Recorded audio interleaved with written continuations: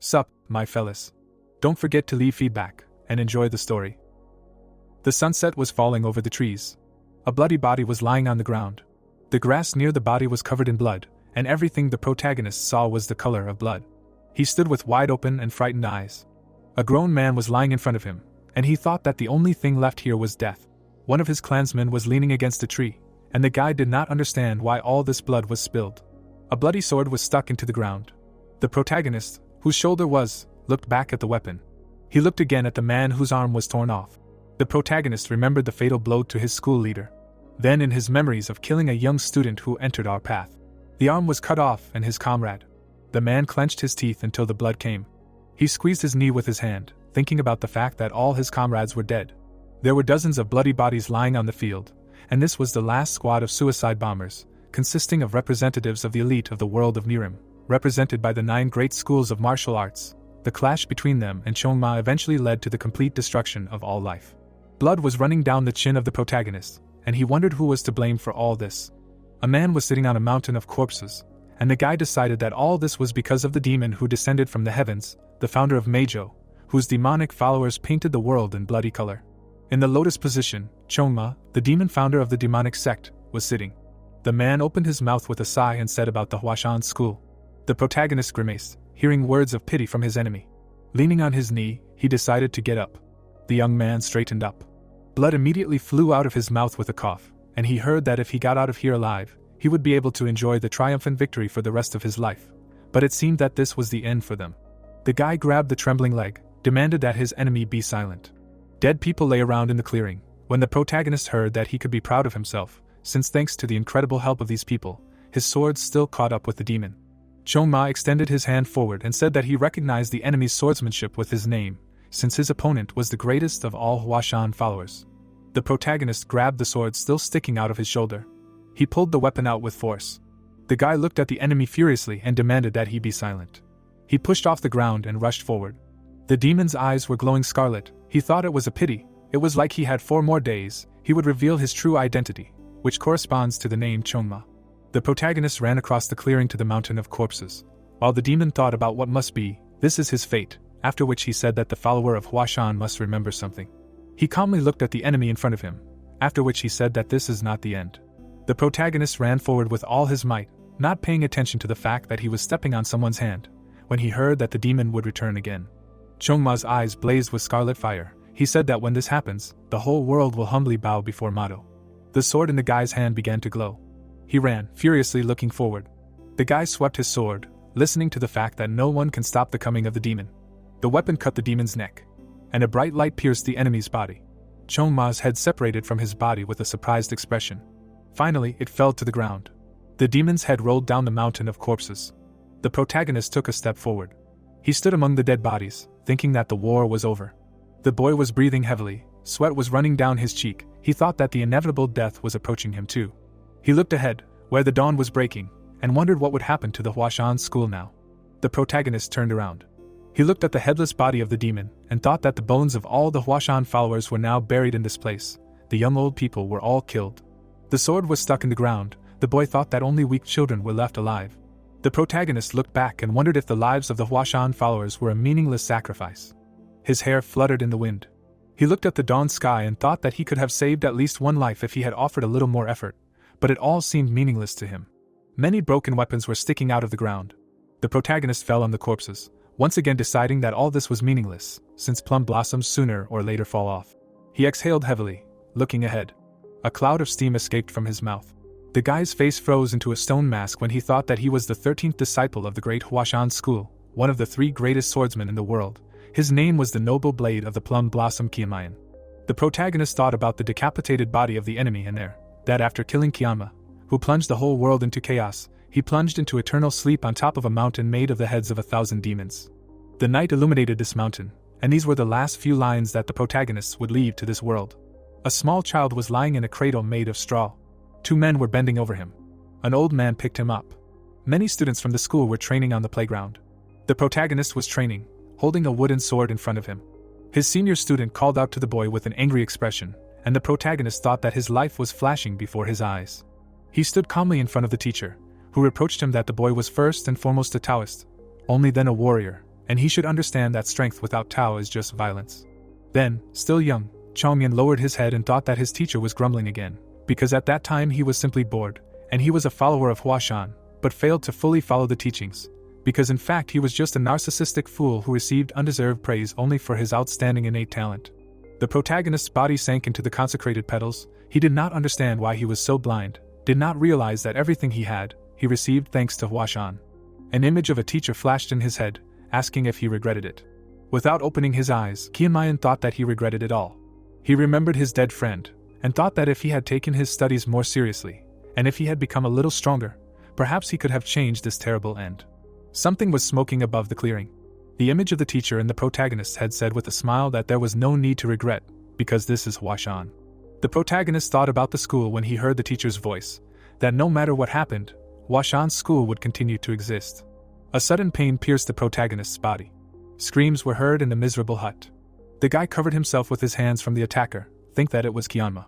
Covering himself with his hands, the boy looked at his offender. A shabby boy stood in front of him and said that it was time to stop raving, after which he scolded the protagonist for sleeping here, calling him a poor scum.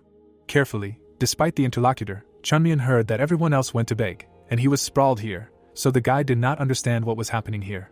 The protagonist looked at the beggar, who was twirling a stick in his hands, and understood that he was now threatening him. Chunmian waved his hand and told the boy to listen to him, since he did not understand a damn thing what was going on, so first let him stop waving the stick, to which his interlocutor was indignant at such treatment. He smiled broadly. The unfamiliar guy burst out laughing, while the protagonist did not understand what was happening here. He frowned, thinking that he was the noble sword of the plum blossom Qianmayan, so he did not understand what this fashionable ragamuffin was doing. The stranger swung his stick and promised that the protagonist would die today, while he was thinking that he needed to teach this guy a lesson in good manners, and now he would block this blow with a club. The protagonist put his hand forward. Suddenly, his eyes widened in surprise. Not only did the stick not stop, but it also rushed towards his head, since the guy did not reach. Qianmayan looked forward in fear and did not understand why his arms were so short. How could they even be so short? Could he not block the blow? The stranger hit the guy on the head with the stick. His eyebrows furrowed as he cursed. The beggar continued to knock down the protagonist, shouting that he did not understand what was happening here, so he would now explain everything clearly. At that moment, another child entered the shack, while the ragamuffin was shouting that if the protagonist had gone crazy, then now he would finally lose his mind, because the club would set all his brains straight. The new boy looked at what was happening in fear. Cries for help were heard in the shack. The boy left, decided that he would come back later. Chunmian wiped his blood. He sat by the pond and cursed his offender, muttering that he hadn't even gotten such a beating at school. The boy remembered the poor man and thought that if he met that poor bastard from Gabang again, who would grind the little boy into dust. His feet were still in the cool water. The protagonist stared into the water. He looked at his reflection and did not understand who he was. The protagonist began to feel his face and think that he did not understand what was happening here. Could this really be reincarnation, which is said in Buddhism? Watching him with interest, Qianmayan looked back when he was called. He removed his hands from his face and realized that in front of him stood the guy who ran away after seeing him being beaten, but he asked if the protagonist was okay. The boy looked at the protagonist cautiously and said that their leader was always like this, but today he got carried away.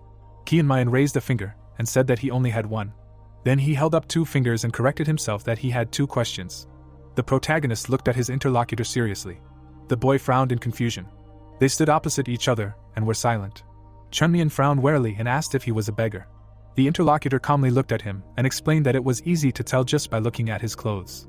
The protagonist squatted down and began to curse himself for being a beggar. The protagonist raised 2 fingers again and said that he had a second question.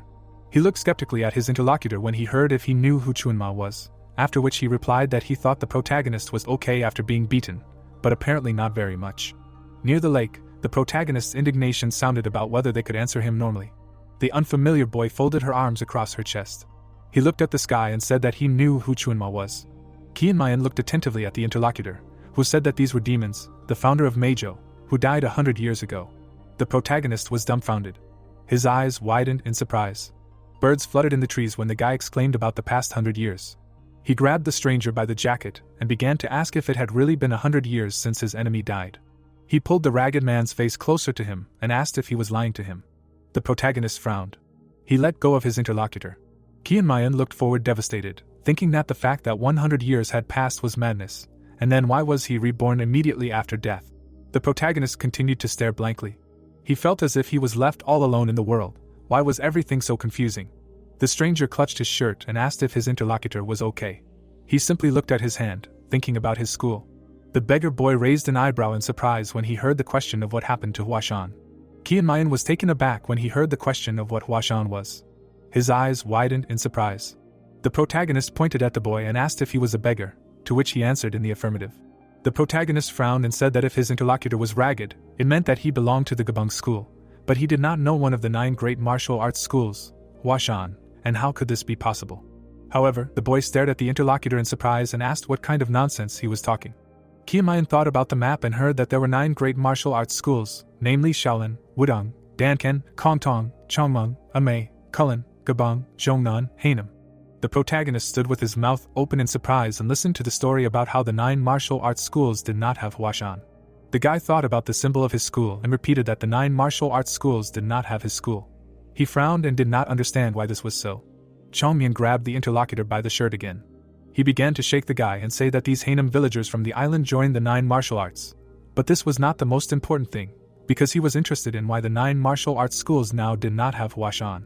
The beggar boy tried to remember this school. The protagonist's mouth opened in surprise when he heard that if he thought about it, it turned out that his interlocutor had heard that there was such a place in Shanxi province. The protagonist stopped shaking the guy and said that Huashan was located on the territory of Shanxi province, after which he asked if he knew anything about this place. But he replied that he had not heard that Huashan was in the 9 martial arts schools. Hanging on the shirt, the beggar thought. Qianmayan froze when he heard that this school was destroyed. He frowned as his thoughts raced through his head. He remembered his school and thought about how one of the 3 most famous schools in the world along with Wudang and the great Nangong clan was destroyed. He let the boy in. The beggar boy fell to the ground. Qianmayan opened his mouth in surprise. The beggar boy bruised his head. He looked up at the protagonist, who said that he would not believe it until he saw it with his own eyes. The boy clenched his fist. He stubbornly looked ahead and said that he was going to Mount Huashan. The beggar boy looked at him thoughtfully. He rubbed his head and called the protagonist a psycho, after which he told him to go away and go beg for alms if he did not want to get beaten up again. Chunmian put his index finger forward and said that now he would ask a couple more questions, so he needed to be answered. He touched his chest and asked about his body. The guy looked sternly ahead and asked what the name of the owner of this body was. The beggar boy, getting to his feet, tiredly said that he was a beggar, and where would he get a name, so he could call himself whatever he wanted, but his name was Chosam. Stretching the skin on his face, the main character said that a suitable name for a beggar, after which he asked about age, and heard that the poor do not know their age. The protagonist waved his hand and said that now she asks his interlocutor to introduce himself, and say the name of the one who beat him. Folding his arms across his chest, the protagonist heard that his interlocutor's name was Kuchil, and speaking his name was John Pal. Chunmian seriously looked ahead and promised that he would repay the favor twice as much, and the insult tenfold. The boy looked at the interlocutor indifferently, listening to the fact that he needed to remember the name Chongmian from Huashan, and when they met again, he would definitely open this guy for his kindness. Turning around, the protagonist walked away. The beggar boy watched him silently. The protagonist turned around and walked in the opposite direction. The beggar squinted when he heard the question, in which direction is Mount Huashan from Shanxi? Birds flew up above the trees. Chongmian ran forward. His face was red. He himself thought that he should run, and in his past life he had not even ridden such a slow vehicle as a horse. The boy's cheeks puffed out from tension. The protagonist fell to the ground, about to stop, that he was going to die now. He lay face down on the ground, thinking about how he had only run a short distance, and was already exhausted, and that was it. That was all in the suffocated body of this child. So he didn't understand how he would get to Shanxi with such a body. The boy imagined his tombstone, and thought that it was absurd if he died on the way before he could even catch a glimpse of Shanxi province. Still lying on the ground, the protagonist young, how would he get there? He smiled awkwardly, thinking that it was time for Qianmayan's brilliant plan. The protagonist stood up, trying to catch his breath, as he simply needed to gain physical fitness for martial arts. Smiling enthusiastically, the protagonist thought that a commoner could not even imagine how amazing this opportunity was, and even someone who had reached the top might regret it one day. Qianmayan remembered how she was resting on a tree and thought that she regretted that she had not spent enough time on the basics when she was young. He remembered how the teacher dragged him along the ground and regretted that when Sayoung told him to train, he was too lazy to even pretend. The guy remembered that he was caught drinking alcohol hidden by his elders. He smiled, and then decided that he did not regret the last point after all.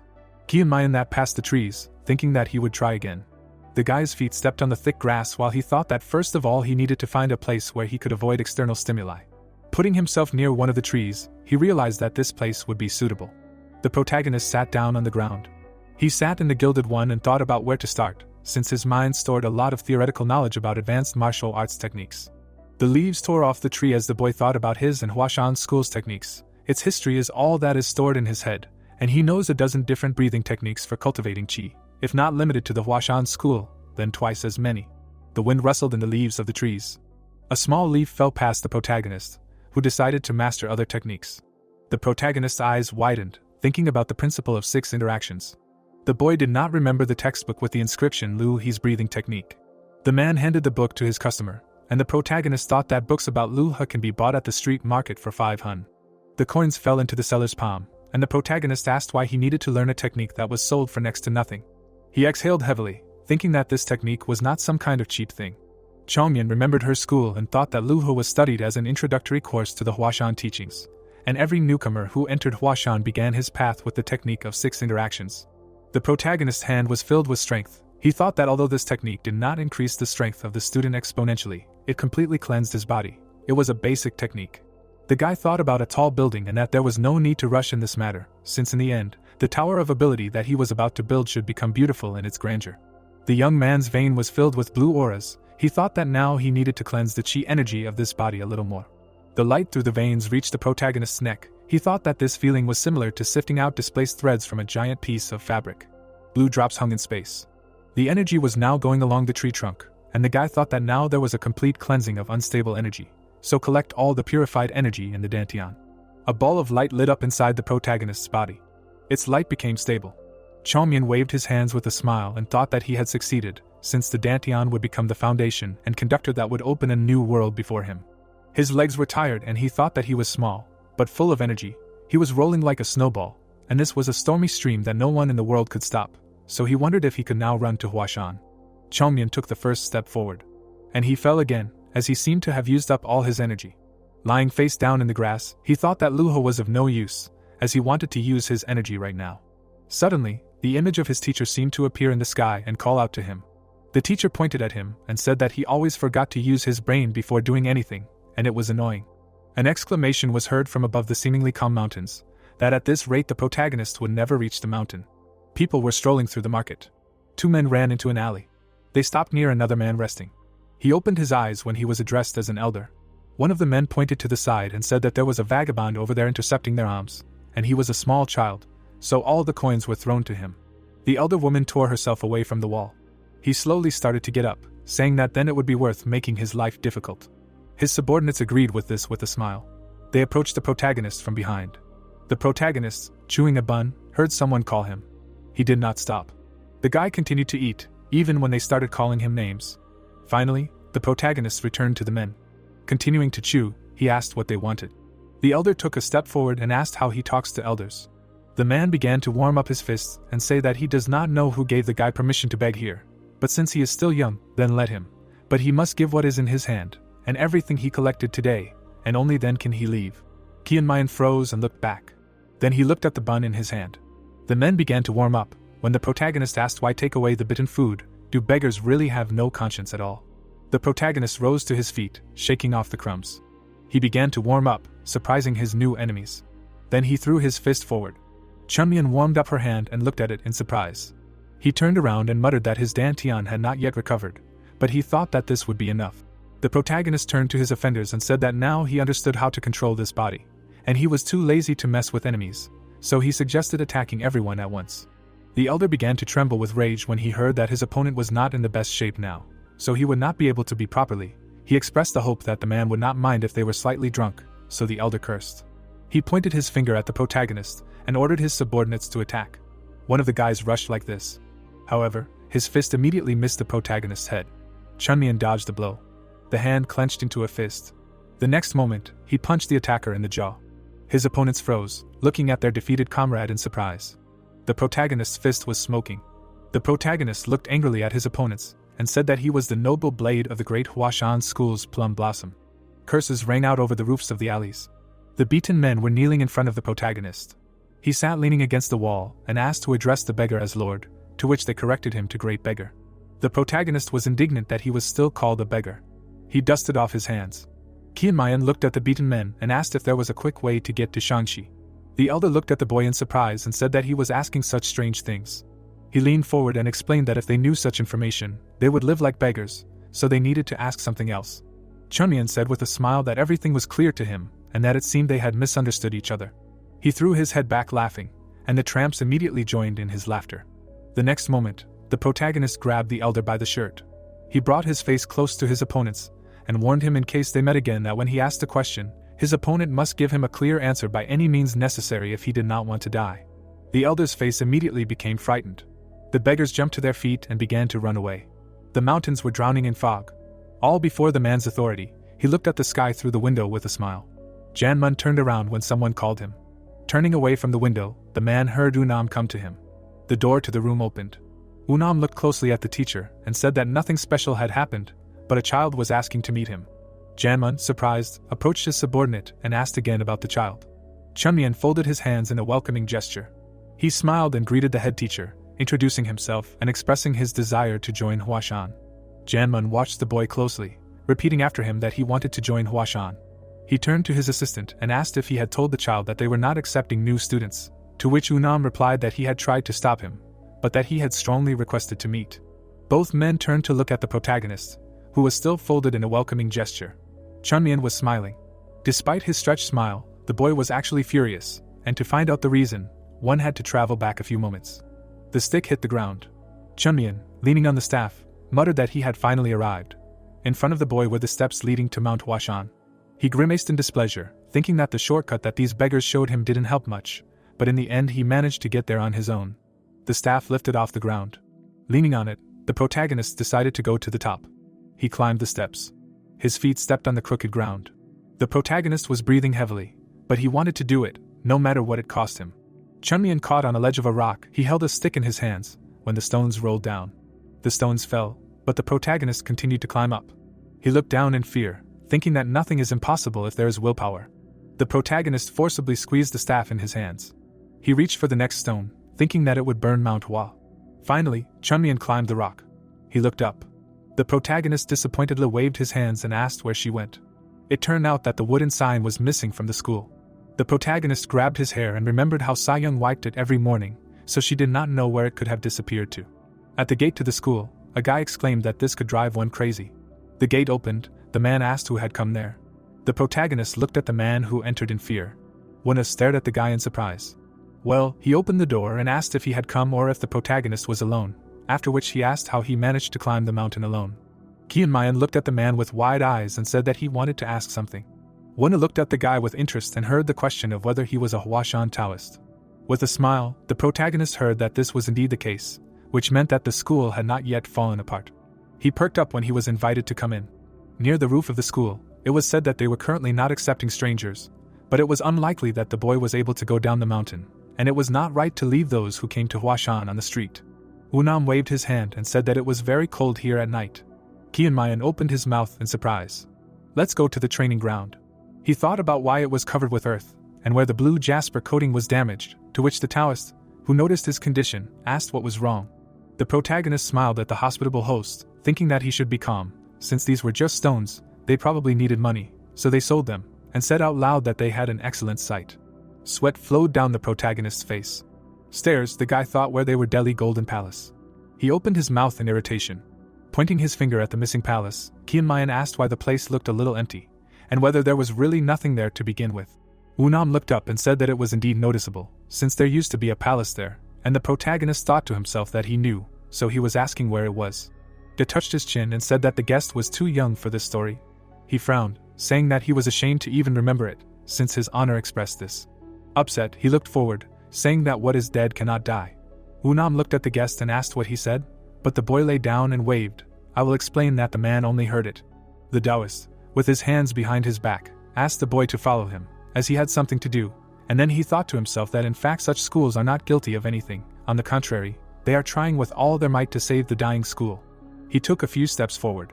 Unam and Chongmian were standing in front of the Jade Palace. The Taoist, reaching for the door handle, said that Huashan is a mountain of Taoism, so it is necessary to observe some customs. They went out to the Jade Palace to get an audience. The protagonist looked ahead disappointed. Everything was lost in the lottery. He thought about the golden candlestick that the emperor gave to the monk Hao Daotong. Then he began to think about the scroll written by the monk and the golden tomb. The protagonist looked around, so when the painting that was here, and they disappeared. He took a step towards the altar, his expression was frightened. Chongmian began waving his arms and asking if there had been a flower there before. He looked back at Unam and asked where the flower had gone, to which the Taoist asked how the boy knew about it. He scratched his chin and thought. The protagonist, with eyes wide open in surprise, heard that there was such a flower, it seemed, a strange plum made of white metal. Unam smiled and explained that they had sold it. The protagonist's expression immediately became devastated. He heard that this flower was of no use anywhere, and was an eyesore, standing out from the general decor, and the merchant offered a good amount for it. They sold it. Chongmian immediately fell to his knees. He remembered Saiyang and said that the Huashan was destroyed. The protagonist remembered the white plums, the relic of Huashan, like the sword of the celestial, does not shine like gold, does not shine like silver, since it was a small relic that carries the pure waters of Huashan, and they sold it. Unam immediately rushed to the fallen guy, asking if he was okay, and he thought that he needed to sort out this mess as quickly as possible. The protagonist was pushing the floor with his hand. He began to bow to OSU and ask him to let him meet with Janman. Qianmayan bowed with all her might and said that he wanted to enter the Huashan school. At present, the protagonist stood in front of the teachers, when Janman would at all the station about his performance at the school. The protagonist looked closely at the man, listening to the question of whether he knew what the Huashan school was, so she confirmed it. He frowned and thought that the main one would not accept a stranger so easily, but he already had a prepared plan. The guy smiled smugly. The protagonist introduced Chungjin, who went missing during the war. Chongmian came up with a legend where Chungjin fell from a mountain. A lumberjack passing by noticed him. The traveler decided to patch the guy up, but they were too deep early, so he had to stay. And in gratitude for saving him before the OS, he accepted the lumberjack as a student, teaching him Huashan techniques, and he, Chongmian, then we this lumberjack. The protagonist smiled contentedly. He schematically imagined the system of relations between him and the teacher and thought that the main advantage was that he could regulate his distribution. If this lumberjack was his grandfather, then he was on the same level as Janman, so it would be a mind-blowing plan. But it was unlikely that he would distribute such a young man to his place. Chunmian frowned and thought about whether he could start refusing or asking about the reasons for admission. However, the old woman sighed and said that she was accepting a guest. The protagonist looked at the teacher in surprise. He opened his mouth and asked to repeat, to which Janman said with a smile that she would accept the guy if he wanted it so much. Unam looked at the elder and reminded him of what he had said, but the man said that he had changed his mind since fate was such an unpredictable thing. Chunmian continued to stand with his mouth open, thinking that the elder could show at least a little distrust of the stranger. Janman took a step forward to meet the protagonist and said that, be that as it may, this guy was familiar with their school, that's why he came all this way. He smiled. As they say, do not drive away a bird that took shelter from the rain under a roof, and share food with an animal that came to a cave on a frosty night, and they have nothing precious to drive away soap. Unam bowed, listened to the fact that he should give the boy shelter and prepare the initiation rite, to which he said that he would do it right away. The protagonist frowned and was dissatisfied. He schematically imagined how the relationship line falls down due to the distribution. Chongmian looked at the symbol of his school. He was dressed in the uniform of third-generation students, did not understand why this was happening to him. The guy looked around the room and wondered where he was. It seemed like this room was used to receive guests. He went out into the corridor, thinking that he did not understand that this place is now used for temporary residence of those who have not yet undergone enlightenment, since Huashan did not use such a concept of distribution. After that, the Taoists shared accommodation with the abbot. The protagonist schematically imagined the distribution of rooms. He closed the door and thought that in any case, it seems that someone should live here. Chongmian stopped abruptly when he was asked who he was. The guy looked back sideways. In front of him stood an older student asking who the main character was that he was climbing into someone else's room, after which she called him a thief. In the corridor, students began to gather, asking what happened. The guy who stopped the main character said that this little guy was snooping around in his room. One of the students looked at the others and asked what was going on in the corridor. It turned out that it was their teacher, who said that the training was not over yet, they had already started a mess here. The students bowed and sincerely apologized to the master. Finally, the master saw Qianmayan and asked who he was, but that the guy introduced himself. The man frowned and said that he must be new to the White Plum Blossom house. Turning away from the guy, the teacher said that it was late and he should rest, after which she reminded him that he must definitely come to training. The main character looked at the backs of the students and heard that the others were ordered to go downstairs. The guy who stopped him looked back at him with a start when he addressed him again. The student frowned and said that he would deal with Chunmian later, and promised that the protagonist would get a good beating from him. Finally, the protagonist was left alone in the hallway, thinking that since these students were his little successors, he would pay special attention to them. The protagonist stared ahead with an unseeing gaze. He gloated, thinking that although his definition of paying attention was different from the usual, this was already the student's problem. The moon rose above the school. The guy who had recently bullied the protagonist smiled and ordered him to take something off. Chunmian looked at her interlocutor in bewilderment, and asked again what he needed to take off. The student put his hands on his hips and demanded that his interlocutor not pretend to be a fool, and that he should take off his clothes. He smiled and said that this is how men get closer, and the protagonist should dance naked while being beaten, and wouldn't that strengthen the bond between him and the older students? The protagonist frowned, "Listen, and then, if he understood everything, you should undress quickly." Chunmian opened her mouth and said that he only had one question.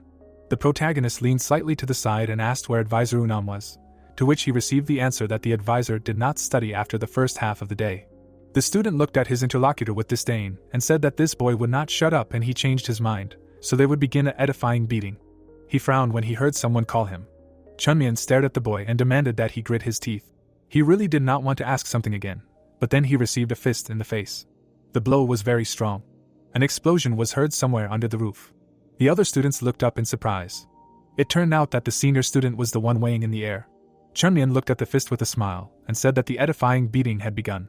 The senior students huddled together in fear. The birds flew away over the roof. Senior Jong stood behind the main character. The other students were kneeling while the protagonist was saying that they needed to put more effort into the massage, and this was only for them because this guy was the eldest here, who promised to do everything he could. Elder Ghoul also bowed. Chunmian waved his hand and asked him to come to him. The protagonist looked at Ghoul and said that he didn't know everything about what was happening in Huashan now, so he had a number of questions, to which he heard that the guy would answer anything. Chunmian thought about the school's Dan and asked what happened to the Heavenly Golden Palace. Did the students know why Huashan was in such a mess? Ghoul hesitated. The protagonist's eyes widened with desire when he heard if he had heard anything about the holy sword of the plum blossom. The disciple introduced the protagonist's past body and said that according to the elders, the plum blossom holy sword played a major role in the victory over Chunma. But immediately after that, the heavenly demon sect went berserk and broke into Shongyan. Ghoul introduced the warriors and said that for some reason they reached Huashan and burned it down, and because of the damage they did then, they still have not returned to their former glory.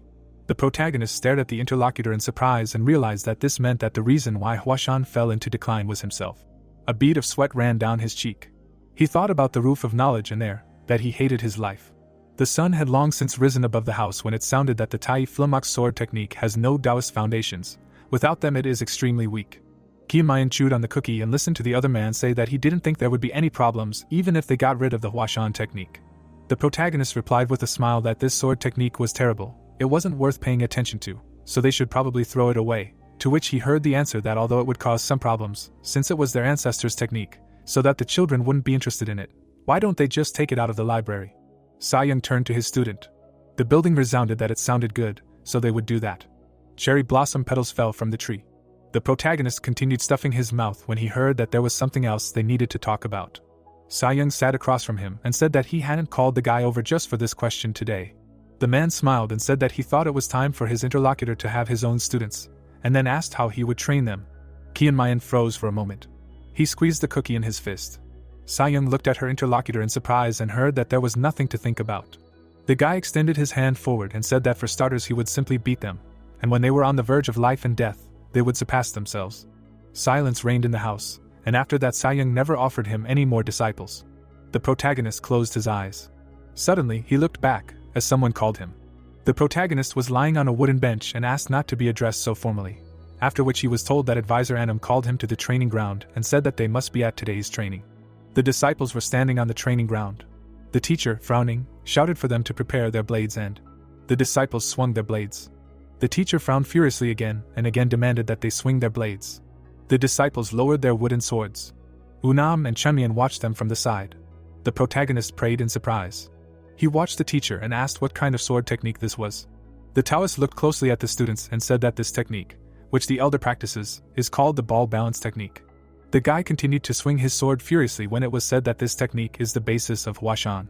Chunmian grimaced in surprise and thought that this is the basis for the Hua Mountain technique, and why they are doing this, since it only hinders the children from becoming stronger, and this is the same as the teacher alphabet through a difficult book. The protagonist took a few steps towards the students. He walked past the rows of children and thought that this technique will only help them advance half a step, that is, it gives practically nothing. He took a few more steps and thought that they will not get anything good from this technique. The senior disciple began to swing his sword again. The protagonist thought that even if so, their technique was wrong. He looked at the sky. There were petals falling, and the protagonist thought that he only needed to look at this beautiful blue sky. It was so clear and ordinary, so similar to the greatness of Huashan. Chongmian continued to watch the petals and thought that he didn't even know where to start. Suddenly he turned to the senior and called him. The guy nervously stared at the protagonist, listening to what they were taught here, besides this sword technique. The protagonist looked at the interlocutor indifferently, listened to what after learning the sword balance technique, they learned the technique of the Sage of the Seven Swords, and after that they learned the last technique of the House of Plum Blossoms and learned the sword technique of a small price. The protagonist exhaled heavily. The flowers were fluttering on the branch when it was announced that after all this, the students would be eligible to learn the secret wand technique. The senior student gripped her sword tighter and explained that this was the Taya Flumox sword technique. The protagonist remembered Sayang, who said that this technique had no Taoist basis and was extremely weak. Then the protagonist, continuing to chew, said that this sword technique was not very useful, so perhaps it should be thrown away. After all, they agreed on this. His expression became depressed. The protagonist continued to stand with his mouth open, thinking about the fact that the technique they were learning was the Taya Flumox sword technique, and what happened to the 24 Plum Blossom Ball technique. One of the students noticed that the boys were chatting, so it was necessary for them to come up here right away. Night fell on the building. Ghoul turned around when he was called. Qianmayan, waving his arms, asked not to address him formally. He calmly looked at the interlocutor and asked if he could ask the senior student for a favor. The guy scratched his head as if by hand and heard that he should ask everyone to gather in front of the White Plum Blossom house tomorrow at 5 a.m. The young man removed his hand from his head and heard that he should listen carefully to what he was about to say. Qianmayan stood in front of the guy and said that they needed to prepare 5 items for each. Deep night fell over the school. Ghoul awkwardly scratched the back of his head and said that he really should prepare all this. The protagonist smiled and asked if he could handle it, to which the guy replied that he could rely on him. Ghoul turned in the other direction and heard that the protagonist liked his enthusiasm, and now he could go. Qianmayan calmly looked at the senior student who was leaving. His eyes expressed concern, and the guy himself thought that the current school has no techniques, no wealth, no talents. No wonder it collapsed so easily. The guy schematically imagined the symbols of wealth, technique and talent. Then he schematically imagined a person and thought that the only thing he can help with is talent, and the current students are third-rate. They do not look talented. The protagonist looked after the departing ghoul, and for a moment he doubted, since it is known that a journey of 1,000 miles begins with a single step.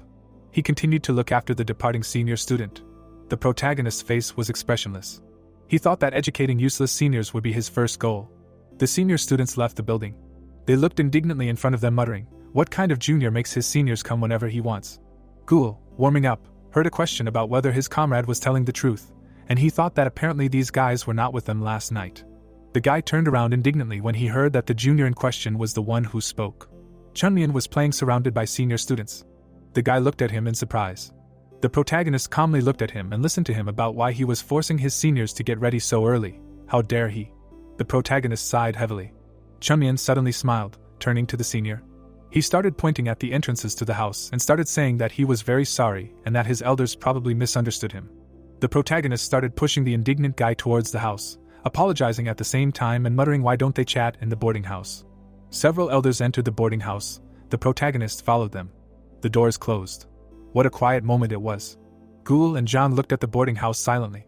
Suddenly the building started shaking a little. Ghoul looked up worriedly. The building started shaking even more. Suddenly the doors swung open and the elder students tumbled out of the boarding house. They lined up in front of the protagonist, who asked everyone to be a little quieter, otherwise they would wake up the master. He took a step forward. The protagonist folded his hands in a welcoming gesture and said that there would be training every morning at this time. The mountains were illuminated by the dawn sun. The sun began to penetrate through the windows. The teacher stood up in bed. He looked out the window and thought irritably that the students had not come to greet him in the morning, and everyone in the house was still asleep. She put her feet on the floor. The men began to get dressed and thought that it was still worth remembering that they had a new one. The teacher was fastening his armlets and thought that they were all tired after the initiation ceremony or something like that. He came out of his room. The teacher was walking down the street and thought that he was teaching the students a good lesson, even if he thought so. If Ghoul suddenly seemed like an angry beast, Zhang should not have let him overdo it. The teacher looked ahead in surprise. Exhausted students were lying on the training ground. The master looked at the tired students and did not understand why everyone was so half-dead. A drop of sweat rolled down his cheek when he asked what was going on here. The older students looked at each other and did not dare to tell him. The master frowned and wondered what the reason was that they were not telling him. Ghoul walked exhausted with a sword on his back. Behind him stood Chungmayan with improvised weights on his back. He looked closely at the stones tied with ropes. The protagonist sat down. His cheeks puffed out from the strain. The protagonist was shaking from the strain. Crumbs were falling from the stones. Chungmayan straightened up and counted to 10,085. The exhausted-looking child noticed the man in front of him. He looked at the master and greeted him without putting down the projectile with boulders. The elder looked at the size of the stones, assessing their weight and the condition of the boy. The hero's legs were shaking, as the master noticed, simply from standing, because the boy was so exhausted. The man shouted loudly to the other students to quickly bring the boy some water, but the latter grabbed the projectile in one hand, scratched his head and modestly asked not to worry. The boy greedily drank the water, spilling a little when he received the cup of life-giving moisture. He was distracted with interest when the master asked him to tell them what had happened. They looked at the training field, where many students were lying exhausted, some begging for salvation, and some unconscious. The boy easily assured them that there was nothing special here. Laughing, he waved his hand and said that this was morning exercise, and they had decided to do it together every day, starting from today, but because it was the first day, the guys had overdone it a little. The master looked back at the other students, wondering if they were full of energy, and they, at that moment, shook their heads. A nun and the protagonist looked expectantly at the nervous guys. The master looked at the boy again, wondering if the boys were here because they were afraid of this child. He looked at the boys rubbing their sore muscles and was indignant. How dare they call themselves disciples of the Huashan Sect, and yet be afraid of a newbie? The man coughed into his fist and decided to reprimand the boy. The master shouted at the surprised boy, drinking water, how dare he? After all, there is a strict set of rules in the White Plum Blossom House. The elder asked the boy with all seriousness who told him that he can sacrifice sleep for the sake of training. Shanyan was stunned, standing in front of such a serious teacher, with a cup in his hands. He looked at the master with a clear gaze, smiled and promised to stop. A nun raised an eyebrow in confusion, looking at the child. This was not the answer he expected. He flared his nostrils and widened his eyes, deciding to press the point that the boy was threatening his elders. The boy looked trustingly at his interlocutor with a clear gaze. The master, standing in front of the uncomprehending boy, brushed off his thoughts, covering his face and decided that such an approach would not show the other students in the best light. He pinched the bridge of his nose with his fingers, deciding that the third-grade students already looked like complete idiots since they were learning from a newbie, and he himself looked like the biggest idiot because he was teaching them. The master was torn away from his thoughts when he heard the request for 1 month. The joyful boy asked to give them just 1 month for training. He enthusiastically guaranteed that the master would see the result in a month. The boy looked at the elders, who were slowly getting ready, getting to their feet, and continued about how he valued and respected his elders, because despite the hardships of training, not one of them complained. The hero joyfully shouted to his comrades, asking if he was right, to which they, stumbling, confirmed his words. The master turned his head to look at the boy and thought that he probably meant that none of them would dare to complain. The man looked at the boy with a bright smile and wondered where he came and dominated the third graders so that he could use his authority to teach others. Chunmian smiled at the master's question about why he was suggesting that they train every morning, since it would be difficult for him. The boy turned around and told all the students that they could become stronger by learning from the master, but they could speed up the process by putting in effort. Turning to the mentor, he continued, explaining the wisdom of sacrificing some of their sleep time for training. The master, with his hands behind his back, realized why the boy thought that training should be given more attention. He looked at the protagonist, with the students rising in the background, and asked what was most important. The boy cheerfully answered, naming politeness first. The master listened carefully to the boy's words, how he would perceive the words of an elder as the will of heaven. A nun looked at him in surprise, realizing that the boy was not looking down on his elders, but was being polite for the greater good. The master smiled, realizing that he had the perfect student in front of him. The man turned decisively to the crowd of exhausted students. The boys looked up at the master. He loudly declared that he was extremely impressed by the students' determination to take part in the morning training. The man declared to the indignant crowd that they would definitely achieve unprecedented results if they continued to try so hard. One of the students began to ask the master to save him, but stopped. The man quickly ran away, leaving the exhausted boys calling out to him and stretching out their hands after him. Meanwhile, the protagonist stretched his arms, and the students shouted a last plea for help to the master. Smiling, the protagonist asked the elders if he wanted to talk in the boarding house, because he didn't think he was going to kill them or anything like that. The disciples froze tensely and looked at the guy. On the training ground, he joyfully shouted, calling his dear elders to dialogue, but they, frightened, only let out a cry of fatigue. A few days later, the guy was calmly meditating in the room, surrounded by his energy.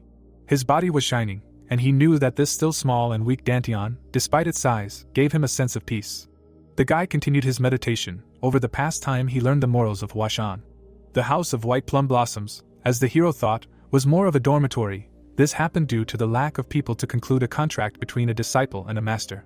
He remembered the three masters, because the leader of the sect and his lineage, which meant the relationship between the master and the disciple, throwing aside their personalities. In the opinion of the hero, they are weaklings. The images of the masters in the guy's mind scratched their heads, because their strength was not comparable to the Huashan sect, the time of the hero himself. The protagonist imagined the crowd of disciples and concluded that, based on the conclusion about the strength of the masters, the disciples were even weaker, and he realized that most of the third-grade disciples had joined the sect only to establish connections. Continuing his meditation, the boy wondered if there was a difference now. He opened his eyes, declaring to himself and the world that the great Qianmayan, who he was here. The boy stood up, leaning on his knee, his feet firmly planted on the mat. He stood up straight and decided that becoming a great sect was an achievable dream. In the dining hall, the disciples gathered to eat lunch. One of the boy's hands were shaking so much that he could not hold the food with his chopsticks. From the pain, both the food and the chopsticks flew out of his hands. An exhausted boy, surrounded by boys like him, was indignant, saying that they should not train so much that they could not even eat properly. The student turned to the elder, whose name was Ghoul, to talk to the newcomer, because the poor guy could not use chopsticks for 3 days, due to training. Ghoul closed his eyes and exhaled. The students were surprised to hear from the elder that they talked too much. The boy put the chopsticks on the table. He looked at the boys, asking if their elder looked like an errand boy. The students looked at the elder in surprise and only Zhang continued to eat, and Ghoul continued, saying that the newcomer did not avoid or hide from the indignant one. Why did he not come and say everything in person? The boy stood up, leaning his palms on the table. He asked the elder, who was Zhang, for a conversation and he agreed. The warm glow of the house illuminated the dark surroundings, from the open doors. The boys walked deeper into the plum orchard. Zhang asked his friend if he had a good rest, to which he shook his head. Ghoul thoughtfully raised his gaze to the sky, asking the elder a question. Zhang answered the boy, when asked what he thought of Huashan, by saying that this question was very difficult. Ghoul turned his head to the elder, saying that as soon as he returned to his hometown, everything would end for him here, but his friend had a different situation. Zhang nodded, agreeing with his friend's words that he planned to spend his whole life in the Huashan sect. The boys stood for a few moments in thoughtful silence. Ghoul lowered his eyes and shared the thought that he thought the Huashan sect had come to an end. The elder advised him to show respect, because he should not say this with such a simple face. The younger continued raising his face. He changed his mind. He imagined the face of a newcomer, because after Qianmayan appeared, everything changed. The boy recalled the grueling training and said that after the training, despite the violence of the process, he realized that he had never brought himself to such a state. But in comparison, he remembered the newcomer, loaded with 2 huge boulders, and how he pretended not to be tired at all when his loads were much greater. Ghoul rested his palms on his hips and said that he wanted to be able to do the same. He moved his leg to turn around. Turning his head, he looked at the interlocutor. With readiness, he informed the elder that he wanted to try his best to become a master of such a level that the whole world would know. Zhang smiled in response. The branches of the plum tree hung above them. Zhang replied that he shared his friend's thoughts. Chunmian, meanwhile, watched this entire inspiring conversation from the branches of that plum tree. He leaned back, settling himself more comfortably, and said contentedly that the two were ready. The guy exhaled in thought, because Angam also easily agreed, but he still had tasks. He had already relaxed, as a voice nearby insistently demanded that the sect leader come out. The guy narrowed his eyes in confusion. They were aggressively pounding on the sect gates, demanding that they open them immediately. The gates swung open and a crowd of people appeared on the threshold, led by loud men, who demanded that the sect leader come out. Without waiting for a reaction, the indignant crowd with torches entered the sect territory, continuing to demand the leader. The men met an obstacle in the form of a stuttering master and Taoist, fearfully explaining to the crowd that such actions were unacceptable here. Chongmian, watching from the branches of a plum tree, wondered how these guys broke through the Huashan gates and what was going on. The men shouted to the masters that they had waited too long, and there was no more time. They demanded that their money be returned, which shocked the guy in the tree who was watching the situation. Sitting on the tree, he wondered how these guys even got into this situation. The men, standing near the entrance, shouted that the leader was not ashamed, because he was just hiding and not coming out. The old man appeared at the door when they called him again. All the merchants looked at him. A guy peeked out from behind their backs. The leader, with his mouth slightly open, asked what brought them so late at night and to such a remote place. The hero, looking at him, understood that there was no need to doubt, because this was indeed the head of the Huashan sect. Looking at the old man, the young man thought that his every movement and words exuded a thin layer of aura. He also glanced at his legs. The merchants, looking at him, shouted a question about why he was trying to pretend to be calm, and the protagonist thought that he was simply trying to act calm. The leader raised his hand to his face. Opening his mouth, the owner asked how the leader was doing. The old man replied that he did not expect that the owner of the Kong Pavilion himself would visit here. The latter laughed, and noted that he was a little embarrassed to visit for such a reason. Smiling, the owner said that he did not want to climb this mountain again, but many people asked him to do so. Bowing his head, the old man listened to the words of the guests that he should perfectly understand what all these people want, because the time frames they had agreed on earlier had long since expired. Khan looked at the head of the school and explained that they had already tried to understand the situation, and if they had followed the contract, they should have added half of it to the contract amount by now. But the Huashan sect had saved their lives many times, and so they were trying to be as gentle as possible with the old man. Opening his mouth, the owner set a deadline of 7 days and noted that if he did not make it within that time, they would confiscate the Huashan sect temple, when suddenly someone hiccuped. All the merchants turned around. The young man, with his mouth closed, listened to someone say that they allowed a child to hear such a thing. The roof of the temple appeared and someone asked if they were merchants from Wam Prefecture. One of the comrades raised his hand and answered affirmatively. The protagonist covered his face with his hands. Looking away, the student realized that it was unclear what the boy would do to him, and therefore he should stay away. Ghoul, with his mouth slightly open, asked if Wam Prefecture was the name of that village under the mountain, and his comrade answered in the affirmative and added that he remembered this from the time when he traded with his father. The disciple, looking at his comrade, asked if this meant that the sect borrowed money from merchants, and the latter replied that he did not know about this. Turning around, he also added that he knew about the owner of the Kong Pavilion.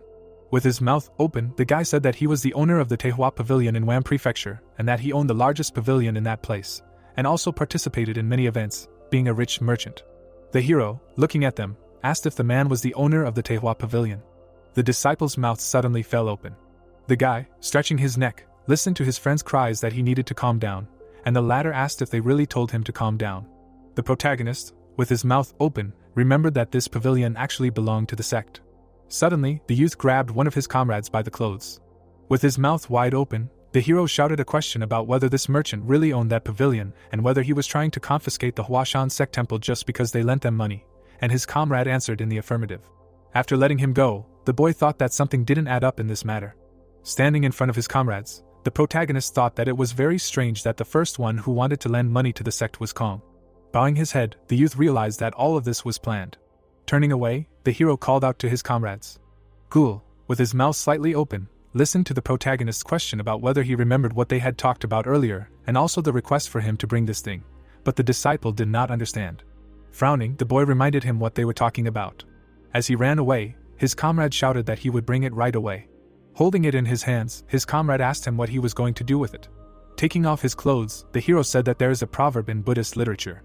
Putting on these clothes, the guy said that this proverb says that one must kill the Buddha and kill one's ancestor if one happens to meet the Buddha. Adjusting his sleeves, the protagonist also added that if one happens to meet one's ancestor, one must also kill him. Turning his leg, the guy explained that in order to reach a high level of Tao, one must violate the path of Tao itself. Putting his hands on his hips, the guy shouted that he was going in search of the true path, and his two comrades shouted a question about where he was going all dressed up, because was he really going to leave the temple? The hero jumped over the wall when they shouted that he was crazy. A city was visible in the distance. A tall tower also appeared. The merchants, sitting at the table, were talking about how the leader of the sect seemed very puzzled because they had given him one last chance. One of the men, raising his hand, asked if the sect knew how much they already owed them, adding that this debt had already exceeded 100,000 yang. The second man, looking at the owner, asked if it was true that the old man was surprised that Khan had come with them. Smiling, the owner said that although he was a merchant looking for profit, he was very sorry that he had to do this to them. After all, their relationship had been going on for generations.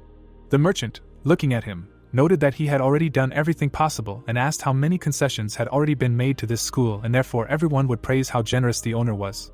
Khan, taking the glass in his hand, noted that he hoped so. As he drank the alcohol, the man realized that all of his comrades were extremely carefree, and it was amazing that they could live such simpletons. Putting the cup down on the table, the merchant realized that the strength of the Huashan sect was not something to be looked down upon. Imagining the gates of this school, Kong knew that its true strength did not lie in its fighting power, but rather in its history. As he extended his chopsticks toward the chicken, the man thought that there was no one in Shaanxi province who did not have a connection with Huashan. As Kong tore the skin off the duck, he realized that the sect had become very weak at the moment. He grinned as he thought that they had become as soft as a duck whose skin was torn by the pressure of the chopsticks. The other man turned his head and asked what the leader would do with the Mount Hua temple, and whether he would confiscate it, since it would be extremely difficult to sell. Smiling, the advisor asked why they did not take something else from them. The owner closed his eyes and explained that the value of the temple was much higher than he could imagine. While putting food to his mouth, Kong said that although the school looked old at first glance, it was definitely worth it, but the other man said that he didn't understand what he was talking about. The owner bit his chopsticks and thought about how stupid his subordinates were. Putting them down on the table, the man explained that he couldn't tell him directly. Opening his eyes, Kong said that they could use Huashan's enemies to their advantage, because couldn't they imagine how many sects would want to have such an opportunity to spend a large sum of money to restore the temple and destroy the Huashan sect. The merchants listened with their mouths open as the head told them that they shouldn't worry, because each of them would get money anyway. One of them jumped up and shouted that the owner was really very insightful. While pouring alcohol, someone shouted that everything was fine and they should just raise their glasses to the owner of the pavilion. They all raised their drinks in the air. The man, walking down the street, said that he felt just fine. Staggering, the advisor thought that if they could get money out of the sect, then this amount would last him for the rest of his life, because the owner of the pavilion was extremely meticulous when it came to money. A cloudy sky appeared when the merchant said that he felt fine and the moon was very bright, and immediately asked himself where the moon was, but assumed that it was just a new moon that night. Continuing to walk down the street, the man noted that he should walk along the main streets more often at such a time. Suddenly, he opened one eye. A blurry silhouette appeared in front of him. The merchant opened both eyes. The protagonist was standing there. The young man, with his eyes wide open, ordered him to stop. Rubbing his cheek, the advisor thought that this man looked like a robber from a drawing, who was also very small. Looking at him, the man tried to understand if robbers really wore clothes like that, and if they even said that they were robbers. Crossing his arms over his chest, the merchant asked if the unknown man was a robber. The guy, looking ahead, explained that he was not interested in money and only needed answers to some questions, because in that case he would leave safe and sound. Standing in front of him, the advisor noted that it was not that he did not want to answer, but he actually had little choice. Suddenly, someone flashed past him when he was talking about how he currently had many friends with him. Several fighters appeared around the man when he was talking about how they did not let him walk alone. Frowning, the hero realized that this was a group of high-class bodyguards. One of them, looking at the man, asked if they should kill the robber. The merchant said that they should still listen to him, and therefore they should catch him without depriving him of the opportunity to speak. Turning away, the advisor thought that he did not really like scenes of violence. He closed his eyes. Opening his mouth, the man thought that apparently his bodyguards overdid it. Suddenly his eyes opened wider. Turning around, the merchant asked that they really were not told that the robber should be left to speak. His eyes suddenly opened wider. The hero was holding the last fighter. Throwing the body away, the young man noted that people really should listen to what they are told and added that there are those who do not. Calling the merchant with his hand, the guy told him to come closer. Standing in front of him, the protagonist explained that if he answered his questions, he would leave unharmed and asked if he understood the conditions. The man answered affirmatively. Suddenly the hero grabbed him by the clothes, saying that it was wonderful. Clenching his fist tightly, the young man explained that if he had answered his questions the first time, he would not have had to touch him, but he himself decided to resist. Swinging his fist, the fighter asked him not to worry, because it would be done so that he would at least be able to speak. The man's face was all bruised when he said that everything had turned out that way. The hero, swinging his fist, asked if he could say everything like a human being, and the advisor shouted that he would say everything as it is. Crossing his arms over his chest, the young man asked if it was true that the Huashan sect had borrowed more than 100,000 yang, and he answered affirmatively. The guy closed his eyes. The man put his hands out in front of him when the fighter called out to him. Pointing his finger, the protagonist noted that if he now fleeced the merchant blind, he would not have 100, let alone 10,000. The young man frowned and asked if he still claimed that they had lent the nearly collapsed Huashan school 100,000 yang. The man raised his finger and explained that it was all about interest, because they were lending at a high interest rate, and if the loan was not repaid, the interest would continue to rise. The young man closed his eyes and listened to him say that after that, the principal loan seemed insignificant compared to the interest. The protagonist hit him again, asking if he was proud of it. The man was lying on the ground when the protagonist asked him if he owned a cotton shop, to which he answered in the affirmative. Raising his head, the advisor listened to the young man's question about when he had managed to buy the shop. Looking at him, the young man listened to his answer that the cotton shop had belonged to his family since time immemorial, but the young man understood that this simply could not be true. Having imagined the city before, the boy knew that this shop was one of the Sect's enterprises and also all the profitable enterprises in this place belonged to Huashan, and thanks to the Sect, Huayin was able to grow to the level of a county, because before it was a forgotten village.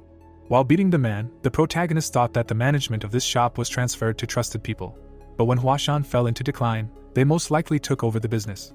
The young man suddenly turned around when he heard someone calling out to him.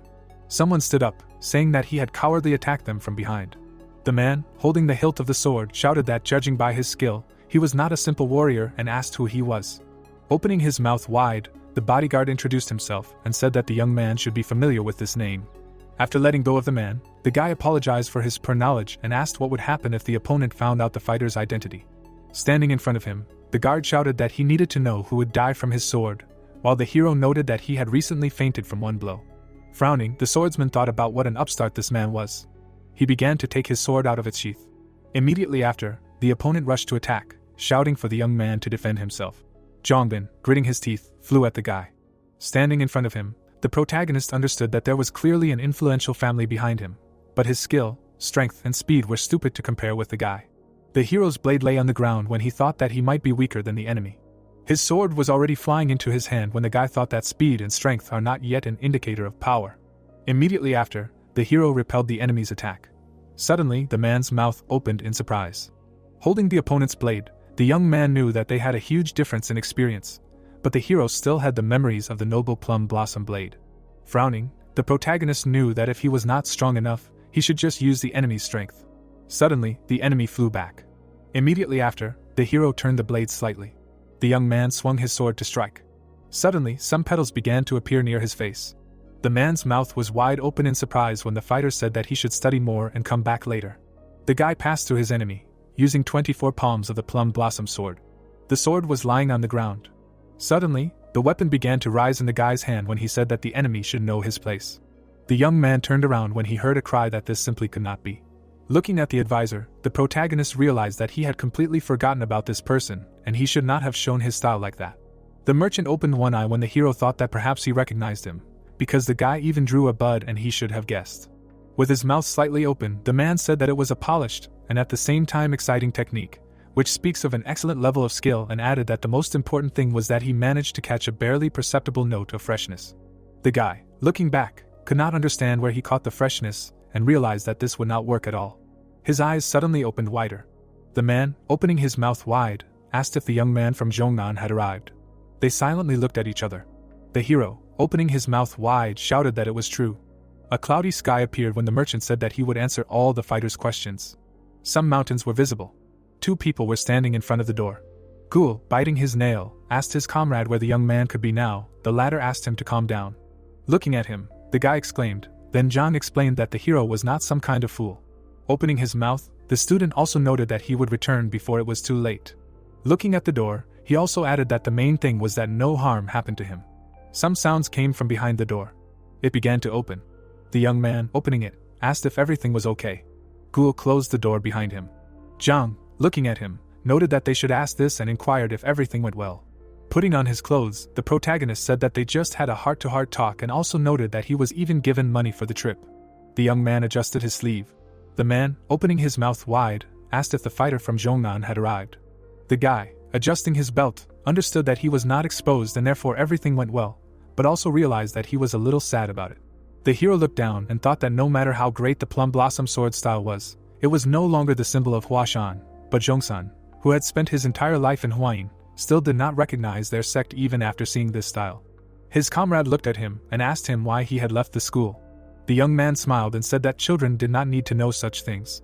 Ghoul, standing in front of him, said that the boy was also a child, but he replied that it did not matter and asked him to gather the others, because it was time for training. His comrade opened his mouth and asked if it was necessary today. The protagonist, with his mouth open, asked him to listen. Clenching his fist, the boy said that no matter the rain, snow, or wind, from today onwards they should not miss a single training session, and even if everything was covered with snow, even if there was a severe frost, and even if Huashan collapsed, they still should not give themselves a rest. Ghoul, smiling, said that he would gather everyone now and realized that he was extremely determined. The young man, sitting in front of him, explained that he himself would not train, because he still had things to do. Zhang, with his mouth slightly open, noted that only the younger one could conduct the training. Turning his head, the student also added that if he expected productivity from all of them, then it would be better for him to conduct it himself, and the protagonist agreed. Leaving, the comrade also asked if he would conduct the training, and the hero answered affirmatively. The guy lay down on the bed. Opening his eyes, the young man tried to understand what he should do now. Remembering those merchants, the protagonist realized that the former trustees had taken over the entire business. Also remembering the school on fire, he realized that when the Mahas broke into Huashan, the fire consumed the entire accounting, which was the only proof of ownership of Huashan, and if all this had survived, then nothing would have happened. Imagining how he would attack the merchants, the young man assumed that he should simply break in and deal with them all. The hero was still lying on the bed, realizing that he couldn't do this, because otherwise everyone would think that Huashan had incited the child to commit a crime and therefore needed some kind of loophole. Closing his eyes, the protagonist knew that he needed a solution in which the sect would not pay the merchants' debts, namely, proof that all the enterprises originally belonged to Huashan. Raising his leg, the guy tried to figure out where he could find such proof. The hero grabbed his head with his hands. Memories of the elder making some notes appeared in his head. He also remembered that whenever he came to him, he would immediately hide that thin book. The young man's eyes suddenly opened. Opening his mouth, the hero thought about that book. Jumping up, the protagonist realized that this only meant that the ledger was kept somewhere else. The protagonist opened his mouth and realized that there were an infinite number of enterprises in Huashan's domain, and all the information about them could not fit on just a couple of pages. Imagining a certain corridor, the guy realized that all this must be stored in a secret storage facility, which only the head had access to. Imagining the head's house, the hero knew that this storage facility was only mentioned in a couple of rumors, but it must exist and was most likely located in the head's house. Grabbing his head, the protagonist also realized that the head's house remained in the same place. Imagining this place, the young man thought that the storage facility should be located next to the house, and at the same time not be conspicuous, and most likely it was a hill behind the house. Smiling, the guy realized that it must be in the ground, and if the storage facility was placed inside the hill, then no one would be able to guess about its existence, unless this place was a ghost. Opening his mouth, the hero realized that an unscheduled treasure hunt was beginning. Immediately after, the fighter opened the window. Jumping out of the house, the young man knew that he would have to open the hiding place and mentally ask the great leader to understand the situation, and also realized that he should try to revive Huashan first. Landing on the wall, the hero decided to immediately give the ledger to the leader if he managed to get hold of it. A certain stick was lying on his shoulder. Smiling, the boy jumped off the wall. A bright flash appeared among the mountains. The young man, sitting on the ground, shouted that he would not die like this for long. Being in the forest, the hero realized that even if it was a small hill, a mountain is a mountain, and searching such a place is not an easy task. The boy looked down. Blue energy permeated his body. Something began to appear in his hands. Immediately after, the young man lowered his hands to the ground. A bright beam passed through the ground when the hero thought that if the energy collided with a large empty space, then this place would be a storage. Having imagined this mountain, the protagonist understood that he did not know the location of this storage at all. But even so, there could not be a cavity in the ground for another reason. Having fallen to the ground, the guy said that he was going to die now and realized that this place was not here. The young man was still lying on the ground. A bright flash lit up the mountains again, when the hero shouted that he would still try again. Suddenly, a bright flash reached a certain area. The guy's eyes opened wider. The glow was still coming from his hands. Suddenly it disappeared. Taking the tool in his hands, the hero realized that he had managed to find this place. Swinging the pickaxe, the protagonist knew that now he just needed to dig up this storage. Hitting the tool on the ground, the young man understood that if he managed to see this place, then everything would be fine. Below was some kind of brick floor. The protagonist gaped, trying to figure out if the roof was made of ordinary stone, since the Huashan ledger and other valuables were supposed to be kept there. The young man lifted one of the bricks with his hand. Immediately after, the hero looked inside the room. There was a corridor, and the boy realized that he had found a place that led to the dungeon. Suddenly, someone's foot appeared there. The protagonist's eyes widened. The leader was walking there. Looking at him, the hero realized that he had known about the existence of this place after all. Suddenly, the old man stopped. The man put his hand on the wall in front of him. The boy's eyes were still wide open. Looking at the old man, the hero assumed that this cracked wall was the entrance to the dungeon. The leader's hand trembled as the boy tried to understand what he was doing. The old man bowed his head. The young man, looking at him, understood that he was not trying to do anything with her. The man was still standing in front of the wall when the boy realized that he simply could not do anything. Imagining the entrance to the school, the hero thought that Huashan was falling apart, and this could not be avoided, and because of this, ignorance was flourishing, the state was falling into decline, and therefore managing the school in such a situation simply led to a dead end. Looking down, the protagonist understood that the headman was seeing Huashan, to which he had dedicated his entire life, collapsing, and he was interested in what his heart was feeling.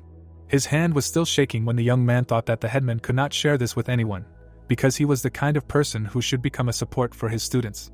The old man bowed his head when the young man realized that in this place the headman was left alone with his pain and sadness. The sun appeared from behind the mountains. Light was seeping through a hole in the ceiling. The hero jumped down. He was in the middle of this long corridor. Peering into the darkness, the young man understood that his guilt was great. Suddenly, the boy turned around, realizing that it was not too late. Looking at the door behind him, the protagonist understood that he first needed to open this damned door. The young man placed his hand on it. The energy from his body went straight to the door. It came straight from his hand. Suddenly, the boy's eyes opened wider. Looking up, the hero realized that the wall reflected his energy. Looking at the wall, the protagonist realized that this was eternal iron, which was as thick as an arm, and remembered that this was the most valuable metal, which was even more expensive than gold, but this dungeon was made of it. Keeping his hand on the door, the boy understood that only the strongest fighters could destroy such a door, and now he understood why the leader did not even have the courage to try to open it. Light penetrated the corridor through the hole, when the young man realized that the problem was that he could not cut this door either. Standing in front of it, Kianmayan thought that his elder did not have the skill to cut the eternal iron, and if this is a door, and the elder calmly entered inside, then there is a way to open it, and realized that he just needs to know it. Suddenly, his eyes opened wider. The guy reached out with his hands to the door. Putting them on the barrier, the young man noticed this drawing on the door. Touching it, the hero realized that these are not drawings, but lines from a sword. Opening his mouth, the protagonist realized that this is the style of the plum blossom sword, 24 palms, because the trace of the sword is very similar to this style. Looking at the traces, the guy understood that this is the skill of the bamboo leaf, which is the secret of the art of the plum blossom sword, and this is the prince of 6 interactions, and therefore everything begins to come together, since perhaps this is the key that will help him open the door. Exhaling, the hero knew that there will be several stages here. Imagining fencing with this style, the protagonist thought that only by combining the bamboo mastery, 6 interactions and 24 palms, a fighter would be able to reveal the true power of the plum blossom sword style, which was the way to open the door. Looking at the center, the hero realized that he had figured out the activation method, but he still had some problem. Tilting his head, the young man did not know how to do this. Crossing his arms over his chest, the guy understood that if this were in his previous body, there would be no problems. But now he has the body of an ordinary teenager. Although the technique is preserved in his memory, he has the ability to reproduce it, but this body does not have enough energy to implement all the stages at once. Clutching his head, the young man said that he did not want to do this at all, realizing that this was his last exit. Immediately after, the hero put his hand on his stomach. Something began to glow in that place when the protagonist thought that it would take him about a month to recover. This cloud of energy began to grow. Suddenly, a purple aura began to emanate from it. The entire corridor was illuminated by its light. When the young man thought that this was the circulation of natural chi, the force that maintains life in a person from birth, in other words, it is simply life energy. Frowning, the hero knew that using this energy, he must be prepared to pay a high price for it, but in this situation, he had no other choice. His chi took on a bright pink hue. His blade also took on such a glow. Gritting his teeth, the guy knew that he only needed to do this once, and he just needed to endure it. Wiping the blood from his face, the hero tried to figure out if he would succeed and immediately realized that he should succeed, despite the fact that he had to be reborn in a body that he had not yet gotten used to. Immediately after, the guy put his leg out. Quickly moving forward, the young man realized that he would not have a second chance. Immediately after, the hero swung his blade. Blood sprayed out of his mouth again. Holding the sword in his hand, the protagonist realized that he was doing everything too slowly and that his body and mind were already at their limit. The guy squeezed the handle of the blade with force. After that, the hero pulled his leg back. The young man made 4 quick strikes, moving from 6 interactions to bamboo mastery. Immediately after, he made 4 more attacks, moving to the technique of 24 plum blossom palms, trying not to break the connection for a second. The protagonist quickly spun, making strikes. Bright beams went straight to the drawing on the wall. Blood splashed out of the guy's mouth again. The drawing on the wall took on a pink glow. Blood splashes were visible on the floor. Wiping his mouth, the young man tried to understand if it worked. Looking at the resulting drawing, the hero understood that even if this door did not open like that, it would be a complete collapse for him. All the hollows were filled with glow. The guy was still sitting in front of this door. Suddenly, the hero turned around and immediately looked in the other direction. A small crack appeared. A small opening appeared in front of the young man. The protagonist smiled widely and realized that the door had opened. Blood spurted out of his mouth again. Drops of it were running down the door. The hero was breathing heavily. Kneeling down, the boy realized that he would have to recover for at least another 2 months after this, and realized that he was having an extremely difficult time reviving his school. After that, the hero began to rise. He stood in front of the door. The boy wiped the blood from his face with his finger. Opening his mouth, the boy said that it was time to see what the elder had been hiding so diligently. The protagonist began to open the door in front of him. It began to open wider and wider. The door opened completely. Looking into the room, The boy did not understand why there were only 3 bookcases, because it seemed to him that there would be more. Looking to the side, the boy remembered that only the best of the best could afford a huge storage made of eternal iron. Taking one of the books in his hand, the hero noted that the elder complained every day that he had no money, despite the fact that he spent everything here. The guy turned the book over in his hand. Suddenly, his mouth fell open. Opening it, the protagonist shouted that he had managed to find the Huashan ledger. Looking at the symbols on the pages, the guy said that in addition to the original in the finance and economics pavilion, the elder also made a copy. Reaching out for the rest of the books, the young man understood that now all those damned merchants would come to an end. Many books were lying in his clothes. Looking at the cabinet, the hero wondered if there was really nothing here except paper. Putting his hand to his side, the protagonist understood that it would be good if the elder hid the bribes, because now they would come in handy, since he would have the opportunity to eat, drink to his heart's content, and eventually create the basis for the revival of the sect. Taking another book, the hero wondered what else the elder could have expected and what he kept in the second cabinet. Opening it, the young man read about a certain secret technique and wondered if it was practiced anywhere. Suddenly, his eyes widened. Holding the open book in his hands, he realized that these were not current teachings. Standing in front of the bookshelf, the young man realized that these were forgotten teachings, almost lost by the school. Remembering the elder head, the hero thought that it was probably difficult for him to destroy even teachings that were not supposed to be passed on to the next generation. Closing the book, the protagonist realized that he hid them here in case they had a bad influence on Huashan in the future. Standing in front of the shelf, the boy thought that if the first cabinet proved that the elder had faithfully fulfilled his duty as the head of Huashan, then the second one contained his worries and love for this school. Holding the book in his hands, the hero knew that the elder should not worry, because the hero would do everything to make the school the same. Frowning, the boy realized that the school should rise even higher than it was in the past.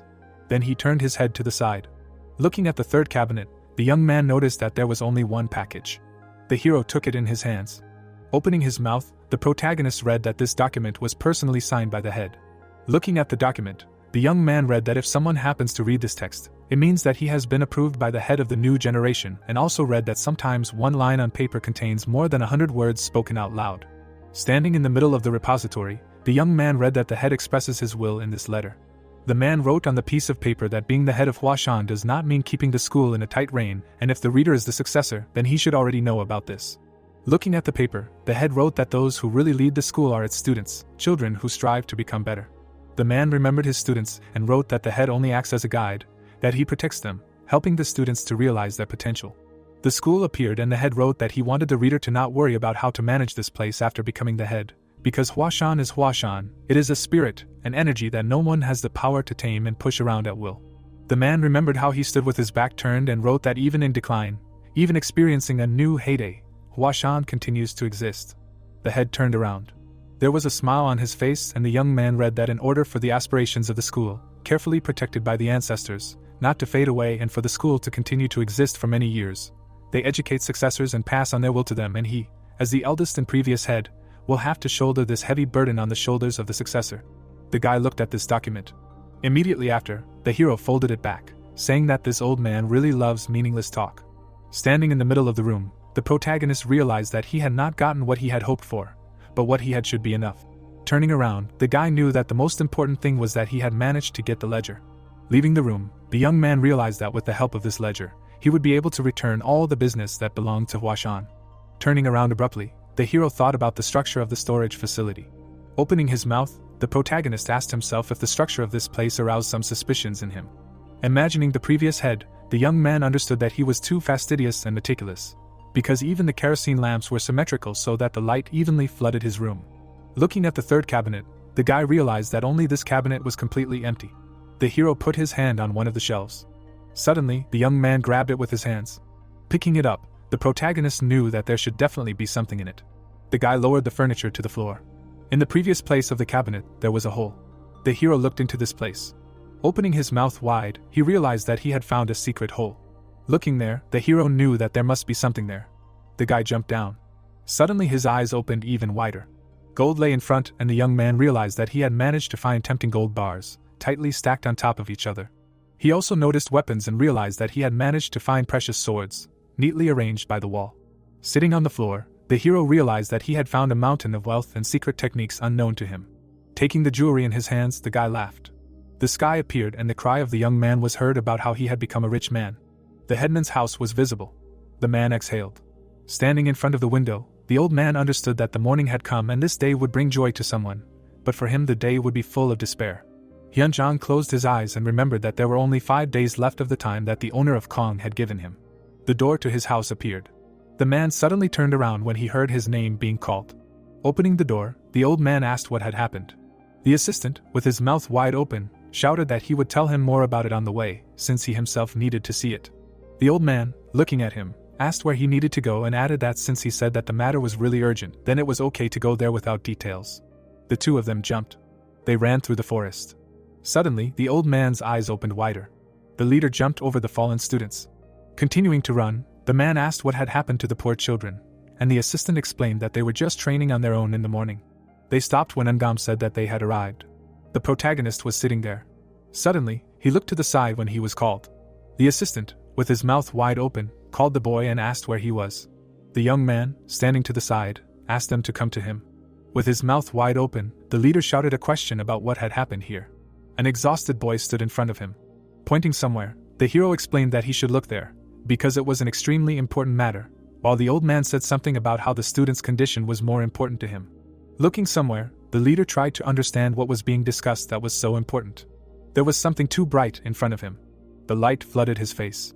The same thing happened to the young man. There lay a bag of gold and other things, when the hero said that he had found it by accident. The man, turning around, shouted a question about how this was even possible, while the young man said that he had most likely overdone it with training, and then the leader sent him to rest. Sweat was running down the old man's face. His gaze was directed at the gold. Trembling, the old man understood that the books were more important than all this. The man stretched out his hands towards them, realizing that it was the accounting of the enterprises of the great Huashan clan in Huayin. Suddenly the man pulled his hand away. Squinting, the head knew that if he opened the book carelessly, he could accidentally tear it, and then he would not be able to close his eyes until his death. Suddenly his eyes opened wider. The old man reached out his hand to the book again. Immediately after, the man opened it. His eyes were wide open. Suddenly, his head flew back.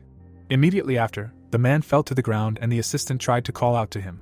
The man opened his eyes slightly. Jumping out of bed, Hyunjong shouted that there were 7 postulates of the wild plum sword. The old man was sitting on it. The headman's house appeared and his shouts were heard asking if something had happened to the box, and the assistant answered in the affirmative, and then the old man asked to call him the head of the finance department. The man was holding a book in his hands. The financier, smiling, said that these were all originals. The chief, sitting in front of him, asked if this was true, and the subordinate answered in the affirmative and added that he had even checked the authenticity of the property rights. With his mouth open, the man said that these were all government certificates that could serve as evidence. The chief looked at him when he said that they could return all of Huayin's enterprises, including Taiha Tower, right now, and all of these treasures would easily cover the debt of 100,000 yang. The old man bowed his head, realizing that he was only hearing good news now. Suddenly, he opened his eyes. Remembering the protagonist earlier, the chief realized that no one expected that one child who wanted to change their hearts would raise the school from its knees. Starkey suddenly clenched his fists. Rising from his chair, the man realized that if the ledger was real, then he needed to call someone. Raising his hand, Hyunjong shouted that everyone listed in the ledger of Huayin's enterprises should come. Mountains appeared. The merchants were going up and someone behind them asked them not to push. The owner turned around and said that there was only a little bit left to Huashan, and the others should just be patient. The advisor, going up, understood that as soon as he got the money, he would forget about this terrible place. With his mouth slightly open, the man knew that he could not even look at this place anymore. One of the merchants, walking behind, asked why the chief had suddenly called them up the mountain, and the second asked whether he had really prepared their money. The leader, standing in front, noted that 100,000 niang was hardly a small amount. With his mouth slightly open, he assumed that the chief simply wanted to ask for help, since he had nowhere to get that much money. Remembering the entrance to the school, Khan also noted that there was no point in begging on the day of reckoning, and therefore the old man called them in advance. There were 2 merchants standing in front of the advisor, and one of them was saying that the leader had ordered them to come simply to beg for help, and that the man had never met such shameless debtors in his life, while the other said that even though he had problems with his debt, the old man was still the leader of a great school, and so there was no point in speaking so rudely about him. With his mouth open, the man hoped that they would not simply be left without money. They were still climbing higher, when the advisor thought that the mere appearance of a man from Zhongnan meant that they also had plans for the Huashan estate, and also remembered that his share would be equal to 5,000 niangs, on which he would be able to live his entire life, denying himself nothing, and he would no longer have to engage in trade. They all stood in front of the entrance. The owner raised his head, realizing that they all shared similar feelings. The merchants were breathing heavily, and the leader realized that they were all overcome with bitter thoughts about the legacy of Huashan, because the one that had stood guard over Huayin for centuries would be cut off by his hands. The advisor also looked up when Kong realized that if they did not make concessions to the leader today, the school would not last even 7 days. But they still climbed the mountain to shake out the debt that was swollen like cotton soaked in water. A grin appeared on his face. Someone came out to them. The assistant bowed and greeted everyone. They were still standing in front of the entrance when the man said that the leader was already waiting for them. The old man was looking somewhere. All the merchants were standing in front of his house. The leader bowed and greeted him. With his hands behind his back, the leader noted that they had to go through such a dangerous path to get here. The old man closed his eyes and listened to them say that they had a lot of work to do, but the leader must have more, and so they had to come. Then Hyunjong said that it must have been hard for them to climb the mountain and offered them some tea. They all stood there with their heads bowed. Raising his head slightly, the leader apologized for his impudence and added that they would prefer to solve pressing issues rather than idle pleasure. The old man looked at them silently. Opening his mouth, he said that he had acted selfishly. Squinting, Khan listened to him say that he had truly gathered them all here in order to tell them about Huashan's position. They all stood there as the old man said that he had been searching for a long time, trying to find, seizing any opportunity to pay them off. Exhaling, the owner listened to him say that no matter how hard he tried, he would not be able to repay the debt on time. The man still stood in front of him. Smiling, the fat man noted that they had given him enough time and that they also needed to live on something, so they could not delay this date any longer. He paused, his mouth slightly open. The old man, looking at him, explained that he would not be able to return all the money, but he could pay off part of the debt.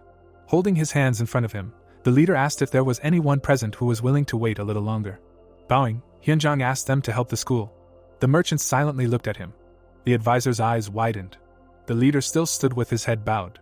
The hero looked at them from behind. Propping his head on his hand, the young man noted that this was probably what the old man had decided to do. Looking at them, the protagonist still did not understand his motives. Looking at him, the boy assumed that he was doing this in order to push them into the underworld or perhaps wanted to show mercy. Continuing to look forward, the boy knew that Hyunjong was not as simple as he seemed. The entrance to Huashan's territory appeared as the young man thought about how secrecy was an essential trait for the leader of an entire clan. A weapon rack appeared and the young man realized that even if there were followers living here, the true nature of Huashan was that it was still a nameless clan. Lying on the roof, the hero realized that this was why the leader must be able to handle profits and losses. The man looked down as the boy tried to figure out if he was overcome by anger. The owner, smiling, reminded him that they had already said that they could no longer delay the payment date, because even last time it was a problem. Suddenly, his mouth fell open as the old man said that this time he was asking not only Khan. Squinting, the leader noted that Huashan's debt was 100,000 yang and each of those present should receive a different amount. Opening his mouth, the old man explained that he was asking those who were willing to delay their payment date. All the merchants' eyes widened in surprise. The owner frowned, realizing that this was just a pathetic trick. The chief, looking at them, listened to the question of whether he would be able to pay off the debt immediately to those who could not make a concession. Standing in front of them, the old man noted that maybe the Huashan school was not the same as in the old days, but this did not mean that no one would lend them a helping hand, and although he had not managed to collect 100,000, part had already been prepared, and the chief added that this was precisely why he was turning to them with a request, because the school would definitely pay everyone who understood their situation today. The owner, with his mouth open, asked what kind of nonsense he was talking. With his eyes widened, the advisor asked if he would thank him if the date was postponed. The man looked at the chief when he answered affirmatively. Raising his hand, the advisor asked the old man to answer honestly, because they understood that the Huashan school could collapse even tomorrow. Some of the merchants started to talk when the advisor said that they could trust and postpone the payment date. The rest also talked with their mouths wide open, while the man asked if this meant that they might be left without money at all. Frowning, the advisor asked on what basis they could trust the school. The old man exhaled. Immediately after, he opened his eyes. The man's eyes widened after the leader asked if the name and history of Huashan were not enough for them. Suddenly, the owner smiled. Opening his mouth wide, the fat man began to laugh. The young man continued to look at them. Opening his mouth wide, the owner continued to laugh and asked if he was pressing too hard. The old man looked at him. Opening his mouth slightly, the leader asked if this was really pressure and explained that in that case, he would ask a counter question. Opening his mouth wide, Hyunjong asked what Huashan meant to them, because did the name and history of this place have no value for them? The school had appeared earlier, and the old man asked who among them would take the name Huashan lightly, and who would call the history of this school meaningless. Introducing the city in the past, the leader also said that this place was currently in decline, but Huashan had always been inextricably linked with Huayin and shared its soul and energy with the merchants. Looking away, The messenger listened to his words that the old man wanted each of them to think again about what this place meant to them while standing here. The owner also closed his eyes. Opening his mouth, the man said that he had a certain suggestion. The leader of the group pointed his finger to the side. Pointing to a place nearby, Khan suggested that everyone who wanted to postpone the payment date should go to the other side. Stamping his foot, the man also added that those who did not agree and wanted to receive the money today should stay where they were. Turning around, the owner also noted that the responsibility for this decision would lie solely with them. Squinting, Khan added that they shouldn't expect the trade alliance to come to their defense if they were suddenly left without money. Opening his mouth, the leader explained that it was time to make a choice. The merchants looked away. So did the others. They all stood in place. A smile appeared on the man's face. Spreading his arms, the fat man said that no one was going to postpone the date. Suddenly, someone took a step. The advisor walked away from them. The owner, watching him go, called out to him. The leader was also watching this man. Opening his mouth, Khan shouted a question about what his comrade was thinking. Opening his mouth, the ward asked him not to make such a face, because he already knew that this was the act of a traitor. Squinting, the owner looked at him. Looking at him, the advisor noted that Khan was not from Huashan after all. The man looked down and explained that he had settled in this place as a son-in-law, and so he did not understand what Huashan meant to Huashan. A child appeared. His father pointed to the mountain, and the advisor told him that they had all grown up on it, and told him about this school, and everyone said that he could become a great master if he could join this school. The child looked at the mountain. The child grew up. He still looked at the mountain, and the man explained that even after learning that he did not have the talent to enter it, he had to grow up surrounded by stories about this place, how Huashan stood guard over the world and Shangxi. Squinting, the owner asked why he suddenly decided to talk about this. Looking down, the man explained that his father and grandfather were also raised like this, and that this place is so proud. Looking at the others, the advisor noted that after receiving the money, they would simply leave here and it would be very useful to them somewhere in Hangzhou, and added that he himself had spent his entire life on these lands. Squinting, the fat man asked if this was the only reason for refusing such a large sum of money. Looking at the man, the owner said that he would regret it. Sweat ran down the man's face as he thought about how, while climbing the mountain, he had only thought about how he would receive the money and live in luxury. Clenching his fist tightly, the advisor realized that he was saying such a thing for no reason at all. Standing at a distance from the others, the merchant also added that he was still able to feed himself. Opening his mouth, the man explained that even if he did not receive the money, he would still be able to live, perhaps regretting that he had not taken it then. Looking at the chapter, the advisor also noted that if he were to tear Huashan apart brick by brick, he would regret it until his death, surrounded by useless money. Looking at the rest of the group, the man said that he did not want such a life. Raising his hand, the owner explained that he could do as he wanted and nothing would change because of him alone. Suddenly, the fat man looked to the side when someone asked why the man was alone. Several more merchants were crossing to the other side. Behind the advisor, there were 4 more people. The leader's mouth fell open. The leader looked at them. Immediately after, the old man bowed his head. Looking at them, the leader noted that he was pleased to know that there were still those who revered Huashan. The advisor turned around when the leader asked the assistant to bring something. Unam put a box on the ground. It contained books. Gritting his teeth, the owner realized that it was the ledger of Huashan County. The leader, looking at the fat man, noted that since ancient times, the school had been kind to all of them. Opening his mouth, the old man said that they had repaid Huashan with betrayal. Sweat appeared on Kong's face. The leader stamped his foot and shouted that based on these documents, Huashan would confiscate all the businesses they managed. Standing in front of them, he also shouted that all the property they had acquired would also be confiscated. The merchants raised their hands and shouted out a question about what this all meant. Looking at them, the old man explained that it was as he had said. The owner, holding the book in his hands, noted that this joke had gone too far. Opening his mouth, the leader said that it was unfortunate that the owner of such a great school as Huashan looked like a joker in his eyes. Slamming the book shut, the man asked him to wait. Holding the book in his hands, Kong noted that they could not know for sure whether this was true or not. The old man, with his hands behind his back, asked him if he wanted to accuse Huashan of forging material evidence, and he replied that he could simply have been misled by this fake ledger. The leader looked at him silently. He closed his eyes and noted that there might be some sense in what he had said. The roof of a house appeared and the old man's request for the assistant to call the head of the finance pavilion was heard. Henan was rubbing his beard. Squinting, the director said that the veracity of the ledger required a thorough investigation. The merchants raised their hands and shouted that it was true and they needed to confirm everything. Suddenly, the man turned around. He turned his leg and began to say something. Henan grinned and explained that, having foreseen such doubts, he had sent half of the ledger to the Hawaiian government 2 days ago and that they were now being confirmed as authentic. The owner's mouth opened wide. Imagining the city, Khan realized that if the officials began a thorough investigation of the enterprise during their absence, and since all the merchants were currently at Huashan school, they simply would not be able to fight back, and the main goal was to lure them out of the city. His mouth was still wide open. Looking at the books, the leader knew that 2 days would be enough to check all the ledgers. Clenching his fists, the fat man realized that the documents in the box had already been checked. Gritting his teeth, Khan realized that the government army was already waiting at the foot of the mountain, ready to confiscate them. The old man looked at them, when suddenly someone called out to him. Opening his mouth wide, the leader shouted at them to moderate their ardor, since they had no right to open their mouths. With his hands behind his back, Hyunjong said that they had pushed away the outstretched hand of a close friend who had fallen into trouble. They all lowered their eyes when the old man said that they had even stabbed such a friend in the back, and therefore were no longer worthy of being called friends. Looking at them, the leader told them to go back, since everything would end as soon as they returned to Huayin. Gritting his teeth, Khan listened to him say that he had originally planned to confiscate everything without leaving anything behind, but for their hard work, they would be allowed to take 1 cart of goods. Frowning, the owner said that he would not remain in debt. Immediately after, the man turned around. He began to walk away. All the merchants looked after him.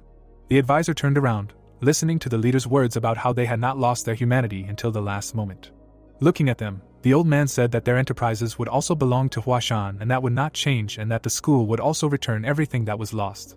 Closing his eyes, Hyunjong noted that he would allow them to continue to manage the enterprises on the ground and make a profit. Looking at them, the old man also suggested that they discuss their future cooperation and asked them to go inside. The advisor, looking down, understood that this was clearly better than depending on the owner of Khan, but in an instant, he had to turn from the owner to the deputy. The man closed his eyes. The mountain appeared when the merchant was trying to understand what his grandfather had done. The young man, with his mouth wide open, shouted a question about what cart the man was talking about and also shouted that he was a simpleton. Having jumped, the hero continued to shout a question about who allowed him to throw away Huashan's property. The cart was moving along the road. They were merchants. One of them was frowning. Imagining those guards, the man remembered that when they came down from the mountain, the enterprises were already occupied by government troops, and they were extremely unfriendly, and if not for the request of the head, they would have already been taken away by the convoy. Looking at the owner, the merchant understood that everything would have been fine if they had not listened to this man. With his mouth wide open, the man asked what they should do now. Khan did not turn around when his comrade continued to say that all this happened only because they trusted the owner. The fat man squinted and asked if he had accused him. The man behind him replied in the negative. Kong placed the handles on the ground.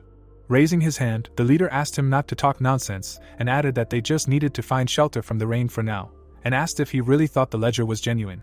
Open-mouthed, Kong said that it was a fake and that the chief had simply slipped them a counterfeit. Another merchant standing behind him asked if the government had confirmed its authenticity, and added that he had sneaked a look at the document, and its contents were true. Spreading his arms, the former owner explained that they had all conspired with the chief to divide the property between them. Frowning, the fat man said that they needed to go to Luoyang first. Clenching his fist tightly, the leader explained that if these bastards were pressuring them with their power, then they just needed to find a way to deal with them. Suddenly, someone appeared in front of them and said that this was nonsense. The hero stood before them. The man looked at him and asked if he had said that, and the boy asked if he saw anyone else there. Squinting, Khan tried to understand why this man was dressed as a robber in broad daylight, and assumed that he was an old man. Waving his hand, the owner asked if he had set his sights on their property, and told him to get out of here if he did not want to lose his life. The boy's hand appeared and he shouted that he was not going to rob them, but simply take what was rightfully his. Squinting, Khan tried to understand what he meant. Opening his mouth, the man asked if he was from the Huashan school. Suddenly, someone flew over the carts as the fat man was saying that he was about to give someone from that school a beating. Many people began to appear. One of them had an extremely serious face. The bodyguards rushed to the attack. They all flew at the student. The boy looked up. Suddenly, the hero jumped. Immediately after, the boy found himself in front of one of the opponents. The hero attacked him with the hilt of his sword. He hit the second opponent in the jaw. The third one got hit in the back of the head. The protagonist attacked everyone with lightning speed. Letting go of the blade, the boy said that he apparently did not know. The fat man, with his mouth open, listened to the boy's words about how, for a long time, anyone who did not listen to him did not return with their legs intact. Squinting, Khan assumed that there were still masters left in Huashan. Some bodyguards rose to their feet when the owner ordered them to leave. Standing in front of the hero, the man said that he did not understand why someone like the boy was hiding within four walls, because if he were at the forefront, Huashan would not have sunk to the bottom. Standing in place, Khan noted that he had chosen an extremely unfortunate time. Some energy appeared in front of the boy when the owner said that he would die by his hand and his dead body would be a message for the chief. An aura began to appear around the merchant when he said that the old man must be very upset if such a disciple died by Khan's hand. The man rushed to attack. The youth, looking at him, explained that he knew that he was not at all so simple and did not look like an ordinary owner of a farmstead in a provincial county. The boy pulled the sword in its sheath, saying that he would not touch the enemy's mouth. The man had already jumped to attack. An explosion occurred in the middle of the forest. The man put both hands on the ground. The man remained in the same position for some time. Khan, looking straight ahead, thought that even a tiger would put all his strength into catching a rabbit. The stranger in the mask was getting closer and closer. The youth looked at the owner of the pavilion in front of him. The protagonist, stopping, thought that the man looked like he was about to fall asleep. Throwing the weapon over his shoulder, Chunmian thought that he would erase this expression in an instant. The hero rushed into battle. The student was very surprised.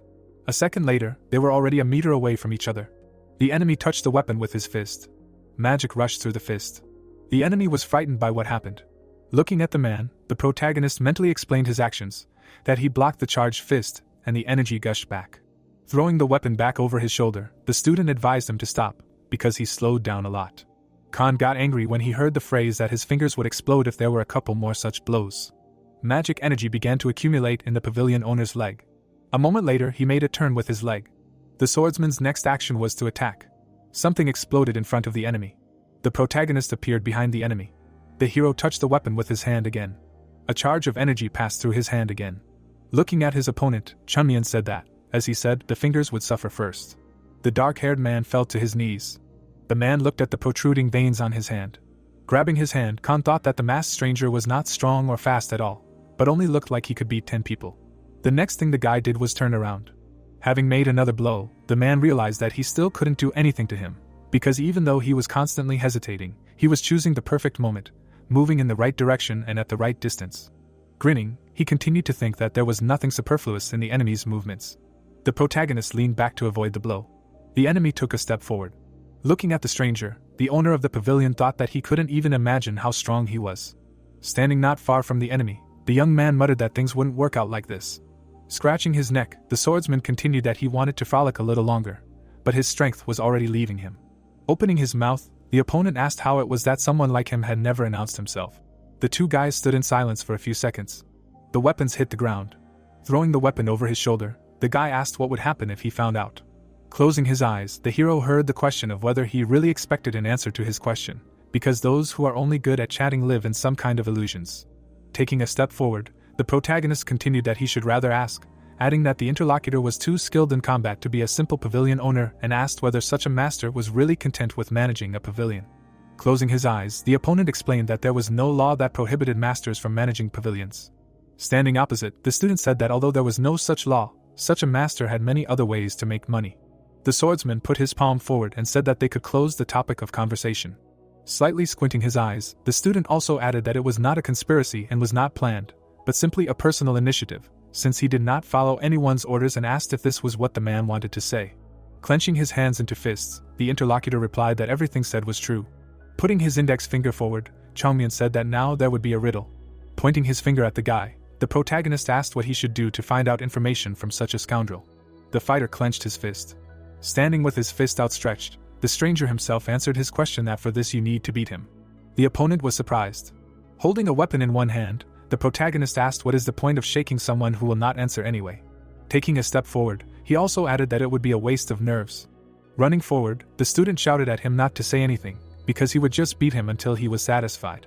Looking at the approaching man, Khan thought about the fact that he was aiming at his right knee. Standing still, the master wondered what he could do to stop him at such speed. The stranger swung his arm to strike.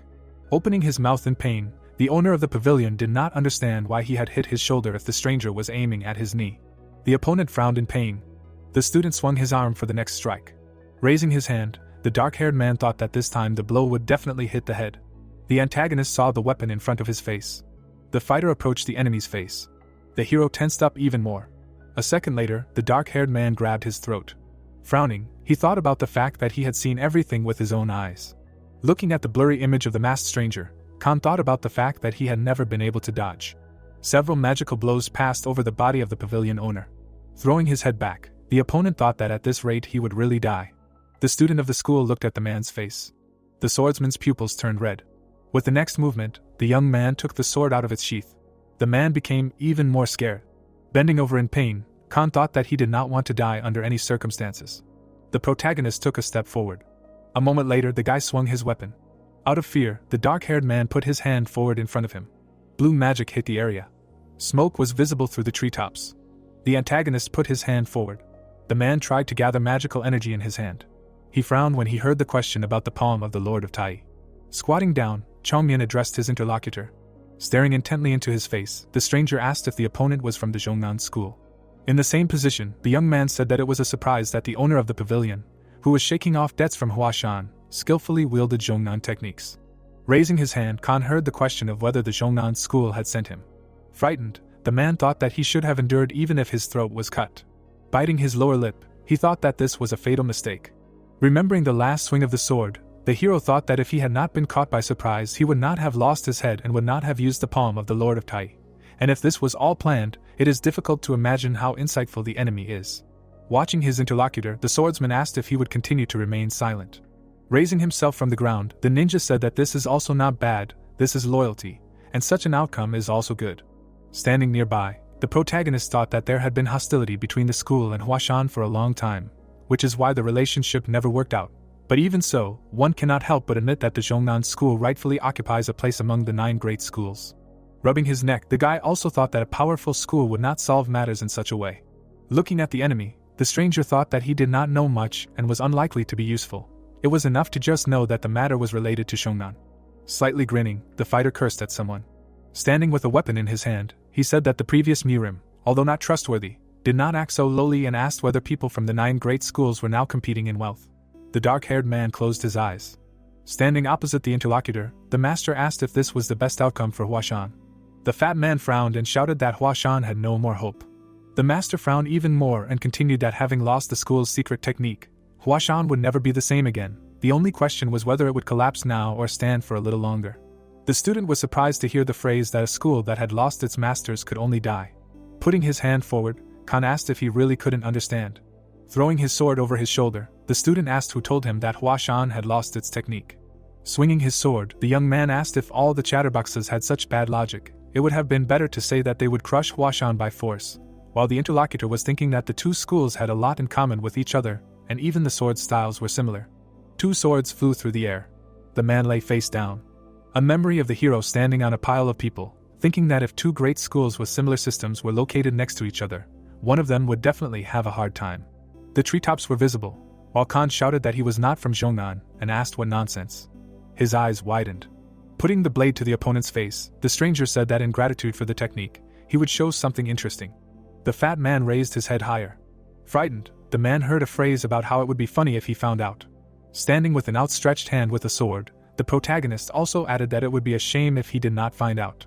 Looking intently into the eyes, he continued that he should convey everything down to the smallest detail to the people who sent him. The hero looked at the blade in front of him. The master twisted his face in fear. The image of the weapon began to clone. The enemy put his hands in front of him to protect himself. He lowered his head, thinking about how a man could raise such a strong wind with just his sword swings. Hiding his face behind his hands, the opponent did not understand why the swords did not touch his body and wondered what he was trying to do. The fighter looked up, hearing the phrase that when plum blossoms bloom in the snow, they emit the thickest aroma. Swinging his sword to strike, the ninja continued that it might be winter, but the age of Huashan had not yet come to an end. The interlocutor stood with his back turned. The protagonist took a few steps. The dark-haired man continued to stand in a defensive posture. The next second, he looked up in fear. Then he lowered his hands. After which the owner of the pavilion opened his eyes wider. Kianmayan again held the sword in front of him. Standing among the falling petals, the man heard the phrase that plum blossoms would soon decorate the entire mountain. Raising his head up, the master wondered what he was seeing now. Watching the petals, he realized that thousands of plum blossoms were showering his head. The enemy opened his mouth. He frowned. A moment later, the rival frowned even more. Standing among the rain of fallen blossoms, the antagonist realized that this was an illusion. Khan knelt down. The protagonist put the sword in its sheath. The hero fell to the ground. The young man began to cough up blood. Adjusting the mask on his face, he thought that he would definitely die like this, because his strength was still not enough. Closing his eyes, the swordsman realized that for him in the past, this was a trifle. But now he swung his sword and all his strength left him. The student turned his head. Then he saw a man behind a tree. The hiding man peeked out from behind the tree. Putting his hand forward, Chongmian told him to come here. Opposite the stranger stood 4 men. The masked man crossed his arms over his chest and asked whom he should beat before leaving. All four looked away in different directions. Watching, the protagonist asked who would leave just like that then. Everyone raised their hands at once, shouting that they must leave. The dark-haired man closed his eyes. The lovers ran away. Continuing to stand in place, the mentor immediately ordered everyone to stop. One of the guys turned his head slightly. Menacingly looking at the fleeing ones, the fighter asked if they were completely stupid. Pointing his finger at the carts, he also asked how he would push the carts alone. While the treetops were appearing again, the student said that everyone should report how much the property in his cart was worth, after which the men began to talk about how many niangs each had. Clenching his hands into fists, one of the guys asked if it was really important now. The protagonist closed his eyes. A second later, the master suddenly opened his eyes. Standing in front of the interlocutors, the young man said that now one of them would go to the nearest bank and bring the money, and if he saw that they had signed the receipt, he would definitely hit them. The man, surprised, thought about the fact that for the first time in his life he had met such a person. Raising his hand, the fair-haired man asked what to do if the one who went to the bank ran away. Smiling, the ninja asked what would happen if he ran away. Looking at the four guys, the swordsman asked if they had anything left besides the seized property. Standing straight, the masked man did not hear the answer, after which he asked if it would not be better to return than to get at least the interest. One of the standing people raised his hand. Frowning, the student heard the question of what would happen if someone reported to the government. The mentor used a technique. The birds flew away because of the noise. The man was frightened by what he saw. Lowering his head down, the protagonist explained that in that case it would be better for him to never return and just in case, run to the edge of the continent. Looking at the main one in surprise, all four thought that it was not even worth thinking about running away. As the tops of the trees appeared, the commander gave the order to move forward. The guy inhaled the smell of banknotes. The dark-haired man held a stack of bills in his hands. Chongmyun rushed to run towards the brick building. The next moment, the swordsman jumped higher than this building. There were stones in the river. The boy took off his clothes. Ghoul was wringing out his cloak, water was dripping down. He turned to face his comrades, who were very tired due to their long training. The student smiled and thought that they had changed a lot. The boys were also washing their clothes, while Ghoul was thinking that they had become real students. Suddenly, Zhang approached him and asked why he was smiling.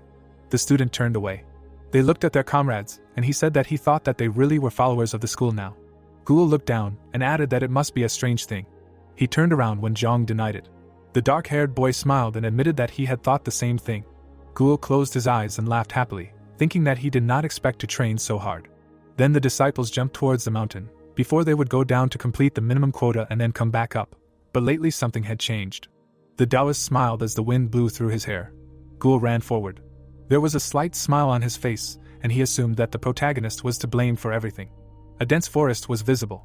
There were mountains in the distance, and the disciple thought that no one knew whether Kimayan would remain an ordinary guy or turn the entire existence of Huashan upside down. The youth ran quickly. His comrades appeared behind him. In front of the building, workers were carrying loads, shouting loudly. They were hauling wood. Others were carrying sacks on their backs. The disciples entered the area. The Taoist raised his hand, ordering the workers where to take the materials. Suddenly, the junior mentor turned around when Zhang called him. The young man approached him and asked what was going on. Unam turned around. He put his hands behind his back and explained that they were laborers. The man looked away and added that they had decided to take the chance and do a major renovation. Ghoul stood next to his comrade while the junior mentor said that their houses were in a bad state of disrepair. The roof of the building was visible. The disciple opened his mouth in shock when the mentor asked why they were standing. Unam looked at them and told them to help the workers, who were already tired. Ghoul opened his mouth in bewilderment, and Zhang shuddered and shouted that he was ready to carry out the order. The mentor pointed his hand to the side, and the boys ran in that direction. The building was brightly lit. There was a roasted chicken on the table. The students gaped in shock at the meat. Someone's mouth began to drool. A young man blushed with joy and shouted that it was a gift from above. The young men surrounded the table, shouting loudly in admiration. They raised their chopsticks up. Perhaps the changes that Kiamayan had given them would come much sooner. The moon was shining in the sky. A young man held a folded uniform in his hand, saying that the renovation had started too suddenly. Ghoul and Zhang walked forward, saying that there was even meat on the table, and that the students had been given 2 sets of new clothes. The student looked at his friend in bewilderment. The dark-haired Taoist smiled, and Ghoul asked what he was thinking about. They approached the door, and Zhang laughingly replied that money was very good. A large gate was visible, and he added that he was also pleasantly surprised. There were materials on the floor, and the boy said that even though they had money, he didn't think the elders would start changing things right away. The students walked through the grounds, and Zhang asked if they had willingly endured poverty. He remembered the smile on the teacher's face, and said that it was the first time he had seen such an expression on his face. The sky was dark, and Ghoul asked his comrade what would happen now. They approached the building, and the Taoist replied that Huashan was changing at the speed of light, so they needed to be prepared for anything. The young man adjusted the uniform in his hands. There was a pink pattern on it. The elder student turned to his partner and added that not all of the changes would be positive. He remembered the secret documents in the box and mentioned them. The protagonist approached the chest, happy that it contained gold bars. Ghoul walked ahead of his comrade, asking why Qianmayan did this, and he assumed that it was so that others would find out. The student smiled when Zhang said that it was clear that Huashan's school was changing. He looked at his friend and added that they could not avoid change, so the students needed to be determined and prepared for it. The Taoist imagined the protagonist in the middle of the wind and said that if they acted rashly, they could be blown away by the hurricane that this boy had raised. They opened the doors and Ghoul smiled and told the elder not to worry. Then he asked with a serious face about Qianmayan, who had not been seen since early morning. The boy looked at the Taoist, who assumed that the protagonist was in the headman's house. There was a small building near the mountains. There were people sitting at a table, and Henyan said that for such a feat, the boy would naturally receive a reward. He smiled and added that Huashan would prepare a reward, and that was why he had called the boy here. Qianmayan looked away and the old man asked if he wanted something. He imagined a huge bag of gold and suggested that the protagonist was upset about parting with all that treasure, and they could spare the money if needed. Hunyan raised his eyebrows in surprise when the boy replied that he did not need riches. His cheeks flushed with joy and he thought that the protagonist was following the path of Taoism, although it was not so easy to curb one's greed. The boy turned away and thought that his storage was already full of treasures. There was a teapot on the table, and the leader said that then he could let the boy in on the secret techniques earlier than he was supposed to. The old man widened his eyes in surprise at being refused again and asked if Qianmayan thought the school's technique was pointless. The boy looked at him and replied that it was not worth breaking the queue that the adults had set. Then he sighed and thought that this was a lie and that he should be the one giving lessons to the old man. The protagonist presented the books and thought that there was still much to teach the Taoists, and it had to be done somehow unnoticed. He rested his head on his hand and thought that he shouldn't worry about it at all. The light was on in the house, and the protagonist thought that he could give him Huashan, which only left a name. The leader smiled when the youth opened his mouth, as if he had decided something. He placed his hand on his chest and asked Henning to let him go down to Huayin whenever he needed. He thought that with a larger range of movement, there would be more opportunities. He looked at the old man and added that he felt that he could not develop when he trained in a confined space day and night. The leader crossed his arms when the youth said that he would be able to discover new boundaries and achieve better results if he could move freely at any time. Henning closed his eyes and replied that he understood the protagonist's intentions, but that this was against the discipline of Huashan. The youth looked away, and the old man added that he had done a worthy deed, but it might cause discontent among the other disciples. They sat at the table and Henyan asked if there was anything else, and Qianmayan didn't know what else he could want if they wouldn't even let him into Huayin. He then touched his hair. The boy leaned over and said that his body was in a very sorry state. The protagonist smiled and added that the doctor said that his natural qi circulation was disrupted. The leader looked at him and said that he had heard about it. The boy put his hand on his chest and asked if he could get some healing pills. They sat opposite each other, and he explained that they were for the restoration of the body. The Taoist turned around when Henyan called them. Qianmayan's cheeks turned red with joy. The old man drank from the cup. He then placed it on the table and said that he officially allowed the protagonist to go down to Huayin. The men nodded, and the boy looked at the leader with bewilderment. The old man stood up and said that the boy couldn't go outside Huayin. He then pushed the protagonist outside and said that he couldn't escape responsibility if he screwed up. The doors closed and the young man looked at it, dumbfounded. He opened his mouth wide in anger and thought that he had asked him in a humane way. He imagined the head's face and thought that there was no medicine that would kill him. The man put his hand on the door. He turned around and asked what his subordinates thought. One of them looked at the old man and said that the protagonist was a follower of Taoism. They sat down at the table and Hunyan said that the boy's words sounded wise despite his young age. He remembered the protagonist's smiling face and said that he was a little rude at times, but his age was worth considering. The Taoist looked down and the head thought that when he talked to Qianmayan, he didn't feel like he was talking to a child. He imagined the boy radiating a bright light and thought that he did not have the childishness that all children have. The leader imagined a bright silhouette in front of the protagonist and came to the conclusion that he emitted the aura of a Taoist. He looked at Hyun Sang and asked him what he thought about it. The man touched his head and said that he did not know how to read people. They stood in a circle. The Taoist frowned and said that the boy did not look like a child at all. Woodham raised his eyebrows and thought that he was not the only one who thought so. Hyun Sang extended his hand forward and said that he knew that this is what smart children look like, or those who have had a hard time in life. He imagined Qianmayan and said that such children are simply more serious than their peers, but the protagonist also has the speech and behavior of a mature man. Hunan raised his eyebrows and asked if the boy was unclean, and the Taoist replied that he did not mean that. The old man closed his eyes and said that he understood. He turned around and added that he had heard the thoughts of his subordinates, but they would not attach much importance to it for now because he was still a child. The leader looked straight ahead and concluded that they were not using people, but guiding them, and if the protagonist was a diamond in the rough, then they would help him reach his potential. The Taoists nodded and agreed with him. Henning looked at Unam and asked how the construction work was going. The man imagined workers cutting wood and said that due to the steep mountainous terrain, it was difficult to bring in additional materials. A worker was processing wood, and the Taoists said that they would make up for the shortage by cutting down the forest in the area, but it would take a long time. The leader stroked his beard, looking down. Unam sweated in fear when Henning asked if he was worried about the appearance of the school in the first place. The Taoist denied it. The leader looked away and said that the Huashan schools should be reborn. The tiles were half laid and the old man added that a person expresses his determination through his new clothes and his actions, and this applies to the school itself. Unam bowed and said that the old man's thoughts were correct. Hengyong turned to Hyunsen and said that he needed to explain the new teachings to the students as soon as possible. He presented the books and added that there could be no carelessness, because the fate of Huashan depended on how the students mastered the new techniques. The Taoist made a polite gesture and replied that he would not tolerate carelessness. They stood at the door and Hengyong said that he could only trust his subordinates. The Taoist closed his eyes. He sweated and thought that the 100-year-old secret teachings looked as new. He presented an open book and thought that he had not noticed it at first, but in some places there were even traces of ink, as if they had written in a hurry. The man shook his head and decided that he was thinking too much, and the contents looked like the original. He looked down and guessed that someone was helping Huashan while hiding their identity. The protagonist walked towards the forest, shouting loudly in anger at the old man who did not give him the pill. He sat down on the ground and said that he even copied the teachings.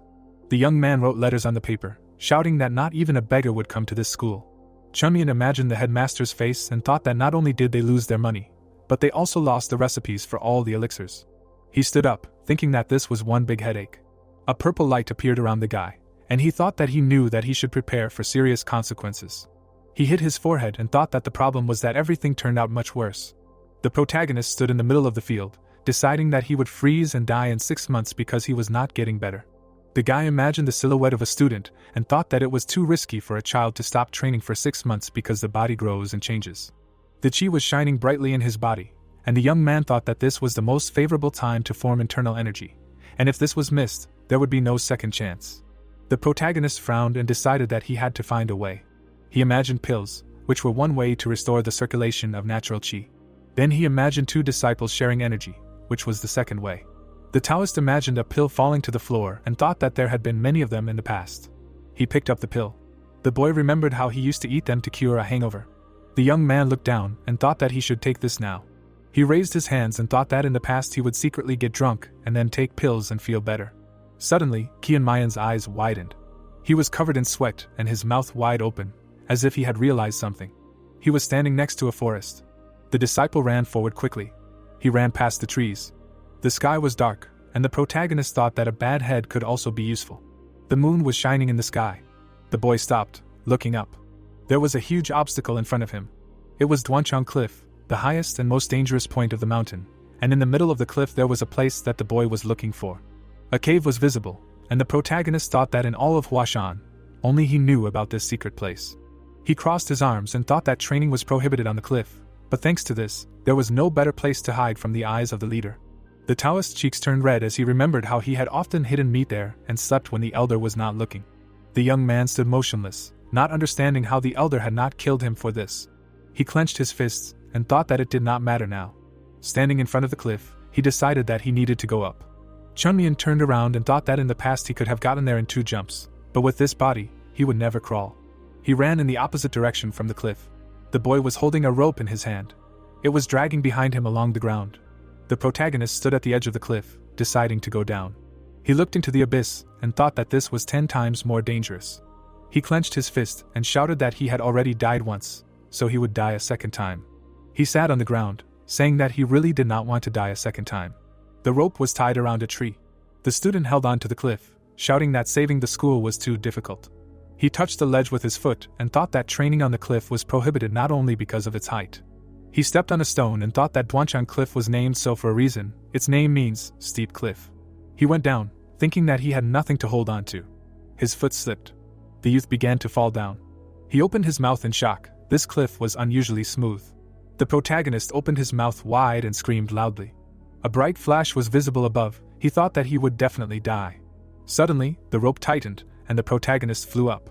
He floated in the air, thinking that the most important thing for a person is preparation. He approached the cliff. His hands began to emit blue energy. He pressed his palms to the cliff. His bones cracked. The protagonist held on with one hand, sighing from the effort.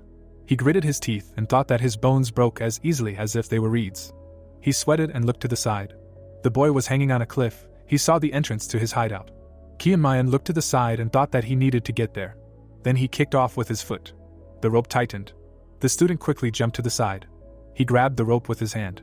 Then he rushed forward. Suddenly, the rope snapped with a loud crack. The boy looked up. Then he fell down, screaming that he did not expect this. He grabbed the cliff, activating chi. The bones in his fingers cracked. Then he fell down. The protagonist fell to the ground, screaming in pain. The rope was falling down. It suddenly tightened. The boy was hanging on the rope near the entrance to the cave. There was a bottomless abyss below him. The boy grabbed the cliff. He raised himself up on his elbows, shouting that the noble blade was a lunatic. There was fog near the cliff. The youth approached the cave and said that he had only practiced martial arts on the mountain. He was sweating, remembering that it was he who had created this shelter in his past life. There was something hidden by a cloth inside, and the protagonist thought that he had entered the cave, although he almost died. He took the cloth. Then he threw it aside, and dust rose into the air.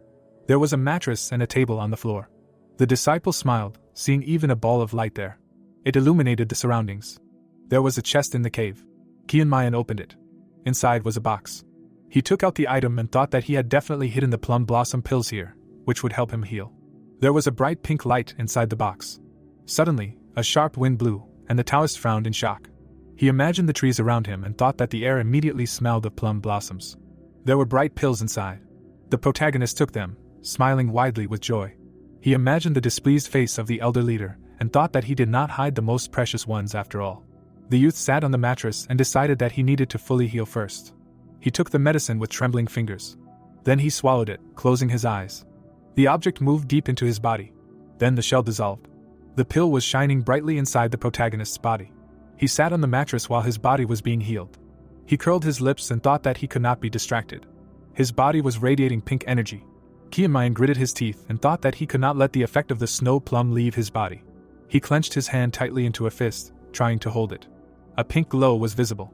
The protagonist closed his eyes and thought that this would not help in restoring the natural chi. He imagined two sources of light and thought that no matter how proud the school was of its snow plum pills, there was too much impurity in it to be absorbed. He pressed his lips tightly and thought that he would have to sift out most of the energy to filter the chi. The pill emitted a bright light, while he thought that he had a long way to go to create the most perfect foundation. The energy was pink. The protagonist thought that the choice was not easy, but haste would only harm. He imagined the crystals and decided that he would only keep the purest energy. His eyes were closed, and he thought that only this small shard remained. The crystals shone brightly, and the protagonist thought that he would use all his strength to control them. The objects entered the dantian. The sphere was covered with cracks, and Kianmayan thought that he would direct the energy deep down to the core of the natural chi. The crystal approached the core. Then the shard entered the crack. A bright light was visible. The chi core was shining dazzlingly. A stream of air came out of the cave, and there was a blue spark inside. Bright lightning was visible. They were inside the shelter. The ball fell to the floor. The guy rose into the air, emitting a bright light. He gritted his teeth, sweating. Then he opened his eyes wide, frowning. The Taoist opened his mouth wide, shouting loudly. The protagonist raised his head up, hovering in the air. His hands were shaking with tension. Then he clenched his fists. A bright blue light was burning in the cave. The disciple closed his eyes. Then he opened them, his hair rising up. His bones were being restored. His eyes widened in shock, and he thought that they had become stronger. The protagonist looked at his hands and thought that he did not expect the pill to have such a strong effect. Sweat was pouring down his skin, and he thought that it was still not enough, because the remaining toxins in his body were spreading throughout his body. There was a school symbol on his shirt, and it felt like something was stretching his cells and veins. Kianmayan's eyes widened, not understanding why his heart was beating so fast. He furrowed his brows, and a yellow lightning bolt appeared on his head. The boy imagined the waves, and thought that the energy that was gushing from the Xia Dantian had broken through the Zhong Dantian. The energy inside his body was shining brightly, and he had lost control of it. The protagonist raised his hand, and thought that he should stop the flow. He grabbed the fabric of his uniform, gritting his teeth. Then he furrowed his brows and opened his mouth wide. The youth flew back, remembering the words of the man from the past. The bearded man smiled when the protagonist said that the warrior would take control and suppress, and the Taoist would leave everything as it is. There were glares from the sun on the river. The waterfall was bubbling, while the elder said that in this world, logic does not decide everything. There was a pink sky above the forest, and the man told the student to leave everything as it was and let everything flow. He stood on the edge of a cliff, saying that people were also nature. The boy let go of his chest, deciding to trust the current. He hung in the air, his body radiating blue light. Circles appeared under the student's feet, like water. He looked up in surprise. In front of him was something that resembled long tree roots. Chongmian walked forward, thinking about Shang Dantian. The student was walking on water, he understood this intuitively. He clenched his hands into fists, and thought that the wall with cracks was the entrance to Shang Dantian. The boy placed his hand on the wall. He closed his eyes. The crack shone brightly, he felt that there was a powerful vibration behind the wall. There were waves inside, and the boy thought that it was only a matter of time before they broke through the Shang Dantian. He put his hand on the surface and thought that everything was much more dangerous than he thought, and if he did not push the wall apart, it would simply collapse, but if he did, he would be swept away by the wave. The protagonist looked straight ahead. He imagined a waterfall and remembered the words of the teacher about trusting the flow. The water flowed forward. The young man thought that it would only overflow its banks if he tried to block it. A bright light appeared in front of the student's hand. Then this light spread to the entire wall. The water flowed under his feet, and he thought that this had once seemed nonsense to him. The boy looked up. The water was flowing out of a huge hole, and Qianmayan thought that after 100 years he had learned the essence of the teaching. All the chakras in his body were shining brightly. An orange sun shone in the sky. The student opened one eye. He was floating in the air inside the cave. Then he fell to the floor, screaming loudly. He looked around, not understanding why he was in the air. The young man stretched his hand forward. He looked at it. The protagonist remembered the bright light in front of him. He clenched his fist and thought that all his vital points had fully opened. Looking at his palm, the Taoist thought that even a young body could endure this, although he could have lost his mind or died. He remembered his mentor and thought that he had avoided the tragedy only thanks to him. The guy stood up and came to the conclusion that it was worth it. He clenched his fist. A smile appeared on his face as he thought that his internal energy had increased. The Taoist stood in the middle of the cave. Birds were flying in the sky, and he came to the conclusion that he only needed to die once to realize this. He walked forward and thought that the words of the elder, which seemed like sheer nonsense, now had a different meaning. He remembered the smile on his master's face. The wind blew the hair of Qianmayan, who was only a swordsman, not a Taoist. He walked out of the cave and thought that the essence of the Huashan school was to follow the way of the sword and Taoism, but he personally never considered himself a Taoist. The disciple scratched the back of his head and wondered if someone like him could revive Huashan. The protagonist looked straight ahead. The yellow sky was above him, and he decided that he should try any means necessary. He opened the box and thought that these pills were useless to him now. He smiled and thought that they could have a great effect on others after all. The Taoist stood by the cave, deciding that it was time to go back. Suddenly, he ran into the cave. Then he came back. There were bottles of alcohol hanging from his belt. Qianmayan licked his lips when he thought about how 100-year-old liquor would taste. He stood by the cave, thinking that the school had changed a lot, but only this place retained its original appearance. The boy turned around and thought that he was back in the old days when he was inside. He imagined the smiling teacher he missed. The student bent his knees and decided that he should come here more often. Then he jumped high into the air. The protagonist was heading towards the cliff. He landed on the surface. Then he pushed off again and rushed upward. A satisfied smile was on his face. The student jumped from side to side, climbing closer to the top. He pressed his foot against the rock. Then he pushed off and found himself in the air. The protagonist turned around. There was a bright sun behind him. He jumped down. Then he shook off his clothes and thought that his body had become surprisingly light. The Taoist turned around and thought that this was not bad. Then he closed his eyes and breathed in the fresh air. Suddenly, he opened his eyes and frowned. There were trees on the rock, and he screamed loudly that he smelled a stench. Soon, night fell in the school. The students opened the door of the training ground, wanting to quickly fall asleep. Going out into the yard, some tried to figure out how much longer they would have to do this. Rubbing his shoulder, the guy said that this young man had been acting strange lately. Introducing Chunmian, the student said that he looked like he was going to die soon. His interlocutor, after thinking about it, said that, come to think of it, he hadn't even been to training lately. One of the students in front heard his comrades discussing Chunmian.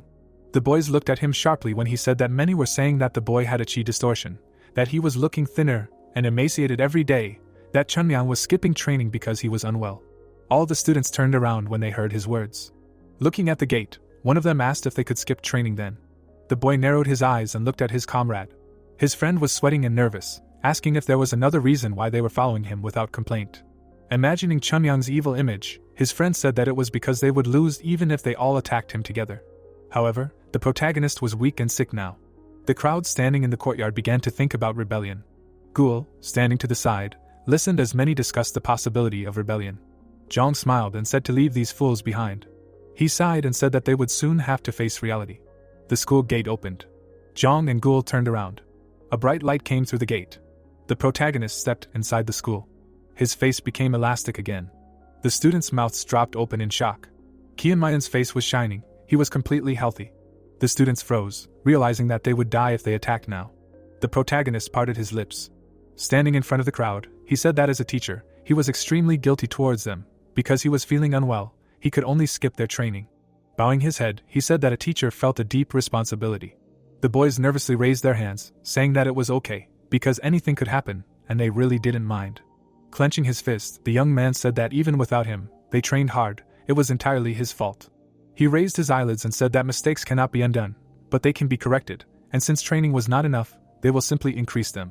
Chunyan pointed behind him. Pointing to the huge mountain behind him, he said to run. The students froze, puzzled. The protagonist, smiling, said that they will run a race, the half that arrives late will run again. Zhang immediately rushed forward. Ghoul ran after him, saying that he did not even say a word to him. The students could only watch the two running. One of the students ran forward, saying that they should run faster. If they are late, they will run again. All the students gaped in horror. A moment later, all the students rushed forward. The protagonist, standing in the middle of the smoke, said that his smart guys dared to think about rebellion. The young man smiled. He liked their rebellious spirit, because before they could only obey without complaint. The boy frowned sharply, saying that before expressing dissatisfaction, it is worth considering that the worst thing is to have no ability. Looking at the running boys, Chumyan said that in order for a warrior to have the right to vote, he must first have ability, and second, ability. When the crowd had already started to climb the mountain, the protagonist said that he would cultivate their ability. The young man raised his head, saying that in the thousands of years of Murim history, countless warriors alone achieved the title of the strongest in the world. Remembering himself and his comrades in the past, he said that if among the followers of the school there is only one who is worthy of the calling, he will not be able to glorify the name of the entire school. Imagining all the students, he said that in order to revive the school, everyone must become stronger. Raising his head again, Chunyan said that he will make the name of Huashan thunder louder than in the past. Thus, he was left alone in the entire school. Looking up at the sky, he shouted, saying that the very last one would go without food today. Soon the sun began to rise. A crowd of students were lying in the yard. Ghoul was breathing heavily, lying on the ground. Sweating profusely, he raised his head and turned it. He saw Zhang getting up. Even after such training, he was able to stand on his feet and was now wiping away his sweat. Ghoul, getting up, finally realized why he was recognized as the eldest. It was not about his abilities. The guy involuntarily opened his mouth, saying that Zhang had an unwavering willpower. The eldest student himself was shaking, standing on his feet. A huge boulder fell into the yard. The protagonist, holding the boulders in his hands, told them to give him their sandbags. Not seeing anyone get up, Qianmayan asked why they were all lying down. Did they really make a mountain out of a molehill? Ghoul, looking at the guy, called him a monster. The protagonist squinted and said that the current generation was weak, but in his time it wasn't like that, and Zhang, standing behind him, was taken aback, saying that he himself was the youngest of them. Throwing down the boulders, Chumyan said that they would stop there for now, that they should eat, and that they would continue training after lunch. Throwing away the sandbags, he said that if he found out that they were slacking, he would increase the load tenfold. Approaching the gate, he ordered that they clean up here. Many, looking at the mountains, called the young man a bastard. All the students were having breakfast at the table. Zhang, looking at his comrades, asked why they weren't eating. One of them, raising his head, said that he couldn't eat, that he would throw up if he ate. The guy, looking back, called the older student. His comrade stood up, asking if he thought they were training too hard. Zhang's own hands were shaking. Looking at his shaking hand, he heard the students saying that this was too much, that they could really die at this rate, that their hands were shaking so much that they couldn't eat. Barely lifting his chopstick, the young man thought about it and asked Ghoul what he thought about it. The guy who brought the meat to his mouth thought about it. He involuntarily stared at the piece of meat and thinking, said that with each passing day the training was getting tougher and the body might not be able to withstand such loads. The students nodded, agreeing with him. Ghoul, looking at Zhang in front of him, asked if a person wasn't like iron. With blows the iron only became stronger. Closing his eyes and imagining Chunyan, The guy said that this idiot was unlikely to be unaware of such a truth. Raising his eyelids, he said that for starters they should hold out for a little while. If over time nothing changed, then they would try to talk. Zhang nodded. The students, seeing this, were happy and smiled. Opening his lips, he said that he would not remain silent if that day came. Ghoul fell on the bed. He sighed and closed his eyes. Lying on the bed, he said that as soon as he woke up, he would have to go to training again, and at this rate, his body would not be able to withstand it first. The boy opened his eyes. He had previously thought that he could endure even the harshest conditions, but now it was unclear if he could endure it any longer. Soon his eyes closed. Someone woke the boy up, forcing him to open his eyes. The protagonist, smiling, asked to be quiet. Sitting on the bed, the protagonist said that he had gotten it with difficulty, but he would give it to him. Standing up, Ghoul looked at his hand in confusion. His eyes widened in shock. In Chunmyeon's palm lay a pill. The protagonist put his finger to his lips. Ghoul, in shock, asked where he got such wealth. Would he not use it himself? The boy froze when Chunmyeon said that he needed it more. Smiling widely, the protagonist said to keep all this a secret from the others. Sitting behind Ghoul, the boy said that he would transfer energy to him when he swallowed the pill. The young man closed his eyes and mentally said that he was now ashamed to admit that he considered him a real devil. The protagonist put his hand on his back. His chest of pills was empty. Kiamayan knew that if he gave water to a thirsty man, he would be grateful to him forever. Grinning widely, the boy mentally suggested to his elders that they have some fun. And so the night came. The next morning, the students were training hard with the sword. Each of them swung the sword without complaint. The teacher, looking at them, realized that something had changed.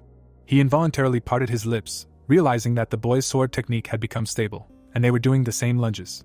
The students lunged at the same time. Looking closely at the tip of the sword, the man said that the sharpness of the movements and the confidence had changed. There was power in every step. The body held its balance. The tip of the sword gained weight. It was incredible that it was possible in such a short period of time. The crowd of students lunged at the same time. The teacher couldn't help but remember how Chunmyeon asked him to give them only a month. Smiling widely, the young man said that he would show him the result. The man frowned, deciding that it was because of the morning training. His eyes widened. He turned his attention to the boy in the middle of the crowd. The teacher swallowed. Putting his hands behind his back, he said that their swords had not lost their life. He was pleased to see that their eyes reflected the passion of training. The students stopped and looked up in surprise. Smiling widely, the teacher said that he was thinking about passing on the Tai Miss blade technique to them in advance after they completed learning the previous ones. The crowd of students in front of him began to murmur. They began to exchange glances and talk. The boys smiled widely, enjoying what was happening. The master himself also smiled, mentally saying that having received a reward for his efforts, the recipient would try even harder. If the circle of virtue was not broken, the students would grow up to be worthy swordsmen. The old man entered the training ground. All the students looked at Hyunjang when he called on Gam. Stepping aside with the old man, the man asked what made him come here personally. Hyunjang, bowing his head, said that they had a problem. Handing over a book, he told him to check the last page of the 6 interactions sword technique. Ungam immediately began to leaf through the book. His eyes widened at what he saw. He screamed, raising his head. On the pages of the book was written a message or advice. Looking at the training students, one could understand that it was not the fault of the descendants that the Huashan teachings changed with development. The teachings must endlessly change and improve. The students lunged. The principle of the 6 interactions contained in the book was the foundation and skeleton of Huashan. Changing them would be like turning the soul of the technique inside out. Now Ungam and the old man understood that the founder had asked them to remember this inviolable truth. The man froze with the book in his hands. He opened his mouth and froze. The 6 interactions were the foundation. They were mountains. Like a sword in his hands, they supported Huashan for many years. Each teaching began from the moment the principle of the 6 interactions was mastered. Swinging the blade, the student created ripples. Ungam, with his mouth open, asked why they should hold on to this. Although the era had changed, the principle of the 6 interactions was very slow to master. It was for this reason that they created the blade of the true principle. The old man closed his eyes. Nodding, he said that this was precisely why he came to listen to his opinion.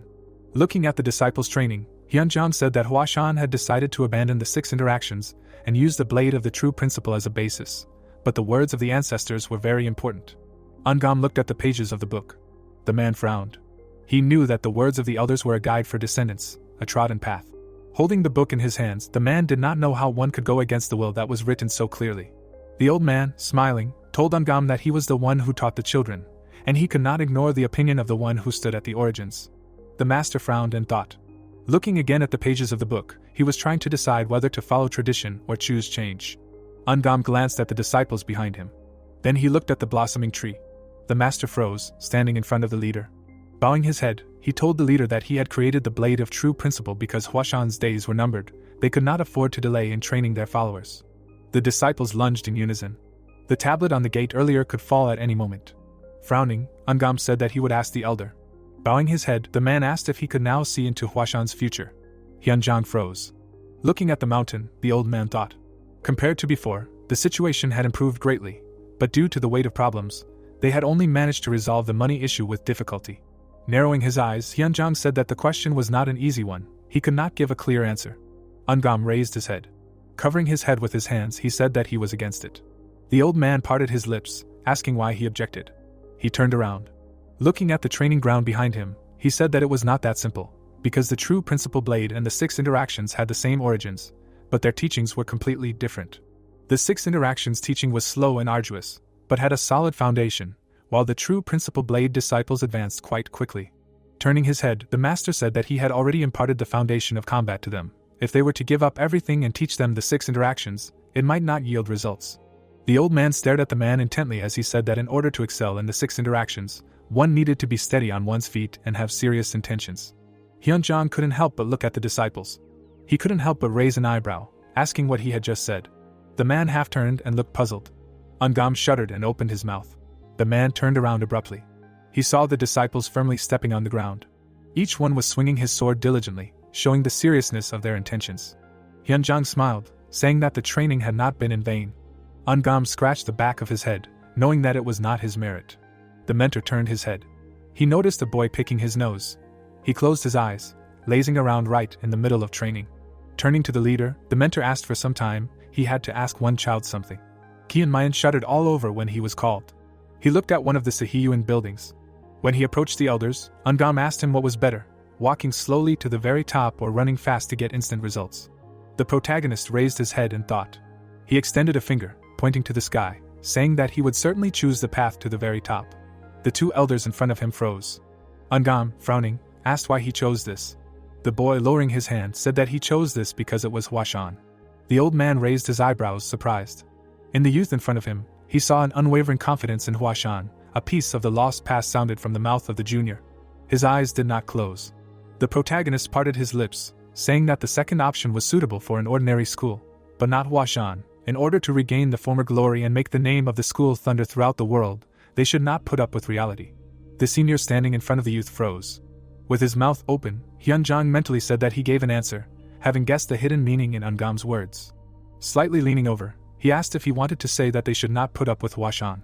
The seniors exchanged glances. Looking at the roof, Hyunjang told the student to return to his place.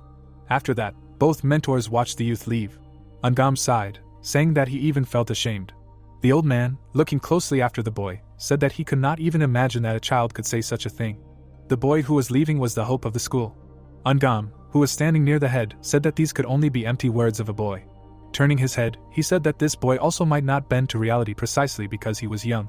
The protagonist himself created the earth, the foundation beneath himself. The mentor, smiling, said that he did not want to feel ashamed in front of this boy. Now the teachers, looking at the disciples, understood the truth. This short dialogue instantly turned into a huge snowball and determined the choice. The old man closed his eyes, realizing that this was not a trivial matter. Looking at the mountain, he said that the path that Huashan would take needed time. Putting his hands behind his back, the leader told the teacher to listen to him carefully. Opening his lips, Hyunjang ordered in the name of the leader of Huashan. The man froze, surprised. Turning to Ungam, the old man said that from now on, they would not change the basic technique of Huashan from the blade of the true principle to the 6 interactions. Bowing his head, the old man said that this was not only about the 6 interactions, they must reconsider all the teachings of Huashan. His role as the master of the Salted Plum Pavilion was more important than ever. Ungam bowed his head, accepting the order. Both of them standing under the pavilion understood that the school could not remain in limbo. Everyone who goes by the name Huashan must strive to become the best. Everyone who passes through this gate. This is the duty and calling of the followers of the school, those who bear the crest. Huashan was the mountains. The old man turned his head.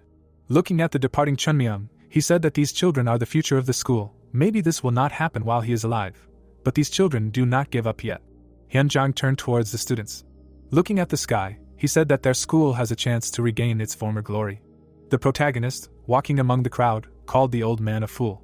Squinting, he mentally asked how he could ask him such a thing. Hitting his chest, the young man tried to contain his anger. He put food in these old men's mouths, and now they are still asking how to chew. Opening his eyes, he said that these losers can't do anything properly. The young man slapped his face and said that he was sure that this time too everything would go wrong. Clutching his hair, he said that in any case they should visit Huashan again. Probably the factories were in complete chaos now. He was going to visit the city. All the students looked at Chongmian when he said that without him his school would not have returned anything. The flowers on the tree bloomed. In a long series of hardships, peace and tranquility came to Huashan. The biggest problem that tormented the school was solved. Techniques and money were found. It seemed that the happy laughter under this sky should not subside, but the fate of the school was different. The protagonist sweated and could barely contain himself. The market in the city was in a terrible state. The protagonist, sitting next to the young man, said that he heard that he was the youngest son of a famous merchant. Opening his lips, he asked if he was the heir to the entire continent, or something. Ghoul looked at him sadly and said that he was from a family of small merchants. Raising his hand, the protagonist said that he was still right in noticing what was going on around him. At first it seemed like he was just an arrogant rich kid, but over time he realized that there was great talent hidden within him. Squinting, the guy told him to forget everything he had said. Both of them turned around abruptly, hearing screams. Looking at the disgruntled people behind him, the protagonist asked what he thought the fuss was about. Remembering the couple of merchants, Ghoul said that it was because of the people who were originally in charge of the yard. Although they were swindlers, they definitely had authority, so when they left, many of the workers also quit. Qian Maying's face twisted. He didn't understand what kind of authority swindlers could have.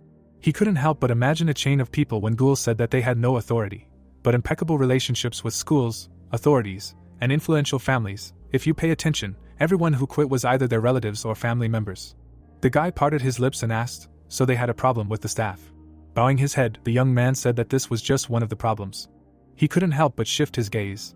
Looking at the elders of Huashan, he said that the biggest problem was that the elders did not know how to run a business. After examining the market, the protagonist said that it turned out that the current Huashan was not able to support business. At this time, the disciple scolded his comrade for serving the wrong tea and mixing up the orders. The protagonist and Ghoul couldn't help but look at the two arguing guys. Opening his mouth, the senior disciple said that management was not an easy matter.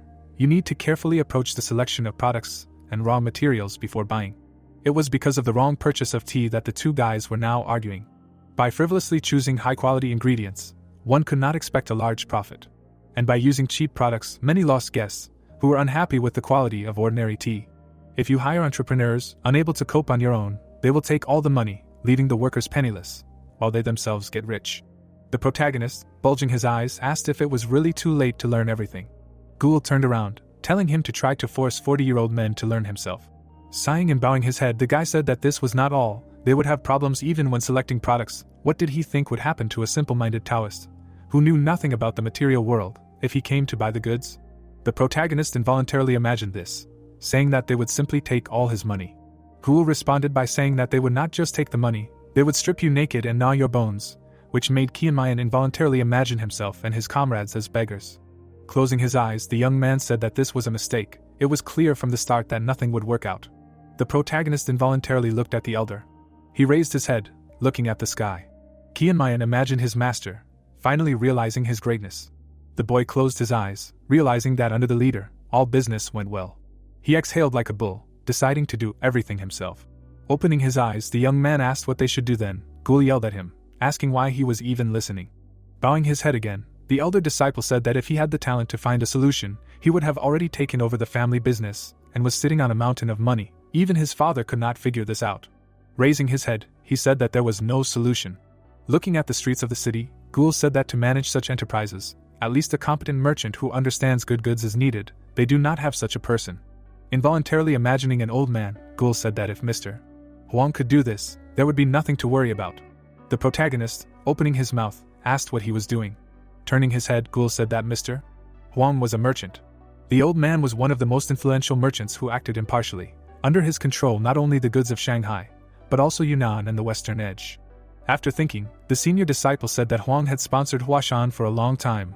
Only with his help they somehow continued to stay afloat. The protagonist, sitting next to him, asked why he looked after them. Whether he was a disciple, what was the point? Ghoul frowned, barely holding back his anger. Chunmian, having broken the broom, asked what kind of expression he had on his face. Did he really want to train? The young man immediately turned away, saying that he didn't want anything. Closing his eyes, the young man said that he had heard that he was funding several other places besides Huashan. Raising his eyelids, the young man said that in any case, there were no serious problems with him. He gave various advice and provided all kinds of support. Standing up, the protagonist asked what the problem was then. They could just go to the old man and ask for help. Chunmian froze when Ghoul sharply objected. Raising his hand, the young man said that Mr. Huang had been bedridden for a year due to illness. There were even rumors that he never regained consciousness. The protagonist sat back down. He turned around abruptly, hearing someone looking for him. The young man stood up with Ghoul. They both bowed, greeting the mentor. Wunam opened his mouth and told Changmian to go to the main pavilion. The boy shuddered all over, asking if he was sure that he really needed to go to the house on the side of a steep mountain, where even birds could not fly. Scratching the back of his head, the young man said that there were many elders here who were much stronger than him, but he was the youngest, his legs were short, and his health was weak. Wunam parted his lips and said that he was also the most idle. Changmian laughed and said that he had swept the yard a little. Looking at the broken broom, the boy asked for what errand. Wunam handed over the letter, saying that he needed to give it to the head or to the finance pavilion. It was an urgent matter. It was better not to delay, because the letter was from the Milky Way Trade Guild. Ghoul opened his mouth when he heard his words. He immediately whispered in Qianmayan's ear that it was the guild of that same Mr. Huang. The protagonist's eyes widened. He immediately took the letter. Frowning, the young man said that he would deliver it as soon as possible. Soon, Qianmayan was already running among the mountains. Suddenly, he stopped. The guy looked back. Then he took out the letter. Looking at the letter in his hand, he assumed that if Mr. Huang was in bad shape, then the letter was sent by his subordinate. Qianmayan looked at the envelope.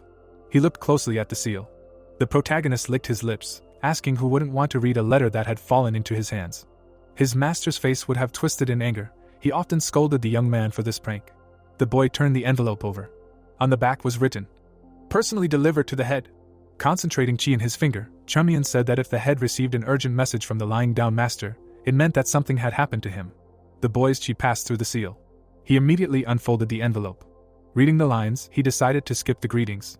Chunmian, standing in the middle of the mountains, realized that the letter was written by the son, due to his father's deteriorating health. The boy raised his eyebrows when he read that the symptoms of the old man's illness had changed. His pulse was jumping like crazy, his body was turning red. Huang was unconscious and could not move. In addition, there was a black mark on the bridge of his nose. The protagonist recalled the demon's terrifying gaze after reading the letter. Renowned doctors from Zhongyuan were invited to observe the progress of Huang's illness, each checking his pulse. But none of the doctors could make an accurate diagnosis. Clinging to his last hope, the son began writing and sending letters to his loved ones. Sealing the letter, the son hoped that at least one of the heads, having learned the symptoms of the disease, would inform him about it. Having put a seal, the son was sure that he would give a huge reward to anyone who shared information that could improve his father's condition. Thus, the seal of the trade guild was put on an ordinary letter. The son looked at the letter sternly, and with some hope. The protagonist, having read the letter in his hand, cursed. Frowning, he said that ordinary doctors could not cure this. Moha, or devil's flower, outwardly the symptoms were similar to poisoning with a strong poison, but the accumulated energy in the forehead gave everything away. The only treatment prescribed to the patient was to neutralize the poison with needles. The boy's pupils had shrunk. The reason he couldn't calm down was because the symptoms of the devil flower were caused by the demonic sect's special technique. The protagonist couldn't help but imagine Chongma. His demonic eyes were terrifying. Chongyang gritted his teeth in anger. Clenching the letter in his hand, he tried to hold back his anger. He had previously thought that he had almost exterminated everyone in the Shuandishan basin, but it turned out that their legacy was still alive. The boy glanced at the mountains. The problem was not only that the demonic Taoists were alive, he had a feeling that something was being planned in Zhongyuan, that a whole army was being amassed. The boy raised an eyebrow. Clenching his jaw, he realized that these bastards harbored hatred for Huashan.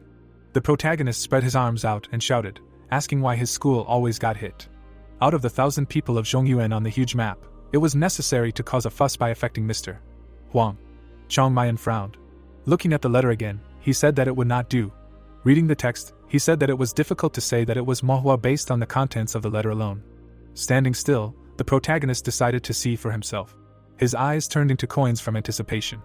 According to Ghoul, the guild had too much money. Imagining their crest, the boy asked how much would be a huge reward in their opinion, and besides, during the 100-year absence, the wars between the demonic sect and Zhongyuan no longer appeared, so few people knew about the devil's flower.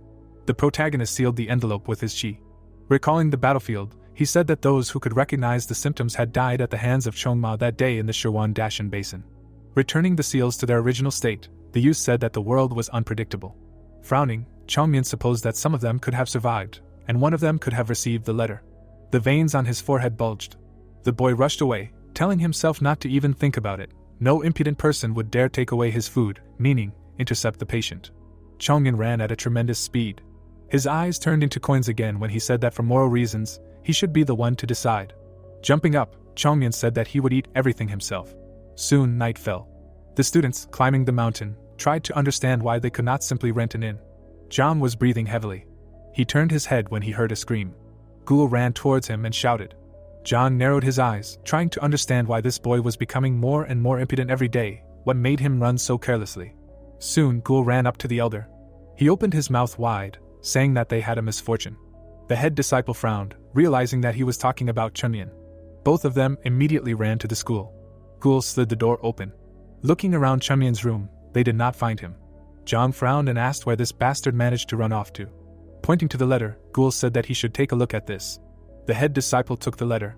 His body trembled with anger. This brat left, asking to hide his departure for a couple of days. John gritted his teeth. He was furious. Ghoul looked at the elder with fear and asked what they should do. Having calmed down, the boy said that he should first tell the boys to keep quiet. The older student objected, saying that it could backfire if they found out about everything. Clenching the paper, Zhang said that if they told everything now, the effect would be the same. Looking at his trembling hand, the leading student said that they would hide the fact of his absence by any means necessary. Then he frowned, realizing that if only they had not been looking for him today, the elders would not care about the youngest student of the third generation. Ghoul, frowning, asked what they should do if they were discovered. He turned his head sharply when the elder said that it should not concern him. Closing his eyes, the boy said that he was worried about something else. Turning his head, he said that he was worried about what Qianmayan was doing that would make him absent for several days. Both sweated and tensed, realizing that the boy would cause a stir again. The events take us to a dense forest.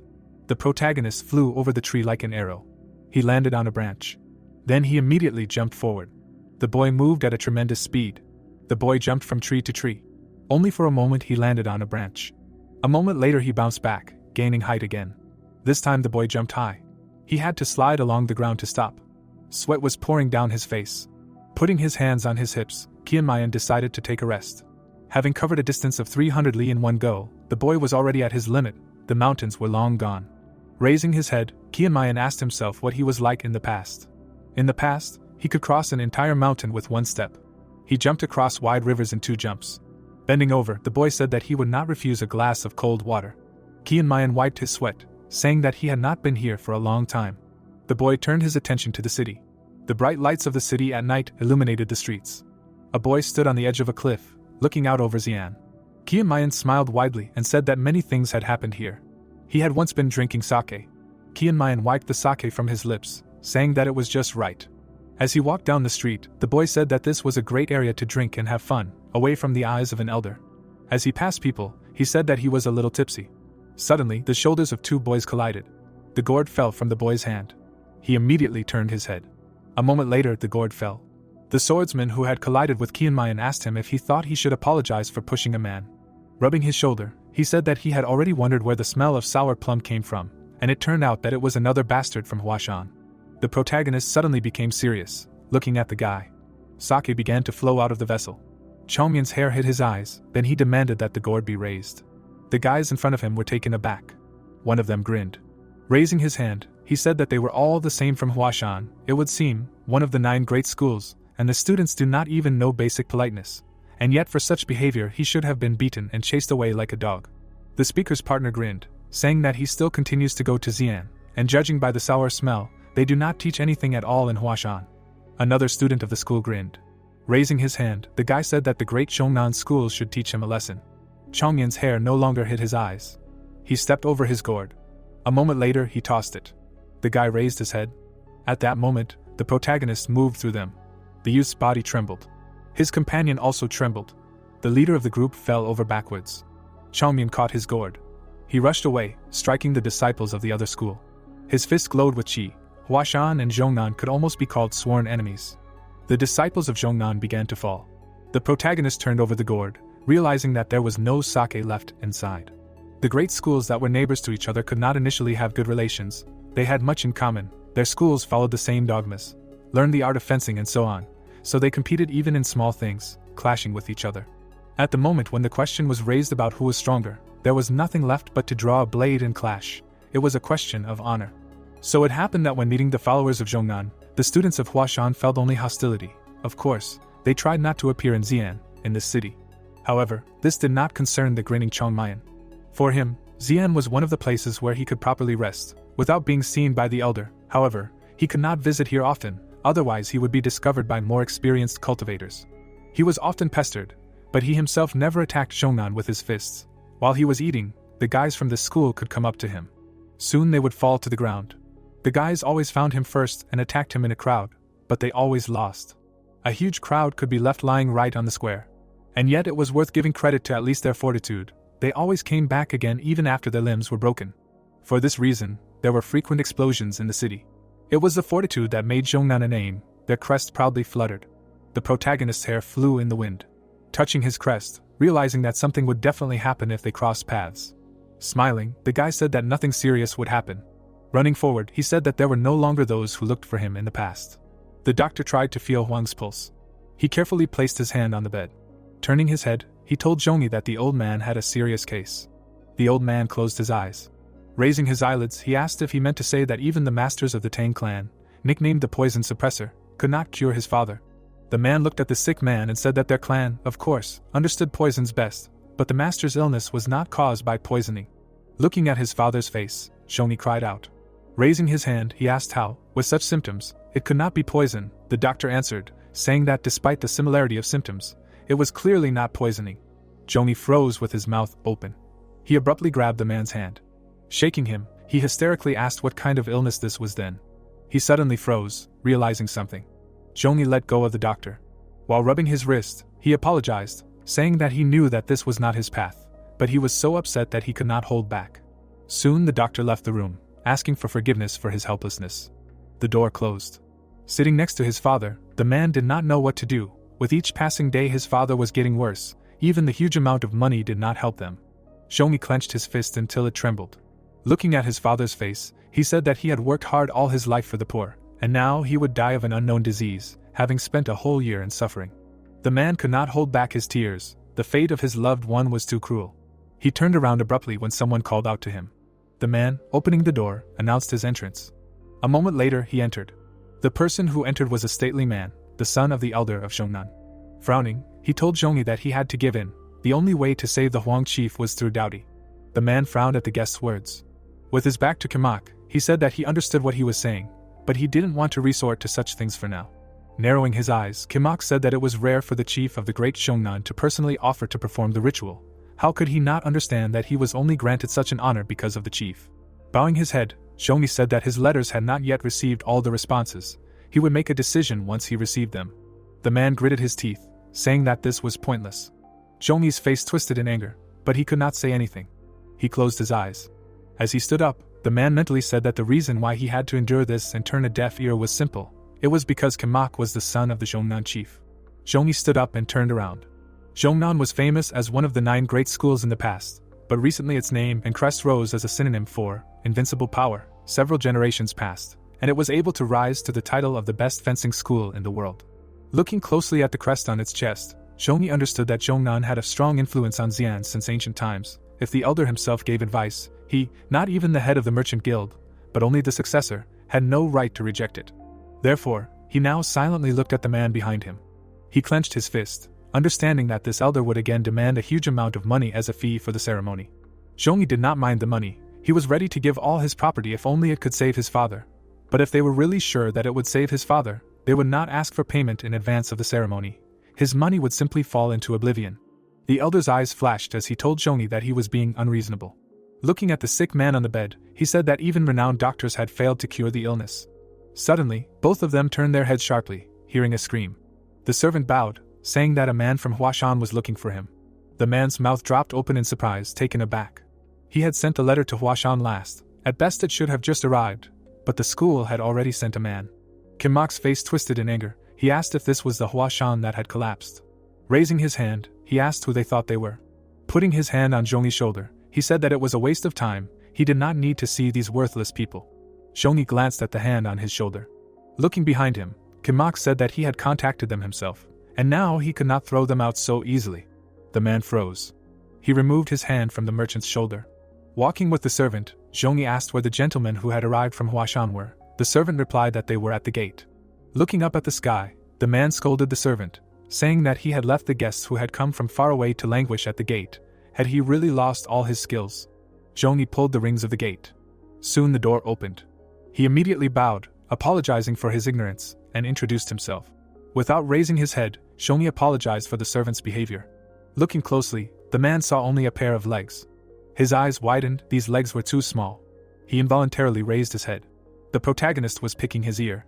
Zhongyi froze, looking at the youth, and asked where his companions were. The protagonist lowered his hand and said that he had arrived alone. Zhongyi's eyebrows rose in shock. Chunmian chuckled and said that he knew a way to cure Mr. Huang, but he also wanted to check what their large reward in the letter meant. The merchant frowned and was taken aback. The pair froze, looking at each other at the gate. The protagonist grinned, looking at his victim. Kimak, his mouth open, laughed loudly. Approaching Zhongyi, he said that he had already told him that there was no point in even meeting with the scoundrels from Huashan. Straightening up, he said that they did not know anything, but they did not want to stay on the sidelines. They themselves were ashamed to be seen, so they sent the youth. The protagonist looked at the man in surprise when he said that he had heard that the head of Huashan was an honorable man, but he used such a stupid trick. The boy sighed. He folded his hands in a greeting. Bowing, he said that he was a little late in greeting. Bowing his head and introducing himself, the young man said that he had carefully studied his letter. Raising his head, he said that he had come here immediately because he had some guesses about the symptoms mentioned in the letter. Zhongyi's eyes widened in shock. Looking at the young man in front of him, he asked if he really had a guess about his father's illness. Qianmayan replied that it was indeed so. The man clenched his fist. The boy was the first to say so. Shaking his entire body, he realized that they had been visited by countless doctors and craftsmen, but none of them had brought up the symptoms before examining his father. He pursed his lips. Kimak stepped forward. Passing the merchant, he told the young man that he should be ashamed of himself for deceiving people like that. Looking at the young leader, the elder said not to listen to Qianmayan. They should go back inside and not waste time. He abruptly turned his gaze to the young man. The protagonist put his hands behind his back. Raising his eyebrows and being displeased, he asked who he was, and why he kept calling him a youth. The elder was taken aback and froze. Pointing at himself, he asked if he really was telling him that. The boy answered, saying that here, except for him, no one called him that. Kimak, angry, shouted, saying that he was too impudent, since he couldn't even discern Zhongnan's form. Qianmayan picked his ear. Blowing on his finger, he said that he spoke as if he knew, so he decided that he was some kind of official. Shifting his gaze, the boy said that he saw that he knew the way to cure the head of Huang. The elder narrowed his eyes. Raising his hand, he said that Chief Huang had fallen ill because he had strayed from the path of Taoism. Extending his finger, he said that the only way to cure the illness was Daodi, which would dispel the gaze of heaven. The protagonist smiled and said that then it would be better to call a shaman or someone from the Kunlun school, since they were experts in this. Raising his hand, Chongyan said that everyone knew that both Huashan and Zhongnan were half-lay people, so it would be better to call a real Taoist for the ritual. Turning his head and looking at Zoni, the young man said that since they had decided, it would be better to find a better place, where the expenses were lower. The merchant was taken aback. He froze, realizing the truth of the young man's words. Kimak, in a rage, sharply shouted, asking if his chief had really taught him to laugh at his elders like that. Seeing the futility of his words, the man clenched his teeth. Sharply pointing at the youth, he asked Zhongyi if he was really going to stand there silently. He should quickly throw this impudent fellow. The merchant sighed and closed his eyes. Opening his eyes, he said that this was not Zhongnan, but the Milky Way, and it was up to him to decide how to receive the guests of the trading guild. Kimak clenched his jaw in anger again. Looking at Chongmayan, Zhongyi said that he would ask him a few questions. Frowning, the man told the boy that he had already said that he had a hunch about his father's illness. Now he should tell him more about it. The boy, opening his mouth, said that he had heard that Chief Huang often went on trading expeditions, and he was sure that he had been on one of them near the Shawandishan Basin. These were mountains shrouded in fog. Smiling, the boy asked if he was right. Zhongyi frowned deeply. He puzzled the young man in front of him by saying that there had been no such expedition. The young man raised his hands and asked how that could be. He waved his arms and said that he must have been attacked at the very least. The merchant countered by saying that his father had never been attacked in the past 5 years. Zhongyi narrowed his eyes, his hopes of curing his father vanishing. Kimak's laughter could be heard throughout the estate. Pointing at Qianmayan, he said that he had already told him that it was not worth even wasting his time. Zhongyi closed his eyes, listening to the elder mock the young man. Raising his eyelids, the man told Qianmayan that he hoped that he would understand, that he understood his desire to help, but his father's illness was too serious and any mistake could lead to worsening. The gates began to close. The merchant standing outside the gate told the protagonist to go back and thank the leader of Huashan for his trouble. The protagonist's mouth dropped open and he froze in shock. He frowned sharply. The boy pushed the gate with his hand. Opening his mouth, he said that the old man's entire body turned red and cold. Zhongyi frowned at his words. Qianmayan continued, saying that if he pressed with his hand, the red qi would change to white, and then turn red again. Before the old man lost his mind, there was a strong chill, as if there was an ice cave around him. Black qi accumulated not only on the bridge of his nose, but also on the crown and back of his head. Zhongyi grabbed the rings of the gate. He abruptly opened the gate, asking the boy how he knew about all this. Qianmayan, smiling broadly, asked if he should continue. Bowing, the man said that he would see him out. Kimak, who was standing next to him, objected, saying that the guy was simply listing the symptoms characteristic of Ain's surge. Zhongyi, closing his eyes, asked if he meant that during Ain's surge, black qi accumulates on the crown and back of the head. Raising his eyelids, he asked why, if he knew so much, he could not cure his father. Kimak froze with his mouth open. Straightening up, the man said that he would no longer allow them to interfere without reason, and if they continued, they would officially move against Zhongnan. The protagonist chuckled. The elder turned and walked away. The events take us to the mansion. Qianmayan removed the sheet. He stood in front of the sick old man. The youth, examining the old man's body, realized that the condition was worse than he thought. Running his fingers over his chest, he said that the symptoms definitely corresponded to the devil's flower, although the execution of the technique was lame. Straightening up, he said that if the blow had been dealt by a master, at his age, the old man would not have lasted a whole year. Qianmayan raised his hand. He poured his qi into Huang's body. His qi slowly ate away the dark qi inside his body. When he closed his eyes, Zhongyi asked him if he was unable to do it. Raising his eyelids, the boy said that the treatment would not be that difficult. The merchant, looking away, said that he knew it, he could not do it. A moment later, his whole body shuddered in shock. The protagonist, turning his head, said that there was nothing difficult in the treatment, he had taken some measures so that he would not die. Huang's face slowly turned white. The accumulation of qi on his forehead disappeared. Zhongyi's whole body trembled. He was shocked. The young man standing next to him said that for a full recovery it would take time and some preparations would need to be made. The man turned his head and asked what exactly he needed to prepare. Chunmian looked at the ceiling. Widely admiring, he said that he wouldn't mind breakfast. Soon, all the bowls of food were emptied. The protagonist was stuffing food into his mouth. Zhongyi, who was sitting opposite him, asked him what preparation he was talking about.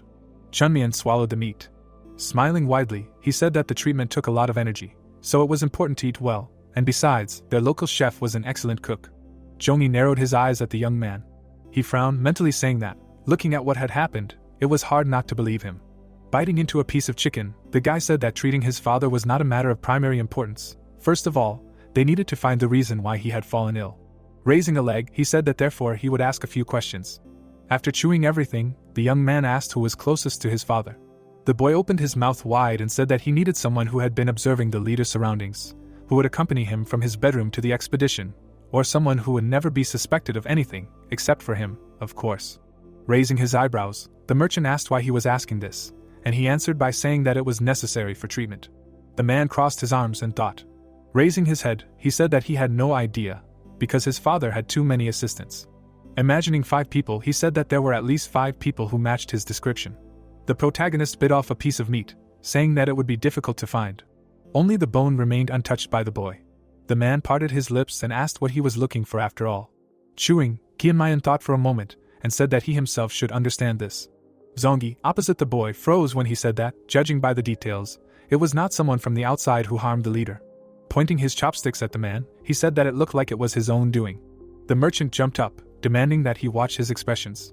He frowned, saying that all the members of the merchant guild were like family to each other. Having spent their lives together with the Milky Way, they all deeply respected their father. The young man put down his chopsticks, saying that if that was the case, it would be easier for them. Zhongyi in front of him froze when the boy said that it would be good if there was no one to suspect. Picking his teeth, he said not to worry, because the investigation would show everything. Judging from the condition, the one who used the demonic technique ineptly constantly poured in demonic qi, so an especially thick dark qi had accumulated in his hand. Running his hand over the old man's chest, Qianmayan realized that it had no effect at first, but he had worked tirelessly for a long time. Now, picking his teeth, he thought of a plan. Zhongyi parted his lips and asked how he was going to conduct this investigation. The boy replied that it had already begun since they had started talking in this room. All he could do was watch. The man froze, looking at the boy at the table. Chongmayan smiled and said that the fun would soon begin, then he asked if he could ask him for something. Zhongyi put his hand on his chest and said that he would do whatever he wanted. The boy grabbed the neck of the bottle. Grinning widely, he asked for a bottle of drink. Kim Mok clenched his fist as he sat at the table. He involuntarily broke his chopsticks. His hand trembled as he said that not only had the child of Huashan entered Xian with all the honors, but he was also called the same as that unkillable bastard. Kim Mok's eyes lit up. He remembered the noble blade of the plum blossom. Songbik opened his mouth and asked who he was. The man slammed the table. He raised his hand and shouted, saying that such a noble title did not suit this little brat. Songbik sighed. He knew that as soon as he mentioned Huashan, the elder would immediately lose his temper. It had been 100 years since the plum blossom style was buried, but it was still on everyone's lips. The boy couldn't help but imagine the swordsman, trying to understand how great this man was. The elder frowned, saying that he couldn't help but worry, because this young man had raised the whole village on its ears, promising to cure the chief. He couldn't help but remember the smirking scoundrel. Songbik, who was sitting next to him, asked if it was possible, and he replied that people were already talking about improvements. The boy's eyes widened in shock. The youth frowned, understanding everything. The support of the Huang chief was invaluable. If this child could cure him, then the Huang chief would not be able to simply turn away from Huashan, who had saved his life, and would once again go to the gates of this school. Bowing his head, the disciple realized that the old man would most likely throw all his efforts into helping the school. Shifting his gaze, he decided to stop this. Opening his mouth, Songbik asked the elder if they could just kick the youth out since he was causing so much trouble. Smiling, he said that if he personally intervened, it would be bad for Chongmaying, but they, the second-generation disciples, could also help. No one would have any questions if the second-generation Zhongnan disciple and the third-generation Huashan disciple crossed swords. The elder bowed his head and thoughtfully asked if there would be talk of them oppressing children. The disciple sitting next to him said that everyone knew that Zhongnan and Huashan had long exchanged experiences in combat. He glanced at his sword and said that there would be no problem if they accidentally clashed and went a little overboard during the demonstration fight. Songbik chuckled and said that they had the Zhonghua assembly coming up, so that would be a good excuse. Kim Mok tapped his finger on the table. Frowning, he said that he heard him, but he could not give his consent. Songbik was surprised and stopped smiling when the elder said that Qianmayan was a third-generation disciple after all, and that hurting this child or challenging him to a duel would damage the school's prestige. The disciple suddenly chuckled. Grabbing his sword, he said that he would take note that he did not insist on it. The boy stood up. Bowing, the young man said that it would be fine if one of the disciples made a mistake and would accept the appropriate punishment. Kim Mok smiled, saying that he would personally punish whoever touched this child. Songbik smiled, knowing that he was promised a great reward. Soon they left the palace. The door closed. Kim Mok, drinking tea, understood that it was natural for the disciples to look at Huashan as a laughingstock. At the time of their birth, Huashan's affairs were already going downhill. Putting his cup on the table, he said that in his youth, Huashan was not a school that Zhongnan could subjugate. If the attack of the demonic sect had not undermined Huashan, up until now, Zhongnan would not have been able to bypass it. Only the war and the bloodshed helped them. The elder frowned and said that they couldn't go back to those times. No matter how you looked at it, Chongmyang had left Huashan and walked all the way to Zhongnan, so it was safe to say that they were going back to their roots. The cup was all cracked. Kim Mok frowned deeply and said that he should talk to the head once the matter was settled. The two disciples walked out of the palace. Koi, who was walking behind, asked what he planned to do with the child. The young man, who was walking slightly ahead, said that they would just beat him up. Looking into the distance, the young man mentally said that although he didn't like treating the child so carelessly, nothing good could come of someone like the elder getting into a fight with the young man. Koi, passing by the pond, asked if Huashan really sent the boy alone. What were they even thinking? Songbik answered by saying that each school has different circumstances. There is a reason for that. The two disciples walked towards Zoni's mansion while exchanging words. Stopping, Songbik said not to forget that now they need to help the elder. Koi turned around. The boy grinned and said that they don't even have to look for anyone. A young man was passing right in front of him. The protagonist whistled, saying that the weather was really nice. He turned his gaze when someone greeted him. Songbik stood up like a soldier. Clasping his hands in a greeting gesture, he said that he was happy to meet a disciple of Huashan. Raising his head, he introduced himself. The protagonist nodded to him. Smiling nervously, Songbik asked where he was going. The boy answered by saying that he needed to see the headman. Opening his mouth, he said that he wanted to check if there was any improvement. The Zhongnan disciple narrowed his eyes, mentally saying that neither the elders nor the famous doctors could cure the head. How could a child do it? Looking closely at the youth's face, he decided that this Chongmayan was unclean. He smiled, asking if he could spare him a minute. The protagonist replied by saying that he could do it. Looking at the palace, the boy asked what he needed. Songbik answered by saying that since ancient times, Zhongnan and Huashan exchanged combat experience, improving their skills. Even now, The Zhonghua meeting is held periodically to exchange knowledge. Changmayan, opening his mouth, said that he did not know about this, because he recently joined the school. Songbik narrowed his eyes. Touching the hilt, he said that this is exactly what he expected. Looking at the young man in front of him, he mentally said that if the boy had ever attended a meeting, he would not have answered so rudely, and with his head held high. Songbik glanced at the arch, saying that experiencing the Huashan sword style would greatly help his training. The protagonist's eyes widened, he understood everything. A strong wind blew. Smiling, the boy asked Qianmayan if he would deign to show him the technique of the great Huashan. The smile did not leave his lips. While the strong wind blew, Songbik thought about how to make the boy accept his offer. The protagonist opened his mouth. His face twisted in displeasure, as he asked if he was really being asked to fight. Songbik, opening his mouth in amazement, confirmed it. He involuntarily sweated, saying that they would not fight, but exchange knowledge. Chunmian, who stood in front of the boy, said that this was a challenge to fight, but he should not be nervous, he would always accept a challenge to fight. Songbik froze in surprise. The protagonist in front of him bowed his head, saying that he should not regret his challenge later. Leaves from the trees floated in the air. 2 students from different schools stood on the training ground. Holding his blade, Songbik asked his opponent to state his rank. Chunmian put his hands behind his back and said that he did not have a rank. Parting his lips, the boy said that he would give advice to such a young child. The protagonist in front of him was puzzled when the boy said that he must think that he did nothing wrong, but the world does not judge only by who is right and who is wrong. Chunmian narrowed his eyes. Opening his mouth, Songbik said that he should return to Huashan before he incurred more wrath. The boy's eyes widened when the boy asked him if they were going to fight. Qianmayan surprised the boys in front of him by saying that the Zhongnan disciples seemed to only compete in idle talk, and yet they were the ones who called for a fight first. Koei clenched his fist, very angry. His comrade raised his hand, telling him to calm down. Songbik realized with a tight grip on his sword that the insolent man clearly had no manners. The Zhongnan disciple's entire face tensed up, and he really wanted to kill the boy. Untying the sword from his belt, he decided to start the fight. He extended his arms in front of him, greeting his opponent.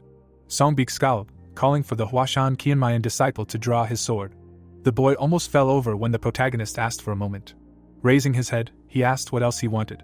Chunmian pointed at Koei and said that he told him that. The student pointed at himself in disbelief. The protagonist extended his hand. Smiling, he asked to borrow his sword. The boys froze. The very first thing everyone was taught in sword schools was not to lend their precious sword to someone else. One of them shouted, asking how a student of a sword school could not have a sword. Chunmian sighed, saying that he never imagined that they wanted to fight him. Turning around, the young man said that if they did not want to, then he would find something to swing. Koei objected when Songbik in front of him demanded to lend his sword. He slightly turned his head, asking if he really wanted to hear Zhongnan reproached for attacking defenseless students. The protagonist turned around. He raised his head and saw a sword flying at him. Qianmayan grabbed it and thanked Koei. Then he slung the sword over his shoulder. The boy turned around and said that it was time for them to begin. Songbik in front of him asked if he would draw his sword. Qianmayan replied by saying that he did not intend to kill anyone. Disciple Zhongnan sighed. As soon as he spoke to this boy, he had lost all his upbringing. The protagonist looked at Songbik with surprised eyes. The swordsman clutched his sword tightly, realizing that this young man would not understand anything unless he was told directly. His eyes lit up when he said that it was too late to expect mercy from him. Qianmayan frowned and said that he should hurry up, otherwise the day would pass. Songbik shifted his sword from one hand to the other. He drew the sword back. The ground gave way under his feet. A moment later, he rushed forward. Qianmayan's hair was ruffled by a gust of wind. His opponent raised his sword to strike. The protagonist blocked his sword with his own. A moment later, he stepped back from the force of the blow. The boy stared at his opponent in surprise. He broke through the tile with his step. Songbik rushed towards Qianmayan again. The protagonist barely managed to block his attack. His eyes widened in shock. Powerful gusts of wind spread across the training ground. A huge amount of smoke rose up. Koei, who was standing to the side, said that the elder was very angry. He saw Qianmayan retreating, parrying another attack. Looking closely at the youth who was gritting his teeth, Koei said that he had hit the elder too hard. 2 gusts of wind collided. Koei thought that Qianmayan looked like he was holding up well, holding back the elder's attacks, but most likely the kid was already dying. Crossing his arms over his chest, the boy mentally said that the elder could have finished him off a long time ago if he wanted, but then rumors would spread that they were bullying children. The youth thought that his friend, gritting his teeth, greatly restraining his strength and speed to simply block him without striking, was giving him a valuable lesson. Songbik gripped the hilt of his sword with both hands. He rushed forward. His blade cut through the air. Qianmayan clenched his jaw. A moment later, a blast of wind was heard. The protagonist slid back. His sword was smoking from the blocked attack. Sunbeak was breathing heavily. Looking at the youth in front of him, he said that his attack was blocked again. The youth frowned as he looked at his opponent. Thinking about it, the Zhongnan disciple remembered his first dash. The youth placed the sword in the place where it would strike and simply waited. Sweating profusely, Sunbeak mentally said that it was impossible to calculate the trajectory of the sword unless you penetrated his thoughts. Rushing forward, the disciple was sure that the youth was still too small and weak. The air parted in front of him. The protagonist held the sword out in front of him. Sunbeak frowned. He stepped sharply on the tile and dented it. The boy struck from above downwards. The boy moved his leg to the side. A moment later, he turned his body, dodging the attack. By doing so, he easily deflected the opponent's attack. Sunbeak turned his gaze to his opponent, realizing that all of his strikes had been stopped. Chongmayan jumped back. He distanced himself from his opponent. The boy raised his head, shocked. His sword technique, recognized as the best in all of Zhongnan, was so easily blocked. He gritted his teeth. Qi itself flowed into his hand. Chongmayan's eyes widened at the sight. The wind swirled around the boy. He began to pour qi into the sword with both hands. His eyes flashed brightly, and his face twisted in anger. Streams of wind rushed towards the boy. He sharply turned his head. The boy lowered the sword, continuing to pour mana into it. His pupil flashed brightly. A moment later, he was in front of Qianmaying. Koi, terrified, screamed, telling him to stop. Sunbeak's eyes widened. He immediately dispersed the qi in his hands. A moment later, he delivered a normal blow to Qianmaying's sword. For a moment, everyone froze. Sunbeak opened his mouth, breathing heavily. Just a little more, and he would have really killed the boy. Suddenly, the boy's body bent. A moment later, his body was thrown back. He crashed into the wall with a roar. Blood burst out of his mouth. Sunbeak froze with wide eyes. Koi was terrified. His pupils shrank. The boy fell to the ground. Small streams of wind spread from his body. Blood poured out of his mouth. Sunbeak sweated and panicked. Sunbeak lowered his sword when the shadow dissipated. Suddenly, he flinched when someone called out to him. Koi ran up to his comrade and asked what happened to the child. The boy looked at him in amazement, and tried to justify himself. A drop of sweat rolled down his cheek. The swordsman sat down next to the protagonist and lifted him up. There were traces of blood on his chin. The student thought that he had definitely tamed his inner strength. In memory, blue energy flashed in his hands. The next moment, his sword crashed into Qianmayin's weapon. A powerful blow threw him back, and his body crashed into the wall. The warrior remembered that even the most powerful blows did not leave a scratch on him, and wondered if he could have been thrown back by a sword devoid of inner strength. Blood gushed out of the boy's mouth. The fighter looked at it in fear. He opened his mouth wide and screamed loudly. Looking at the fountain of blood, the swordsman was surprised that this was even possible. Koi asked what they should do now. Sunbeak's eyes turned white as he realized that everything that had happened was his own mistake. Shoni stepped forward. The boy's eyes widened in fear. His friend looked back when he saw someone enter the training field. The warrior pursed his lips tensely. The man opened his mouth in anger and asked what was going on. The heroes were on opposite sides of the spacious courtyard. The doctor narrowed his eyes and said that the protagonist was in critical condition. He pulled back Chongmaying's eyelid and ordered his assistant to quickly move him to another place. The heroes carried the boy away from the battlefield. The warrior frowned and wondered what excuse could help him. The scabbard lay in a pool of blood. There were many abrasions on it. Sunbeak realized that in such a situation, even Zhuge Liang's grandfather would not be able to do anything. The old man lowered his head and asked how it was possible to send an assassin to his ward. The master approached the pool of blood and stated that he believed the followers of the Zhongnan school had a conscience. Zhongli looked at his reflection and was outraged that they were doing something like this right in front of him. The man frowned menacingly and looked away. The old man looked at the youth and stated that he would never forget what happened today. The disciple's mouth dropped open in shock when he was ordered to leave the guild today. The warrior flinched when someone asked what all the fuss was about. A bead of sweat ran down the fighter's cheek. Kimak approached him and asked what just happened here. The mentor raised his eyebrows in shock. There was a pool of blood on the ground. The wooden fence was destroyed. Representatives of different schools were standing next to him.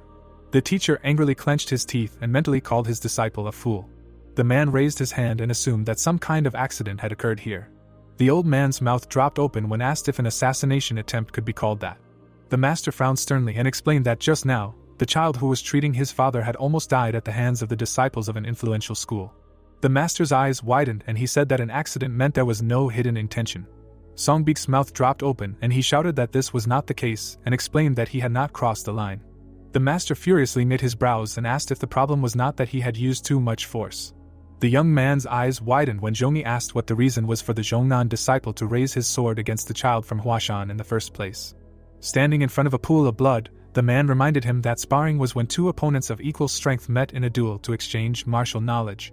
The protagonist folded his hands behind his back. The old man asked if they were sparring with a child who had lived half as long as them. The student put his hand to his chest as the master protested that this was the vaunted valor of Shonan. With his mouth wide open, the teacher decided to be brief and ordered the warrior to gather his students and leave the guild that very day. Kimok pursed his lips in displeasure as the mentor stated that he spoke on behalf of the heir of the Milky Way Guild and the acting leader. The man lowered the corners of his lips and agreed to his terms. The old man turned his head as the leader of Shonan said that they wished the leader of Huang a speedy recovery with all their hearts. The master took a step forward. Zoni silently walked past the scoundrel. He sternly knitted his brows and whispered that from the outside, everything looked completely different. The teacher angrily clenched his teeth, but said nothing. The heroes went their separate ways. Kovi raised his eyebrows in surprise. Songbik looked down in disappointment and thought. The boy closed his eyes and wanted to say something. The young man looked back when the mentor said that they would soon return to the main mountain. Giving his student a stern look, Kimok explained that before returning to the mountain, he would have to stay here to beg the master for forgiveness by any means. The warrior raised his eyebrows in confusion. The fighter bit his lower lip in anger, but quickly agreed. White clouds floated across the sky. Standing in front of the bed, Jabak reported that the protagonist's meridians were in complete disarray, so the current situation was very dangerous. Nearby there was a vat of bloody water. The Taoist added that the doctor was currently trying to restore the meridians, but could not guarantee a complete recovery. Qianmayan was unconscious. Zhongyi asked if his life was out of danger. The man assumed that it was. Looking at the child, the old man was glad that at least he was not in any danger. The master asked when he would wake up. The adept turned to him and replied that it would take at least 2 or 3 days. The teacher closed his eyes and sighed heavily. The mentor looked closely at the student and hoped that during this time he would not get worse. The boy was lying on a pillow with his eyes closed. Zoni remembered how the boy treated his father's hand and realized that this was the only person who could improve his condition. Huang's face seemed to be cracking. The man realized that the protagonist might be his last hope for salvation. Sungbik furrowed his brows in determination. The old man thought about attacking him and knocking him unconscious. The master lowered his head and decided that they would not dare to do this if they had an ounce of respect for the guild and his father. The teacher clenched his fist and realized that Zhongnan had crossed all boundaries. Zabak looked away and asked if this child could really cure the leader. Standing in front of the bed, the Taoist explained that he did not want to harbor empty hopes. The master turned his head and said that none of the countless doctors could tell what illness his father had, but the young swordsman did not even need to examine him. Qianmayan opened his mouth wide and shouted that Huang's entire body was red-hot and cold. Zhongyi's eyes widened in shock. The adept looked down when the man said that he had seen with his own eyes how his father had improved. Raising his eyebrows, the old man said that he would not succumb to blind faith and suggested that the heavens themselves had come to his aid. Standing in a small room, the master asked his comrade to spare no expense to ensure that the child's recovery was smooth. The full moon shone in the sky at night. Footsteps were heard outside the door. Someone opened it. The stranger stepped into the room. The hooded man looked at the boy. The boy was fast asleep on his bed. The stranger raised 2 fingers and said that he did not hate him at all. His fingers caught fire. The villain asked the child to consider this payment for interfering in his affairs. The villain swung his hand. The next moment he struck. However, his fingers cut into the pillow. The man opened his mouth in shock. The protagonist's eyes widened. A grin appeared on his face. Qianmayan grabbed his opponent by the wrist. The boy sat up from the bed. The guy narrowed his eyes slyly and declared that he had caught his enemy. The attacker's fingers continued to burn. The stranger clenched his teeth angrily and swung his claws. The child somersaulted in the air and dodged the blow. The student pushed off the enemy's back. The warrior landed on his feet behind him. The stranger bared his teeth furiously. Suddenly, a red glow appeared near his cloak. The villain turned around and swung his hand again. He released a ball of powerful energy forward. The protagonist jumped into the air and dodged the attack. Black smoke appeared in the man's hand. The attacker clenched his teeth and shouted that he had caught the enemy. The stranger swung another attack and offered to see if he could dodge in the air. A large amount of energy burst from his hand. The protagonist kicked it aside with his foot. The stranger opened his mouth in shock. Chunmian landed on his feet and put his hand on the ground. The entire room was destroyed. The boy assumed that his opponent had not understood something.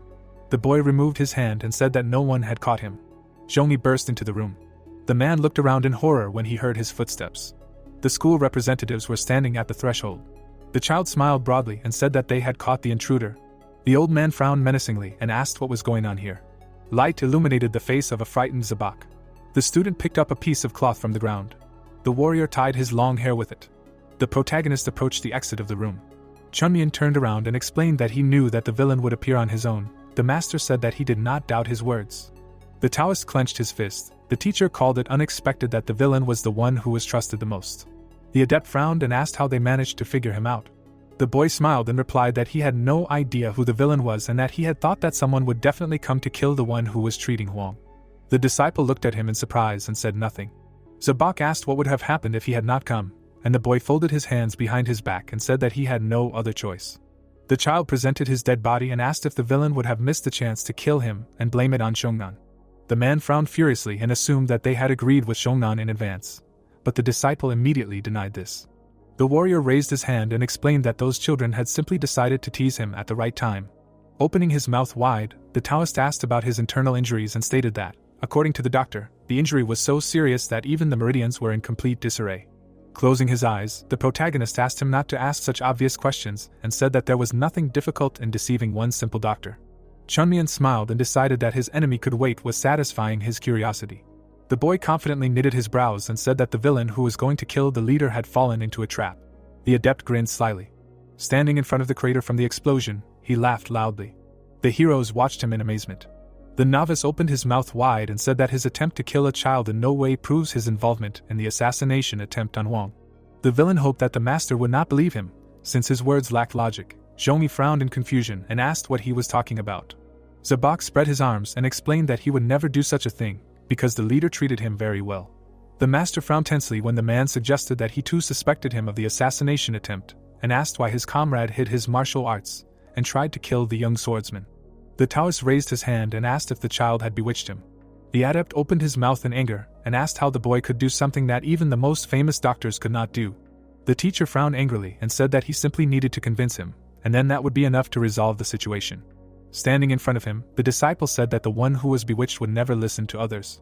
The scoundrel pointed at the disciple and explained that killing him was the only way to bring the master to his senses. The protagonist opened his mouth in displeasure and mimicked him, asking how much longer they would have to listen to his excuses. Jabak's eyes widened in surprise and asked what this meant. Qianmayan took a step forward. His fist was enveloped in a blue aura. The boy lunged forward and offered to end it all with one blow. The man swung his sharp claws.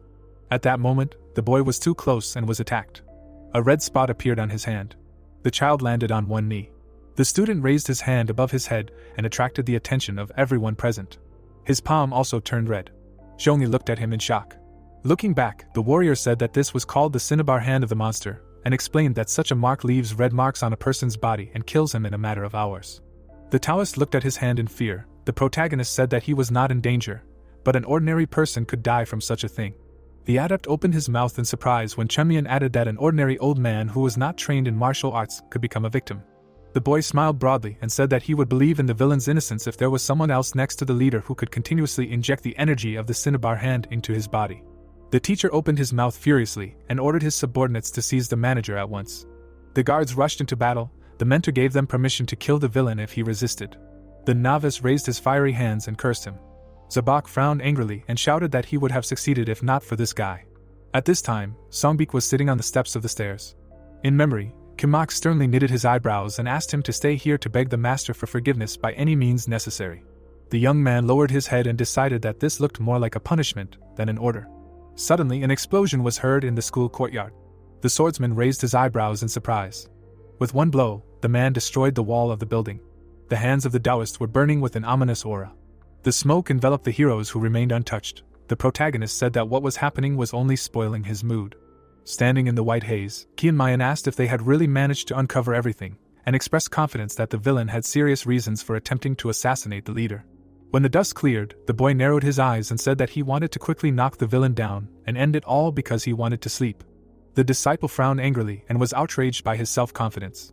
The disciple spread his arms and asked if the child really meant that he would be able to withstand the true power of the cinnabar hand. The boy raised his eyebrows and explained that he was not talking about himself. The disciple looked back. Zoni also turned around. Songbik was approaching them from afar. The youth froze in place when the protagonist said that the hero from Zhongnan had arrived just in time to defeat the villain. The warrior approached the ruined building. Qianmayan assumed that he came to save them. The swordsman pointed at himself and asked why he would do that. The boy pouted in confusion. The old man frowned menacingly. Suddenly, the fighter raised his eyebrows in surprise and realized everything. Holding the scabbard in his hands, Songbik thought that this could be a great chance to correct his mistake. The young man tensely pursed his lips. The student grabbed the hilt of the sword and decided to seize this opportunity. He made a sharp dash forward and shouted that the villain's opponent would be the Zhongnan's sword. The warrior rushed past the boy. The protagonist smiled confidently. The fighters entered the battle. Chongmin leaned forward slightly and said that they had dealt with one matter. Zoni asked if that was all. Jabak struck with his fist. The boy explained that a man from a famous clan cannot fall at the hands of someone who has not really mastered the martial art. The old man asked what this meant. The boy showed him his hand. The red spot diminished. The child said that the villain had actually studied the monster's cinnabar hand, but lied about his skill level. The master looked at his palm in amazement and asked if he really was an ordinary swordsman. The student looked at him with a puzzled look. The warrior pointed at himself and called himself the most skilled swordsman in the world. During the fight, the protagonist sat on the steps. Qianmayan opened his mouth wide and yawned. The boy squinted and looked at the sky. A real battle was unfolding behind him. Looking back, the boy asked why they had been fighting for several hours, and suggested that he should have beaten the villain himself. Jabak collapsed on his back. Songbik stood in front of him with a sword in his hands. The youth looked back and tried to say something. Covered in sweat and bruises, the student declared that the villain had been defeated. Zhongyi raised his eyebrows sternly and praised him, saying that he would not forget Zhongnan's help. The swordsman fell to the floor and thanked him. The child folded his hands behind his back and was glad that it was over. The old man raised his eyebrows and wondered how he should react to what had happened. The protagonist smiled. The master was surprised that he had managed to solve a problem that had been going on for a year and 2 days, and wondered if the solution was really that simple. Behind the Taoist was his dark personality. The mentor wondered why no one had even guessed about the existence of the traitor until now. The teacher imagined the elder behind Qianmayan and felt as if there was an old wise master hidden within him. Zhongyi looked at the boy and asked why the manager had attempted to kill his father. The boy's eyes widened when the man wanted to know his guess. The old man raised his eyebrows in surprise when the student replied that he did not know his motives. The master asked if he hadn't guessed anything. The child opened his mouth wide and confirmed it. The swordsman smiled broadly and explained that he only needed to solve the problem and get a reward, and that searching for the essence was not his concern. The protagonist clasped his thumb and forefinger and hoped that the school had prepared a worthy reward for him. The teacher confirmed it. The master raised his eyebrows and noticed that his young friend had forgotten something. Jabak was lying on the rubble. Zoni said that nothing had been resolved yet, because no one had asked the student to catch the villain. Standing next to his ward, the man explained that all he needed was to get his father back on his feet. The old man opened his eyes wide and asked if he could do it. Qianmayan smiled confidently. The boy raised his eyebrows and said that he could do it. The master extended his hand. He looked at the child and promised to support Huashan and even throw all the forces of the merchant guild if necessary. The boy's eyes widened in surprise. The student grabbed the master's hand. The teacher smiled and said that it was not such a great thing. The swordsman opened his mouth wide and asked if this was a joke. The warrior frowned furiously and suggested that he should be the one to pay back, not Huashan. Zhongyi narrowed his eyes tensely when the protagonist asked where the justice was, and realized that his madness was many times stronger than he thought. Sitting on the chair, Chongmin realized that all he had to do was get his head up on his feet, and then his business here would be over. In front of him was a sick bed. The boy was glad that he had managed to throw difficulties at the guys from Zhongnan. The boy frowned and thought that he still had one problem. Huang's body was covered in red spots. The child realized that he had no self-confidence. The disciple pursed his lips and realized that he didn't know whether he could fully help the old man or not. The warrior stood up from his chair and remembered that he was not a noble plum blossom blade. Standing in front of the bed, the swordsman thought that one careless move could cause a surge of demonic chi, which would lead to the death of the leader. The protagonist took his hand and decided to try to help him anyway. Qianmayan closed his eyes and hoped that no one would hate him if something went wrong. A blue aura enveloped his hands. Energy flowed into the man's body. The boy turned into a spirit. He touched the ground with his foot. In front of him was a wall of demonic energy. The boy frowned tensely. Demonic chi wriggled above his head. It turned out that it took the form of black snakes. The reptile opened its mouth and hissed. The monsters moved towards the intruder. The student noticed that they filled the entire space here. The warrior summoned a weapon and expressed uncertainty that his energy would be enough to disperse this chi. A sword appeared in his hand. The monsters rushed to attack. They surrounded the swordsman from all sides. The protagonist gritted his teeth and swung his blade. With one blow, he managed to cut off the heads of several snakes. The red spots on Huang's hand began to recede. The protagonist held it with his eyes closed. Qianmayan took a fighting stance and thought that he would succeed. There was a gaping hole in the wall of demonic chi. The snakes pounced on the boy. He immediately killed them with a swing of his sword and realized that out of all the meridians, the demonic chi chose only those through which virtue circulated. The boy struck again and decided that if it were not for the obsession with virtue, the accumulated energy would be 10 times stronger. The red spot on the old man's chest disappeared. The disciple realized that everything was much simpler. The man was lying unconscious on the bed. The warrior realized that now everything depended on how long he could hold out. The swordsman delivered a chopping blow. A bright flash of light ground the snakes into powder. Pieces of their flesh fell to the ground. The protagonist asked the leader to be patient a little longer. Chongmyun smiled broadly and promised to finish everything at once. The monster bared its fangs. The snakes intertwined into one ball. They pulled their heads in the same direction. The clusters of monsters retreated away from the boy. The reptiles wriggled. The boy realized that they were trying to escape. The disciple lowered his gaze and asked where they were going. Suddenly, the child looked at the master. The veins on his forehead swelled. The warrior realized that all the demonic chi had flowed into his head. The swordsman gritted his teeth and thought that he would have to be much more careful now, because one thoughtless attack could cause hemorrhaging. Forehead Huan pouted. The protagonist decided that he couldn't retreat, because otherwise the infection would spread throughout his body again. The old man frowned tensely. Kianmayan realized that he didn't have time to think. The boy pursed his lips and thought that he was trapped. His hands began to glow. A drop of blue energy went to the man's head. The boy decided to at least try to help him. He put his hand on the leader's forehead. The disciple's eyes widened. His body began to turn red. The child shouted that he would give the demonic chi a place to escape himself. His purple hand began to tremble. Bright lightning pierced his body. The warrior threw his head back and gritted his teeth. A powerful wave of energy pierced his chest. The swordsman fell to one knee. His body trembled. The protagonist scratched the floor and declared that he would never faint over such a trifle. Kianmayan frowned menacingly, and thought that his pride would not allow the noble plum blossom blade to faint. The world before his eyes began to swim. The boy's eyes turned bloodshot. The boy clenched his fist and realized that he would die if this happened. A bright flash appeared in his stomach. It illuminated his clothes. The student realized that his new body might not be able to withstand this. The child took a step forward. The warrior determinedly knitted his brows and decided to end it all at once. Thousands of snakes looked at him with their red eyes. The monsters rushed forward, baring their fangs. The swordsman jumped into the air to dodge the attacks. The protagonist stepped on a reptile. He ran forward along its long body. Kianmayan jumped and dashed forward. A thin, bright trail appeared in the darkness. One swing of the sword cut the wall of flesh in half. The boy looked away in fear. The snake closed its jaws and swallowed him. Suddenly, cuts appeared on its body. Several powerful blows cut the monster into small pieces. The boy swung his sword and looked back. The student narrowed his eyes and wondered how this happened. The child landed on his feet, the remains of the monster falling behind him. Other snakes approached him from behind. The warrior felt their speed increase. The swordsman turned around and chopped off the heads of the enemies. The snakes rushed further. The protagonist looked to the side and realized that he could not follow their movements. Many monsters fell on him at once. A bright flash illuminated the space. Several powerful blows destroyed the reptiles. Chongmyun frowned tensely and began to breathe heavily. Beads of sweat rolled down his cheeks. Looking at the monsters, the boy realized that this was a completely different level compared to when they were in Huang's body. The snake opened its mouth. The boy concluded that the demonic chi began to desperately resist when it realized that it had nowhere else to retreat. The student looked up and thought that he would have to retreat if the fight dragged on and his energy ran out. The veins on the child's face stood out. The warrior jumped back to avoid the blow. At that moment, the monster opened its mouth to grab him. The reptile bit his side. It managed to lift the swordsman high into the air. The protagonist clenched the hilt of the sword in his hand. He swung the blade. Suddenly, another snake attacked him, and Kianmayan dropped the weapon. The sword fell down. The monsters devoured the defenseless boy. The boy clenched his teeth and thought that this would be the end for him. His blade disappeared into thin air. Surrounded by snakes, the student decided that there was little he could do in such a situation. The child squeezed his eyes tightly shut. He opened his eyes wide and realized that there was only one option left.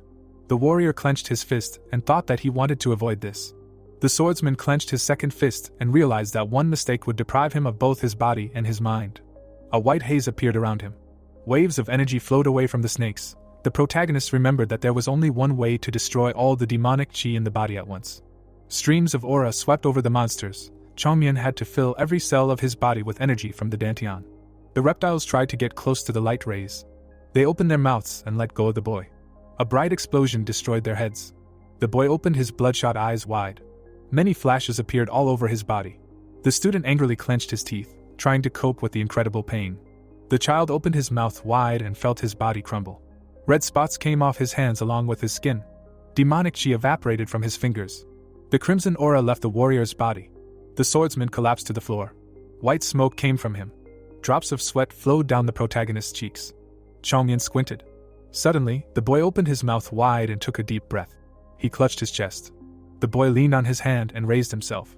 The student frowned and said that he actually thought it was the end. Clutching his robe, the child resolved to never do it again. Huang was lying on the bed. The warrior concluded that this was not the kind of demonic chi that his level could withstand. The man opened his eyes. The swordsman looked at him in surprise. The old man turned his head and asked who he was. The protagonist smiled, but the leader could barely see him. Standing next to the bed, Chunmian asked if he was okay. The master raised his eyebrows in surprise. The boy raised his eyebrows and called himself a celestial. Clouds were floating in the sky. Huang assumed that he had died and gone to hell after all. A bird was sitting on a tree branch. At that moment, it flew away. The sun was shining on the guild. After the old man regained consciousness, the Milky Way quickly put its affairs in order. Jabak sat on the ground. Without the help of the disciple, the villain would have been able to carry out his plan and get his hands on all the property of the guild. Standing before the leader, the villain confessed that he was the son of his competitor, and made up a heart-rending story that was impossible to listen to without tears. The warrior scratched his ear. The swordsman blew on his finger and decided that crimes still had to be paid for. The caravan went through the forest. The main character was interested in where the Taoist got her cinnabar hand. A dead merchant lay on the forest path. It turned out that the disciple took his secret teachings from him during a trading campaign. Chongyan rolled his eyes in displeasure and called his story too boring. The boy imagined the Dark Army and decided that if this was the work of a demonic sect, they would not sit silently. There was a tree growing next to the building. The boy concluded that this situation was resolved well. While sitting at the dinner table, the student realized that he had become a benefactor of the Milky Way Guild, which is why they began to treat him like an honored guest. The warrior took a sip from the bottle. There were many delicious dishes on the table. The protagonist greedily stuffed his cheeks with food. Behind the door next to him, Zhongyi's voice was heard, trying to convince his father that he needed bed rest. Huang opened the door and said that he was full of strength, even more than before his illness. Chunmian turned when the heroes entered the hall. The man sternly knitted his eyebrows and called out to him. The boy smiled and said that they had already met when the leader had just woken up. The boy scratched the back of his head and assumed that the old man did not recognize him because he had overeaten. The master silently raised his eyebrows and thought about how his guest had doubled in size in just 3 days. The student asked if they had any errands for him. The guild leader raised his fist to his mouth. Huang looked forward sternly and hoped that the swordsman would fulfill his request. Mr. Huang lowered his head. He bowed and greeted the protagonist. He lay in a bow and said that Chungmyung saved his life, and therefore he will never repay his favor. The protagonist continued to eat and asked the merchant to get up. Huang looked at the floor and said that Zhongyi told him everything that happened, and therefore he does not even know if there is a way in the world to repay for saving his life, and therefore he wants to try everything in his power. Chungmyung silently looked at him, and the man said that he wanted to repay the favor, and therefore, if the benefactor wants something, he can tell him about it without embarrassment. The merchant raised his head. The protagonist told him to stop, because the Taoist cannot take payment for saving a life. Besides, if the leader finds out, he will be in trouble, because the protagonist rushed here without his permission. Huang looked at him in surprise and asked if he had come here without the chief's permission. The old man's eyes widened in surprise when Qianmayan said that the matter was urgent, and that he had no time to ask for permission. Mr. Huang lowered his head again and said that in that case, he owed him even more repayment, and therefore would not tell the chief. The protagonist immediately smiled and asked if the old man promised not to tell the chief. The merchant raised his head and promised so. The protagonist took out a book. The young man tapped his head and said that he, too, became more forgetful as he got older, so he wrote everything down before coming. The old man looked at him and asked what exactly the young man had written down before coming. The protagonist opened the book and said that he would now look at what he wanted. Huang's eyes widened in surprise. Qianmayan blushed and smiled. He opened his mouth wide and said that he would now begin. After a while, sunset came. Zhongyi stood in the room with his father while his father was talking about how hard it was to believe, but his body was so light, as if he had really been cured. Zhongyi silently looked at the old man, who said that he felt like he had become 10 years younger. The merchant looked questioningly at his son, who noticed the old man's eccentricity. Huang lowered his head and asked what he was talking about. Mr. Huang looked at the glass, and Zhongyi told him that he had not come just to check on the old man's recovery and allay his worries. Zhongyi lowered his head, and the old man asked him to get to the point. Huang raised one eyebrow when the man suddenly called him the leader. He lowered his head and said that he had heard that the old man had ordered the arrangement with Shuangnan to be limited, and had promised a huge reward to Huashan. Zhongyi frowned. He presented the crest and said that Shuangnan was the ruler of Xi'an and an influential school in Shanxi, and therefore it was too dangerous to cooperate with Huashan, which was so far away and also in great decline. The old man picked up the glass. Zhongli said that of course Huang felt grateful.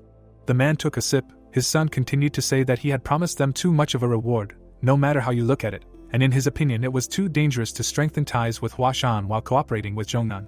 The merchant put the glass on the table. Zhongli asked him to think about his decision and at least maintain the previous terms of the contract with Zhongnan. The old man looked at his reflection in the glass. The man raised his eyebrows excitedly when Mr. Huang asked him what the main duty of a merchant was. Zhongli lowered his head and began to think. Then he silently looked at his father.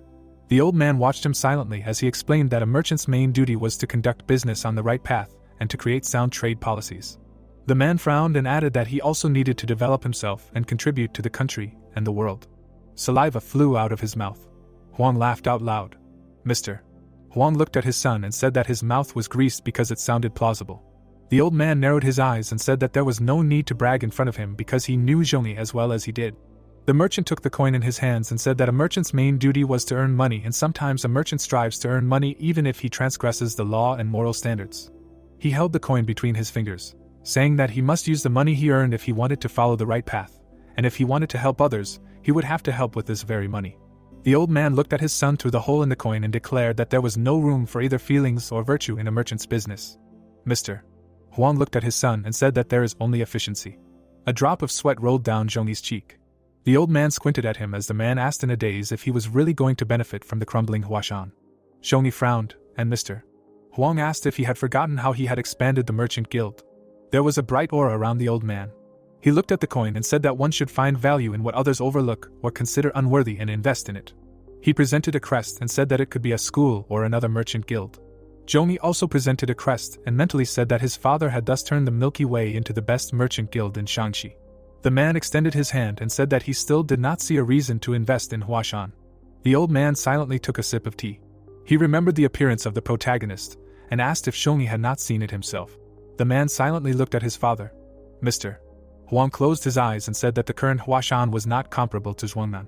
He looked at his reflection and continued to say that, however, if his thoughts were correct and Huashan rose up and they could establish good relations with them again, the benefits would be so great that they had never dreamed of. Zhongli looked at his father's shining eyes, dumbfounded. The man opened his mouth and said that in that case, he did not understand even more. He stretched out his hand and exclaimed that this meant that if they fell, they would follow them and suffer great losses, and no matter how much he thought, there was no guarantee that Huashan would grow to such an extent. The old man slightly opened his mouth and said that Zhongli was talking nonsense. The man looked at his father dumbfoundedly as he spoke about how a merchant is not someone who will just wait for a foundation to succeed, they must create that foundation themselves. Mr. Huang put his hand on the table and said that he was not waiting for Huashan to rise from his knees. The old man stood up from his chair. He put his hands behind his back and said that he would make it happen himself. He remembered the appearance of the main character and said that he had lived his whole life as a merchant and had met countless great merchants and craftsmen along the way. But this child was the only one who could confuse him and make him admire him. He had thrown money around the world trying to find a python, when it turned out that he had a dragon right under his nose preparing to ascend. The old man stood up next to his son and said that this could not be understood by simple thinking. He put his hand on his shoulder and told him not to try to figure it out, but to just follow orders, and in time he would understand everything himself. Mr. Huang imagined the protagonist in chains and said that if the treasures promised today were not erased from the boy's memory, and were chained to them with shackles that could not be broken, the merchant guild would not suffer any losses. The merchant raised his eyebrows and said that if this would bind them into a strong friendship for life, then, on the contrary, they had gotten off with little bloodshed. Zhongli looked at his father and asked if it was true that they had gotten off with little bloodshed. The old man looked at him calmly. Suddenly, he flew into a rage and told the truth that it had cost 5 times more than he had planned. He clenched his fist and called the protagonist a clever snake. Zhongli smiled slightly. The man looked at his father and said that he saw that he had already firmly decided everything. Huang smiled when Zhongli said that if the old man thought so, he would trust him. The man lowered his head and said that his heart, however, was still tormented by doubts. He clenched his fist and added that he would try to do everything with his own hands to overcome this mistrust. He frowned and said that he was raising Huashan. The old man looked at him silently. The yellow sky illuminated the building. Mr. Huang said that he had not heard such pleasant words for a long time. The action shifts and we see a small pond. The protagonist lay down on the floor and mentally said that he was sure that the merchant had ulterior motives. He crossed his legs and thought that no one would pay such a huge price just out of gratitude. The protagonist lay and thought that, after all, Whatever the merchant wanted, it did not concern him. Kiamayan smiled and mentally said that he could just not do it. The young man looked at the yellow sky and thought that if he were a real child, he would feel responsible. But, unfortunately, life had already battered him pretty badly. Suddenly, someone started walking towards him. The protagonist noticed it. Songbik stood over him.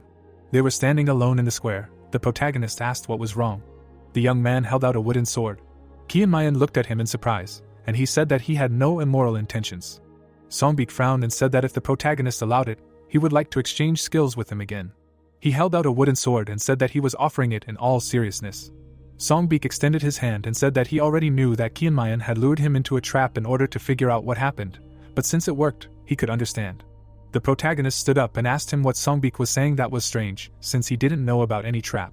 The man looked at him silently. The protagonist asked if they weren't the ones who were going to set him up. The young man smiled. Songbik asked if that was why he decided not to hold a grudge against him. Disciple Zhongnan looked at the protagonist in silence, and the protagonist asked how this related to the exchange of combat experience.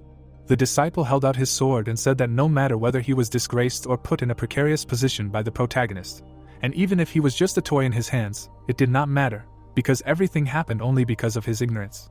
Songbik frowned and said that what really bothered him was their fight. The protagonist's reflection was visible in his eyes. The man said that he still could not understand what happened at that moment. Kiamayan looked away and asked if that was why he wanted to fight again. The protagonist lay down and looked at him, and Songbik said that although it was hard to believe, he knew that the protagonist's skill was higher than his. He just wanted to know what happened. The protagonist looked at him and thought that Songbik knew that he was manipulating and was still offering to fight. The man was still handing the wooden sword to the protagonist while he was thinking that it didn't look like he was just looking for a fight, and therefore this was quite an interesting reaction. Kiamayan smiled and asked if he was afraid that he would regret it. However, the disciple of Zhongnan only smiled. He handed over the sword and exclaimed that he agreed to this too. The action moves to the arena. The young men are standing opposite each other. Songbik frowned in anticipation of the fight. Kiamayan stood with his sword over his shoulder, and the disciple of Zhongnan at that moment thought about the kid standing in front of him who was 10 years younger than him. The disciple handed over the sword. He thought about the principle of division. He, as a disciple of the second generation, can take a child from the third generation as his disciple. However, his hand was shaking violently. Sweat was pouring down his face. He was shaking all over, but he couldn't figure out where the pressure was coming from. The protagonist was emitting a blue aura. Songbik mentally said that it was as if he was about to clash swords with the leader. He frowned in worry. He felt a terrifying aura coming from the protagonist, so he wondered if such power was coming from this child or if it was just an illusion to create an overwhelming aura. He frowned and said that he had to personally confirm it. Chongmying raised his eyebrows in surprise and said that his opponent had good intuition. The disciple of Zhongnan was trembling. Even if the protagonist did not pose any threat on the outside, Songbik could not stop trembling, as if he was facing a tiger, and therefore it made him nervous. The protagonist opened his eyes wide, thinking that good intuition allows you to see more than what is visible to the eye and can develop potential. He smiled and said that Songbik would become a great man. The disciple grinned at him, and the protagonist was only thinking that through intense training, Songbik would leave his peers far behind, and therefore Kiamayan would not be surprised if this youth was hailed as the best swordsman of Zhongnan in the future. The protagonist smiled and wondered if he should give his opponent a few lessons. He extended his hand. Kiamayan waved his hand and told Songbik to attack. The Zhongnan disciple gripped the sword tightly. He then began to swing the sword in a circle, creating illusions. A moment later, his sword began to shine. He lowered his head pathetically. The protagonist stood in front of him and wondered since when the sword of illusions was practiced in Zhongnan. He raised his eyebrows in surprise, because Songbik warned him to be careful. He swung the sword and shouted that he learned his weak points. The man opened his mouth wide and shouted that he would use everything he had from the start. However, the protagonist saw the real sword among all the illusions. A moment later, Songbik struck. Then another strike. He began to strike repeatedly, shouting that he was attacking him with a new Zhongnan fighting technique. The protagonist opened his eyes wide in surprise. Then he frowned and insulted his opponent. Songbik immediately jumped up. He ran towards the protagonist. For some reason, Chongmying was furious. A moment later, the opponent was defeated and the sword broke from the blow. The Zhongnan disciple was already unconscious in the air. He almost fell to the ground, but the protagonist ran towards him, intending to do something else. Suddenly, he grabbed his clothes. Blood was pouring out of the Zhongnan disciple's mouth. Chongmying held him with one hand. The protagonist frowned and called him trash. His eyes glowed with anger. He asked where Songbik learned this. The protagonist was still holding him. The disciple Zhongnan did not understand what it meant. Chunmian clenched his fist. He held the youth by his clothes and thought that this style was familiar to him. The protagonist gritted his teeth in anger.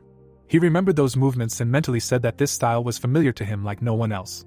He imagined a plum blossom and said that this is one of the formations of the plum blossom sword palm technique, a whirlwind of plum blossom petals. They stood on the arena. The protagonist thought that the 24 palms of the plum blossom sword technique was lost even to Huashan. Chunmian became furious because he could not understand why such a scoundrel would use this technique. Sungbeek was breathing heavily. He almost lost consciousness. His hand was shaking violently from fear. He opened his eyes and mentally said that the difference between them was too great. The protagonist was surrounded by a red aura, and he wondered where this feeling of fear came from, as if he had met an evil spirit. He rolled his eyes and began to lose consciousness. Sungbeek finally lost consciousness, wondering if he was really going to die like this. The sky continued to turn yellow, and it was almost night. After a while, the youth was lying unconscious in another place. He opened his eyes with difficulty. His body was bandaged, and he himself was almost completely fine. The disciple stood up. He looked at his hand in surprise. In front of him was Qianmayan, who said that he had managed to calm the raging internal energy, and besides, the disciple's wounds would also heal quickly. Sungbeek opened his mouth in shock, not understanding what had happened. The protagonist slowly turned around and asked if this was really the new Zhongnan style. The disciple frowned in excitement when he was asked about this 12 snowflake style. Sweat ran down his face. He stood up and said hesitantly that it was so. However, the veins on the protagonist's face were bulging with anger.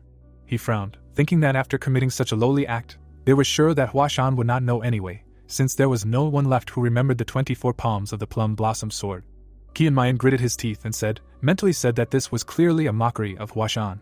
He lowered his head and asked who was learning this style. Sungbeek replied that all the second-generation disciples were learning it.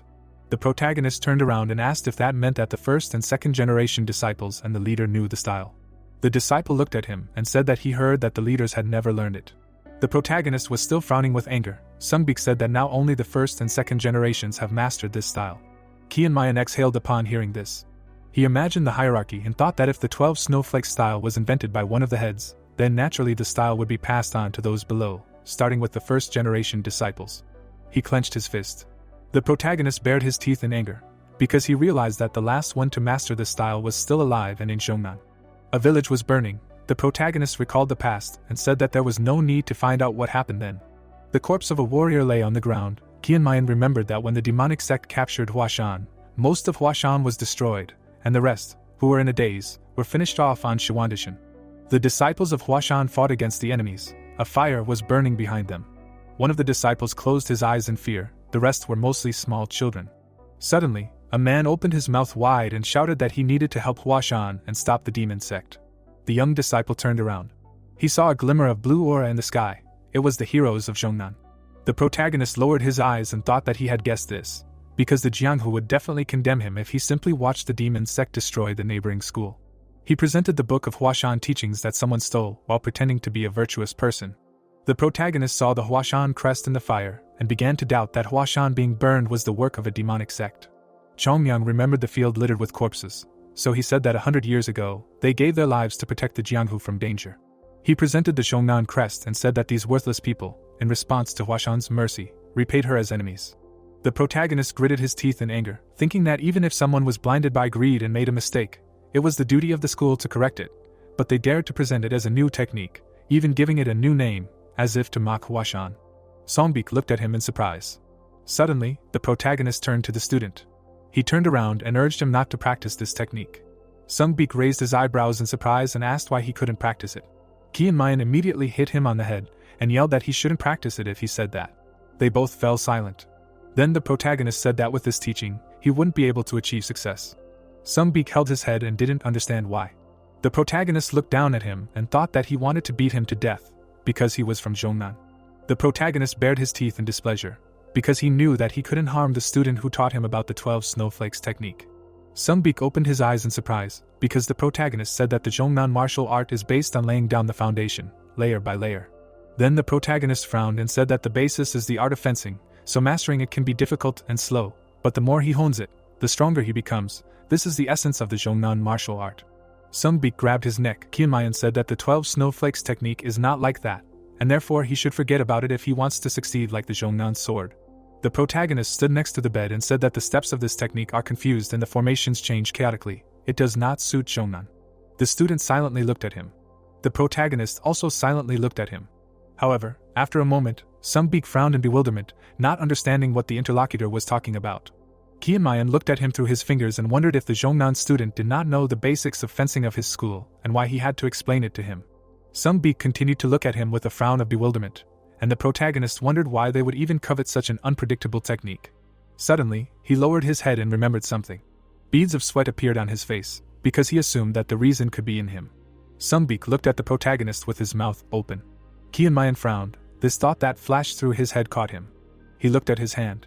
He remembered his terrifying appearance, and thought that by chasing the Zhongnan students like mice, he himself encouraged them to do this.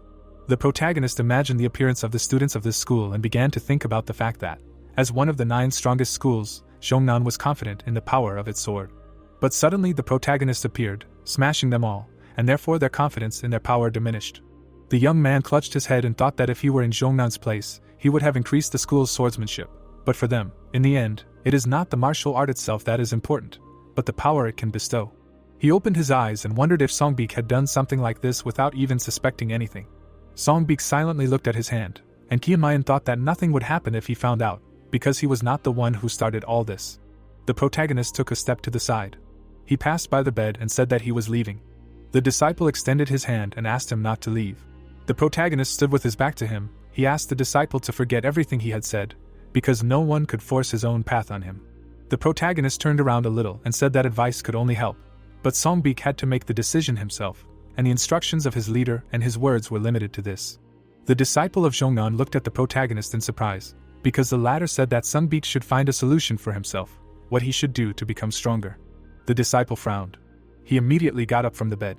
The youth followed the protagonist. Then he hit his fist on his palm. Songbeek bowed and thanked him for his instructions. Chongmayan smiled and exhaled. Then he waved his hand and opened the door. He walked out, closing the door behind him. The disciple was still bowing. Then he lowered his hands and began to feel something strange. The youth looked ahead and said that it was as if he really met a celestial being. The protagonist stood near the entrance. He frowned, thinking that he would go to Zhongnan right now and raze it to the ground. He remembered the image of his leader and mentally told him that these worthless people not only did not repay the kindness, but also acted like the worst scoundrels, and therefore he did not know whether he should tolerate it. But the leader asked him what he could do even if he did not tolerate it. Chongmyan lowered his head and said that this would not do. The protagonist frowned and said that he needed to gain strength even faster. He clenched his fist, thinking that in the Jianghu, only the words of strong people were heeded. The protagonist looked at the sky and said that they had touched the wrong person, and therefore he would make them pay at all costs for touching Huashan without knowing mercy. The sun was visible behind the mountains, but night was already approaching. The action moves to the territory of the Huashan school. Someone nervously tapped their foot. Gul was biting his fingernails, saying that Kianmayan was not the type to get into trouble. Zhang clutched a piece of paper and exclaimed that he was sure that there was a huge reason why the protagonist could not return for 7 days. Gul looked ahead, saying that these circumstances must sound so convincing that the mentor would believe it, absolutely, and nothing else. Gul looked at his comrade and said that the mentor Ungam said that the headmaster called him again, and therefore this could lead to big problems. Ungam, meanwhile, was sitting in the conference room. Hainyang was angrily shouting that a third-generation student had been absent without permission for a week, which was unacceptable. Also in front of them was Hyunjan, who listened to Hainyang shouting that this could not be kept silent, since Huashan had barely formed the foundation. Hyunsan raised his head and asked the teacher to calm down, since they did not know for sure if the child was in trouble. The teacher extended his hand and said that even if the protagonist was in trouble, he could come and tell the elders himself so that they wouldn't have to figure it out themselves. Hyunsan looked at him and said that the protagonist might have sprained his ankle. The man looked at the leader and asked if he thought they should comb the mountain, and Hyunjang said that they shouldn't rule out that possibility. Hyunin extended his hand and asked why the leader would even give a third-generation disciple the right to freely visit Huayin, but the leader said that there was a good reason. Hyunin immediately slammed the table and exclaimed that any reason could be found. The teacher stood up and exclaimed that he should have consulted the rules before looking for reasons. He frowned angrily and continued shouting that this matter would shake the foundation of Huashan, since it was wrong to give special rights to children, especially since he was not even from the 2nd generation, but from the 3rd. Hyunjang closed his eyes silently. Then he opened his eyes and said that it was time to end it. The teacher's eyes widened in surprise. He sat back down at the table and apologized, admitting that he had crossed the line. The man then took a deep breath. Hyunjang looked down and wondered if he had been wrong about this child. He remembered his appearance, and mentally said that the Kianmayan he remembered would not have caused trouble. Ungam entered the conversation and said that he would gather a search party of students, and they would comb Huashan and Huayin and find the protagonist. Suddenly, everyone turned around when someone shouted that the protagonist had returned. The leader opened the door and opened his mouth wide. His eyes widened in surprise. Kianmayan had come back to the school. They immediately ran towards him, wondering if he was safe. Unam stood still, and the leader ran past him, saying that he should check for himself. However, Hyunin extended his hand and asked him to wait for a moment. The leader turned around and asked what was wrong. The old man extended his hand and said that he understood that Hyunjang treasured this child. The leader looked at him in surprise and asked what he was trying to say. Hyunin frowned and asked the leader not to ruin the child with his thoughtless concern, since retribution according to merit is an effective way to manage a school, but it will also encourage a person to grow quickly. Hyunjang smiled silently as the old man continued to say that even if a child made a mistake and did not receive the appropriate punishment, he would not realize what he had done wrong, and therefore it should not be forgotten that the more the headman cared for his child, the stricter he should be. Hyunjang breathed a sigh of relief. A drop of sweat rolled down the old man's cheek when the headman said that he knew about it. The headman looked at him and asked him not to worry, because he wanted to see this child grow up more than anyone, and therefore if he was not hurt, he would go into seclusion for half a month. Hyunjang's eyes widened, because Ungam interrupted him, saying that this would not do. Ungam appeared from behind and said that Kianmayan had disobeyed the order and did not return, and this was a serious offense, and therefore he should be locked in the Repentance Corps for at least half a year. The headman extended his hand and said that the boy was only a third-generation disciple, but Ungam said that if he were a second-generation disciple, the punishment would be even harsher. The man frowned and urged the headman to give the protagonist a punishment commensurate with the severity of his offense, otherwise Ungam would punish the boy himself. A drop of sweat rolled down the old man's cheek and he asked if the others thought the same. All three elders confirmed this. The old man closed his eyes. Then, he silently looked forward. Unam silently looked at the headman. Then, he closed his eyes and lowered his head. He looked at the elders and wondered what made the protagonist disobey. The door to the school opened and Kianmayan walked in. He looked forward with wide eyes. The headman and the other elders stood in front of him. Hyunjang silently looked at the protagonist. The boy bowed and greeted him. The old man silently watched him and then addressed him by name. The protagonist raised his head with a smile. The leader stood in front of him and asked him the reason for leaving the main mountain, and Kianmayan replied that the situation was urgent. Hyunyong opened his mouth wide and started shouting that he would get a huge beating if he did not give a clear explanation. The leader looked at him and calmly asked him to explain, and added that if his explanation was not convincing enough, they would have to punish him. A drop of sweat rolled down the protagonist's face. Suddenly, they all turned around because they heard someone asking them not to be angry. Hyunyong raised his eyebrows in shock. A man in a yellow robe stepped onto the school grounds. Mr. Huang appeared in front of them and asked them not to blame this child. He then smiled and asked if they were doing well. Hyunjang happily ran to meet him. He approached the merchant and said that he had only received a letter about the old man's illness a week ago, so he did not understand how he was able to come here. Huang smiled and said that it was all thanks to the young swordsman. Chief Hyunjang opened his mouth in surprise, because the merchant said that Chamyang saved a life, and therefore did not want them to be too angry at him. Hyunjang turned around in shock, and Huang said that the young swordsman saved him and the entire Milky Way Merchant Guild. The protagonist smiled and shrugged. After a while, they were sitting in the office. Hyunjang wanted to know more about how the boy cured Chief Huang's illness. Chamyang raised his hands and said that there is such a thing as the grass yuan. It looks like mugwort, but is very poisonous. The protagonist sat in front of the old man and talked about being homeless. He remembered the appearance of the deceased tramp and said that there were tramps who mistook it for edible, after which poisoning occurred. According to the protagonist, once poisoned, a person becomes ill for a long time and eventually dies. The protagonist remembered how he treated that tramp, and therefore said that neutralizing the effect of the yuan herb is much easier than it seems, since it is enough to give crushed radish. Besides, even doctors cannot find a way to cure, but if you eat crushed radish, a person will immediately recover. All the elders sat at the table and listened to him. Kianmayan continued the story. According to him, the symptoms were too similar, so he decided to try, and the old man immediately recovered. Hyunsen extended his hand and said that he heard something similar. According to him, many believed that poisoning was involved. The young man smiled secretly, thinking that he had personally experienced this during the war, and that it had nothing to do with the monster's cinnabar hand. But no one cared because both he and Chief Huang had told the same story, so the main thing was that it sounded plausible. Ungam crossed his arms and said that of course the young man could not return then. The chief turned around, and Ungam said that if this was true, then Kianmayan deserved a reward, not punishment. Unnam also intervened in the conversation and exclaimed that this was not right. The man frowned and said that although the protagonist had behaved righteously, disobeying the chief and leaving the mountain was a great offense. The old man looked at him silently, and Unnam said that this could not be ignored. The chief raised his eyebrows with interest. A drop of sweat rolled down the man's face, because Hyunjang asked if his punishment was really more important than a person's life. The old man closed his eyes and asked if he should praise a disciple who would leave a man to die and return in time. Hyunan frowned, and the leader said that Huashan was following the righteous path. Hyunsan watched silently. The old man continued to wonder what could be more important than helping and saving a man. He turned around and asked a rhetorical question about whether his pathetic instruction was more important than establishing a relationship. Wonam opened his mouth excitedly and admitted that he had been rash. Then, he closed his eyes in shame. A drop of sweat rolled down his cheek and he knew that it was enough. Wonam looked at the other elders, thinking that he had tried his luck first and angered the leader. After that, the other elders would no longer be able to discuss the protagonist's misdeed. The old man had his back to him, and Unam thought that he should have said this so as not to undermine the opinions of others and make them not ask the protagonist about the misdeed anymore, but his intentions were probably revealed. Hyunjang stood up from his chair. Kianmayan was still kneeling. He raised his head and responded to the leader's address. The old man patted him and said that he had done a great job. The protagonist smiled, but was furious because he was much younger than him. The yellowing sun illuminated the roof of the building. After a while, the leader Huang sat at the table and talked about how he and the merchant guild were indebted to Huashan. He looked at the protagonist and said that, to be honest, the young swordsman Kianmayan helped him, but he decided to attribute all the credit to Huashan. The old man closed his eyes and said that he wanted to make an investment to repay Huashan for her favor. Henning opened his mouth in shock and let out a loud cry. Mr. Huang narrowed his eyes and clarified that he wanted to support them, since investments imply a return, but support can be accepted for free. Hyunjang widened his eyes and said that they were already grateful for everything he had given to Huashan.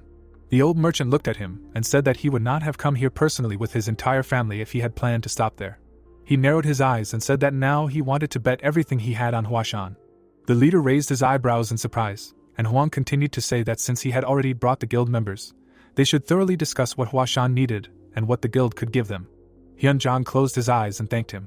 Then he looked at the protagonist and said that he was bringing happiness to Huashan by helping a nobleman and glorifying the name of the school. The old man blushed and said that the protagonist's virtue knew no bounds. The other elders left the room as Chief Hyunjang declared that the finance pavilion chief and Unam should stay. Hyunsen slapped the protagonist on the back and shouted that he had done well. Kianmayan turned around and said that he had not done anything remarkable, but the elder replied that it was indeed remarkable. He walked away with his hands behind his back and said that it was commendable that the youth had saved a man, and Chief Huang at that. Suddenly, the youth turned around because someone had called out to him. Unjiam looked at his disciple silently. He stood in front of him and said that he knew that he had done a good deed, but it was thoughtless of him, especially to leave Huashan without saying a word. Kianmayan lowered his head and said that the disciple had been in too much of a hurry and could not have thought of it. He looked at the mentor from under his brows while Ungam was saying that it was true that he had disobeyed the leader's order, but he couldn't hide behind the excuse that he had no choice every time. Suddenly, the protagonist's eyes widened, noticing something. A faint grin appeared on the mentor's face. He immediately ran to the side and wished that the protagonist would always be focused. The protagonist turned around and looked after him, narrowing his eyes. Kianmayan looked at the two elders and thought that everything happened because he came, not because of luck. And so the protagonist stood alone in the courtyard and thought that he was going to raise Huashan from its knees. The protagonist raised his head. A slight smile appeared on his face. He saw the image of his elder and mentally said that now he would have to sweat too. The next day, the sun was shining brightly in the sky where the clouds were floating. The most influential members of the settlement were sitting in the main building. Mr.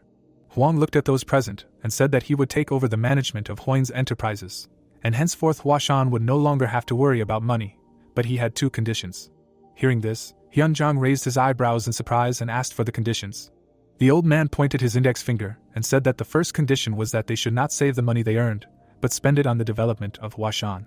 The headmaster of the school looked at the merchant intently and replied that he completely agreed with this condition, since Huashan was not at the level where it was currently able to accumulate savings.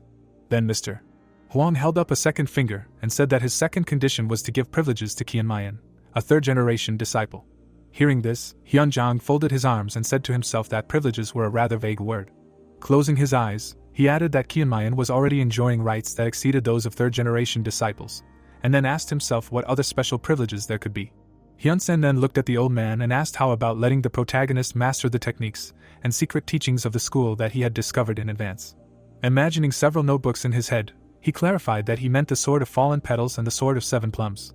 but that they would only be able to give him the right to master them after they themselves had finished learning them. Upon receiving this proposal, the headmaster raised his eyebrows and exclaimed that it sounded good. But as soon as he said this, Henan frowned angrily and said, "No way." Everyone present turned their gaze to the old man, who folded his arms in displeasure.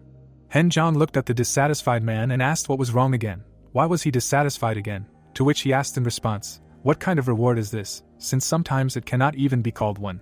Hearing this, the old man raised his eyebrows in surprise.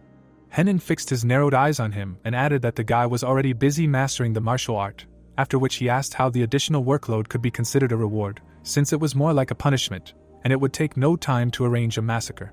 At the same second, he slammed his palm on the table and shouted loudly that this was not considered a reward. Pointing his hand at the head of the school, he continued to shout that they couldn't just throw away what they already had, no expense was allowed, adding that only something that would be a shame to part with could be considered a worthy reward, after which he asked if those present understood what he was talking about. After receiving such a question, everyone inside silently looked at the screaming old man. Hyunjong narrowed his eyes and asked himself what he was doing all of a sudden, adding that he remembered how he insisted on punishment at the last meeting. When suddenly Hyunyong jumped up from his seat and shouted at the top of his lungs, asking if this was a common thing, adding that because this child saved head Huang, Huashan received money. Drool flew from his mouth in all directions, and he continued to shout that they received enormous support, and head Huang even pledged to take over the management of the enterprises, and all for free. The head of the school silently listened to his comrade and looked at the flying Drool. He kept his eyes on him, saying to himself that he understood everything now. He looked at the furious head of the finance pavilion and said to himself that the finance pavilion was the place that was responsible for Huashan's livelihood. This building stood apart from the others. During all this time the finance pavilion could only be described by one word, and that word was hell. Every day, Henan sat inside, and his subordinates ran around him, asking him every now and then where else he could get money, what was the best way to save money, and reporting that there was no end to the demands for payment of overdue bills. With huge bruises under his eyes, he looked at the ceiling and said that he didn't care, because they were already broke. The main gate was covered with cracks, and the headmaster wondered how rewarding it was to manage the finances of a school that was on the verge of destruction, adding that at least the fact that Huashan had been able to hold on until now was entirely due to the head of the finance pavilion, and he had the right to do so. Thinking about this, the old man exhaled heavily and added that all this time, Hyunyong had been holding on steadfastly, dreaming of only one thing, for Huashan to receive so much money that even after monthly expenses, there would still be something left over, and now this moment had arrived, and that was why he was so moved by Qianmayan, who was the reason for this situation. Thinking about this, Hyunjong continued to look at the head of finance, who was waving his hands and shouting. Finally, he imagined the protagonist, who shrugged his shoulders carelessly. Leaving his memories, the old man looked away as Henan shouted that he should be rewarded properly, and then this boy would definitely earn more feats, and said that feats are not earned. At the same moment, the head of finance slammed his palm on the table and added that this boy was the god of wealth, because after receiving a proper reward, he would often leave school and earn a few more feats. His face was distorted in a grimace of rage as he continued to shout, asking if he had any idea how much money he had earned this time, adding that unlike those rice beetles who were unable to earn even coins, this boy, this wonderful boy.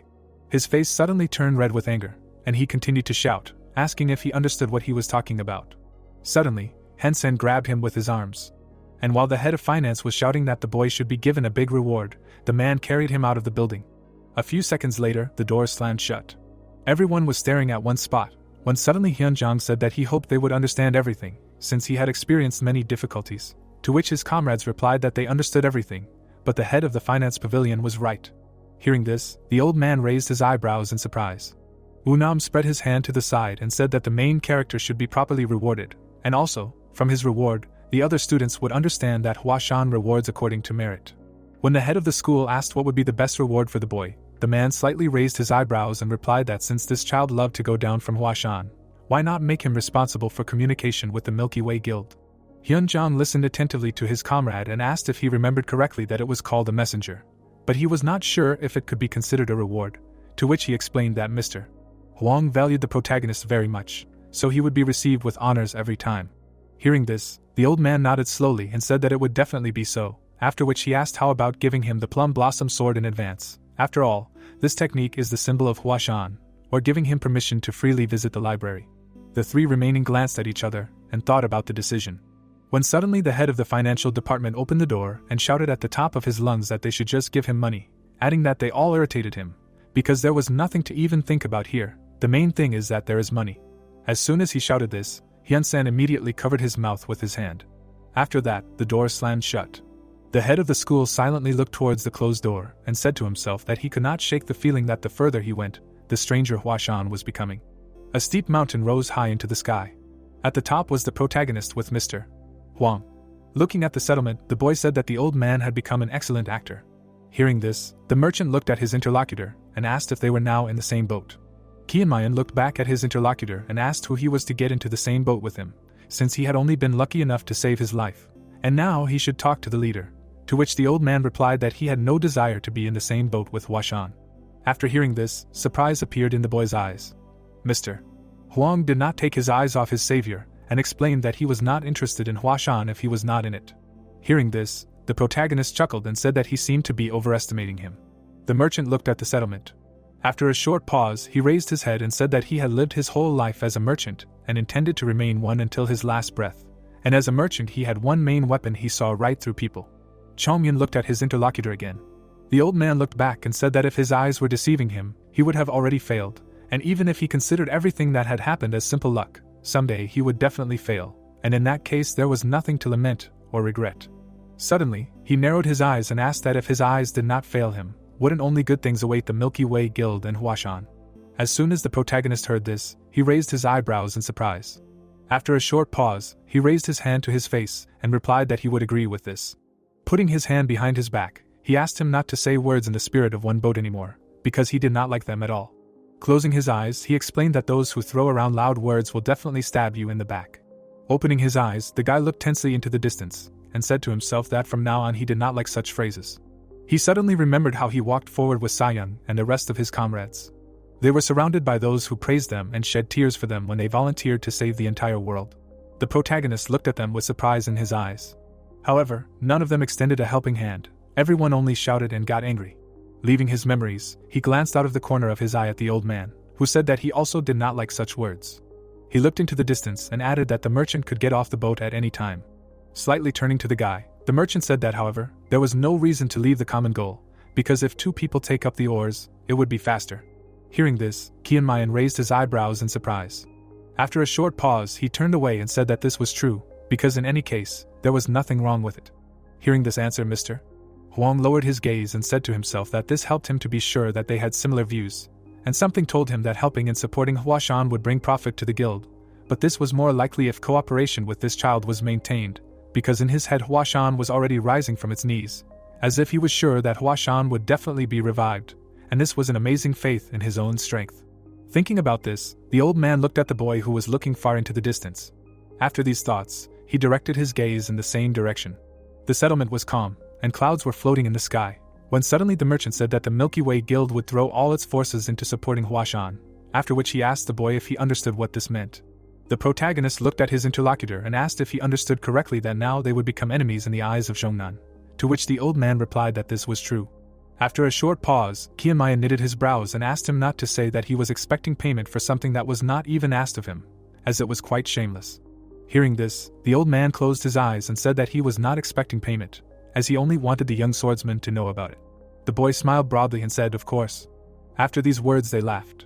In the depths of their souls they both looked at each other with contempt, and the old man said to himself that this snake was unusually quick-witted, and the main character asked himself whether this merchant really thought to the marrow of his bones to fool him. But on the outside they giggled sweetly, looking at each other. But suddenly silence reigned in the mountains, after which the old man turned to the boy. He slightly turned his body towards him and said that he was simply amazing, and given to him, another one of his age could not be found in the whole world. The main character looked at his interlocutor emotionlessly and said to himself that the point was not that there was no one like him among his peers. In principle there would not be another one like him in the whole world, because where else could he find someone who died and came back to life? But suddenly, surprise appeared in his eyes when the merchant said that he should hide his identity better, because the world is a scary place. Drawing a picture in his mind of people coming out of the flames and attacking, he said that ghosts and evil spirits are everywhere, and in most places, evil is rampant, pushing people to do vile things for the sake of profit alone. As he said this, the old man imagined two men, one of whom sold the soul of the other for a handful of gold coins. Mr. Huang also imagined dirty hands reaching out to the main character, and said that as soon as the young swordsman showed himself, there would be crowds of those who would try to get closer and pounce. Hearing this, the boy chuckled. Smiling widely, he said that the old man overestimated him, because he was just an ordinary boy. Hearing these words, the merchant smiled imperceptibly. After a short pause, he bowed and said that it was time for him to go. Having said this, Mr. Huang began to leave. But suddenly the protagonist stopped him. With a wide smile on his face, he looked at the old man and said that he needed him to find out something, and then asked if it was possible. After some time, the merchant was going down the stairs. He was leaving the Huashan settlement. Having stopped, the merchant looked at Chongyang, who was still standing on the top of the mountain. Without taking his eyes off him, he said to himself that the guy was a real monster, and although he could not see what was going on in his head, it was difficult to even say whether he was really a child, as it looked on the outside. The protagonist silently looked at his home settlement. The old man suddenly looked back. He looked at the Huashan settlement, and said to himself that the name Dragon Swamp would also suit him. In his mind, the merchant imagined the boy standing on the water and thought that he was the first to know that such a dragon lived in the unremarkable Huashan Lake, and if only he used this information correctly, the Milky Way Guild could become the best in the world. Suddenly, a man approached him and asked if the conversation had gone well. Zhongyi stared at his father. Suddenly, the old man turned away and said that he had changed his mind again. The protagonist lowered his gaze. The merchant stared at the boy and added that they would have a lot more work to do. After a short pause, he began to leave, saying that it was time to go, because they needed to prepare the foundation. The son quickly walked after his father. Mr. Huang approached the palanquin. In one movement, he sat inside. After that, the old man and his servants left the settlement. The protagonist looked at them from the side and said to himself that the old ginger was sharper, adding that dealing with him was completely different than with Hyunjan and the other elders of Huashan. He kept his eyes on the palanquin, saying to himself that the world of trade was constantly raging with feuds, and someone who had to survive all his life would hardly be like the Taoists. These thoughts made the guy exhale heavily and add that in any case, they had eliminated the biggest obstacle to the revival of Huan, poverty, so now there was no point in wasting time insulting Zhongnan. After all, if Zhongnan had forgotten about her foundations and set her sights on others, then Huashan would have completely lost them. After these thoughts, the protagonist looked up at the sky. Closing his eyes, he continued to think. After a short pause, he opened his eyes and said to himself that the time had come to focus on studying martial arts. There were many people walking along the streets. The influence and strength of the Milky Way Trade Guild was truly amazing, because they instantly stabilized the crumbling business in Huayin, which was beyond Huashan's power even with the mobilization of all students. People were buying things in the shops. There were people sitting at every table in the snack bars, showing themselves to be skilled traders. They filled the place with noise again, and it only took them a couple of days. Thanks to this, even the head of the finance pavilion did not lose his blissful smile. He walked along the streets, and those present there looked at him. Stability finally came to Huashan after many decades. Night fell. Time in Huashan dragged on measuredly and calmly. Like a quiet flow of water, training was underway in front of the main building, although not everyone was doing it. All the students were in the main square. They were doing push-ups with stones on their backs. Sweat poured down their faces like a river, and all their muscles trembled.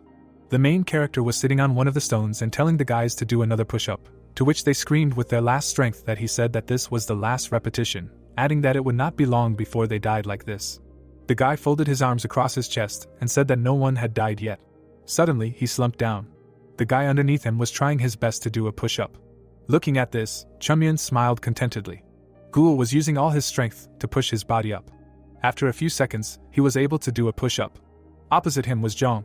He smiled at his comrade through his fatigue.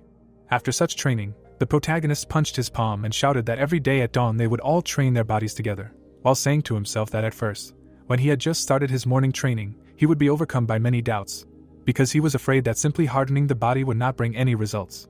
All the students looked tensely at their teacher.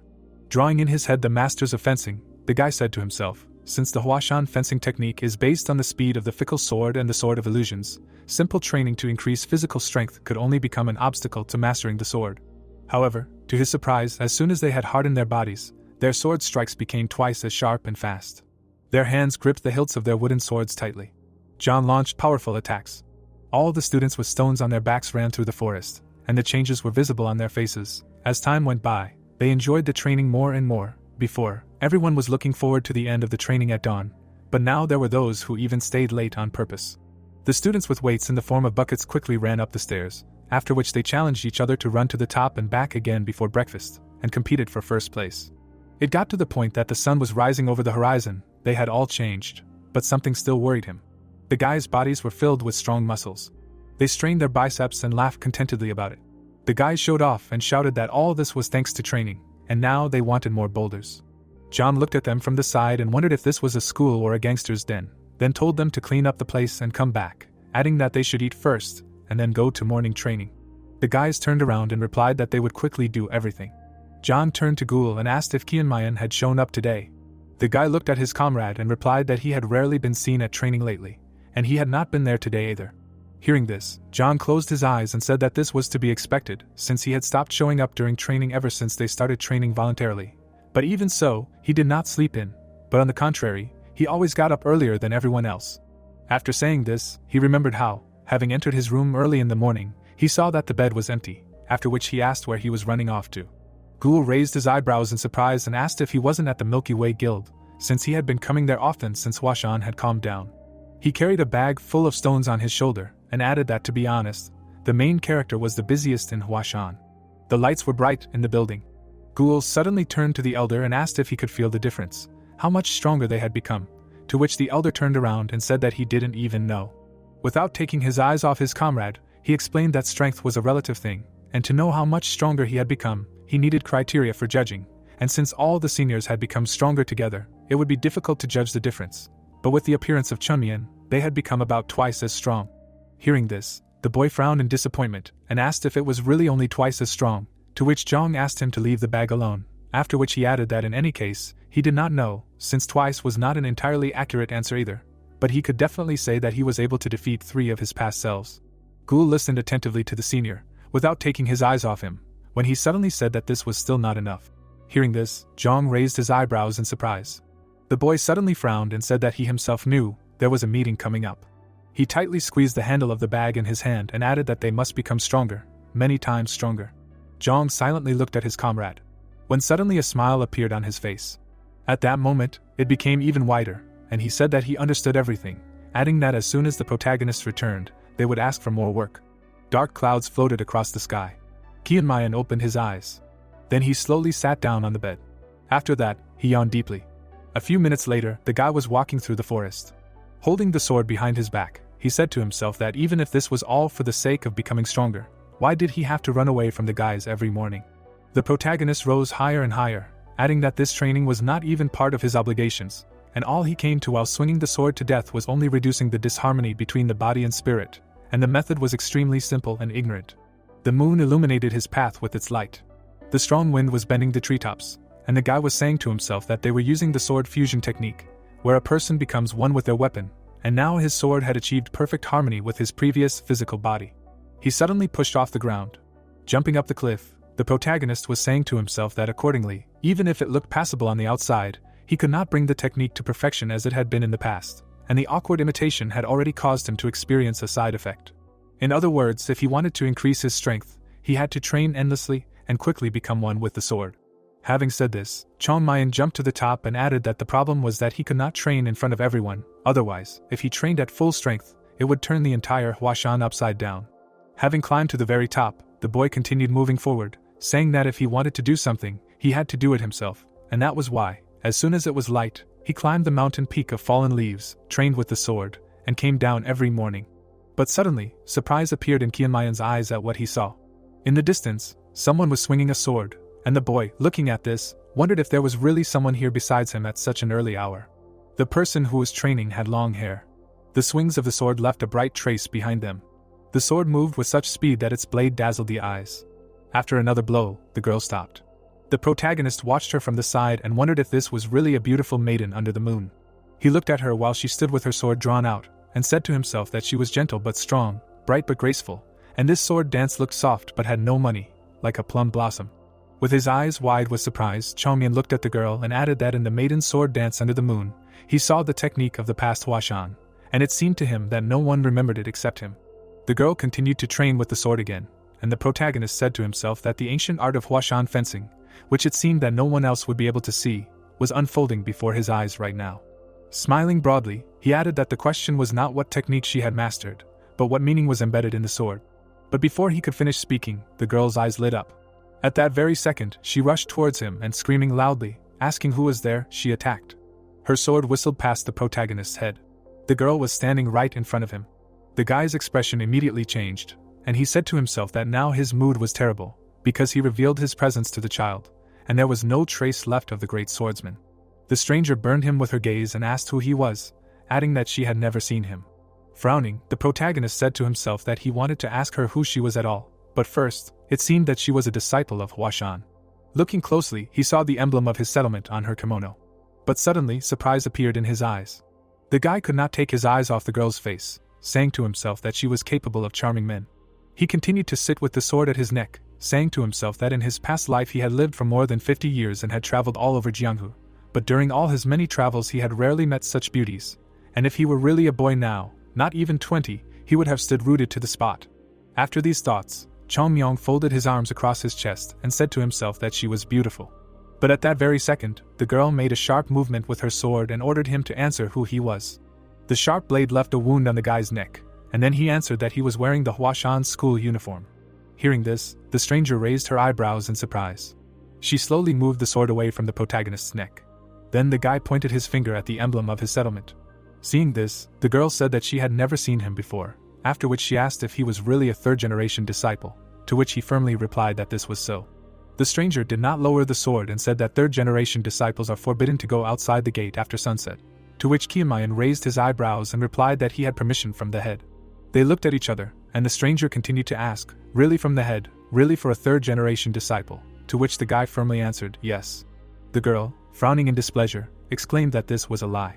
Without a drop of fear in his eyes, the guy stared at his interlocutor and replied that she could go and check herself, after which he asked if a disciple would lie, hiding behind the name of the head. Then he removed the blade from his neck with 2 fingers and said that it was terribly sharp.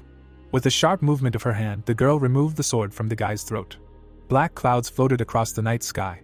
Putting the sword in its sheath, the stranger said that strangers were forbidden to see her training. The protagonist clutched the wound on his neck and replied that until yesterday this was his training ground, and she had appeared out of nowhere, and was now making him feel guilty, after which he asked what he should say to that, to which she replied that he should have left immediately as soon as he noticed her. Chongyan kept his eyes on the girl, saying that a stranger was bowing in the vicinity of Huashan. Of course he had to check it out, after which he asked if that was not what he was saying.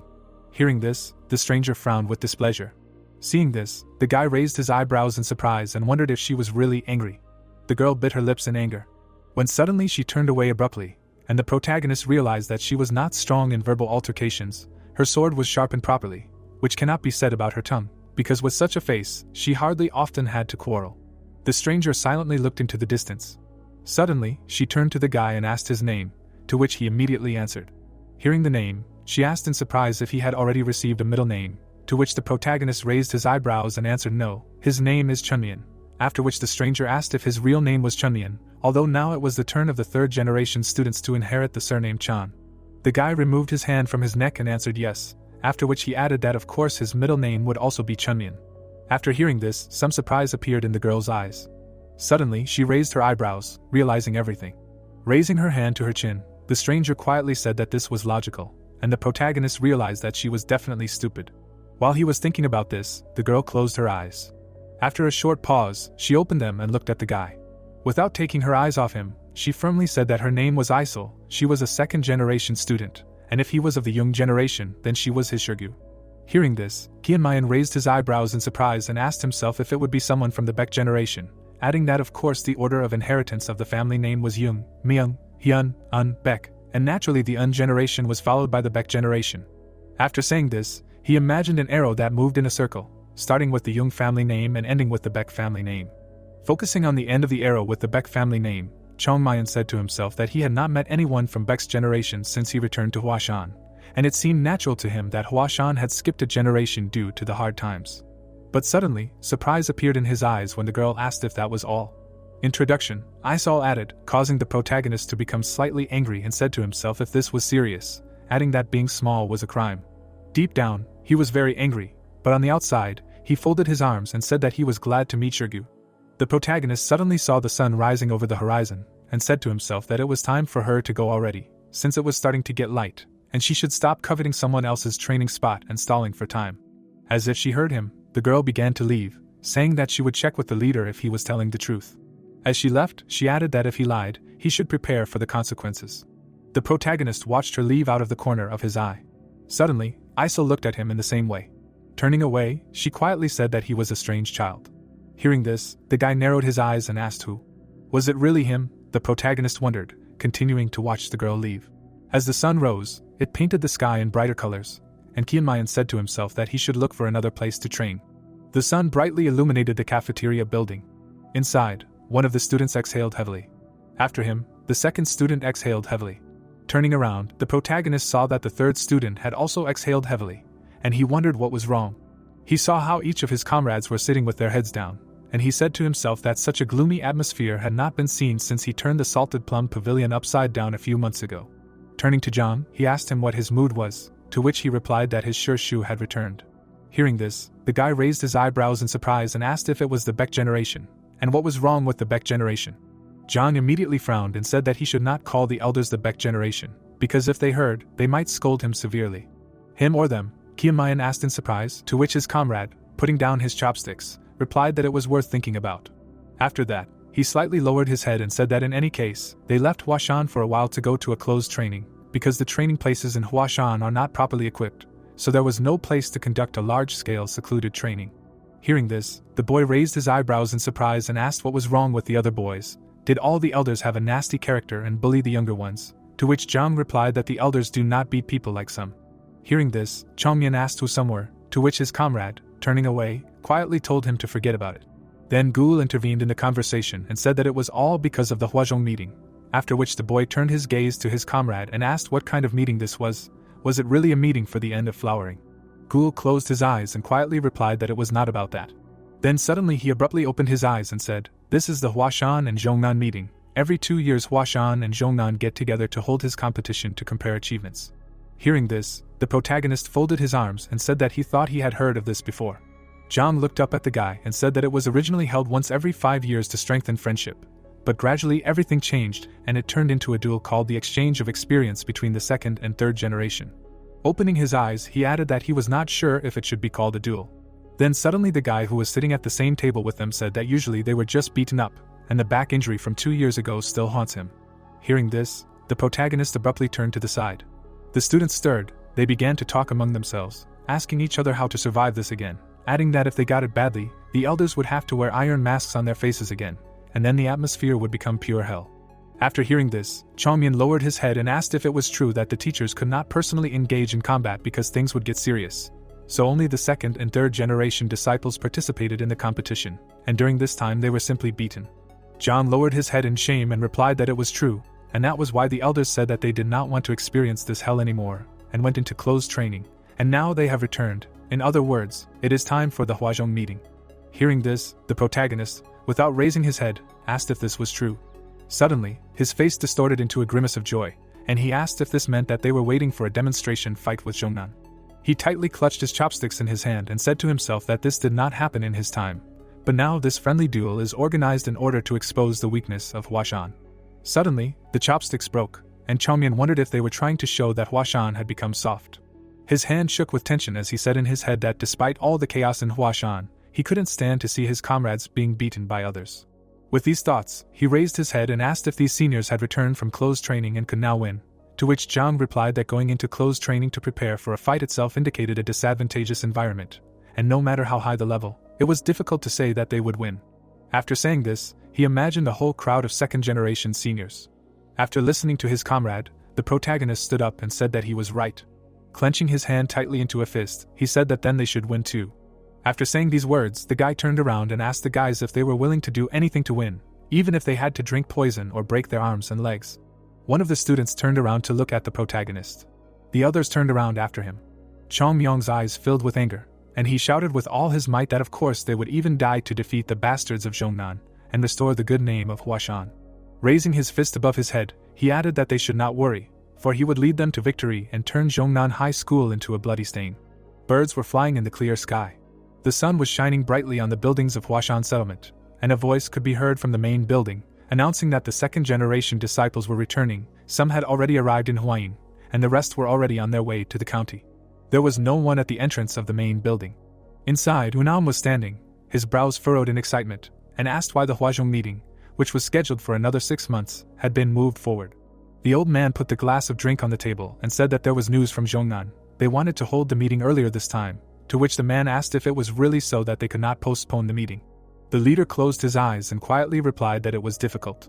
Hearing this, Unam also closed his eyes. After a short pause, he opened them and said that Huashan was now in good spirits. All matters had been resolved, and at least they could live without worrying about food, which was a significant change compared to the past months. The two looked at each other, and the leader of the school replied that he was right. Without moving from his place, Unam suddenly said that they were not a real martial school after all. He did not take his eyes off the old man, adding that although they had managed to find new martial teachings that they were actively mastering, it was too early to talk about the results, and even if they had managed to achieve something, it was still not enough to compete with Zhongnan.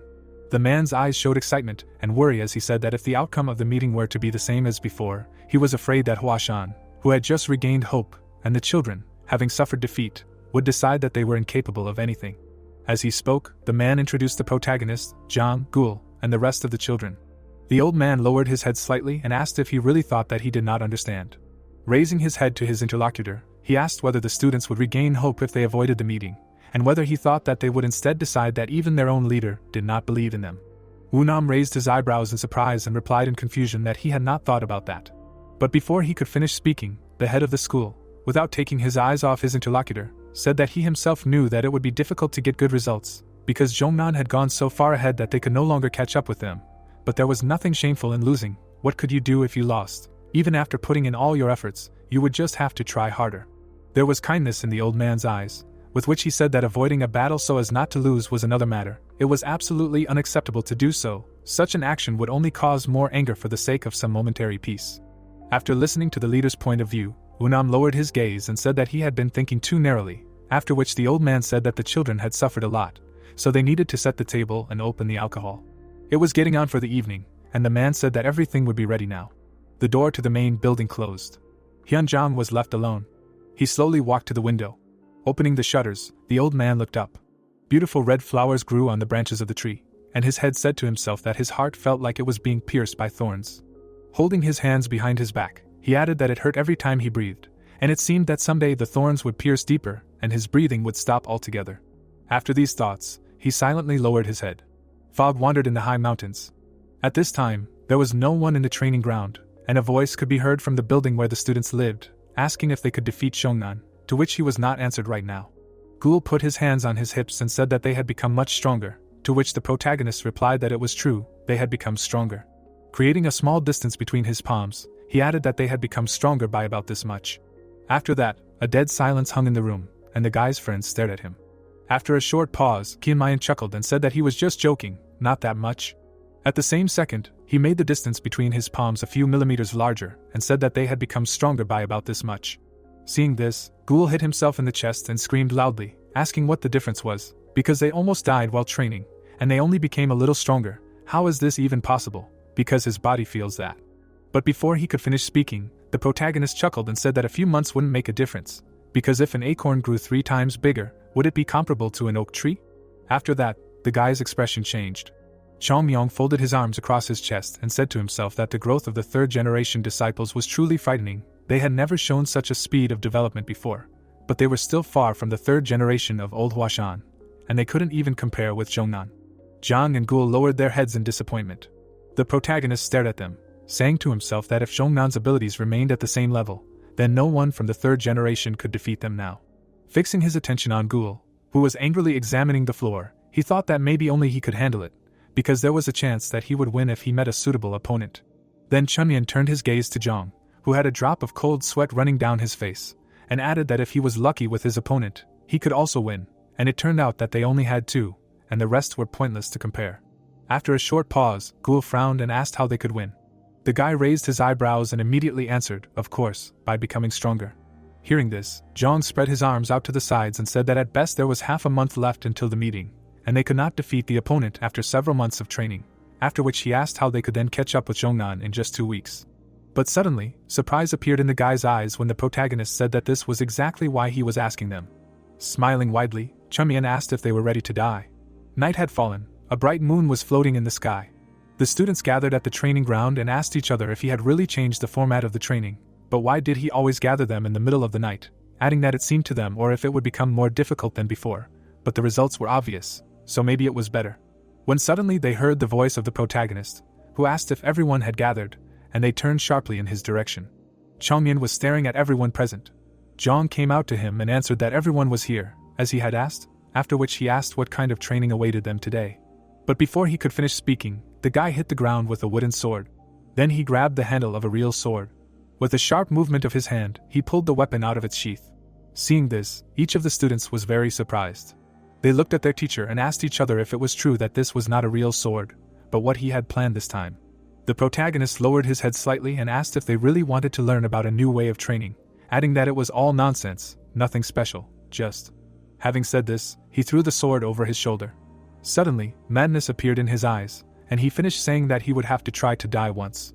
The guys, scared, began to back away, asking him if he was crazy, what was he saying, and someone even said that he had already decided that he would do it today. When suddenly the guy lowered his sword with a whistle and said that he would rather die than watch. His eyes were full of fury and anger, with which he shouted how they would lose to the bastards from Zhongnan. He continued to say without moving from the spot, that the elders can win, but they must win too, and therefore he will make it happen.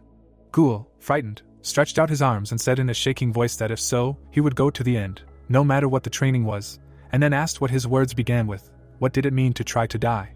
Changmian closed his eyes and told him to come out to him. Shock appeared in the boy's eyes from what he heard. He immediately turned to look at Zhang, who immediately turned away from him. Then Ghoul turned to look at the students who turned away from him. Tears appeared in the boy's eyes, and he, gritting his teeth, said to himself that they did not have a drop of love for their comrades. After being ordered to come again, the boy came forward. He stopped a few steps away from the protagonist, who asked him if he said that he wanted to become stronger. A drop of cold sweat ran down Ghoul's face, and he answered that he said that he did.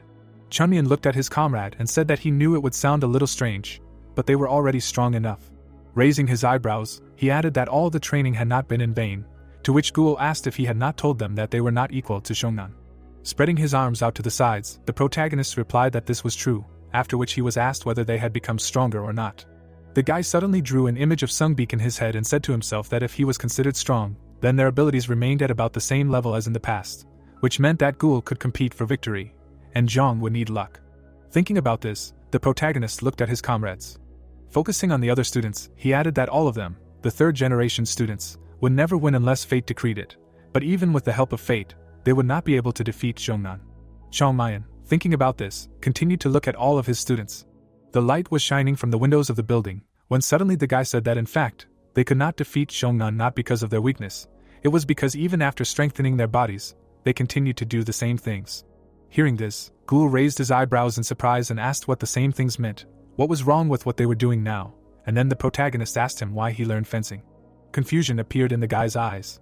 While he was thinking about the answer, the protagonist imagined a man sitting on the water in front of a ball statue, and said to himself that Huashan had already formed an answer, to subdue the body with the sword and finally achieve immortality in Taoism. The sword is just a tool for training that will help you enter the path of truth.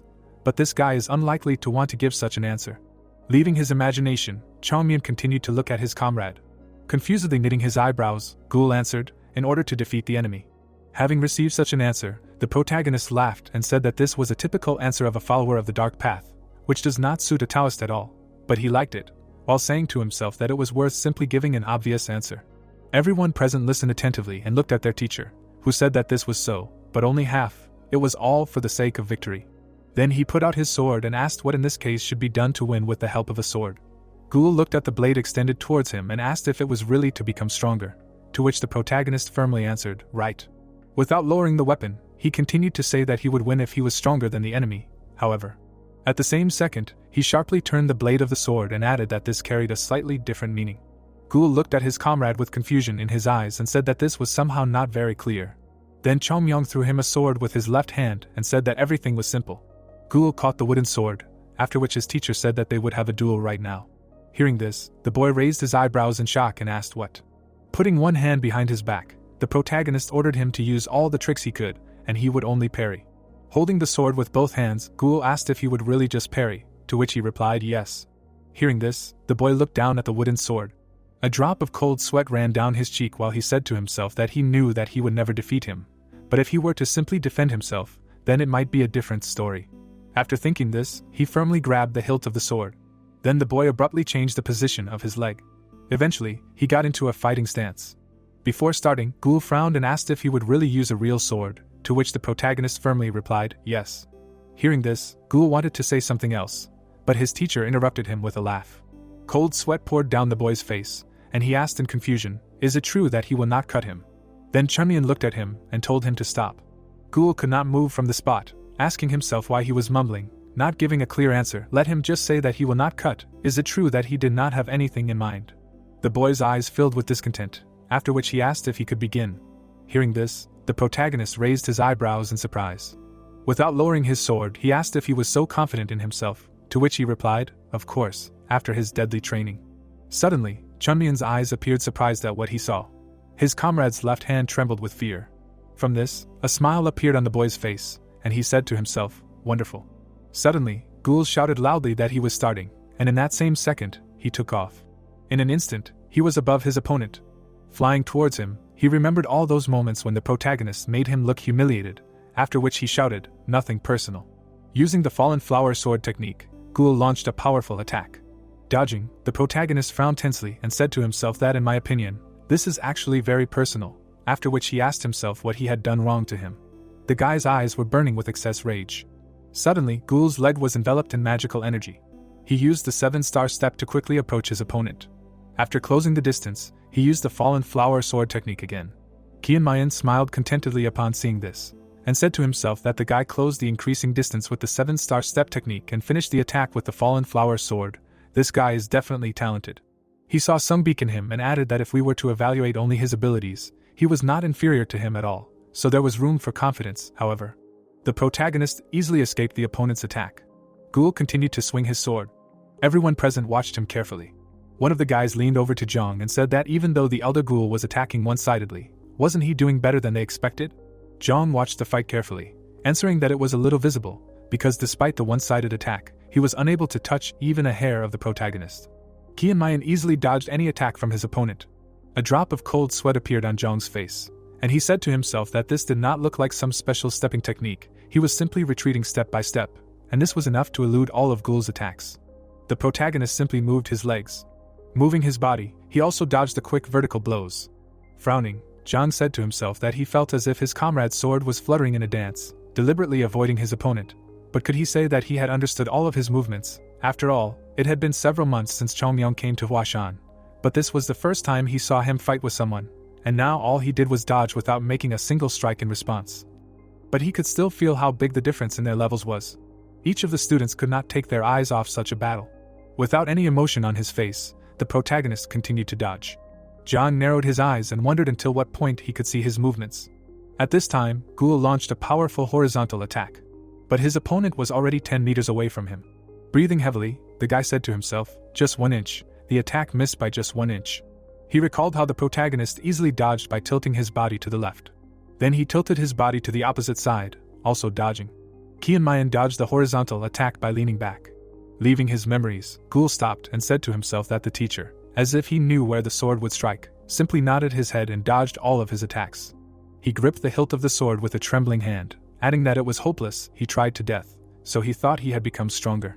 Sweat poured down his face and body while he wondered if this was all the progress he had made. He felt as if there was only darkness around him. His hands and sword trembled while Ghoul said that this couldn't be. And while he was repeating this, Zhang saw a bright glow. Rage filled Ghoul's eyes, and he screamed loudly that this couldn't be. The blade of his sword was wrapped in powerful magical energy. As soon as he saw this, he realized that he had used the sword chi. In that same second, the guy got into a fighting stance. Without thinking twice, he jumped up. Ghoul launched the strongest attack he had ever launched. The shockwave from such a blow reached the wall of the settlement. Everyone present opened their mouths in shock from what they saw. A huge furrow remained in the ground. A huge dent remained in the wall after such a blow. Columns of dust rose into the sky. At this time, the protagonist raised his sword behind his head. An angry Ghoul looked at his opponent. The blade of the sword glistened in the bright light of the moon. With empty eyes, Kianmayan looked at the guy and said that he was finished. In that same second, he attacked. The thinnest blade of the sword flew straight at Ghoul's face. But suddenly the blade stopped right in front of Ghoul's face. The momentum from this attack spread for several meters around them. The earth shook from it. Dust flew in all directions. The blade was right next to the guy's forehead. Suddenly, Ghoul fell to the ground. He was shaking with fear. The protagonist at this time threw the sword over his shoulder and asked, "Well, did he feel the taste of death?" The guy lowered his head in fear, and suddenly screamed that he was a damn puppy. Hearing such a reaction, Chunmian smiled widely. Holding one hand behind his back, he told him to rest. Then he turned around sharply and told the next one to come out to him. The students recoiled in fear. Zhang began to look around, saying that it seemed like they were calling Zhanghak, to which he replied that it seemed like they were calling him. The protagonist turned completely to them and told them to think carefully, after which he asked if they really thought that they would be able to avoid this. Hearing this, Zhang narrowed his eyes tensely. Suddenly, their teacher's eyes lit up and he said that if they did not come out, he would come himself. At that very moment, he rushed into the attack with a loud cry. The moon shone brightly in the night sky, and screams were heard throughout the settlement. After some time, each of the students was defeated, and the protagonist asked Ghoul why he could not parry, because he had warned him in advance that he was attacking, why he could not resist the obvious. The guy clenched his teeth from what he heard. Unable to restrain himself, he began to shake, and he screamed with all his might that he was simply too fast, so fast and strong that he did not even have time to think about parrying the blow, but even a 3-year-old child would understand this. Having received such an answer, the protagonist opened his mouth and said that he sees, they know everything perfectly well, after which he asked why they do not do it then. Hearing this, Ghoul raised his eyebrows in surprise. A second later, his teacher raised the sword above his head. Immediately after that, he launched an attack through the air. A powerful impulse spread out for several meters around the strike, and the protagonist asked if it was true that it was easy. Ghoul looked at the blade of the sword and asked if it was the same technique he had seen, to which he firmly replied that it was. Spreading his arms in different directions, the guy said in confusion that he looked much faster, then asked if he hadn't slowed down, to which Kianmayan replied that the sword that fell on his head and the sword that he was watching from the side could not be perceived the same. He looked closely at his student and added that in other words, it was the most basic strike that anyone could repeat if they tempered their body as well as their elders. Then he tapped his foot on the ground and said that first of all, the position of the legs is first and foremost. You need to watch the stability of your legs so that your body does not shake. After that, the main character swung and added that after this force is transmitted to the fingertips and mixed with the internal one. Without finishing, he made the same strike, creating a powerful impulse. Squeezing the hilt of the sword in his hand, the guy finished by saying that this is a strike. Ghoul looked at the blade of his teacher's sword in shock. He could not take his eyes off it, saying to himself that he could not say that this was some kind of outstanding technique, or speed invisible to the eye, because he only quickly and decisively lowered the sword in a straight line without a single unnecessary movement. Having said this, the guy remembered how a few seconds ago his sparring partner repeated this attack. When suddenly Zhang rose and said that now he understood what he was trying to say. Sitting on the ground, he said that it was better not to try did not know how to chase the ornate steps, because for their current ones, techniques that combine with a heart and body are most suitable. The protagonist looked at his comrade out of the corner of his eye and added that they must have the determination to kill the enemy with one blow. They must be prepared for the fact that they will not be able to swing the sword twice, because if they do not kill at once, they will die themselves. Hearing this, Zhang closed his eyes and said to himself, this is what he showed them day after day. After these words, he continued to look at his teacher, saying to himself that it is better to see once than to hear 100 times, because there is a huge difference between experiencing a sword on your own skin, when it is performed to kill with one blow, or knowing about it only by hearsay. Looking at his defeated comrades, he added that if the guys themselves had not now experienced how the sword of Chamyang falls on their heads, understanding would have been much more difficult for them. After these thoughts, Zhang looked at his comrade and said that they were only Huashan students, after which he asked if, as students, they should not defeat the opponent with the fencing technique of their school. The protagonist listened to his student in silence, then asked him in response what the first formation of the Sword of 6 interactions was. A drop of cold sweat appeared on Zhang's face, and he answered in confusion that it was a chopping blow. Minchin burned the guy with his gaze, asking, and the Sword of 6 interactions is not included in the Huashan techniques, adding that the principle of 6 interactions is the basis and skeleton of Huashan. Everything in Huashan begins with the principle of 6 interactions and ends with it. While he was saying this, the students began to slowly rise. During the words of their teacher, more and more guys stood up. When suddenly the guy thrust the sword into the ground and said, however, despite his students, the teacher said that they had not even mastered the 6 interactions. What kind of sword of fallen leaves? What steps of the family of stars? Dust in the eyes. Frowning, he turned to the boys and told them to remember that it was useless to master other techniques until they mastered the 6 interactions.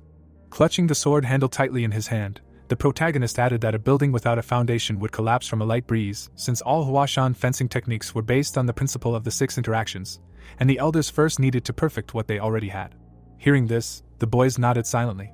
Ghoul suddenly rose to his feet and said that he understood what his words about the importance of the 6 interactions meant. The boy's foot firmly rested on the ground. But unexpectedly for everyone, he lowered his head in disappointment and said that they were not him, and to tell the truth, only in his hands of all those present did the sword of the 6 interactions acquire such power. Ghoul clenched his fist tightly and added that it might sound stupid to him, But they didn't need strength in the future, but the kind that would wipe the noses of the idiots from Zhongnan right now. After saying these words, he looked up at his teacher and said that he wanted to ask him if they did as he said, would they at least be able to avoid the huge shame of losing. Hearing this, the protagonist raised his eyebrows in surprise. The guy's eyes were filled with anger and hatred. Qianmayan, on the other hand, looked at his student without a drop of fear or doubt in his eyes. When suddenly he grabbed him by the chest and said that he was going to hit him on the head, to which he screamed in horror, asking why, what did he do? But suddenly surprise appeared in his eyes when the protagonist said, asking if he was really saying that they would lose to Zhongnan, adding that such a person does not deserve the right to live. The protagonist's eyes filled with anger, and he shouted with all his might, asking where it was seen that the Huashan disciples lost to the losers from Zhongnan, adding that he told them that he would lead them to victory. Without letting go of the disciple, he continued to shout that there would be no honorable defeats, because victory in battle was their everything. Leaning towards the guy, Chongyan shouted even louder that even if they had to bite into his pants with their teeth or throw dirt in his eyes, they only wanted victory. Throwing Ghoul to the ground, he asked, fearfully adding that they should not make him laugh. How could someone who had bandaged their throats on the battlefield talk about cowardice? The disciples looked at their teacher in shock. The protagonist clenched his fist tightly, continuing to shout that they would use any means necessary to win, and first of all, he would knock all this filthy spirit out of them. At the same moment, he turned to the others and ordered them to quickly take up wooden swords in their hands, because they would start with 10,000 slashes. All the students were on the training ground, and when they heard about the teacher's order, they asked in shock if it was really 10,000, to which he asked them when they wanted to die, after losing or right now. Many years ago, there were cookies in a small plate, and a male voice said that if the elder Qianmayan did not take a student, then his swordsmanship would not be passed on to the next generation. The man spread his arms out to the sides and added that his technique was too valuable to lose it like that, to which the head replied that he was also very worried about it. Saheng exhaled heavily and added that, however, as a person, he could never entrust him with a student, because becoming his student was akin to a terrible punishment, after which he asked for what sins the children should receive it. He lowered his head and added that this guy was the type to say that even a dog would stand on its front paws if beaten to death, so he couldn't let someone who only wore a human mask do it. Opening his eyes, the leader finished saying that if his interlocutor was following the path of Taoism, then there was no point in saying no, and the protagonist behind him asked if it was okay that he was standing behind him. Turning around, the man asked if he had really been with them all this time. Leaving his memories, Qianmayan rolled his eyes and said to himself that just remembering this immediately spoiled his mood, adding that he was just trying to raise them to be worthy, and it was the same as teaching a child to walk. Thinking about this, he walked up the mountain. The protagonist suddenly remembered holding one of the children's hands, and said to himself that this was a little different from personally moving their legs to show them how to take their first steps. Leaving this memory, the boy exhaled heavily and said to himself that if he wanted to do something, it would be better to do it himself, because he did not need the blossom that would fade with his death. He had to revive the soul of Huashan so that it would be just as strong even if he disappeared. Thinking about this, he moved deeper into the forest. The treetops bent under the strong wind. The branches crunched under Qianmayan's feet, and he said to himself that the blossom is beautiful with flower petals, but fleeting, but the soul is like a root, although it does not appear on the surface, it maintains life in the tree. But even if he understands everything, it is just in words. Having finished his thoughts, he stopped. The protagonist stood in his former training place. Looking around, he asked himself if it was true that this girl would not come here again, adding that she might be obsessed with training, but she would hardly stick her nose into the mountain at the beginning of the hour of the ox. With these thoughts, he looked at his reflection in the blade of the sword. With a sharp movement of his hand, the guy pulled the sword out of its sheath. Then he changed the position of his legs. Thus, he took a fighting stance. Furrowing his brows, Qianmayan said to himself that he must quickly become better, not for the sake of returning to his former self, but because this will not be enough. Thinking about this, he closed his eyes. A few seconds later, he opened them and saw a glow ahead. In front of him, a sky demon was flying in the sky, which the protagonist was unable to defeat, and if those who climbed the massif back then had not weakened it with their combined efforts, he would never have been able to compete with it. Qianmayan's eyes were burning brightly with a red fire. Lowering his head, the guy said to himself that he was quite a great swordsman, because he could not defeat a single sky demon alone, and then asked himself what if he could defeat it with his own strength. He tightly clenched his hand into a fist. But as soon as he opened his hand, Chongmayan saw that his palm was covered in blood, and said that then maybe no one would have died. As he said this, he remembered the leader who was frowning. Then he remembered the other disciples and teachers who were looking at the sky. That day, the protagonist was sitting on a tree branch and drinking alcohol. Maybe everyone would have returned safely and continued their calm and orderly lives. And none of this would have happened if only he had been stronger. As he was thinking about this, the heavenly demon made a movement with his hand. At that moment, His magical attacks burst out from behind his back. They rushed towards Chongmayan, who was saying to himself that there was no guarantee that someone like the heavenly demon would not appear again, and maybe the one who attacked Jianghu again would be even more terrifying, so in order to protect Huashan from this danger, he must become even stronger, stronger than everyone in this world, stronger than his past self, and stronger than the heavenly demon. Qianma's magical attack was getting closer. Suddenly, the protagonist opened his eyes, full of determination and fearlessness. With quick swings of his sword, he destroyed his opponent's attack. The sky demon extended his hand again. Clumps of magical energy attacked again. Seeing them, Qianmayan jumped up. He rose to the level of his opponent. In rage, he gritted his teeth. With burning eyes, the sky demon looked at the guy. The next second, Qianmayan destroyed his opponent with one swift and powerful blow. The sky demon was cut in half. In a bright pink light, his image disappeared. The protagonist was left alone in the air, saying to himself that the sky demon's martial teachings destroyed everything he believed in, as if ridiculing his confidence that he could achieve anything if he followed the path of virtue. A few seconds later, he landed neatly on the ground. Rose petals began to fall from the sky. The guy said to himself that all he could do was step beyond the boundaries of what was possible. All this time, Isol was watching him from the side. The girl was standing behind a thick tree trunk. With eyes burning with surprise, she looked at the petals falling from the sky. Looking at the sword in his hand, the protagonist said to himself that he must find his own style that will allow him to go beyond his capabilities and lead to new beginnings. Frowning tensely, he said to himself that it seemed like he was about to grab hold of it, but it was still a long way off. Thinking about this, the guy closed his eyes. He continued to hold the sword in his hand, adding that it was not only the invention of a new style, but also the development of a new level. Opening his eyes, he added that it was not an easy task. But before he could finish speaking, he saw the girl's face in front of his face. Isol was staring at him intently and wanted to ask something. But suddenly the protagonist screamed loudly and jumped back a few meters.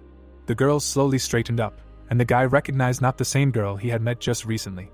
With eyes filled with horror, he looked at her and wondered how she was able to get so close to him without being seen, and even though he was lost in thought, he couldn't help but notice the presence of a person, both last time and this time, without leaving any traces.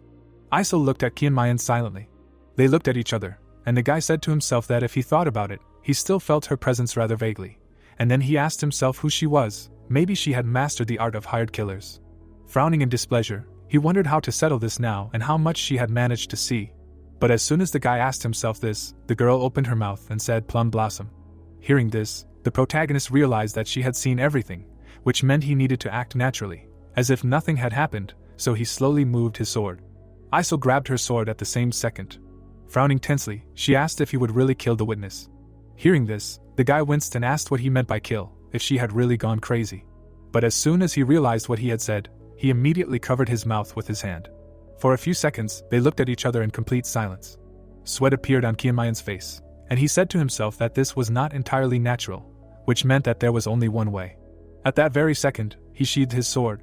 Then he hit his palm with his fist. Finally, he smiled widely and said that he had to take his leave. Hearing this, the girl extended her hand towards him and asked him to stop. But as soon as she said this, the protagonist pushed himself back. He left behind a low wall of dust. Less than a second later, Isol was left alone in the clearing. She still had not managed to lower her hand. Lowering it, she quietly said plum blossom. At this time, Qianmayan quickly ran downstairs, saying to himself that she scared him very much. He did not stop for a second, adding that this time there was only one witness, so no one would believe her. But they say that 3 people make a tiger, and even if several people tell a lie, it is perceived as the truth, so he should be more careful when the Beck generation returns. While he was thinking about this, he frowned tensely. When the guy suddenly braked abruptly. Stopping, he remembered that he still had business before they returned. After saying this, the protagonist looked to the side and said to himself that he first needed to do this, and then go back to Huashan. After thinking these thoughts, he ran in the other direction. Morning came, and many people were walking along the busy street. Many people came into the snack bar, and from inside, the protagonist's voice was heard, asking for a bottle of drink, and a cold one. He was sitting at one of the tables. After emptying a small glass, the guy said, "Here it is." Then he took the dish given to him with his chopsticks and said that he should try it, while saying to himself that until now, since the drink from the cave had ended, he had almost returned to normal life, but he needed to actively use the privileges given by the head. With these thoughts, he threw a piece of meat into his mouth and said that it was very tasty. At the same time, he drank a new portion of drink and said that the head told him to let everything flow as it should, after which he asked himself why he forbade him to do this so often, because it was a hassle to get out to have a glass. After drinking it all to the bottom, he happily said, "Damn Taoists." Drops of alcohol flew from his glass. Suddenly, Sahang appeared in front of Qianman, who said discontentedly that he was also a Taoist. Hearing this, the guy grinned. Pouring himself some more alcohol, he said that it was a completely different matter. After all, he was already over 100 years old. Having said this, he put the bottle on the table. The protagonist looked at his reflection and added that the taste of this drink was completely different from before, and the alcohol that he drank in secret from him was the most delicious. After these words, the guy brought the glass to his mouth. The next second, he drank it all to the bottom. Putting the empty vessel on the table, he said to himself that it was funny, because in his life he had never felt the need for anyone to sit opposite him in a pub, and now what? Having eaten, the protagonist added that if only the elders saw how he was sitting here alone, they would laugh at him. These gentlemen were always like that, after which he asked himself what difference it made that they were called Taoists and saints. In fact, they were ordinary old men who liked to joke. Chongmian sat at the table alone, while everyone else in the establishment was not alone. The boy with a blush on his cheeks looked at his reflection and asked if it was true that there were no such things there. As soon as he said this, he drank it all in one gulp. Putting the empty cup on the table, he said that this one went down well. The blush on his cheeks grew brighter and brighter, and the boy continued to say why he should ascend, because this is a paradise, after which he asked if he needed anything else. Looking at the empty cup, he firmly said that he would not leave here, and let the elders be happy in their own place. At this time, 3 people in black capes approached the establishment. The door inside opened. The strangers entered and said that they would finally eat normal food, and someone said that he could no longer eat because of these fasting pills. All 3 sat down at a table not far from the main character. Qianmayan looked at them out of the corner of his eye while they talked among themselves. Taking a closer look at them, the guy realized that they were wearing school uniforms and looked to be around 30 years old. Suddenly, he noticed a plum blossom symbol on the chest of one of them, and realized that they were the Beck generation. After drinking another cup of alcohol, the protagonist said to himself that contacting them would only lead to a headache, so he needed to quickly finish eating and leave here. Suddenly, one of the guys put his hands on the table and asked what about Sister Isel, since they decided to meet in Huan, to which he was told that, apparently, she went to Huashan earlier, since she doesn't listen to anyone, which means the teachers already know that they have arrived. The guy sitting opposite him smiled broadly, and replied that there was nothing to worry about, since everyone knows that Sister Isel is a little special. Their third comrade waved to the owner and asked him to bring a few portions of the most delicious thing that was available today, and some drinks. The protagonist continued to watch them out of the corner of his eye, saying to himself that they had barely reached the 2nd generation and the first thing they did upon returning was go straight to a pub in the center of Huayin. He frowned with displeasure, adding that even if the school was a complete mess, this should not be allowed, because when he was their age, whenever he was caught, he would stare at the walls of the Cave of Remorse for a week and only knew how to wave his sword. As a friend, Qianmayan focused his attention on the guy in the middle, and realized that he was probably the oldest of them. One of the guys spilled alcohol among the 3 and told them to sort it out, because they all tried hard. The girl who was among them smiled warmly and said that there was no one who worked harder than him, and they only followed him. Hearing this, the elder smiled. He looked at his friends with kindness in his eyes and thanked them for these words. As soon as the protagonist saw his appearance, shock appeared in his eyes and he realized that the guy was handsome, saying in his head that even he, being a man, could feel his charm, because next to him there was such an atmosphere as if he was a noble man from legends who came down to earth. At this time, the guys took apart the drinks. The elder said that who else but him should know that they tried the hardest, because he personally bought these drinks, so they should not be embarrassed, but should drink to their heart's content, but just not get too drunk. Hearing this, the protagonist continued to chew on the snacks, saying to himself that the school had gone downhill. Suddenly, his ear caught a question about how much they had improved their abilities. The girl looked at the elder and asked if they would be able to achieve good results at the Huazhong meeting, because they had spent so much effort. The boy placed his empty cup on the table and replied that he didn't really know. He lowered his gaze and added that Chongnan was strong and they were fully worthy of being the first of the 9 great schools. Without raising his head, he continued to say that although they belonged to the 9 great schools in the past, to tell the truth, there was an insurmountable difference between them and Zhongnan, but this was only reputation, and reputation and ability did not necessarily have to be proportionate. As soon as he said this, the boy from his team raised his eyebrows in surprise. There was no fear or doubt in the elder's eyes as he said that although they had lost at the last meeting, he did not see such a big difference.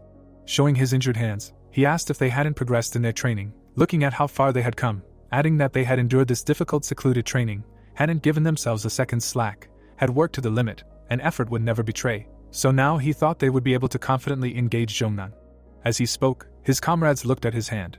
Hearing these words, his comrade looked up at him and asked, "Zhongnan?" The elder raised a cup full of alcohol and asked in return, had Zhongnan been Zhongnan from the beginning, and Huashan was Huashan? Smiling widely, he added that nothing was certain, adding that if they devoted themselves to it with all their might, forgetting about fatigue, they would eventually be able to surpass Zhongnan and become the strongest. As soon as the protagonist heard this, he couldn't help but laugh. Right after that, he turned around to look at the boys, who turned around to look at him. Qianmayan looked at the Beck generation with confusion. The elder looked straight at him in surprise. Suddenly, the protagonist started waving his chopsticks, asking if he really got a bug. At that moment, the elder frowned with displeasure. Cold sweat appeared on the protagonist's face, and he wondered if he really didn't fall for it, but he played it perfectly. The elder put the cup on the table and turned to him. Rising to his feet, he asked who he would be, since he didn't remember seeing him in Wayne. The elder looked down at Qianmayan and asked him to state his name and clan. The protagonist frowned tensely and wondered if he really got into trouble. The protagonist silently exchanged glances with the elders. One of them suddenly frowned and wondered who this boy was, because he had felt a slight sense of discomfort when he entered the pub, and now he understood where this feeling came from. Thinking about this, he glared at the protagonist and added that it was all because of him. Qianmayan looked at them out of the corner of his eye. The elder suddenly noticed that the boy, who had barely turned 15, had ordered expensive food and was drinking alcohol, and said to himself that as far as he could remember, none of the rich officials and merchants in Huang had sons who spent their leisure time alone like this, at least none his age. The sun was shining brightly outside, and there was no one around. The elder continued to ask himself who the hell he was, and the protagonist waved his chopsticks and said that he was just passing by, so they should not worry and should just continue their meal. The elder, hearing this, relaxed and asked if he was passing by, adding that this could also happen. Having said this, he picked up a stool. Walking towards the protagonist, the elder asked why they did not introduce themselves to each other, since their meeting was nothing other than fate. Having said this, he slammed the stool down on the floor. Then he sat down carefully on it. Extending his hand, the elder introduced himself that his name was Baekchan, and he was a second-generation disciple of the great Huashan. The protagonist turned away from him, and wondered why he was clinging to him, and he could not even beat him up. With these thoughts, he glanced at him out of the corner of his eye and said that he did not have a suitable name to call him. Hearing this, the elder narrowed his eyes and asked why he hid his face during the conversation, since gentlemen of noble blood did not do such things. A drop of cold sweat appeared on the guy's face from what he heard, and he asked himself what kind of noble gentleman from Taoist, adding that if so, then let him go to the officials. With these thoughts, he rose to his feet. Covering his face with his hand, Qianmayan said that it was time for him to go. After these words, he passed by his interlocutor. Suddenly, Baekchan turned to him, and the protagonist stopped. Slightly lowering his head, the elder said that he would like to talk to him a little more, to which he replied that he did not have the habit of chatting with men. But suddenly Baekchan turned around with burning eyes. His hand was filled with magical energy, and he screamed, asking himself where he went. But the protagonist easily dodged his grip. Wishing them good work, the guy flew out of the building. The elder raised his eyebrows in shock at what he saw. Looking at his hand, he wondered if he had dodged it without even seeing China's palm. Suddenly, his girlfriend turned to him and asked why he had let go when he had caught it. Baekchan pulled his hand back to himself. Raising his eyebrows in confusion, he replied that he had thought it was not proper for a Taoist to bully little children, to which she replied that it was just like him. Shifting his gaze, the elder quietly said that it was true, that was why he had done it. He looked at the empty entrance to the establishment, and added that it must have been a mistake. At this time, lush clouds floated across the blue sky, and the protagonist's voice was heard among the rocks, saying that the Beck generation would be a real pain in the ass. He sucked on the bottle of alcohol and said to himself that one of the reasons why life on Huashan had been peaceful until recently was the huge age difference between the Un generation and the Qion generation, because for a new recruit who had just joined the service, the most frightening person was not the general or the emperor, but the one who was older. After these thoughts, Qianmayan looked into the bottle and said sadly that he had already finished it all, although he still had a lot of room to get drunk. He continued moving forward, saying to himself that he shouldn't have laughed, and it was a pity that he hadn't managed to finish the drink. Having drawn an image of the elder in his head, he asked himself how he could have resisted after hearing the nonsense about improving his skills. Exhaling heavily, the protagonist added that they wanted to seize Zhongnan, and they themselves weren't even fit to hold a candle to Julyu. All they knew was how to wag their tongues. Waving his hand, the boy said that the elder tried to use his Chi palm. After that, he put his hands behind his back and added that it was worth seeing that he called this nonsense a Chi palm. What a shame! This shocked him even more than his first meeting with the third-generation disciples. Drawing an image of his friends in his head, Qianmayan asked himself how far the third generation could advance in studying martial teachings, adding that even with decent teachings, everything depends on time, but with the second-generation disciples, it's a different story. Introducing Baekchan and Isol, the protagonist finished by saying that the third generation is at the level of polishing the basics, but the second is at the stage of intensive training to hone their skills. These thoughts made him wince and said to himself that this was a complete headache. Looking at the empty bottle of alcohol, he added that there was no point in wasting time on such nonsense. After these words, Chunmin put the bottle on the ground. As he left, he wondered since when did such things make him feel responsible. Evening came and the sky turned warm. A guy entered Gul's room and said that all the third-generation students were ordered to gather in the square for training. Their senior classmates had returned, to which he replied that he understood everything and would be leaving soon. Gul tightened his belt tightly. When suddenly, raising his eyebrows, he asked if the protagonist had returned. The door to Chunmin's room was open. There was a shoe lying right in front of the entrance. The guy's hand was on the bed. Without even having time to change his clothes, the protagonist fell asleep as soon as he entered the room. Seeing him, Gul covered his nose with his hand and shouted that he smelled really bad of fumes, after which he asked if he was really drunk. The guy started shaking his teacher. But when he didn't wake up, he stopped. Suddenly, Gul frowned with displeasure. Unable to restrain himself, he opened his mouth and shouted loudly for him to get up quickly. But before he could finish speaking, Chunmin jumped up, causing the guy to turn away in fear, saying that today was a beautiful day. Looking at his comrade, the main character asked what he wanted to say before, to which he answered in a shaking voice, nothing. A second later, Chunmin stretched and said that he lay down to rest and dozed off, to which his comrade asked himself if he really thought he dozed off, because he fell down without his back legs. Gul covered his nose with his hand again and said that their elders had returned and that everyone had been ordered to gather in honor of this, so he had to wash up quickly because he smelled strongly of alcohol. But before he could finish speaking, the protagonist covered his nose with his hand. Suddenly, steam started pouring out of his ears. It filled the entire room in a matter of seconds. Seeing this, Gul raised his eyebrows in surprise and wondered if the smell of alcohol had really disappeared. At that very moment, he saw a black silhouette in front of him. Chunmin came out to him and said as if nothing had happened, he would also say alcohol, adding that such nonsense did not suit a noble Taoist. Leaving his room, he called his comrade to follow him, otherwise the elder would give him a spanking if they were late. Black clouds floated across the evening sky. The two of them went out to the training ground, and the protagonist asked why they had to greet the second generation who had returned, to which his comrade replied that they needed to greet them. After all, they had returned after going through difficult, secluded training. Hearing this, Chunmin exhaled heavily and said to himself, difficult, you can't get up. Squinting, he added, if they sat for 6 months in the cave of remorse, where even the light doesn't penetrate, where the only edible thing is moss, and all you can do is fencing, then they would be able to say that they had completed the training, but they swallowed pills, waved a sword a little, and after that they had the audacity to drink alcohol and say how difficult it was in seclusion. Having said this, the guy remembered the elders sitting in the pub. Gul suddenly approached him and said that this time the elders sharpened their knives and said that this time they would wipe Shongnan's nose by any means necessary, and even the leader was generous, providing support for their training. Putting up his index finger, he added that the main character should also be more modest, because the elder Baekchan was quite strict. If he continued to behave as usual, then he would not seem to get enough. Hearing this, Chunmin grinned and said yes, of course. Hearing such a reaction, Gul spread his arms out to the sides and said that he assures that he will get it very badly. While they were talking among themselves, they managed to reach the entrance to the settlement, where everyone else was already. John turned around and asked if they had already arrived, to which Gul replied yes. And as soon as they approached, they raised their eyebrows in surprise, because they said that the second-generation disciples had arrived, which meant it was time to open the gates. The main gates slowly opened. The elders appeared behind them. Seeing them, the leader smiled warmly. The students began to applaud and say that even their gait had changed. Only the main character looked at them without any emotion on his face. The elders passed by them with smiles on their faces. As a friend, Chunmin raised his eyebrows and said to himself that his eyesight had not failed him, because he really was a handsome man. His gaze was fixed on Baekchan. Without taking his eyes off him, the guy added that in the past, everyone had also been buzzing about his noble appearance, but he surpassed that. Closing his eyes, he said that as soon as he dressed up and went out into the village, there would be whole lines of virgins, like delicate flowers.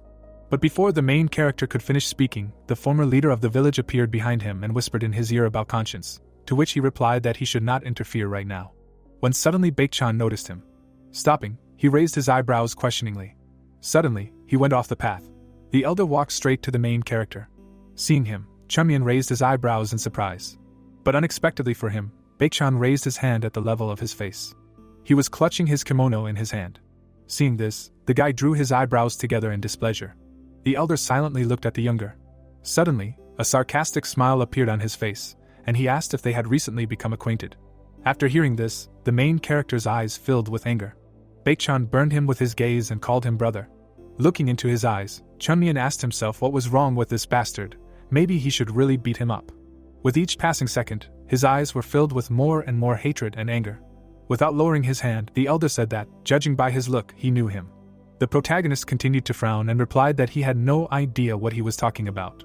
Hearing this, Baekchan lowered his hand and asked if that was so. He suddenly smiled and added that it was very strange since he was like an old acquaintance to him, and then asked when he had joined the school. Zhang, who was standing next to him, raised his eyebrows and replied that this child had started studying during his absence on Mount Huashan, and not much time had passed, so they could not have crossed paths with him. Hearing this, the elder calmed down and quietly said that they had become too close for such a short period of time.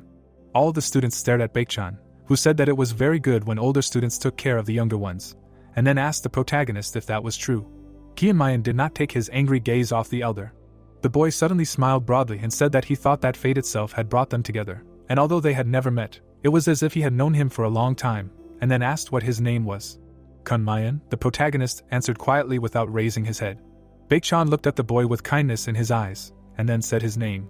Suddenly, a man came out of the main building and shouted that they were already waiting for him, and then asked how much time they could waste on empty chatter. The elder began to leave, telling the younger one at last that they would not see each other often in the future, so he should remember his name. The students watched Baekchan go. The protagonist looked after him with displeasure in his eyes. Suddenly, Zhang came up to him and asked if he had already met the elder, to which he firmly answered, no. Having received such an answer, the boy silently raised his head. He looked at the back of the elder and said that he was considered the most outstanding talent in Huashan. He was considered the one who would revive the crumbling school. Hearing this, the protagonist looked at his comrades in surprise and asked if he was really the most outstanding talent, while saying to himself that he had often heard this when he was little, although he was quickly called by another name. He recalled how the previous leader grabbed his lips and said that he only used his mouth for drinking and cursing, just like a goby fish. Leaving his memories, he asked if the most talented person in Huashan wasn't Ghoul, which made the guy raise his eyebrows in shock upon hearing this. A blush immediately appeared on his face, and he put his finger to his mouth, asking him to shut up, because someone might hear it, to which the protagonist asked in surprise, "Why were you so nervous?" Then Ghoul lowered his head and replied that the elder Baekchan was someone he would not even dare compare himself to. Hearing this, Kianmayan wrinkled his face and said that this was the beauty of the feeling of defeat, it made people so humble. Suddenly, he turned his gaze to the elder and said to himself that he was a crane among a flock of chickens, and this was true, because if he did not think about it, it would be considered praise, but words can also take on the opposite meaning. Baekchan slowly walked to the headman's house. The protagonist imagined the elder standing in the center of his comrades, and said to himself that a crane in a flock of cranes was a normal phenomenon, but when a crane wedged itself into a flock of chickens, it looked completely unnatural, and in most cases it became a flaw. Baekchan carefully looked behind himself. He was the only one of his comrades who stepped forward. After a few seconds he stopped. Baekchan was standing at the head of all his comrades. Suddenly, Isel appeared out of nowhere. She ran up to the guys from the second generation and stood next to them. A second later, she straightened up, taking on a proud look. Seeing her, the protagonist said to himself that she was also from the Beck generation, but then where did she get you? He did not take his eyes off her, asking himself, could she have told him everything about him? After all, only one day had passed. When suddenly Ghoul, smiling widely, asked if he also could not tear his eyes away from the eldest, he understood him. After all, the first time is always like this, she is too beautiful. Hearing this, Chunmian looked at his comrade with disgust and asked what he was talking about. The guy looked at Isel with kindness in his eyes and answered that he could not even dream of her. After all, she was already in love with the elder Baekchan. The protagonist, and even Zhang covered their ears at what they heard, and Ghoul, seeing this, cried out in embarrassment, asking if he had said something wrong, adding that he was sure that the two of them would never meet someone like her, because everyone knew that she was the most beautiful in Shangxi. Suddenly, Chongyong exhaled heavily and said that he said he was the most talented in Huashan, then he said she was the most beautiful in Shangxi, and if someone else listened to this, they would decide that everything in Shangxi was completely sad. Then, putting his hand on his comrade's shoulder, he added that if he had spent time training instead of getting involved in other people's relationships, he would have already made himself a swordsman, to which he, lowering his head, asked not to press on a sore spot. Suddenly, the elder hit his palm with his fist. Browsing, Baekchan greeted the leader. All of his comrades also punched their palms. They extended their arms and greeted the leader loudly. Hyunjong looked at the boys with kindness in his eyes and said that they had all worked hard, and then asked if it was true that the training had been hard. Without relaxing, the elder replied that it was not so at all, since the leader had spent so much effort supporting them, and then asked how they could complain about the difficulties. The old man did not take his eyes off them, asking if there had been any improvement. Without letting his hands drop, Baekshun replied that they had only realized that no matter how hard they worked, there would be no end to the sword, but the training had allowed them to achieve minor success. Hearing this, the leader turned to the head of the finance pavilion and asked if he thought it would be worthwhile to throw a feast in honor of the children who had completed the hard training. Hyunjong frowned in displeasure and quietly said that it was not even a merit to throw a feast. But when the headmaster addressed him again, he pointed his finger at the dining room and said that they would do so, since they were already setting the table, and then asked if they wanted to go in. As he left, he grumbled discontentedly that if he had known how much suffering it cost, he would not have spent it so frivolously. The headmaster watched him go and said to himself that after what happened to the Milky Way Guild, he continued to mutter strange things under his breath. After a short pause, he turned to Unam and asked him to help the children relax after hard work. Then the old man addressed the protagonist, causing him to raise his eyebrows in surprise. Standing tens of meters away from him, Hyunjong asked the boy to come into his house for a minute, since he had something to talk to him, to which he asked discontentedly, "Really again?" As soon as Baekshun heard this, he froze in surprise. With anger in his eyes, he turned around and asked himself discontentedly, did he really say to the head again? The old man held his hand to his mouth and asked the protagonist if there were sweets. He would take a look, to which he replied, "Okay." The elder watched from the side as the younger ran up to the head. Without taking his eyes off, he asked the elder where this child came from. The protagonist walked next to the old man. Ungam approached Baekchan and answered that it was better for him not to think about him, because his nerves would be safer. Putting his hand on the boy's shoulder, he added, "Especially him." After these words, the elder left, and the boy asked himself if this was really the Huashan he knew. Clouds floated across the evening sky. There was roast meat on the table in the dining room. Baekchan looked at the chicken in shock and asked where the hell they got the money from. His comrade turned to him and replied that during the year that they were gone, the pavilions and even the decor of the refectory had undergone major changes. At first he felt a bit awkward, but it was so clean and tidy. Maybe while they were gone, the god of wealth had not descended from heaven, and judging by the children's reactions, that was true. Baekchan, listening to his comrade, turned back. He looked at the table where the third-generation students were sitting, asking each other if they would really not eat meat anymore, or if they would eat something else, like fish. The elder frowned in shock at what he heard and asked himself what was wrong with the whole school, if they were really tired of meat. He saw the children leisurely eating the chicken and wondered if it was possible to hear anything more unbecoming of Huashan, because the Huashan he knew could rival Gabong for the title of the poorest school in the world, and even Gabong was not as poor as Huashan. His classmates were drinking alcohol. Baekshun looked at this in shock and added that the students of Gabong were just beggars. They themselves did not suffer from poverty, but for Huashan to suddenly go and get rich. While he was wondering about this, the elder looked at him and asked what was the matter. Was the food not to his taste? To which he replied that it was not that. The boy looked at Ungam with a puzzled face and said that he could not understand what was happening at all, then asked what happened while they were gone. The elder, hearing this, closed his eyes and said that they did not think about them at all. After opening them, he added that it was quite a long story and they would find out everything in time, but he would only say that Huashan had acquired one lucky charm. Hearing this, Baekshun raised his eyebrows in surprise and asked what kind of lucky charm. Well, as soon as he asked this, one of the students kicked down the door. Then, he stomped his foot on the ground with a loud stomp. Everyone present turned to look at him in surprise. A drop of cold sweat appeared on Baekshun's face at what he saw. The protagonist stood in the aisle with his head down. Steam came out of his mouth in anger. He loudly stomped on the floor as he walked forward. The protagonist angrily passed by all the students. He quickly walked to his seat. A second later, the guy sat down opposite his comrades. The seniors continued to look at him in surprise. Silence hung in the entire cafeteria, while the other third-generation students did not pay any attention to it. Baekshun raised his eyebrows in surprise and wondered what was going on. Why none of the third-generation disciples asked what this junior was doing. Jong looked at the protagonist in silence. Next to him sat Gul, who had no surprise in his eyes. Looking at the elder and Jem, Baekshun wondered why even he, who attached great importance to politeness, did not say a word, as if this situation was something natural. Suddenly, with surprise in his eyes, he looked away. The guy focused his attention on the protagonist and wondered if he could really bend the entire third generation to his will, adding that besides, the strongest of the third generation and the most capable of them, Gul, were sitting next to him. The guys looked at their friend in silence. Suddenly, the elder imagined Kianmayan smiling ominously, and said to himself that in other words, he was in the middle between moral duty and authority. Suddenly, he frowned angrily and wondered what trick he had used to get everyone under his thumb. And while he was thinking about it, John smiled and asked the protagonist what had made him so angry again. The guy raised his head angrily and replied that he had been ordered to go to the Milky Way Guild. Lowering his head, he asked discontentedly if he was some kind of carrier pigeon, adding that he was tired of it. The guys, hearing this, laughed, and John said that he liked it at first, to which the latter replied that it was only the first couple of times. Closing his eyes, the guy added that at least it was good that they were only sending him to the Huayin branch, because if they had sent him to Xi'an, he would have really died. Baekchun stared at him with displeasure, saying to himself that he didn't know what kind of method he had used, but all the third-generation disciples were dancing to his tune.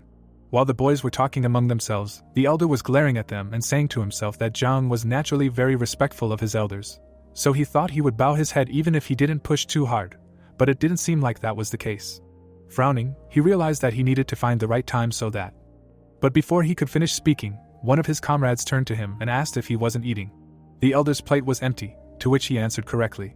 Reaching for the fried chicken, he added that he should eat. Suddenly, Baekchun stopped. Looking at his comrade, he asked where the teacher sister Isol was. The boy looked behind him and replied that he didn't even know, because she had walked with them to the dining hall. Upon hearing this, Baekchun frowned in displeasure.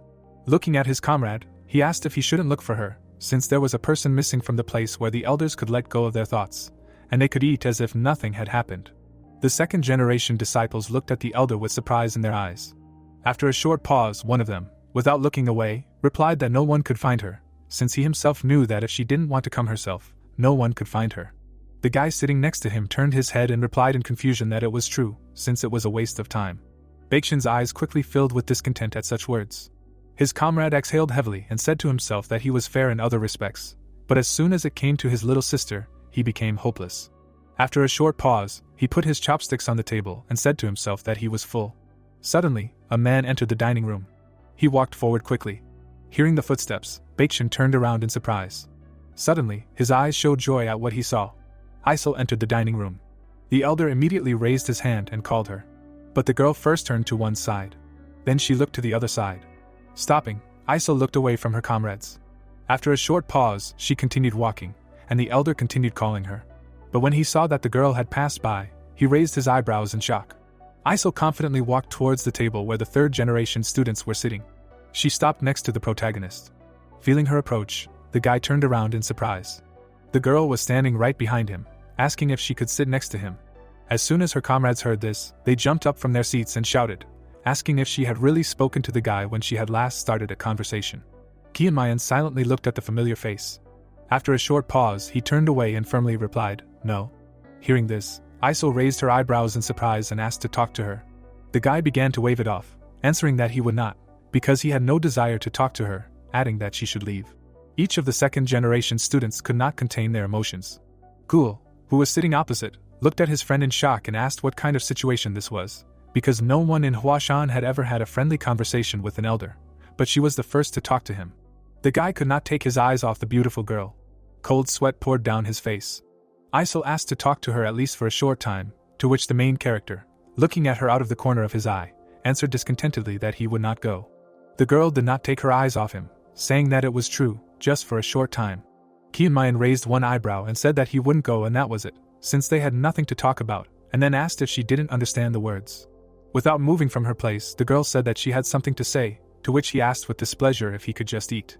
Hearing this, Isol fell silent. A second later, to the protagonist's surprise, she sat down next to him.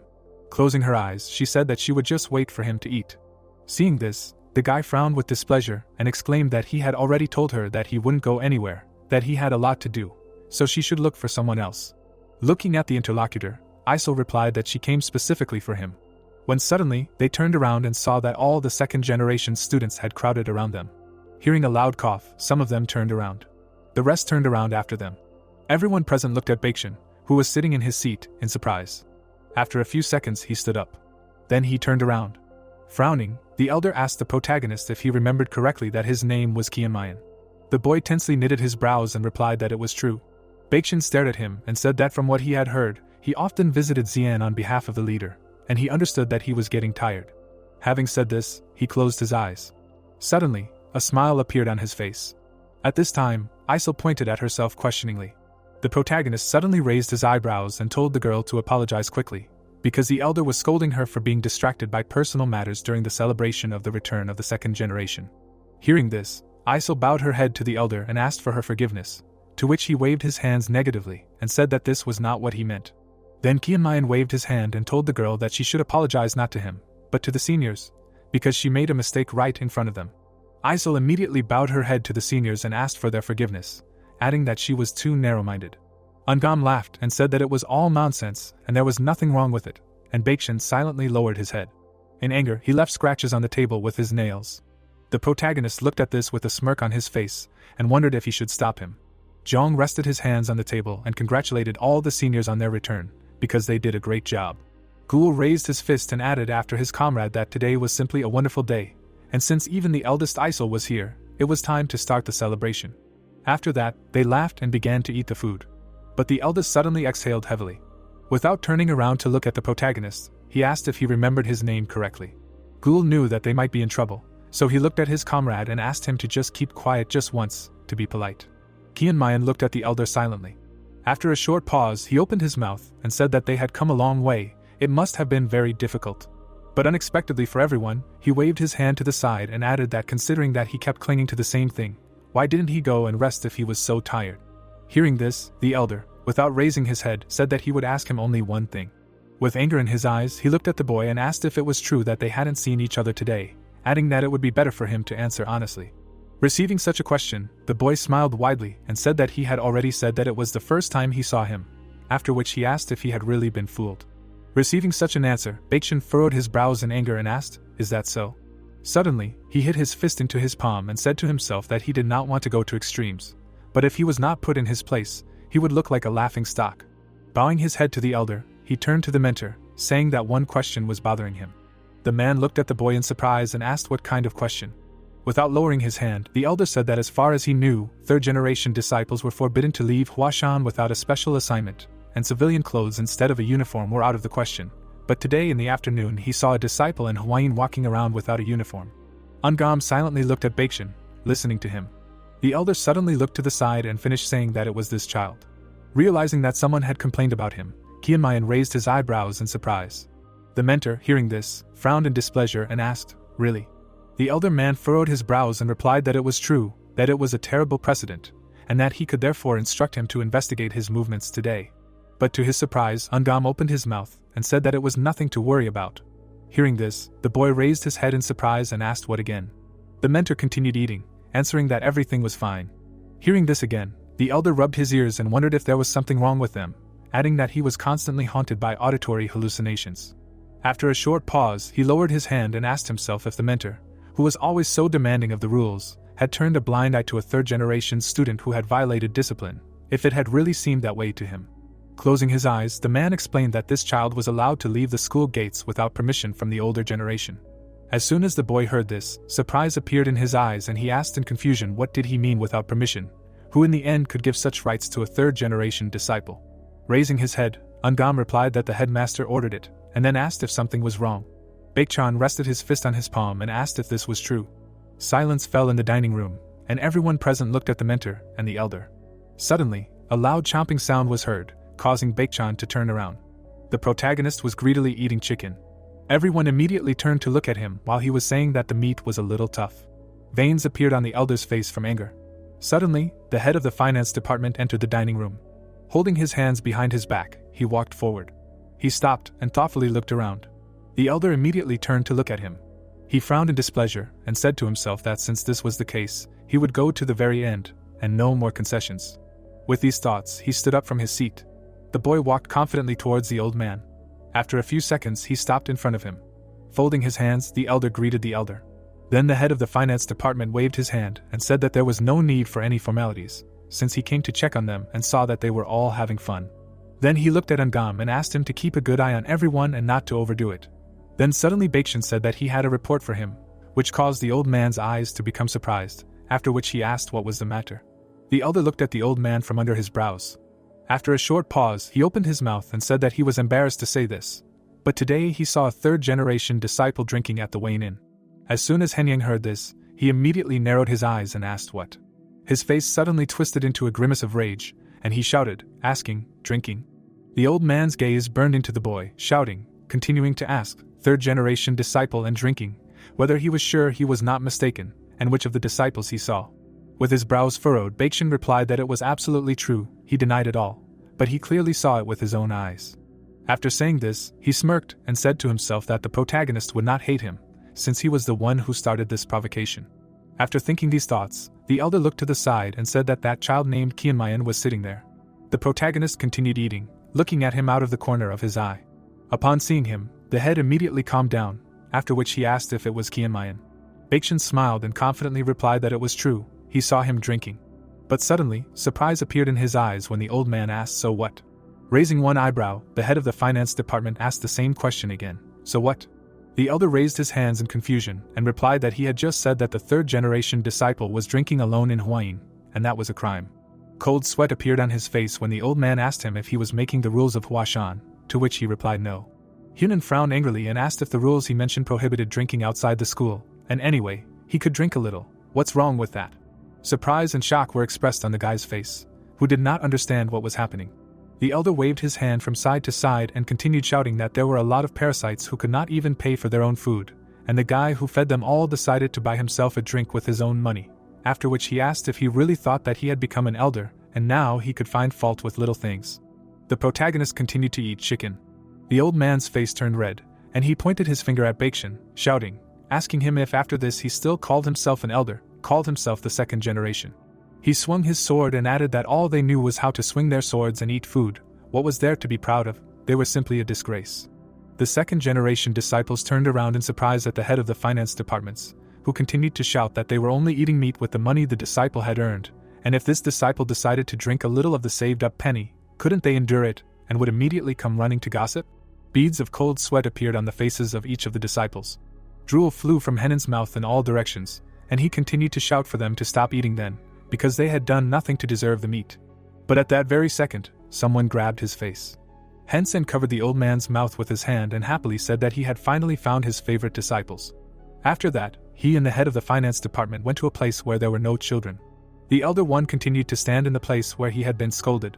Hearing the smacking sound, he turned in his direction.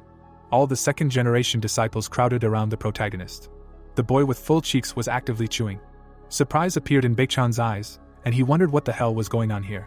It was still evening outside. A male voice was heard from the building where the second-generation disciples lived, asking if this wasn't too strange. He meant that not only the head, but also Elder Hunyang and Elder Unjem. The elder was drinking from a cup covered in cracks. Next to him stood a comrade, who, spreading his arms out to the sides, asked if he didn't feel it. All the elder generation was taking care of the child. Closing his eyes, Baekchan added that it was the same with his sister. She didn't really talk to them either, and now he saw her for the first time trying to talk to someone so actively, and it wasn't their first date together. Saying this, he remembered how the girl approached the protagonist. Leaving his memories, the elder turned to Baekchan, who frowned in worry and asked what was going on. Looking at him, Baekchan told him to stop being angry in vain. Hearing this, the boy lowered his gaze. After a short pause, he answered without moving from his place that he would do so, adding that he had not thought about it, and yet it was unfair. The elder picked up the teapot. While he was pouring the brew into his cup, his companion said that they had been struggling for a year, and not only had they not been received, but some kid had monopolized all the elder's favor. Baekchan put the teapot back and replied that the time when they received favor had already passed. He looked at the table, while his companion asked if he understood that this was not what he meant. Picking up the cup, he answered that he knew everything, while simultaneously saying to himself that he knew everything perfectly well. The problem was not in favor at all. With these thoughts, Baekchan sipped some of the hot brew. Holding the cup to his mouth, he added that he had a very vague sense that he had even taken over power, because the Huashan they had seen before they went into seclusion looked completely different. Putting the cup down on the table, the elder said to himself that he remembered the old dishes, the flimsy buildings, like this teacup with its rims chipped from frequent use. Everything in Huashan had been worn out by time, and the only hope of reviving the dilapidated Huashan was the second generation. Having said this, he imagined himself in a bright light with his friends, and added that the one who had inspired her the most was he. But in just 1 year, the gates of the school had changed too much. The boy looked at the steam coming out of his cup and added, so much so that the changes were confusing him, because he thought that these worn-out things had their own charm. But when he looked at them again, he began to think that they were shabby. Thinking about this, the elder began to twist the glass in his hand. The crack that was on the cup suddenly began to grow, and Baekchan continued to say to himself that he did not know what this bastard did to gain the patronage of the elders. But the current Huashan was still his school, so he should be the only one that everyone in Huashan could rely on, and the one who would once again find a ray of light for the school. Thinking about this, he frowned. Suddenly, his comrade knitted his eyebrows and asked if he would just leave him alone. At least they should give him a good scolding, because if he left things like this, Huashan would turn upside down again. The elder continued to look at the glass in his hand. After a short pause, he put it on the table and asked Baeksang to calm down, because he certainly couldn't say that he didn't want the same, but first of all, he needed to know one thing. Hearing this, the boy's eyes showed surprise and he asked him to know what. Closing his eyes, Baekchun replied that there was always a beginning and an end to a destiny, and then asked if he didn't need to first find out why the elder was covering up this child like that. Without taking his eyes off the elder, Baeksang asked if he knew a way to do this. A man was walking down the hallway. Baekchun turned his gaze to the side and replied, yes, that's who he was coming. A black silhouette appeared behind the door, and the elder allowed him to enter. The door immediately opened. The boy who entered immediately hit his palm with his fist. Jong bowed his head and greeted the elders. Seeing him, Baekchun smiled contentedly and asked him to come to him faster. Baekchun poured him some tea, saying that the boy had done a great job accompanying the teachers as a senior disciple while he was away. Jong nodded, saying that he was only fulfilling his duties as a disciple of Huashan. The senior placed the teapot on the table, saying that from what he could see, something unusual was happening to the school right now. He looked up, adding that it was all because of one child. Jong became flustered, sweat dripping down his face, asking if he was talking about Kianmayan. Baekchun continued to hold the handle of the teapot without saying a word. Jong bowed, asking for forgiveness, as it was his fault that he had failed to handle the student as a senior, and if the senior had been angered by this, he could punish him. Without raising his head, Baekchun ordered him to tell him everything that had happened while he was away, and after listening to him, he would decide what to do next. The boy lowered his head, confused. In the room, he approached the bed, saying that the elder had called him to meet alone. The protagonist exhaled heavily, giving him permission to go. Jong put his hand forward, asking the boy if it was okay if Baekchun asked him to tell him everything that had happened. He froze in shock when he heard a positive answer. The boy pursed his lips in worry, thinking that Kianmayan's monosyllabic answer was making him anxious, and it would be much calmer if he told him what to do. The boy looked at the hot tea in his mug, thinking naturally that he should report everything to his elder, but he couldn't shake the feeling that he was betraying Kianmayan. He exhaled heavily through his mouth. It took the boy a few seconds to gather his strength to speak. Jong turned his head to the side, saying that he should start the story from the moment Kianmayan first entered Huashan. After a while of talking, there was a pause between them and they looked at each other. Baekchun's face was covered in sweat. He placed his hand on the table, asking if this child had found the treasures and combat teachings of the previous generation, to which Jong nodded. The elder continued to look at him, asking if he had not only found the ledger and paid off all the debts of the school, but also seized the enterprises, to which he received a positive answer. Baekchun's eyes widened, asking what was most important. Kianmayan had cured the head of the Milky Way Merchant Guild, and in return, the guild had agreed to finance Huashan. The boy narrowed his eyes, firmly answering, yes. The elder looked at him with his mouth wide open in surprise. He thoughtfully turned away, then said that the boy could go. Jong nodded to him as a farewell. He immediately stood up from the table. Walking outside, he closed the door behind him. Baekchun continued to look away in bewilderment. Baeksun approached him closer with a frightened expression. He looked at the elder, asking if what he had said earlier meant that this boy had single-handedly relieved Huashan of all of her headaches. A drop of sweat trickled down Baekchun's face from excitement, and he replied that he now understood why the elders were protecting him. Without raising his head, he added that the problem did not end with just making an achievement, and since the protagonist had contacted the trading guild, the boy's status would increase every time Huashan earned money under their leadership. He pursed his lips in horror. Thinking about it, it seemed to him that even the leader looked at the boy differently. Baeksang clenched his hand into a fist, confused. He looked up at the elder, asking if he looked at it from another perspective, perhaps his feat was not so great. He clenched his hand into a fist, asking if Huashan was not a martial school. The boy extended his hand, adding that it was simply unheard of for a martial school to favor a student who had earned money, and how could it have happened if everything hadn't gone wrong in Huashan? The elder glared at him, telling him to be careful with his words. He frowned, asking if the student was blaming his elders and teachers for this. Baeksang hung his head in disappointment, replying that he had no such intention. Baekchun looked away, saying that there was some truth in the student's words, to which Baeksang widened his eyes in surprise. Baekchun nodded, saying that he was right, since Huashan was a martial school.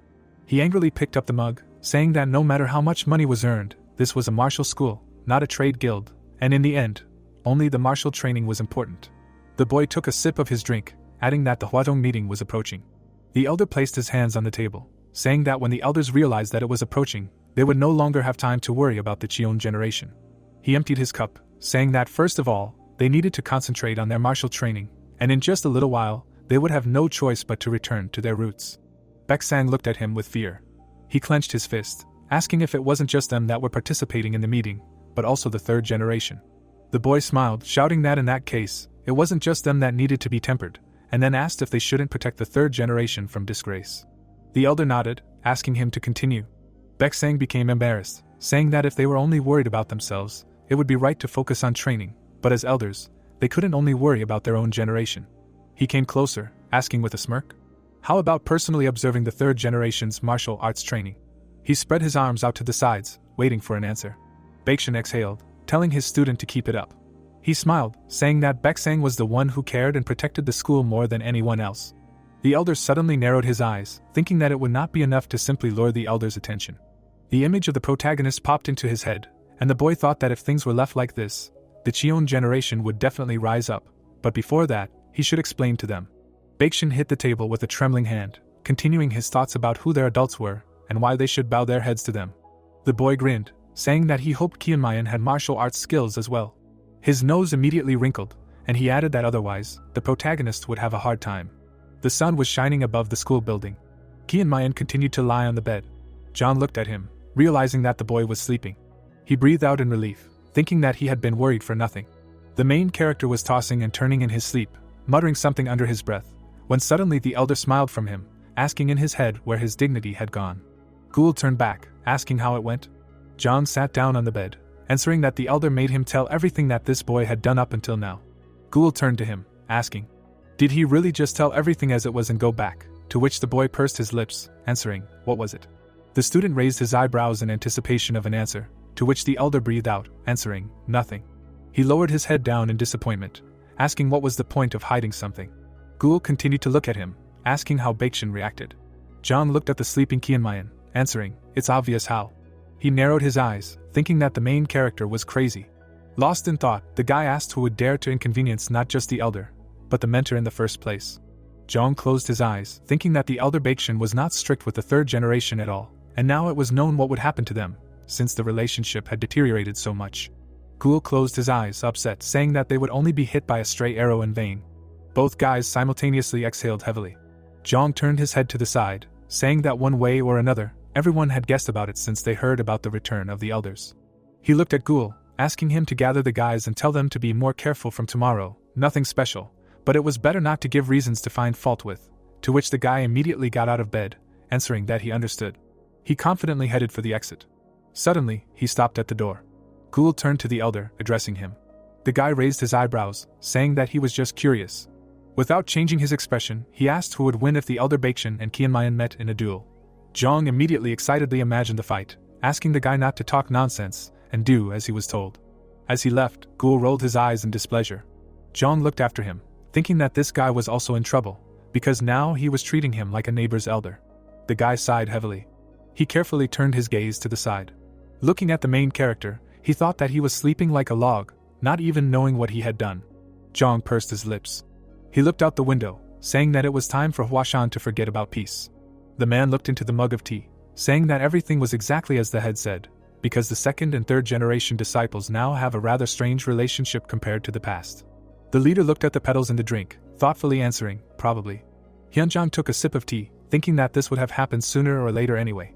He introduced Jong and Isel, thinking that the age difference between the second and third generation students was too small now. After all, the youngest second generation student was a girl almost the same age as the eldest of the third generation.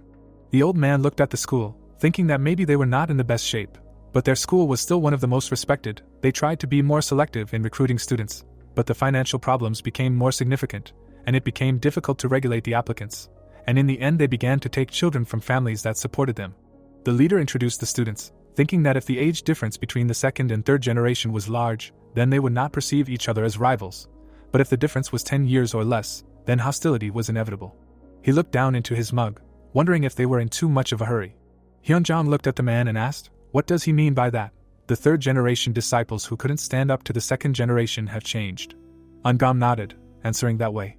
The leader looked down, thinking that his worries were still turning into reality, and today's differences would serve to change the key figure. He looked at his reflection in the drink. Jong and Gould appeared in the reflection, and the leader thought, when they were the core of the third class, they were ordinary students of Huashan High School. Noticing the reflection of the protagonist, the old man thought, but after starting to communicate with Kianmayan, they began to develop and do more. Ungam lowered his head down in disappointment, saying that it was all because he could not cope. Hyunjong looked at him with a smile, answering that it was not his fault. The leader introduced the White Hall, saying that the man was the one who promised to make it a separate building, and above all, they created it because they foresaw this problem when they began accepting third-generation students earlier than they should have. The old man looked at him, adding that they wanted to separate the second-generation students so that they would watch the first class while training with their peers, and since the third generation had nothing to learn from the second generation, it was okay for them to grow up separately. Ungam looked at the leader worriedly, asking what he intended to do now. Hyunjong took a sip of his tea, answering that people were like that, and it wouldn't hurt for them to bump into each other every now and then. Looking up, he asked if it wouldn't pass eventually. The man frowned, saying that they were their students, and if something happened and a big fight broke out, the leader looked at him with a smile. Narrowing his eyes, he asked him to trust them, since Baekshun wasn't the hot-tempered type. Hearing that name, Ungam pursed his lips. The old man smiled, asking if the man didn't think so, while Ungam's mouth fell open, thinking that Hyunjong wasn't seeing the whole picture. He introduced the main character, thinking that the problem was him. The man turned his head to look at the head, thinking that moreover, he paid a lot of attention to Kianmayan, although he had never taught him himself, so he saw this boy as a lucky star that had fallen on their school. The old man looked into the man's eyes, asking if Baekshun wasn't a polite and responsible child, although he was angry because of his hurt pride, but he didn't think that the boy was the one who would let the relationship between the second and third generations get worse. Narrowing his eyes, he added that the boy would resolve everything and there was no need to worry, while Ungam picked up the mug, mockingly answering, "Of course." He took a sip of his drink. Looking out the window, the man thought that things were bad. It was a clear day outside. The students were lying tiredly on the ground. They looked at the coach, asking for mercy, because they were not able to even move. The protagonist looked at everyone, shouting that with each new blow, iron only becomes stronger, and people become stronger when they are strained. He widened his eyes, adding that moss does not grow on those who are beaten, while everyone looked at him in bewilderment, thinking that moss does not grow on people at all. Loud footsteps were heard from behind. The elder entered the training field, menacingly asking, "Who said that they can lie down during training?" The students immediately looked at them. The man passed by the students, saying that they came to check on them because they were worried, and they were right, because without supervision, they slack off. Kianmayan frowned in bewilderment. The man looked at the students, asking if they really think they can rest when the Huashan School and South Valley meeting is approaching. He frowned and added that after training, the students should clean up and make sure that their school was spotless. As they were leaving, the seniors said that this was their punishment for slacking off. They confidently walked out of the training ground. The students froze in their seats, asking what that was, and it seemed that they said something about cleaning. Ghoul looked ahead in shock, wondering in his head why the seniors would suddenly show up. He heard a question from behind him asking what was wrong with them, and turned his gaze. The protagonist folded his hands behind his back, asking if they had eaten something bad. Suddenly, he sharply turned his head to the side. Kianmayan looked at Ghoul, confused, asking what he was looking at. The boy frowned, wondering if this idiot even had a conscience. The doors to the room were tightly closed. The boy walked forward under the command that he should not bend his knees and keep step when walking. He turned around, hearing that he had to ask permission before going out to get a drink of water. The boy stopped abruptly in his tracks. Ghoul put his hands on his hips, saying how annoying it was.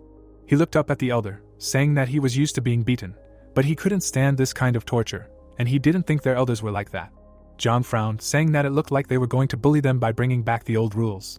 Ghoul spread his arms out in displeasure, saying that there used to be a rule that students at Huashan High School should never let go of their swords, and then asked if that meant they had to take their swords with them to the bathroom, to lunch, and while they were sleeping. He closed his eyes, adding that they scolded everyone, even when only one person made a mistake. The boy looked at the elder, asking if he thought they should do something about it, to which Zhang folded his arms, and after a short pause, asked what they could do. The student was indignant, saying that they were going too far, and did not even hide the fact that they were humiliating them, and they could not allow the seniors to continue to treat the students like this, to which Zhang let out a heavy sigh. He turned his gaze to the side. Looking at the protagonist, the guy asked if they should do something about it, to which Kianmayan frowned, asking what to do. Without turning away, Zhang said that they were talking about the seniors. After all, isn't it obvious what they want? To which the protagonist looked at the ceiling. The senior pointed his hand at the guy, saying that he knew him, so he did not force him to bow to them, but if he just did what they wanted. Frowning, Kianmayan interrupted him discontentedly, asking what they wanted. Zhang put his palms forward, smirking, answering that he had expressed himself incorrectly. The protagonist suddenly interrupted him again. He got up from the bed, putting his hands on his knees, saying that he had a better solution, according to what the elder suggested. The guy confidently walked forward, adding that this would solve everything, when suddenly Zhang became wary, asking what they were talking about. The protagonist quickly walked to the door. Opening it, he answered with a smile that he would simply beat up the elders. The corridor was completely packed with people. Zhang's face changed, loudly shouting for everyone to grab the guy. Qianmayan's eyes immediately lit up with a bright light. He began to quickly run away under the shouts of the elder, so that they would not let him leave. Everyone sharply clenched their teeth, hearing that if they did not cope, they would die. At that very second, a fast run was heard. The protagonist quickly flew past them all. One of the elders fell face down on the floor. The guy running in front loudly shouted that Qianmayan was too fast, and they would not succeed if they tried to catch up with him like this. Someone tried to jump in front of the student, blocking his path. The elder squeezed his hands tightly, having managed to grab the guy. The protagonist confidently bent down to the floor. He confidently dodged the guys trying to grab him. His eyes continued to burn brightly. In front of his face, he could see the doors. They swung open suddenly, and the elders ran inside, shouting. The elders confidently grabbed Chunyan by the hands. One of them began to cling tightly to him, shouting for everyone to grab him. The elders jumped forward in a huge crowd. One of the guys grabbed the protagonist by the leg. Without thinking twice, the others began to try to grab the other. At the last moment, the guy jumped up. Ghoul was menacingly approaching the protagonist. He jumped from above, hitting the guy face first on the floor. Chunyan raised his head, starting to shout to let him go. Ghoul turned back, shouting for no one to listen, and no matter what happened, he must not be let go. The protagonist tried to get out, shouting that the crazy bastards were doing something that they didn't even welcome 1,000 years ago. Trying to get up, he started shaking his legs. The guy wanted to stand on his hands, when suddenly a scream was heard asking to hold him tighter. Ghoul grabbed Qianmayan by the shoulders, shouting that if he hit the elder, he would be expelled from the school. Zhang came closer, saying that he understood the protagonist's feelings, but he shouldn't do it now. He clenched his hands into fists, adding that there was not much time left until the meeting of Huashan's school and the South Valley. Qianmayan's nose was steaming with anger, when suddenly the elder asked him to judge for himself that the elder Baekchan would respect the second-generation students. When suddenly he asked if he could not fight after the protagonist beat him, then what would he do? Chongmin looked at him furiously, answering that he meant to beat him so that he would still be able to fight, because that was his specialty. To which the elder exhaled heavily, thinking that of course he knew this, because he had already felt it himself many times. Zhang narrowed his eyes and said that even so, he couldn't let the protagonist do this. Did he really think that the elders would have any pride left if he beat them? Qianmayan clenched his teeth in anger. Zhang clenched his fists, asking him to refrain, and although it was hard for them now, it was better than being humiliated by those idiots from the South Valley. The protagonist looked up, saying that it would be better if the guy let it go. Zhang closed his eyes, saying that the conference between Huashan's school and the South Valley was a very important event. Qianmayan's gaze suddenly became calmer. He lowered his gaze and exhaled. Ghoul turned to look at Zhang from behind, who nodded positively. The guy immediately slowly let go of Qianmayan, who was lying on the floor. Everyone else did the same, stepping back. The protagonist looked back, asking if he really needed to wait until the conference with the South Valley, to which the elder nodded, answering yes, until it was over. The boy sat down on the floor, answering okay, he would listen since he saw the elder's efforts. Zhang closed his teary eyes, thinking that he was so grateful that he was about to cry. Suddenly, he heard a voice, coming to his senses. The protagonist pointed his finger back, asking what if they wanted to fight him, to which Zhang shook his head, answering that he didn't think that would happen. He closed his eyes, adding if that happened, the boy could do whatever he wanted since he wouldn't know what to do anyway. Qianmayan smiled, asking really? His eyes sparkled again, and he said fine. Silhouettes were visible on the edge of the cliff. Baekson heard the question of how it went, then he knitted his eyebrows, answering that surprisingly, he reacted completely calmly. Looking at the elder, he added that his face clearly showed anger, but he did not show any resistance, and did not even say anything that could cause problems. Baekchan looked ahead, thinking that this was contrary to his assumptions, and he thought that the boy would immediately flare up if he was slightly offended. Squinting, he thought that if the protagonist got angry, then it could well be equated to rebellion, and then he would teach him a lesson so that he would not even have the courage to go against the elders. The elder imagined a calm boy, thinking that he was holding himself back well. Without turning around, Baekchan asked if they had pressed too hard, to which Baeksang raised his eyebrows, answering that any harder would have been too much.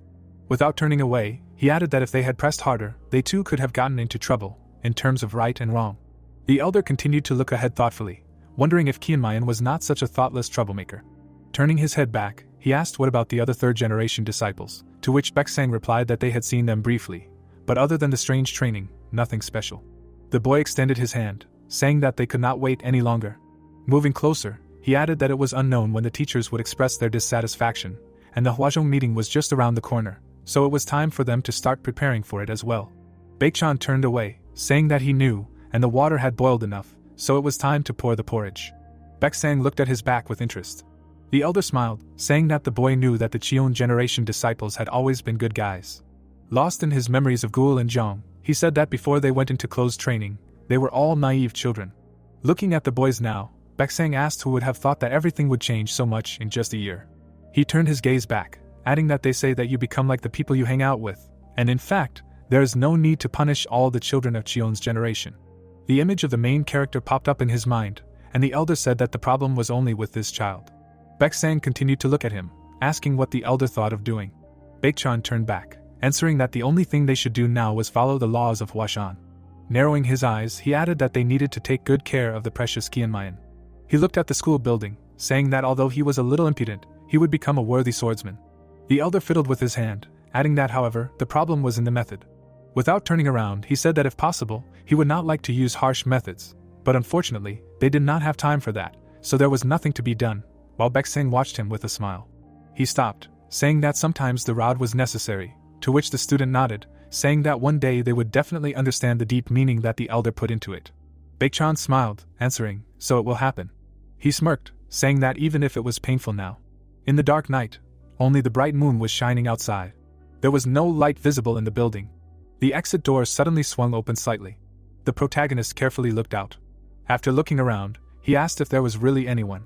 Noticing the empty street, the guy quickly ran away with a weapon in his hands. After a while, he stopped, saying that one does not return to the same place.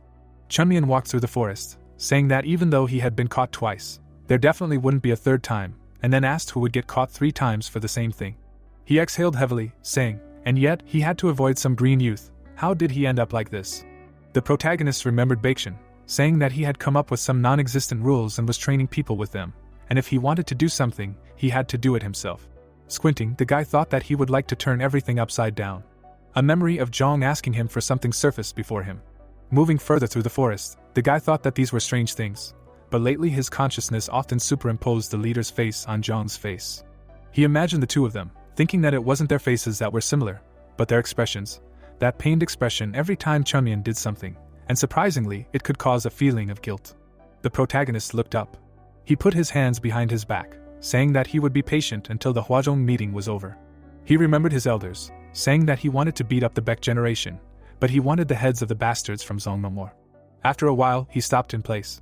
After looking around, the guy said that this place would do. He grabbed the weapon with both hands. The protagonist began to carefully take the sword out of the case. Suddenly, a quiet rustling sound was heard behind him. The guy turned around and began to peer. Qianmayan froze in place, his eyes widening. He began to turn his head in different directions, fearfully asking if there was anyone. The protagonist closed his eyes, saying that he couldn't even relax. He immediately remembered Isol, thinking that he couldn't do anything because she clung to him like a leech. Qianmayan remembered that the girl always kept her distance when he was with others from the Cheon generation. The guy remembered that when he was alone, she would appear out of nowhere and pester him with conversations, and if he had at least felt her presence, he could have avoided the meeting in advance. A silhouette of a girl appeared in the fog in the middle of the forest. Her eyes were shining brightly, and Qianmayan wondered if she was a ghost. The guy smiled, saying that he had never seen them in his 80 years of life. He began to take out his sword, thinking that sometimes there were people whose presence was vaguely felt due to a weak sense of qi, although it was especially difficult to recognize her. Isol suddenly called out to the guy in the reflection of the sword. The protagonist's pupils sharply decreased in fear. A bright moon was visible above the gorge.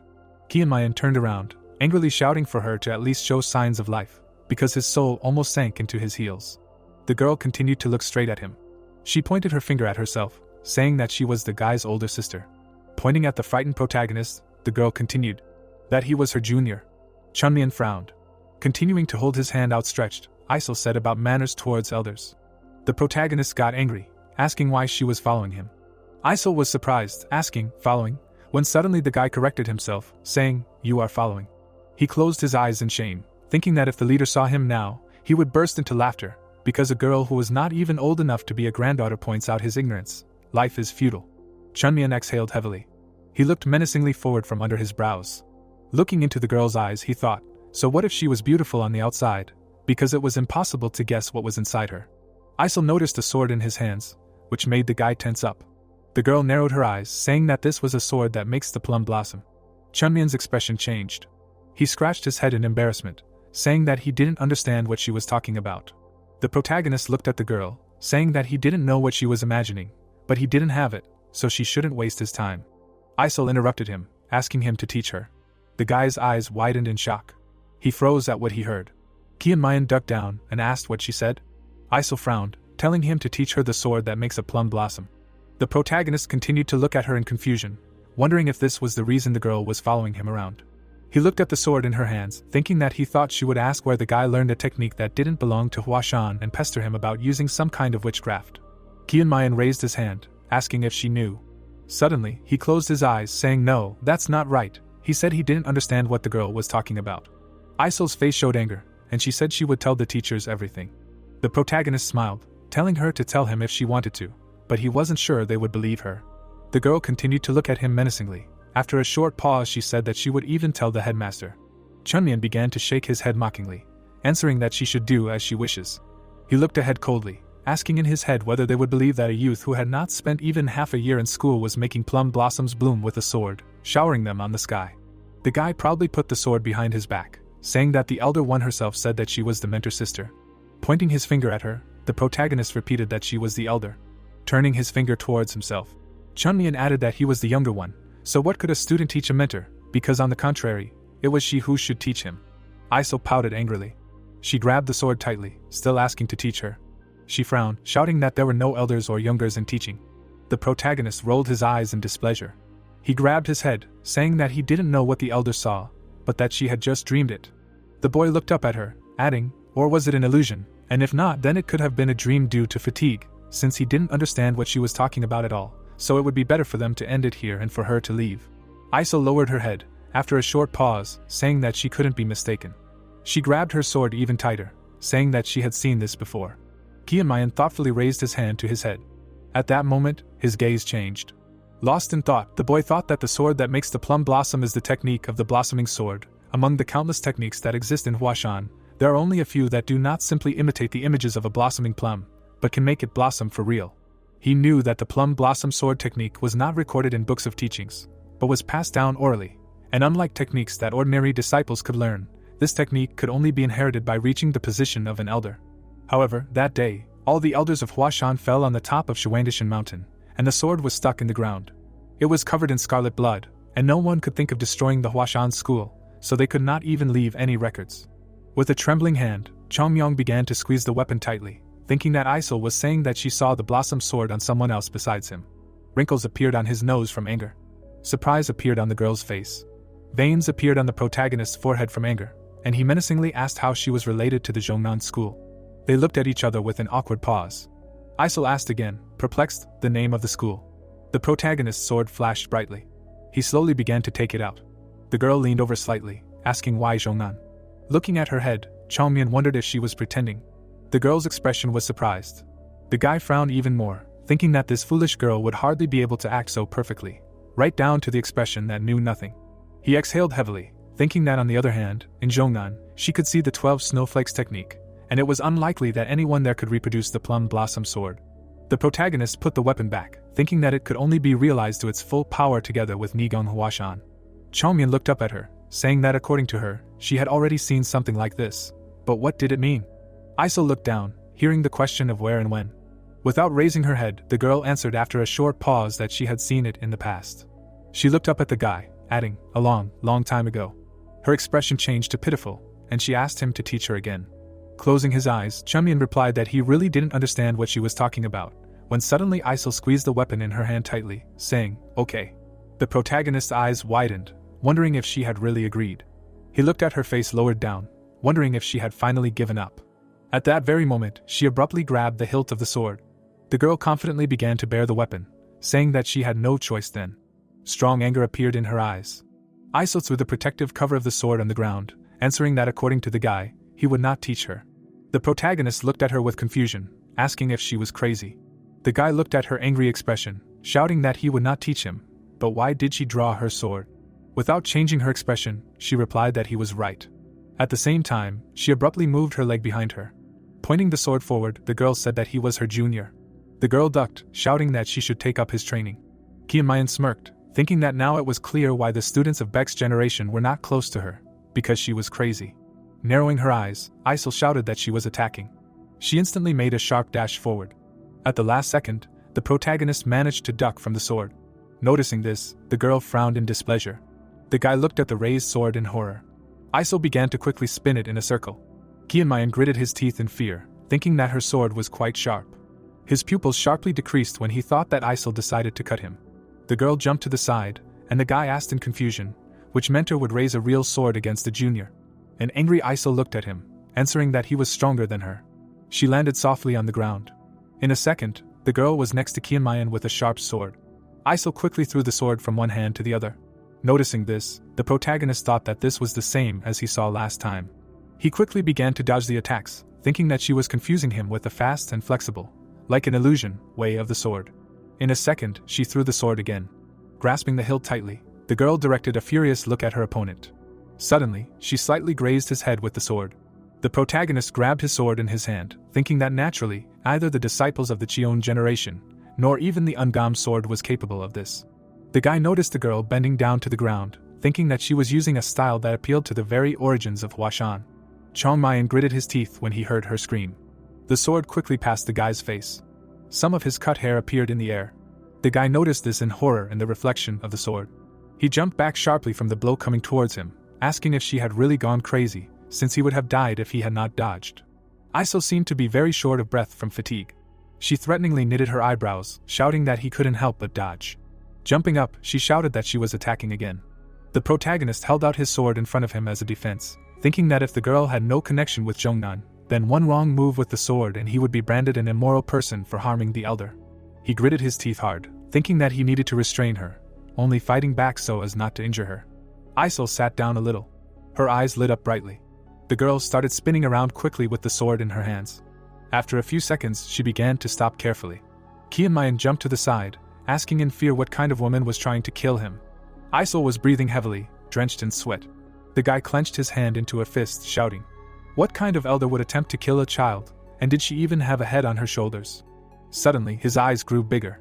Looking closely at the girl, he wondered if her gaze was a little unfocused. Kianmayan lowered the corners of her lips, thinking that she was also intoxicated by the sword.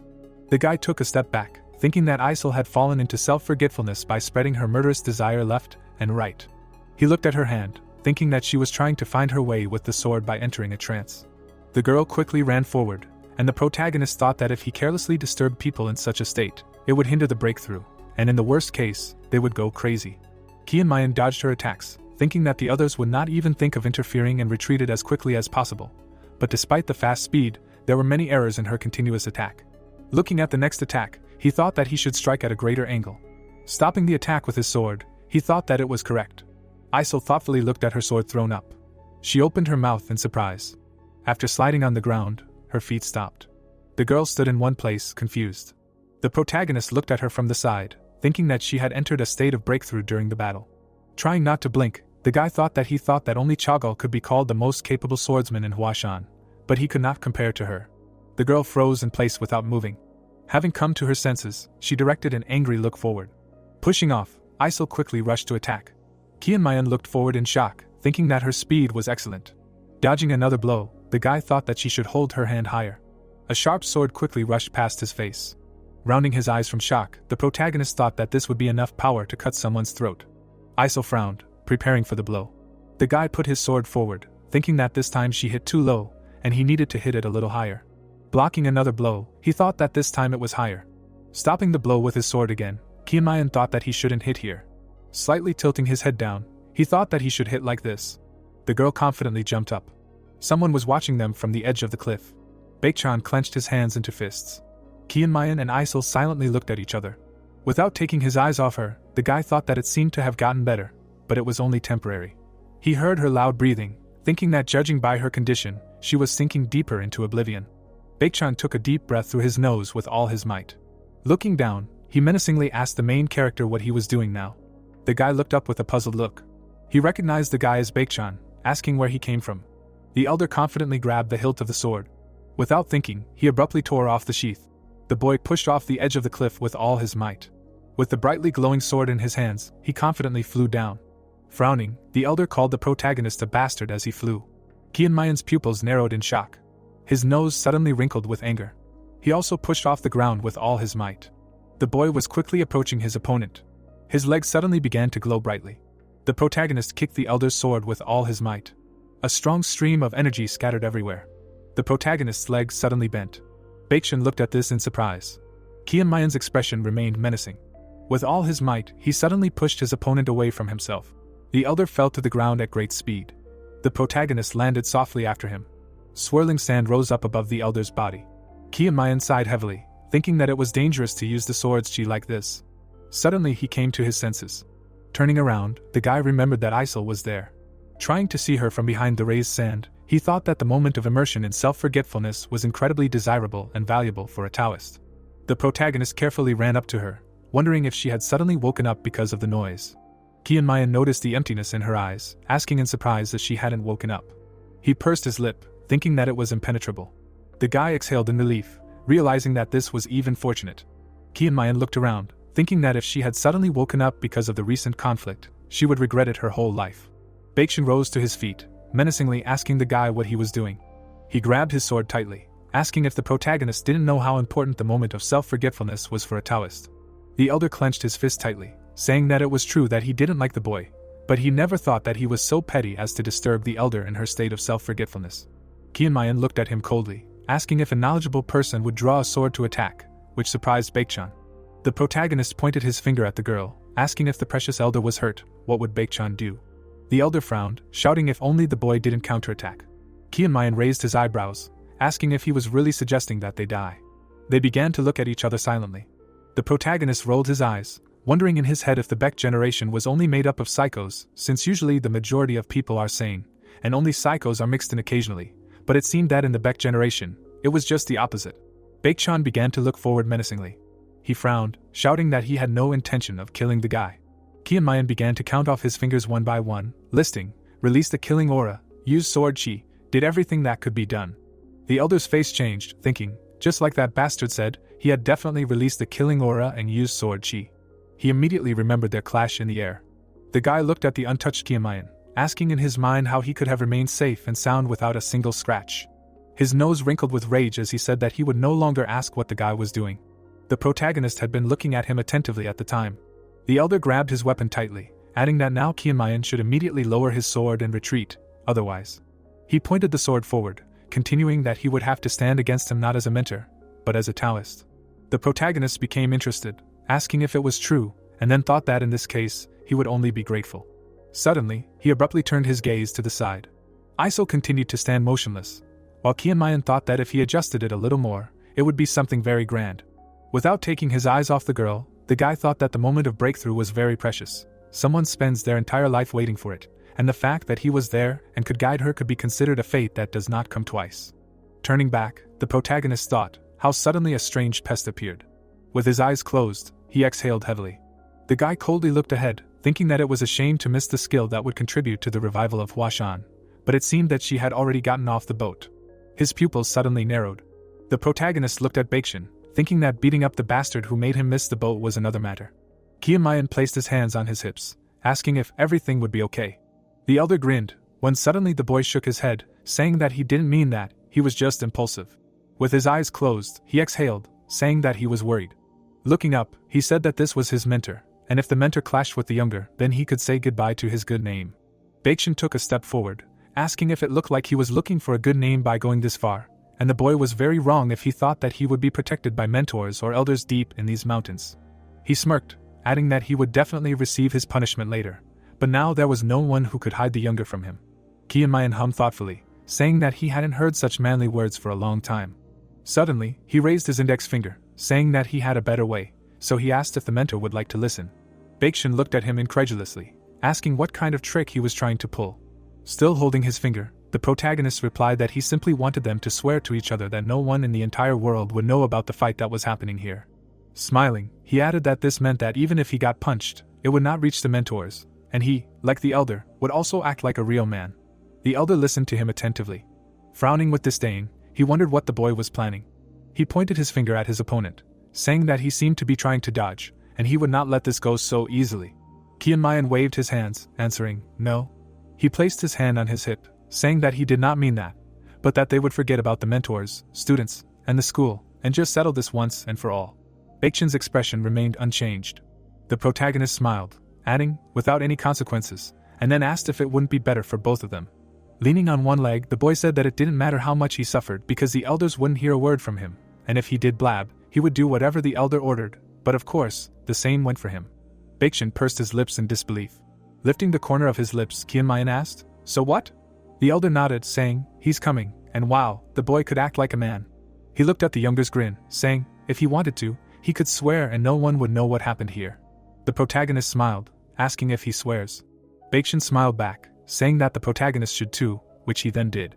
The elder pulled out his sword, saying, then there would be no consequences.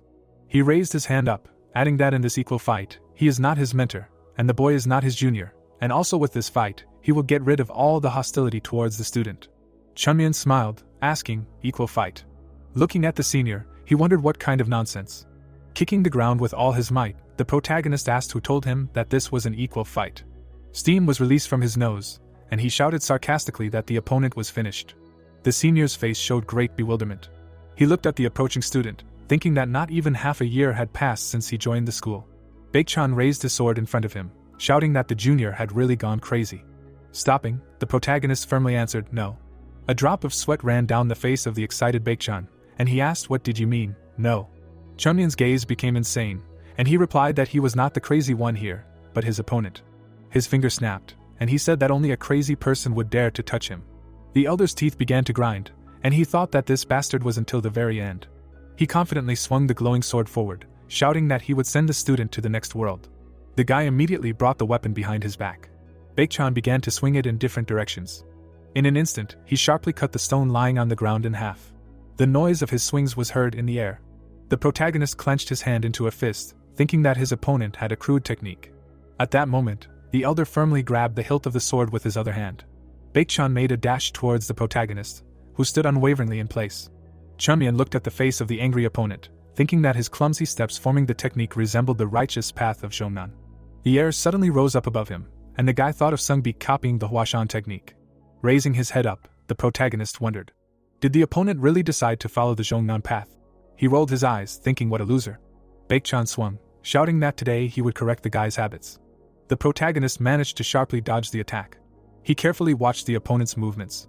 With all his might, clenching his hand into a fist, Chunmyeon said that his habits. Putting his fist behind his back, he added, no one has yet. His hand lit up, and the guy continued, failed to correct. The blow confidently flew towards the attacker Baekhyun. He looked in horror at the attack next to his face. At great speed, the fist flew into his nose. Frowning with anger, Chunmyeon heard a crack. The elder's body immediately moved away from him for some distance. At great speed, the guy flew to the side. With a loud explosion, he crashed into a stone slab. Throwing his head back, Baekhyun began to cough up blood. The protagonist did not take his eyes off him. Baekhyun's body stopped in midair for a moment. A few seconds later, he fell face down on the ground, exhausted. His body trembled, and he struggled to get up. Kianmayan kicked the ground, ordering his opponent to get up. The elder was breathing heavily, and then asked how. The protagonist recalled how the boy was advancing on him and asked if he had arbitrarily changed the steps of a technique designed for changes, and thought that there would be no weak spots. Without raising his head, Baekhyun asked why no one could find this blind spot, to which the boy narrowed his eyes, answering because all his opponents were similar to him. Baekhyun bit his lower lip with all his might. Trying to get up, his weakened body involuntarily swayed. Chunmyeon continued to look at him, asking if the opponent had really gotten up. The elder looked forward with a drooping gaze, asking if his technique was wrong. Chunmyeon continued to stand still, answering that the elder had just gotten a little bit ahead, but only a little bit, but his juniors would quickly overtake him. Baekhyun got angry, asking how he could know that if he had barely gotten in, causing the boy to sigh heavily. The protagonist looked at the boy wiping the blood from his nose, thinking that he was making the same mistakes as Songbik. Squinting, he thought that someone like him was no exception, because even 100 years ago, something like this had happened countless times, and he just couldn't recognize what results the changes would lead to. Looking forward from under his brows, the student thought that from the height of his experience of his breakthroughs, he was beginning to see the situation. The protagonist took a step forward, saying that Baekhyun should thank Huashan for being her student. The guy began to knead his crunching wrists, adding that if he had his way, he would beat the elder to death with his fists, but since he was Huashan's favorite student. Looking up, Chunmyeon continued, he would beat him, and at the same time help him with his progress. With wild eyes, he began to take out his sword, asking not to worry, because he would use it instead of his fist. The guy abruptly waved his hand to the side, saying that someone would say that the main purpose of the Huashan sword is its resemblance to a plum blossom. He came closer to his opponent, adding, "But only those who do not understand Huashan techniques say this, because the Huashan sword does not imitate a plum blossom at all." Suddenly, he raised his index finger up. Waving his hand, the protagonist asked him to forget, because his opponent would not understand his words, to which the elder frowned in bewilderment. Chongmyan held out the sword with a smile, saying that it would be easier to explain in practice. His trembling hand continued to pull the weapon forward. Baekchan, his nose red from the blow, watched what was happening. A dark silhouette suddenly began to rise above him. The elder's pupils narrowed in horror in an instant. The protagonist quickly struck the sword in all places at once. Before Baekchan could react, the guy suddenly struck him in the leg. Saliva flew out of the guy's mouth from the strong and unexpected pain. Kianmayan immediately hit him sharply in the shoulder, and then with all his strength, in the wrist. Swinging the weapon, the protagonist confidently hit the opponent in the lower back, knee and ankle. Baekchan writhed in pain, throwing the sword far away. Swinging, the protagonist hit him in the shoulder again. The elder immediately fell to the ground exhausted. Many lines of mana flashed past him. Kianmayan tightly grabbed the sword in his hand. He slowly approached the exhausted opponent. Baekchan raised his gaze to him in horror. A sly smile was visible on the face of the main character. With his eyes shining, he suddenly laughed maliciously. Drops of sweat began to flow down the elder's frightened face. Swinging, the student loudly shouted about a blow to the head. Having received a strong blow, Baekchan's eyes glazed over. Suddenly, the guy raised his weapon high up again. Having shouted, he began to deliver several more blows to the opponent's head. Saliva flowed from the mouth of the weakened elder. Kianmayan's finishing blow was very strong and aggressive. He continued to hold the sword to the ground. The beaten Baekchan threw his head back. The bandage on his head loosened and came undone. It slowly flew to the side. Having fallen to the ground without strength, the elder wondered why the student said about hitting 5 times, but hit 6. The white bandage was still lying on the ground. Baekchan's body lay in the shadows of the cave. He exhaled heavily. His gaze began to return to normal. The guy's entire face was covered in blood. The guy's eyes were blurry. The protagonist leaned forward with a smile, asking if the mentor had woken up. The guy gritted his teeth in fear from surprise. He stepped back, hitting his head hard on the rock. Chunmian jumped in front of him, asking what he was so surprised about. The elder gently stroked the back of his head. His eyes sparkled, and he realized that he had lost. He looked at the proud student, thinking, so terrible that it was even embarrassing to question whose victory. Gathering his strength, the mentor sighed heavily. Without looking up, he said that he wanted to ask the younger one. Baekchan looked forward, asking how the student could become so strong. The protagonist's expression changed abruptly from surprise. He looked at the wounded opponent, thinking that even having experienced such an unthinkable situation, he was able to accept reality quite quickly, and he was the one who was ready to live on his pride alone. Chunmian slowly approached him. Squatting down, he replied that it was not his strength. The boy poked his finger at the elder's shoulder, adding that he was too weak. Baekchan frowned, asking if he was weak. Raising his eyebrows, the protagonist nodded positively. The elder's face changed, ordering him not to look down on him. Suddenly, he unexpectedly grabbed his heart with his hand. Lowering his head, he began to breathe tremblingly. Baekchan raised his angry gaze forward. Still clutching his heart, the boy said that he was the elder of the Baek generation and the best master, and someday he would become the head of Huashan and raise it from its knees. The protagonist looked at him with big eyes, asking if this could be considered proof that the elder was not weak. Kianmayan pointed his finger at him. With a crazy look, he looked into the eyes of his opponent, saying that he was a frog in a well. Introducing Baekchan as an animal, the boy explained that these words suited him perfectly, because he was a huge frog, stuffing his belly at the bottom of a narrow well that other frogs would not even think of going into. The elder placed his hand on his chest, asking sharply if he was really a frog. He lowered his head and began to whine. The protagonist looked at him, asking if Baekchan knew that Huashan was doomed. After a short pause, the boy exhaled and answered that he did. Without raising his head, he asked if he had put in a lot of effort for this, since he was going to revive Huashan by any means necessary, while Kianmayan looked at him with interest. He frowned, asking what effort, since in his opinion, the elder had done nothing at all. Lost in his memories, the protagonist said that Baekchan had locked himself in seclusion with his students, playing house, and on the way back they had a glass to refresh themselves. Kianmayan remembered when the elders came to them for training, saying that before this meeting Huashan was just a short time ago, and the elder decided to train the younger ones, after which he asked if he was really talking about these efforts. Grinning, the student said that he did not understand what Baekchan's efforts were, but doing whatever she wanted and spending the remaining time usefully was not an effort, and for him, efforts were when the time for his desires was reduced. He looked into the eyes of Baekchan, who was listening attentively, saying that he had not tried at all, but simply decided to become a king in a small state called Huashan, because he had no one to compete with, and there was no one from above who would criticize him. Still squatting, the protagonist asked if Shongnan was the only enemy he had ever truly fought, since there were many students in Jianghu among the second generation who were stronger than him. And did Baekchan think that by getting a little ahead he had immediately become a strong man? He tilted his head slightly to the side and added that it was not he who was strong, but the elder who was weak. The guy looked menacingly at the student. His nose wrinkled with anger. He looked at the guy from under his brows and asked if he really wanted to say that there were many more students in other schools who were stronger than him. Chong Mayan was surprised and replied that of course he was the strongest. Baekchan's expression was perplexed. The protagonist looked him in the eyes, saying that this was not why he won, because now the elder would not be able to defeat even Zhongnan, and of course, there was no way to compare him to Shaolin, Wudong, and the Namgung family, so it would not be that difficult to put him on his shoulder blades, even if it was not him. Baekchan was clutching his sweater tightly in anger. The elder lowered his angry gaze down. Without raising his head, he replied that he knew this, which surprised the protagonist. The guy bared his teeth, saying that he knew all this. His eye sockets turned red. Qianmayan's pupils narrowed when he heard from the elder that nothing would change, because as a student of the Wudong school and the Namgung family, he could only take what he had and try his best. The protagonist hit him on the head with his sword, replying that he was not trying at all. The student knelt down in front of him, saying that he was not making any effort, that he had chosen the wrong direction, and then asked if he really thought that if he worked hard, everyone could become a master. Pointing his finger to the side, the protagonist told him to go and beat the scarecrow, and he would beat it for 500 years, and then maybe he would understand something. Baekchan looked at the ground, confused. He looked up, asking if the student knew the right direction.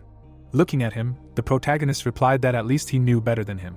They looked into each other's eyes, and the elder asked if the boy could make him stronger. Qianmayan exhaled with a smile on his face. Nodding, he replied that of course he could.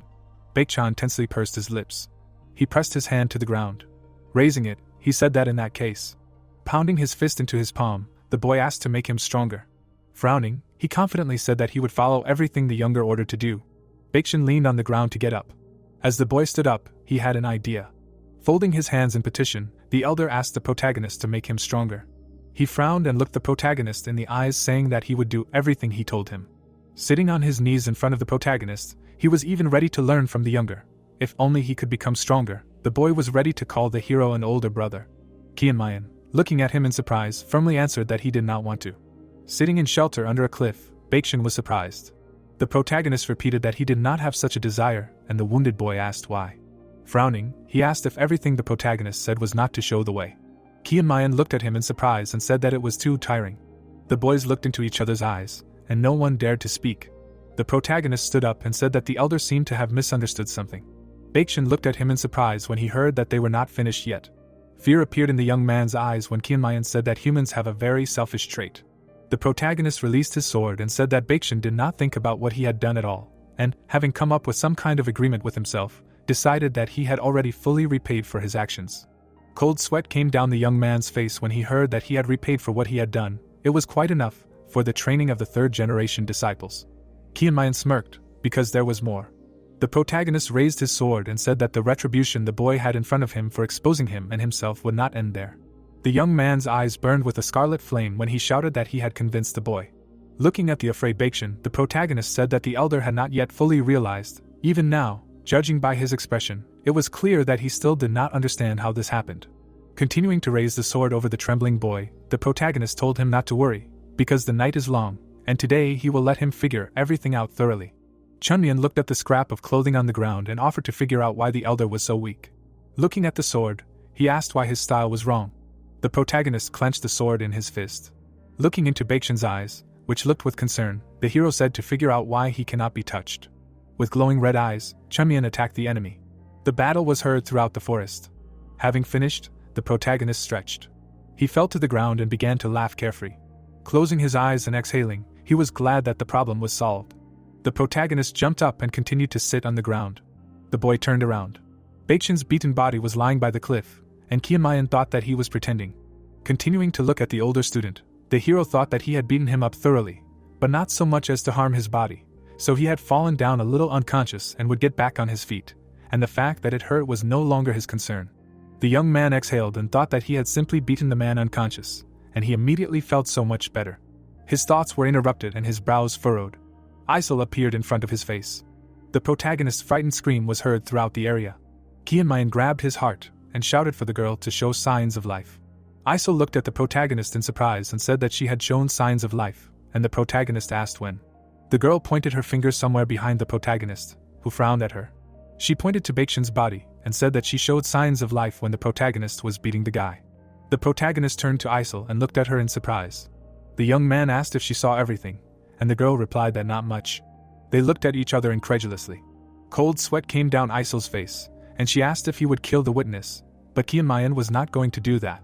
Looking at her with distrust, he said that this was too much. The protagonist looked at the girl's head. Isol smoothed her hair and asked why the guy was looking at her head. The girl was scared when Kianmayan, scratching his chin, said that if you hit the back of your head hard, you can lose your memories. Isol looked away and said that she forgot everything. The guy narrowed his eyes and asked if it was true. Without looking at him, the girl with sweat running down her face repeated herself, and the protagonist thought that stupidity was an instinct for survival.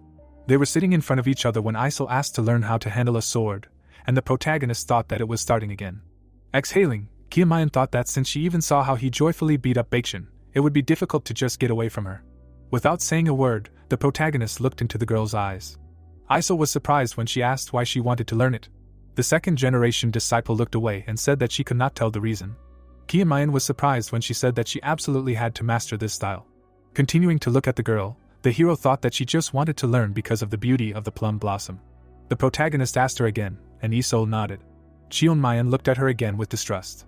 Sitting in the middle of the forest, he said that the girl did not need to ask. This style originally belonged to Huashan. Isol found nothing to say when the protagonist told her to wait to master the style on her own. The protagonist was dumbfounded when the student said that he was no longer in Huashan. Frowning, he thought that the girl determined that he used the plum blossom sword technique. Looking at Isol, he agreed with her words. Kianmayan said that the style will return soon when they are ready, and the second-generation student asked again in surprise. The protagonist stood up from the ground. The girl did not take her eyes off him.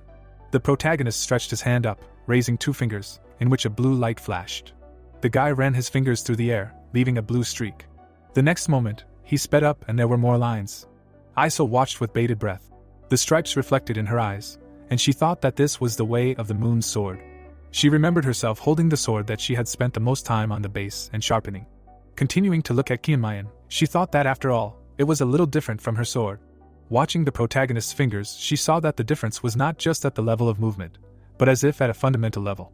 The girl watched her comrade's actions as if fascinated, after which she asked if this was the moon's sword and received an affirmative answer. With the last movement of his hand, Kianmayan drew through the air. All the lines disappeared, and the protagonist asked if the second-generation student understood everything. Isol shook her head negatively and stated that she did not understand at all. Looking ahead, she said that she only knew what the guy was talking about.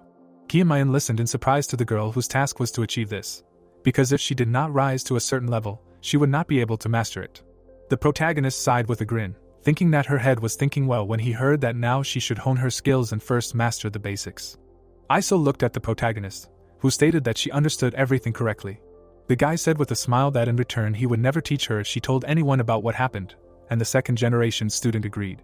Kianmayan called her smart, and Isol, looking at him, frowned.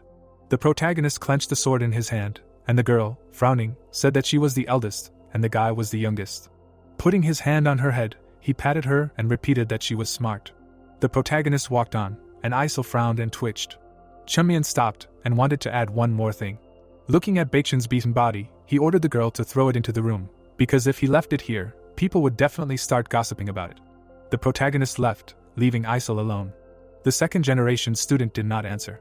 Looking ahead, she thought of the plum blossom. The girl closed her eyes. In her memories, she found the image of her father, who promised to definitely bring back this style. The man looked ahead and said that he would return to Huashan someday and take responsibility for his mistake. The father extended his hand to his daughter, offering to go with him, and said that there was no place more beautiful than Huashan. Isol opened her eyes, interrupting the moment of memories. She rose from the ground. Walking forward, she decided that she must learn. She turned around, frowning, deciding to learn by any means necessary. Chunmian walked in the direction of home. Gul and Zhang turned around in surprise when they heard the doors opening. Looking at the protagonist, they were glad that he had returned, and the latter asked why they were not sleeping and whether they had gotten used to training. Gul frowned and said that it was not that, but because there was a noise, the protagonist asked again. Kianmayan listened in surprise as his classmates said that the seniors came to the White Plum Pavilion because of the missing senior Baekshun. The protagonist rolled his eyes and thought why they came here. They probably decided that someone from the White Plum Pavilion had kidnapped him. Looking ahead, the guy thought that this was clever, and if he had guessed about it earlier, it would have been much easier. With a displeased look, the protagonist said that now everyone is suspected left and right, and Zhang smiled, glad that Kianmayan was not involved. But the protagonist interrupted him and said that he was involved. Looking at the surprised faces of his comrades, he thought, why are their faces so sour? Because they should be happy. The guys were standing opposite each other, when Zhang asked if the protagonist was with the elder Baekshun. The young man looked away and frowned, hoping that this was not what he was thinking, and the surprised protagonist asked what he was thinking. Nervously, Zhang said that this, of course, could not be, because Chunyan knows how to think, and would never do such a thing. Frowning, the guy said that if he suddenly beat the elder or punched him in the face, as he said last time. The protagonist, scratching his chin, interrupted his comrade and asked how one is different from the other, and Ghoul, closing his eyes, said that a punch in the face usually adds points. Chunyan waved off the guys, saying that he is not a child. Zhang exhaled and said that this elder believed in the protagonist, and even if he was a complete psycho, he would never hit the elder. With an innocent look, Chunyan said that he did not just hit him, but beat him like a dog. Zhang said with a smile that the elder and Baekshun always looked like a dog, but stopped. He looked at the protagonist in surprise, realizing what he said. His face turned white with horror. From the house, Zhang's screams were heard, accusing Chunyan of being crazy. The young man pulled the protagonist by the collar, shouting, "Is there a limit to his madness? How could he beat up his elder? Does he not know how great the sin of disrespect is?" The protagonist kicked Zhang with his foot. Adjusting his suit, the boy said that he took care of everything in order to avoid consequences, ordering him to calm down. Zhang, with tears in his eyes, thought that the protagonist was a bastard who did this despite everything. The protagonist watched from the side as Ghoul calmed down Zhang, who covered his face with his hands and said that no matter how crazy the protagonist was, he should be able to control his actions at least a little, because there are basic boundaries that should not be crossed. But it seemed that he did not care about them from the very beginning. Chunyan frowned and did not know what to say when Zhang asked what the elder said and whether he could even speak. The youth turned around in disbelief when he heard that Baekshun asked to make him stronger. The man turned to Ghoul and asked what kind of nonsense this was. The classmate, scratching the back of his head, said that it made some sense and they were the same. The comrade, frowning, said that after all, he was their elder and they were his younger brothers.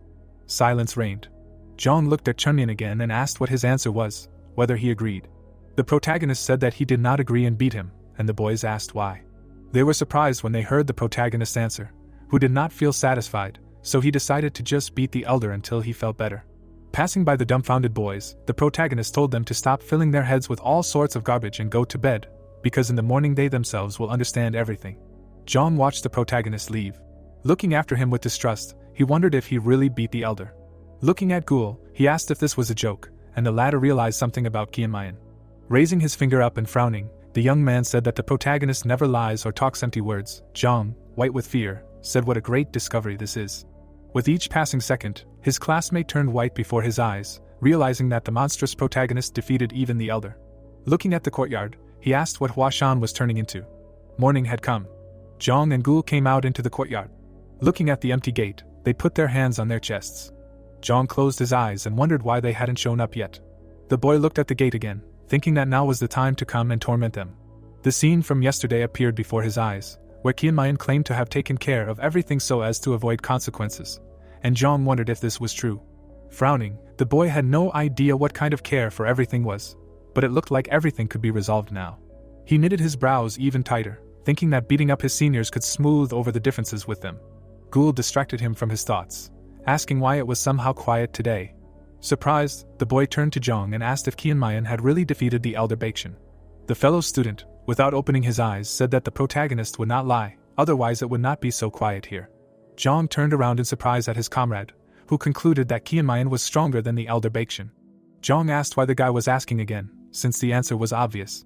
He did not know what to answer when Ghoul asked how his confrontation with Zhongnan would end. Frowning, the comrade asked if the protagonist could defeat them too, since he had not only defeated the elder, but it had been a real beating. Zhang exhaled when Ghoul said that if Chongyang took part in the upcoming duel between Huashan and Zhongnan. Zhang interrupted him and asked what would change if he defeated them, and Ghoul said with surprise that it would bring about a big change. The disciples stood in front of the White Plum Hall when Zhang said that the appearance of a martial artist in the sect was a real reason to celebrate. But in their case, just one master would not change the situation much. The youth, turning around, said that they would also receive some share of the glory.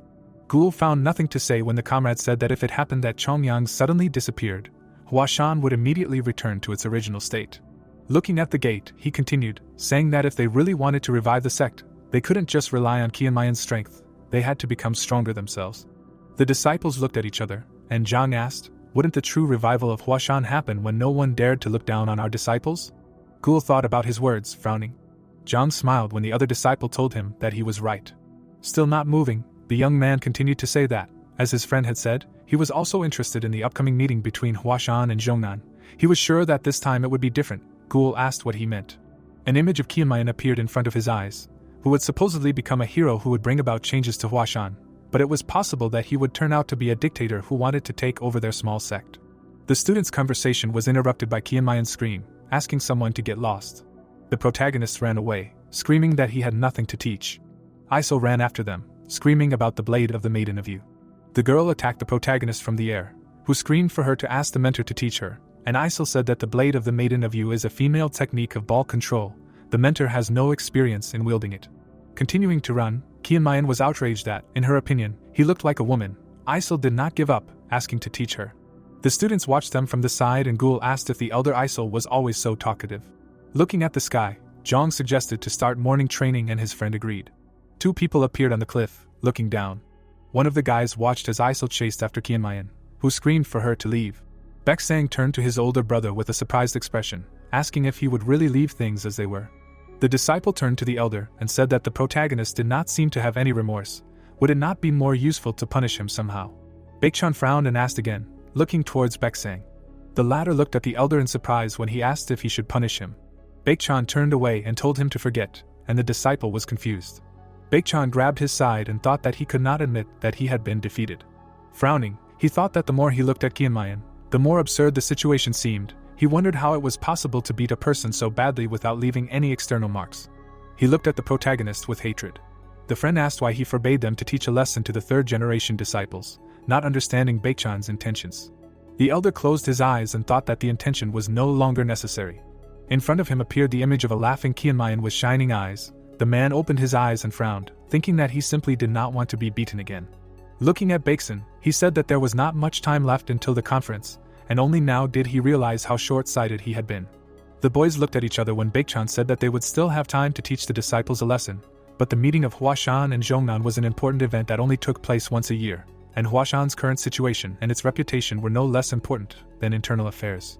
The second-generation disciple exhaled when he heard that.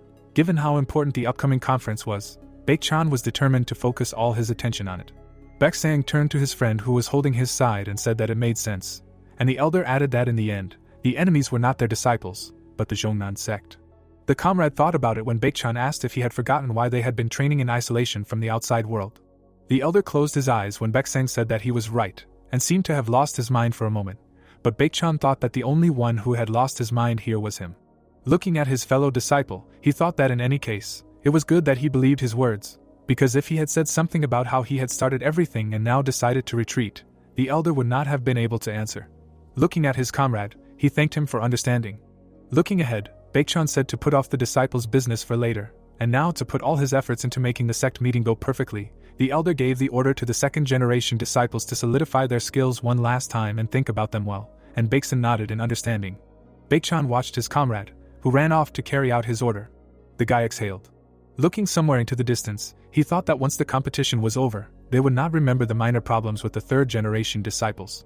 Looking at Qianmayan running away from Isiol, he thought that by then everyone would have captured the incredible scene.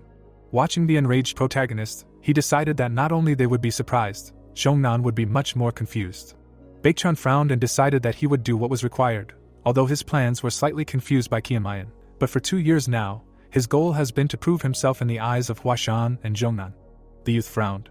The image of the man appeared before his eyes, and he thought that considering the kind of people who would be participating this year, he did not have any time to spare. Baekchan clenched his fist. He turned around. The youth left the area, deciding that he would definitely prove his worth. Flower petals fell over the cup and it was announced that people from Zhongnan would be arriving today. The drink was poured into the second cup when they asked if all the preparations were complete, to which they answered in the affirmative. Ungam calmly looked ahead, saying that there were no problems during the preparations for receiving the guests. Janmun looked at the table and thought that compared to previous years, when they were short of food, the training ground was dilapidated, it seemed that this time they would be able to give them a proper reception. The man took the cup in his hands and said that the more he thought about it, the more amazed he was at how great a service that boy, Kianmayan, had rendered them. Ungam closed his eyes and heard that it was not only about how well they ate and lived, but also about the honor of Huashan. He took a sip of the drink. Janmun looked at the interlocutor intently, and asked how he liked the tea. The master smiled and said that this time the taste was much richer. He felt that his body would become light because the tea leaves were dried for a long time, but it is believed that the leaves of the plum blossom have a much richer taste if dried correctly. Janmun put the cup on the table and said that people only came to this after many decades. He looked at the tea leaves in the pot, and said that it reminded him of their situation. Janmun frowned a little and explained that he had been struggling to keep the sect afloat, even though he made noises about how he wanted to restore Huashan to its former glory, but in reality he was struggling to maintain its already shabby state. Ungam looked at the teacher questioningly, and heard that they had been going through hardships for a long time, but that they had finally had their chance. Janmun picked up the cup again and said that sometimes it was right to just hold on and bide your time, rather than torment yourself with elaborate plans and strategies. The master glanced at the table and thought that they were not the only ones who felt better. His teacher sat with his head down as the man thought that sometimes it seemed to him that his head thought their current state was ideal, but people tended to move towards improvement until death. Since the leader was on the path, yes, the man was sure that he would also try to become better until the end of his days. Janmun sipped tea from the cup. Ungam looked at the teacher with a slight smile, and thought that he was truly a worthy leader of the sect. The teacher looked closely at his student and heard that in order to regain its former glory, Huashan needed its leader, but what he answered that fortunately, so far everything was heading in this direction. The students were training on the grounds, when it was said that in any case, this was not his merit, all thanks to the efforts of their students. Ungam frowned and asked what did not his merit mean. Janmun placed the bowl on the table and said that he was well aware of his shortcomings. The men sat opposite each other when it was said that if Huashan had not been rejected, he would have become its leader, and if his elder brothers had not left him, he would still be reading the scriptures of Taoism. The master frowned even more and said that by leaving Huashan, those people admitted that they were unworthy of being part of it. Janmun sat at the table with a good-natured expression and listened that only he was their true leader. His eyes smiled. The wind rustled between the leaves when the question was asked how the second-generation disciples were doing, to which he was told that they had just finished training and were now resting. Ungam frowned. Janmun looked at his subordinate, who admitted that he was a little nervous. The man frowned when it was said that their disciples might not be able to defeat the disciples of Shongnan. He extended the cup towards himself. Listen, his subordinate sincerely wants to believe in them, but everyone already knows everything perfectly well. Janmun silently sipped the drink. Unam's mouth dropped open in surprise when he heard about the third-generation disciples. The two men were sitting opposite each other when the elder asked if they would not be attending the upcoming conference. How were their preparations going? To which the answer was that they seemed to be working very hard. The master stared ahead with an unseeing gaze and thought that in all honesty, this was putting it very mildly. Janmun looked at him with interest when it was said that the children had only recently joined the sect. Unam's eyebrows rose in surprise when he was asked to imagine that a huge mountain suddenly appeared in front of him. He frowned, not knowing what to answer. His teacher grabbed the teapot and began to say that he needed to overcome it at any cost. The tea was pouring into the cup when it was said that there would be another path. His subordinate would simply go around the mountain, or if he had a lot of time, he could climb it, stopping occasionally to rest. But what if both of these options were unavailable and he needed to cross the city? Unam looked at the table silently. Finally, Janmun listened with a slight grin to the answer that this mountain would have to be crossed, to which he said that this meant that he would not gain any experience either, so why not just choose a smaller mountain next time? Water splashed in the cup. The teapot was placed on the table, and the main one said that the meeting of Huashan and Zhongnan originally had the purpose of sharing experience, and it was not so important who would win and who would be defeated. The master frowned at the teacher and listened to what was more important was who could use the experience gained and become stronger. He frowned. The main school heard that he was right. Janmun smiled slightly and said that their guests had come a long way, so they should make sure that their reception was in the best possible way. Unam looked at the other person seriously and said that since Mr. Huang from the Milky Way Trade Guild had offered to help them, there should be no problems. Janmun raised his cup to his mouth and heard his subordinate worry that Shongnan might start to get cocky at the conference. He looked at his subordinate bowing and said that he should try not to think about it, as he was sure that everything would go well.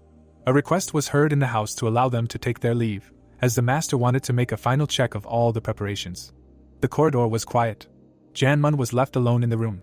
The guest's cup began to smoke, as the tea was untouched. He looked at the two petals in the cup and thought that victory or defeat was not so important. Janmun hung his head sullenly and thought that as a Taoist, he had lied so blatantly that it meant nothing. The man looked at the book and thought that the difference between the past and the present was that they now had records of the 7-plum blossom sword technique. He drank from the cup again, thinking that this was not enough to restore Huashan to its former glory.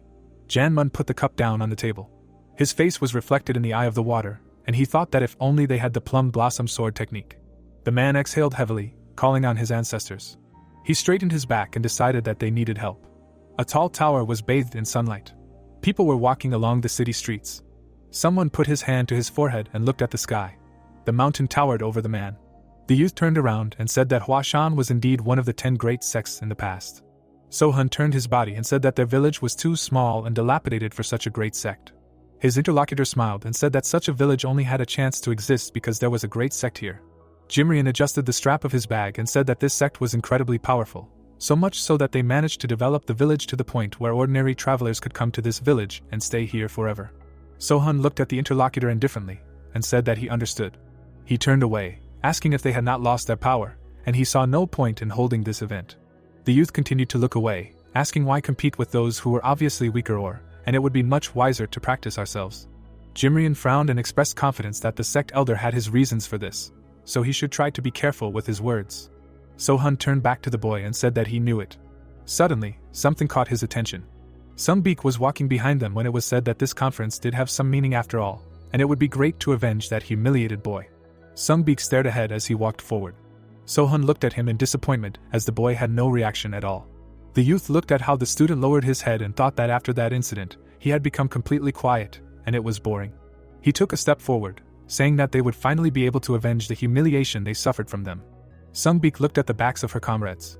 Then, his gaze moved to the sky. A mountain also towered in front of him. His hand trembled as the boy thought about how he had come here with carefree thoughts last time. Songbeek remembered the protagonist, and thought that now he was haunted by thoughts of that person. He frowned. The guy again imagined the image of the protagonist, and thought that right now they were going straight to the tiger's den. Over the mountains, a voice sounded that given the mountainous terrain, what were they even thinking when they built a Taoist temple in such a place? The camp was set up on one of the ledges of the cliff, when someone said that this is why Huashan fell apart. Sohun held the thief's trumpet and heard, does this not mean that they decided to move away from the image of an ordinary Taoist temple and embarked on the path of unity with nature? Jimrian, leaning on the cliff, said that it was quite logical that studying Taoist scriptures and cultivating themselves, they chose a place that is not so easy for outsiders to get into. Sohun exhaled heavily and replied that half of this temple are laymen. His interlocutor smiled and heard that the guy would have understood, at least he would be a shaman. One of the students sat down on the ground and said that having spent so much effort to get up here, they should at least feel that it was not in vain, but they will again be baked with these roots of herbs and placed in a half-ruined pavilion. The guy exhaled heavily and said that he did not even dare to dream of good children. At least they would give him a place where he could sleep. Kebun was more suitable for an overnight stay. Jimrian looked at the student who turned to him, who asked if it was time to stop attending this useless meeting, since they only had to drag themselves so far in vain, and this was beneficial only to one loser from Huashan. He smiled and said that he knew that everyone was unhappy with this, but they should try to control themselves, because they knew very well what feelings their mentors had for Huashan. The young man grimaced and said that he couldn't understand it at all. Jimrian squinted at his interlocutor, who asked why he was clinging so strongly to a school that had long since fallen apart. Some of the students turned around when he said that there must be no need to worry, that Huashan possessed an unknown, hidden power. One of the students laughed at this suggestion. He stepped forward and said that if they had the power, they would have long ago regained their former position. Didn't their ruin, which had dragged on for almost 100 years, indicate that this was the place for them? The young man continued to smile and asked what would happen to a school that had not reached its prime, because it was no longer important. One of the students turned to him and agreed, since most likely, in another 100 years, they would reach their limit. The students were talking while sitting on a ledge of rock that the school, which was not developing at all, was too basic to exchange combat experience with them.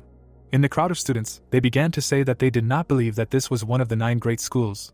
They were worried that they would ruin their reputation. The young man narrowed his eyes when he heard that Huashan should not be belittled so much. Songbeek silently leaned his back against the wall. He turned to the students and said that one wrong step, and they would have to experience unprecedented shame. Silence reigned among the students. Someone chuckled. Sohun looked mockingly at the boy and asked that it would really be like the elder. He took a step forward and said that I also have nothing to worry about, since unlike Songbeek, the other students will not give Huashan a reason to be proud. Songbeek frowned, listened to the fact that on the contrary, they will destroy even what the boy left. Sohun continued to smile, listen and there, that you can't be careless, after which she asked what difference this would make. After all, they are from Huashan. Songbik exhaled heavily. I told his fellow disciple to do as he knows, but they will have to pay for their carelessness themselves. He frowned at the ringing. The students turned around when it sounded that there was no mistake in his words. Someone was approaching with heavy steps. Sama walked forward sullenly. He left some of his students behind, then passed by Jimrian and Sohan. The man took a few more steps. Stopping, he suggested that everyone take a break. Sama looked ahead sullenly, saying that the students had already forgotten the story from the Milky Way Trading Guild. Jimrian bowed and said that they remembered. The elder turned to the disciples and said that they had been disgraced by the collapse of the school. Did they not know how much this had angered the headmaster? Songbik lowered his head, listening to them say that they had already suffered enough disgrace from Huashan. In order to achieve the title of the best, Shongnan would one day have to fight a second-rate school like Huashan. The man squinted and flew around the disciples and said that with this Zhonghua meeting, their head was going to put an end to the relationship with Huashan. The elder grimaced, saying that if any of them were careless for even a second and let the students of the opposing schools disgrace themselves again, he would never forgive them. A drop of sweat ran down the glass-used cheek. Sama stood with his hands crossed behind his back, saying that a general who has been on the battlefield does not regret the consequences, and when a lion hunts a rabbit, he will use all his strength. The man stepped forward and said that this Zhonghua meeting was not just to bend Huashan, this time they must trample their will.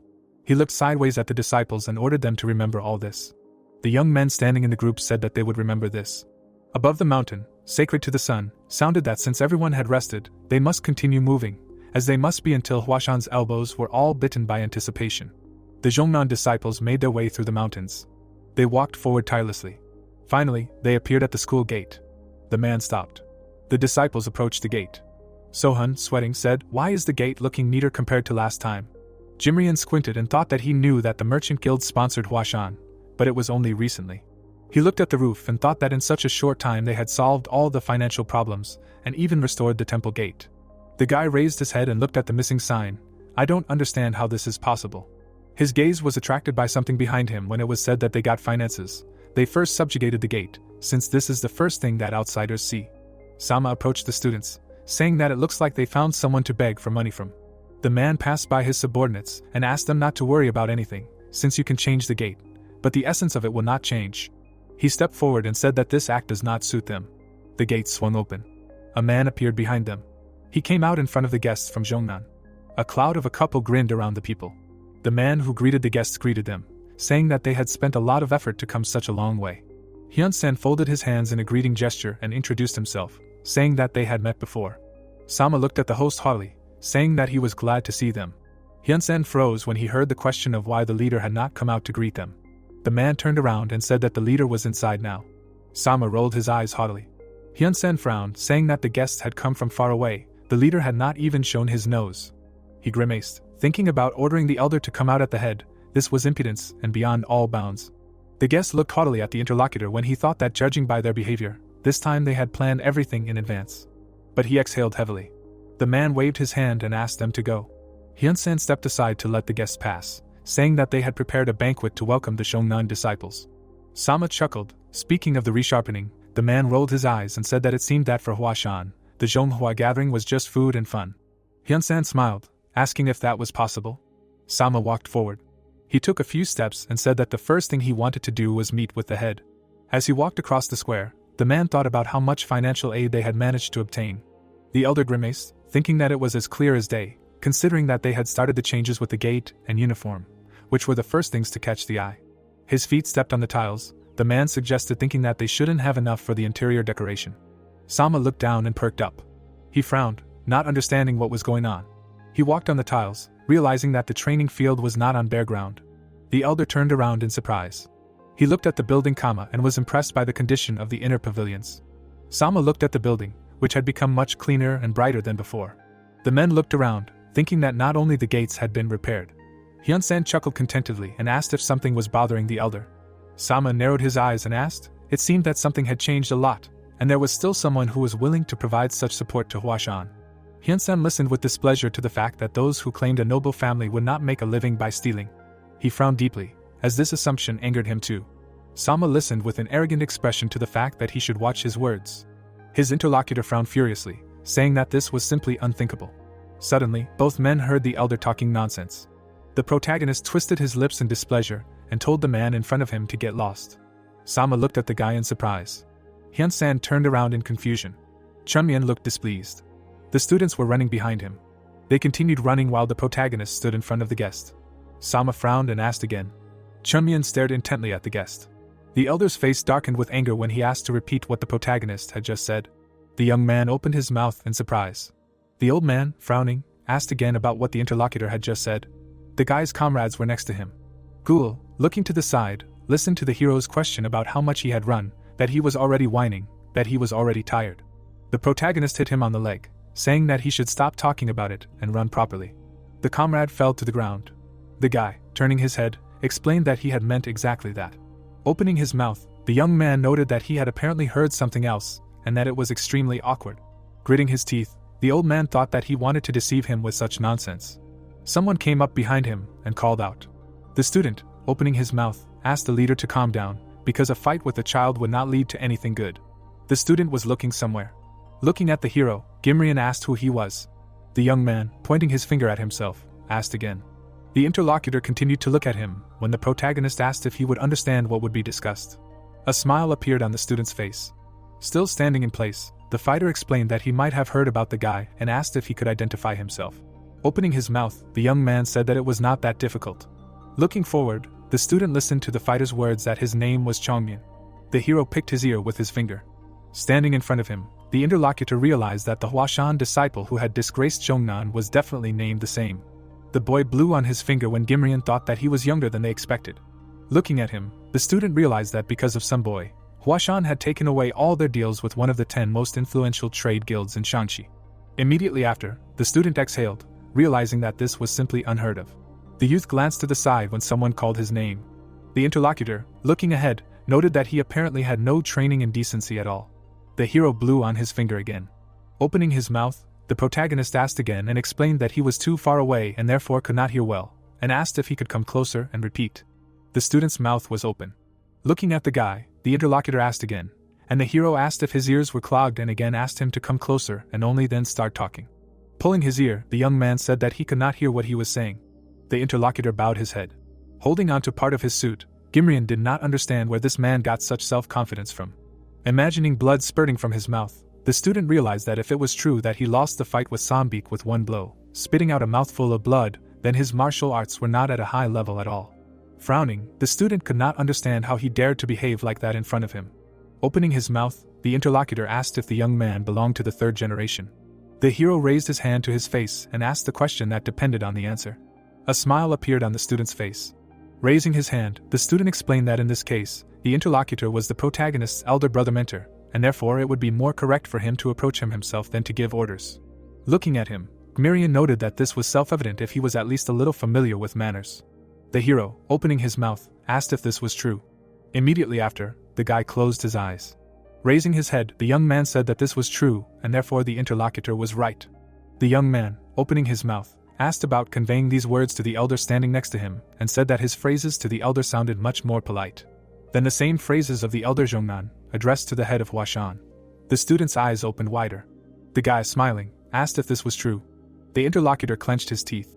The student lowered his head and realized that he had made it seem as if he had had to point out his elder's mistake against his will. Gimrian clenched his fist tightly. The boy smirked when his interlocutor thought about how he was not speaking first, but was conducting the dialogue in such a way that he himself had to expose himself. The student clenched his teeth tightly. The old man raised his hand and asked his student to back off. The student stood behind the elder. The man, looking forward, explained that the boy had a sharp tongue and added that his concern for the leader had touched his heart, and therefore this time this rudeness would be let off the hook. The young man, opening his mouth, replied something. The old man, standing in front of him, noted that the boy's rudeness was incomparable with his and asked if he knew the reason.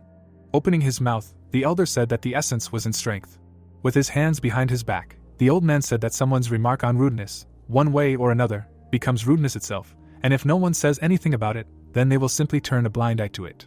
Raising his hand, the man also added that the right to make a remark comes from strength. Clenching his fist, the chief said that the young man did not have the strength and the rudeness he said would remain rudeness, whereas with the strength of the elder, rudeness would cease to be so. The hero, with his mouth closed, listened to his interlocutor. Exhaling, the man explained that before he took up manners, he should learn to speak more simply. Looking forward, the old man said that it was much easier for young children to beg for forgiveness, since forgiveness is easily obtained for youthful ardor, But someday this arter will tighten a rope around the boy's neck. The young man looked at him silently. The elder turned around. The assistant, bowing his head, listened to the chief's words that it was time for them to go. Closing his eyes, the deputy agreed. The three of them started to leave the training ground. The young man looked at the students leaving. Songbik was among them. The student turned his head. The student looked straight at the young man. Immediately after, he stopped. Suddenly, the fighter bowed his head. There was a smile on the hero's face. The student also smiled back. All the students were leaving. Exhaling, the protagonist realized that he was irritated by the fact that the thieves personally came to Huashan. Looking up, the guy could not understand how they dared to humiliate the head. Looking to the side, the hero understood that he was going to sort things out nicely, but from the very beginning, everything would most likely not go according to plan. Ghoul, sitting on the ground, asked how he could have come up with such a thing. The guy looked to the side, listening to his words about how he had just gone against the elder of Shongnan, and did he really not understand? The young man immediately hit his comrade on the leg. The student opened his mouth in pain. The hero, looking at them, explained that the elders should have already seen what these bastards were doing and asked if they could really just endure it, even after what they had seen. The student, with his mouth open, answered negatively and explained that it was also unpleasant for the AI to hold back in such a situation. Looking at the protagonist, the fighter asked what they could do at all. The young man, frowning, asked the elders to listen carefully. The hero pointed his finger at the Zhongnan disciples. With his mouth open, the guy began to talk about what would happen if they lost to those fighters. Immediately after, the guy clenched his fist with force. With his mouth open, the protagonist said that they would die by his hand if they lost. The elders listened with their mouths open to his words about how they could lose wherever they wanted, because he didn't care who was giving them a beating, but he wouldn't be able to stand losing to the Zhongnan school, and he also added that whoever disgraced him had better be prepared right away. The student, with his mouth open, asked what they should do if they weren't sure of winning, and the boy asked again. Frowning, the hero asked again several times. Clenching his fist tighter, the protagonist asked if they really didn't doubt their death. Looking at them, the young man explained that if they risked losing even once, there would be no living place on any of them. Standing in front of them, the boy shouted a question about whether they understood. The Zhongnan student looked at this. Gimrian, approaching him, asked if he was worried. The ward silently looked down. Looking down at what was happening below, the student explained that he could not believe it, because this man did not even know his place. Opening his mouth, the fighter asked to leave him alone, because as a rule, everyone who jumps above their heads turns out to be weaklings. Looking down, the student explained that only fools who have not known the heights of the sky can be so careless. The ward continued to look down in silence. They were still standing on the stairs when Gimrian said that they had nothing to regret, because they would still have a chance to punish this man to the fullest extent. Grinning, the student said that he was impatient to check whether he could continue to chatter with a torn mouth, because it was not proper for a student of the Orthodox school to say such things. The ward, opening his mouth, explained that this man was the first to anger him. Standing nearby, the student agreed and added that he was the first to hurt them, and this is how the side with the power should act. Sohun looked down as the mentor talked about how warriors ultimately spoke with their swords, and no matter what he said, his chatter would not change anything. Smiling, the disciple realized that this meeting was going to be interesting. They were still looking at them. The elder was looking ahead. The old man squinted, unable to understand what was going on. Looking at the leader, the man realized that he was a bit too calm compared to before. Sipping his tea, Sama assumed that it was because they now had money. Suddenly, the old man glanced away. Looking at the assistants, he realized that they would never surpass Zhongnan anyway. His leader was also drinking tea. Immediately after, the old man took the mug away from his face. The elder slammed it on the table, thinking that all this was irritating him. The leader, looking at him, asked if he liked the tea. Holding the mug in his hand, Sama noted that the drink had a deep aroma. The old man grinned and explained that he didn't like plum blossoms much. The leader looked at him silently. Looking ahead, the old man listened to the question of whether there was a reason for this. Opening his mouth, the elder said that usually the forest exudes several scents, namely the smell of earth, trees, and even the smell of dew. Taking the cup in his hands, the old man explained that in a place where plum blossoms bloom, nothing else can be smelled except for them. The tea spilled in the vessel when the man said that this scent was so strong that it drowned out all the others nearby. Immediately after, he put the cup on the table. There, the petals swirled. Looking at the reflection, the elder said that the world is a place where people live together in harmony. Squinting, Sama explained that this is why he prefers green tea with a light aroma, instead of plum blossoms, which disturbed the harmony. Hyunsang, looking at him, did not understand why he was saying this. Frowning, the assistant remembered his words about the strong smell of plum blossoms disrupting harmony, and assumed he was referring to the time when Huashan pursued only profit and refused to work in harmony with Zhongnan. The old man, sitting at the table, said that he should stop talking about tea and get to the main point. Opening his mouth, The elder explained that they in their school believed that this Congress should be the last. The leader looked at him silently. Suddenly, he frowned. Looking at him, the interlocutor asked about the reason for such a decision. Opening his mouth, the elder said that it was simple. The assistants looked at the old man when he said that pointless sparring with the Huashan sect was of no help at all. The other two assistants also looked at him. Bowing his head, the elder explained that this did not help the development of the Zhongnan sect at all. After all, wasn't there a huge gap between them? Henning, with his mouth open, exclaimed. Hyunsen also looked away. The old man closed his eyes. The leader, looking at him, noted that these congresses of the two schools were not only needed for sparring, but first and foremost, its purpose was to create friendly ties. Squinting, the elder asked if they were needed only to show off, since their sects had never been on good terms. The leader silently looked at him. Opening his mouth, Sama also added that they had always been enemies. Raising his hands, he said that everyone in this place probably didn't wish him well. The old man opened his mouth, noting that he hadn't said anything out of line. Presenting a certain vessel, the elder explained that the relationship between their sects was like broken porcelain, and it would take a lot of effort to restore it. Sitting at the table, the old man also asked whether the vessel would be the same even if they could manage to do this. The leader exhaled.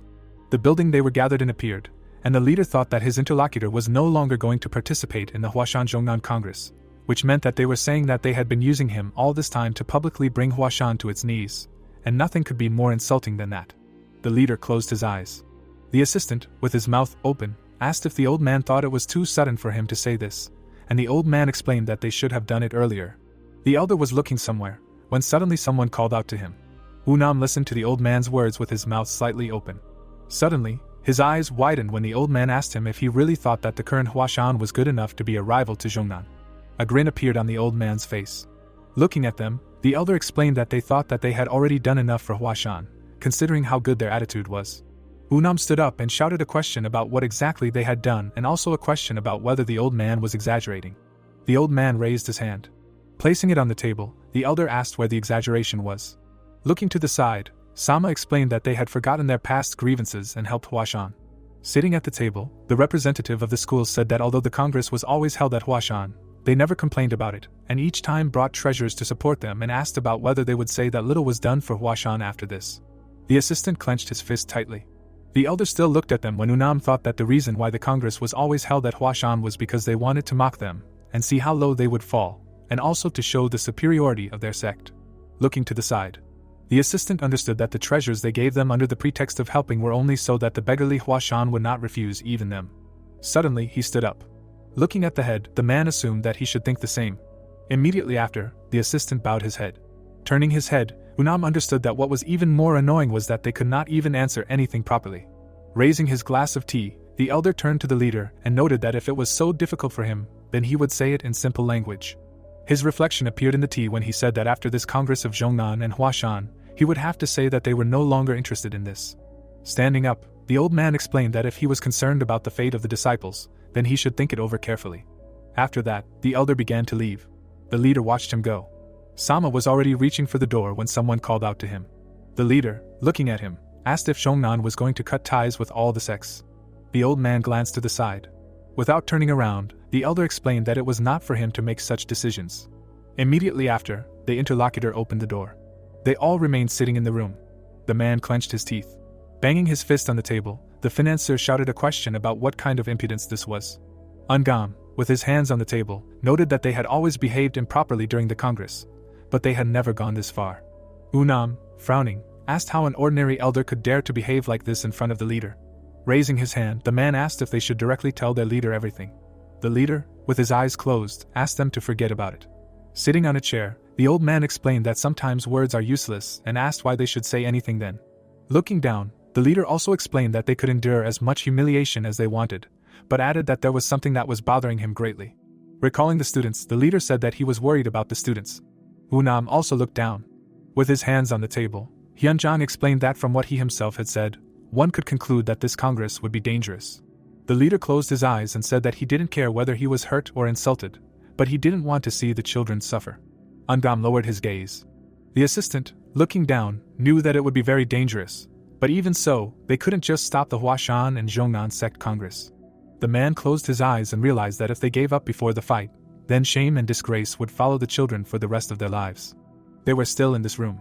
The leader opened his eyes when someone called out to him and said that he thought there was more to it than that.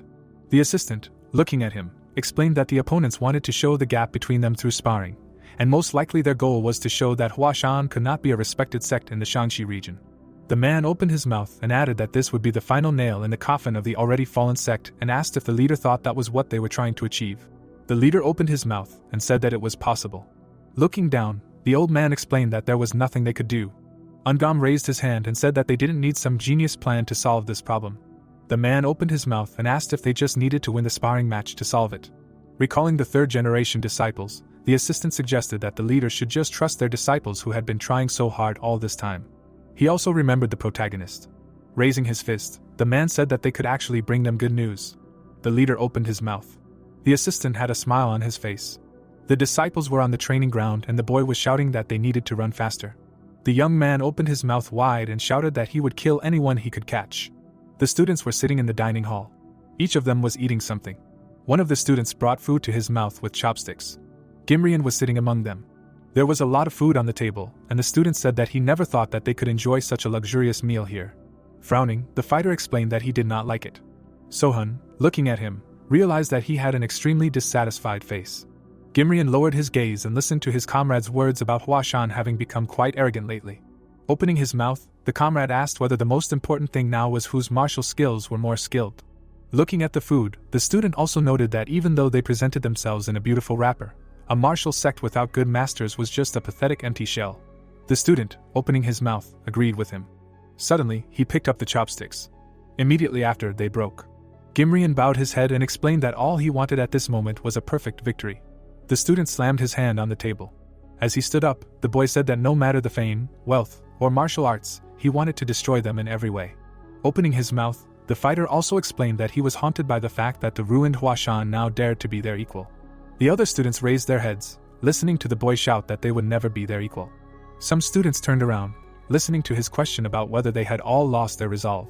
Opening his mouth wide, the fighter shouted that their generation should take the Zhongnan sect to the skies, but they were all having fun as if they were here on vacation. Clenching his fist tightly, the boy ordered them to pull themselves together immediately. Frowning, Gimrian shouted that they had to remember their original task, and if even one of them disgraced the honor of the school, he would have to make that person bitterly regret it even before the elders did, and asked if they understood this. The students, with their mouths open, answered affirmatively. Someone clapped their hands. The boy glanced back. An elder had come to them. The old man opened his mouth and noted that the words he wanted to say had apparently already been spoken. Bowing his head, the fighter greeted the leader.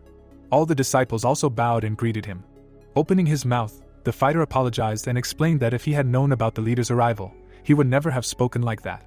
Grinning, the old man said that it was simply an amazing speech and that it was a true example for their entire sect to follow. Opening his mouth, the elder told his protege to continue in the same spirit, and immediately added that defeating Huashan would not be enough, because he needed to make them fear the name Zhongnan alone. The guy opened his mouth and began to say something. With his hands behind his back, the old man explained that when it came to martial arts competitions, not harming each other was a fundamental rule. Looking ahead, the elder said that the spirit of their enemies was much stronger than expected. The student listened with his mouth open in surprise as he said that even though they were the Zhongnan sect, even their tolerance had to have a limit. A smile appeared on the student's face. Grinning, the student asked if it would be dangerous to compete with them when they were so enthusiastic. Looking at him, the old man said that there was nothing he could do about it, but they could not allow their own students to be injured during the matches. All the fighters bowed their heads as they listened to the leader's words that they all had to approach this competition responsibly and make sure that none of them were injured. Looking at them, the old man also said that they had to do this even if it meant breaking the arms and legs of their enemies. The student, smiling, said that he would make sure that everything went perfectly for them. The elder, standing in front of him, also added that he wanted to ask the disciple for another favor, and the latter replied that he would be happy to do it. Remembering the protagonist, the old man explained that this impudent fellow needed to be well taken care of. Opening his mouth, the boy asked if he meant Kiamayan. With his hands behind his back, the man reminded him that the boy, who was not even 20 years old, dared to argue with him, and he would not be able to tolerate such a child growing up in the Huashan sect. Frowning, Sama explained that this was precisely why they had to cut out this route. Turning around, the fighter called out to his protege. The disciple ran up to them. He stood in place. Immediately after, the student bowed his head. His hands were folded in front of him, when Gimrian introduced him as Songwu. The student smiled and said that although he had a very calm disposition, This boy was certainly the best in the entire third generation, and he could serve as their trump card to teach the hero a lesson. The old man looked at the student as the elder said that tomorrow, during the Huashan and Zhongnan conference, the fighter would do everything to fulfill the elder's order. The boy bowed his head and listened to the leader's words that in that case, he would leave this matter to him. Grinning, the leader understood that this competition would be the starting point of the golden path of their sect. A mountain appeared and the old man also said that Mount Huashan would be cast into oblivion. The moon was visible from behind the clouds. Someone opened the door of the building. It was one of the Huashan fighters. There was also someone on the training ground. It was Ghoul. Suddenly, the student exhaled. The student turned around, hearing a question from behind about what he was doing there. Standing in the middle of the field, Ghoul explained that he simply could not sleep. The elder, approaching him, asked about what they had heard about the hero, and the interlocutor replied that he was sleeping in his room. Lowering his head, Zhang asked if the young man really had nerves of steel. Remembering how the protagonist slept, the student also added that he was sprawled out like a baby and snored more than usual, and this even resembled madness. They were still standing on the training ground when the elder said that he still could not believe that the hero could sleep so sweetly if the Huashan and Zhongnan conference was already taking place tomorrow, and immediately corrected himself, saying that it was already today. After all, it was already midnight. Suddenly, they turned their heads, hearing the boy say that he didn't have nerves of steel, but simply that his comrades were cowards. The protagonist was walking towards them. The young man, with his mouth open, asked why they hadn't gone to bed yet, and his comrade replied that he was simply overcome with anxiety. Approaching him from behind, the hero asked again when his comrade thought that he would start talking about his own thing again. With his mouth open, the student said that he knew that they would die if they lost. With his hands behind his back, the protagonist asked if anxiety only haunted those who were poorly prepared. With his mouth open, Zhang explained that it wasn't that he was afraid that he wouldn't be able to show himself tomorrow. The young man, with his mouth open, called out to him. The elder closed his mouth, listening to the boy's question about whether he thought that if he could go back 10 days, he would have been able to prepare better. Standing in front of him, the elder asked again. Covering his face with his hand, the student realized that there were still 10 more days of that merciless training, and the thought of it made his stomach turn. Opening his eyes, the student listened to the hero's words about how nervousness shouldn't bother a person who had already done everything in his power. Opening his mouth, the young man explained that they were having problems with their nerves right now because they simply didn't believe in themselves. Standing in front of him, the hero said that if they were weak, they should just admit it, and added that what was more important was that they had tried their best. Looking up, the protagonist asked if the older man had given it his all. The interlocutor opened his mouth. Immediately after, his mouth closed. Looking at the guy, the student explained that he had done everything in his power, and there was no doubt about it. Closing his eyes, the hero said that it was wonderful. Walking past them, the young man also explained that no matter what others said, all of their efforts that they had made were recognized. As he walked away, the fighter also asked them to stop wasting time on nonsense and go to bed, since the ability to get a good night's sleep before an important day also requires the proper skills. The elder, looking after him, asked where he was going, and the hero replied that he was going to train. Zhang, still looking at him, reminded him that there was a conference to be held today, and the protagonist said that he didn't really care, since training was 100 times more important. The young man went outside the territory. Ghoul, with his mouth slightly open, asked if he was really going to train. The student looked away when he heard his comrades say that they were probably worrying in vain. The elder, with his mouth open, said that the young man was behaving the same way on the day of the conference as usual, and now he felt like they were stupid. Looking at his comrade, Zhang explained that the hero was right, since if they wanted to say with confidence that they had worked hard, they should have gotten some sleep. The comrade looked down when the interlocutor called him. There was a smile on the elder's face. The student immediately looked away. Looking at the exit, the guy thought that the hero was really damn strange. Looking ahead, the student realized that he could not believe that his words helped to put his thoughts in order. Continuing to look in one place, the fighter thought that regardless of the results of the conference, as long as they had this student, the third generation would only become stronger. Ghoul, turning around, asked if the elder was coming. The mountain behind the school appeared and the students' words of agreement were heard. The crowns of trees appeared. A certain bush also appeared. The hero looked out of it. His gaze was directed somewhere to the side. Looking out of the bush, the young man assumed that today there would be no one in this place. Clenching his fist, the young man understood that if Isel even tried to show herself, his head would be broken and his body thrown off the cliff. Still standing in the bushes, the boy remembered that he was talking about the elder. Closing his eyes, the hero remembered that it was bad to hit elders.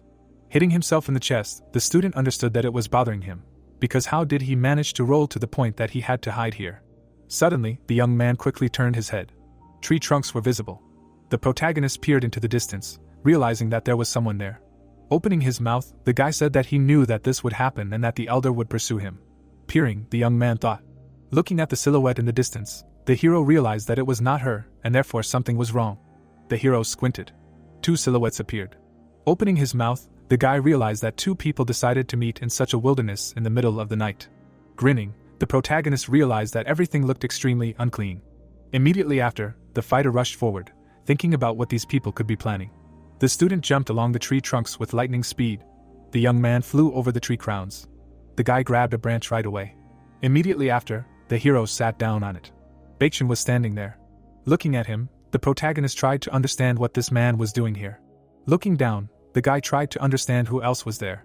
Suddenly his eyes widened. A student of the rival sect stood next to him. Gimrian, standing in front of him, noted that he was doing well. Smiling, the student called him brother. The relative, frowning, said that he looked extremely relaxed. The fighter, smiling, explained that he simply had no reason to worry. Opening his mouth, the student immediately asked if he could have such a reason. Frowning, the guy listened to the words of the interlocutor. The hero suddenly puffed out his cheeks. The student immediately turned around. There was no one in the tree anymore. The protagonist hid behind the trunk.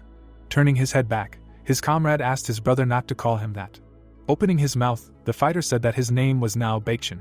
The relative, smiling, explained that one should not renounce the name that was given to them by their parents. The hero covered his mouth with his hand when Gimrian was saying that it didn't matter what everyone else called his brother, since he had another name after all. Looking to the side, the young man realized that these 2 were brothers. Looking at them, the boy realized what both of their names were and also thought that he was now really interested in finding out who their father was and what he was thinking when he gave the children such names. The student, with his mouth wide open, shouted that his name was now different. His brows were furrowed. Smiling, the brother was saying that apparently his relative was doing well at Huashan school, since he looked just fine, and the interlocutor asked what he wanted to say by that. Frowning, the student listened to his words about how he only wanted to say that he missed him. Grinning, Gimrian also added that he was simply curious about how his useless younger brother, who ran away from home and entered Huashan to defeat him, was living in this hole. The student looked at him and asked if it had been 2 years already, and the other answered that mocking weaklings never got boring. Frowning, the boy thought that his brother was a scoundrel. Looking at him, the student understood that he was pretending to be kind and trying to hide his vile nature behind a gentle smile. But even his smile was disgusting, because it came from a rotten heart. Gimrian continued to smirk when the student thought that he was merciless to those he considered weaker than himself, and he knew this very well. Frowning, the fighter remembered that he himself had to go through this. Opening his mouth, the other said that he had a certain proposal. The student, with his mouth slightly open, listened to his brother's words that if he knelt down right now and began to beg him, then perhaps he would be accepted into the Zhongnan sect. With a tight fist, Baekhyun told him not to talk nonsense, and said that he was the oldest representative of the 2nd generation of Huashan. With his mouth wide open, he also said that he had set himself the goal of helping this sect defeat Zhongnan, and also ordered his brother not to say such nonsense in front of him anymore. The interlocutor, smirking, listened to his words that even if he began to pray, his brother would simply laugh, because that was his nature. Standing in front of him, the relative noted that brotherly bonds can really be surprising sometimes, and despite the fact that they have not seen each other for a long time, the student still knows him very well. With his mouth wide open, Gimrian explained that he made the wrong choice, because if he really wanted to defeat him, he should have joined the Zhongnan sect, then he would have had the slightest chance of achieving his goal. The hero looked at them, listening to the opponent's words about his brother's choice of Huashan, and how could he really think that he could defeat him by studying in an obsolete sect. The fighter, with his mouth open, laughed loudly and shouted that even a lousy mongrel would find it funny. The brother opened his mouth. Looking at the man, he said that he was right, because he really did join Huashan to surpass the interlocutor, and also added that he believed that he could defeat him by leading the sect that he despised. Raising his fist to his face, Gimrian replied that if he wanted to spoil something, then it was just an idiotic idea. Opening his mouth, Baekhyun replied that he initially behaved like a child. The protagonist was still sitting on the branch, listening to the words of the elder about how he now sincerely liked Huashan, and was happy to be the eldest among the 2nd generation. The fighter folded his hands in front of him, and asked for someone to help him become stronger. The young man, looking away, realized what the whole story was. Turning away, the boy realized that he had never thought that he was truly happy to be a 2nd generation senior disciple in such a shabby sect. His brother, smiling, asked if he had gone crazy. Looking at his relative, Gimrian listened to his words about how he should not underestimate Huashan. Opening his mouth, the fighter noted that the interlocutor would find this strange. Opening his mouth wider, he said that after coming here, he managed to realize that happiness does not come from expensive clothes, delicious food, and a luxurious life. The young man looked away again, listening to the elder's words about how this place really needed him.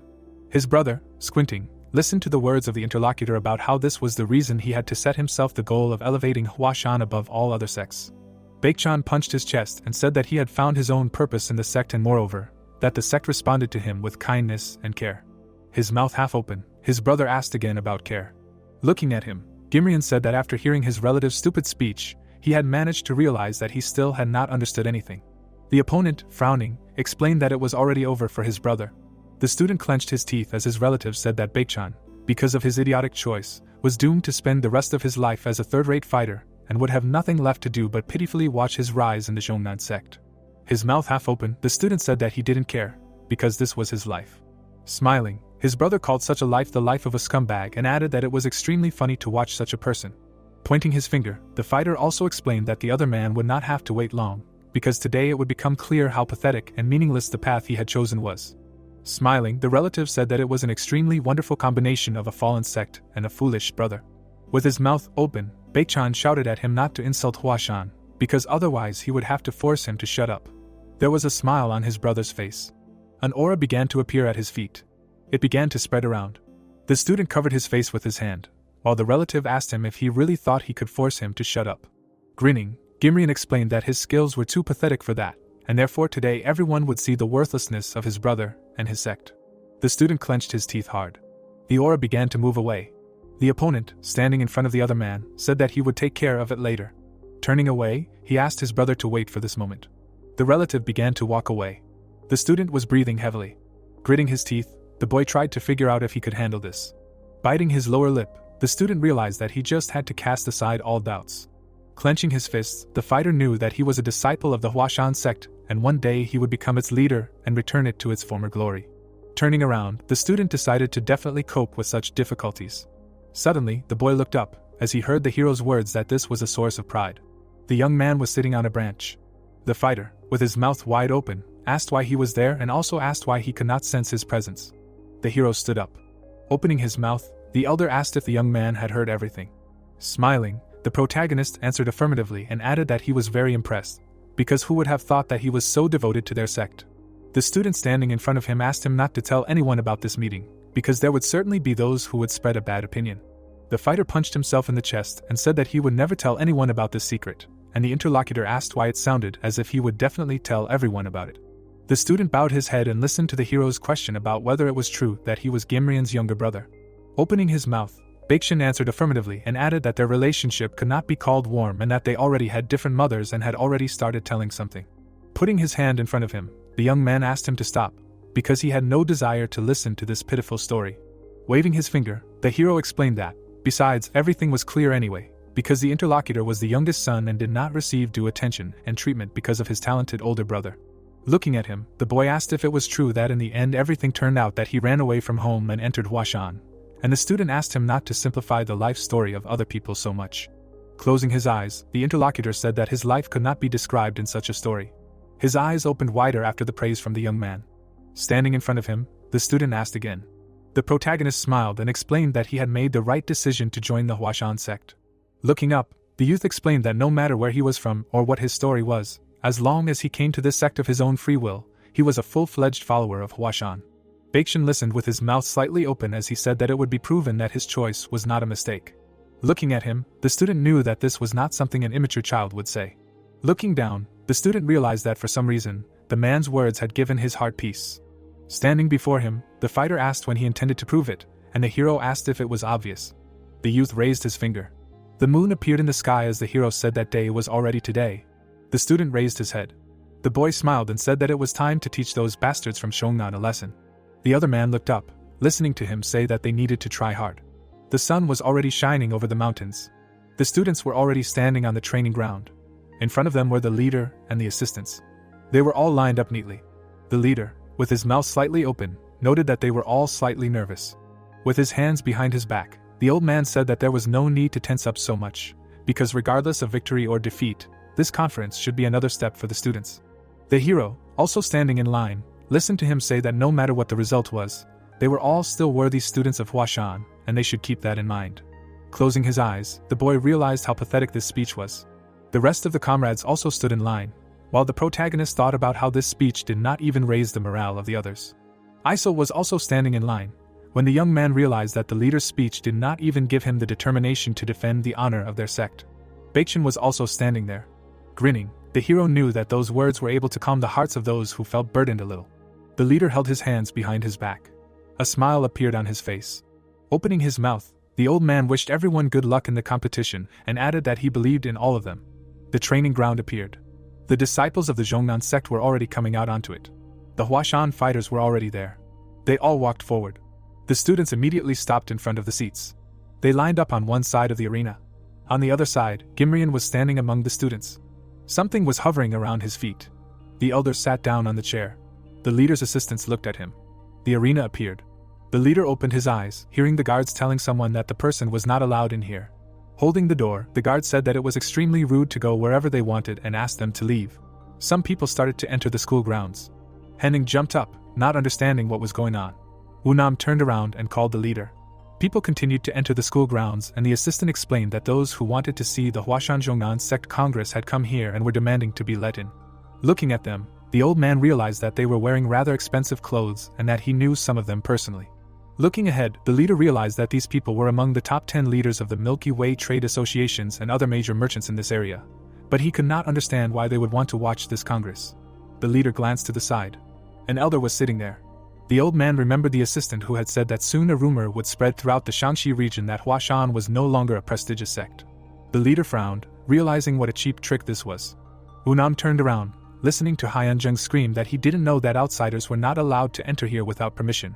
The leader, with his mouth open, shouted a question about how he was allowing them to do this when he knew these people's obvious tricks, but the man said that it was not that at all. Suddenly, the old man looked away. Sama, standing above him, explained that they had not contacted these people in advance. Looking at him, the leader thought that if he said that this was not the work of the Zhongnan sect, then who could have done it? The leader, looking at the assistant, asked him to tell him what happened. The same one said that he tried to stop these people. The man looked away, explaining that he did not know if the person who brought them was here. Someone approached them and said that this was his doing. The leader's eyes suddenly opened. In front of him stood Mr. Huang. The merchant, bowing his head, noted that they had not seen each other for a long time. People continued to enter the area as the gentleman spoke about how he simply thought that such events were not very interesting without spectators, so he wanted to invite a few people along. Sama, looking at him, remarked that this was an extremely good idea. The old man turned his head and added that since this was the last Congress of Huashan and the Zhongnan sect, why don't they make a festival out of it for Shaanxi? The leader exhaled. The merchant looked away. The hero's eyes suddenly widened. The son, approaching the old man, said that the young Taoist had sent a letter. The man handed over the paper. The young man smiled as the merchant thought about how he had asked him to bring famous and influential people as spectators. Looking at it, the old man knew that he had done as he was told, but he still didn't understand what would happen next. Something began to appear. These were some shops. All the important guests were sitting inside them.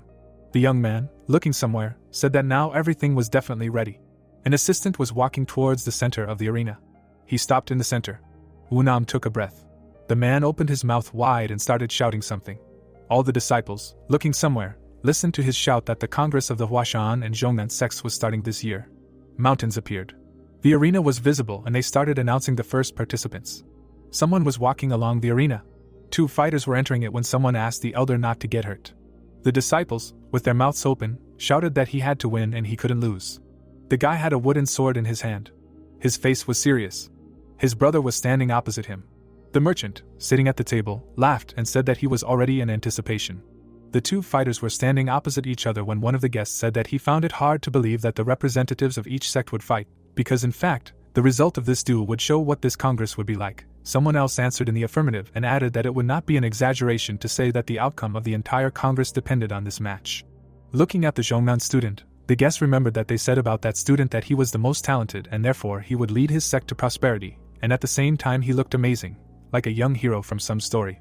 Looking at the other fighter, the guest asked if the second one looked just as impressive and immediately noticed that they were frighteningly similar to each other. The old man, looking to the side, said that it was interesting, because maybe it was because they were wearing black and white clothes, but it seemed to him as if they were looking at a painting. The interlocutor agreed with him and added that he could not wait to see their fight. The merchant, rubbing his beard, asked how a disciple of Huashan could be an equal opponent to Gimrian. The fighter, standing in front of Baekchan, noted that he still did not run away. Putting his sword forward, the boy said that he would never run away from the Zhongnan sect. Grinning, the opponent noted that his brother had an extremely talkative mouth. The leader, frowning, watched what was happening. An aura began to appear at the fighter's feet. The aura around him created the image of a tiger when he said that he was a second-generation disciple of Huashan.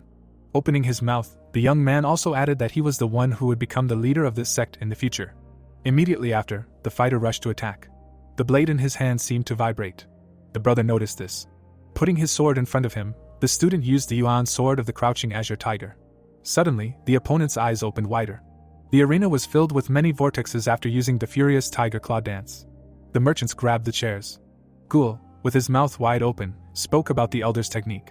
Introducing this fighter, the student said that he was like a crouching tiger that suddenly attacks, and this technique allows you to run at great speed and make successive attacks. The student, with his mouth slightly open, remembered that he had seen it before, but he could not understand when it had become so strong. They were still fighting, when Ghoul realized that the elder was able to put pressure on the great Gimrian, and this must be the result of his personal training. The fighter landed on the floor of the arena. His eyes were shining bright blue. Suddenly, the young man made a sweeping blow with his sword. The leader watched intently. With his mouth slightly open, the old man tried to understand when he was able to reach such a level.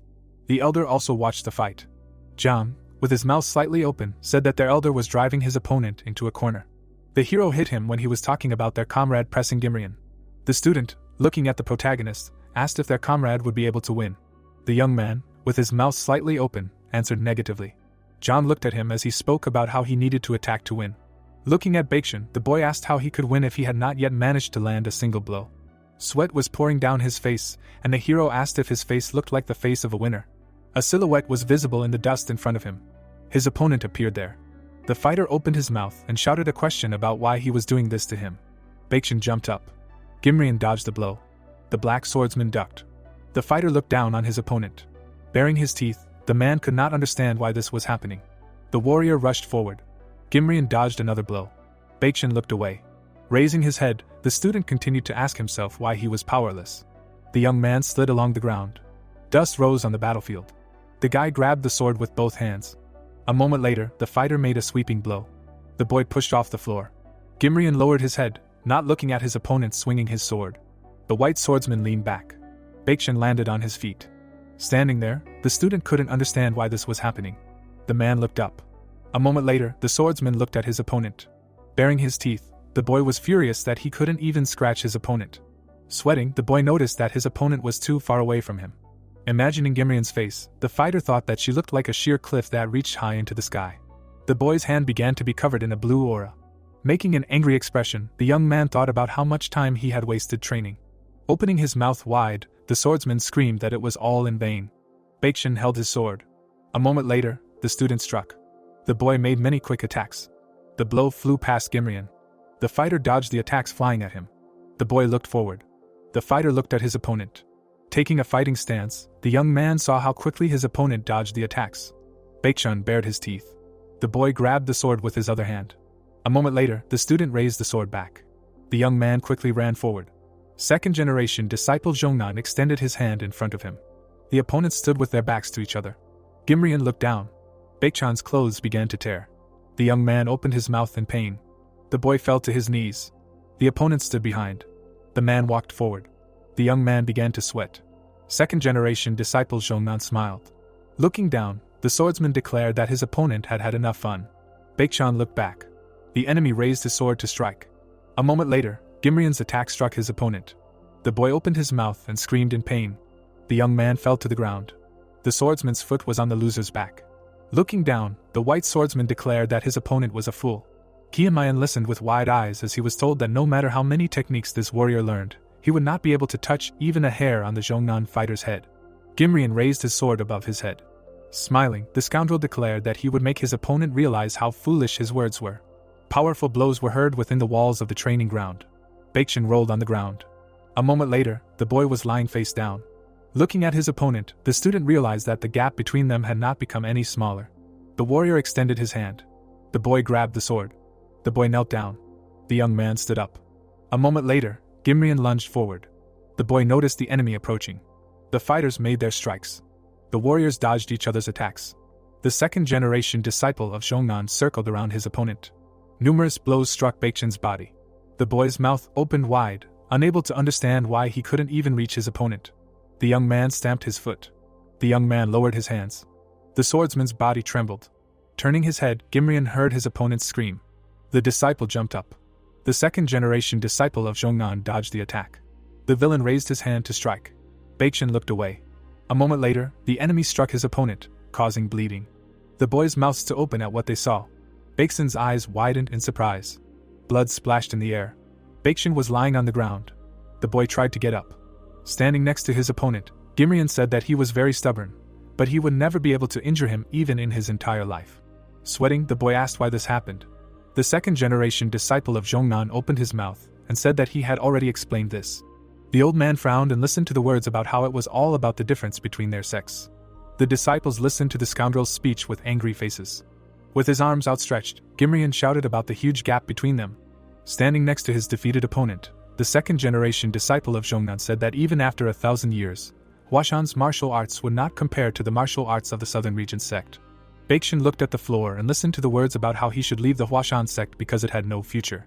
Smiling, the man said that what was left of the organization's former glory was now just a joke. The boy kept his hand on the ground. Raising his eyebrows, Gimrian heard his opponent reject the offer. The youth raised his hand. The young man was breathing heavily. The boy glared and said that he was a disciple of the Huashan sect. Smiling, the second-generation disciple Zhongnan said that this was what a man should be like. The swordsman held the weapon in his hand. A moment later, the scoundrel struck his opponent. With his mouth open, Baekchen listened to the words that despite his manliness, he should not count on courtesies. Looking back, the man assumed that he said this too late. The boy fell to the ground. Running up to the fallen man, the boy called out to his older brother. The boys ran up to their beaten comrade. Exen held her brother's head in her arms. The boy lay with his eyes closed. The young man bared his teeth. Looking back, Gimrian heard the words that he had gone too far. Turning his head, the scoundrel asked what he meant, to which the disciple replied that during sparring there was no need to hurt the opponent too much. The boy listened with his brows furrowed as he was told that this was the reason his friend was still alive. Spreading his arms, the second-generation disciple of Zhongnan said that if he had a real sword in his hands, his opponent would already be dead. Smiling, Gimrian apologized for not thinking that his enemy would be such a weakling. Baeksang bared his teeth. Turning his head, the boy asked to take the wounded man to the infirmary. The disciples carried their comrade away. Looking down, the boy asked to try the power of the South Edge sword technique. Gimrian agreed with his mouth open. Looking away, the second-generation disciple of Zhongnan called Sohan. Leaning on a chair, the fighter listened to the words about fighting. The warrior stood in front of his elder brother. Opening his mouth, the fighter said that he would do it. The swordsman smiled. Baeksang looked forward resolutely. The old man laughed, saying that he was simply incredible. He began to eat the treat in his hand, when suddenly the teacher sitting next to him said that Baekchen was stronger than he thought, but Gimrian's achievements exceeded all his expectations, and he deserved the title of the most talented swordsman in Shaanxi. Looking after the boy, one of the men asked if Zhongnan School did not deserve to be called the best school in Shaanxi thanks to a student like Gimrian. The elder stroked his beard thoughtfully, saying that while Huashan School showed them its growth, the amount of investment in it could not compare to Zhongnan School. Huang exhaled heavily, thinking that in the end, they were just merchants. He looked after the departing students, thinking that someone would be carried away in such a pitiful state, while they only thought about money, and although he was also a merchant, he found such behavior disgusting. Turning his head to the side, Mr. Huang wondered what the protagonist thought about this. He looked closely at the boy sitting nearby, thinking that he confidently asked to bring people here, so he had no doubt that Qianmayan was planning something. The old man continued to look at the wary boy, thinking that if this continued, Huashan School would not be able to restore its former reputation, but on the other hand, it would only make it easier for them to fail. Huang narrowed his eyes, hoping that the student would not disappoint him. Zhang turned his head towards the departing Baeksang with Baekchen, asking if the elder was okay, to which the protagonist assumed that he was probably not. Zhang turned his head towards him, asking if he must be seriously injured. Without changing his expression, Qianmayan coldly answered, probably. His expression was unperturbed. Seeing this, Zhang frowned. He got angry, asking if he didn't care too much, and even though he knew they didn't get along, he was their elder, and he really didn't care that he was beaten so badly. Looking at him, the guy asked him to calm down. The elder one furrowed his brows in anger, shouting that this was not how a younger one should behave. Continuing to look at his dissatisfied face, the protagonist asked what he expected.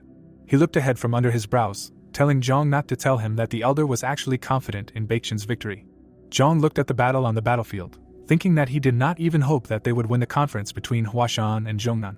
He turned to the protagonist, thinking that he wanted to at least save a piece of their pride. Without further ado, he turned away again. Continuing to watch, the boy thought that they tried so hard. Zhang looked at the flag, asking in his mind if the 10 great schools were really at such a high level. Without turning around, Qianmayan said that if everything was possible only through hard work, then everyone in the world could become a martial artist, and the main thing is not how much effort you need to put in, but how much you put in, while the elder turned to him with interest. Feeling a gaze on him, the boy asked to watch closely. The protagonist pointed to the boy fighting, saying that the second generation would lose. Zhang looked at him, asking if they were all, to which the boy replied that there was one person who could win. Qianmayan looked at Isel, who was standing to the side, adding that it seemed like she would not participate. The elder also turned towards her, wondering in his head if they really had no chance of even a draw. Turning his gaze to the battlefield, he asked in confusion if they would lose. The protagonist looked at him in surprise, asking who said they would lose. Turning away abruptly, he added that this only applied to the second-generation disciples. The boy looked at the surprised elder, asking him to go train, because they would have to sweat.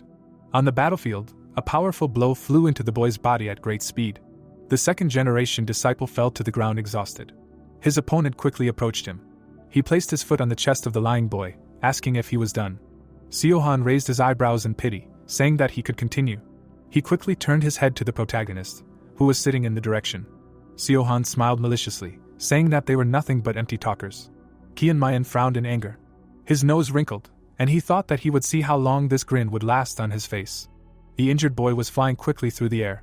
He suddenly fell to the ground with all his might. His sword flew at high speed to the elder's feet. Huashan turned white in horror, saying that this was the 9th defeat in a row. He turned his head to the leader, shouting that this had to be stopped, because at this rate, the third-generation disciples would also be brutally crushed. Looking down, Huashan, after a short pause, replied that he could not do this. Looking at the elder with wide eyes, he asked how he could stop this. The leader looked at the elders sitting at the table, wondering in his head how he could stop this. Looking at one of the merchants, he wondered if he should come out and say that they were no match for the Zhongnan school and would only hurt themselves if they allowed this to continue. Turning to the man at the table, the old man wondered if he should say that the Huashan school had completely failed. Huashan looked at the stern Huang, thinking that he could never do such a thing. Looking down in confusion, the leader thought that it was not about protecting his honor. Squeezing his eyes shut, the elder thought that after these words, Huashan would disappear and he could not say anything that would destroy it. Without looking up, the elder said that they could only move forward and that was all he could say, which left Huashan very surprised. The disciple hit the ground with all his might again. He fell down with a limp body, exhausted. His opponent came closer with a wide smile. In front of him, an elder sat on the throne. Sama nodded to him with a grin. He clenched his fist with all his might, happily thinking that this was the 10th victory in a row. The old man thought that this was a very pleasing result, smiling continuously.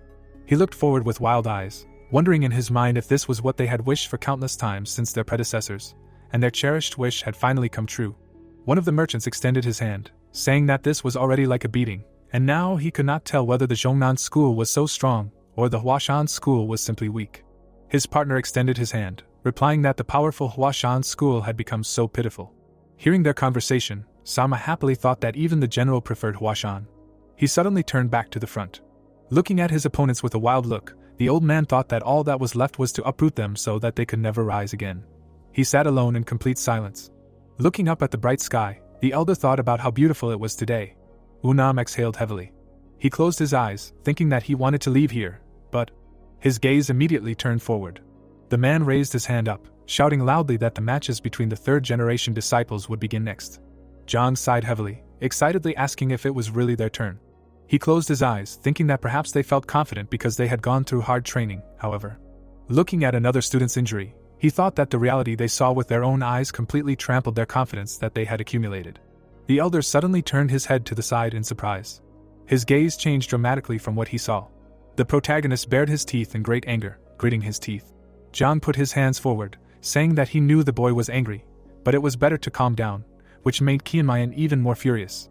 Unam spread his arms out to the sides, saying that the first disciples of the third generations on each side. The man suddenly fell silent, hearing shouts that the protagonist should not be released no matter what. The disciples fell on the boy in a crowd, shouting that he should have been the last one to lose his temper. Suddenly, the disciples were taken aback by what they saw. From the center, the protagonist jumped up with all his might. He floated lightly in the air. The merchants looked up at him with interest. Kicking up dust, the protagonist landed on the ground. His hand gently lifted off the ground. The guy clenched his hands into fists, confidently standing in the center. Yuman's eyes widened, asking in surprise why Qianmayan was even here. The protagonist looked around, shouting that one of them. Grinning, he added that he didn't care who, but one of the opponents had to come out to him quickly. Zhang and Gul opened their mouths wide at what they heard. The protagonist looked forward with a crazy look, shouting until he killed them all. Sama leaned forward in surprise, asking what was wrong with this crazy guy. Gimrian smiled, saying that this idiot ended up getting furious. Turning his head back, he called out to Yuriang. Looking at the serious guy, the elder said that despite what he said, the protagonist came out first, but nothing had changed, so he needed to help him understand his place. Yuriang quickly rushed forward, shouting that he understood everything. The guy stopped not far from the protagonist. He carefully rose to his feet. Frowning, Yuriang said that he would knock everything out of the opponent. Clenching his hands into fists, he added that he was a third-generation disciple of the Zhongnan school. Chongmian confidently approached him with his fists. Noticing this, Yuriang's eyes widened in horror. The protagonist's mad gaze was directed straight at his opponent. He immediately hit the student on the cheek with all his might. What he saw left Sama in extreme horror. Zhang and Gul watched with their mouths wide open. Chongmian jumped away from his falling opponent, asking how a weakling like him dared to show off here. Grinning with rage, the guy asked him to prepare for death. The beaten Yuriang continued to spin quickly in the air. Beads of sweat ran down Sama's excited face. The student's body flew right in front of his face. Turning his gaze to the protagonist on the side, the elder thought that this guy had disappeared for a moment. Taking a closer look, he wondered if he had missed the movements of this child. Opening his mouth wide, the elder thought that this was impossible. With a loud thud, Yuriang fell backwards onto the ground. His weakened limbs fell after his body. The protagonist's hand confidently grabbed the hilt of the wooden sword. The guy quickly approached the body lying on the ground. Having kicked the ground hard, Chongmyong ordered his opponent to get up, and then asked what he was simulating, because the guy had not even used his internal energy yet. Zhongnan's disciples got angry, shouting that the protagonist hit his opponent while talking, and Huashan did not even have manners. Chongmyong sighed menacingly, thinking that manners were useless, and then asked if it was really necessary to shake hands, drink together, and only then begin the battle before a war. Yuriang, with the last of his strength, leaned his hand on the ground. With a tremor in his body, he tried to get to his feet. The guy reached for the sword lying next to him with a trembling hand. The protagonist looked at him, shouting for the opponent to get up faster, because there is a limit to waiting. Suddenly, he frowned in alarm, asking if the student was okay. With his cheeks swollen from the blow, Yuriang answered tremblingly that he could continue to fight. A few drops of blood flowed from his nose. A second later, a huge stream of blood gushed forward. A small rainbow suddenly appeared above it. The protagonist looked at what was happening in bewilderment, asking if this guy would die like this. He continued to watch the stream in bewilderment, thinking that he wanted to kill a man from Zhongnan. But for the first murder in his new life, wasn't there too much blood? Qianmayan looked at Unam worriedly, asking if Yuriang needed a doctor. The man turned away, answering that this was also their first time, and first they needed to ask for understanding from other clans. The guy's shirt on his hand suddenly tore off. The student confidently began to tear it in half. Twisting the fabric, he viciously inserted it into his nostrils. Enraged, Yuriang clenched his teeth hard. The protagonist was surprised by what he saw. He smirked, wondering if his opponent really wanted to continue. Yuriang interrupted his thoughts, shouting that Chongmian was a coward. The student wiped the blood from his face, shouting that the guy knew no shame at all, and he would definitely tear him apart and feed him to the dogs. Frowning, the protagonist asked him again what he said. The student clenched his fists, shouting loudly that it was too late to beg him for mercy, because he would crush the opponent so much that even his parents would not recognize him. Chongmian remained steadfast in place. Yuriang exhaled, saying that he took back his praise, so they could continue. The protagonist stepped forward, saying that he had felt a little sorry just now, but not anymore, and that useless thought had completely disappeared. The guy beckoned his opponent with his finger, asking him to attack, because he would show him what it was like when Yuriang couldn't even touch him. The student's eye sockets turned very red from anger. Someone called out to him from behind, and the guy turned around abruptly. He looked at the elders sitting behind him. Gimrian looked into his eyes, asking him not to get excited. Frowning, he said that he shouldn't underestimate his opponent. Yuriang looked into his eyes with bewilderment. His eyes suddenly showed anger. The guy abruptly turned back to his opponent. Narrowing his eyes, he said that it was a good deterrent, which made the protagonist's face change, mimicking him. The student raised his sword, telling Qianmayan not to even think about pulling any tricks. Taking a stance, he added, because his sword wouldn't even touch the guy. The protagonist looked at him with his eyebrows raised high, asking if he had been beaten for a long time. Wrinkling his nose in anger, Yuriang shouted that he would kill his opponent. Jumping up, he insulted Qianmayan in midair. Swinging his sword, the guy suddenly ducked. In a second, he made a sharp jerk to the side. The student flew towards him with his mouth wide open. Qianmayan confidently slid under him. Yuryang's eyes widened in shock from the realization. In midair, the guy threw his head back. The protagonist hit him hard right along the stomach. The guy began to quickly fall to the ground. Qianmayan turned his gaze back, saying that in any case. Then he turned around sharply. Having hit his opponent with all his might, the guy added that recently. Once again hitting Yuryang, who was screaming in pain, Qianmayan continued that they have completely. Having swung with all his might, he added, "It is not manners." The protagonist landed softly on the ground. The guy raised his head up. He kicked the student very hard in the groin. Yuryang turned white from the pain, screaming loudly. Chunmian tried to push him away as hard as he could. The force applied made the corners of his lips drop down. Raising his head up, the student screamed deafeningly in pain. Gimrian frowned at what he saw. Yuryang fell face down on the ground. He landed hard with a trembling body. The protagonist stopped too close next to him. Chunmian brought the sword to his opponent's face. Grabbing him by the cloth, the guy asked, "Well?" Tearing the rags out of his nose, he asked if he hadn't even touched it. Scarlet blood gushed out again. The elders looked in horror at the rainbow that appeared above the blood. Chunmian let go of the bloody cloth from his hand. Smiling, he said that the enemy was defeated. Gimrian bit his lip in anger. The protagonist confidently began to leave the battlefield. Walking to his seat, the boy sat down proudly. Henan looked ahead with wide eyes, asking in his head what just happened. Was this a dream? The old man looked at the protagonist sitting in his seat, wondering if he had defeated the third-generation disciple of Shongnan. Turning to the beaten Yuryang, the old man thought, so fast and so overwhelming. Henan turned his head to the side in shock. The leader sat with his eyes wide open and his mouth wide open. Hyun-san sat next to him, the same expression on his face. He raised a crazy look, asking how a child could be so strong. Hyun-jan looked ahead, shouting that this was some kind of nonsense. He was definitely supposed to lose. They grabbed onto their seats, bewildered, asking why the boy won. While Yuryang used all his strength, what was there to talk about? If he was going to lose, he should have just given up.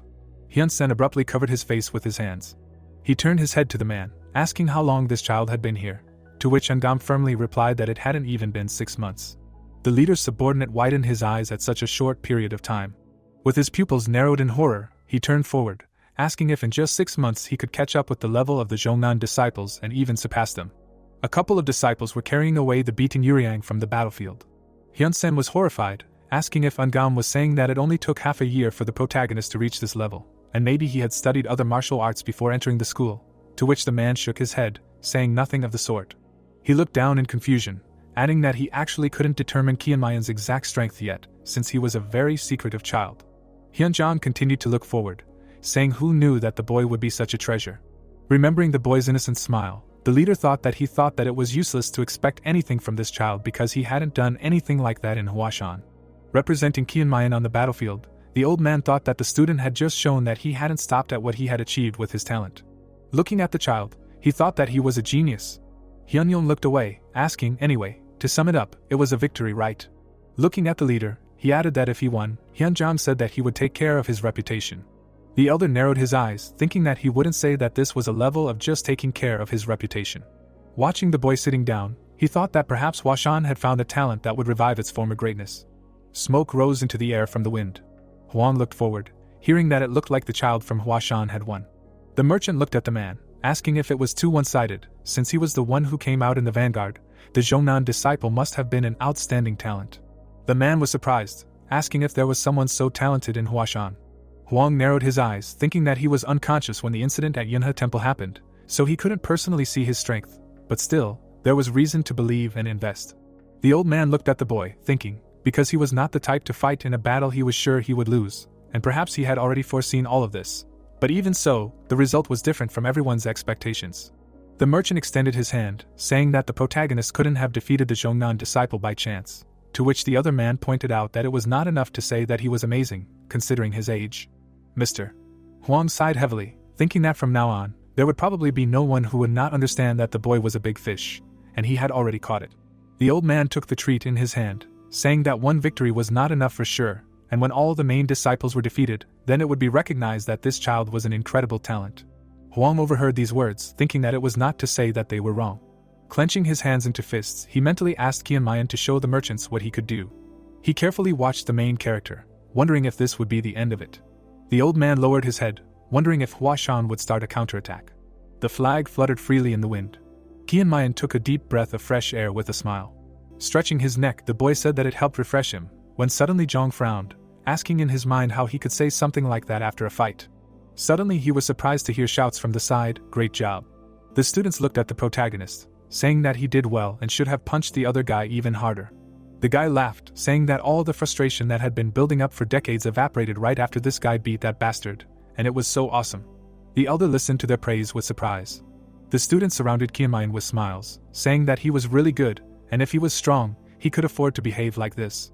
The protagonist waved his hand at them, saying that the battle was over almost in an instant, and in any case, they should stop making a fuss. Hearing this, Zhang smiled relaxedly. He narrowed his eyes, hearing the protagonist's words that everyone was annoying him, and they should leave. Qianmayan turned his head to the side. His gaze met the elder's. Zhang nodded with pursed lips. Taking a few steps forward, he thought that now it was his turn. Recalling the protagonist's battle, the boy thought that Chunmian had done what was expected of him, and even more than expected. Frowning, the elder thought that he needed to maintain the team's morale. The protagonist looked at him with his eyebrows raised high, asking why he was so stunned, and that he should leave quickly, to which Zhang tensed his cheekbones, thinking that this guy always acted like this after doing something worthy of praise. Exhaling, the elder thought that he knew this trait of his, when he suddenly asked if the protagonist had any advice for him, a description of the Zhongnan Sect's techniques, for example. Chunmian looked at him from under his brows, asking if even if he told him something, would it help him in battle. Waving his hand, he ordered the elder to go and just hit the enemy as soon as he saw him, to which Zhang lowered his head in disappointment. He quickly took the sword, answering that he understood. The elder began to slowly walk to the center. His feet barely moved on the ground. Everyone else stared at him, their eyes filled with anticipation. The Huashan disciples were looking at his back attentively. The merchants were looking ahead excitedly. The elders were sitting tensely, waiting for it to begin. Zhang walked forward excitedly, wondering what if he failed. Opening his mouth, the protagonist called out loudly. Zhang turned back abruptly. Stopping, he looked at the guy questioningly. Chongmayan narrowed his eyes, saying that if the elder lost, he would kill him. The elder froze. An awkward smile suddenly appeared on his face. He tightly gripped the hilt of his sword. As he started to climb the stairs, he thought that the wind began to blow in the direction of the Huashan Sect mountain. A cool wind swirled around him. The guy suddenly stopped in place. Squinting his eyes, Zhang loudly shouted that he was a third-generation disciple of the Huashan Sect. Clenching his fists, he shouted that he wanted to fight the Zhongnan Sect member. Veins stood out on Gimrian's forehead in anger. He closed his eyes and called out loudly to Gongjin, who was sitting to the side. Looking at the serious disciple, the elder ordered him to go out and defeat this bastard and return victorious. Jumping up from his seat, the boy made a sharp dash forward. Gimrian gritted his teeth, wondering how the protagonist dared to tarnish his perfect victory. Chongmayan remained unmoved in his seat. The boy became angry, thinking that the protagonist was stronger than he thought, and of course, this was possible. He began to squeeze his hand tightly, thinking that this would not last long. His nose wrinkled with rage when he thought that the boy's victory would not lead Huashan to eternal dominance, since he would not allow this to happen. Gongjin pointed his weapon forward. His expression remained unperturbed. Zhang closed his eyes, wondering in his mind if it had really been 2 years. A drop of sweat ran down his face as he thought that it had been less time since their last meeting. Lost in his memories, the elder remembered how he had fallen down exhausted. Blood was quickly running down his face. Suddenly, a wooden sword was pressed to his neck. Gongjin looked coldly at his opponent lying in front of him. Zhang took a stance, thinking that today's result would be the same. His feet slid on the ground. The elder extended his sword forward, wondering what would have happened if Qianmayan had not come to them. He remembered how his sword was spinning in the air, because Zhang always lost his self-control in duels with the Zhongnan Sect. The weapon landed, but the boy felt as if all his training was useless. He slowly walked towards the sword. The elder clenched his hands into fists, thinking that all this made him think that no matter how much he prepared, it was all useless. Turning his head to the side, he thought, while everyone was giving in to this wave of despair. Zhang looked at the stone wall with interest. He knew that one person on it continued to fight no matter what. The elder looked out from around the corner with interest. Raising his head, the guy noticed a training silhouette from above. Looking closer, he recognized Baekshun. Turning his head to the side, Zhang saw Ghoul talking to the protagonist. Looking closer, he thought that Qianmayan appeared out of nowhere. The elder immediately remembered how they climbed the rocks. Because of the new guy, they trained like hell for half a year, but thanks to this, they discovered new themselves. Zhang climbed higher tiredly, thinking that they narrowed the gap between them and the Zhongnan Sect during this time. The guy put his bloody hand on the stone, thinking that he was not sure. He gripped the hilt of the sword tightly, thinking that he didn't care what result he got. Frowning, the elder realized that he couldn't get away that easily. Gongjin looked at his opponent, asking, No need to say unnecessary words, right? He pointed the sword forward, adding that he would make the opponent bow before the greatness of their sect. Looking forward from under his brows, the boy said that it was not a question. Making a sharp dash forward, he shouted that it was a statement. Zhang narrowed his eyes, thinking that the opponent's posture was different from last time. Spreading his legs wide, the elder thought that this was a simple quick attack with a predictable movement of the sword. Putting his hand in front of him, he thought that he had never been able to block the opponent's sword. He directed his furious gaze forward. At that moment, Zhang turned the sword sideways. The boy abruptly extended his hand forward. He immediately managed to stop the opponent's sword attack on him. Gongjin frowned in surprise. The elder pushed his weapon away with all his might. The student clenched his fist, saying that his opponent seemed to be no fool in his free time. Rushing forward, the boy shouted that his opponent didn't stand a chance now. Zhang clenched his teeth in anger. He thrust his sword in front of him, and was thrown aside by the shock wave. Crouching, the elder thought that his opponent was fast, and his blow was heavy. Looking after Gongjin, the boy thought that since he could accelerate and deliver such blows, he was twice as strong as during the last fight. Faced with his opponent's gaze, Gongjin wondered if his strength was real. He suddenly pushed off the ground with all his might. Their swords clashed. Gongjin jumped back. Starting to dodge all the attacks inflicted on him, he asked in his head why he could see all his opponent's movements. Gongjin swung his sword hard. Suddenly his hands dropped down. The boy's eyes widened in surprise. Looking at the elder, he asked in his head if he had not only blocked him, but also pushed him away. John looked at his palms with heavy breathing. Raising his tired gaze, the boy asked if this was all his opponent could do, and let him not misunderstand him, because this was not a joke, and he asked in all seriousness. Gongjin frowned deeply in rage. The elder spread his arms out to the sides, saying that the opponent would not want to let him go so easily, because his goal was to humiliate the boy, or he was thinking of suddenly becoming stronger after. The student clenched his fists tightly, shouting loudly for the boy not to get arrogant just because he parried a few blows. Jumping high with his sword, he loudly insulted his opponent. He struck forward hard, which John quickly managed to dodge. Swinging, he kicked Gongjin in the stomach. Falling to the ground, the student jumped back. His teeth began to grind from anger. John's mouth dropped open in confusion. He frowned and turned around. Looking into the eyes of the protagonist who was staring at him, the elder wondered what he had been doing with them all this time. Gongjin looked forward with a mad gaze, screaming furiously. The elder placed his feet shoulder-width apart. His opponent pushed off the ground with force. The student's gaze was fixed on his opponent's feet. John gripped the hilt of the sword tightly, thinking that he could do it. After all, he had been training this pose for an endless amount of time. Lost in his memories, the boy remembered that he had not missed a single day. Raising the weapon above his head, he said that it would be a downward cut. Squeezing it even tighter in his hands, the elder thought that any movement of the sword was the result of the training of the one who wielded it. He tensed his legs, thinking that he should stand on them as firmly as a rock. John closed his eyes tightly and thought that he couldn't miss a single movement of his eyes. The sword in Gongjin's hands began to glow brightly blue. He made a quick dash forward. Lost in thought, the elder remembered the words of the protagonist that he must decide to strike a single blow at the enemy. Decide and not repeat it again. His pupils sparkled brightly when Zhang shouted that he must not hesitate. His sword was quickly moving towards Gongjin's head at great speed. Anger and rage filled Gongjin's eyes. The guy suddenly abruptly changed the position of his legs. Then he raised the sword above his head to defend himself. After that, he clenched his teeth. Zhang was unwavering. His blow hit his opponent. A wooden sword soared into the sky. A few meters away from the boys, it landed on the ground. It turned out to be only a torn blade. The impulse from such a blow spread several meters around them. Ghoul opened his mouth in shock at what he saw. The head of Jiangnan village felt the same emotions. There was shock in Gimrian's eyes. His comrade's face twisted into a grimace of terrible pain. Suddenly, he fell on his back. Zhang was tightly clutching the hilt of the sword in his hand. After a short pause, he let out a heavy breath and lowered the weapon. Then, he changed the position of his legs. Folding his arms, the boy shouted loudly that it was a wonderful fight. His comrades could not take their eyes off him. Suddenly, they jumped to their feet and cheered loudly. They jumped, waved their fists and shouted that Zhang had won. The head of Huashan school fainted from joy, and the head of the finance department, seeing this, shouted in shock that he could not leave them now. The rest of the seniors could not take their eyes off the victorious Zhang. The boy continued to stand silently. Looking at him, Hyunsan smiled contentedly. Less than a minute later, Zhang returned to his comrades, and they said that it was a wonderful job. Ghoul still could not close his mouth from surprise. When he suddenly raised his hands and asked in confusion how he did it, and how he could become as strong. When he suddenly raised his eyebrows in surprise when Zhang interrupted him and said that all he really needed to do was step into the arena. Putting his hand on his shoulder, the guy added that he wouldn't lose even if he tried, so he should just go there. After saying this, Zhang looked at the protagonist out of the corner of his eye and asked him what he did. Qianmayan, despite him, asked what he was talking about.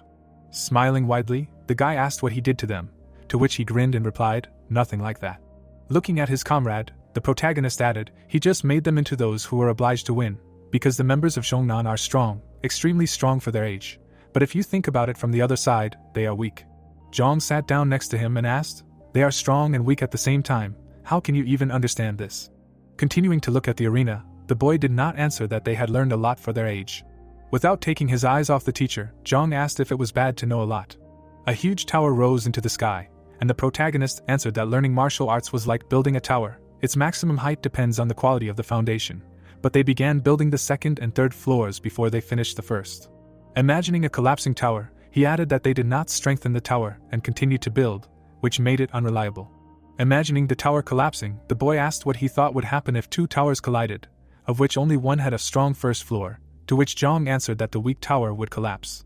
Turning away, Qianmayan said that this was the correct answer, after which he added that the destiny of martial arts is to perfectly control your body and deliver decisive blows. Imagining how one move would produce two more, and from them two more, he said that the foundation would spread roots, from which the stem would grow, and from that the branches, it would become faster, stronger and more robust. Keeping his arms folded across his chest, the guy continued to say that he had only made them grow the roots properly, and then asked his interlocutor to look at the arena. Ghoul was fighting with all his might against the student of the Zhongnan school, and his teacher was saying that his movements were completely different from before. Focusing on his legs, the protagonist said that they were no longer shaking. Intently observing the blows with which Ghoul was putting pressure on his opponent, Qianmayan added that they were more precise than ever, and his eyes were able to see everything as it was. The guy's eyes were filled with anger and determination.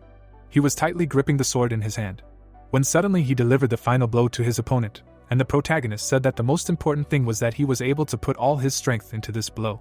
And when the Zhongnan school student fell, he finished saying that at this stage this was more than enough, and with all this they were able to crush the enemy. Ghoul looked at his defeated opponent in shock. At this time, Zhang turned to the teacher and asked why other sects did not do the same if everything was so easy, to which he asked in response, "Was it really easy? Did it really seem to him that the training was too easy?" The guy waved his hands negatively and replied that he was not talking about that, he was talking about concentration.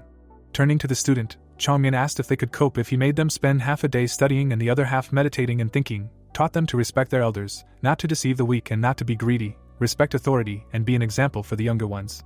And to the answer of course no, he asked why not, because if they could, they would be great people. The guy opened his mouth in surprise at what he heard. Without turning away from the teacher, he said to himself that he now understood what he was talking about. Everyone strives to become great, but each generation stands out only for a few people who are worthy of being called that. People know this, but do not give up their aspirations. While he was saying this, Ghoul returned to his comrades. He sat down next to him, and the next student of their school entered the arena. The main character, without turning around to look at his students, suddenly said that if a drop falls as much as it needs, it will be able to break a boulder. You need to devote yourself entirely to training. The most important thing is hard work, because the older generations always emphasize this, after which he asked what they thought. Why exactly so? The elders of the third generation looked at their teacher in surprise. Chunmian's face did not express any emotions while he was saying that it was precisely because people are not capable of this. They cannot bring themselves to the limit day after day and surpass it. Without taking his eyes off the arena, he added that if anyone could do something so ridiculous, then they would become those great ones. The Huashan disciple had defeated his opponent at this time. Zhong, looking at the protagonist, said that he now understood what he had done. Despite him, the guy responded by saying that they had managed to cope with it. Their victory was predetermined back when they found the strength to do something like this, adding that the chicks that tried to fly into the sky before they had wings became birds, but they also had to have a place to land. While he was saying this, the Zhongnan disciples were dragging their defeated comrade away. A drop of cold sweat appeared on Zhong's face, and he wondered if this was really what all this training was for. But where did he learn all this? While asking himself this, he continued to look at the protagonist, who was not paying attention to him. Suddenly, Zhong turned back to the arena. He saw another opponent fall, and his comrades loudly shouted that they had won again. Surprise appeared on Zhang's face, and he realized that they had already won 4 times in a row. His comrades rejoiced, and he said to himself that, except for Ghoul and Changmyong, who had distinguished themselves, the rest were at about the same level, and if they won, then the next battles would be theirs. In other words, the Huashan school would defeat Zhongnan. A few minutes later, another opponent was defeated. In the next fight, A Zhongnan student was thrown back several meters by a strong blow. After that, his fellow disciple, having missed the blow, flew into the air. With a dull thud, he fell to the ground. The Huashan student looked at this, breathing heavily. His eyes were full of shock and surprise. Then, suddenly, raising his fist to the sky, he loudly shouted that he had won. His comrades repeated after him and shouted loudly that they had won. They had really won. All the third-generation disciples had done it. They had won all 10 fights. Zhang smiled widely at this and said to himself that they had 10 victories in a row after 10 defeats in a row. The Huashan disciples were jumping and very happy, and Zhang knew that it was obvious whose morale was higher and who had tasted victory more. The Zhongnan disciples sat in their seats with their heads bowed in shame.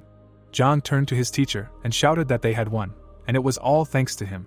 But before he could finish speaking, the protagonist turned to him and asked discontentedly, they had won with such and such results. Standing up, he said that they had lost 10 times, and even if they had won the same amount, it was a simple draw, to which Zhang said that was fine too. Straightening up, Qianmayan said that they apparently didn't understand anything. His eyes filled with anger and hatred, and he said that he didn't know the word draw. Hearing this, Zhang narrowed his eyes and quietly said, anything but that.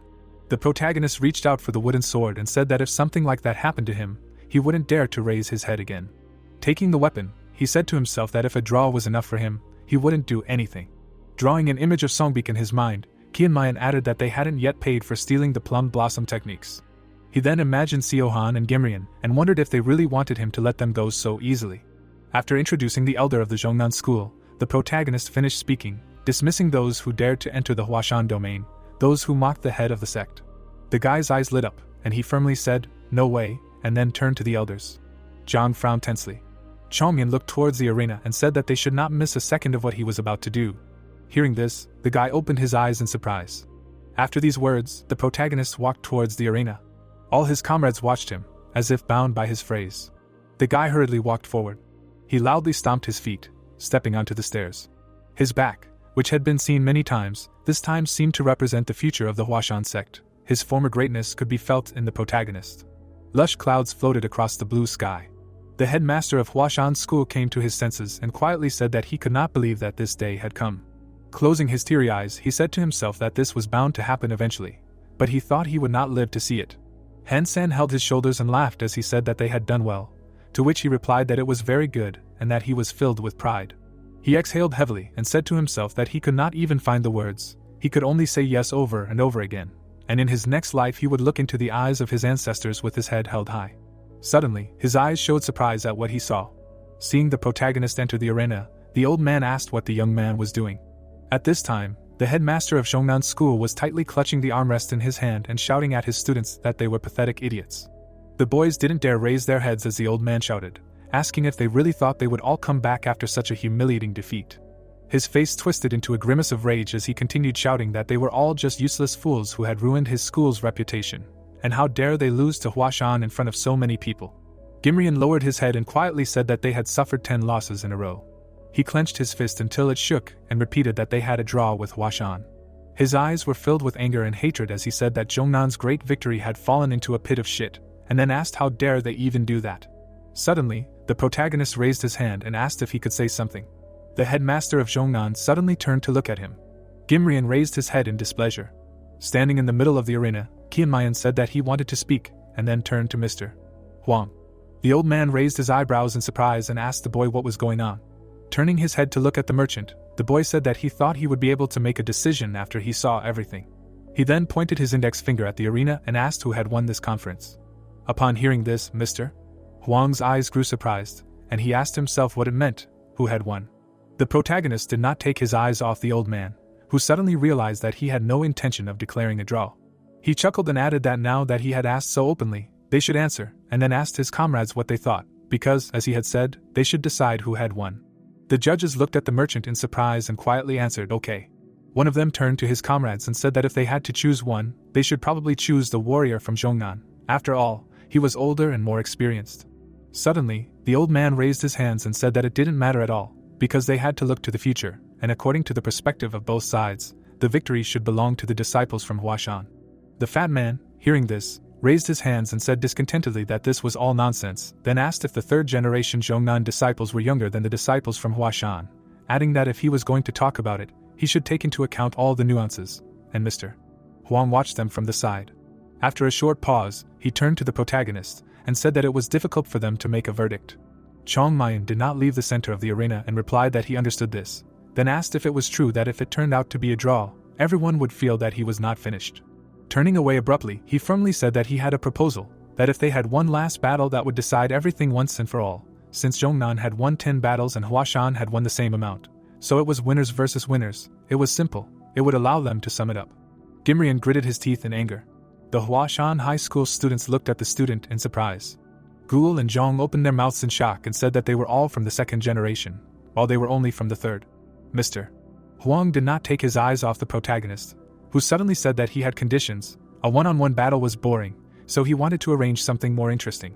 Smiling widely, he asked to allow him to arrange a battle that would continue until there was only one left who could stand on his feet and defeat the next enemy. Stretching out his hand, Qianmayan finished the sentence, saying that the team that remained on their feet wins. Gimrian's eyes were filled with rage and endless anger. Suddenly, the protagonist stuck out his thumb. He ran it across his throat, mockingly saying that if they were afraid, then let them say so. Receiving such a proposal, the headmaster of Zhongnan School smiled in confusion and asked if he was really talking about a team battle. Without taking his eyes off the guy, he suddenly asked him with displeasure, who the hell was he to decide such things? Did he really think he was in a suitable position for this? Hearing this, the guy pointed his hands towards the headmaster of Huashan School and asked if maybe he should ask him then. After all, it was not that difficult to discuss everything here. These words caused anger to appear in the old man's eyes, and he asked how dare he open his mouth. Does he even know who he is talking to? He does not even have a conscience. But before he could finish speaking, one of the judges said that it sounded interesting, causing the Shongnan guild master to turn around abruptly. The man with the long beard looked at the comrade sitting next to him and said that he agreed with it. He was also interested in seeing the Huashan disciples compete against the Zhongnan disciples, and regardless of the result, it would be a very entertaining spectacle. After these words, the judges began to agree, and the anger in the Zhongnan guildmaster's eyes turned to surprise. After a short pause, the protagonist extended his hand towards him and said that they needed to get consent from both sides. The old man gripped the armrest in rage at these words. The Huashan guildmaster's brows furrowed tensely and asked Chongmyong in confusion what the hell he was doing. Suddenly, Ungam, who was sitting nearby, turned to the old man and asked him to let the boy do it, to which the old man asked if he was really asking him to agree to such madness. The protagonist was still standing in the middle of the arena, and the mentor was explaining that he was a very smart guy, and although he sometimes overdid it, he would never call his reasoning stupid, and he could vouch for the fact that he had a head on his shoulders. Ungam, with his brows furrowed, looked at the head of the Huashan school and firmly said that there would never be a time when he did not know what he was talking about, and he had confidence in him, so he should trust him too. Hearing this, Hyunjong raised his eyebrows in surprise. Hyunsen, who was standing above him, nodded silently. The head of the finance department also nodded his head. Seeing that his comrades agreed with this, the head of the Huashan school exhaled heavily. After a short pause, he raised his head to the protagonist and said that Huashan had accepted the proposal. Hearing this, the headmaster of the Zhongnan school looked at the old man in shock. A drop of cold sweat was running down his face. After a short pause, without raising his head, the old man said that in that case, the Zhongnan sect also agreed. Hearing that everyone agreed, the protagonist smiled contentedly. Suddenly, someone grabbed his clothes. Zhong was forcibly dragging him back. When he was thrown out of the arena, Chongmayan asked with displeasure what was wrong. Raising his fists, Zhong asked displeasingly what he was doing. How were they supposed to win?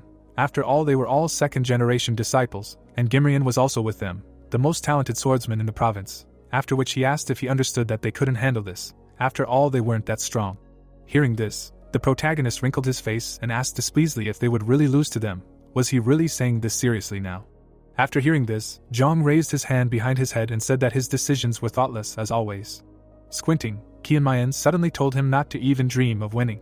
Looking at Gul, who was sitting with his mouth open in surprise, he said to himself that if he put in all his strength, he would be able to stand with a second-generation disciple. Looking at Gimrian, he added that as soon as he entered the arena, everyone would immediately fall apart. After all, no matter how much they prepared, he was on a completely different level. Gimrian's face showed anger and hatred towards his opponents. After a short pause, Zhong extended his hand towards his teacher and asked what he was planning to do and if he even had a plan. The protagonist looked at the student and asked what plan. At this time, the headmaster of Zhongnan School frowned with displeasure and asked if they really wanted a team match. Looking at his opponents, he said that they were planning to wear him down in a team fight and then send out Chongmayan and win. Gimrian, who was standing next to him, opened his eyes and said that they had to win, no matter if there were 10 or 20 enemies. he would fight as many as necessary. Without turning around, the old man replied that there was no need to play by their rules. Moreover, there was no need to assign all the students to him alone, because he would take care of the protagonist. While he was saying this, the others approached Gimrian. A few seconds later, the leader said that Yobiak would go first, to which the guy lowered his head and exclaimed that he would not let him down. At this time, the protagonist's foot stepped into the arena. He threw the sword over his shoulder and said that there was no point in coming up with any other plans. Frowning, the guy firmly said that he was their plan, after which he shouted loudly, ordering them to come to him. Hearing this, the head of the Zhongnan guild raised his head to the arena in shock. Yobiak frowned with displeasure and looked at his opponent. A few seconds later, he entered the arena. The guy slowly approached the protagonist. Chong Mayan looked at his opponent without any emotion on his face and said to himself that it didn't matter how much Huashan's strength had increased until it was proven, because no matter how much their strength had increased, be it 2 or 10 times, only they would know about it, so they had to make it clear that Huashan was not like before, and this was the only way to improve their reputation. The merchants stared at the arena. The judges who were sitting nearby did not take their eyes off the guys. The defeated third-generation disciples of the Zhongnan school were holding their wounds. Yobiak took a fighting stance. The protagonist swung his sword and asked himself what was the best way to spread the name of the Huashan sect. To say that they had defeated the Zhongnan sect, this would attract attention and surprise people greatly. But to make it seem like the Huashan disciples were far superior, that Zhongnan was a legend, would raise the ears of all the people in the province. With these thoughts, the boy turned to Zhang, who frowned tensely. Qianmayan looked at him out of the corner of his eye and ordered him to remember his words and not miss anything that was about to happen. Standing opposite him, Yobiak frowned and said that he might think that he was the best in the world, but he would show him that an excess of self-confidence was the shortest path to humiliation. But before he could finish speaking, the protagonist grabbed the blade of a wooden sword. Folding his arms, he introduced himself and demanded a duel. These words caused displeasure to appear in Zhang's eyes. A second later, he also folded his arms and, introducing himself, accepted the duel. Zhang stared at his teacher and said to himself that something was wrong with him, because his previous playful mood was nowhere to be seen, as if a real swordsman had entered the battlefield. The wooden sword in the boy's hands began to spin. Without a drop of fear or doubt in his eyes, Qianmayan got into a fighting stance. Zhang, who was standing, turned to Ghoul and told him not to miss a single moment, and then shouted to everyone else not to miss a single move of their teacher. Ghoul immediately turned to the arena. Without sitting down, Zhang added that they should not even blink. The protagonist's eyes lit up, and he firmly said that today he would give birth to a legend. Immediately after these words, Yobiak crossed his arms and shouted loudly that he lacked manners, so he should teach him a few lessons. After that, he began to attack. At what he saw, the headmaster of the Huashan school frowned tensely and asked when Zhongnan managed to master such sword techniques. Yobiak ran at high speed towards his opponent. In the blink of an eye, he was right in front of the protagonist. Chongmayan suddenly took a step forward. During this, he raised his sword behind his back. At the same second, he made a powerful lunge. Shock appeared in Yobiak's eyes and he wondered if his opponent had blocked his technique. At the same moment, the protagonist took another step. He slashed at his opponent with all his might. The Zhongnan student's hand shook and he wondered what kind of ridiculous power this was. Because it wasn't a technique or a special move, he was simply swinging his sword. The boy jumped back in fear. At the same moment, Qianmayan attacked him again. Yobiak managed to defend himself at the very last moment and wondered why he was so fast. The protagonist took another step forward. He swung his sword while his opponent said to himself that he was completely blocked. Because of this, he couldn't use one of the 12 snow flower techniques. But anyway, he just needed to catch him. With these thoughts, Yobiak began to block the protagonist's strikes. But suddenly, his foot reached the edge of the arena. The boy immediately stopped, realizing this. But at this time, Chongmian took a decisive step forward. His sword was already flying towards his opponent's head. The blade of the wooden sword was a few centimeters from the guy's face. At the same second, the wind that was created by the momentum of the blow spread in all directions. The head of the Huashan guild felt it on his own body. His eyes were filled with shock and surprise from what he saw. Yobiak's hair was fluttering in the wind. Suddenly, he flew down. The guy fell from the arena onto his back. The protagonist continued to stand in the arena. The Zhongnan school student was breathing heavily. After finishing the fight, Chongmian lowered his sword. Each of those present looked attentively at the arena. Raising his head to his opponents, the protagonist called out to the next one. After these words, he turned around. The guy slowly walked to the center of the arena. The head of the Zhongnan school silently looked at him and asked himself if it was really enough for him to suppress his opponent with just basic sword techniques. He recalled the protagonist attacking Yobiak and said to himself that even though he could do something like that in an instant, he couldn't completely disarm him with just basic attacks. Cold sweat was pouring down the old man's face. He couldn't take his eyes off Qianmayan, who wasn't even looking at him, asking himself who the hell he was.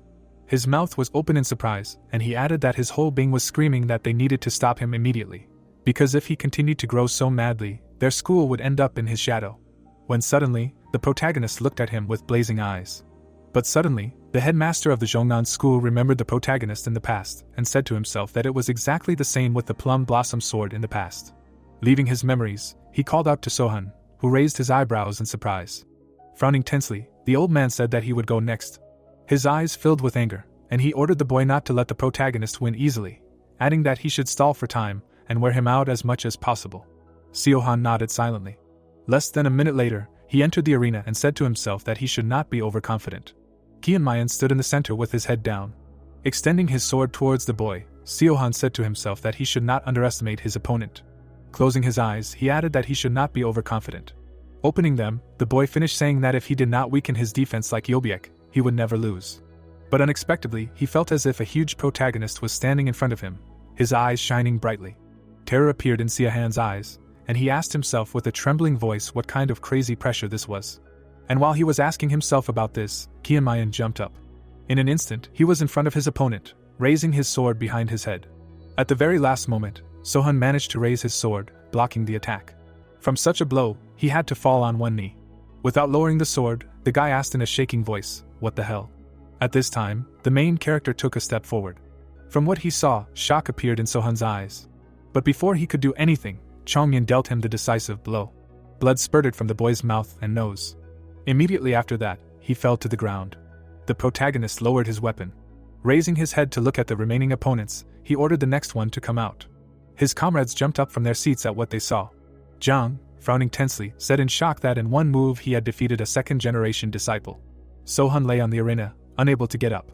After a short pause, the protagonist turned around. Walking to the center of the arena, he said to himself that he would not be satisfied with just their defeat, because today he would leave a mark on the Zhongnan sect that they would not be able to get rid of, they would not be able to as long as other sects existed. His comrades began to carry away their defeated fellow disciple. Veins appeared on Chongmyan's face from anger, and he finished saying that they had committed an unforgivable sin. Recalling the battle against the demons, he said to himself that Huashan had given everything she had to save the world. They, despite his words, were putting their own lives on the line to contain the heavenly demon in the great mountains. The protagonist continued to walk forward, adding that this was the world they had given their lives for, and the Zhongnan school would also be a victim. With these thoughts, the guy turned around in anger. He glared at his opponents, adding that not only did they not repay Huashan's kindness in any way, but they had also stolen the techniques, tried to humiliate the school, and were now trying to completely erase it from history. Chongmyan tightly clutched the hilt of his sword in his hand and added that every single day he had calmed the anger inside him for this moment, but there was no reason to hold back anymore. Rage and hatred filled the guy's eyes, after which he ordered the next one to come out. From such a scream, every one of the Zhongnan school's students shuddered. The guy who was supposed to go out to fight nervously swallowed his saliva. Gathering his strength, he entered the arena. The Zhongnan school student could not take his eyes off his opponent. At this time, the protagonist crossed his arms and said to himself that he had shown enough of the basics, which meant it was time. Seeing this, Ghoul frowned in shock and shouted that this was the falling petal sword pose. Kianmayan got into a fighting stance. His opponent lowered the corners of his lips in fear. He tightly clutched the sword in his hand.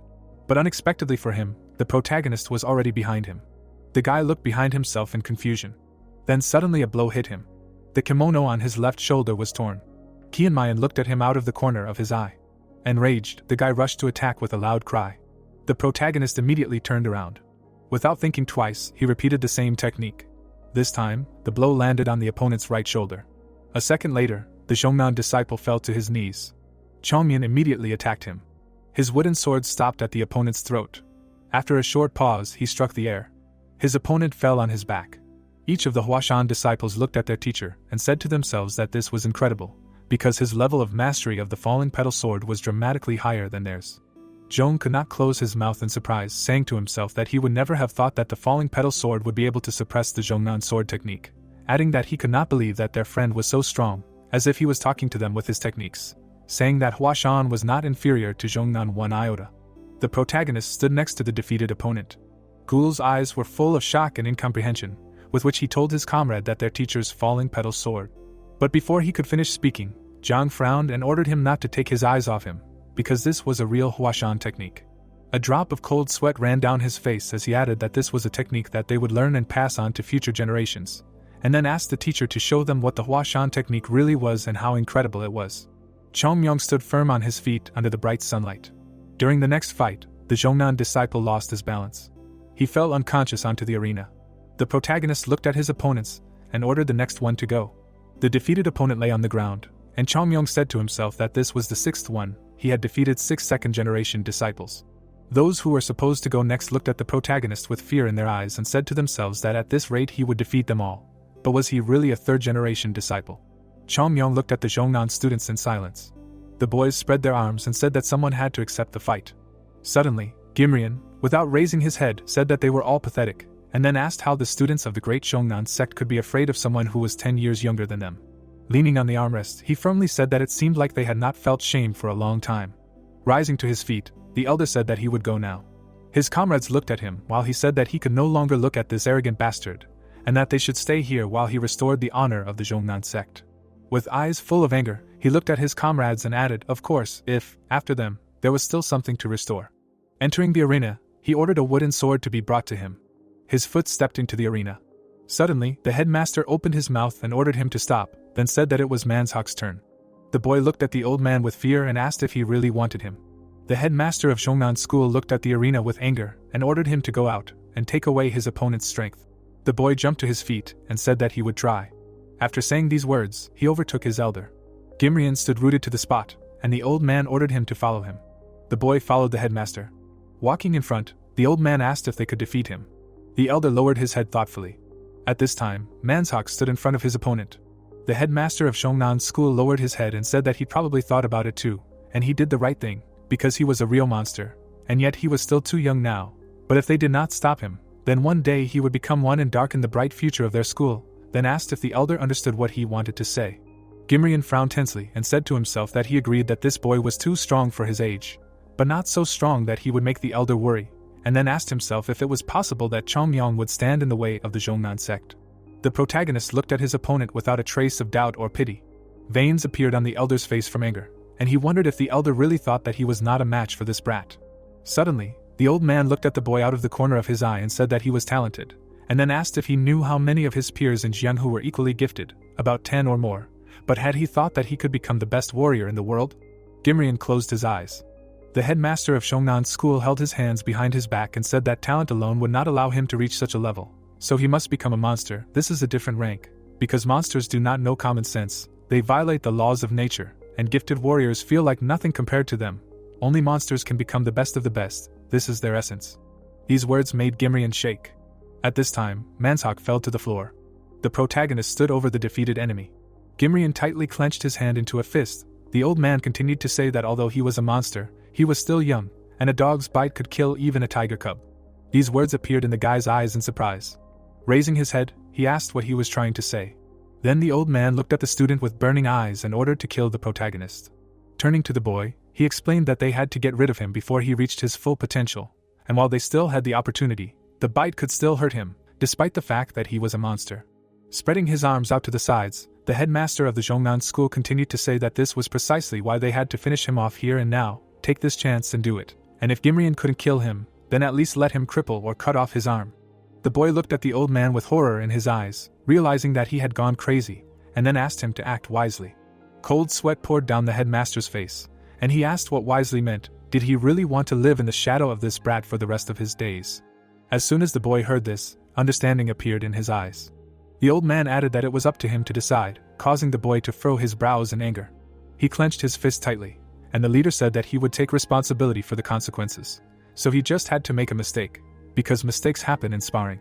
Gimrian lowered his head and said that he wanted to clarify something, adding that this young man would not be able to surpass him. Hearing this, the old man's mouth opened in surprise.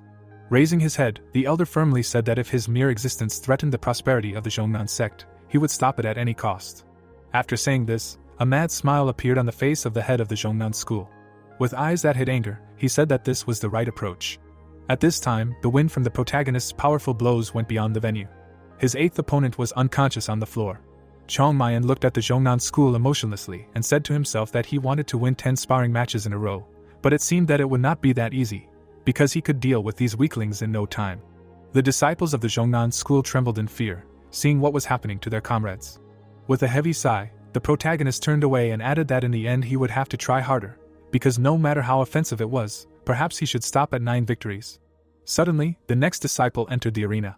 He held his sword tightly in his hands.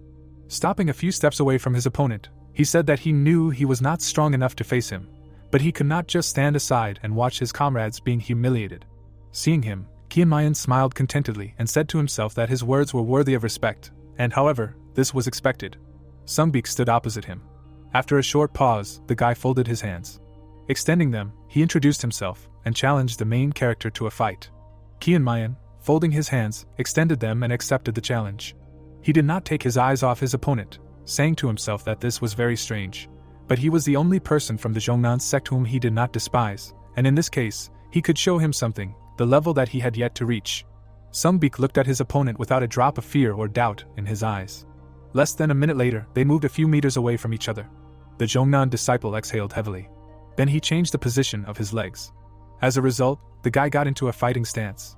At this time, the protagonist's sword glowed, and its owner said to himself that if he holds out, he will learn something, but if not, the result will be depressing, so everything depends on him. After these thoughts, Chongmayan got into a fighting stance. Suddenly, Songbik's eyes lit up brightly. The tension in his legs created a dent in the arena floor. With a loud cry, the guy rushed to attack. The protagonist pointed his sword at him and said to himself that what he was about to show him was just the tip of the iceberg. But in his time, this technique was owned by the Zhongnan sect's disciples. The burning sword was aimed at the opponent. Songbik was getting closer with each passing moment. Suddenly, with a loud cry, he swung his sword. But suddenly the light around him disappeared, and he wondered why it had suddenly become so dark and where his opponent had gone. Suddenly, the boy saw a bright light to the side. Stopping, he immediately turned around. What he saw caused horror and fear to appear in the eyes of the Zhongnan school student. The protagonist of enormous size was attacking him. Looking at the approaching sword, Songbik said to himself that something told him that this was all an illusion. The burning blade was reflected in the boy's pupils, while he asked himself what kind of power it was that he was helpless in front of and could not take a step. At that very second, he missed a powerful blow that spread another 10 meters forward. After the blow, a furrow spread across half the arena. Suddenly, blood spurted from Songbik's mouth. The boy suddenly fell to his knees. Without falling, he was breathing heavily. Smiling, the Zhongnan school student quietly said that it was oneness with the sword. After these words, he still lost his balance. With a dull thud, he fell to the floor. The protagonist stood in front of the head of his fallen opponent. He exhaled and said to himself that this was the 9th, which meant there was only one left. With these thoughts, the guy looked to the side. He saw that the leader and the elder were standing behind a small screen. When Chongmyong ordered Gimrian to leave, he looked at him in surprise. The protagonist looked at the last opponent without a drop of doubt or fear in his eyes. At this time, the disciples from the Zhongnan school were carrying away their fallen comrade, and the judges, looking at this, asked each other if such a thing had ever happened in the history of the Huashan sect, for a Zhonghua meeting to end with the defeat of the Zhongnan sect. After all, such a thing had never happened even during the time of the noble Plum Blossom Blade, when the Huashan sect still enjoyed a good reputation. The leader of the Huashan guild, along with the others, stared intently at their disciple. The boy stood unwaveringly in the dust he had kicked up, and Hyunjong wondered how many years had passed since the Huashan sect had proudly looked at the face of its opponent. Hyunsen suddenly turned to the leader, but he ordered him not to say anything. The old man kept his eyes on the protagonist, saying that they should continue to watch, because he thought he still had something to show them. And while he was saying this, Gimrian entered the arena. His comrades looked at him with excitement. Their gazes were full of doubt, and Gimrian wondered what this new feeling was, because they had always expected more from him. He had spent his whole life striving for people to recognize him as a strong warrior, and because of this bastard, fear and anxiety had arisen in their eyes in just one day. After thinking these thoughts, the boy stopped a few meters away from the protagonist and asked if he should congratulate him on his victory. Qianmayan chuckled and replied that there was no need to do that, because he had done nothing special. Hearing this, Gimren frowned angrily and asked how he dared to look down on his school, to which he replied that he did not understand what he was talking about, since he had not intended to belittle them. Smiling mockingly, the boy asked how he could be proud of having defeated someone weaker than himself. As soon as Gimren heard this, his eyes filled with anger and hatred. He imagined the boy pulling his ears and grimacing, and said to himself that he did not like him from the start, since he was just an arrogant boy, showing everyone with his indifferent appearance that he was on an equal footing with them. Abandoning his performance, the boy opened his mouth and said that modesty did not suit him, but they say that excessive politeness borders on bad manners, so it can offend the interlocutor. Staring at his opponent, The elder added that his level of ability gave him the right to be arrogant, and he admitted it. He would become famous. Everyone would know about the incredible talented Taoist who defeated 9 second-generation disciples of the Zhongnan sect.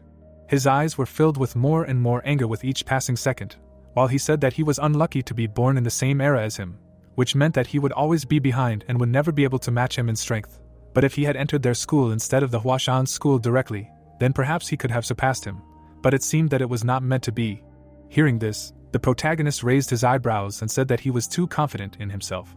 He spread his hand out to the side and asked him why he thought he could only surpass him if he studied in the same school, why he thought the Huashan school was bad, to which he replied that it was obvious. All of those who were Huashan were obsessed with their past and were still trying to return to their old martial arts and feel great, and then asked how he, with such goals, could defeat him.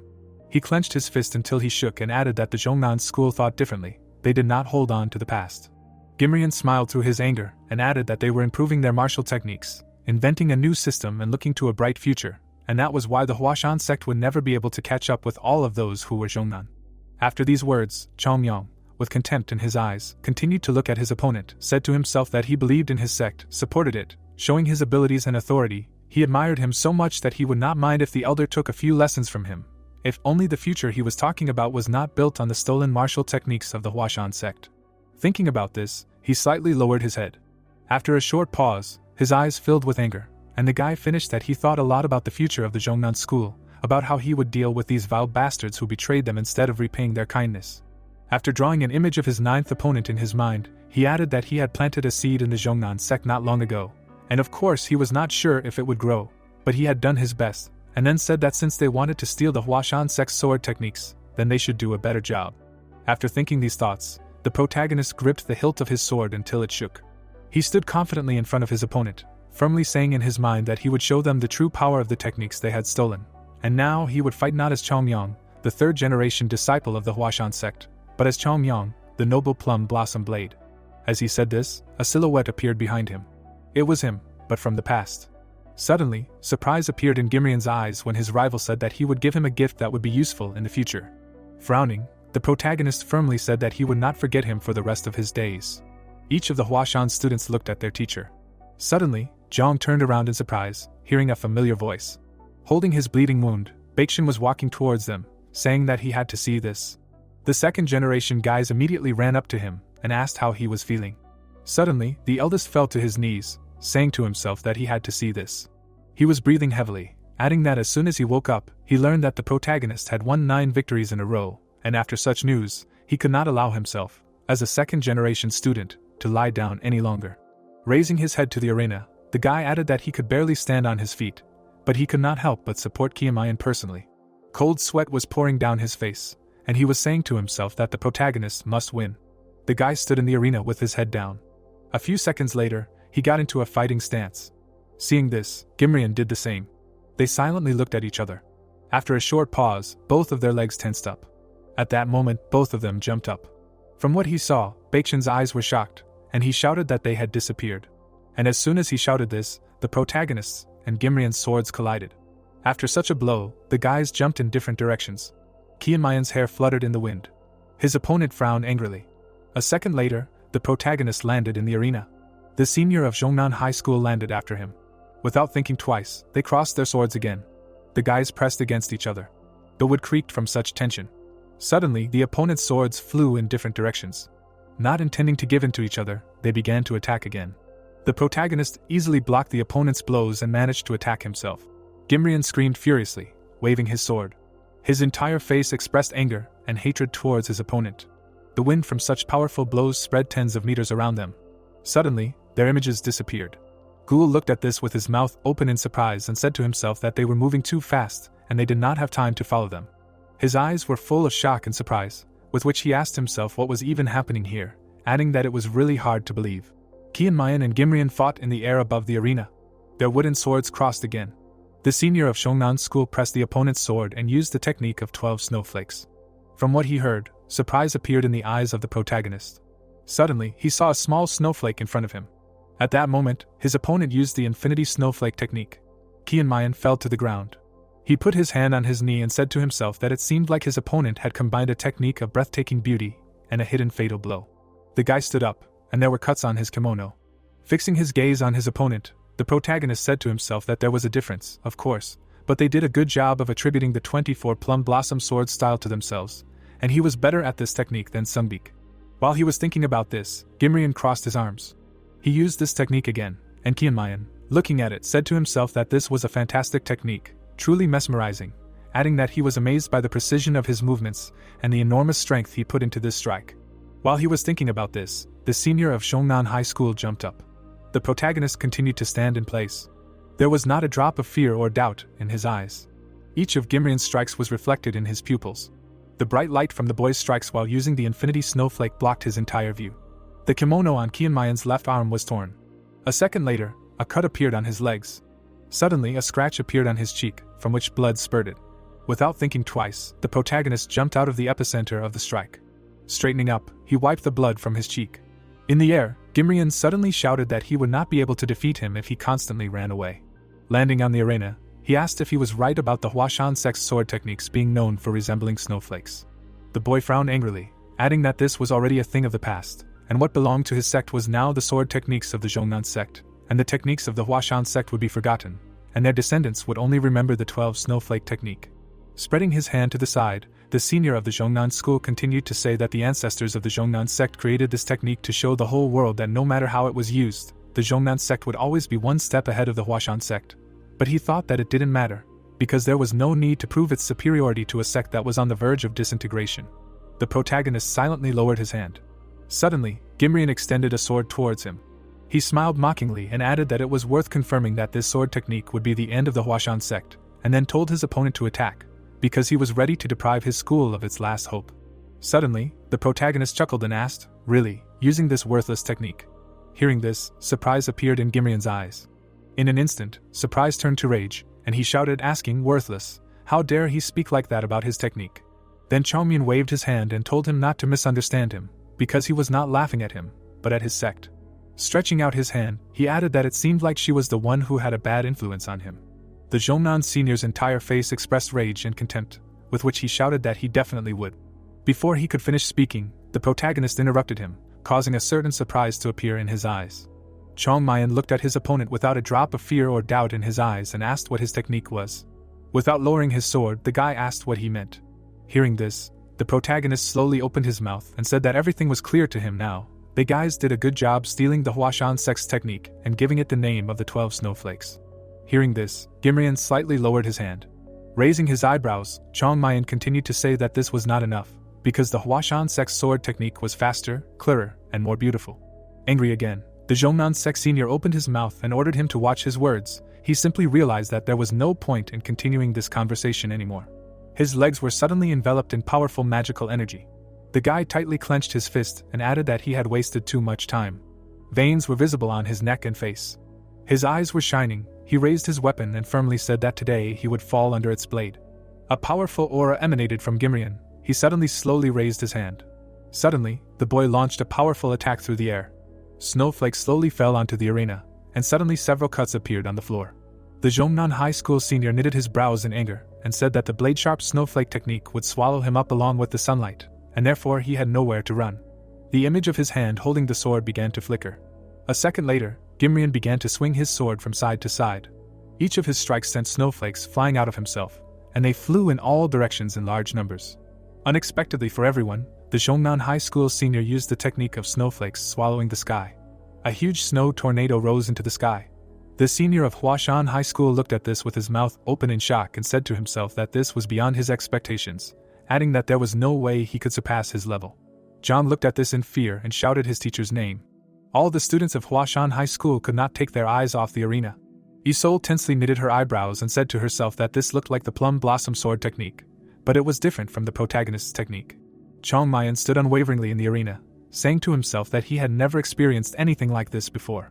Raising his head to the approaching tornado, he added that those bastards from the demon sect must have felt the same when they experienced the 24 plum blossom sword style. The blows from this tornado were getting closer and closer to the protagonist. Chongmyun quickly changed the position of his feet and said to himself that this was just a shell and was not at all frightening. After thinking this, he got into a fighting stance. Seeing this, Ungam frowned in shock and realized what it was. He remembered a book that described the 7 plum sword technique. Horror appeared in Hyanson's eyes and he loudly shouted that this was the 7-plum sword technique. But he had not yet mastered it, after which he loudly shouted at the guy not to do this, because he was still too weak to use an unlearned sword technique. The protagonist stood in a stance and said to himself that they probably thought that only the plum blossom sword technique could make the flowers bloom. But in fact, the 12 snowflakes technique that they were so proud of was a copy of it, which is why their technique was just a shell. A huge wave of power was approaching him. There was no fear in the guy's eyes, and he said to himself that the plum blossom sword was not the only technique that could make the flowers bloom. His hands and sword were enveloped in magical energy, and he said that no matter which ball technique he chose, any technique from the Huashan sect would make the flowers bloom. After saying this, Chongyong used the 7-plum infinity sword technique, Wild Plum Strike. A wave of enormous power collided with Gimrian's power. Flowers could bloom not only in dense forests, but also in tall trees growing for one night. The flowers would grow until the wind blew them off the branches. The protagonist continued to swing his sword, each swing creating a new, more powerful wave. In less than a minute, a plum blossom rose into the sky as a result of such strikes. It resisted the onslaught of the sky-swallowing snowflake technique. Seeing this, Gimrian frowned and asked in surprise if it was a plum blossom, adding that he had heard that the Huashan sector no longer practiced this sword technique. Swinging his sword, he added that this was why people said that the Huashan section would never regain its glory, and then asked how it was that right now, the plum blossom sword technique was unfolding before his eyes. Pink petals flew towards the snowflakes, and after a few seconds, they touched each other. In an instant after that, the snowflakes evaporated. The anger turned to shock in the Zhongnan senior's eyes, and he asked in confusion if his snowflakes had simply disappeared.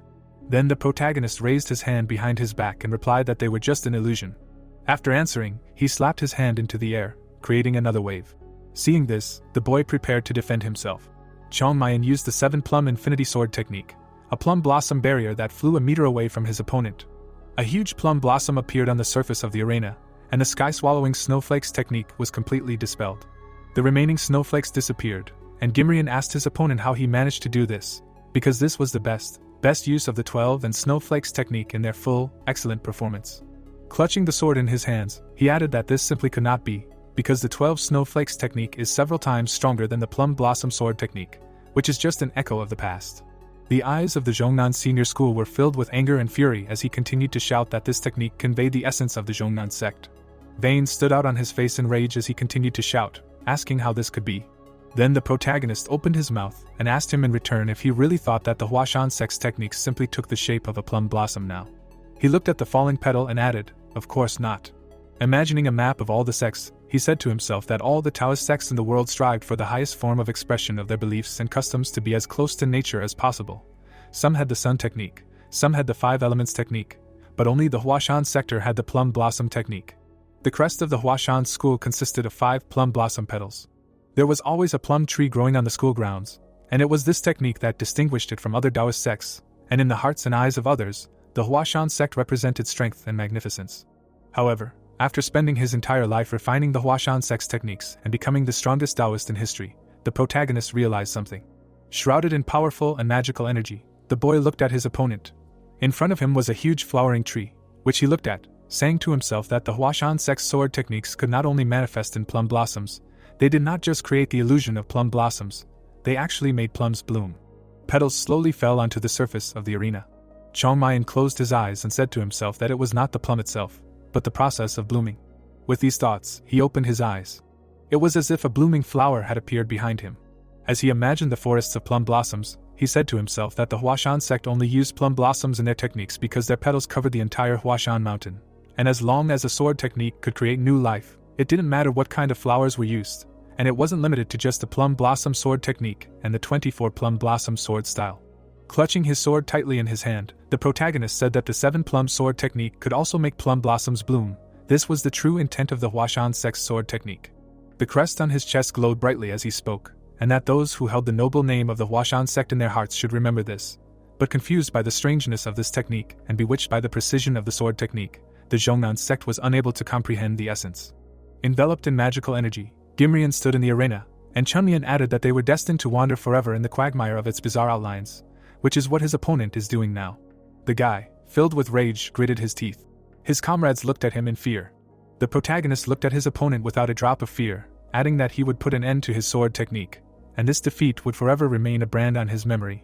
And with every swing of the sword, his thoughts would return to this moment, With each training he would unconsciously try to repeat his movements, and in the end they would all understand that this sword technique contains true power. Saying this, the guy changed the position of his legs. Lowering the sword, he placed his other hand above it. Standing in a fighting stance, he finished saying that they would forever be chained in these chains, and this would be his final revenge on them and their immorality. His eyes quickly filled with hatred. Recalling the battlefield where only the dead were, Chong Mayan said that they had suffered betrayal from those they trusted. Presenting the books with records of techniques, he added, having lost the sword techniques that made them who they are, and having suffered from the attack of sworn enemies. Having said this, the protagonist remembered how they were attacked. Leaving his memories, the guy's eyes lit up, and he shouted loudly that the Huashan sector will still live. Recalling the previous headmaster of the Huashan school, he said to himself that he should just accept it. The world will die and be reborn again, and this will continue until the end of time, and the path of Taoism that the ancestors of the Huashan sect tried to understand is hidden in plum blossoms, and he regrets that they did not obtain all the necessary knowledge, and even though it is too late now, they should pay attention. This is what they have lost, and they will never be able to understand. The strength of his magical energy grew stronger with each passing second. The headmaster of the Huashan school and those sitting next to him opened their mouths in shock. The students of the Huashan school could not take their shocked gaze off their teacher. The protagonist swung his sword, using a wild plum strike. After that, he swung the sword from top to bottom, saying that it would serve as the basis for forming walls. Each of his strikes created a magical wave.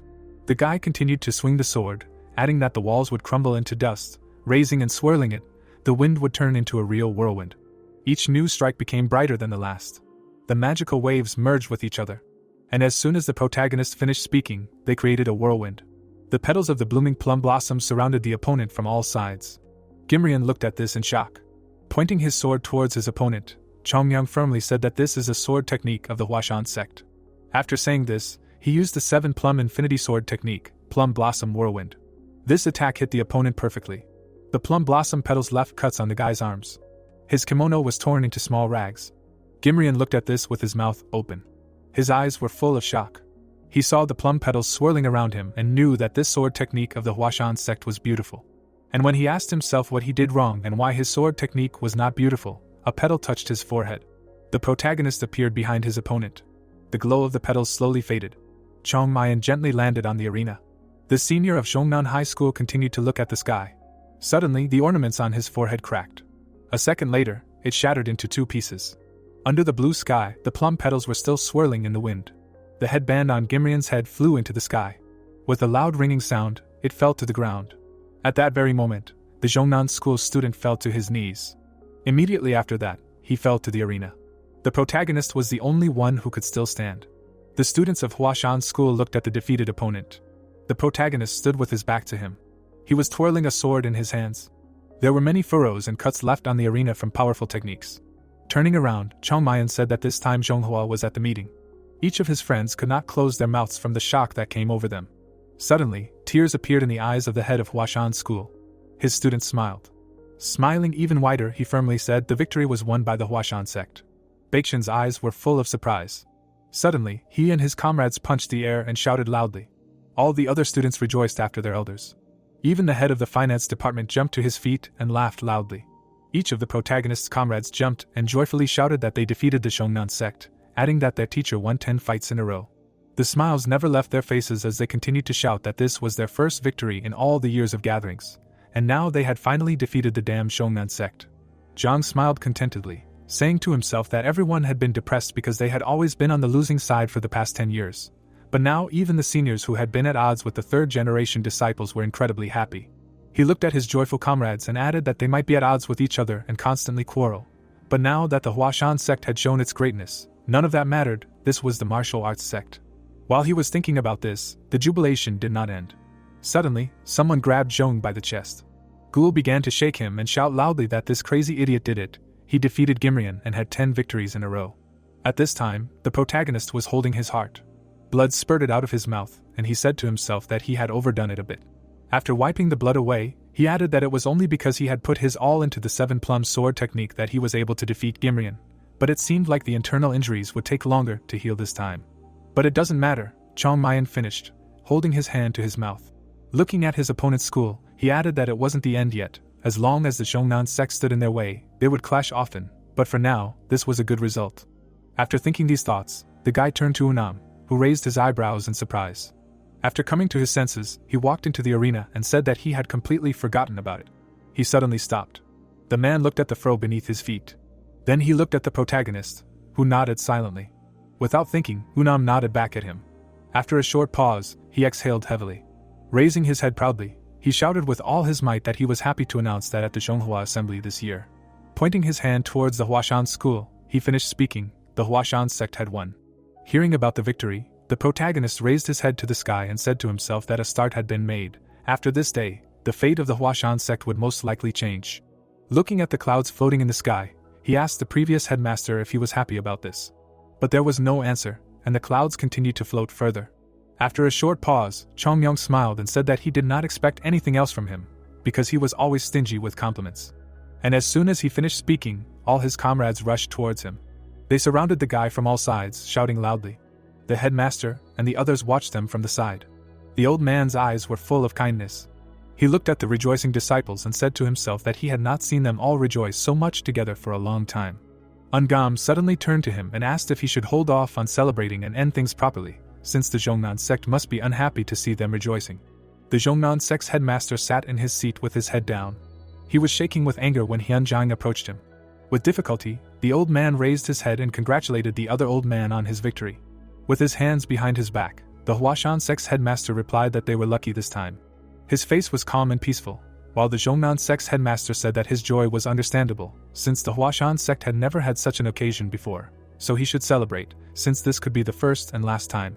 Veins stood out on his face in anger, and he added that just because they had suffered defeat at the Zhonghua assembly, it did not mean that the Huashan sect had surpassed the Zhongnan sect, adding that he meant that a few minor fights between the second and third generation disciples would not change anything.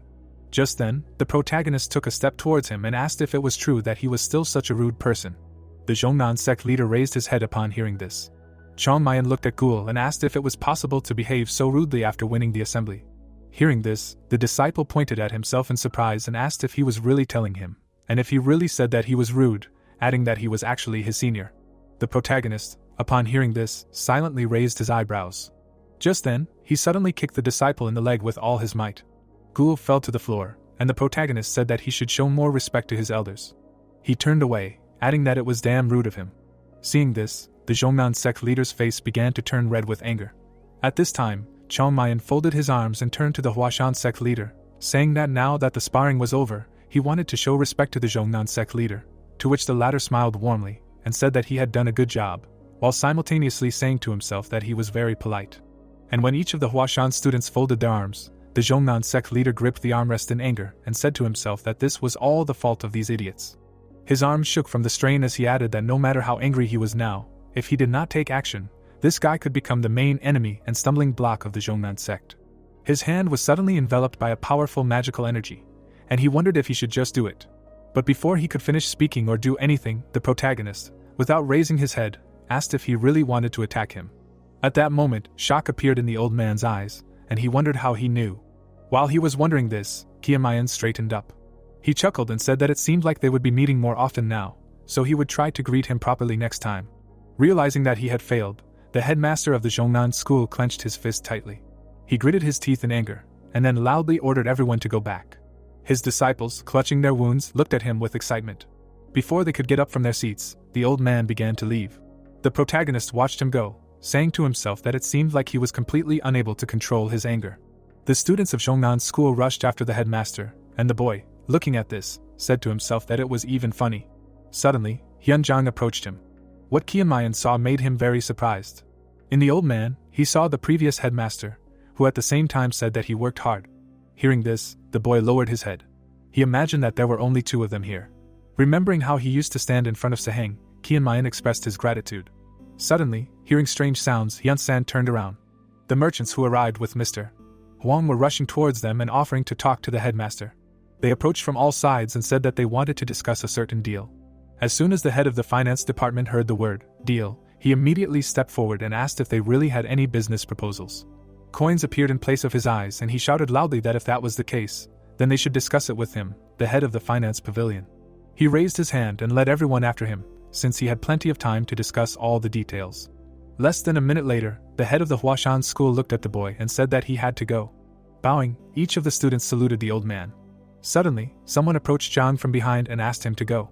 Hearing his name being called, the protagonist turned around.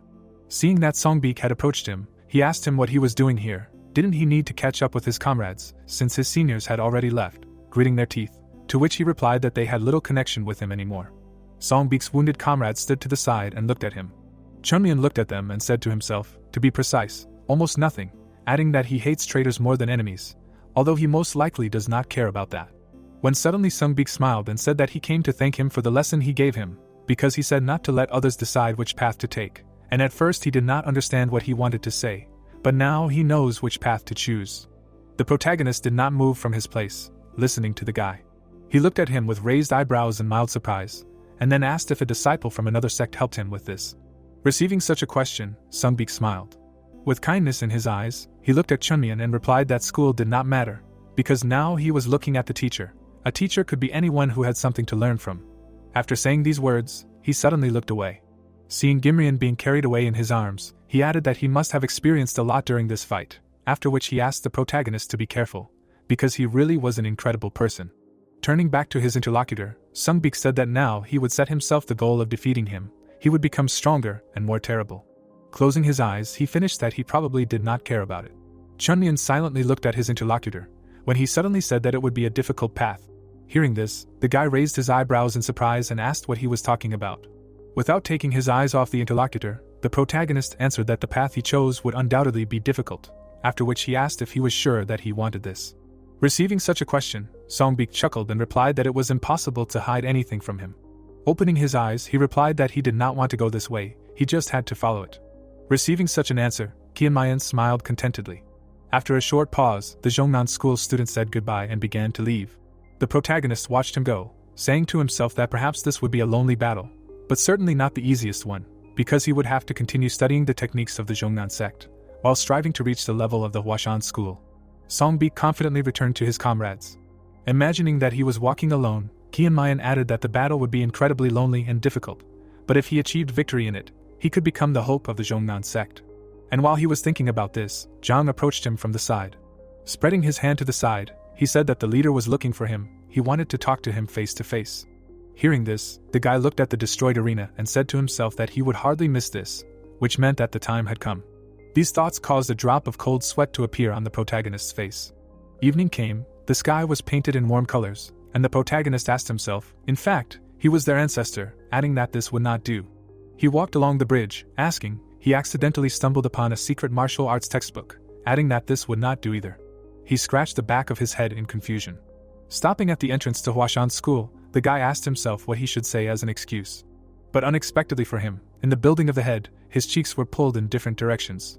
The head of the finance department smiled widely and laughed, shouting that he was a wonderful boy, he was their god of luck, adding that he had never heard of anyone making money through sparring in his life, because he thought that by wanting to compete, the heads were just wasting their money. But it seemed that they had not just entered the money flow, but a whole flood had covered them. Hyunsen pointed his finger at his face and asked the boy if everything was okay, if anything hurt, to which the boy replied that he only had a slight cut. Hearing this, the man smiled widely and with a blush on his cheeks said that his wounds could get worse, so he should quickly go to the medical building. He suddenly spread his arms in different directions and exclaimed, actually it is not necessary, because he has something to do, so the head of the medical building himself should visit them. And when the head of the Huashan school asked who he was talking about, the man replied that, of course, he was talking about the main character. Who else? Then asked why Qianmayan himself should go to the doctor. Then ordered to bring the head of the medical building here. Hearing this, Hyunjang exhaled heavily. Getting up from his chair, he told the main character that he was very cute. Passing by him, he called him to follow him. Without thinking twice, the guy rushed after the old man. There was fog in the mountains. The head of the Huashan school together with Qianmayan climbed the mountain. The guy looked at the old man and said to himself that this was the second time he looked at his back like this. Looking at the old man's back, which held his hands behind his back, he added that the first time it happened was at the door of the secret storage. Having lowered his memories, the protagonist remembered how the old man stood at the secret door and said to himself that his back seemed to convey all the sadness that he felt from the worsening state of affairs of all the Huashan sect. But today, Hyunjang confidently climbed up, and it seemed as if the sadness on his back became easier. The leaves of the trees swayed in the wind. After some time, the old man stopped. From this point, the sun setting over the horizon was visible. When the protagonist approached the leader, he turned to him. Looking at the guy, the old man asked how he felt, being here at the highest point of Mount Huashan. Qianmayan thoughtfully looked into the distance. After a short pause, he replied that it was high here, to which Hyunjang, grinning, said that it was really high here. After that, he looked at the protagonist with warmth in his eyes, when suddenly he started talking about the plum blossom technique that he used. As soon as the guy heard this, surprise appeared in his eyes.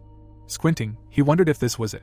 Putting his hand behind his back, Qianmayan said to himself that he shouldn't worry. He didn't know what exactly he would ask, but just in case, he had prepared himself. He just needed to answer calmly so as not to give himself away. First, the protagonist thought, taking a small piece of paper from his belt. But before he could do this, the old man turned to him and called his name. What Qianmayan saw the next second made him very surprised. The old man bowed his head to him and thanked him. Having come to his senses, the guy waved his arms from side to side, asking him what he was thanking him for, what all these bows were for. Without raising his head, the head of the Huashan school replied that he thanked him for not elevating himself to the level of the head of the sect, but remained an ordinary youth. He always wanted to witness such an outcome at least once in his life, so he was grateful to him for making his cherished wish come true. Hearing this, the boy raised his eyebrows in surprise. After a short pause, the old man straightened up and added that since his authority as the head of the sect was higher than his, he still had to ask him something, and then asked how he managed to make the flowers bloom using the 7-plum sword technique. This question caused a drop of cold sweat to appear on Chongyong's face. In his left hand, he crumpled the paper he had taken out. As soon as he threw it away, the wind picked it up, and the boy replied that it happened somehow by itself, because when he practiced this ball technique, the plum blossoms simply did not take long to appear. Looking into the distance, he finished saying that he himself did not understand how this happened, and perhaps all the sword techniques of the Huashan sect are capable of this. The head of the Huashan school silently looked into the distance. Without moving his gaze, he said to himself that this was a stupid question, because this is the whole essence of the Huashan sect's sword techniques. Looking at the guy who continued to look into the distance, he added that the youngest disciple of the third generation claims to have advanced further than the rest. It turns out that if other disciples devote themselves to constant training, they will be able to achieve the same result, and any follower of the Huashan sect is capable of this, which means that the day when this happens will open a new era for the Huashan sect. Out of the corner of his eye, the old man looked at the one who brought them victory. Moving his gaze, he called him the noble blade of the plum blossom. The two of them looked into the distance, and the headmaster of the Huashan school said to himself that no one had dared to call themselves that for a long time because there was no worthy Taoist. But one day, when every Taoist of the Huang sect can create plum blossoms, a person worthy of this title will show themselves. When suddenly the protagonist looked at the other man and said that this would not happen for a very long time. Looking back at the guy, the old man said that he was a scoundrel for ruining such a beautiful atmosphere. Only the two of them were currently standing at the highest point of the mountain. And when Hyunjang asked the guy what the Huashan sector meant to him, Chongmayan looked down. Surprise appeared in his eyes. He suddenly remembered how he had drawn on the face of one of the elders. He also remembered how he had stolen something right from under his nose. The protagonist remembered how he had shaken the hand of someone whom he had almost beaten to death in a friendly fight. He remembered how he had slept on the roof. Qianmayan also recalled walking with a comrade under the plum blossoms. And that day, the man who was walking next to him put his hand on his shoulder and asked what the Huashan sect meant to him. The protagonist began to throw the disciple's hand off his shoulder, answering that the Huashan sector is just the Huashan sector, what else? So they walked forward together under the falling petals of the plum blossoms. Leaving these warm memories, Qianmayan smiled. Raising his head, he answered that the Huashan sect is just the Huashan sector. Having received such an answer, the Hyunjang smiled and said that he understood this answer, and this is enough for a disciple of their sect. Turning his body towards the student, he added that after what happened today, he would not be left alone no matter how much he wanted to, because that was how the world worked, and then asked if he could handle the upcoming problems.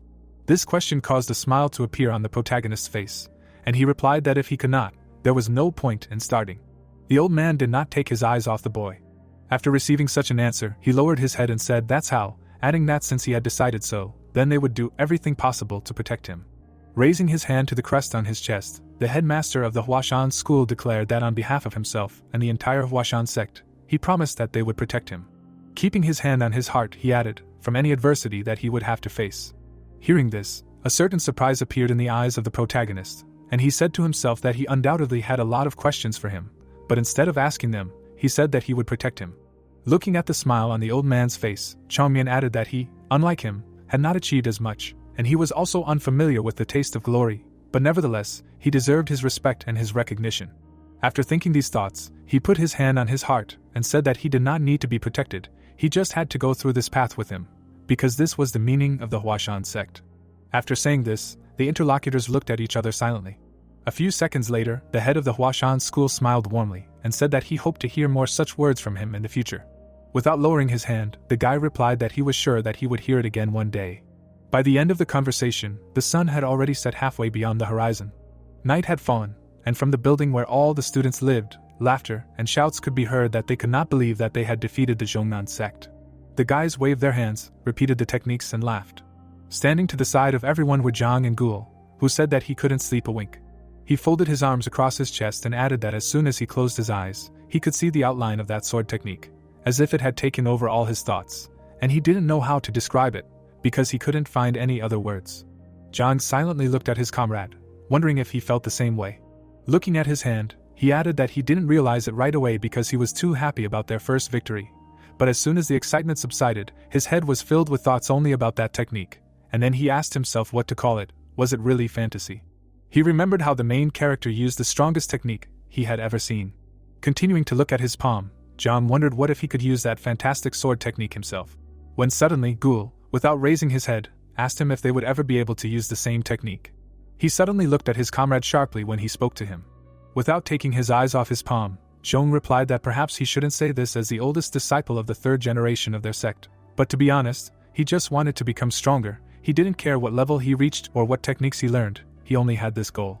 Without lowering his hand, he added that after what the protagonist showed them, he changed his mind. Now he wanted to become as strong as him. Clenching his hand tightly into a fist, the guy firmly said that he wanted to learn this sword technique, and he thought that the other disciples of the third generation thought the same way. After all, several years had passed since everyone who was Huashan entered, and they had seen its true technique for the first time. While he said this, the other disciples of the Huashan school were still continuing to rejoice at their victory. They laughed at each other, showed off the techniques they used, and Zhang asked Gul if he remembered correctly that he asked him if they could use this technique too.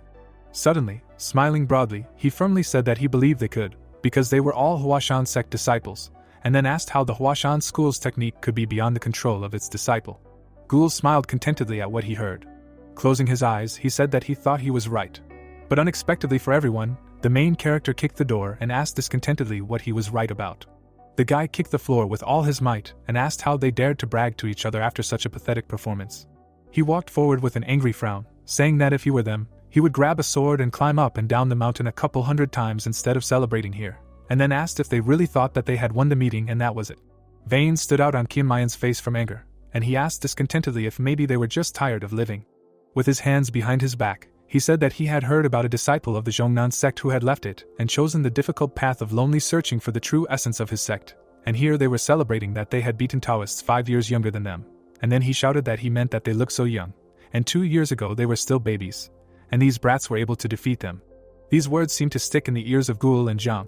Wiping the blood that was pouring out of his ears, Zhang said with a shaking voice that they certainly lacked technique, but the result was not that bad, and it was impossible to avoid the feeling on the battlefield.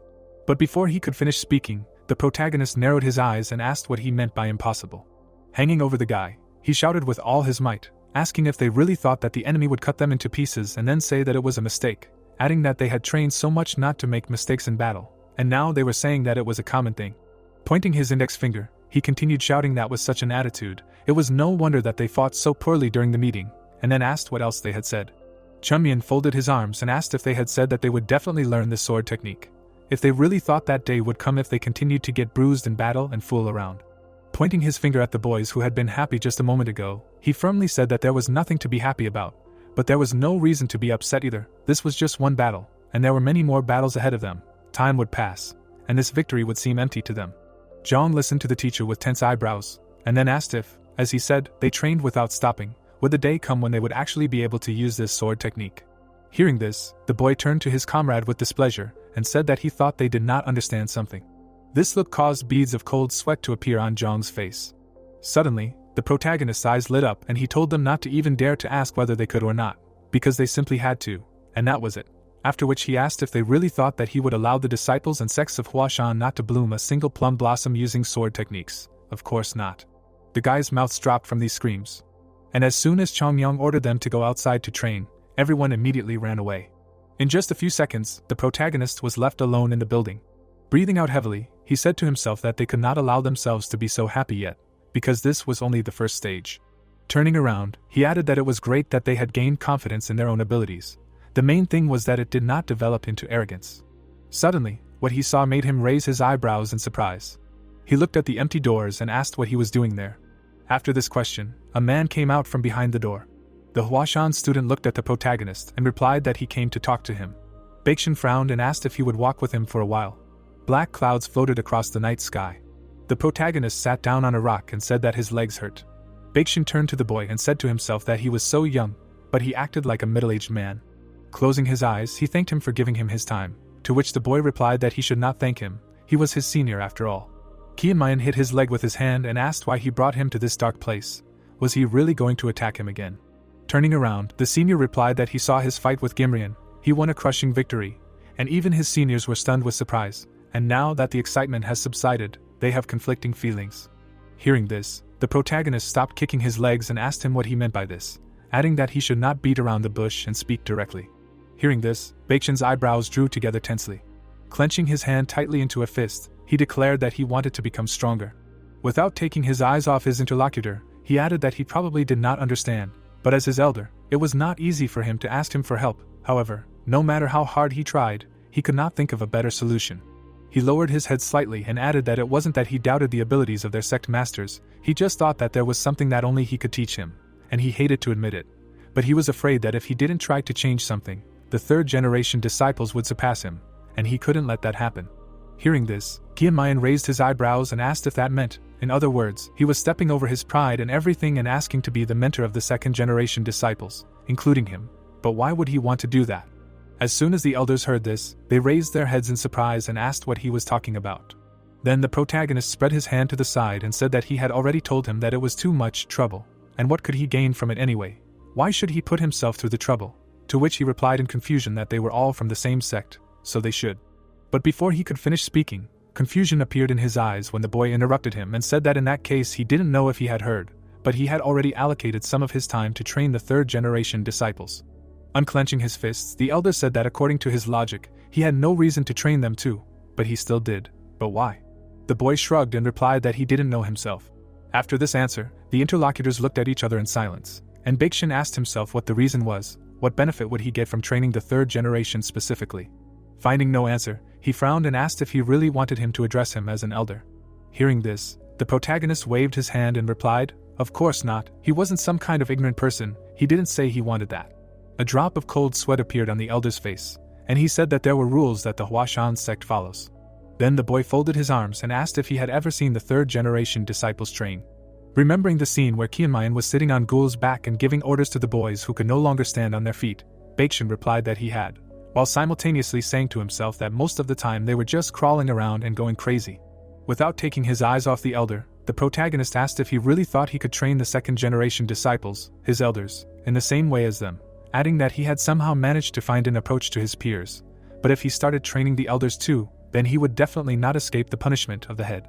Hearing these words, Baekhyun frowned and realized that if he said so, then he could do it if he wanted, because he did not say that it was impossible, he just made it clear that there could be problems. He suddenly remembered how during the competition, Jin had punched his opponent in the stomach with all his might, and in the next fight, Gul had crushed his opponent. He also remembered how in the next fight, the third generation disciple had defeated his opponent.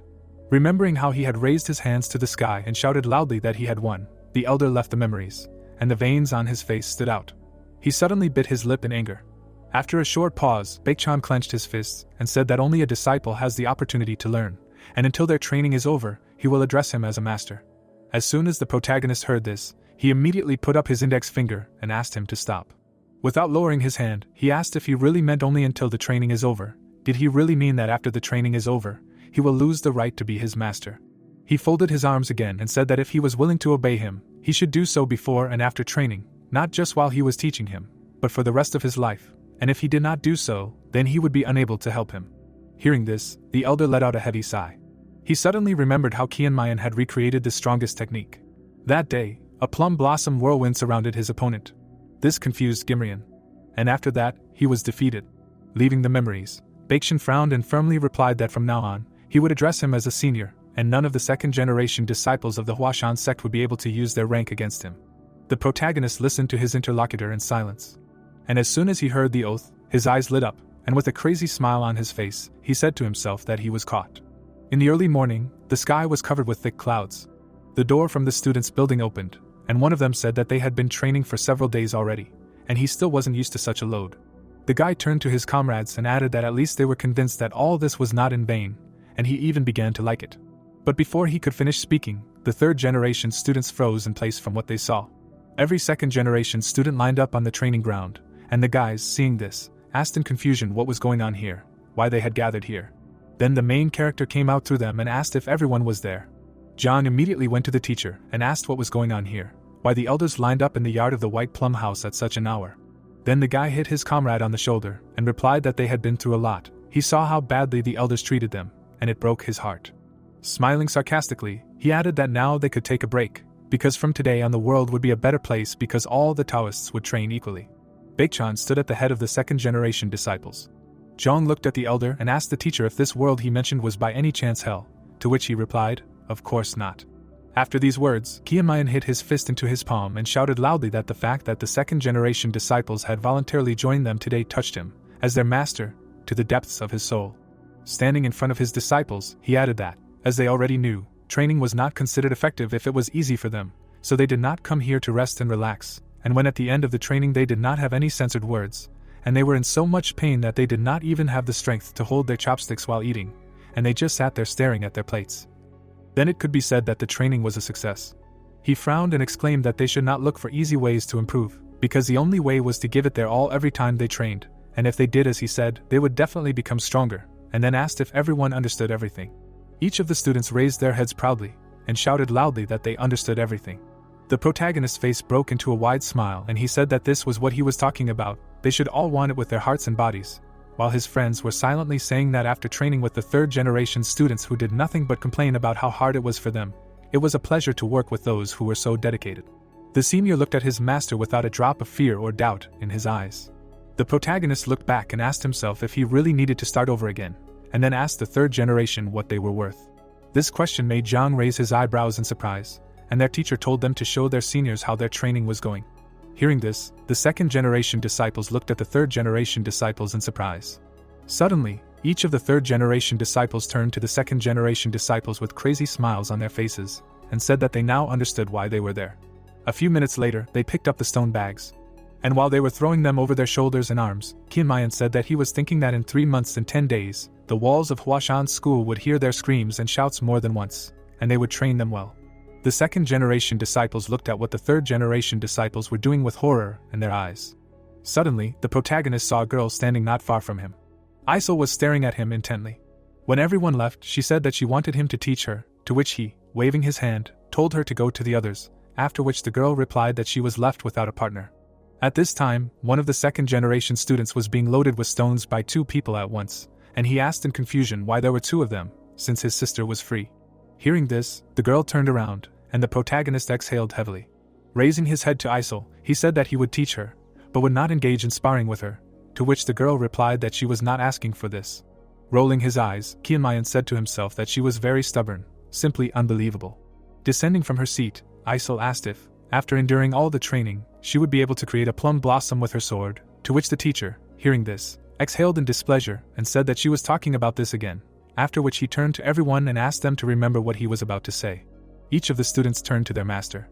The protagonist put his hands behind his back and said that the disciples of the Huashan sect should not make the plum blossom their main goal, because it was only part of the training. He looked at the people present, and added that they should remember that their main goal should be to expand the techniques that would serve to create the plum blossom. Hearing this, Aisel raised her eyebrows in surprise and quietly said expansion. After saying this, she closed her eyes. The girl remembered how her father stretched out his hand to her. At this time, Chongmian continued to look at his disciples, saying to himself that before, he only cared about what he himself could do, and he did not care about the level of martial arts that other Taoists had achieved. He thought so back then. But now it is different. He could not cope alone, because in the future, the entire Huashan sect will have to face not one opponent, but many Jianghu sects. While he was thinking about this, each of the disciples prepared to begin training. The boy smiled contentedly and added that if one day these guys could create a plum blossom and join him in this fight, then the rest would just be left to choke on dust, because they would damn well unite all the Jianghu sects, and he would make plum blossoms even on the bald heads of the Shaolin monks, after which he shouted loudly that since everyone understood everything, then they could begin.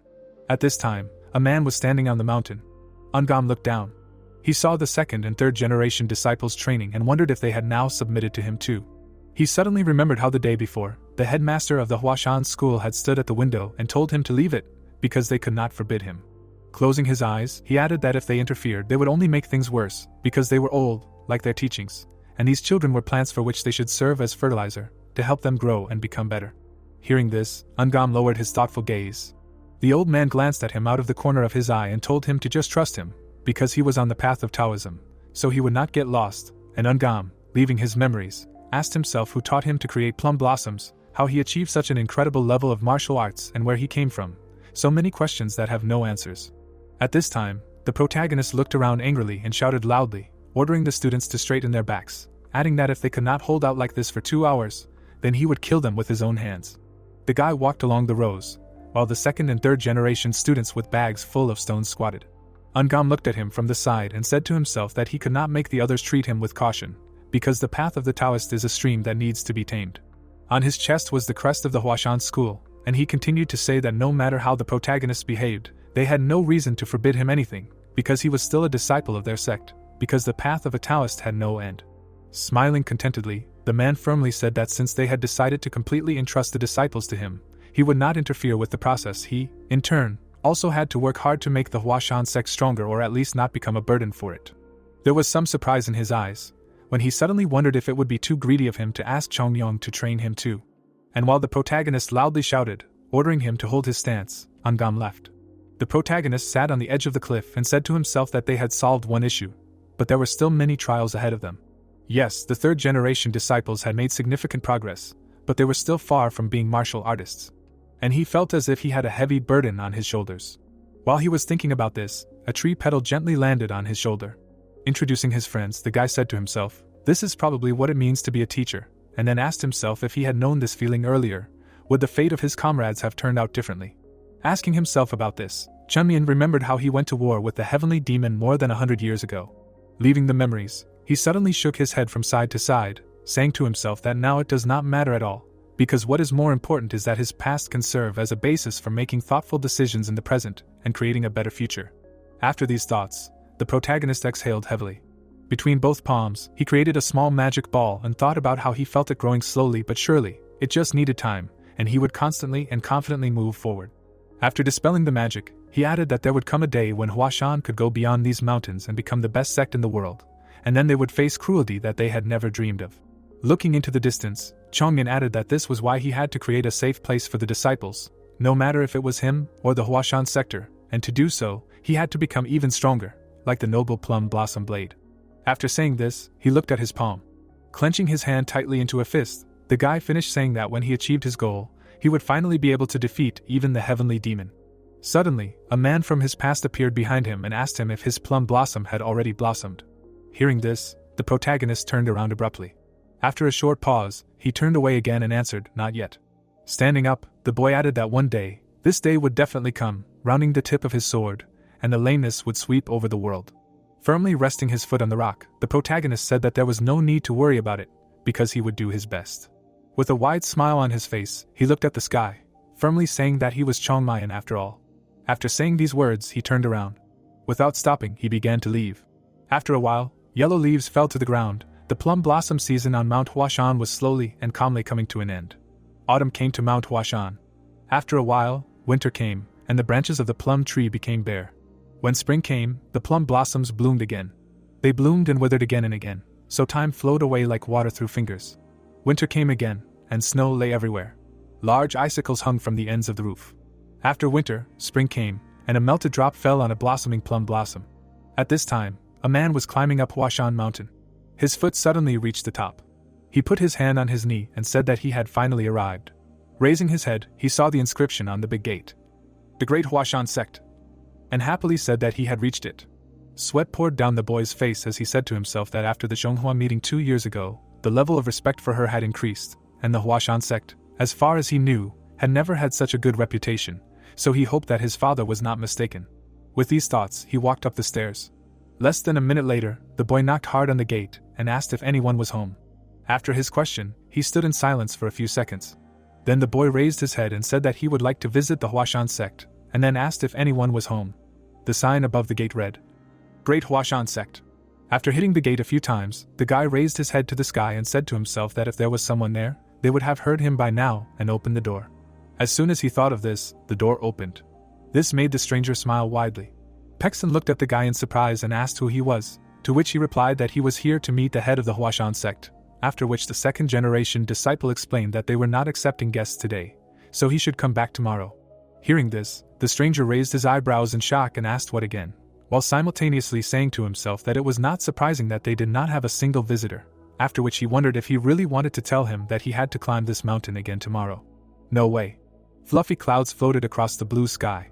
After a short pause, the guy, confused, stretched out his hand and asked if there was nothing he could do, since he needed to see the sect leader today, to which Pekson furrowed his brows and replied that he couldn't help him, since outsiders were not allowed in today, and if it wasn't urgent, they would wait for him tomorrow.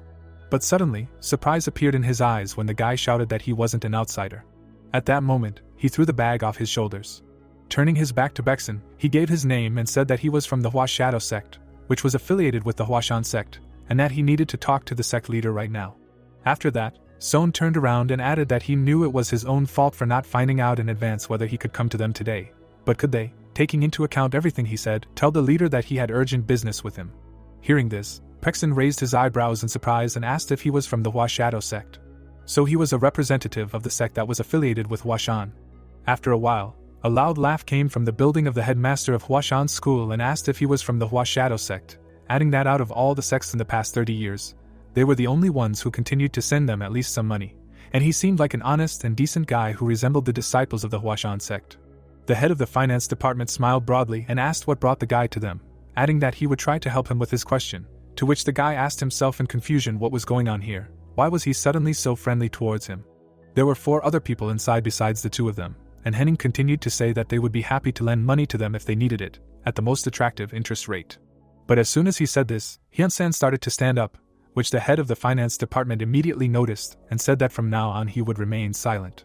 After saying this, he sat down next to Hyun-jang and said that they were, as always, unhappy with his attempts to not help, to which the head of Huashan's school asked himself when he started acting like an adult again, after which he turned to the guy and said that it seemed like his anxiety had subsided, so he wanted to hear what happened and why he was here. Son, having come to his senses, raised his eyebrows and said that the Hua Shadow sect was in a difficult situation, so his father sent him to ask for their help. Hearing this, Hyun-jang smiled and asked what kind of help they needed. Suddenly, the guy, opening his mouth, firmly called out the name of the protagonist. Hearing this, everyone present in this building turned to look at the stranger in shock. Son looked at the elders and explained that he wanted to take the hero of the Zhonghua assembly, the divine dragon of Mount Huashan, Chongmyong, with him. After saying this, they looked at each other in silence. After a short pause, the headmaster of the Huashan school asked him if he remembered correctly that Son was calling him, to which he raised his eyebrows and exclaimed that it was true. Closing his eyes, the old man said that he first wanted to know what kind of situation they were in, to which he replied that he apologized, but his thoughts were a little crumpled. With his eyebrows tensely drawn together, the boy explained that the new martial arts academy known as the Path Academy, which was founded near the Hua Shadow sect, was to blame for everything. It is related to the Wudong sect, and after establishing it, they immediately began to call for disciples from all over the area, and at first they were not worried, because the Hua Shadow sect is quite famous in Nanyang. As he spoke, Son recalled the gate that had the name of the Path Academy written on it. After leaving the memory, he frowned and added that they soon changed their tactics and targeted them. Recalling the fierce battle, Son said that their provocation had worked and his father, the sect leader, had suffered greatly in the battle against the head of the Path Academy, and if it had ended there, he would not have come to ask for help from the Huashan sect. But it seemed that the Path Academy was trying to evict the Shadow Hua sect from Nanyang, so he decided to ask them. Imagining the people who had the crest of the Wudong school on their chests, he added that his father had heard rumors that the Wudong sect was going to visit Nanyang, so he immediately sent him to the Huashan school to get help. After listening to the guests, Hyun-jang put his hand to his chin and said that the sects under the protection of Wudong should follow the path of Taoism, and then asked why they needed to do something like this. And while he was thinking about this, Son looked at the old men and asked them not to refuse their request, because if the Huashan sect did not come to their rescue, then the Hua Shadow sect would have to take down its signboard, and they were dealing with truly evil and cruel people. Hearing this, the head of the Huashan school looked at the guy and said to himself that in such a situation, they could not remain on the sidelines, adding that the number of sects that had joined spoke of the power of the main sect, and now the Huashan sect was ready to enter the big world. Imagining how many small sects were joining one big house, He said to himself that they should gradually join more and more sects if they wanted to return to the glory of the times when there were hundreds of them. After introducing his disciples, the headmaster of the Huashan school said to himself that soon the second-generation disciples would become those that the Huashan sect could rely on, and those who would go on to open martial arts academies all over the world. But if they did not solve the problems that arose in the former annexed sects, then they would not be trustworthy for the new ones. But the solution that this young man proposed was not much. Without finishing, the old man narrowed his eyes and asked Son if he really wanted to take the protagonist with him, to which Son furrowed his brows and firmly replied that it was so, adding that this was his father's earnest request. He said that he must bring the divine dragon of the Huashan sect, Taoist Chongming, the hero who single-handedly defended the honor of the Huashan sect against the Zhongnan sect 2 years ago. After saying this, the young man introduced the powerful protagonist. After receiving this answer, Hyunjong raised his eyebrows in surprise and said that he couldn't disagree with it, while saying to himself that the rumors that had reached them were a little bit wrong, and now he was wondering who had spread them, after which he replied that he had heard it, and now he should wait outside for a while, because they had something to discuss. Clouds were floating across the blue sky. As soon as Son left the building, the people present looked at each other. Suddenly, the head of the finance department slammed his fist on the table with all his might and shouted loudly that they should send their disciples there to bite them, after which he asked how they dared to do such a thing to the Hua Shadow sect. Hyun-san, looking at the head, extended his hand and said that they couldn't leave it like this, because now they were able to fight back against the Wudong sect, because even in ancient times, such problems had the property of escalating into entire wars between sects. The old man, hearing this, thoughtfully lowered his gaze. After a short pause, Unam turned to look at him and added that he thought there were 2 things they should consider. He presented the huge crest of the Huashan school and said, first, they don't know if now is the right time to resume their activities outside the sect, and no matter what intentions they have to send their disciples to fight the Wudong sect, the whole world will perceive their action as the return of the Huashan sect. Looking at his comrades, Unam continued to say, second, they are not sure if they can defeat the disciples of the Wudong sect. After saying this, Hensen frowned tensely and said that the most appropriate question was whether it was right to let the protagonist go. After that, everyone present looked at each other. The head of the Huashan school put his hand to his face, and then asked Ungam what he thought. Ungam looked at the old man without any emotion and then asked him what there was to think about. Let him go. Hearing this, Hyunjong raised his eyebrows in surprise and asked if he really thought so. The man did not take his eyes off the head of the Huashan school, answering that sooner or later the protagonist would have to go to Jianghu. So there was no point in delaying this moment, because if they knew for sure that he would stay on Mount Huashan and devote himself entirely to Taoism, then he would be against his departure. But that was impossible. Having said this, he chuckled and added that this was precisely why they should let him go and taste the cruel reality of existence. The old man looked at Ungam with kindness in his eyes and said that he wanted the boy to know suffering, and he understood him. Turning away, he added that this was a wise answer to a stupid question. After a short pause, the headmaster of Huashan looked at Unam and asked what Kianmayan was doing now, to which he replied that he had gone to secluded training but had not returned yet, and should most likely be back soon. The sun was shining on the territory of Huashan school, and Hyunjang ordered to call Zhong here. After a while, the boy frowned and asked how far it was, and whether he understood correctly that they wanted to send the protagonist somewhere far from here right after he finished training. The old man nodded silently. After receiving such an answer, Zhong wanted to ask if he was serious, but realizing it, he covered his mouth with his hand. A few seconds later, he looked at Son, and the headmaster of Huashan school explained that their guest from the Hua Shadow sect was seeing the protagonist off. They had a long journey ahead of them, so it would be nice if he introduced them to each other. After that, the door to the headmaster's building closed. Zhong and Son walked along the sidewalk together. The second looked at the first, and said to himself that he looked quite young, but he felt that they were on completely different levels. These thoughts caused a drop of cold sweat to appear on the guy's face. He saw the powerful energy inside Zhong, and said to himself that it was as if there was a huge lake inside him, and then asked himself if it was because he was studying in the main sect. And while they were walking behind the main character, Zhong looked at the guest and told him not to be shy and ask what he wanted, and he immediately asked what kind of Taoist he was, Chongmayan. The guy shuddered at such a question. He walked slightly ahead, and Son said that there was no such person who would not know the name of the divine dragon in the Huashan sect, but nothing had been heard about him for 2 years, so he was interested in what kind of person he was.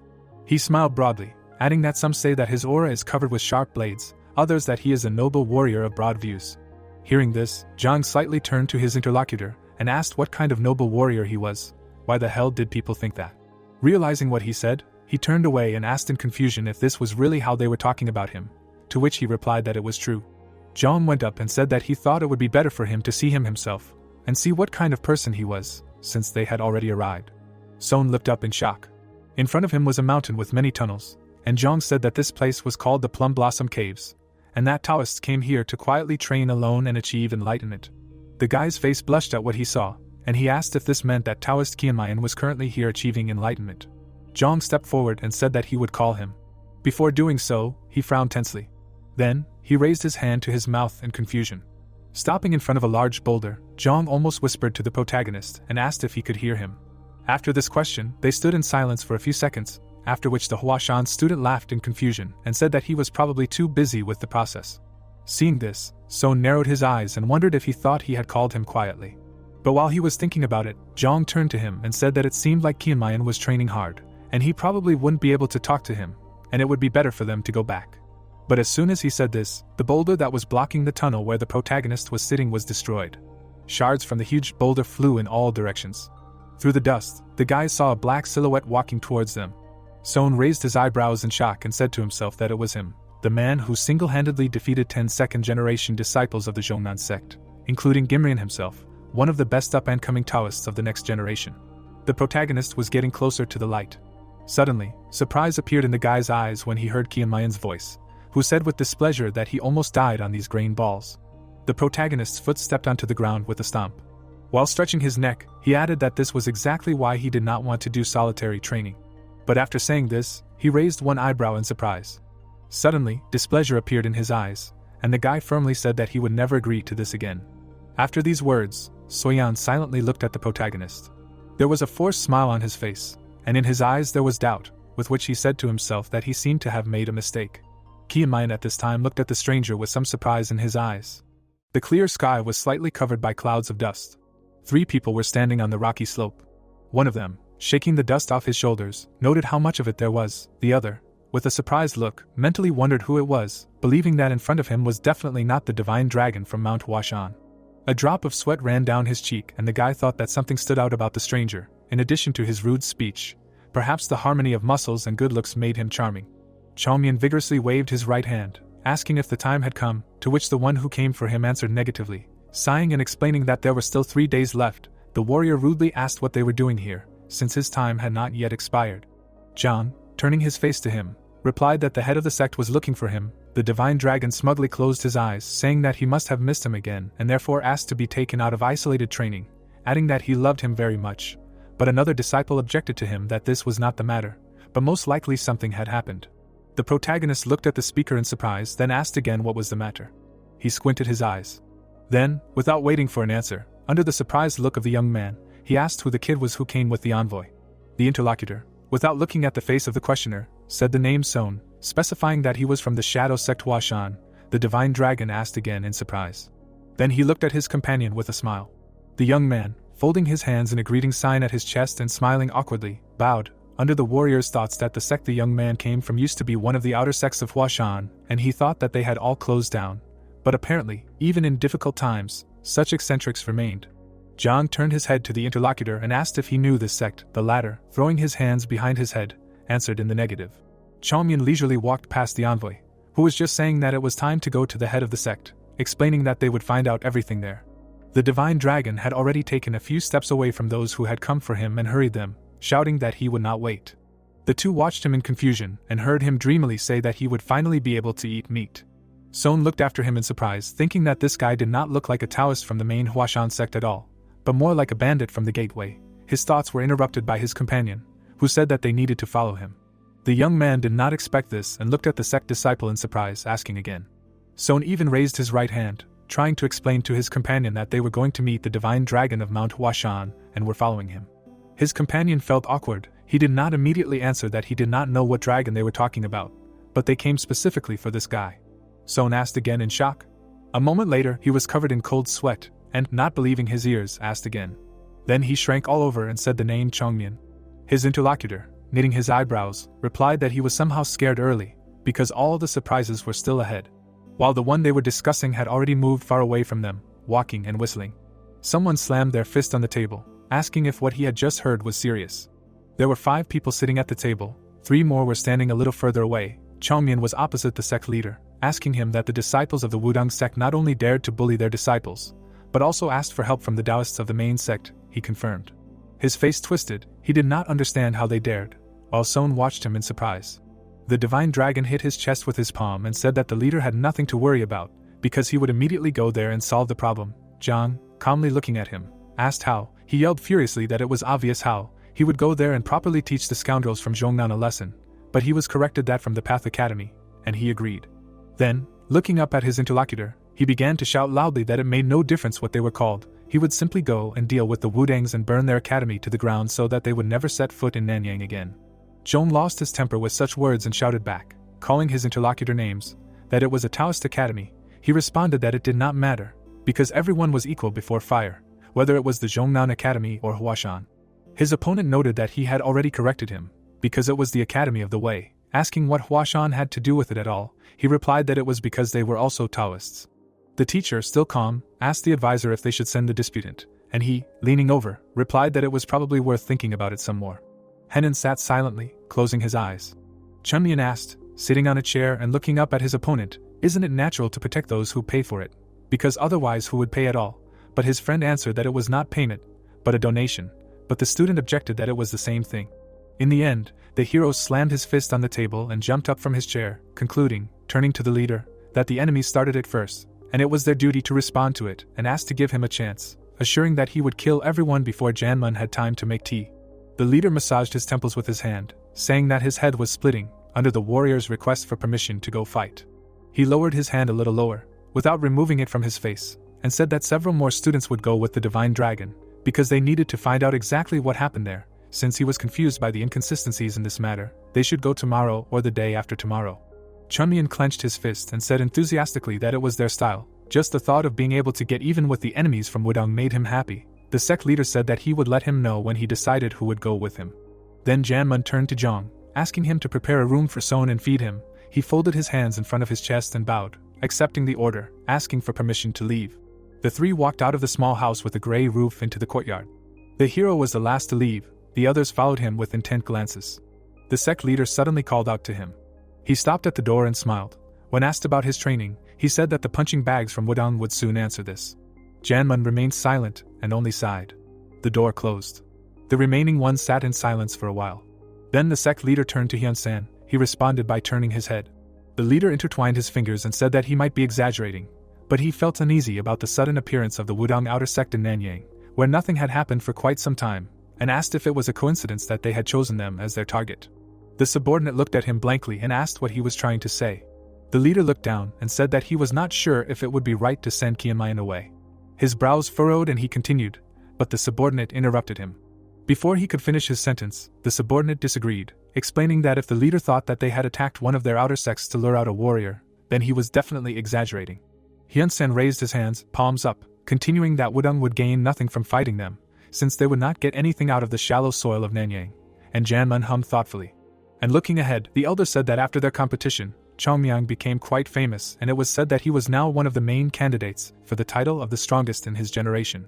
An image of a guy and a dragon with glowing eyes appeared in his mind. He continued that he was worried about it. The nickname Divine Dragon of the Huashan sect was too eye-catching and exaggerated, and he did not know about the land. But he was sure that the same Taoist sect did not really want the fame of their neighbors.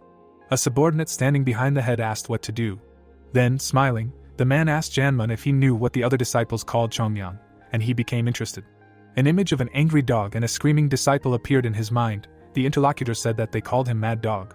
Unam coughed to get attention and said that Mad Dog sounded negative, then Fierce Dog would be better. But the sect leader thought that in either case he was still a dog, so it would be better to choose a different word. Ungam intervened, raising his hands palms up and saying, addressing the leader, that the students had worked tirelessly for the past year, and whether it was Wudang or Shaolin, no one would be able to look down on them anymore. He turned his head slightly and continued that among all the students, Chongmyang was the best, and those who dared to disturb the divine dragon of the Huashan sect would learn from personal experience why he was given such a nickname. At this time, the three students walked from one building to another, and the eldest continued that, despite all this, they still needed someone who could keep this guy on a chain.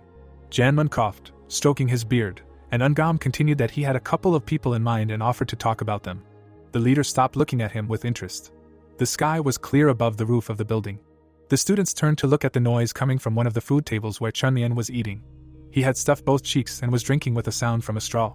Son watched this tensely. Pieces of food flew past his face, and he thought that the rumors were false.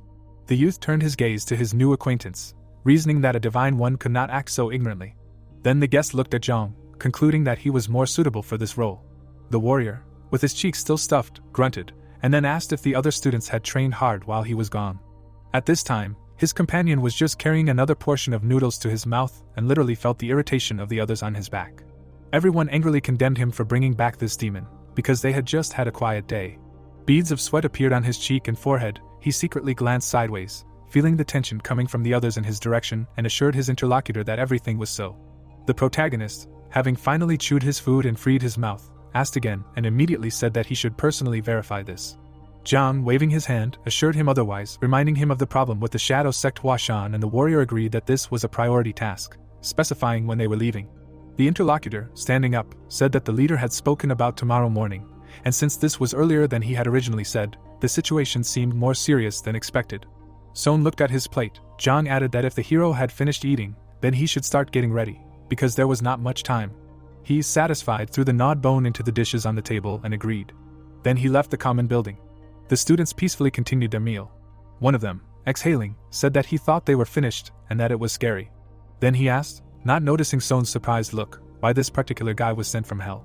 The young man's eyes widened. He thought that his companion was supposedly the youngest here. The guest looked askance at the students, thinking that not only did the warrior communicate informally with everyone, but the elders also chose their words in front of him. Zhang, looking at him sideways, said out loud that he should not even try to understand it. He asked in surprise, and the guy continued that everything would soon become clear regardless of his desire. The hero was approaching another building. The sun illuminated the mountain peaks. The three were standing on a stone path. Son looked excitedly towards the road, arguing that if they wanted to make it on time, they needed to hurry, but Zhang, standing with a travel bag on his shoulder, assured him that they would make it. Approaching footsteps were heard. Ghoul looked to the side and was surprised. Then, putting his hand on his belt, he declared that those they were waiting for had arrived, turning to the elder Baekchan. Son looked to the side in surprise. A man in a white robe appeared at the gate. The young man reasoned that this was the same man who led the disciples to Jianghu to defeat the bandits and save many lives, the righteous sword of the Huashan sect. The guy was approaching and his face could already be seen. The youngest of the group was embarrassed and watched his hero with admiration, feeling the powerful heroic aura of the idol. Zhang mockingly asked him how well he slept last night. The guy's face distorted into a pitiful grimace, almost crying. He said that it would be fine if the guy just came back, but now he had to go to Jianghu, asking what he did to deserve this. Son watched what was happening in surprise and attracted the attention of the Taoist, who asked who he was. The boy folded his hands in greeting, introducing himself, as a silhouette appeared behind him. The youngest of the group did not have time to finish speaking, as he jumped back in horror from the person who suddenly appeared behind him, asking who it was. Suddenly, he noticed, looking closely, that it was a girl and still could not understand how she got there. The boy looked up, realizing that she was beautiful. Iso looked down indifferently, as Soyeon thought that despite her cold gaze, she was beautiful as a plum blossom and he had never seen someone so beautiful. But the girl walked past without saying a word. The boy looked after her in confusion, finding it strange that there were so many people in the sect, but everyone he met was amazing. The disciples looked at him with smiles. Baekchan extended his hand to Iso, telling her something. But then footsteps were heard. Soyeon thought that the most amazing thing was that there was a person superior to them all. The four disciples felt the tension. It was reflected in their eyes. Chunmin arrived, noting that the others had arrived early. The boys were secretly angry, thinking about wanting to sleep and not wanting to work, and the last one to arrive asked the elder that he was also here. He confirmed. The hero looked at him seriously and summarized that it was obvious. Then he looked at Isol, saying that it was unclear why she was here. She only coughed in response. He called her strange. The doors opened, and the one leaving asked if everyone was there. The disciples turned around at the voice. Then they bowed, expressing respect to the head of the sect. He, looking ahead, turned to Son. The young man, slightly embarrassed, responded. The leader said that he knew about his worries, but his companions enjoyed great trust in the sect, so he was sure that they would help him a lot. Limson's son thanked him for helping in such a difficult time. Then Baekchan bowed, accepting Jamin's order, appointing him as the leader. Then Zhang and Gul bowed, accepting the order to help Baekchan. So did Isol. Finally, the sect leader turned to Chongmin. Respectfully folding his hands, he responded. Janmun, looking at him, asked him not to screw things up. He indignantly asked why the instructions to him were so different from the instructions to the others. The leader only asked him again about the same thing. He discontentedly agreed. The sect leader smiled slightly, looking at all his disciples, then gave the order to go to Nanyang, help the shadow sect of Huashan and let the whole world know that their sect is still alive and well. The guys looked at the teacher carefully. The disciples bowed before him, promising not to let him down. They walked down the long staircase located on the mountainside. Someone thought that a lot of time had already passed, 2 whole years, and it was finally time for the whole world to know how much the Huashan sect had changed. A group of disciples walked out of the gate. The leader stood on the mountainside, looking out over the gate. He heard laughter behind him and turned around. Huashan was approaching him, saying that 2 years ago he was worried that the Zhongnan sect would bully their disciples, and now he was worried that their disciples would beat up the Wudang sect disciples badly. When he reached the leader, he said that perhaps they should trust them and wait, because they were not that reckless, and when they returned, the Huashan sect would become even more famous. The leader sighed. Then, without looking at his subordinate, he said that he agreed with him. They both stood and looked at the gate, and Janmun finally said that fame was the same as glory. The sky was clear, the sun was shining on a building with several floors. Someone reasoned that they could run from here to Nanyang, but Son might not be able to cope, so another method was needed. Chunmian stopped and everyone turned around when he said that there was no need to worry. He was holding a money garland in his hands, which horrified everyone, and he said that he knew a couple of ways. They asked him where he got it from. His hands held the reins and urged the horse. The students were sitting in the cart, John was driving it, and Ghoul was sitting next to him. Chunmian was pouring the drink straight into his throat. Son, watching this picture and how he was wiping his mouth, thought that the Taoist was an alcoholic. Baekchan, as if reading his thoughts, said that the Huashan sect does not prohibit alcohol. The young man nervously agreed with a smile. Iso threw a snack to Chunmian and he caught it with his mouth. The interlocutor added that the youngest in the group should not try to understand what was happening here, because not everyone is given this, and the young man silently watched. The carriage was moving forward when Baekchan told Soyan that he had not learned all the details of the mission because they had to hurry, and asked her to tell him what the Huashan Shadow Sect was, explaining that he knew it was an outer sect, but it would be a good idea to learn as much about it as possible since they were going to help.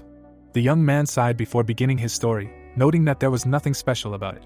But the interlocutor, turning his head towards him, said that it was definitely special, if only because being an outer sect of Huashan had not been the best idea until a certain time, but she still did not turn her back on them and continued to wear this title with pride. The younger member of the group looked at the speaker in surprise. Chongmyung also looked at him, who added that it was unlikely that there was another place like it in the world. Son looked down and said that he was doing this only out of a sense of duty, that they were disciples of the Huashan sect was probably something only his father was proud of. The divine dragon brought the bottle to his mouth again and threw his head back. As he removed the bottle, he thought that the Shadow Sect had been through a lot and he was sure that people had told them many times to stop this nonsense. After all, no one would want to join the martial arts academy of the ruined sect, and if they stopped being their outer sect, then their affairs would go much better. As he reasoned, he looked at the young man who was sitting with his head slightly lowered. Finally, the young man spoke up, saying that if his listeners only knew how happy his father had been when he heard the news of what had happened at the last Huashan and Zhongnan Congress. Son plunged into memories of how he and his father were returning home at dusk, and continued the story that he drank 2 barrels of wine then, although he usually does not drink, and said that the Huashan sect had finally begun to flourish again. Baekchan looked at the storyteller, and he continued that his father had always been proud of being a Huashan disciple, although only his great-grandfather had studied directly with the sect. Someone sitting in front glanced at the speaker. The young man said that despite the fact that his father was not even the first generation, he was still always proud of it, and they were lucky in the affairs of the academy, and did not have to starve until the Academy of the Way appeared. Baekchan listened intently. Then Son asked a question, who also listened to him attentively. The Taoist clarified that the young man's father lost to the head of the Academy of the Way in battle, he confirmed. The carriage passed along a forest road. The youngest of the group said that it was actually a strange story, because his father had never slacked off in training in his life and was strong enough to lose even to young warriors in their prime. Chunmian, eating a snack, thought that he was right. Images of warriors appeared in his head, and he himself thought that, unlike ordinary people, the more masters of internal energy, the stronger they are and the slower they age, so the old people in Murim were always the most dangerous. Son introduced his father's opponent, and once again said that it was strange, because the head of the Academy of the Way was very young and his father could not lose to him. Baekchan looked ahead, thinking that there were too many strange things for an ordinary duel between outer sects. He glanced at the young man, and the latter looked at him in slight confusion. Then he turned away and said that he should apologize. The disciples sat upright in the carriage, holding their hands on their knees. The young man continued that although his father had sent him to them, he did not believe that they would be helped, because the Wudang sect had come out against them, and this was not the easiest opponent.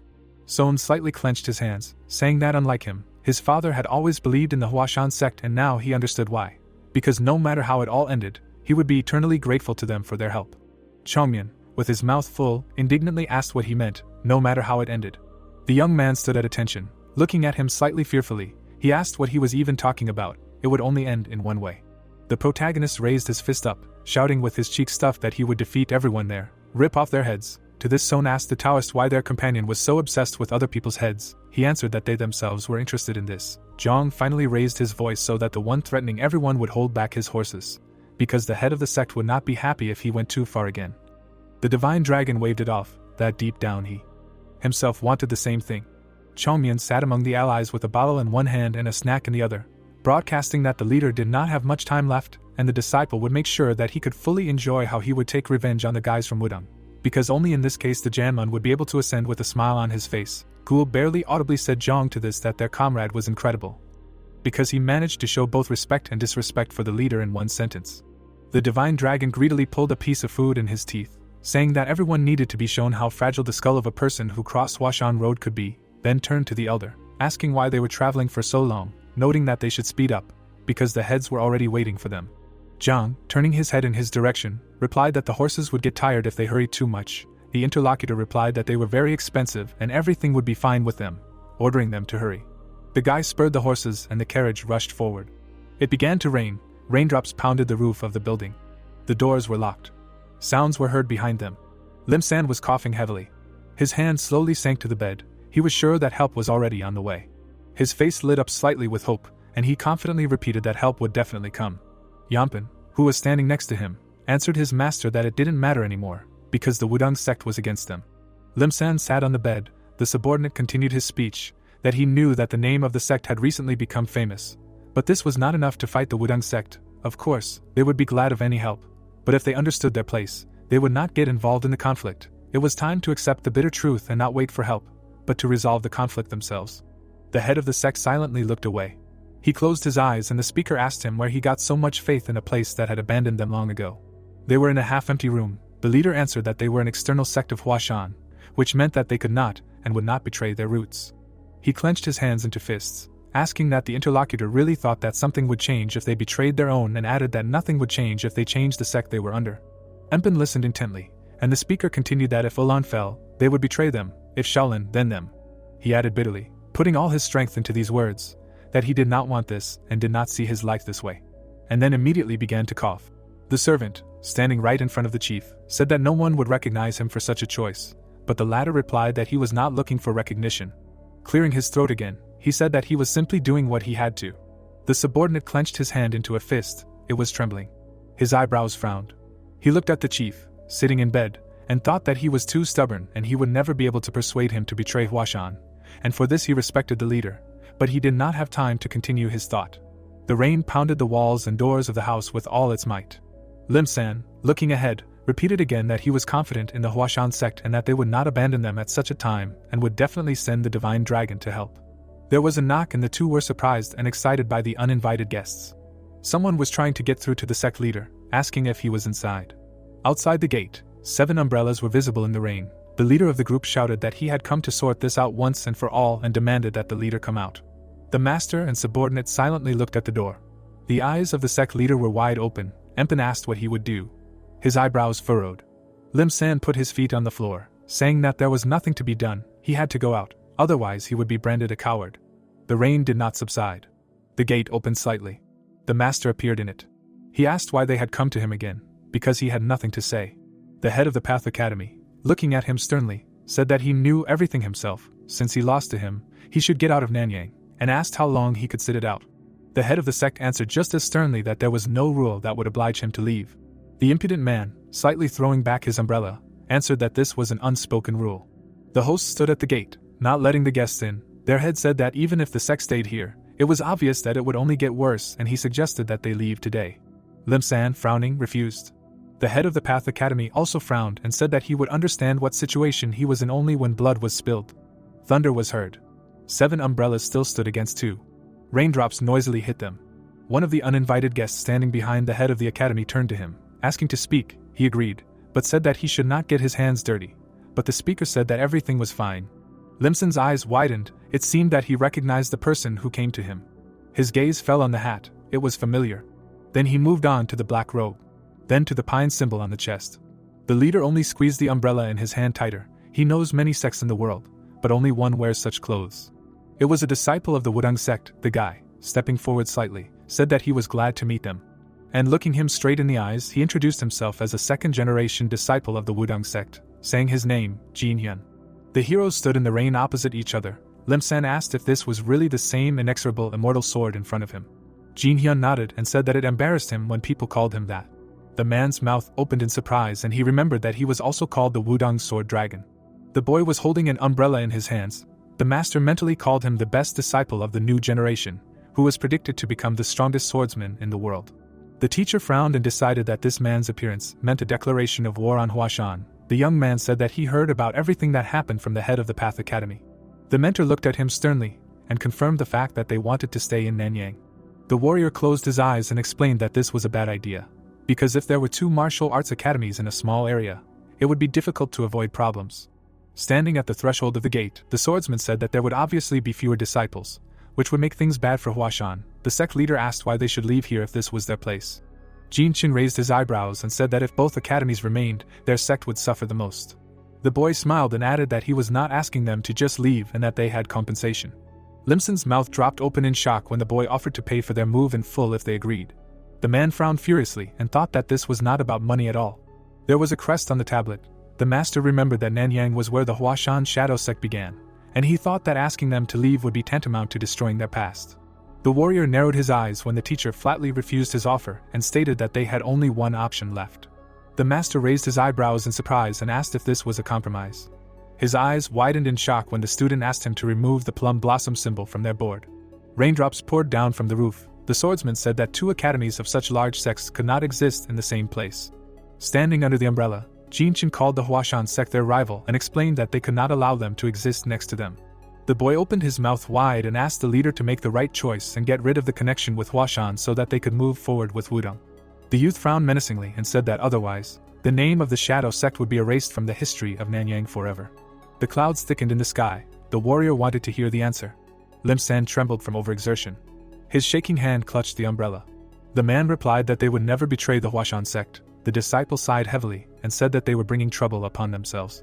The swordsman frowned and explained that if they did not leave this place in 6 hours, he would force them to do so. The master opened his mouth wide and asked if this was how the reputable Wudang sect conducted business.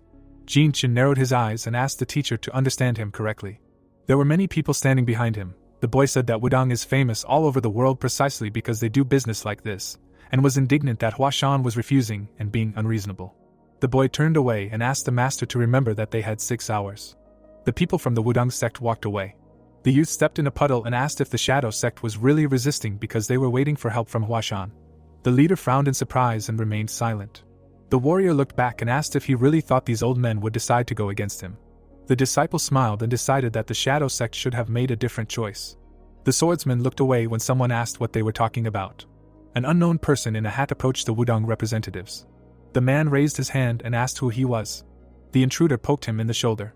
The protagonist frowned sternly and introduced himself as himself. Chunmyang stepped forward. The people looked at him with puzzlement. The boy approached Jin Hyun and asked what difference it made to him. The boy hid his face under his hat. The warrior thought that only a man would push one of the group of swordsmen in the shoulder. The disciple tried to push through the crowd. The heroes stepped forward and asked why they closed the gate. The sword dragon frowned in displeasure. Son looked forward and called out to his father. Lim San opened his mouth in surprise. The swordsman rushed into his arms. The boy smiled widely and said that he brought the guys from the Huashan sect here. The implacable immortal sword turned around in amazement. The protagonist grinned and confirmed it. Chunmyang raised a finger and said that they were clearly not from Shaolin, because they did not even have bald spots. Jin Hyun looked at him in confusion and realized that he had not noticed his loud appearance due to the commotion, but now it all became clear to him.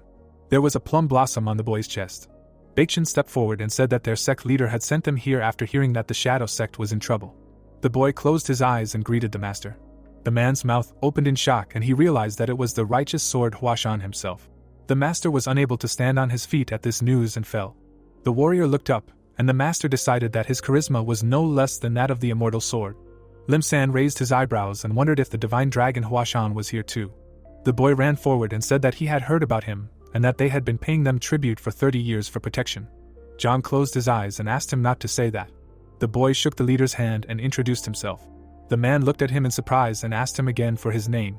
The disciple smiled widely and repeated it. The sword dragon frowned and asked what it meant. A drop of sweat rolled down his cheek. Jin Hyun asked if this was the divine dragon of the Huashan sect. The swordsman narrowed his eyes in displeasure, and replied that his name was wrong and asked if he really wanted to be forced to cough up his name in blood. Standing behind him, the youth guessed that this was a real thug and remembered how he was said to be the unexpected leader of the new generation. The protagonist squeezed the leader's hand and said that he could breathe easy now because they would solve everything. Kianmayan, with shining eyes, explained that the leader called their shadow sect the best of all. The warrior frowned in confusion and wondered if this person was stronger than him. Baekjin approached him and said that they came here to find out what happened between the two outer sects. Sword Dragon looked back and introduced himself as a member of Wudong. The boy asked him to talk to him instead of the shadow sect leader Huashan. The disciple closed his eyes as Sword Immortal was indignant that Huashan was going to get involved in this matter, and asked if there was a reason why they shouldn't. Jin Hyun narrowed his eyes in disdain, and mentally called him impudent. The hero stood in the rain. The young man was angry that these children dared to get in the way of the Wudong because they had a little fame. The swordsman smiled and hoped that they could resolve the issue with a simple dialogue. His eyes lit up. Baekjin felt that the Wudong sect was not in the mood for this. The young man looked back and felt a strange oppressive aura emanating from him. The protagonist continued to shake Limson's hand. The warrior was amazed that he was the divine dragon. The immortal sword looked back and asked if they really wanted to have a fight. Kianmayan opened his mouth and asked if he really thought they came here for some kind of duel. The sword dragon turned his head and was indignant that Huashan did not know anything about manners. The man grabbed his sword. Standing in front of the others, the boy found it funny to hear this from those who had invaded another sect's territory, and were demanding that they leave immediately. Jin Hyun frowned angrily when the boy assumed that they only resorted to manners when it was convenient for them. The boy grabbed the hilt of his sword. The umbrella was in the basket. The student asked Wudong to come back in 6 hours and show what they could do. The swordsman smiled and urged them not to blame Huashan for their being killed. The warrior frowned in annoyance. Standing outside the school, he asked if this should be taken as the position of the Huashan sect. Baekjin smiled and asked if he thought they would decide to go back on their words. The boy looked ahead and noticed that Wudong had come to this decision first. The hand of the dragon sword trembled. Jin Hyun sheathed the weapon and said that he would give them one day. The protagonist scratched his ear. The boy explained that they would come here at the same time tomorrow and would not be held responsible for any incidents, as Huashan themselves had proposed to fight based on the rules of Jianghu. Chunmian blew the dirt off his finger. The boy smirked and asked if the enemy was changing the rules to suit themselves, and suggested that they were simply scared. The warrior gritted his teeth and thought about stopping talking to him so as not to accidentally lose his temper. Ghoul clenched his fist and declared that he was starting to get angry. The immortal sword held the weapon with a trembling hand. Then he let go. The sword dragon punched his palm. Jin Hyun looked at the sect members from under his brows and promised to see them tomorrow. The boy turned around and took a step forward. The warrior passed by Baekjin. The boys watched him go. Iso glanced at him out of the corner of her eye. The immortal sword walked away silently. John looked back and asked if he couldn't help himself. The girl looked away. The boy stated that the Wudong sect disciples lived up to their name. Limson's eyes widened in shock. The man looked up when the protagonist asked him to trust them. Chunmyung smiled widely and asked him to sit down and rest. The master trembled in fear and asked if he understood what just happened. The master opened his mouth in horror and stated that he asked for help to solve the problem, not to start a full-scale war. The teacher grabbed the back of his head and felt pressure. Son ran to him when he lost consciousness. The boy asked what they did wrong. Raindrops hit the roof. Someone asked why the elder gave them until tomorrow. The Wudong disciples walked down the street. One of them stated that they should have immediately entered the battle. Jin Hyun stopped and asked what this meant. His comrade approached him and suggested that he go back and teach Huashan a lesson. The swordsman raised his eyebrows in surprise when the young man asked why he thought he had given them until tomorrow. The warrior took a step towards his friend. The immortal sword frowned menacingly and explained that otherwise he would have to kill the divine dragon. The disciple looked at him in amazement, the dragon sword hoping that Huashan would realize what they had done by tomorrow. A pine tree symbol appeared behind him. The scoundrel wanted Huashan to feel what it was like to become an enemy of the Wudong sect. The little boy stood in the middle of an empty field when he was called out. Lim San looked back and called out for his father. There was an academy in the mountains. The voice said that Huashan was a revered sect and that countless ancestors had shed their blood and sweat to earn the plum blossom mark. A strong gust of wind blew down on the child. The old man explained that one day their name would spread throughout the world again, so he should not judge by the current situation. The disciple's eyes widened. His father declared that soon their sect would also take off after Huashan. The man opened his mouth in fear and screamed. The master was shaken violently. He turned his head and asked if it was a dream. Empion nodded silently. The heroes were in a bright bedroom. The protagonist put the bottle on the table and called the wine very tasty. Soyan narrowed his eyes in displeasure when Kianmayan asked for more meat. The boy reached for the food, and Guo asked him to take his hands off him. Someone opened the door to the dining room. Frowning sternly, the master declared that now was not the time for drinking, and asked if they did not understand the seriousness of the situation. The disciple looked back and called out to his father. Baekshun stood up and apologized to him. Holding the bottle in his hands, the boy explained that his friends were completely ignorant of their manners. The swordsman asked if this was some kind of joke. The master closed his eyes and wondered if this sect was really called respectable. The teacher opened his mouth and sighed heavily. His son's eyes widened in surprise when Limsan said that the Huashan Shadow Sect would not fight for Nanyang. The boys looked at him carefully. The man explained that they did not want to betray their sacred principles. But now they had no choice, so they needed to quickly end everything and leave the city. The righteous sword frowned and tried to convince him. The master looked down and said that he made this decision not because he did not believe in them. The master introduced the boys from Wudang and said that the reason lay in them and the Wudang sect. Empan frowned. The teacher added that the enemies would not stop now no matter how hard they tried, and that this would continue until they left Nanyang. The protagonist took a few sips from the bottle. Putting it on the table, the boy asked what was so good about this place, and decided that Wudang was trying too hard to drive out an ordinary shadow sect. The leader raised his eyebrows and said that Nanyang was a very quiet and peaceful place. Putting his hand on the back of the chair, Chongmian thought about the old man not knowing anything, and assumed that he had no information other than superficial. Squinting, the boy realized that the Wudang guys were people who chanted Buddha even on their deathbeds, and concluded that there was definitely something valuable here. Standing at the door, Limsan asked his comrades to return to Huashan at dawn and promised to deal with everything else. The man looked ahead in surprise when the boy refused to do so. The disciple closed his eyes and reminded them that the leader himself had ordered them to solve the problem of the shadow sect. The master said that it was too difficult. The teacher opened his mouth in amazement when the warrior said that Huashan had never forgotten what they had done for her. The swordsman smiled broadly and explained that they would not abandon them in trouble and that the whole world would soon know about it. The mentor looked at him, puzzled. The protagonist took another sip. The leader realized that he had been too hasty with his judgments about the divine dragon. The heroes froze in place, looking at Chunmian, who wanted to ask for a favor. Limsan replied that he would do anything. The boy put the bottle on the table. He frowned sternly. The guy pointed forward and asked if he could have another bottle of wine. The man pursed his lips in displeasure and decided that he had not been hasty with his judgments after all. The clouds in the sky did not clear. Someone asked if the shadow sect would really escape at night, as the head of the Academy of the Way said. Standing on the terrace, Jinchen guessed that it would, but the people of Huashan would definitely not escape. Jimu raised his eyebrows and asked why his friend thought so. The youth replied that they had been given a reputation that should not have been. Closing his eyes, the warrior explained that people who earned their reputation were never obsessed with it, and added that they became arrogant when it happened suddenly. The swordsman remembered how the protagonist smirked, and decided that the divine dragon would not give up his nickname so easily, because he would be laughed at throughout Jianghu for trying to escape. Standing on the balcony of a tall building, the sword dragon called the members of Huashan reckless and shameless. His comrades said that they should definitely teach them a lesson then. Looking forward, Jin Hyun agreed with him and said that he would never back down from his duty. Jinmu called him noble. The boy turned his head and said that they should not forget their true goal. The young man looked at his comrade and asked if he remembered it. The student confirmed it, and added that he had not forgotten about it for a second. Turning away, the warrior explained that he didn't like one person and that they needed to get rid of him quickly, and stated that then Wudang would be able to surpass Shaolin and become the strongest sect in the world. The swordsman nodded. The rain continued to fall. The sword dragon thought that the reason they had come all this way and even created a fake academy was hidden in the sword cemetery. Jin Hyun sternly watched the raindrops. A smirk appeared on his face. The guy clenched his fists and realized that if everything went according to plan, the whole world would bow before the Wudang sect.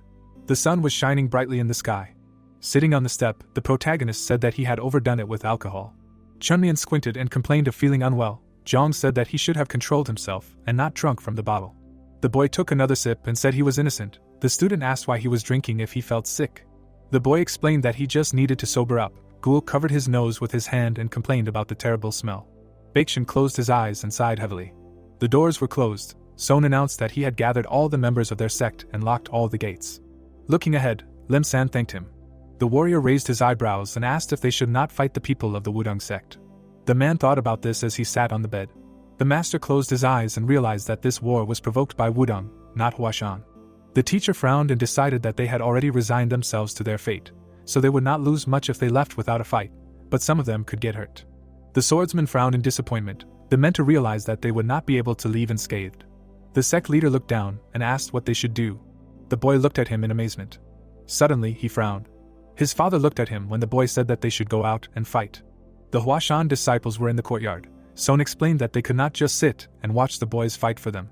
The warrior looked down and added that he respected his father and cherished the Shadow Sect only because of this place. In the memory, he and his father were walking along the street at night. The child smiled happily. The swordsman remembered how Lim San supported Huashan, which was collapsing before his eyes, and was sincerely proud to be a part of it.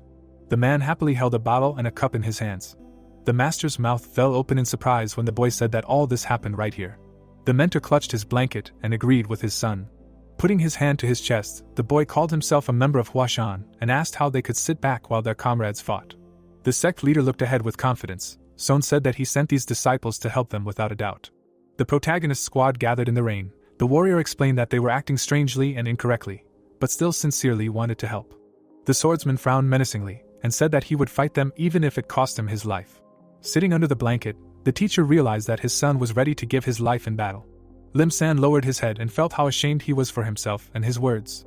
The boy sat next to the bed. The man thought about how he had renounced Huashan during a difficult period, but his son continued to follow everything he was taught. Without turning his head, the master asked his comrade to open the main gate. Empen raised his eyebrows in surprise and asked what this meant. Without looking at him, the mentor asked his friend to tell the disciples that they could fight or go home, and said that he would not blame anyone who left the Huashan Shadow Sect now. The master lowered his head and explained that if their sect survived this day, he would take them back without any consequences. The warrior assumed that then no one would stay here. The swordsman raised his eyebrows in surprise when Lim San denied this. The man smiled and said that he would stay here with his son. Son looked at him happily when the master said that they would fight for the Huashan sect. Empen narrowed his eyes suspiciously. The disciple turned away and promised to convey the leader's message. Looking after him, the mentor asked if he was not staying. The warrior pulled the door handle and explained that he would not fight for the Huashan sect. The swordsman looked back and said that he would fight for his leader and his beliefs. Clouds floated across the sky. Sitting on the ground, the protagonist called this wine the best. Kian Mayan looked at his comrade passing by and asked when those scoundrels would arrive. Baekshun replied that he did not know. The boys looked around when they were called. Standing in front of his comrades, the young man warned them that they should know that this time would be different. Iso frowned. The disciple explained that this would be a beacon to let the world know that the Huashan sect was finally returning. The boys nodded when the warrior added that today's fight did not belong to them alone. The swordsman furrowed his brows sternly and asked his friends to remember that they were defending the honor of Huashan. The righteous sword narrowed his eyes. He turned to his drunken comrade. The boy stated that he understood everything. The boy raised his eyebrows in surprise when Baekshun asked him to give it his all. The youth opened his mouth wide and said that the Wudang would inevitably become their enemies now. Narrowing his eyes, the disciple thought he liked that word and asked if the sect leader hadn't told him to take it easy. The warrior reminded him of how he himself wanted to break everyone's skulls. The swordsman looked around. The crowd of people headed towards the gate. The members of the Huashan Shadow Sect had left the academy grounds. Righteous Sword turned around when someone said that they had temporarily opened the gate. Lim San approached his ally and explained that those who wanted to had left this unwanted battle. The protagonist's cheeks turned red. Several disciples were standing at the weapon racks. Looking at them from afar, Kianmayan concluded that this was a very good sect. The boy raised his eyebrows and remembered that the Huashan sect was exactly the same in his time. Bowing, the man apologized for not doing what he should have done at night and thanked the Huashan sect, who had come to their aid without hesitation. The master promised to lead his people and fight with them. Baekshun raised his hand and asked him not to do so. The youth pursed his lips and thought that this was truly a great man, as the rumors said. The teacher nodded. The warrior wondered if he could make such a decision in his place or not. The boy smiled widely and said that it was very difficult to find someone who could remain loyal for 30 years. The boys were outraged that their friend was talking about money again. The mentor flinched in surprise when the swordsman said that they should not participate in this. The boy took a sip from the bottle and explained that they would understand everything when they saw it for themselves. The student wiped his chin and noticed that the villains had arrived. The boys looked at the closed gate. Dust rose from the ground. A group of Wudang members were approaching the school grounds. Jin Chen looked sternly ahead. The youth frowned menacingly and urged his comrades to move forward. The student drew his sword from its sheath. The villains rushed towards the gate. The Huashan member assumed a fighting stance. He grabbed the hilt of the sword. Zhang and Gul stepped forward and prepared for battle. The boy frowned sternly and warned his friends about the enemy's approach. The Wudang members rushed forward. The protagonist jumped up from his seat. Kianmayan appeared behind Baekshun. The boy swung his hand. A powerful gust of wind knocked the villains off their feet. The boy looked at the dust that rose in amazement. The righteous sword looked back and hoped that his friend would beat the enemies to the point of losing their pulse. The warrior raised his hand and thoughtfully scratched his cheek. He raised his eyebrows in confusion and suggested that he should have at least let the enemy come in. The warrior grabbed his head and asked what just happened. Jinhyun looked back and realized that none of them had seen anything. Turning to the gate, the young man concluded that the people inside were clearly several times stronger than them, and said that they knew how to be cunning. The sword dragon took out his weapon and decided to go first to check for traps. The minions rushed forward with him. The immortal sword grabbed the blade with both hands. His gaze was full of fury. With one powerful blow, the scoundrel broke the gate. Splinters flew into the air. Jinhyun stopped. He looked around and asked what this was all about. The youth flinched and looked forward when someone was indignant at them breaking down the door. The protagonist pointed a finger at him contemptuously and said that modern youth do not respect other people's work at all. The warrior narrowed his eyes suspiciously and wondered why there were so few of them. The Huashan members were standing in the courtyard of the academy, fully prepared for battle. The sword dragon lowered his weapon and asked if they really thought they had the strength to defeat the Wudong sect. With a smirk, the immortal sword called them overconfident and suggested that it might just be recklessness. Zhang and Gul frowned and remembered that they had heard something similar somewhere before. The protagonist smiled broadly and compared the enemy to his elder. Baeksin asked him to be quiet. Ki and Mayan, standing behind him, only laughed. Jinhyun looked at him in confusion and wondered why their opponent was so calm. The boy folded his hands behind his back. The youth asked if they really thought Huashan, which had always been in the shadow of Wudong, could do anything. The disciple smiled and said that in his opinion, it was exactly the opposite. The sword dragon frowned when the warrior said that Wudong was a nobody 100 years ago. The scoundrel grinned and realized that he was talking about Huashan's former greatness. But then the sword of the great linnet dealt a crushing defeat to the noble sword of the plum blossom. The swordsman frowned in surprise. He raised the corner of his lip in displeasure and asked what they were talking about. The immortal sword closed his eyes and asked if his enemy did not know about this. Jinhyun imagined a fierce battle and told how his magnanimous ancestor had decided to hide the result of that fight so as not to ruin the reputation of Huashan. The young man raised his sword and called the sect a pathetic imitation of Wudong. Gul and Zhang drew their blades and were outraged by his inappropriate behavior. Baeksin pointed his weapon forward and ordered his enemy to be silent. The protagonist narrowed his eyes and wondered why they were all so angry. Chongmyeon frowned and remembered that the sword of the great limit did not defeat him, but ran away from the battlefield. A bright light illuminated the old man. The boy remembered how his enemy begged him to keep this fight a secret. Shrouded in a dark haze, the master decided to show the way of the true Taoist and asked the enemy not to blame him for his death. The boy looked at the whirlwind with a puzzled expression, holding a bottle in his hands. The beaten man fell to his knees and asked for forgiveness. The teacher raised his hands and admitted defeat. He put his head on the ground and began to beg for mercy. Since then the sword of the great linnet treated the divine dragon with better drinks and snacks every time. Looking ahead, the student remembered that he died in the battle with Chongma, and concluded that the Wudong decided to rewrite history for themselves. Standing in front of a crowd of scoundrels, the swordsman reminded them that all these people have already died and will not be able to help them, because they are just legends from the past. Jinhyun frowned with displeasure and wanted to object. But the protagonist opened his mouth wide and called out to his comrade. Soyeon shuddered in fear and asked what he wanted. Chunmyeon looked back and asked if he had done what he was asked to do. The headman's son reported that he had walked through all the streets and said everything that was needed.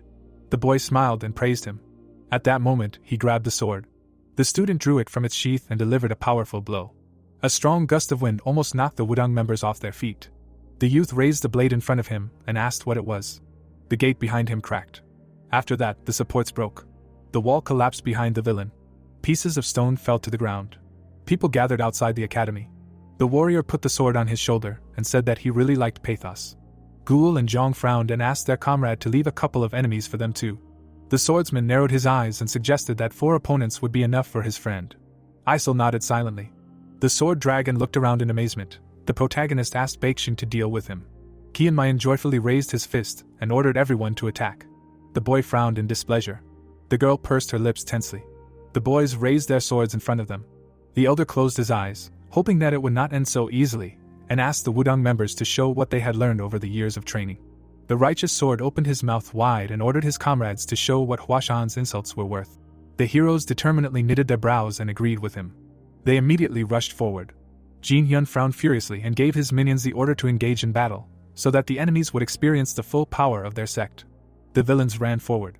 The fighters rushed towards each other.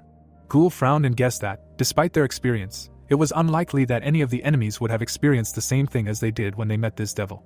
A drop of sweat rolled down his cheek. The guy decided to show what it took to go through the hell of endless training. The student imagined the main character as a demon and thought about how he thought he could handle anything. Petals swirled in the air. The warrior remembered how he prayed to all the gods he knew to let him die quickly and painlessly. Then the swordsman stood at the cliff, feeling the real heat of hell. Behind him was a bag of stones. Ghoul only wondered when this training would end at all. The guy did push-ups with a boulder on his back, not knowing if he would be able to hold out until the end. The student looked at the sky and wondered how strong he would become. Climbing the rock, the warrior assumed that he should not have come to Huashan. His lips were dry, his eyes were bloodshot, fatigue was accumulating in his body. The swordsman shed tears and realized that he had absolutely nowhere to run.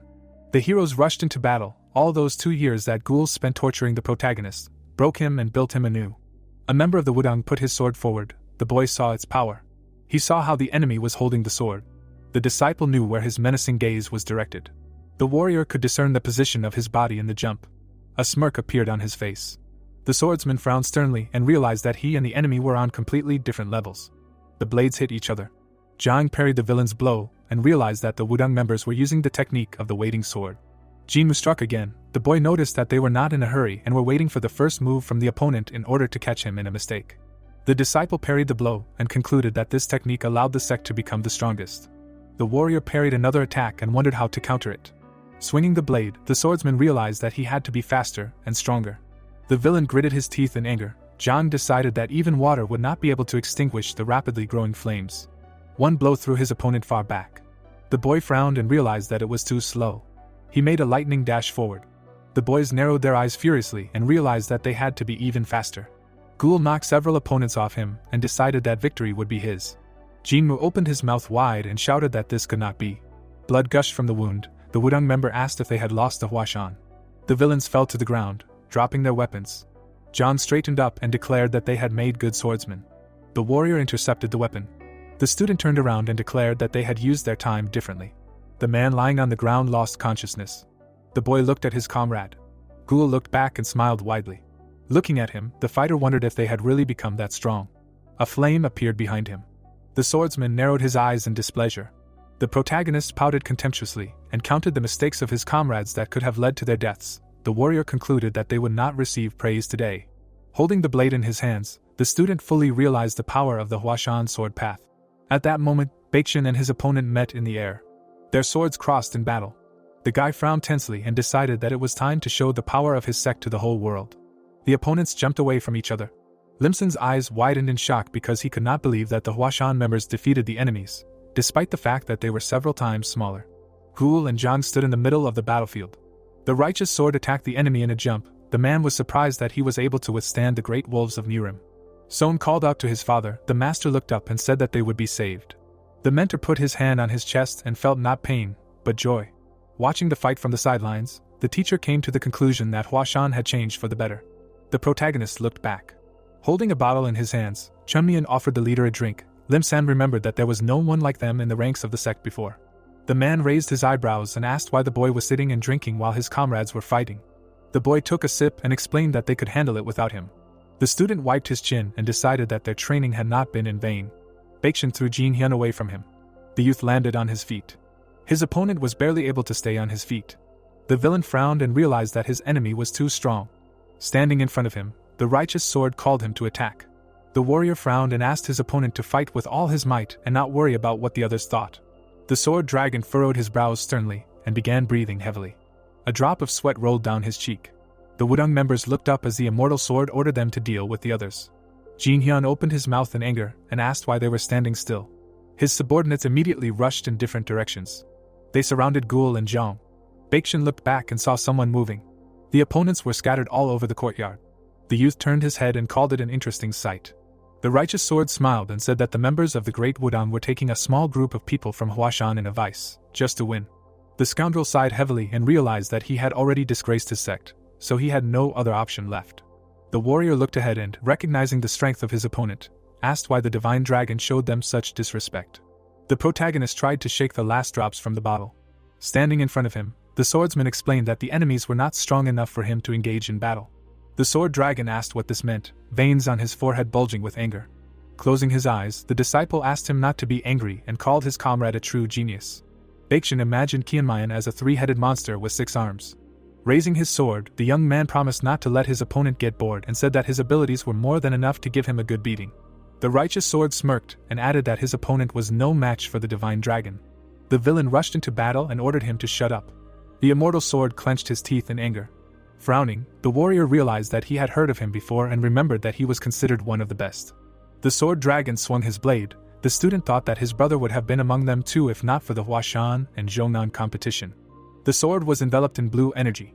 Jin Hyun delivered a powerful blow. Baekhyun concluded that he and Gimrian were about equal in strength.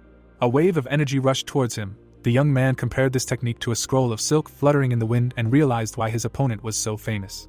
The righteous sword swung his blade and concluded that he would not be able to win anyway. Plum petals appeared around him.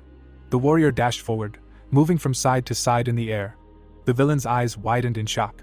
The swordsman struck and appeared behind him. The disciple pushed off the ground. He jumped into the air again, waving his blade. His body seemed to disintegrate into petals. It froze in the air and evaporated. A bright pink flash illuminated the sword dragon. The Wudong member opened his mouth wide, and his eyes turned white. After such an attack, Jin Hyun fell to the ground. The townspeople looked at the plum petals flying in amazement. The protagonist smiled and praised his senior comrade. Baekhyun stood behind the fallen opponent. The youth looked back, his hair fluttering in the wind. Sitting far away from him, Chunmian called his friend a good man. Zhang opened his mouth in amazement and asked why the enemies attacked him. Several Wudong members surrounded him. The warrior called himself the weakest and suggested that the scoundrel entertain his comrade or someone weaker than him. The man frowned and asked who exactly he was talking about. The swordsman pointed at the dust cloud. Iso was fighting a member of the enemy sect. The boy clenched his teeth in anger and wondered what kind of technique this was. The girl continued to press him. She stole a glance to the side. At that moment, she had to fall to the ground to dodge the attack. The man's mouth opened in shock. The woman kicked the ground. The student lunged and knocked the opponents off their feet. The scoundrels looked at her in confusion. Baekhyun looked back and asked if they should continue this fight, deciding that his enemies still had a chance to win. The injured man rose from the ground. The boy suggested that the Wudong members deal with this first so that no problems arise. The warrior trembled. The righteous sword said that they should not lose the future fighters of Nirim. The heroes looked at each other. The swordsman asked them to take the wounded comrades, heal them, and then leave Nanyang. The disciple opened his mouth wide and shouted that they won this time. The villains rose to their feet and walked away. The man helped his friend up from the ground. The Wudong members took the wounded by the arm. They all headed towards the exit of the academy grounds. Approaching Baekhyun, Jinmu thanked Huashan for her mercy and admitted his defeat. The warrior raised his eyebrows in surprise when the young man asked him not to touch the shadow sect of Huashan anymore, and reminded him that its leader fought with his honor on the line. The righteous sword nodded and declared that he would not accompany them to the gate. As the Wudong members left, the villagers discussed the battle and how Huashan was regaining strength since they had defeated the sect. The swordsman sheathed his weapon. He approached the leader and said that Huashan had protected them and that they were safe now. Lim San looked at him in surprise. His eyes filled with tears. Bowing, the man thanked his ally and stated that their shadow sect was now in their debt. The disciple punched his palm. Baekhyun opened his mouth wide and explained that they had done what they had to do. The master covered his eyes with his hand and clenched his teeth. The protagonist smirked and called him too sentimental. Cherry blossom petals floated above the academy courtyard. The full moon shone in the sky at night. The shadow sect member stated that it was not for nothing that they believed in Huashan all these years. The heroes gathered in the courtyard. The master thanked his comrades for their praise. The disciple waved his hand. Standing by the ruined wall, the master was glad that the day had come when the destroyed Huashan sect had been restored, and its disciples had traveled thousands of li to help them. Lim San looked at the sky and decided that his father was right. The moonlight illuminated the dark clouds. The man looked away. There was noise coming from a nearby building. The master assumed that the heroes who saved them were probably celebrating their victory today and having fun. The lights were on in the windows of the house. The master turned around and realized that he had to ask their forgiveness. Walking through the courtyard, the warrior blamed himself for not believing in the disciples and not being able to restrain himself. He went up to the porch and wanted to discuss the future of Huashan. Lim San approached the door and thought about even having a drink with them. The man smiled broadly and wanted to say something, but he was interrupted by the shout of the disciple. The master froze and placed in bewilderment. The boys tried to stop their comrade, who was rushing around the room. Gul grabbed his leg, but the protagonist pushed him away and continued running. Baekhyun raised his hands and asked him to calm down. Chunmian landed on his feet. The young man asked why he was so furious. Because they managed to defeat the Wudong sect. The boy adjusted his sleeves. The righteous sword said that they completed the task and can go home, and reminded them that they were asked not to do anything else. Pulling a mask over his face, the guy asked his friends to shut up and ignore him, and said that they did not fight as expected. The student opened his mouth in displeasure and asked why they displeased him so much. The warrior adjusted his mask and said that his personal affairs awaited him now. The swordsman kicked down the doors and jumped onto the roof of the neighboring building. He narrowed his eyes and said that it was time to have fun. The divine dragon jumped into the air and flew over the entire city. At this time, the room was in chaos. Lim San looked towards the street in shock. The man turned his head and thought that something was wrong here. It was dark in the city at night. People were accompanying the carriage. They were walking along the road along the cliff. Jin Hyun opened his eyes. The dark sky hung above him. The young man asked what kind of place this was. Jinwoo looked at him worriedly and asked if the elder had woken up. The heroes continued their journey through the mountains. The Wudong member said that they were now descending the mountain to return to the sect.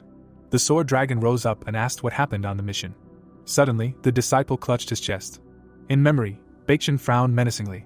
The warrior looked ahead tensely. He clutched his robe and realized that they had lost. The swordsman asked how it ended. His companion walking beside him explained that Huashan had asked them to leave the city before dawn, calling it insulting. The sword immortal lowered his head and realized that they had dishonored the honor of the Wudong sect. Jinqin imagined the villagers watching them, and felt ashamed for using dirty methods right in front of them. The boy frowned and remembered that they needed to go to the sword tomb. Jinmu turned to him when the boy called out to him, and asked him to go to Wudong and report the situation. Sitting in the cart, the sword dragon explained that they could not return home empty-handed, and ordered everyone else to replenish their strength. Someone standing on the table urged them not to even think about it. The warrior opened his mouth in shock when he saw him. Wujin gave him a stern look. The man jumped down from the ledge. He was one of the 3 greatest swordsmen of Wudong, the strongest among the first generation. A strange aura enveloped him. The master's brows furrowed sternly, and the disciple wondered what had brought him to Nanyang. Walking up to the cart, the mentor concluded that his comrade did not understand what he was doing here, and explained that the leader was worried about the local affairs, so he was sent here as a backup. The fighter narrowed his eyes and decided that their leader had good reason to be worried. The sect members lowered their heads when Wujin asked if they were being squeezed and how many people there were from Huashan. Jinheng lowered his gaze in shame. The stars were shining brightly in the sky. Standing in front of his comrades, the man asked if they had put their name on the line and lost. The boy raised his head and said that it was not that important. The master frowned menacingly and asked if he thought his name belonged only to him. Placing his hands on his waist, the master asked his friend not to be mistaken, as if he failed, the whole world would look at Wudong, and said that they should remember that their frivolity could tarnish the honor of the entire sect. The boy lowered his gaze and asked for his forgiveness. The sword dragon opened his mouth in astonishment when the warrior said that they would leave Nanyang and that they would have to go to the tomb directly. The disciple placed his hand on his chest and reminded them that they did not know where this place was. Immortal Sword widened his eyes when he heard that Wudong had already found the tomb. Frowning, Wujin said that they would still have a chance to take revenge on Huashan, and added that the main thing now was not to be distracted by all sorts of trifles and achieve their goal.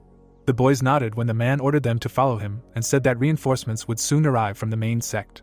The wounded walked away from the cart. The boy was glad that they had found the tomb and would be able to cleanse themselves of their shame. Squinting, the master asked if he was sure he could walk, and asked his comrade to assess his condition sensibly, because there was nothing shameful about wounds. The young man closed his eyes and promised not to become a burden to them. Closing his eyes, the mentor sighed and agreed. Suddenly, the warrior looked to the side. There was a rustling sound in the forest above him. The swordsman looked suspiciously at the bushes. Wujin frowned and asked who was there. The protagonist came out onto the cliff. His eyes lit up. The man narrowed his eyes and noticed that the stranger was dressed all in black. Kianmayan jumped off the ledge. The boy landed away from the enemies. He straightened his back. The heroes looked at each other. The master frowned in disbelief. The boy stared at him resolutely. Putting his hand on his belt, the disciple identified himself as an ordinary robber who was passing by and asked what a sword tomb was. The heroes stood opposite each other in complete silence. Jin Hyun widened his eyes in surprise and wondered how a robber could be here. The youth asked if he was a mountain bandit. The divine dragon rolled his eyes and confirmed it. Wujin narrowed his eyes suspiciously and mentally called him crazy. The man noticed a plum pattern on the stranger's blade. Looking at the swordsman's scabbard, the sect member wondered if this was the madman from Huashan. The protagonist's eyes widened in surprise when the sword dragon called him by name and declared that it was not him at all. The warrior opened his mouth wide and said that the people of Huashan did not know the concept of honor at all. Kianmayan tried to convince him that he was not who they thought. The boy scratched his ear and asked the scoundrel to pretend that they did not see him. The boy looked forward when Jinhyun called him a common robber and confirmed it. The master turned away and decided that this man could not be a member of Huashan. The mentor grabbed his sword and decided to kill the common mountain bandit who threatened them. The divine dragon narrowed his eyes and mentally called him smart. Standing at a distance, Wujin suggested that he take off his mask, ask for forgiveness, and die with dignity. The disciple closed his eyes and said that they would be able to get home without crutches if they told him about the sword tomb. The swordsman looked at the enemy from under his brows and said that otherwise they would know what pain was. The man frowned menacingly. The master told him that Huashan had become stronger, and the strongest of them was the divine dragon. The warrior waved his hand and asked him not to exaggerate. The protagonist shuddered when the mentor explained that he knew nothing about the plum on his blade, nor that the divine dragon was in front of him. The scoundrel squeezed the hilt of the sword. Huashan drew his weapon and said that he would not care at all what happened to the mountain bandit. Changmian narrowed his eyes and felt that his opponent was emitting sharp energy, which was enough to pierce mountains. The man's weapon exuded a dark haze. His body was enveloped in a white aura. The boy concluded that this man was the strongest of those he had ever fought in this life. The master frowned furiously. The boy took out his sword from its sheath and decided to give his enemy advice. The divine dragon swung the blade and asked him to protect his head. The student put the weapon on his shoulder and said that he would not vouch for his further actions. The protagonist held a sword in his hand. Opposite him stood a Taoist whose hair was gathered. There were many people standing near the carriage with horses. The young man frowned in shock. Baeksheng turned around and said that everyone from the crowd behind him was too weak to fight the protagonist. The boy added with a smirk that Qianmayan would only draw his sword against a worthy opponent. The Taoist looked down, thinking that the protagonist really was the strongest.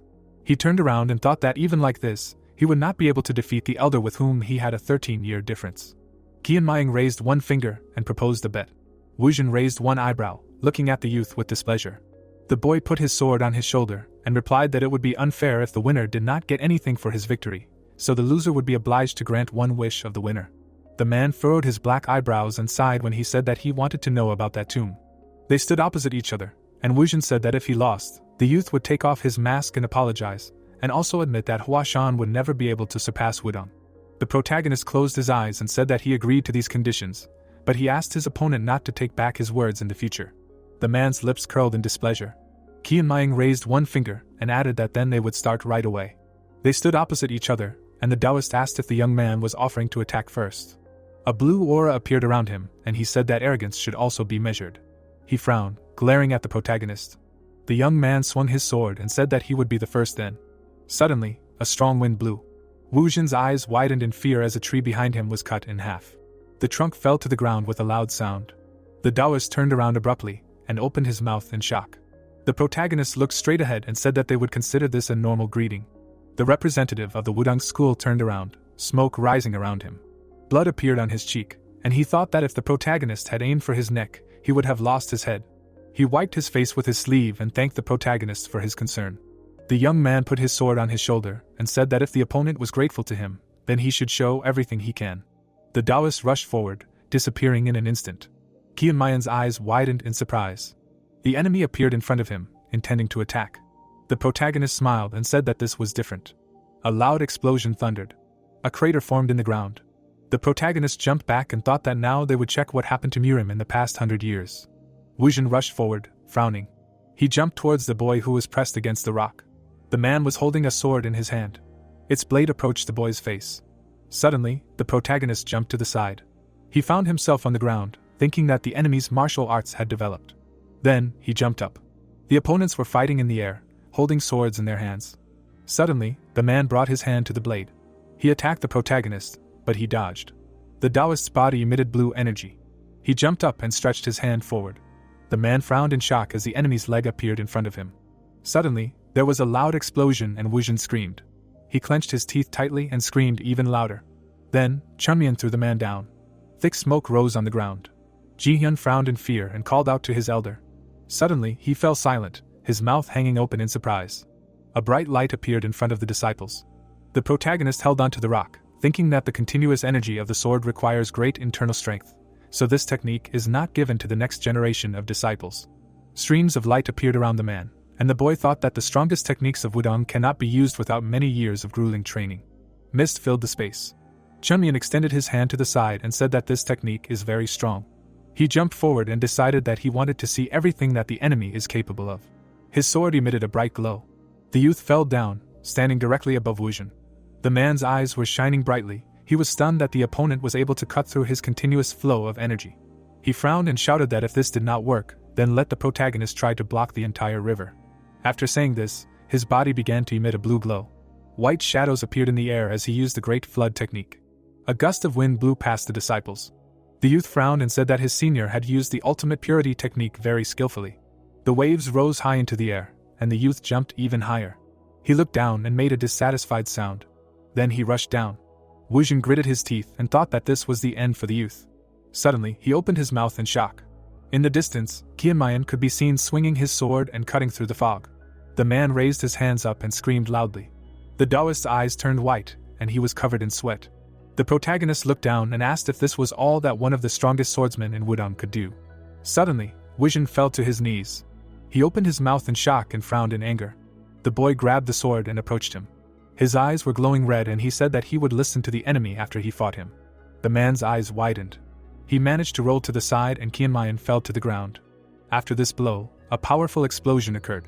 The Taoist fell to the ground, screaming loudly. His body was shaking and he thought that it was an amazing attack. Then Huashan pressed his fist on the ground, gritting his teeth. The protagonist was standing to the side and the Taoist thought that if he hit him, it would be instant death. The boy's eyes were red. The man did not understand why such a strong person would resort to disguise.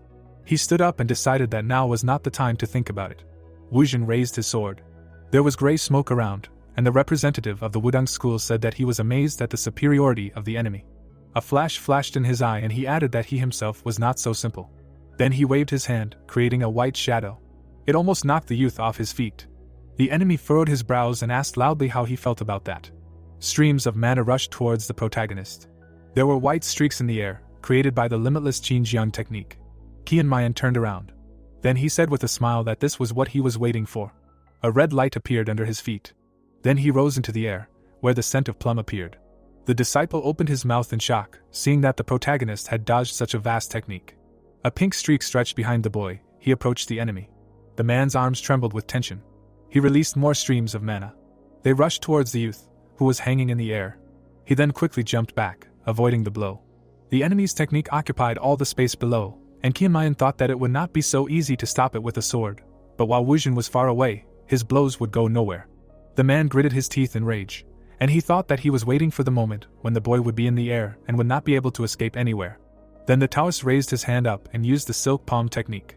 The youth stopped the flow of mana with the sword, which became hot. White rays rushed towards him. The Taoist raised his hand and spun it. The mana lifted the protagonist higher in the air. He raised his hand and asked if his enemy was a professional in aerial combat. The guy jumped back and thought that this was a clever combination of attacks that narrowed the space for evasion, which was quite good for a hastily devised attack. Suddenly, the youth bent his leg and leaned forward. Then a loud explosion thundered in the air. Huashan gritted his teeth and covered his face with his hand from the light. He closed his eyes and screamed loudly. Qianmayan rushed towards the enemy. The man jumped up. The youth was even closer to him. He gritted his teeth and thought that the protagonist was superior to him in everything, and his movements were unpredictable. The boy was falling down, and the Taoist thought that he would definitely lose this way, and with him, the honor of the Wudang sect. The Taoist frowned and thought that he had to win. He raised his hand up and thought that he was told not to use this technique, but this way he had a chance to win. Jin Hyun raised his hands and opened his mouth in shock. His mentor assumed a fighting stance. Then he extended his hand to the side and raised his sword. The man crossed his hands. The disciple opened his mouth in fear, recognizing the sage's sword technique. Huashan frowned as the youth said that this was the sword that symbolized Wudang and his highest level of skill. The opponents approached each other. The youth sweated and shouted for the enemy to stop. He swung his arm and cursed loudly. There was a huge explosion. The man's eyes widened in shock and asked how this was possible. The protagonist swung his arm and asked why he did that. A bright flash came from his blow. Jin raised his sword and clenched his teeth tightly. He lost his balance and began to fall down. The youth jumped towards him and said that the enemy would have lost even with the usual techniques. He swung his sword. The youth attacked the Taoist, loudly asking why he used techniques that he had not even fully mastered. The man fell down. Qianmayan was quickly approaching him. Jin arched his back, which cracked loudly. He opened his mouth wide and screamed loudly, blood spurting out of his nose. He began to fall down, thinking that he would have lost if he had not used this technique. The protagonist stood on the ground, asking if the enemy thought that he would be stronger if he used advanced techniques without understanding the basics. He opened his eyes wide and asked how he could not learn anything in so many years. The boy charged the man and insulted him loudly. The Taoist threw his head back, his mouth wide open, and thought that he should run, otherwise he would be finished. The protagonist swung his sword, and Huashan prayed that he would make at least one mistake. The boy approached him, aiming for his head. Red liquid spurted from the Taoist's nose, and he decided that he could defend himself now. He held the sword in front of him. The blade trembled. The man's mouth opened in shock as their weapons collided. He frowned and looked away. Qianmayan hit him in the jaw, shouting loudly that he was a fool. Blood gushed from the Taoist's mouth, and he screamed loudly. The disciples opened their mouths in shock, looking at their mentor. He fell to the ground. There was a carriage nearby. The protagonist clenched his fist and asked why the enemy was protecting his head when it was being aimed at. Wuzhen's cheeks were red, and the youth told him to consider it a good lesson. Standing next to the enemy, the protagonist ordered him to get up to tell him the information as he promised. He scratched his head and said that the man probably wouldn't wake up for another 3 days, and Jinhyun's mouth dropped open in shock. The disciple was sweating when he was called. Qianmayan beckoned him over with his hand. Sweat was pouring down the boy's skin. The disciple approached him. Standing in front of him, the protagonist asked him to tell him about the sword's tomb. Jinhyun frowned and looked down. The protagonist looked at him and asked why he was silent. He clenched his fist and thought that with one blow everything would be over. The youth raised his eyebrows in fear when the protagonist said that his mentor should speak. He grabbed the man by the clothes and said that in that case he would have to wake him up. He lifted him up and said that he still understood that not everything in the world could be solved by violence. The boy's eyes turned red as he clenched his fist and added that most problems were solved that way. The disciple looked at the mentor silently while Qianmayan said that if you beat a person, he will either get up or die. The young Taoist was covered in sweat and turned pale. There was a night sky above the forest. They were standing in the middle of the forest, and the protagonist asked if the Wudang school was so poor that they were robbing graves. The disciple looked down and asked if the boy was going to put Wuzhen down. The protagonist, holding the unconscious Taoist in his arms, asked if he was talking about him. He shook the man and said that he would not beat him as long as he listened to the disciple. Jinhyun looked at Wuzhen and told the protagonist to do whatever he wanted. There were trees around them and the boy asked why Wudang had a grave. The boy sweated and explained that it was the grave of the traceless sword. Qianmayan raised his eyebrows in surprise. He then frowned at the sword and asked if it was the same traceless sword. The boy imagined a man with brightly shining eyes and thought that 200 years ago, this man was called the greatest master of his generation. He looked ahead and asked if his grave was the tomb of swords and Wudang really wanted to find it. Jinhyun looked straight ahead and confirmed it. They stood opposite each other, and the protagonist called them tomb robbers. The boy's mouth dropped open in surprise when he asked why they did that. It was dark around and the protagonist said that it didn't really fit with the dogmas of the Wudang school and there were many more great ones besides this grave. Jinhyun closed his eyes and reported that a thief had recently broken into one of their masters, and during the investigation, a treasure map had fallen into his hands. The young Taoist held the map in his hand. He was sweating profusely, confirming that the grave was near Nanyang. Qianmayan curled his lips and suggested that they knew the approximate location, but they could not pinpoint it. The boys stood in the middle of the forest, and the protagonist continued that because of this, they wanted to search all over Nanyang, but were afraid of attracting too much attention, but they couldn't think of anything smarter than taking over the shadowy sect of Huashan. The youth narrowed his eyes and thought that it made sense, but it was still strange that the Wudang school would suddenly want the tomb of an ancient hero. The disciple furrowed his brows when the protagonist asked what was in the tomb. He stood stunned when Qianmayan shook his master and told him not to hide the details. Extending the Taoist forward, he said that if Jinhyun told the truth, they would both be able to leave here. There were many weapons in the ground, and the youth said that Traceless was a sword thief. He took them after mysteriously appearing and challenging the masters of the world. A bright light was visible in the distance, and the student added that it was unknown why he did this, but it was unlikely to be found out, because he defeated all the best masters and disappeared without a trace. The guy frowned and concluded that this man disappeared with the greatest swords in history.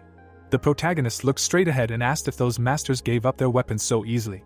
Jinhyun imagined a Taoist radiating a bright light and said that they set a condition that if he won, he would take all their swords, and in the end, no one defeated him. He arched his eyebrows and said that after the death of that hero, rumors spread throughout the world that all his weapons were kept in one place. Weapons were floating around the man without a trace. The student clenched his fist and shouted that his secrets and techniques were in this place, and whoever found his grave would be able to go beyond the human body and conquer the whole world.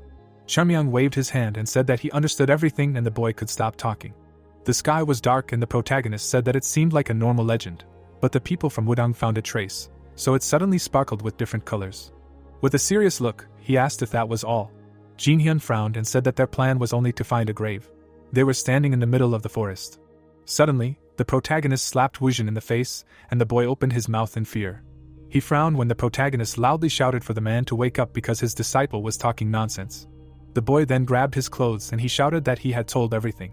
The protagonist approached him and asked if he thought he was an idiot.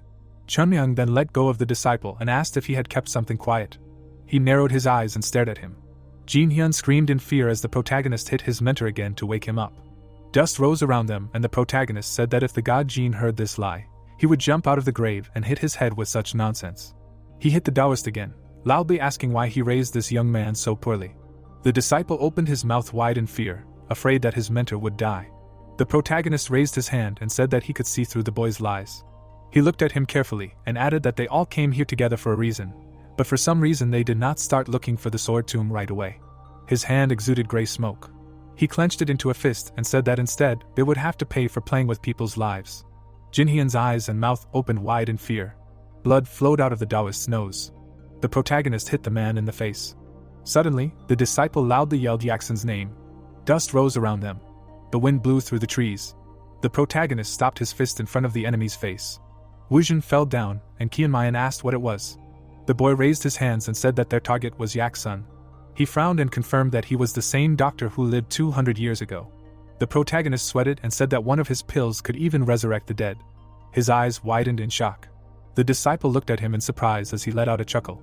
They stood in the middle of the forest, and the protagonist laughed loudly.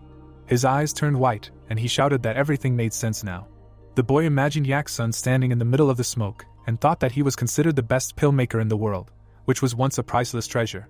He imagined a bright object and thought that 100 years ago, when there was just a rumor that one of his pills had been found, a lot of blood was spilled and many masters were desperate to get it, so they were ready to kill. Qianmayan frowned and thought that this tomb was full of pills and there might even be his recipes in there. Jin Hyun closed his eyes and started to tremble when the protagonist asked if the sword tomb was Yaxin's tomb. The boy sweated and thought that there was no point in hiding anything now. The protagonist's face looked crazy and the student thought that they would not be able to leave here if they did not tell the whole truth. There were trees around and the boy said that although Yaxin was called the greatest man in the martial arts world, he was a bad master and defeated his opponents only due to his enormous physical strength.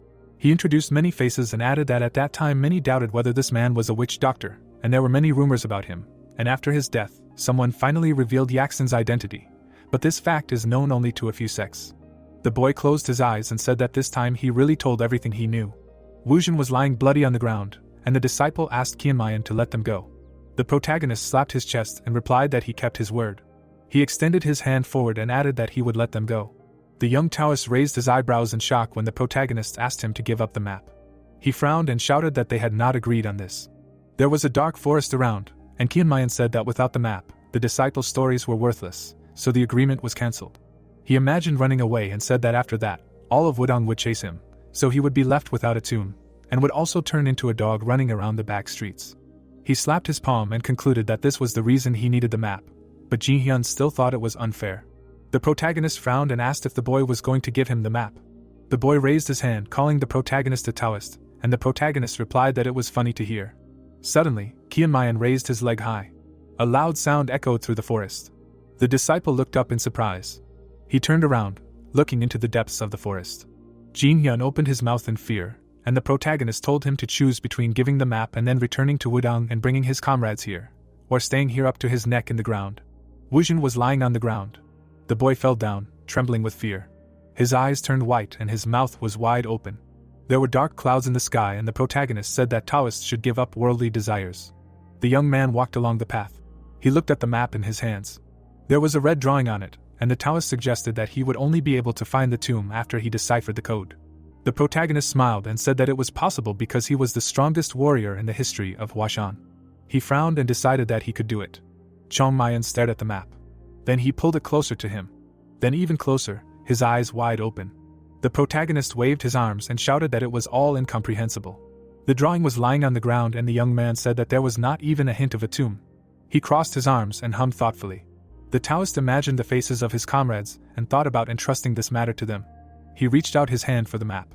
He took it and said that no matter what was encrypted here, Wudong would not leave him alone now, so it was time to leave here.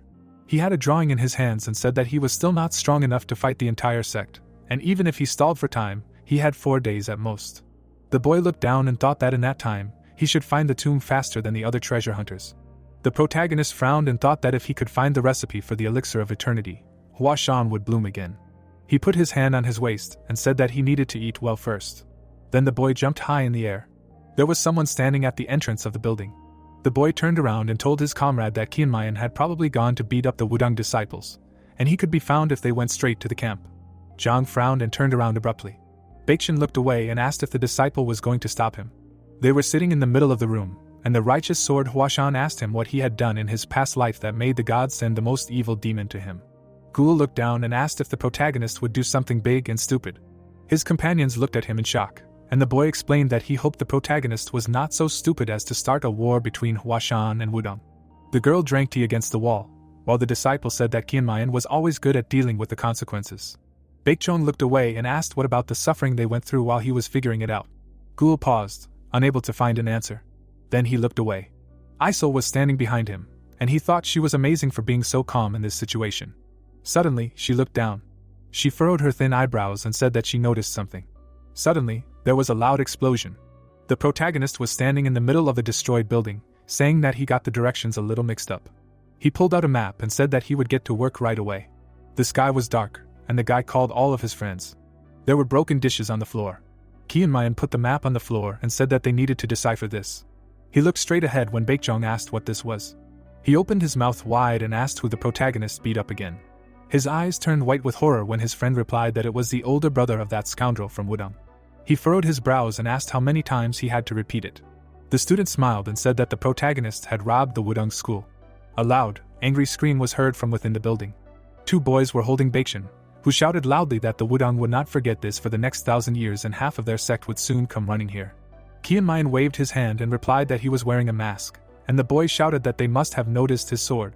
He fell to his knees, saying that the boy had not only robbed them, but also beaten them. The boy looked down. The protagonist showed the map and asked if he really did not want to even try to decipher it. Baekshun looked straight ahead in surprise, and the protagonist asked if this was what he wanted to do with the tomb of the holy alchemist. The boy narrowed his eyes and added that the elixir of eternity was stored there. The student closed his eyes and clenched his teeth. He bit his lips and thought that he could not refuse such a thing. The young man imagined the pill. He pressed his lips tightly and thought that they had to find the elixir of eternity. Qianmayan closed his eyes and said that sometimes it was important not to think about the consequences and just do it. He clenched his hand into a fist and shouted that one must be able to take risks. The protagonist opened his mouth wide, shouting for his friends to not think about anything and just do it. Baekshun frowned and replied that they would only do it and die. They sat around the table, and the protagonist replied that it happens. Ghoul glared at the boy who said that without risk, it is impossible to get rich quickly. The student frowned and looked down. He turned around and said that this time he would agree with Qianmayan. Ghoul furrowed his brows and explained that they didn't have time to think about it because right now the Wudong warriors were running to their camp for help, and if they came here with reinforcements, they would be finished.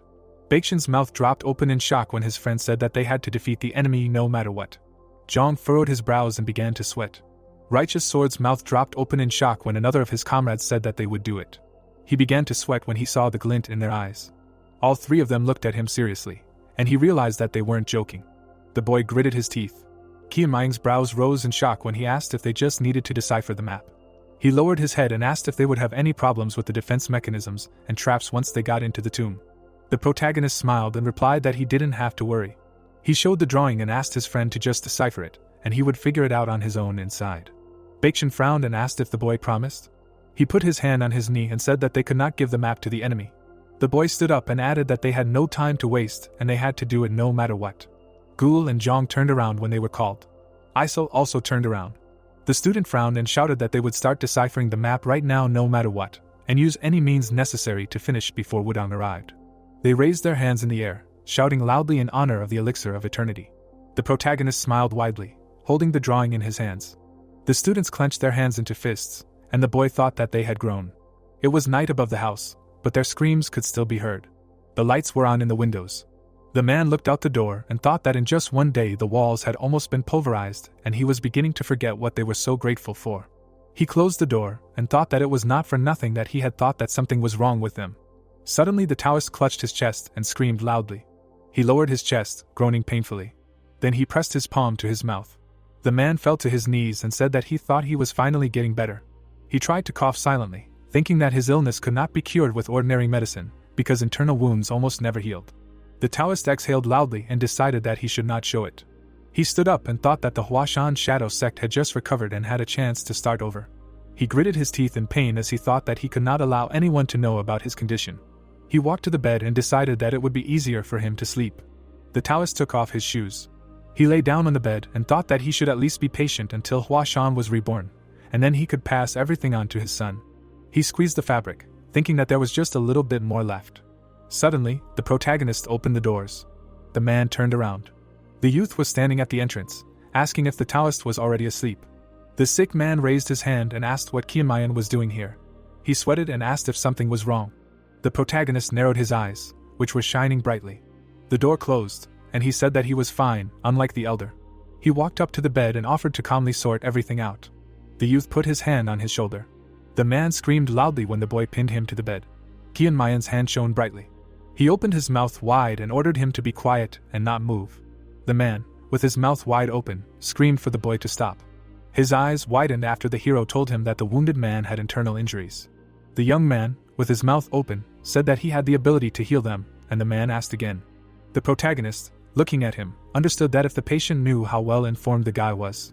Pressing his hand, the hero remembered that he had made mistakes more than once, and therefore it would not be difficult to deal with the consequences. Imagining the human body, the guy knew that there were two ways to treat internal injuries, the first of which was to use his own energy to restore twisted channels and normalize the flow of qi.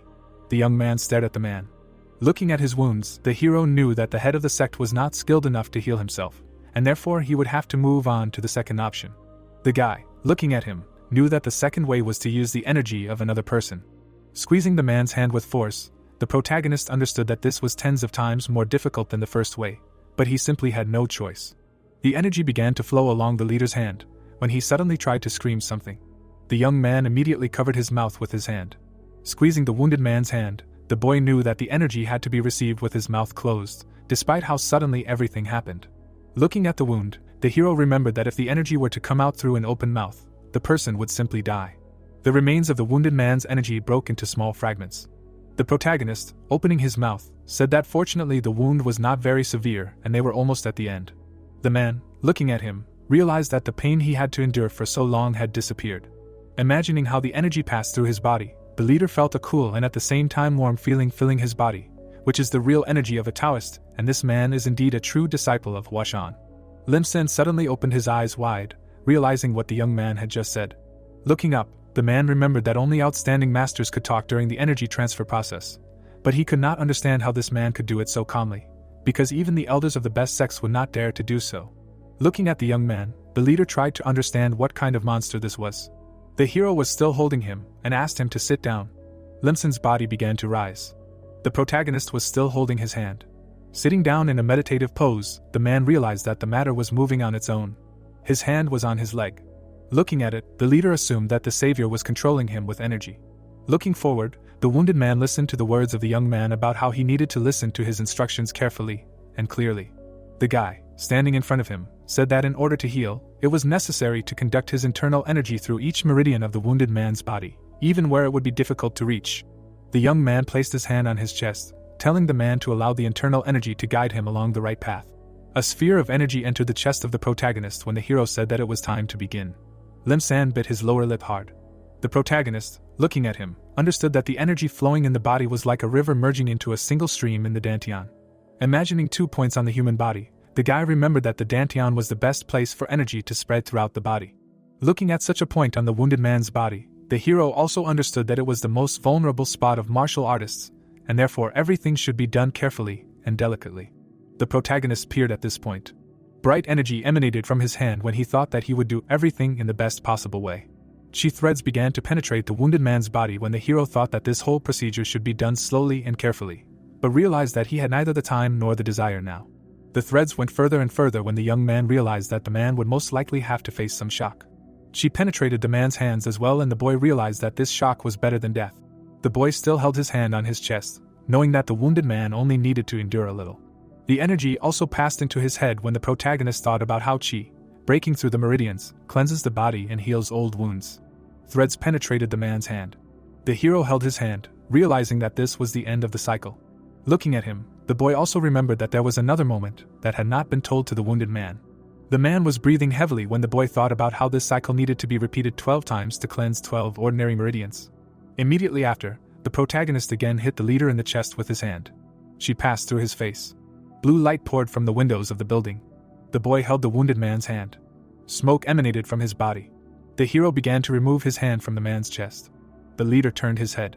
Immediately after, the man brought his hand to his face. Grabbing his shoulder, Lim San realized that the pain had completely gone away. Opening his mouth, the man realized that not only did he feel better, but he was even stronger than before. His eyes were wide open as the young man spoke of Huashan remembering everything. The boy standing before him said that they would never forget the good deeds done to their sect, and the loyalty he had shown them for decades would be rewarded in full. The hero beat his chest and asked him to continue to protect the good name of Huashan's sect as he had done before. Smiling, the protagonist explained that one day, his name and that of his descendants would be exalted along with them. The man opened his mouth slightly, thinking of his savior. The young man still had the same smile on his face as he thought of how they had all worked so hard for so long that it was hard to imagine. His eyes widened. The man's lips curled as he thought of how he had dreamed of resurrecting the Shadow Huashan sect for so many years. A tear fell on his hand. Wiping his eyes, the leader said that he would always remember these words. The building they were in appeared. The bright sun was already visible in the sky. The protagonist squinted. There were many documents on the floor. The comrade, gnawing his finger, asked himself where he had made a mistake. The student, clutching his head, shouted a question about what kind of freak could have come up with such a cipher. Ghoul banged his head on the table, talking about what was simple trash. Zhang, clutching his head, also said something. The hero looked at one of them. Standing in the room, the guy asked what was going on here. Looking at the three exhausted comrades, the young man asked what had happened to them. Documents with ciphers appeared and someone asked if they could decipher it. The elder, also in the room, explained that it was impossible unless the person was a genius and that they were all too stupid, and added that there must be only a few people in the world who could decipher it.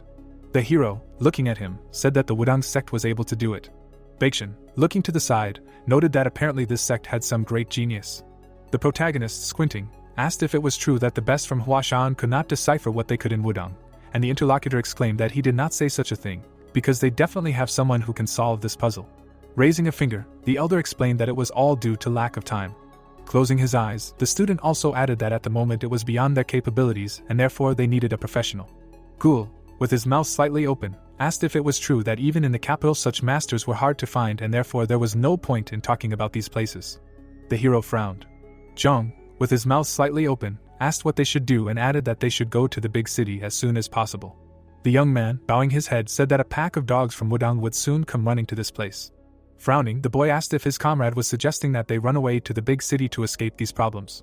Pointing his finger at the document, the hero asked if his comrade meant that they should give the pills to the bastards from Wudang, while the elder said something about them not being able to. Baekshun put his hands in front of him when the boy asked again. His eyes were wide open. Smiling madly, the protagonist said that he was sure that there was always a way. The building they were in was visible, and the students thought that the demon had returned to them again. The training ground was visible, and someone asked if this was a real map. The comrade, holding out the map, said that it must be genuine, since it was difficult to decipher, but there was clearly something hidden there, and therefore it was only necessary to pick the key. The young man, taking it in his hand, noted that there was at least one plus in all this, because the map was genuine. Looking at it, the hero tried to figure out what to do with it, and realized that now he could use his mentor's lessons more than ever. The comrade, with his mouth open, explained that this whole idea was doomed to failure from the very beginning. The young man looked at him, listening to his question about how they would be able to defeat the army from Wudang, and whether they should simply surrender. The guy opened his mouth. Zhang, looking at him, listened to the question of whether he had misheard. The comrade, standing in front of him, asked if he meant the words about surrendering Wudang, but the hero explained that he meant the words before these. The boy's eyes widened as his comrade repeated that their group would not be able to fight a war with a hostile cult. Smiling, the hero said that it was true, because they themselves would not be able to defeat such an enemy. The students looked at him as he asked them what would happen if they turned the tables. Smiling widely, the boy said that they should play big. Holding a card in his hand, the protagonist reminded them that they would not be able to handle this cult alone, and suggested that they increase the scale of the whole event. Opening his mouth, the hero suggested that they tell the whole world that somewhere in this backwater there was a tomb of swords hidden. They all looked at each other in silence. The girl looked at him. A building appeared and someone shouted out a question about whether the boy had gone crazy. The elder, with his mouth wide open, shouted a question about whether he was really going to tell the whole world about this map after beating up a squad from Wudang to get this priceless map. The disciple, raising his hand, asked them to wait and explained that the idea really sounded stupid, but if you dig deeper, it was not so stupid. Collecting the trash on the floor, the comrade explained that the Wudang sect needed the tomb more than anything in the world, which meant that they would send a large squad to get the map. Taking a shard from the floor, Zhang said that it was logical that the 5 of them would not be able to withstand it, because if they all attacked them, they would not even have a chance if they had a hero with them. Immediately after, the disciple threw this shard into the center. The student opened his mouth. The comrade began to move something with his foot. Looking at this trash, the comrade explained that representatives of all of Murim could also be in this place at the same time. Gul, with his mouth wide open, said that in that case, the Wudang would not be able to do anything. Zhang, raising his hand, said that it was just an idea, but that their chances would at least increase a little, and if only the Wudang army ended up there, they simply would not survive. But the appearance of several sects at once would create chaos and give them room to maneuver. That shard was still lying on the floor. Baekchan glanced back, listening to his comrades' words about how they would reveal all their cards, but they had someone with them who felt at home in such situations. The elder closed his eyes. Opening his mouth, the fighter said that he must be going crazy, since this idea seemed not so senseless to him. The two students looked at him when he said that it sounded good, especially now, when time was almost running out. Standing in front of the protagonist, Baekchan asked how they would spread the rumors. Because would they really just start running around the city and shouting about the sword tomb? The young man replied that people would definitely not believe them. Opening his mouth, the elder asked what the plan would be then, since they no longer had time, and the hero said that no one would really believe their chatter. Smiling, the guy explained that they needed someone authoritative enough to spread this information to others on their own, and someone asked who this person was. The protagonist, standing in front of them, explained that this was not a person. Crossing his arms over his chest, the guy said that this was a place. Grinning, the young man explained that he would do everything himself. The territory of the Wudang sect appeared and words were heard that Uzun had lost. A certain building was visible and a question was heard about how badly he was injured. The assistant, kneeling, answered affirmatively. The leader brought the cup to his mouth. Opening his mouth, the man noted that the rumors about the divine dragon of their Huashan were true. The student bit his lip as the leader said that this was to be expected after what he had done to the Shongnan disciples. The man in front of him called out to his assistant. The student bowed his head as the leader asked if he knew why this had happened. The leader put down his glass as the student was saying that it had happened because of their stupidity. Suddenly, the boy looked up as the leader said no and also said that it had happened because of how different their techniques were. Looking at him, the man noted that any technique would become the strongest if it was honed to perfection, but in this regard, Wudang was incomparable to any sect, because the amount of internal energy was important here, and the more of it, the longer a person would be able to maintain a connection with their blade and their strength would grow like a snowball. Opening his mouth, the leader asked the student to believe that if Huashan had been a student from any other sect, he would not have lost to the dragon of Huashan. Looking up, the student listened to the leader's question about whether he understood everything. Looking up, the protege tried to understand what kind of answer the leader was expecting from him, because if he agreed, it would be an admission of the imperfection of the Wudang techniques, and if he disagreed, it would mean that his words were questioned. The fighter, standing in front of him, said that he did not know. The man opened his mouth, saying that he had already explained the reason. The guy's eyes widened after the leader said that this was the reason why they needed the recipe for the elixir of eternity so much. The student opened his mouth, apologizing. Rubbing his beard, the leader said that it was not his fault, because it was entirely his fault. Introducing the hero, the man explained that he knew that the divine dragon would come, but did not think about how strong he was, because even if he was as strong as the protege, then the protagonist was sure to lose. Opening his mouth, the leader asked about how the enemy behaved in the fight. The disciple looked down and said that he was a real monster. Remembering the image of the boy, the student said that he could not defeat other Huashan disciples either, but this man was on a completely different level. Taking the cup in his hand, the man assumed that things must be that bad. Raising it to his mouth, the leader realized that Jinshin was superior even to Huashan when he was his age. But even this man managed to sense that the kid from Huashan was so strong, and that this dragon must be a real problem for them. Drinking tea, the leader realized that the hero was threatening the future of Wudang. Raising his head, the disciple listened to the leader's question about whether he could set out again, and the boy asked if he was worthy of it. Putting down the glass, Zwideo explained that the student had made a mistake that he needed to correct and also noted that the preparations for leaving for Nanyang were almost complete. The ward, with his mouth open, realized that they had begun to move the camp. With his mouth slightly open, the leader said that this time the elders would make the move and once everything was ready, the student would have to go there again. The boy bowed his head and listened to his words about how he would also have to dig up the tomb. With his feet on the floor, the leader said that this divine dragon had probably already realized that he couldn't handle the map and was therefore waiting for them to appear. As he passed by the student, the man also said that he would probably try to take the elixir recipe from them at the right moment. Looking back, the student listened to the leader's words about how if the tomb was as they imagined it to be, then no one outside would be able to know what was happening inside. As he left, the leader said that the student had understood everything correctly. Turning his head, the man ordered him to atone for his mistakes. The boy immediately clenched his fist with force. The student began to rise to his feet. Putting his hands in front of him, the student said that he would carry out this order no matter what. His face was very serious. The city of Luoyang appeared and a beggar's request for a coin was heard. Holding a broken plate in his hands, the homeless man said that he had been hungry for 2 days. Picking up the dish, the beggar explained that he would be glad to receive any gift. Still looking forward, the man heard some news. A man, sitting at a table, said that their Huashan disciples almost sent the best warriors of Wudang to the next world, while the second said that the interlocutor was definitely lying, because Wudang could not lose so easily and apparently he had misheard. The homeless man's plate immediately fell to the ground. The beggar ran away when one of the men said that everything had been very uneasy there since yesterday. A camp appeared. The homeless man looked into one of the tents. Someone was sitting there too. The man was writing something. Some symbols were visible on the paper. The man continued writing. Then he began to draw a symbol. The symbol was completed. The man, looking at the paper, asked if it was true that Wudang had lost a Huashan. Eating something, the man also noted that there would probably be a lot of problems with this. Crumpling the paper, the leader shouted a question about whether they could even verify the facts and also that they had completely gotten out of hand. Sitting at the table, the homeless man noted that he had apparently not raised his hand to his subordinates for a long time, but now he definitely needed to teach them a lesson. Throwing his hand behind his head, Digwan said that not only had they not found anything interesting, but they had also dragged in some nonsense. Suddenly, the man looked away. Looking at the paper, the leader noted that apparently a whole stack had come from Nanyang and apparently something had happened there in the last few days. Eating something with a knife, the man said something indistinctly. His gaze was directed downwards. Holding a paper in his hand, he read that the second-generation disciples of Huashan stood up for the Shadow Huashan Sect and defeated Wudang. Leafing through the papers, the man read about Huashan's victories and Wudang's defeat. Holding a stack, the sect leader also read about Wudang's complete defeat. Picking up one of the papers, the man read about how despite being outnumbered, Wudang had no chance and realized that everyone was writing the same thing. Chewing his food, Deboing read about how a large number of witnesses confirmed that Huashan had defeated Wudang, and realized that it was impossible for the entire population of Nanyang to suddenly lie about the same thing. Sitting at the table, he realized that all of this news was true.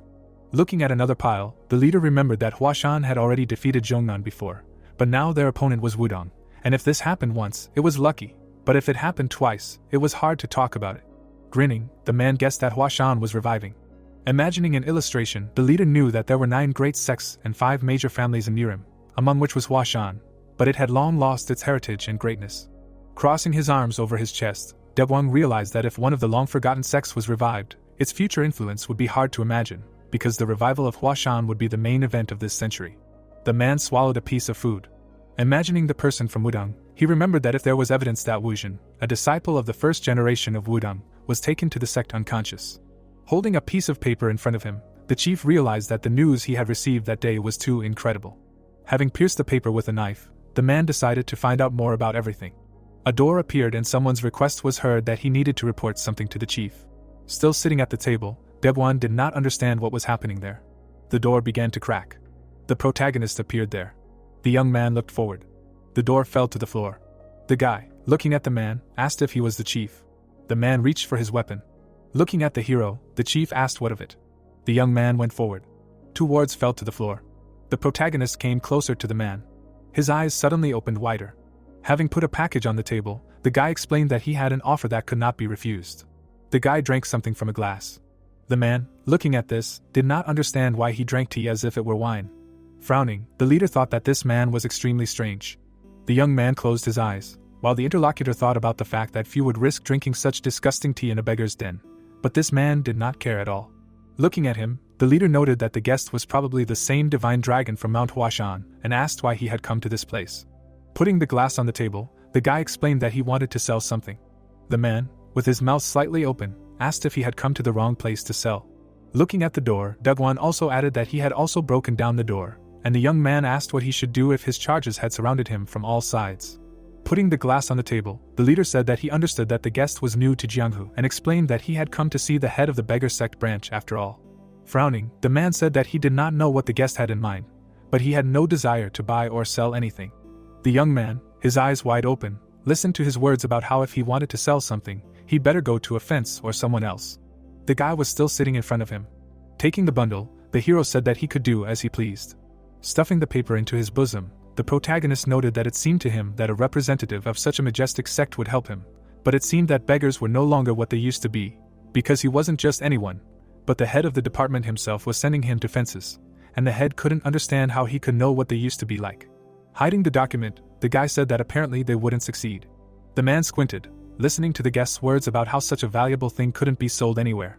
Looking at him, the head also heard a question about whether he knew where the nearest branch of the guild of the lower classes was located. Sitting at the table, Dead One assumed that he knew firsthand who they were, since he was going to go to them right after the refusal. The hero looked at him intently when he thought about the fact that there was no hint of bluff in his gaze and that he was probably confident in the value of what he brought. Pursing his lip, the leader tried to figure out if he should ask about what the guest brought. Looking at him, the man asked what he wanted to sell, and the young man asked why he would tell this to a person who had already refused to buy. Smiling, the leader laughed and tried to say something. Grinning his teeth, Dead One said something. The assistant ran somewhere when the leader shouted for them to bring their best wine here. Looking at the paper, the man assumed that it was a secret code. Opening his mouth, the leader understood that this was not an ordinary card at all. Taking it in his hand, the leader realized that as the leader of the beggars department, he had handled many unusual objects, but this card was on a completely different level. The hero immediately slapped his hand. The owner pulled his hand away when the youth asked if he was even allowed to touch it, but the man tried to figure out when he had even managed to hit him, because he had not even managed to notice the movement. With his eyes widened, the leader thought that this was simply impossible, but he also remembered that the rumors about the divine dragon Huashan described many things. Looking at the protagonist, the leader could not believe that this person was so strong. Looking at the corner of the card, the man also realized that this was not what was most important right now. Standing in front of the table, the leader asked what kind of card this was. The guy wiped his face with his hand, saying that he needed to think of where to start the story. The two wards opened their mouths wide when the leader shouted a question about whether he was serious. The hero closed his eyes and asked the old man to calm down, adding that he only wanted to know if it was real or not. Looking down, the young man asked if the man was really a professional in this matter, and he replied that they were doing this. Opening his mouth, the young man noted that if it was the original, then he would also need a price. Opening his eyes wider, the man thought about the price. Looking at this map, the leader understood that if everything this man said was true, and he really managed to take this map from Huashan of Wudang, then this map could really lead to the Tomb of Swords. Opening his mouth wide, the leader realized that this map was not even priceless, and could not understand why he would sell it at all. Because if this map was real, then it could change the fate of not only the Sect or Murim, but the entire Jianghu. Drinking wine, the hero asked if he would buy it. Squinting, the young man listened to his words about there being something else that interested him. The man looked ahead, listening to the guy's question about whether he wanted to ask why he himself didn't use this map. Drinking more wine, the protagonist explained that if he could decipher it, then everything would have already been done, but he absolutely didn't need it if he couldn't understand what was written there. Drinking the rest, the hero said that this way he would at least be able to earn money, and the interlocutor realized that he was right, because such a treasure was of no use if you didn't have enough brains. Looking ahead, the leader understood that this was still a way to find the elixir of eternity, which ordinary people did not need at all, but for a martial arts master such a thing was a priceless treasure. Looking at the protagonist, the leader knew that the warriors of Murim, no matter how strong they were, had to follow the unwritten rules since there had to be at least some boundaries of decency. But this man was completely different. Squinting, Dead One knew that in his experience, if such people had power in their hands, they would definitely try to subjugate the rest of the world. The hero poured more wine when the interlocutor thought that this person was either very dangerous or just an idiot. Opening his mouth, the young man asked if he hadn't thought enough and asked if he was going to buy this map. Looking down, the leader thought that the guest was extremely quick-witted, but even that didn't mean that he had experience in such matters. Opening his mouth, the man said that if this map really led to the Tomb of Swords, then it was truly priceless. Squinting, the protagonist listened to his words about how they had too many variables right now. The leader, raising his hand, said that if the fact that the map belonged to Ulan was revealed, the number of buyers would decrease several times, and also added that it was unknown whether they would be able to decipher it at all. The leader also pointed out that they would have to spend money to hide the fact that they had bought the card from the guest, and then find a buyer, and take care of his safety. Pointing to his palm, the leader said that there was also a major problem, which was that they had no proof of the authenticity of this thing, and if he were to buy it, the beggar sect would have too many headaches. The man raised his hand to his face. Raising his finger, the leader suggested a price of 100,000 liang. Dead One immediately smiled and said that he would add another 20,000 because they did not recognize the divine dragon from Mount Huashan right away, so the final price would be 120,000. The guy asked again with wide eyes. The leader frowned and realized that he had fallen for his trick. Smiling, the leader said that this was his special offer and that in other places they would not have given even 100,000 for this card. Rising from his chair, the young man asked where the nearest branch of the guild of the lower classes was. The interlocutor asked again, and the protagonist explained that the price was too low and it would be better for him to go straight to the guild of the lower classes. Opening his mouth wide, the leader asked what he was talking about, because the price was really too low. Raising his hands, the man asked him to wait and added that if he insisted, then they were ready to go into the minus. The young man, standing by the door, listened to his words about the price of 150,000. Smiling, the leader explained that such offers were not made to just anyone and the man was their special guest. His eyes widened when the hero asked again about the price. Opening his eyes wide, the guy said that he had already suffered enough, but since the old man decided to laugh at him, then their conversation would be serious. Suddenly, the wall of the building broke through. The street was visible through the hole. The young man, standing in front of the hole, asked if they had lost their fear, trying to deceive him. The man glanced at the hole in the wall. The leader, with his mouth open, offered a price of 200,000. The hero, looking at him, asked if he had begun to understand the whole situation. The protagonist raised 3 fingers. The owner, with his mouth slightly open, said that they were ready for 300,000. The young man, frowning, named a price of 3 million and added that he wanted a one-time payment of this money, since one could not even dream of a lower price. Debwan, with his eyes wide open, asked again. Sitting on the floor, the leader asked if he understood how big this amount was for them, since the entire beggar department did not have that kind of money, and he would not even be able to raise 1 million by borrowing from everyone he knew, and the main faction would be able to help in at least 15 days. The hero narrowed his eyes. The guy was still staring at him. Squinting even more, the young man asked if he wanted to make a deal, and the man answered affirmatively. Putting his hand in front of him, the leader agreed. Raising 2 fingers, the leader offered a price of 2 million. Sitting on the floor, Devwan said that it was a huge amount of money that hardly many people had, and 1 million would be paid right away, and the second million would be collected within a month. The guy crossed his legs and said that he wanted 3 million in one payment, and it was either this way or not at all. Squinting, the man thought about how angry the guest was, but he couldn't tell if he realized its true value or was just asking for too much, but even so, it was still a real treasure. Looking at the card in his hand, the leader knew that 3 million was the most suitable price to sell this thing. The hero waved the card as the leader thought that this man had an extremely irritating expression on his face, and his posture was also too bold and at the same time relaxed, as if he was saying with his whole body that he would run straight to the lower guild if his conditions were not met. The hero looked at him as he said that this was their small business, and that they didn't have that amount of money at the moment, and if he didn't agree to 2 million, they wouldn't be able to do business with him. The man looked up, listening to the guy say that he knew that, because where could beggars get that much money, but even so, they had a way to earn it. Looking at him, the young man said that there was a continent crisis financing office in Luoyang, and the leader asked what that place had to do with it. Raising his finger, the young man explained that he could come there and say that he had an urgent matter and needed to borrow 3 million on behalf of the beggars and they would give it to him, and also added that it had to be taken in checks, and the interlocutor asked if the guest wanted them to take a private loan, because it was a one-way trip after all. The hero, with his mouth open, said that there could be nothing worse than the life of a beggar. Raising his hands, the leader said that it was impossible and repeated the price of 2 million and asked the guest to make a decision, because they either make a deal for that amount, or he should just sell the cards somewhere else. Frowning, the leader also noted that he would hardly be able to get even 1 million in the lower guild, let alone that amount. They looked at each other in silence. The young man stood up and said that in that case, nothing could be done. Frowning, the man thought that he would definitely not fulfill his demands. Opening his mouth, the leader noted that he could go to the lower guild himself and check for himself. The guy, looking back, asked why he needed to go to that place. The other man's eyes widened when the guest said that he would go to Wuhan. Looking at him, the man shouted at him to stop, because why would he come all this way, since they still had work to finish. The protagonist explained that this was why he came here first, since Wuhan was far away, but since there was no money here, he could go there. Debwan, with his mouth open, listened to the young man's question about whether there was another reason why he couldn't go there. The leader, with his eyes wide open, understood that he couldn't just throw him out, because if the deal fell through, then such a great achievement would go to another department and they would lose the elder's favor. The hero looked somewhere when the interlocutor said that he would buy it. Raising 3 fingers, the leader said that he would buy it for 3 million from this department. Rising to his feet, the man also added that he would pay the full amount. A smile appeared on his face. The protagonist squinted. Looking at him, the guy asked what 3 million he was talking about. The young man's teeth appeared. The hero smiled broadly and said that the price was 3.5 million, while the man shouted that the price had just been exactly 3 million. The young man closed his eyes and explained that the market price of a product could easily change in a split second, and that was why it had gone up by those 500,000. Grinning, the guy said that the price seemed to be going up again. Raising his hand, the hero said the price was 3,800,000, and the man asked him to wait.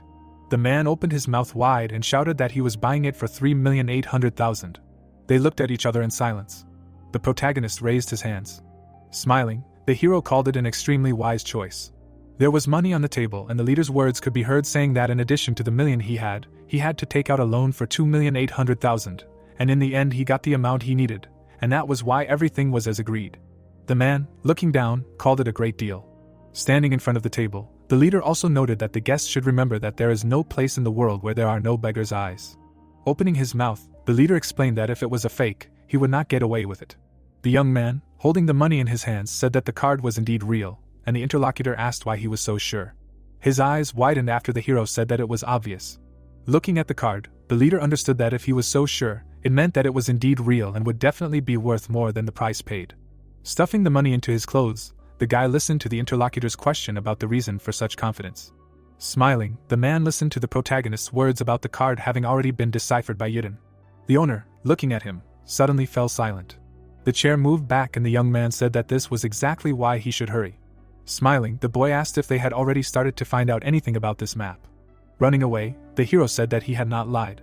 The assistant, with his mouth slightly open, asked if they should just send this map, since it would most likely cause a lot of problems. The ward looked to the side, calling out to the leader. The man opened his mouth wide. Something flew into the air when the leader shouted that they needed to catch this person right away. The territory of the Huashan school appeared. A certain building was also visible. There was no one inside. The leader was standing by the cliff. Without turning around, the old man heard someone say that he seemed too indifferent. Two wards approached from behind and one of them asked why the students still had not sent a message about what was happening. Hyunjan, turning his head slightly, explained that they did not go to have fun, because they still had an important task and perhaps they simply did not have time. The assistant, with his mouth slightly open, asked if he came here 15 times a day to find out about the students' whereabouts. The subordinate, smiling, asked the leader not to worry, because the children should be able to handle it, but Hyun noted that this was too much confidence, since it was extremely presumptuous to send only children to Wudong. Squinting, the ward asked where they got such calm. Hyun-san, smiling, asked if they were ordinary children and added that they were still unsurpassed. The three of them stood near the cliff and one of them said that everything would be fine. The assistant, with his mouth slightly open, explained that these children should be different, because they should never become like them and should not go through all this. The leader narrowed his eyes.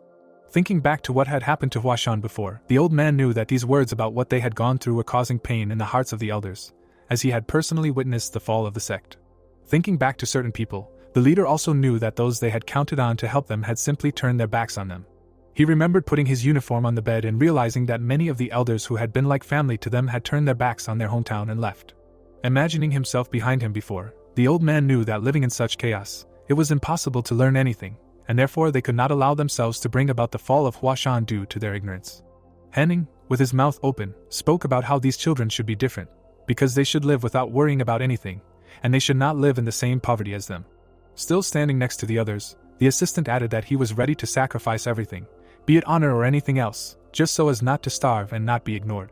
The leader, without turning around, explained that these children would raise the name of Huashan, they just needed to be a support for them. The comrade exhaled. Still standing in place, one of them said that they were only fit for this kind of work anyway. Someone ran towards them. The leader turned his head and asked what happened. Unam, holding a document in his hands, explained that the merchant brought news from Nanyang. The leader's eyes widened. Holding a piece of paper in his hands, the old man introduced this merchant, and read that the disciples of Huashan and Wudong fought for the Shadow Sect and in the end, Huashan won and therefore the Shadow Sect remained, and Wudong left Nanyang. With his mouth slightly open, the leader read that the Hua Shadow Sect began accepting disciples again after everything calmed down. Then the leader asked if this was true. The assistant, smiling, explained that the merchant double-checked everything several times and therefore this was definitely true information. Henan, standing behind, said that he knew they could do it. Smiling, the leader introduced these students and noted that they were indeed able to defeat the Wudong students. As the leader introduced them, he mentally asked them to continue growing, so that one day Huashan could return to its former state. One of the mountains could be seen and someone asked if they had said that they would return. The assistant, smiling, explained that they were not in direct contact with him, and so he did not know, but since there was no more business in Nanyang, they might return. Looking at the letter, the old man said that this was just wonderful and asked if 3 days would be enough to return and immediately turned to the head of finance. The comrade, smiling broadly, said that he understood what he was hinting at and asked if the leader wanted them to prepare for their return. As the assistant left, he asked him not to worry, because everything would be done to the highest standard. Hyun-san put his hand on the leader's shoulder. The three of them walked away. The old man glanced to the side. Looking ahead, the leader realized that his disciples had really done a good job. The 4 of them were leaving and someone asked if it was too strange that Chongmyan had not done anything, and the leader explained that he was a Taoist, and although the hero was still a boy on the outside, he was still a warrior on the inside. The building where Dagwan was appeared and a cry was heard about his money and Mount Huashan. Many things were thrown at the assistant. Looking at the leader, the man asked what had happened to him. The leader, without turning around, said that Mount Huashan had treated them so frivolously and decided to play with them. Grinning his teeth, Dagwan said that he would show them. With his eyes wide open, the man said that he needed to show what would happen to those who treated him like that. His house appeared and someone's words were heard that they had already requested reinforcements from the main department. The assistant, with his mouth open, also noted that they were currently short of people to send here. The leader, without turning around, ordered him to find draftsmen who would need to copy the map. Still sitting, the leader ordered that letters be sent to other sects, since there might be those among them who were interested in buying the map to the sword tomb for next to nothing. The ward, standing behind, asked if he needed to contact any specific sects, but the leader answered in the negative and explained that they needed to contact everyone, starting with those closest to them and ending with the most famous ones. The assistant's mouth was slightly open. The man, turning around, also ordered them to find out where the kid from Huashan had gone. Many people were walking along the main street, and someone was talking about the sword tomb and also asking if this was another crazy rumor. There were some warriors walking there, and someone's words were heard that this time everything was different. After all, couldn't the interlocutor see how many people had gathered? After all the information about the tomb was spread by beggars, so even the most famous masters dropped everything they were doing and rushed here. A warrior appeared and the man said that this was the Jiangxi demon, the hand of the 5 poisons. A man dressed in red also appeared and someone said that this was the Red Death, and that wasn't all. After all, there was even an executioner without a shadow here. All these people were walking along the street when someone said that everything looked like a war would soon break out here. A fighter, standing on the roof, said that from here he could see the Stone Sword Sect, the Pine Sect and also the Ruthless Lusha Pavilion, and it seemed that all the gangs that were somehow famous in this region had come to look for the sword tomb. The elder turned his head and noted that only 3 days had passed since the map was stolen and asked if it was strange that so many people had gathered in Nanyang, because how did they all manage to find out about the map's contents? The disciple, with his mouth slightly open, explained that it must have been one of those people from Huashan who told him that the tomb was in this place. The elder narrowed his eyes. Looking at the people in front of him, the old man realized that the Huashan people were clearly up to something and must have simply been unable to understand the map, and therefore decided to prevent Wudang from getting all the laurels. The man rubbed his beard. Immediately after, the elder turned around. The disciple, standing still, asked what they should do, and the leader said that nothing had changed. The boy turned around, listening to his words that since they were all here, it meant that no one had yet deciphered their map. Those warriors were still walking along the street as the old man said that although their plan was to stay out of public view after stealing the map, it wouldn't matter if they were the last ones to reach the sword tomb, and those people had already noticed the presence of the Wudang sect members and were just pretending to be ignorant, waiting for our move. As Sehen left, he explained that once they took action, those warriors would track them down at all costs to find out the location of the sword tomb and prevent the Wudang sect from getting it. Stepping onto the edge, the old man said that they were the Wudang sect after all. Looking at the army, the elder explained that they were capable of dealing with any of them, and no one in this world could stand in their way. Opening his mouth, the old man ordered the warriors to get ready. Some warriors in blue glanced to the side. The swordsman also looked to the left. The fighter in red looked in the same direction. Jin Hyun looked back as the other man talked about how they would soon be heading to the sword tomb. With his hands behind his back, the elder said that everyone would remember that the Wudang sect was simply trying to keep out of trouble, but was not shaking with fear. The old man glanced to the side and explained that they were the ones who had to get the true energy pill. The hero was lying on the roof. Zhang, standing at a distance, asked why the beggars were looking for the young man. The elder, with his mouth open, explained that this man was the leader of the sect's branch in Luoyang, and the other man asked again. The student, with his mouth open, asked what he was doing in Nanyang and why he needed the boy, and Bakshan said that he was not sure of the reasons for this and that they were most likely just in trouble again. The comrade, with his eyes wide open, said that he was sure of one thing. Looking at the man, the student explained that there was not an ounce of friendliness in this man's eyes.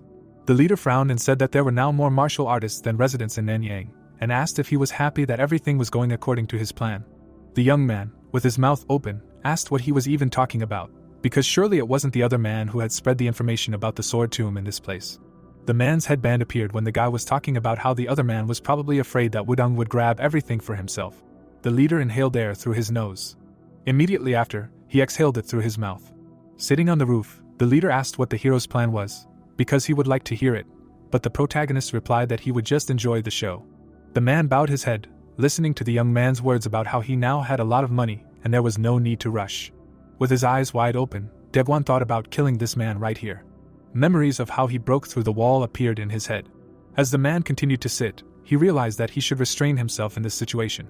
Exhaling again, the leader decided to calm down. Looking at the hero, the leader knew that in the end he only needed a day to find where this man with the money had escaped, but he would not be able to do anything more. The entire territory was revealed as the leader thought that it would be a few more days before the main squad reinforcements arrived, and by that time the Wudang sect would most likely reach the Sword Tomb, and even if the reinforcements arrived on time, their forces would not be enough. Imagining the warriors who had arrived, the leader knew that with so many enemies they would not be able to deal with everyone gathered, much less Wudang. Squinting, the man realized that if they wanted to get into the tomb, their only chance was to simply rely on this snotty worm. The young man was eating something. Looking down, the leader knew that he still had a chance to count on something. Looking at the hero, the leader realized that he might not be the holiest man in the world, but there must be a reason for his confidence, otherwise he wouldn't have done such a thing. Frowning, Devwan thought that there must definitely be something other than madness in this man's head, and this was his last hope. So he should hold back no matter how much this man irritated him. The protagonist was chewing something when the interlocutor asked him if he wanted to do something. The guy crossed his legs and asked if he wanted to have a drink with him. The man said that now was not the time for that. The streets appeared, with warriors walking along them, and the leader told him that a bunch of craftsmen had gathered outside, and didn't this bother the hero. The latter said that they were all too greedy. Because what could be so special about this tomb of swords if everyone was willing to spend so much money and effort on it? The interlocutor's eyes turned white with anger. The man clenched his teeth tightly. His comrades listened with their mouths open as the leader shouted that the young man didn't need the true energy pill, because if he continued like this, the others would take it all. He opened his mouth wide and continued shouting something. While continuing to eat something, the guy said that it was very tasty.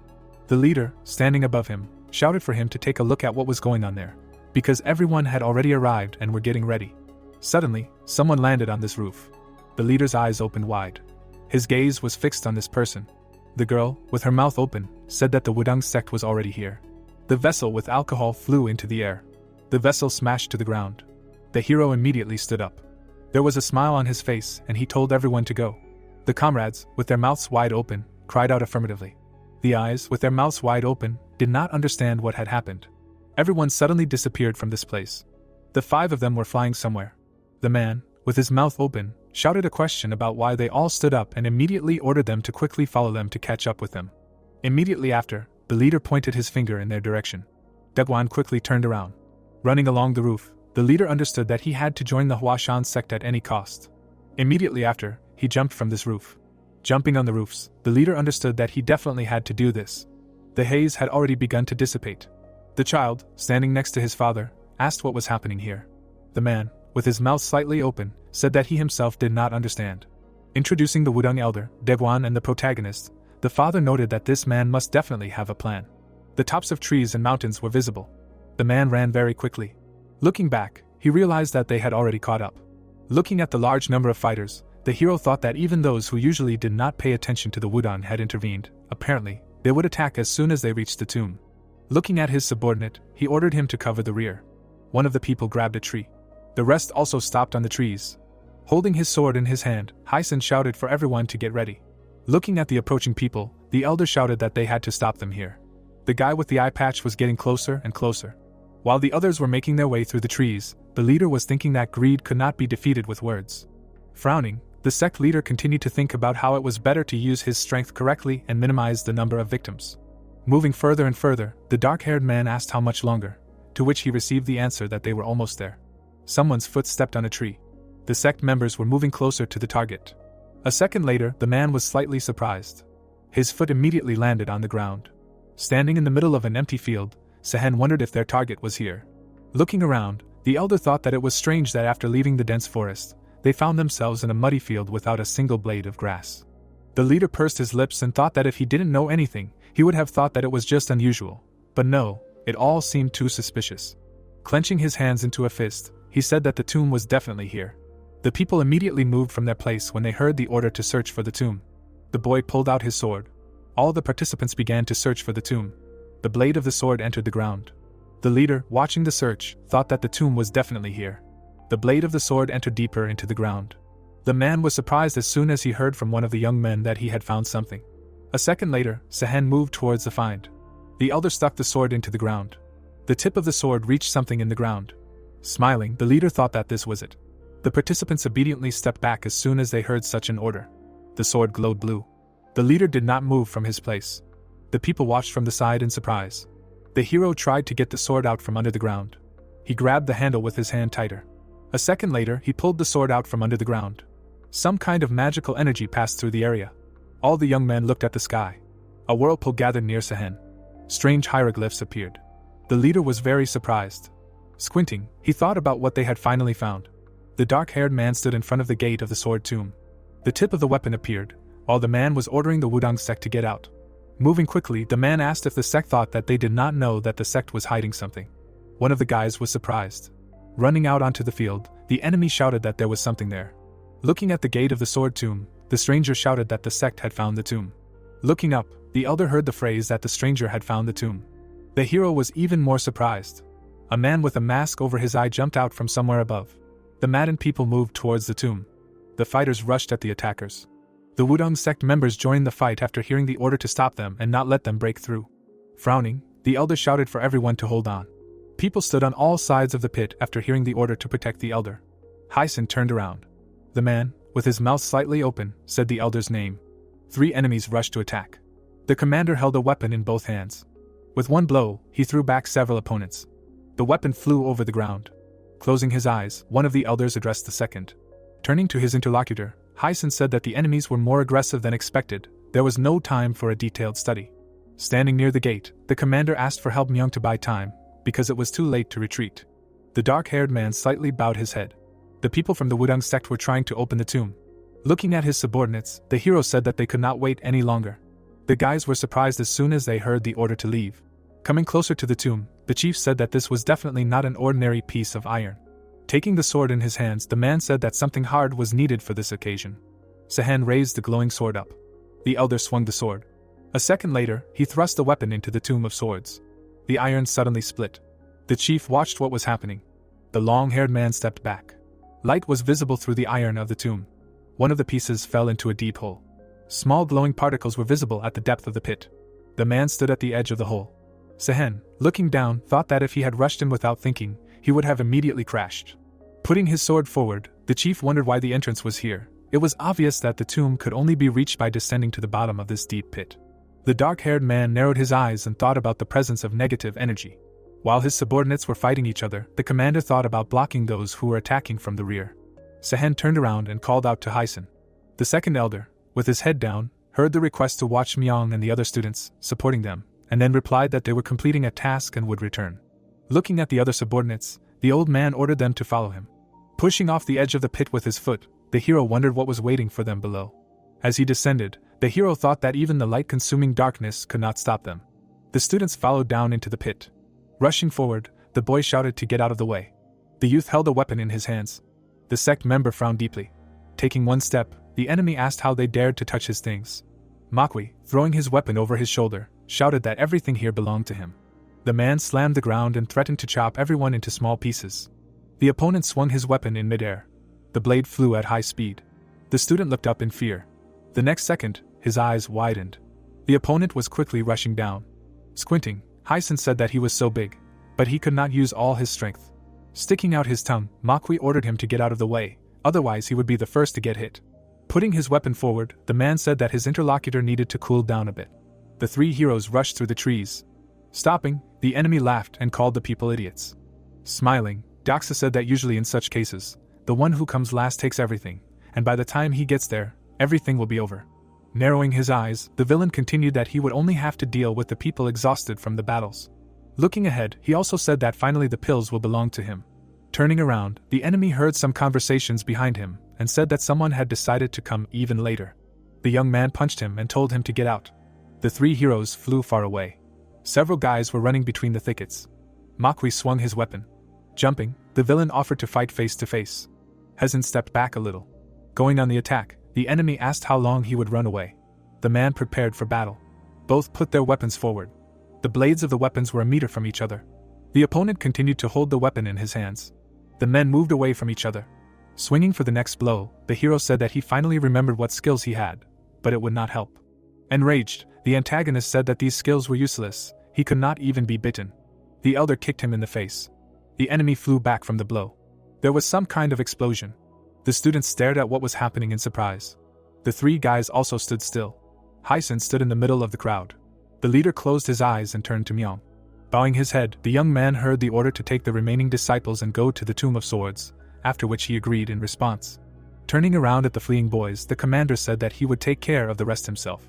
Turning around, one of the sect members was running away.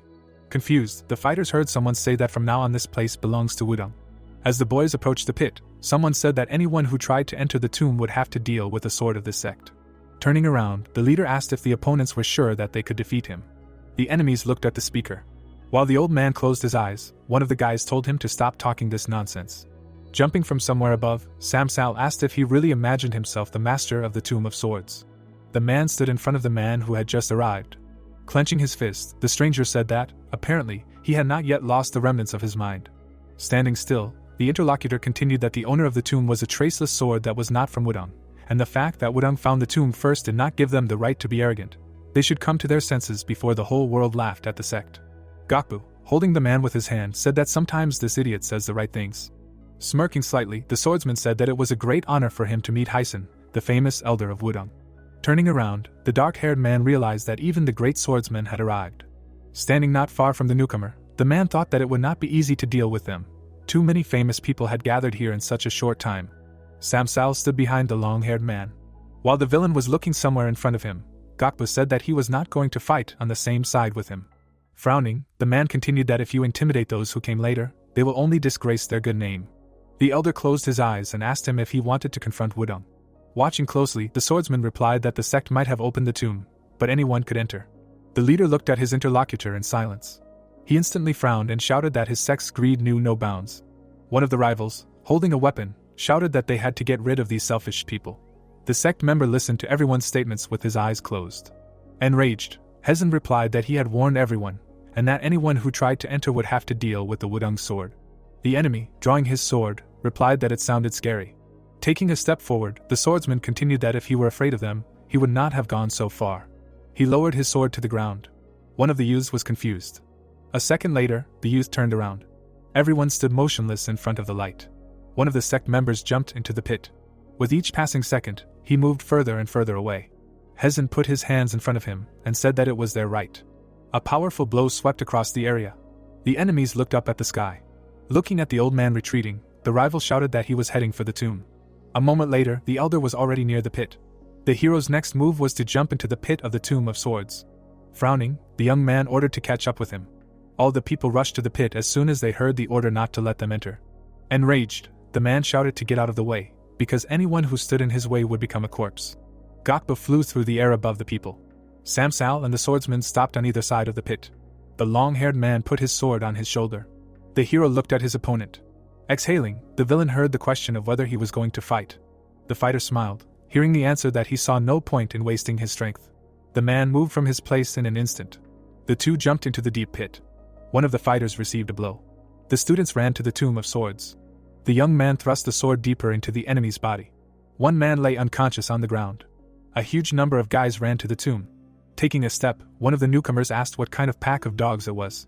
The protagonist, clenching his fist, heard the answer to his question, after which he said that he did not know that they would start a fight here. Chunmian began to take out his sword. Putting the weapon in front of him, the swordsman said that it was time for them to join in. Also holding the sword in his hand, Baekshun shouted forward. Two students took a stance, hearing the order to get ready. Gul, frowning, heard the phrase that from this moment on, any mistake could be fatal.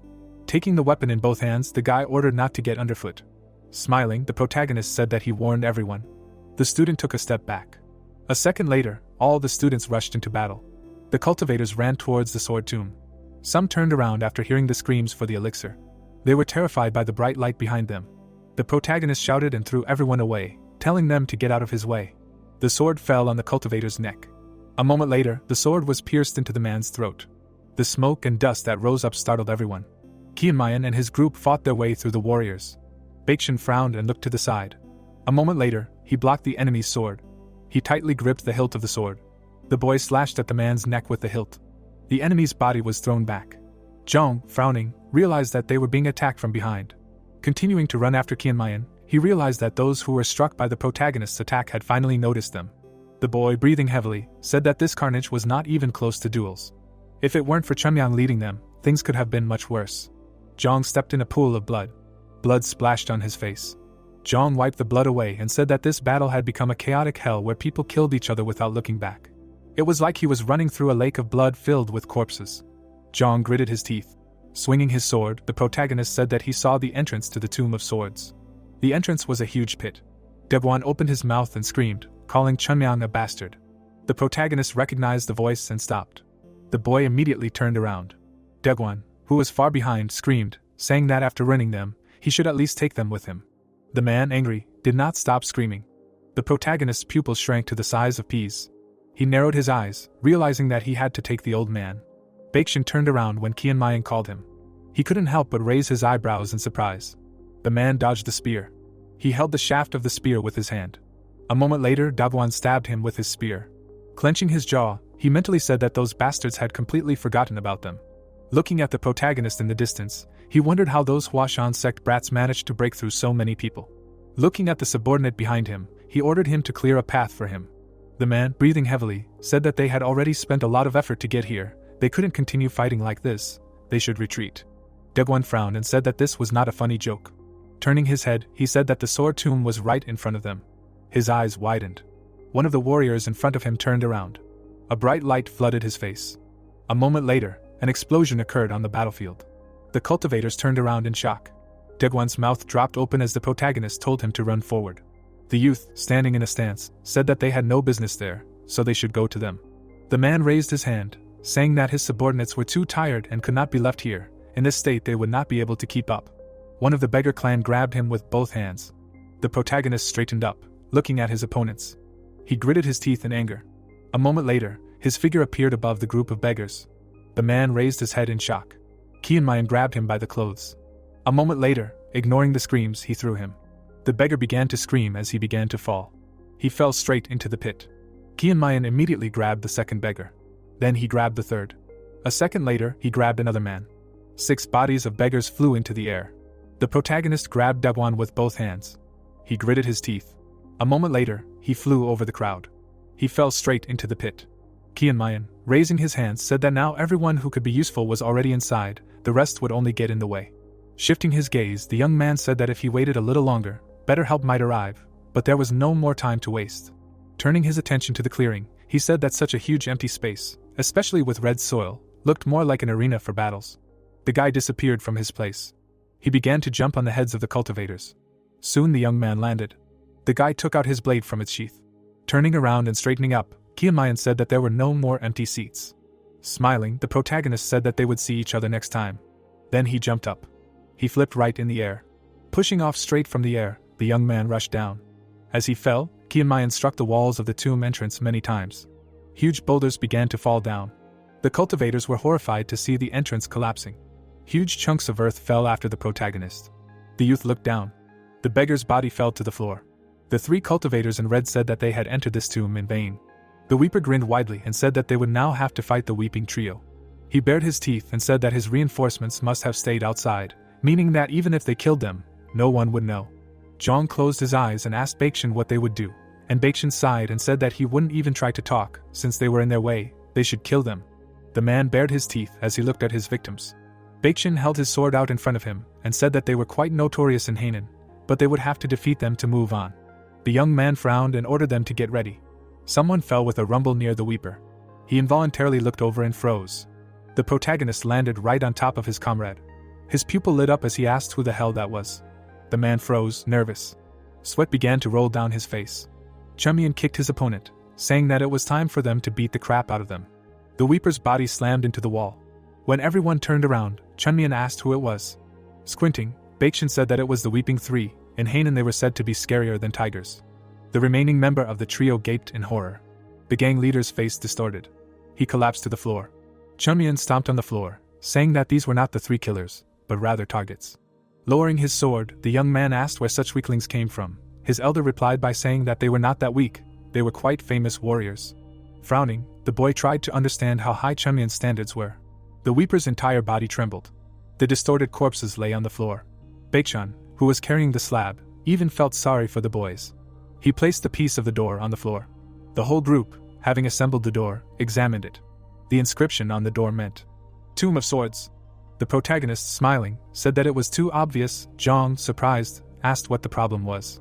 When Qianmayan asked who gave the tomb such a name, Guo, who was standing next to the senior disciple, said that it should have been given by the immortal doctor. After all, it was his tomb. The protagonist, crossing his arms over his chest, asked who would give a name to their own tomb. Isn't that disgusting? Baekchan approached the youth when he said that there was already an inscription. Tomb of Swords. Here, although no one had found it before.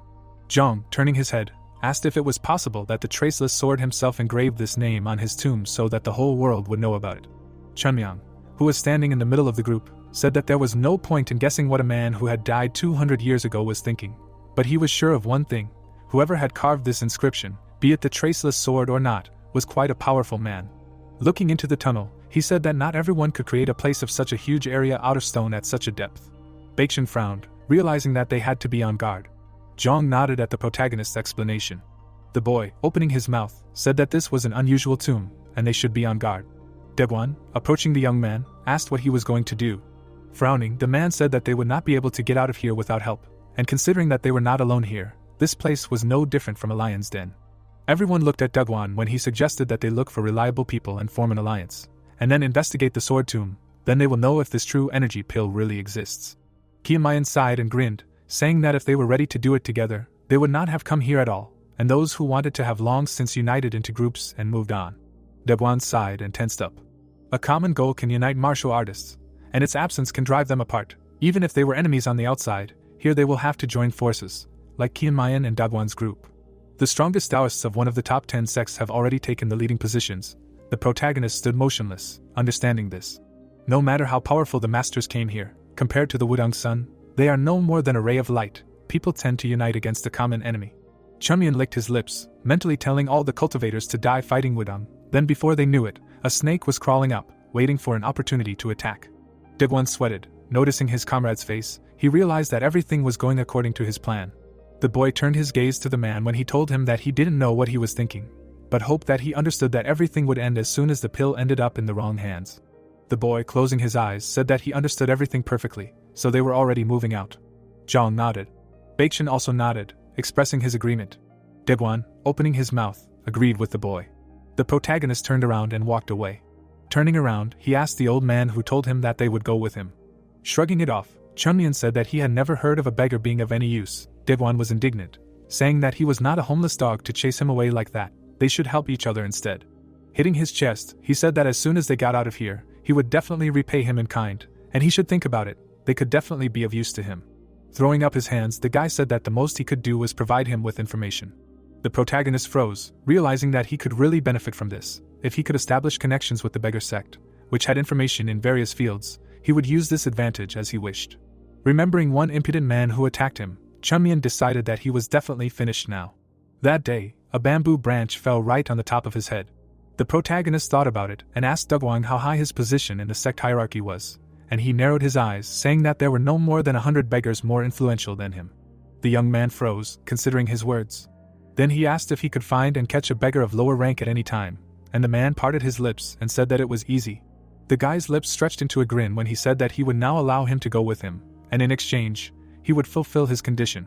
The man frowned sharply, asking what his condition was. Qianmayan, bowing his head, said that he wanted him to find one beggar from the Wuhan branch. The guy's pupils sparkled when he, remembering the impudent man, said his name. Squinting, Deguan said that it was no problem, and apparently they knew each other well. The boy's shoulders twitched. He responded by saying that they were not just acquaintances, he owed him. His whole body tensed up, and the grin did not leave Qianmayan's face when he said that he had an unpaid debt to the youth. Then he turned around abruptly. Steam was coming out of the youth's nose. Deguan, frowning, said that he did not know what this Jonpal did, but he already felt sorry for him. The protagonist went straight into the tunnel. The group followed him. The man noticed the spheres on the ceiling. Yoma thought that light was shining through, but it turned out that it was the phosphorescent pearls on the ceiling. The group of beggars followed their leader. The man nodded to himself, realizing that it was not surprising that someone whose pills cost 1,000 gold pieces was so wealthy. He opened his eyes when it became dark. The protagonist snatched one of the pearls, then Deguan asked what he was doing there. The boy turned his head and said that he was making money. Soon, all of the boy's haori were already filled.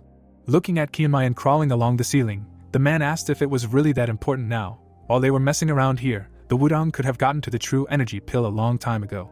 Snatching another pearl, the boy said that it was highly doubtful, because they were still walking. The man's eyes widened, surprised by the boy's answer. Drawing his eyebrows together, he mentally said that this guy was probably tracking energy. Looking down the hallway, Devwan realized that Kianmayan's power was on a different level, because he could only sense the movement of a group of people, and even then, he was not entirely sure of it. Raising his head, the leader of the beggars asked himself how skilled he was in tracking energy. While unscrewing the pearls, the protagonist said that they would get to the pills before them, but that would be to their advantage, and they would understand the rest when they got there. Devwan turned around and looked puzzled. Squinting, the man mentally expressed the hope that he had not trusted this brat in vain. Zhang sharply frowned, saying that the corridor had begun to narrow.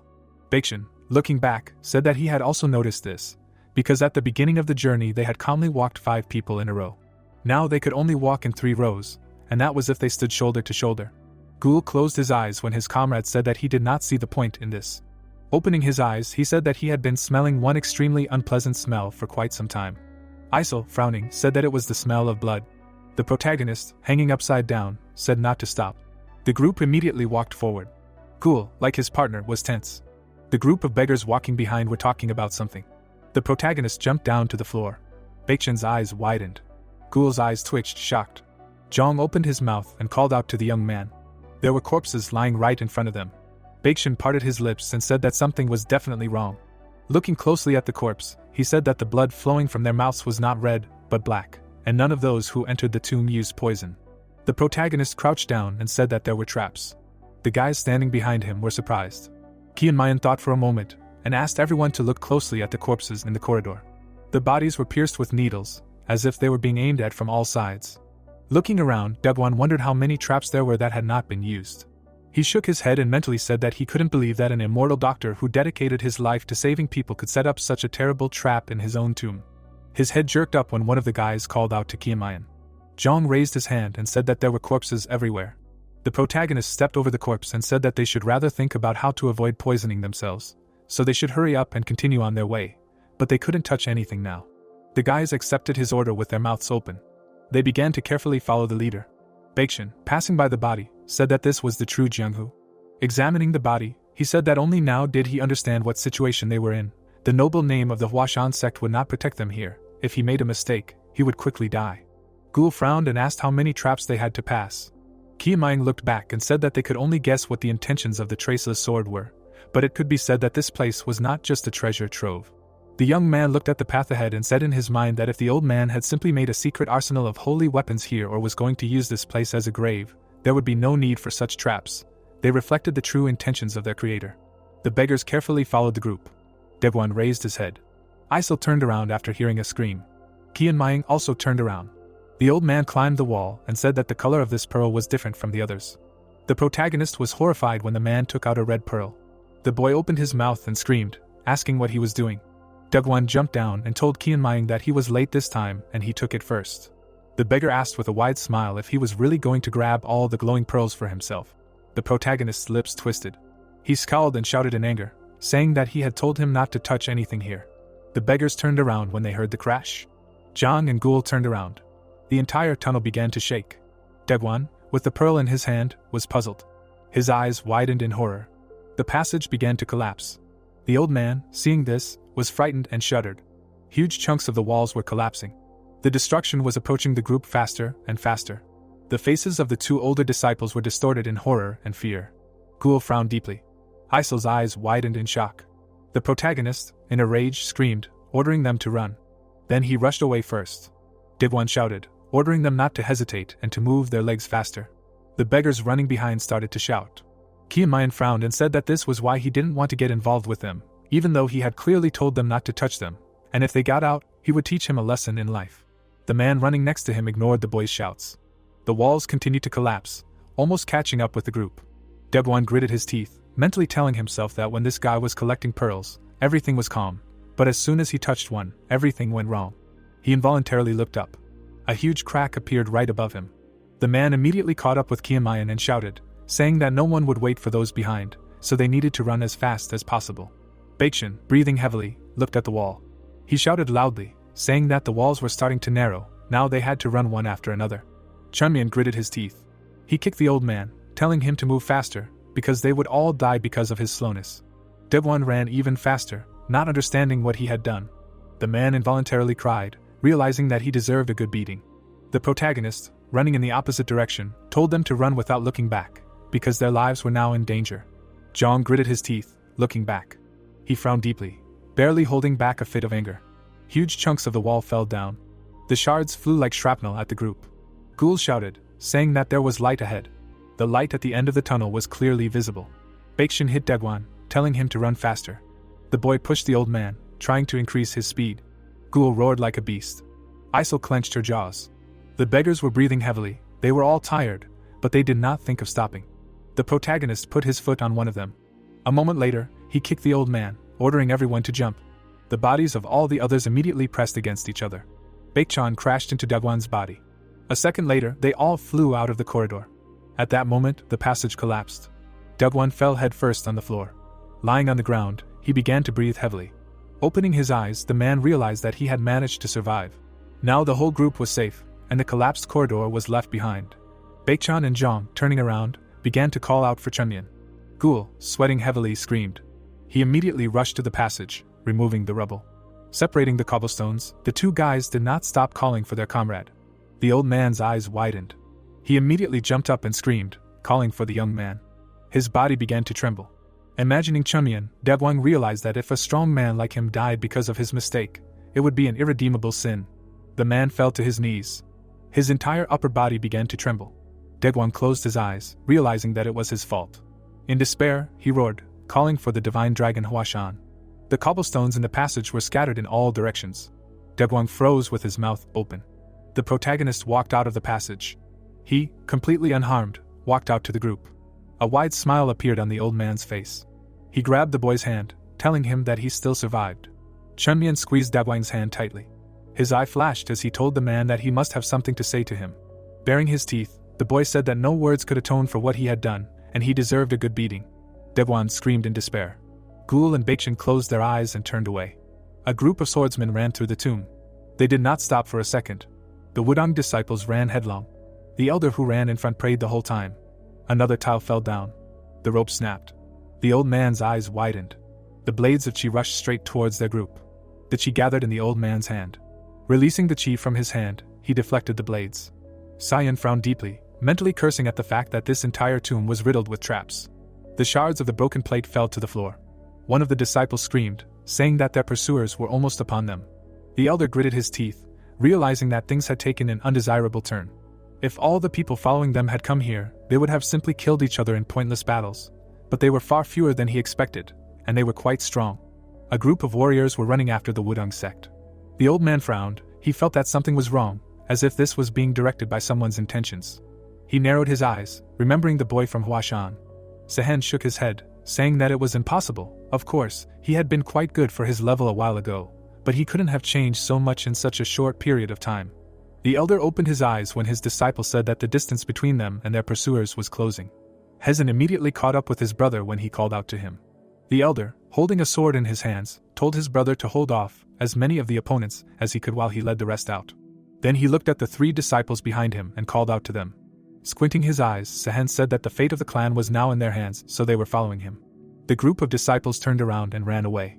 The elders, still running, said that now was not the time to watch the rear. If it weren't for them, the rest would not have a chance in a skirmish with the enemy. But for the sake of the goal, they were ready to sacrifice the lives of their comrades. A green glint appeared ahead. The old man's eyes widened. The disciples behind him were surprised when he ordered them all to duck. Manipulating chi and wind, Sehen deflected the arrows. He couldn't help but curse when he noticed the poison on the tips of the arrows. Human figures appeared in the corridor ahead. Jinhen frowned. Breathing heavily, he said that there was someone ahead. The old man clenched his jaw. His pupils shrank at the sight of those ahead. In the darkness of the cemetery, where no human foot had ever set foot, some figures were moving. The old man's entire face was twisted in disbelief. The people's bodies were wearing torn clothes. Ghouls, or zombies, were walking towards their guests. Sehen, looking at the corpses in front of him, shouted, asking what the hell this idiot was thinking. The monsters roared and attacked. The old man raised his sword in front of him and shouted, saying that the damned dead cannot rest even after death. All that remains is to take pity on them and send them to the next world. The disciples drew their swords. Chi enveloped the old man's sword. Pouring chi into the sword and getting angry, Sehen realized that the nickname of the immortal healer had misled him.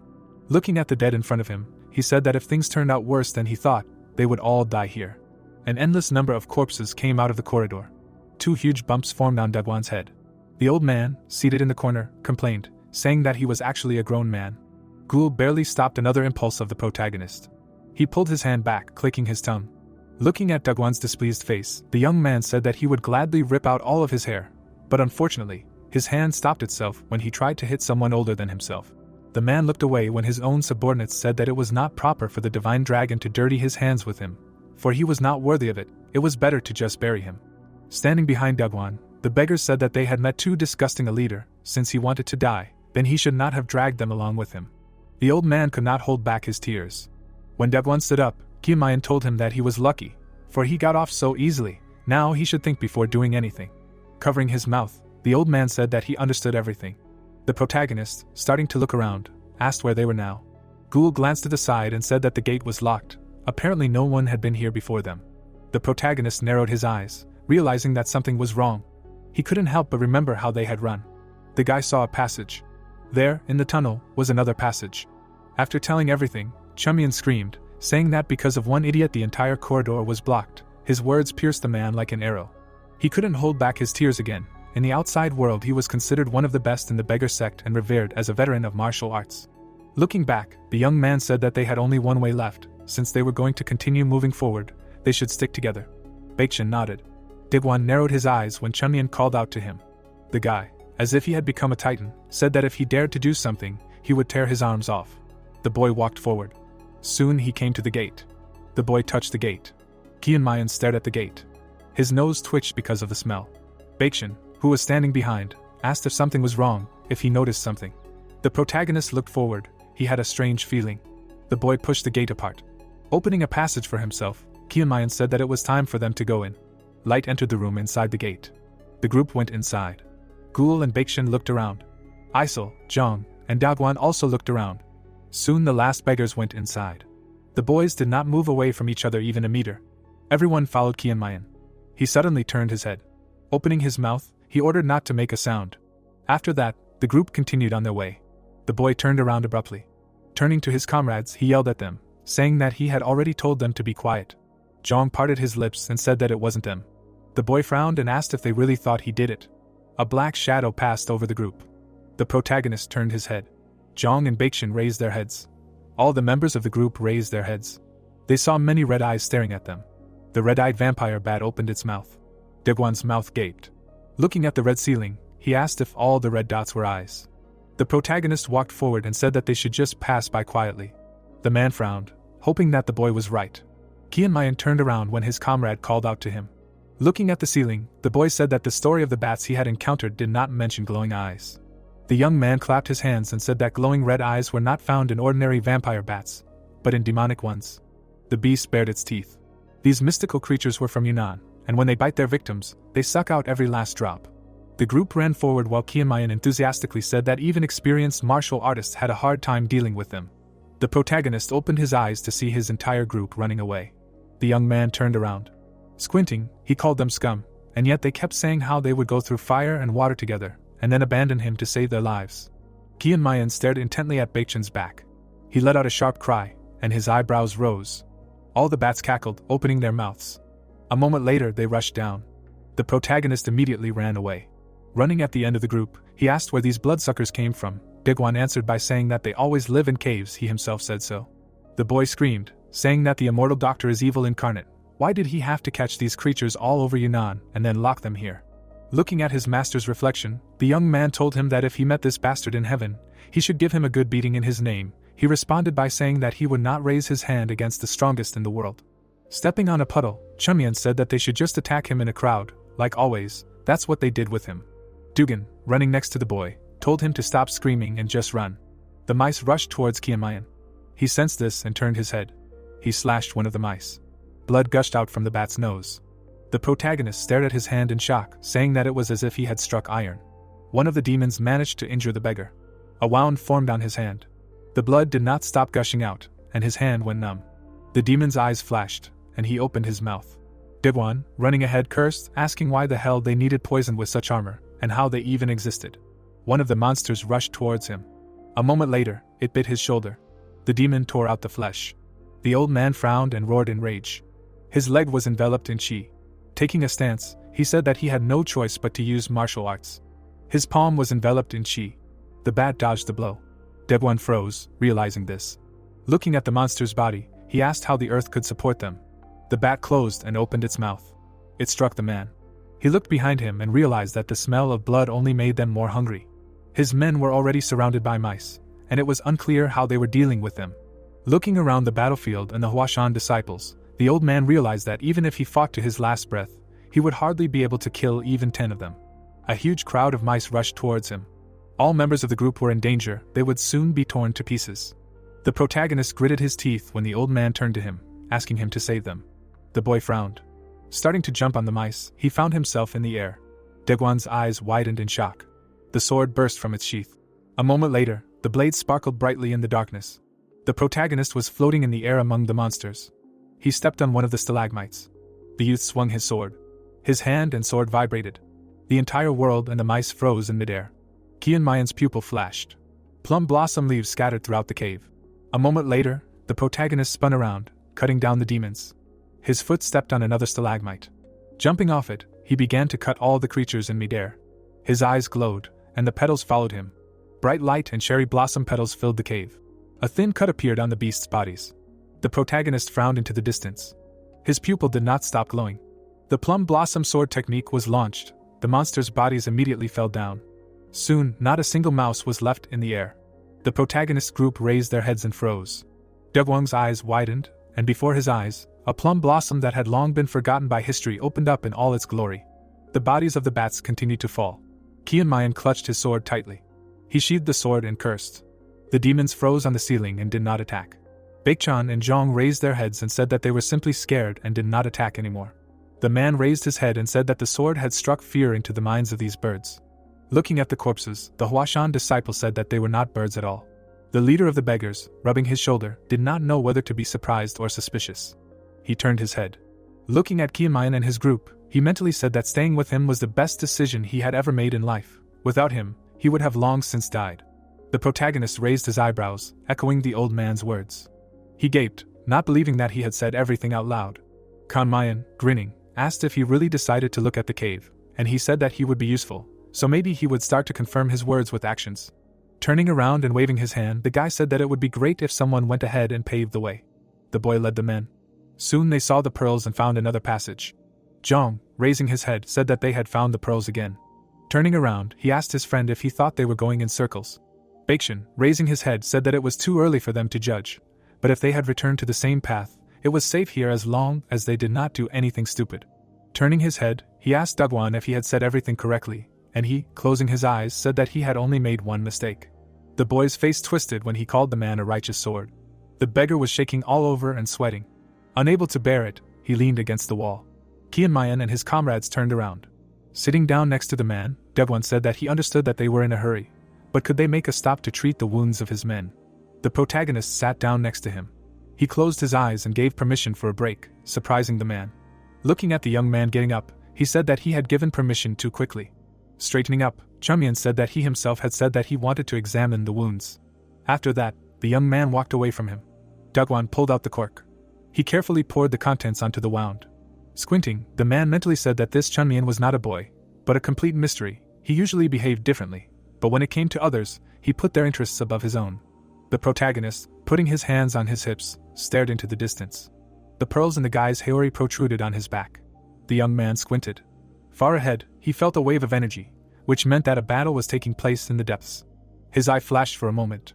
Life force and chaos were seeping out from inside the cave. Either there was a battle going on or people were trapped and fighting someone. There was no need to rush. If you waited, the path would clear itself. Remembering how he hit the bat, the boy said that it was unknown how many more traps there were. The demon had not been seriously injured back then, but his arm was hurt. The boy looked at his arm. Chunmian, examining the damage, said that they should conserve energy like the apple of their eye. So the group stopped, not wanting to move forward. Ghoul sat on the floor, saying that even 10 lives would not be enough here. Zhang, standing next to him, agreed with him. The protagonist, grinning, called them disgraces. The senior disciple froze. Looking at the boy in front, he felt that he looked like he had been in a similar situation before. The cave was a place where there was no wind, where you had to be on guard every second, and every step was filled with uncertainty. The protagonist looked back when Zhang asked him if he was tired. He replied by saying that this was just the beginning. The boy's mouth dropped open upon hearing this. Qianmayan, with his hands on his hips, said that the immortal who set up all these traps clearly did not stop there. There was no telling what obstacles they would have to pass through. The senior disciple bowed his head. Ghoul glanced at his comrade when he said that the immortal was called a doctor, so why would he create such a place? The protagonist turned his head when his senior said that if the doctor wanted to leave behind treasures, then why did he set up all these traps? One must remember that he was not only a swordsman, but also a doctor. Now, because of the doctor, people were bandaging their wounds after being trapped. The young man parted his lips and said that since this man was called the Immortal Doctor, it meant that he was a good person who helped many people and cured them of illnesses, and created medicines. Imagining the figure of the man, Zhang said that he did not understand why he needed to create this tomb.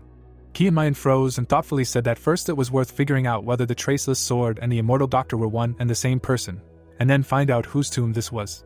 The senior disciple gaped and was taken aback. The protagonist turned to him, saying that he knew only one thing for sure. Parting his lips, he said that people are unpredictable. Everyone froze, listening attentively as the young man said that sometimes even the closest and dearest will do something unexpected. They will not know what people were thinking 200 years ago. All they can do is take the legacy and leave, and they do not need to know his intentions. Zhang froze with his mouth open. He couldn't help but frown, mentally telling himself that the leader's words were harsh but fair. If they were realistic, they simply had to get to the right place. Looking around, the boy couldn't help but feel that there was something very important behind this tomb. Zhang turned his head again when Qianmayan asked him if the doctor would create true energy pills if he had a different plan. The boy replied by saying that he wouldn't. Qianmayan shrugged. Turning away, he said that he didn't care about the feelings of the dead at all. The only thing that mattered was that the recipe for the pill was hidden here. His eyes lit up when he said that even if he died, he would find these pills. The boy shouted at Dugwan, telling him that it was time for them to finish. The man handed over a bottle, saying that it was an antidote to paralytic acid. He should take it just in case. The protagonist raised his eyebrows and asked if he was carrying such things, and he smiled widely and said that it shouldn't surprise him, since he was the mind of the beggar sect. So the group continued on their way. Dugwan, holding his shoulder, asked where the end of this tomb was, and how long they had been walking, and Qianmayan answered by saying that considering the shape of the cave, they hadn't walked that far. Turning his head, he said that the end was already near. The crowd walked through a huge cave. The protagonist, who was walking in front, clearly understood one truth. Looking at the aura of the cave, he realized that they would not come to the finish line alone. A light appeared at the end of the tunnel. Soon, the entire group could clearly see the passage. Blood completely covered the sword. Pulling the sword out of his body, the swordsman said that someone was approaching them. The blood drew an arc as the man placed the sword on his shoulder. The swordsman parted his lips and said that they needed to deal with them as soon as possible. The two people next to him silently agreed. They all looked into the distance and said that they needed to hurry. The pearls dimly illuminated the cave. The protagonist extended his hand towards it, saying that he was counting his money. Another arrow pierced the man's head when Chumyan said that if it weren't for a beggar who brought down the ceiling, they would have been his. Looking at the guy in front of him, the man said that thanks to him, they learned to be more careful. The protagonist turned around abruptly, asking what he said. Zhang grabbed the young man. As they dragged him, the guy himself said that he would remember this for the rest of his life. Soon the guys approached the passage. Parting his lips, Zhang said that there was a cave here. Ghoul, opening his mouth, said that the path ended. They came out into a spacious hall. Digwan raised his eyebrows and was surprised. Directly in front of them was a large hall with tiles. People looked around as they entered the hall. Suddenly, a huge slab began to fall. A moment later, the passage behind the group was closed. The beggar, looking at the slab, said that there was no way back now. Digwan frowned, realizing that everything was bad now. His nose twitched because of the smell of blood. The man turned around. His eyes widened in shock. Directly in front of them was a group of warriors. Corpses lay on the floor. Blood filled the space between them. Gokbu stood in a pool of blood. He crouched, throwing his sword over his shoulder. The group of warriors killed and left more than 20 mutilated corpses on the floor. The man's pupils shrank. Makwi grinned. Shandong Flying Sword's eyes glowed. Blue Sword's face was hidden by a veil. Samsao was wrapped in red clothes. The last one was Mensan, a man with a scar across his nose. Degwang screamed when he saw Mensan, asking if he was responsible for this nightmare. The beggar frowned and screamed, asking what he had done here. He thought he knew the concept of honor. Killing innocent masters was madness. Mensan smirked and said that he was wrong. Looking at the corpse below him, he said that he had already forgotten the essence of Jianghu. Trying to get the treasure for himself was a sin. Pursuing it was also a sin. Then weren't these people sinning by coveting the treasures of the tomb? Dugwan gritted his teeth, saying that he didn't know Mensen in front of him, he had forgotten about righteousness and holiness. Smiling, the man said that he was right, but did he really know him inside out? Mensen raised his sword and said that he would become stronger if he got the weapon hidden in this tomb, and then he would definitely show what righteousness and honor are, and he should not worry, because his friendly advice was valuable. Makwi, throwing his axe over his shoulder, asked if he had come here to move his tongue. Frowning, the berserker said that he should not say that he was different from them. Degwan, waving his hand, said that he would not kill the enemy, but would only try to pacify him, and besides, he did not sit in ambush, waiting for enemies. The leader of the beggars did not even think to stop shouting at the people in front. Gakbu, standing up, said that everyone has their own tactics of battle. The straw was thrown. A moment later it fell on the blood. Straightening up, the swordsman said to prepare for death. Degwan turned around, looking around the hall. His gaze moved from side to side. Looking at another door, he said that the exits were now blocked. His eyes widened in shock. Pointing behind him, Gakbu said that he did not want to disappoint them, but there was only one way out. He chuckled and said that they were simply following the path of the traceless sword. The roads that led the group were blocked and blocked. Even the passage that the protagonist found was blocked. In the end, all of these roads led to a large hall. In front of the only passage stood a group of warriors. The protagonist slightly bowed. Gakbu chuckled and said that here and now, one of them would still have to part with their lives. Degwan poured chi into his fist. Frowning, he asked if this was the reason he was going to kill them. Gakbu smiled and said that he learned this from the House Society. The beggar sect had always been a doomed and cruel place. She burst out of the man's body, he shouted, ordering the beggars to grab weapons to kill and put an end to the evil deeds. He took a stance. No one would have thought that these warriors would unite. Now they could give Wudang itself a run for its money. If the Chongmyang group simply got into a fight, they would suffer the same fate. The man gritted his teeth. Looking at the Chongmyang group, he said that he knew perfectly well that he was being impudent. But at this rate they would be wiped out. Baekchan frowned deeply. He held his sword in front of him and shouted, saying that he was not one to pride himself on following the rules, but he would not allow anyone to cross the line. Smiling, the man said that he was interested in watching the young and inexperienced. Myeongsan narrowed his eyes, saying that they did not have much time. The faster they dealt with them, the faster they would catch up with Wudang. Makwi, sticking out his tongue, said that he needed more blood. Releasing his chi, Degwan said that joining forces with Huashan would only strengthen their power for a short time, but they would inevitably fail. Sweat poured down his face. Looking at the passage behind the group, he mentally said that they should find an opportunity and slip towards the exit. This was the only way. The man abruptly shifted his gaze. The protagonist, who was standing next to him, asked if they were done chatting. The youth stepped forward.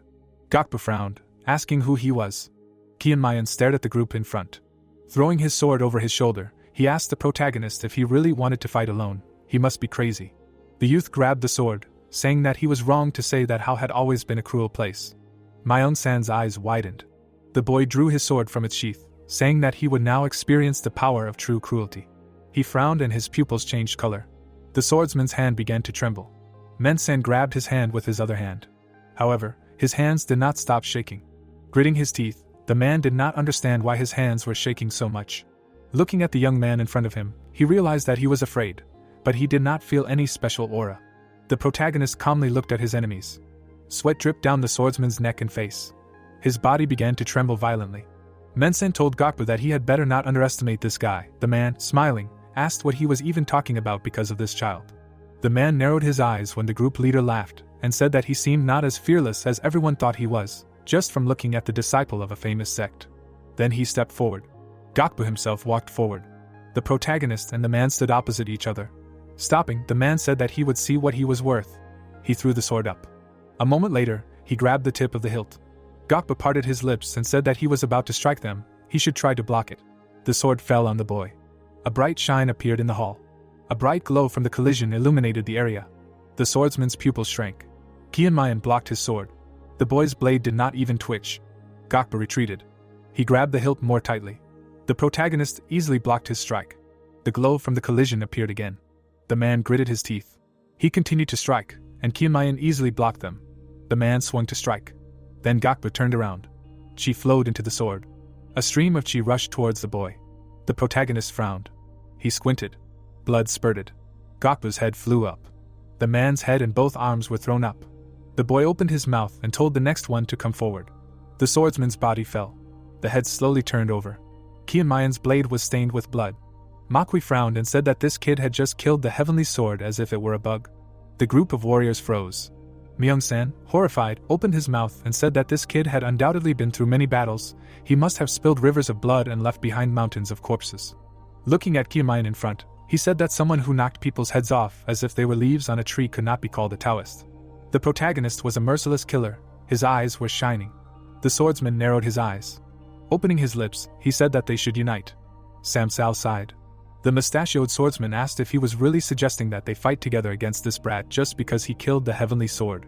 Men-sen, who was standing in front, said not to forget that in Jianghu, age does not matter, only strength matters, and this brat possessed incredible strength. Sweat actively flowed down his face, full of fear. All the warriors narrowed their eyes. He remembered the previous battle. The boy blocked a blow and cut off the head of the heavenly sword, avoiding injury. Dust filled the space. While the man gritted his teeth and tried, his opponent did not even tense up. The youth easily blocked the lunge, which meant that he did not waste a single drop of stamina. Mensen's hand trembled. Then he said that if the whole world knew that they were united against the disciple of the Huashan sect, they would be laughed at. But no one would know if they remained silent. The swordsman behind him narrowed his eyes. The man chuckled and said to forget about pride, they would only keep it if they survived. The protagonist, standing in front of the corpse, thought, since he had taken over this body, he had only participated in childish fights and battles for dignity. The corpse in front of him was his first kill in this life. In order to stand on the battlefield, one must have the malice to kill an opponent, even if his hand is cut off. The eyes of the dead man were wide open. Kyumayan involuntarily looked at the head. Gakpa left him no choice. The youth turned his gaze. Looking at the group in front of him, he said that this awaited each of them. The boy frowned, saying that they must kill them all, preserving as much strength as possible. Makui, frowning, said that this youth could not be called a brat. Stepping forward, he told Kyumayan to consider them an honor. If he were not so strong, they would never have united. The protagonist narrowed his eyes, mentally telling himself that it was wiser than doing what the old men of Jianghu did. There was nothing more stupid than dying in a fight with a stronger opponent. Baeksin, who was standing behind him, said that not only were they fighting someone younger than them, but they were going to attack with 7 of them. The youth stepped forward. Standing in front of Kyumayan, he said that it seemed like one needed thick skin to survive in Jianghu. The protagonist raised an eyebrow, telling him to leave. Baeksin narrowed his eyes. Holding his sword in front of him, he said that whether he liked it or not, he was his senior and his ally. Smiling, the youth said that no senior would let a junior fight to the death alone. John walked up to his friends. Smiling, he said that his little brother was putting his life on the line, so as his senior, he couldn't just stand by and watch. Suddenly, Ghoul came up to them. Isel joined Ghoul. The protagonist turned around, trying to understand what was happening to them. His eyes widened in shock. The youth sighed, realizing what youthful fervor was. These people around him, not understanding the whole situation, were still eager to fight, but he wondered out loud if they would calm down after their heads were cut off. Did they really think that they were easy opponents? Baeksin, frowning, said that they knew that it was not so, but if they always hid behind his back, then the Huashan sect would forever watch him fight alone. Kyumayan froze, surprised. The swordsman, holding his sword in front of him, said that they might be in his way now, but if they fought together more often, then one day he would be able to rely on them. The older disciple smiled and said that if he wanted him to leave, he would have to knock him out, since it was better to die than to watch from the sidelines. The protagonist froze in amazement. He did not move. His hair moved slightly. Baeksin rarely said anything sensible, but now he was right. In order to grow, one must gain experience in real battles. His hair covered Kyumayan's eyes. He knew that the more dangerous the battle, the more experience the warrior would gain. Of course, he could figure it out himself, but since this battle was important for them as disciples, he would have to retreat. The boy gripped his sword tighter. Kyumayan turned his head and said that this was the right way. They should participate in fierce battles, but if he saw even the slightest threat, he would not be able to control himself. So the group of 5 Huashan disciples stood in front of the warriors. Chunyan couldn't move. He wanted to let the other students fight. He never had children, but that's how parents seem to feel. The boy couldn't help but think of his mentor. Looking back, he said that he wouldn't help even if they died. Ghoul, smiling, said that he didn't expect him to help in the first place, because he thought too highly of himself. The protagonist looked at the senior student with boredom. Everyone froze, looking at Ghoul. He sweated when Chunyan said that they would talk about it later. The boy sweated and was horrified, and he knew that Chunyan always crossed the line when he was not in the mood. The boy chuckled. He felt strange. His whole world was flooded with light. Looking at the seniors in front of him, he no longer felt responsible. Isel was tense, while Ghoul was sweating, imagining what would happen after today. The group froze. A moment later, the Huashan disciples rushed forward. Kyumayan's eyes widened. It was as if he had stepped back in time when his juniors were running forward, asking for a chance to fight. The man was smiling widely. The master approached the boy and said that it was time for them to go. Smiling, the leader said that it was time for them to show them the power of the Huashan sect. Baekchan turned around. His lips stretched into a smile. The protagonist bowed his head. Kianmayan touched his chest. Clutching his clothes, he felt strange. His old life was in the past, because no matter how hard he tried, he could not return to that time. The boy pursed his lips. Soon, he unclenched his fist. Smiling widely, he ordered the skulls of these bastards to be crushed. The looks of all the Huashan disciples immediately became serious. Baekchan roared, ordering an attack. The Huashan disciples rushed into battle. The protagonist moved. He ran forward. The young man, involuntarily remembering the leader and elders, said that the Huashan sect was his home. The boy tried to catch up with the disciples ahead.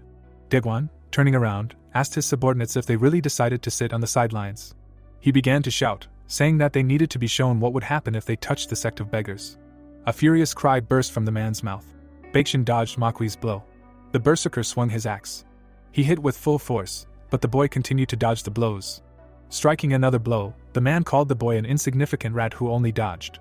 The young man, pulling his leg back, said that he always believed that elders should be respected, but it seemed that in his case it was not worth doing so. Beads of sweat ran down his tense face. The young man instantly found himself behind Makui, striking. A deep gash appeared on the man's side. His eye opened wide. A moment later, he disappeared from his place. Ghoul swung his sword and hit his opponent. Blood gushed from the wound on the man's cheek as he said that he was too fast for his age. It was not for nothing that they said he was talented. The boy rolled over and stopped. He frowned. The swordsman appeared in front of him and said that he was faster than him. Something rushed towards the swordsman at great speed. A huge layer of earth was destroyed. The Shandang sword frowned.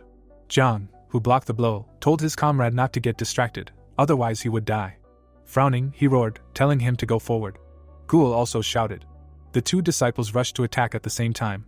The man managed to block Ghoul's attack. Zhang, with his sword closed for a blow, had already appeared in front of him. The swordsman gritted his teeth, blocking the blow of the second youth. He forcefully threw the boy away from himself. His body moved backwards while he mentally said that judging by their appearance, these guys started training no more than 10 years ago, but their combined tactics were so well coordinated as if they had been fighting side by side for much longer. A hail of blows fell on the swordsman, forcing him to retreat. The man barely blocked Ghoul's blow again. John snuck up on him from the other side. The swordsman was surprised to see the youth. Miraculously, the man managed to dodge the enemy's blade. Sweating profusely, the warrior tried to understand where these brats came from. The blue sword gritted his teeth in anger, not understanding when this would end. Isil pursued him, not stopping her attack for a second. Having parried her attack, the warrior noticed that he simply had no chance to counterattack. It felt like with each blow they only became stronger. The girl rushed forward. The two guys worked together to kill the Shanwan's sword. Suddenly, the man's wrist shifted. Zhang frowned, seeing this. Their opponent, sweating profusely, clenched his jaw. His eyes were wide open. The swordsman ducked, dodging the attack. Zhang's mouth was open in shock. His opponent, pouring chi into the sword, said that their combination was good, but even the fastest attacks had a loophole. A wide grin appeared on his face. Ghoul roared. A stream of chi rushed towards the boys. The Shandang sword stopped smiling, being shocked. Zhang's mouth was also open. The swordsman's attack was redirected and slammed into the wall. A thin trace of broken tiles, the mark of the sword, was left on the floor. Zhang turned his head as Qianmayan shouted, saying that he told them already that they must not let their guard down. The boy who swung the sword shouted, asking why the hell he was distracted again. How could he be so stupid? Zhang's eyes narrowed, feeling awkward. The protagonist abruptly turned his gaze. He had to dodge the enemy's spear. The youth immediately struck at his legs. Qianmayan's pupil flashed in the darkness. He turned around and sent a chi sickle. It hit the space between Makui and Beechan. The next sickle blocked the blue sword's attack. The protagonist, raising his sword, shouted angrily, asking if they really thought that if they screwed up, he would help them or give them a pie from the shelf. Samsao rushed towards the youth. He dodged the blade, saying that he was like a pain in the ass. A moment later, Qianmayan bit the enemy's hand. Zhang, who was standing to the side, froze. He raised an eyebrow, realizing that their leader usually grumbled differently, and there was no joy in his voice like now. The clearly angry guy parried the attacks of 3 opponents. The youth frowned. Daeguan and his group ran towards him. The old man shouted, telling him to get out of the way. He kicked one of the opponents away. Samsao and his companions immediately retreated. Standing in front of the protagonist, Daeguan said that the beggar sect had come to his aid. The haggard and dejected Chunmian said that the only thing he needed was homeless people as assistants. His eyes twitched at what he saw. The man shouted, ordering them to attack. Then he personally rushed at one of the swordsmen. His staff collided with the enemy's spear. The master, who controlled the fan, had to fight off the attacks. Myeong-san stood alone. None of the beggars dared to approach him. Looking at his gloomy face, Chunmyeon said that he did not expect that he would become a sensible opponent. The guy stared intently at his opponent. Before he had never fought with anyone who could withstand his blows. Now the battlefield was just him and his opponent. Myeong-san's eyes reflected Kianmayan. He noticed how calm he was and how focused he was on him, as if there was no one else in this world. She burst out of the boy's body. Myeong-san narrowed his eyes. The protagonist smirked. Now the battlefield was just the two of them. The man held his sword out in front of him. He parted his lips and introduced himself. The boy opened his mouth and introduced himself as well. The swordsman's knees bent. To survive, he had to win. A moment later, his muscles bulged. Chi enveloped his leg. Myeong-san rushed towards his target. The protagonist's eyes were wide open. He was able to block the enemy's attack. A shower of sparks flew from the place where the swords collided. Suddenly, the muscles in the warrior's arm bulged. He was able to swing the sword straight through the air. Kianmayan gritted his teeth and was angry. The boy slid back. The man stepped onto the floor. Clutching his sword tightly, he told the boy that he would kill him. Myeong-san's face twisted into a grimace of hatred. He would do anything to make Chunmyeong breathe his last. The two swords collided. The protagonist's body was thrown back. Chunmyeong landed. He easily blocked each attack and continued to fight with the same force. Rough blows echoed with trembling throughout his body, and his internal organs asked to burst out. The protagonist, looking at the approaching enemy, realized that he had to take a risk. The man clenched his jaws until it hurt. He was ready to put even his own life on the line for victory. The boy blocked his blow again. Pieces of earth broke and began to fly apart. The boy blocked the enemy's sword with difficulty. Their collision left a small crater. Chunmyeong jumped back. Myeong-san rushed after him, telling him not to dare run away. He swung his sword and asked if his skills were not enough to defeat him. The boy's sword rushed towards him. The boy's blow was deflected. Continuing to pursue Kianmayan, Myeong-san said that he probably had some kind of drug. The man did not lag behind his opponent. He jumped up. The veins appeared on Myeong-san's face. His body glowed brightly. He jumped up, saying that he understood him. He was trying to deceive him. The protagonist gritted his teeth and was surprised. His enemy was right above him. The swordsman's sword glowed brightly. Chunmyeong barely managed to block the enemy's attack. The sword's light illuminated his face. Myeong-san forcefully pushed the enemy down. Baekchang turned his head, surprised. Jong and Gul gaped in shock. Isol looked at the boy with alarm. Daewon screamed in horror. The boy crashed into the floor with a crash. Standing in the smoke, he said that he was tired of not fighting with his full strength. Soon, the protagonist's eyes appeared from the smoke. His pupils glowed brightly. Myeong-san appeared in front of Chunmyeong. The man spun around. The protagonist jumped away from the small tornado. The tornado began to grow. Chunmyeong extended his arms forward. He stopped and stood in a stance. The boy used the 7-plum sword, causing plum petals to appear. A stream of chi rushed towards the tornado. Pink chi from the plum blossom reached the tornado. A moment later, the chi merged with Myeong-san's tornado. He gritted his teeth as he noticed this. He began to shake his head in horror. Blood gushed out from his wounds. The man coughed up blood. Streams of wind spread throughout the hall. Plum blossoms rushed towards the swordsman. The man frowned and barely raised his head. One of the leaves appeared right in front of him. The protagonist covered the distance in an instant and struck. The youth turned his leg. The boy straightened up. Myeong-san stood motionless for a while.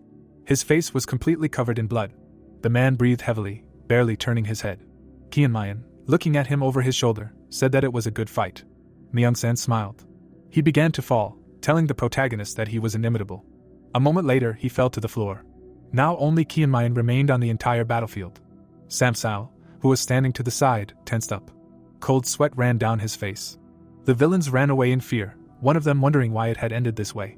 Samsao frowned and thought that the plan was good, but crushing the enemy and protecting his people was more important than anything else. Standing in the middle of the battlefield, the man realized that with their combined efforts, they could crush any sect. The assassin looked back and thought everything was perfect until they showed up. Baekchang was fighting Makwi. The man opened his mouth wide and shouted that he would deal with his opponent. The boy managed to dodge his blow. The young man frowned and said that he should give up because he would not succeed. The boys pounced on the Shandong sword. Isol entered the battle with the blue sword. Samsel's eyes widened and he realized that these people were superior to anyone he had ever met. The man imagined the faces of the heroes and decided that he had never seen such powerful Taoists in his life. The villain dropped his weapon from his hand. The warrior lunged forward. A cut appeared on the old man's face. The brute angrily clenched his teeth. The killer watched his comrades from the side. His eyes widened in fear and he realized that he could not win this battle. The villain took a step back and thought that he could only run away.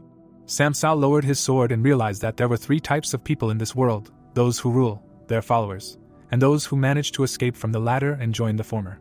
The protagonist looked away. His eyes lit up. The man stared at him in horror. Then the killer began to run. His face was covered in cold sweat. The villain decided that only the strongest survive in this mortal world. He headed for the exit and thought that there were still many opportunities ahead. The villain frowned furiously and wanted to turn the situation to his advantage and avoid a fight with the disciples from Huashan. Chongmian narrowed his eyes in disdain and gritted his teeth. The boy was above his opponents and called his move very dirty. The boy delivered a powerful blow and threw the enemy back. Samsao raised his head and wondered how he did it. The man fell to the ground and asked where he got such speed. A cloud of dust rose. There were bloody abrasions on the warrior's body.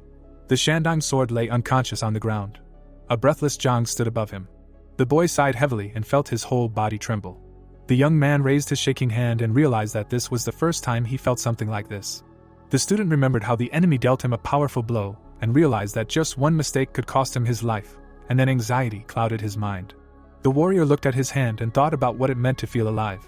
Ghoul was sitting on the ground, tired from the battle. His friend put his hand on his shoulder and praised him for his good work. The swordsman smiled and stated that this battle was quite difficult. Holding the weapon in his hands, the boy said that he understood the meaning of the words about how to know your skills by trying them in real combat. The boy closed his eyes and said that he never thought that his head would be so confused. Zhang closed his eyes and realized that he felt the same way. There was a wounded enemy lying nearby. The student thought about how they managed to defeat Myongsan, also known as the Black Sword. Keeping his hand on his comrade's shoulder, the warrior decided that they would be in big trouble if Huashan found out about this, and remembered that the reason was Qianmayan. The swordsman imagined the protagonist pointing at him, and guessed that he would be very angry. The boy lowered his head and realized that he could not use even half the strength he had. Smiling, the boy said that they still had a long way to go, and asked his comrade not to be upset. Ghoul looked at him in amazement. Baekshun approached the heroes. Stopping, the righteous sword explained that there was nothing wrong with them not being able to show all the abilities they had gained during their training, and added that they should not worry about it. The student frowned sternly and asked his friends to think about what successes they had achieved. Zhang looked at him in surprise. The warrior said that they showed their true strength in battle.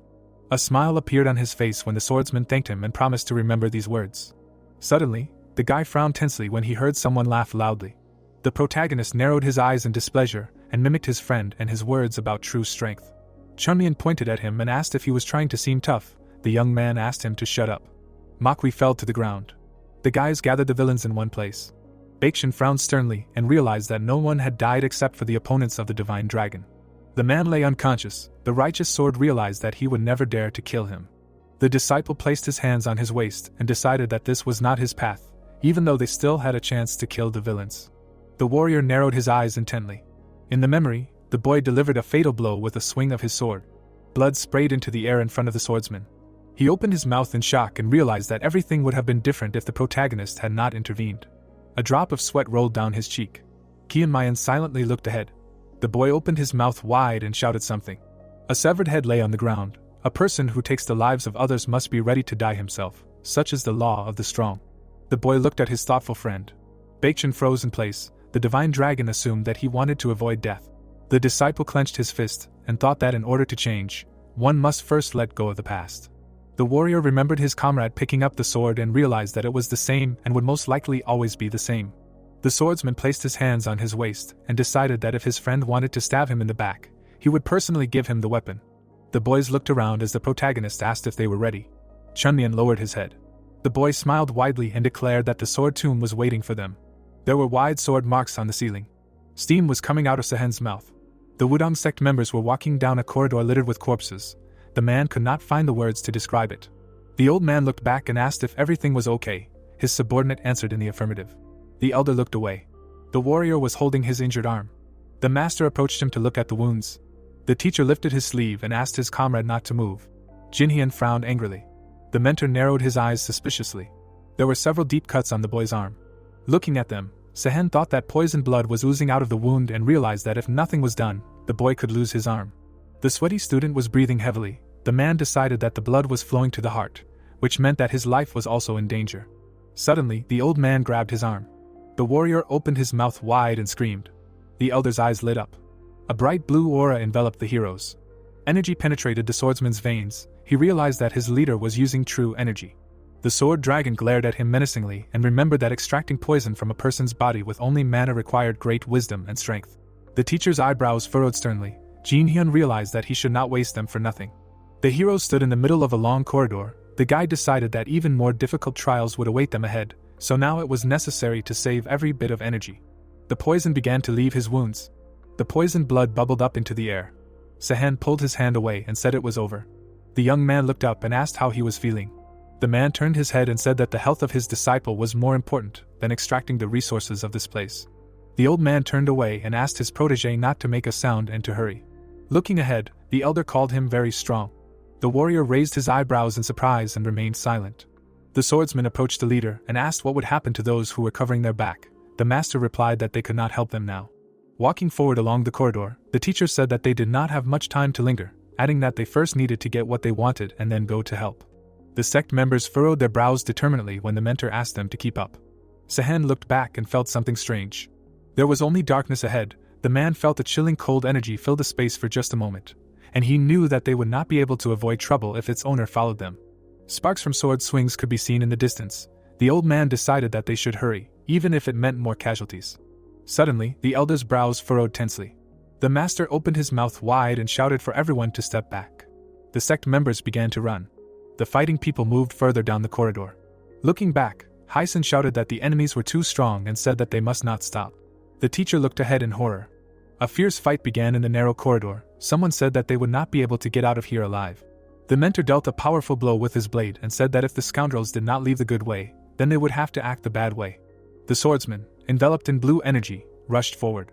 A bright flash illuminated him. Huashan looked back and ordered the others not to stop and follow his brother.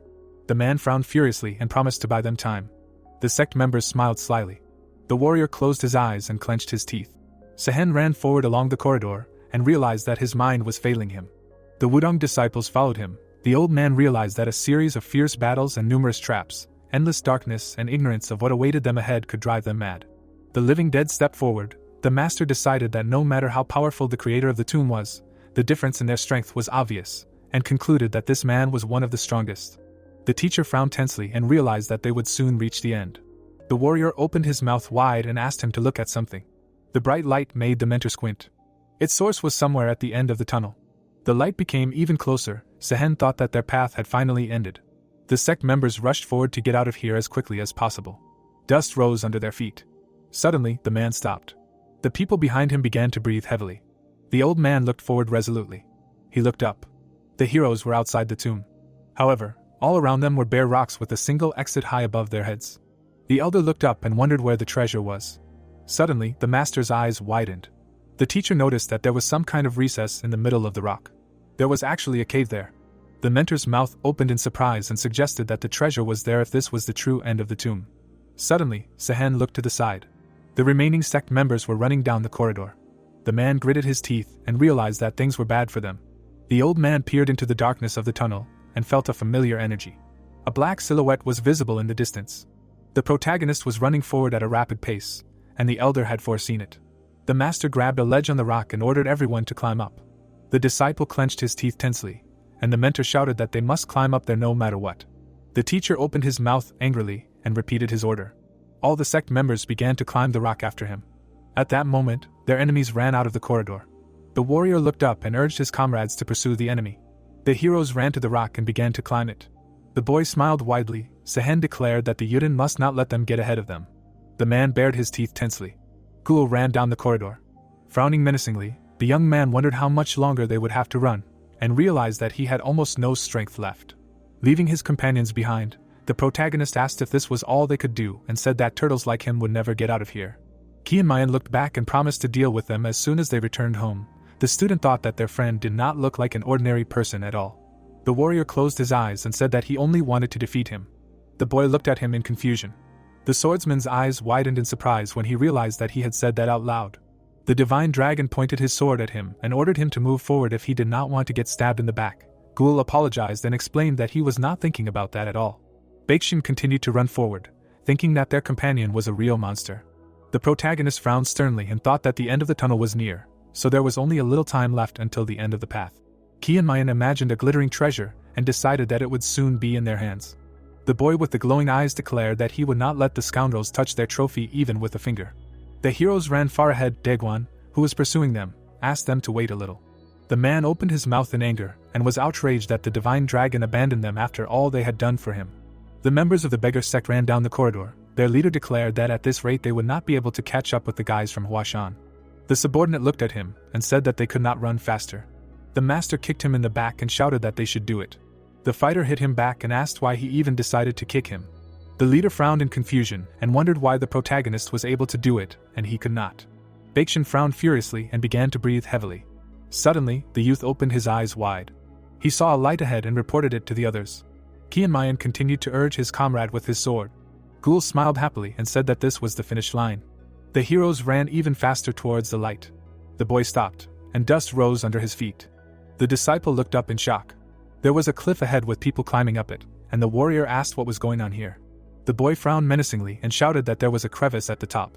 There was a deep cave in the cliff. The swordsman raised his eyebrows and asked if they really had to climb there. The righteous sword frowned sternly and asked if his friend was sure about that. Gul smiled broadly. The youth confidently clenched his fist and declared that it was too easy. The sect members looked down in amazement. The disciple jumped forward and said that climbing the cliff was the last thing they should worry about. The warrior grabbed the rock and asked if the creator of the tomb had not been to Huashan. John closed his eyes and decided that all their hellish training had not been in vain. Frowning furiously, Baekhyun said that he had climbed a cliff 5 times higher than this several times a day and shouted that now all the Huashan members could sleep peacefully on the steep mountainside. Iso confidently grabbed the ledge. The divine dragon raised his eyebrows in surprise when the swordsman said that they could do it thanks to his training. The boys opened their mouths wide and let out a battle cry. The heroes rushed up the cliff, leaving everyone else behind. Someone asked how they were able to do it so fast. The man swung his spear and ordered them to stop. The sect members began throwing weapons at the disciples. However, the Huashan members continued to climb up regardless. Gul looked back when he felt a blade approaching. The protagonist jumped forward and deflected all the flying projectiles. Chunmian looked back and ordered his comrades not to stop at any cost. A spear flew past him. It crashed into the rock next to the boy. The villains waved their weapons, shouting that Huashan would not be able to defeat them. The boy gritted his teeth and decided that it would be quite difficult to hold them back. Suddenly, the boy's mouth opened in surprise when someone intervened. Someone running along the corridor called out to him. Daegwon ran into the light and screamed furiously. Dust rose from the ground and a roar was heard. The members of the beggars sect began to grab the villains and throw them off the cliff. The man frowned menacingly and asked his comrade to leave this matter to them and move on. The divine dragon smiled and hoped that these were not empty words. The disciple turned around and called his friends to climb up to the crevice.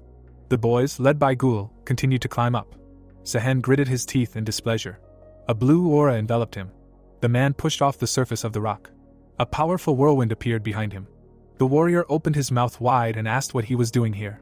The swordsman rushed forward. The old man shouted that he should not worry about such questions.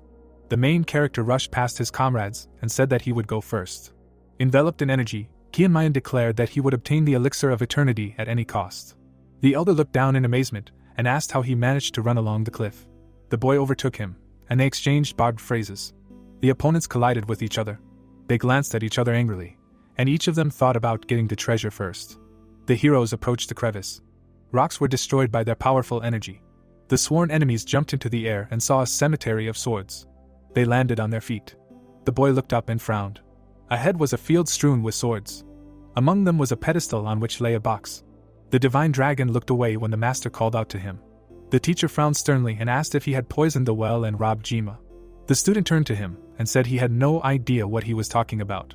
The warrior raised one eyebrow in confusion when the teacher said he had exceeded all his expectations. Sion opened his mouth wide and asked him to leave. Standing a few meters away from the enemy, the man said he would let him go. The old man assumed a fighting stance and promised to kill him without a doubt if he did not. His eyes lit up. The protagonist gave him a stern look and remained silent. An aura of rage enveloped the elder. Chunmian smirked and said that threats would not work on him. The boy lowered his head and assumed that despite his words, the enemy would never do such a thing. The boy raised one eyebrow and asked why he would leave at all. The master narrowed his eyes suspiciously and thought he had figured out his intentions. His hand trembled. Looking at the enemy, the teacher was surprised that one simple child could pose a threat. The mentor closed his eyes and called him dangerous. A white haze shone around the divine dragon. Pursing his lips, Sehen realized that he had threatened to kill him unconsciously, and assumed that this was his true intention. The student frowned when the man said that he had been following his path for many years and did not want to break it. The old man cast a disdainful glance at the enemy and asked him not to force him to commit a sin. The elder frowned sternly and urged him to leave now. The warrior narrowed his eyes suspiciously and thought about how in moments of such chaos, no one was responsible for the murders. The heroes stood in the middle of the sword cemetery. The protagonist decided that the rest of the world would not condemn the Wudang member for killing him, and realized that he also wanted to get the elixir of eternity at all costs. Kianmayan lowered his weapon. The boy looked at his enemy and thought that he was not going to give up so easily. There was a pine tree symbol on the bloody robe. The boy took a step forward. The divine dragon smiled and said that he was not going to retreat. The master with glowing eyes said that he had warned him of the consequences. The student, enveloped in blue energy, said that he had stopped listening to such warnings a long time ago. The ground beneath his feet collapsed. The warrior made a sharp dash forward. The heroes entered the battle. The teacher angrily clenched his teeth. The swordsman parried his attack. They fought, blocking each other's attacks in turn. The energy concentrated in the mentor's hand.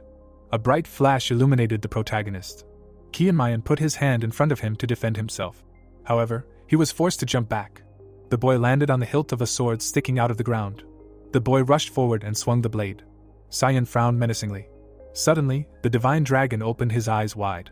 He had to arch his back to avoid the enemy's next attack. The disciple clenched his teeth tensely. A giant mark from the sword's swing appeared on the rock. The warrior looked forward furiously and wondered why the enemy was so strong and why his movements were so light yet sharp. The man raised his blade for another strike. Gusts of wind swirled around the swordsman. The protagonist took a step forward. The old man's mouth opened in shock and wondered how his enemy could do such a thing. A stream of energy rushed towards him. The elder's brows furrowed tensely. Lightning pierced his body. Kianmayan bared his teeth and felt the flow of chi change and become stronger. The master's eyes sparkled. The teacher delivered a crushing blow. The blade of the sword flashed before the boy's eyes. A shock wave rolled across the entire cemetery. Blood gushed out of the boy's mouth. The divine dragon firmly stood on the ground. He managed to block the enemy's attack. The mentor opened his mouth in amazement and asked himself how this was possible. There was a huge crater behind the student. Holding his sword in front of him, Sehen concluded that the victory over Jinmu was no joke. The warrior looked up and asked if he really wanted to talk so much. The protagonist kicked his opponent and said that now was not the best time for this. Chongyan jumped back a few meters. The man narrowed his eyes suspiciously. He opened his mouth and offered his enemy to become a member of the Wudang sect. The boy frowned and asked what he was talking about. Standing in front of the crater, the old man explained that with his talent, learning a new type of martial arts would not be a problem, and promised to make him his first student. The boy's eyes widened in surprise. The elder frowned sternly and added that he was destined to become the future heir of the sect. The divine dragon raised one eyebrow and said that his opponent was crazy if he thought that he would betray Huashan so easily. The master gave him a displeased look. The disciple closed his eyes and sighed when the teacher stated that he should understand what would be best for his strength. The mentor opened his mouth in surprise when the protagonist asked him to shut up. Standing in front of him, Sehen said that Wudang would give him much more than Huashan. The warrior called him too persistent. The swordsman's mouth opened wide. The protagonist sternly looked forward and asked why he would become a disciple of someone weaker than him. The man frowned angrily and asked what that meant. Chong Maying swung his foot. The boy kicked the ground with force. All the swords flew high into the air. The boy jumped up and kicked one of them. The blade flew past the old man. The elder looked back tensely. The sword pierced the ground behind him. The divine dragon lowered its head and asked if it liked it. The warrior kicked another blade and declared that he would never betray the Huashan sect. The master cut the sword flying at him. He clenched his teeth in anger. The swordsman began throwing weapons at him and shouted that he would make his sect the strongest in the world. Ghoul was clambering up the cliff with difficulty. His comrade asked him to move faster. Baekchan looked back and said that at this rate they would miss everything. The young man said that he had wasted all his stamina. The crevice was still far away. The righteous sword explained that their friend needed help and asked if the student really wanted him to die fighting alone. The warrior opened his mouth wide and began to breathe heavily. The swordsman clenched his teeth in displeasure. The boy ran on and asked his comrade to gather his strength and catch up with him. John's face was covered in sweat. The people continued to climb up the steep cliff, feeling that their end was about to come. Someone came out of the corridor. The protagonist threw the blade forward. Sehen cut it into small pieces. The man frowned furiously, acknowledging his opponent's strength and calling him to stop using his tricks. The old man opened his mouth in anger and declared that he had been honing his skills for 200 years, so a small scratch would not pose any danger to him. Suddenly, another blade flew past him. The elder looked back and wondered where it came from. A sword with a golden hilt was sticking out of the ground. It had a plum blossom on it. The master's eyes widened in shock. Kianmayan approached him closely. The boy kicked his opponent in the face. The powerful blow threw the teacher back. His body flew out of the sword cemetery. It ended up in the air above the cliff.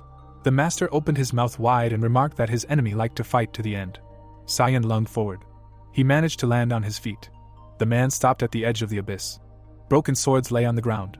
The old man squinted and thought that this was not what he expected to see. There were many blades sticking out of the ground. The elder realized that people blinded by the thirst for profit were coming to the tomb for treasure and killing each other, and wondered if after so many years there had not been a strong enough person. The master smirked and decided that they were not good people anyway. The teacher squinted and thought that he did not share their intentions. In the distance, a pedestal with a box was visible.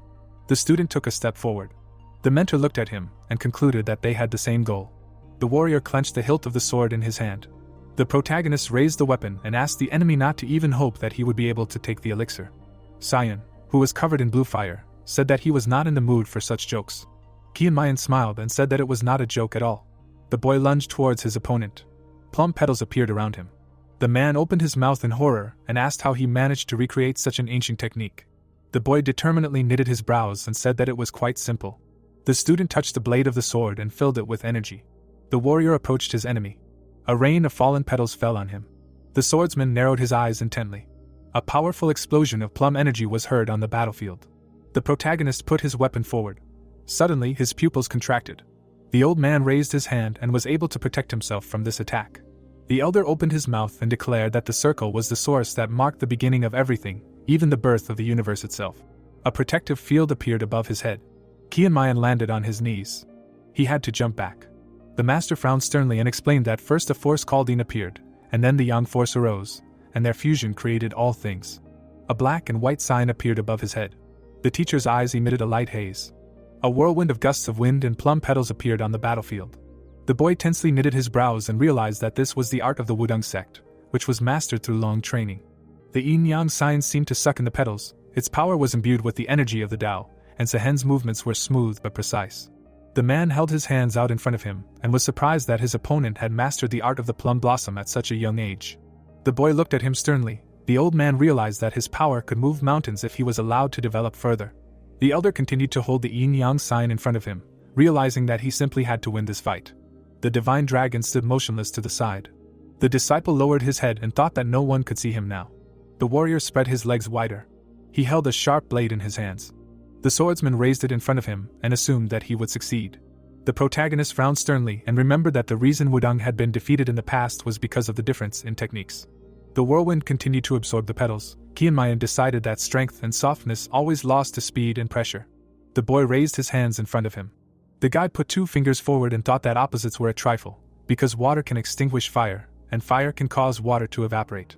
The divine dragon raised his sword and decided that any opposite could be defeated.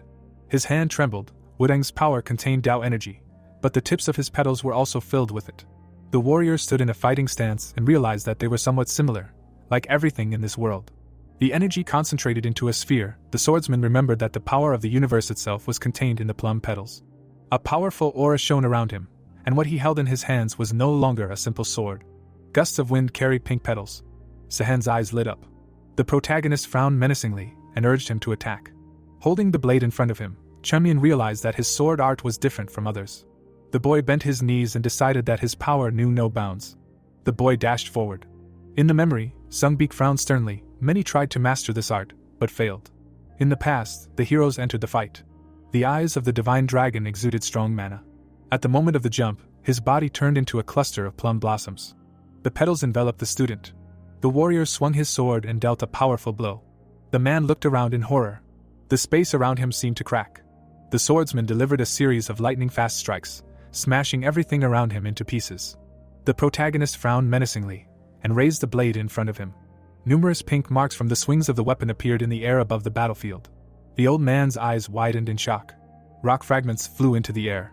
Standing in front of the broken yin-yang, the elder wondered how this was even possible. Chongmian lunged at him.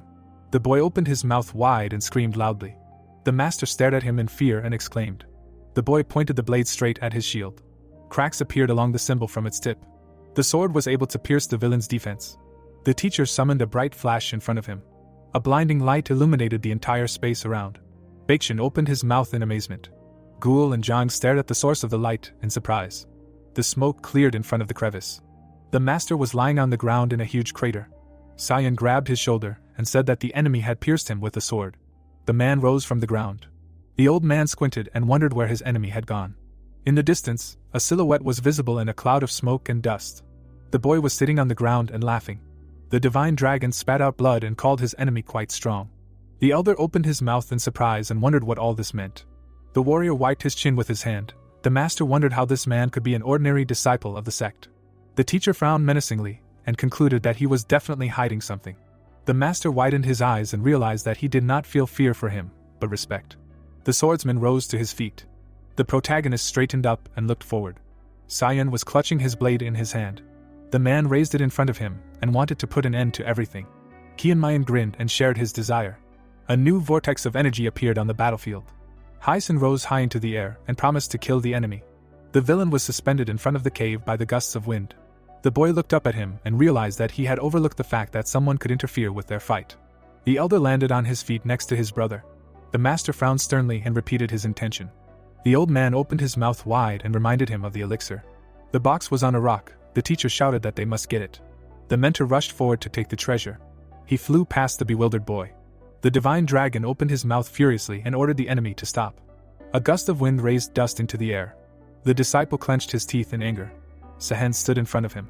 The man frowned sternly and declared that this was the end. The elder approached the box. The master frowned tensely and said that this was what they had been looking for so long. There was a small wooden box on the rock. The old man looked back and called his brother to him. The teacher took the box in his hands. Then he raised his sword in front of him. The warrior stood in front of him, unable to do anything. The mentor narrowed his eyes suspiciously. Huashan looked at the box and wondered if it contained the pill itself or the recipe for making it. The man opened his mouth in surprise and mentally called this treasure priceless. The elder decided to open the box. A drop of sweat rolled down his cheek. The master presented the sparkling elixir and was glad that he was holding it in his hands right now. The protagonist frowned with displeasure and was indignant at his failure. The elder of the Wudang sect slowly opened the box. He screamed and knitted his brows in intense surprise. Sehen continued to stare at the box in shock, and Huashan called out to him from behind. The latter turned to the elder and opened his mouth in surprise. The man indignantly showed the emptiness of the box, indignant that it turned out to be empty. The elder began to shake the treasured box, not believing what was happening, because surely this was not all, surely there was a secret bottom in it. He silently opened his mouth, staring exhaustedly into the emptiness of the box. Sehen looked at the bottom of the container and thought that this was complete nonsense.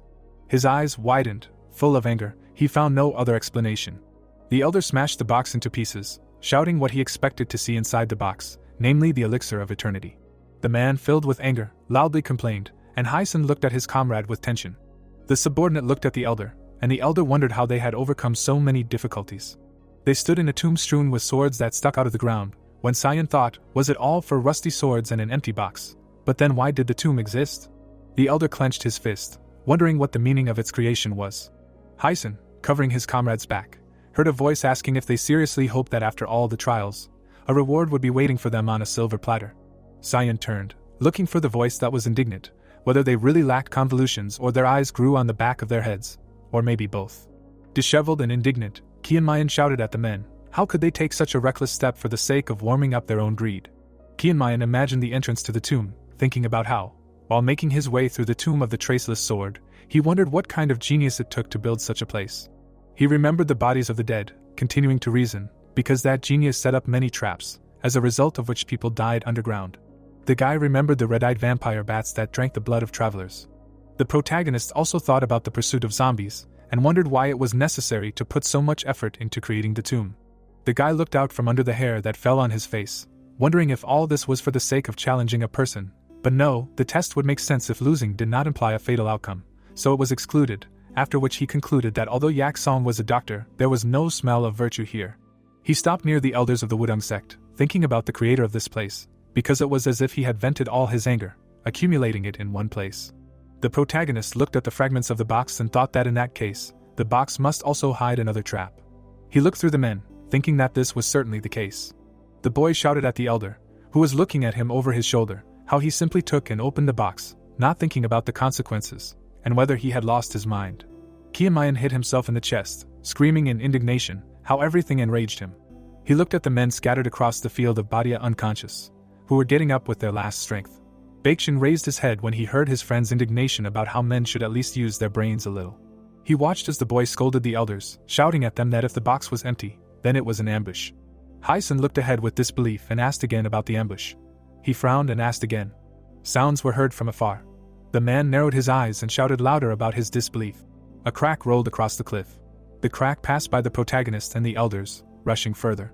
One of the Wudang sect members rose to his feet, grabbed his sword and shouted words of threat to the Huashan sect. Baekchan frowned, noticing the persistence of his opponent. Suddenly, a crack was heard, to which Baekchan was cautiously distracted. A crack ran between the opponents, dividing the earth. The boy looked back in confusion. The sect members, climbing up the steep cliff, saw the crack rushing past them. Baekchan, Isel and the Wudang sect members, puzzled, watched the crack. They saw one crack, with a crash, break into many branches, rushing upward, along the column and the walls. The observers watched in horror as small cracks moved to the surface of the ceiling. The cracks reached the highest point, where a single hole in the upper part of the rock let light into the battlefield, and scattered around, breaking the walls of the tomb. Baekchan's eyes and mouth opened in surprise, not understanding what was happening. Qianmayan walked towards his comrades with large strides, blaming the Wudang sect for what had happened. He approached Baekchan and bravely shouted to his friends, who were in a stupor, not to be afraid, because he would think of something. The guy looked up and said that they would find a way out even if the ceiling collapsed. He froze for a second. Baekchan turned his gaze to the protagonist, who exhaled nervously. The hero turned and noted with annoyance that he did not see any loophole. Behind the guy with the sword in his hand, another rumble of collapsing walls was heard. Everyone screamed in fear. Baekchan grimaced with all his horror and expressed his indignation. When the walls and ceiling began to collapse, he asked the protagonist to do at least something, but the latter asked what was expected of him, because he was not omnipotent, to which his comrade demanded even louder to do at least something. Baekchan, looking up in fear, loudly asked the hero if he was offering to stand like a pillar. Qianmayan called out the terrified guy by name. The hero dramatically exhaled and said that everyone dies sooner or later. He looked seriously at his friend, ordering him to accept it. The angry comrades rushed at the hero, calling him a crazy bastard. At that moment, Sehen, with all the power of his voice, ordered the disciples of the Wudang sect to crush the boulders into pieces. The disciples looked around, dodging the falling stones. They heard the order and obediently rushed to break the boulders. One of the students used Heavenly Slash. The second used Yin and Yang. The third called upon the four elements, and they rushed towards each other. A yin-yang symbol appeared on the ground, emitting energy, under the final cry of Bagua.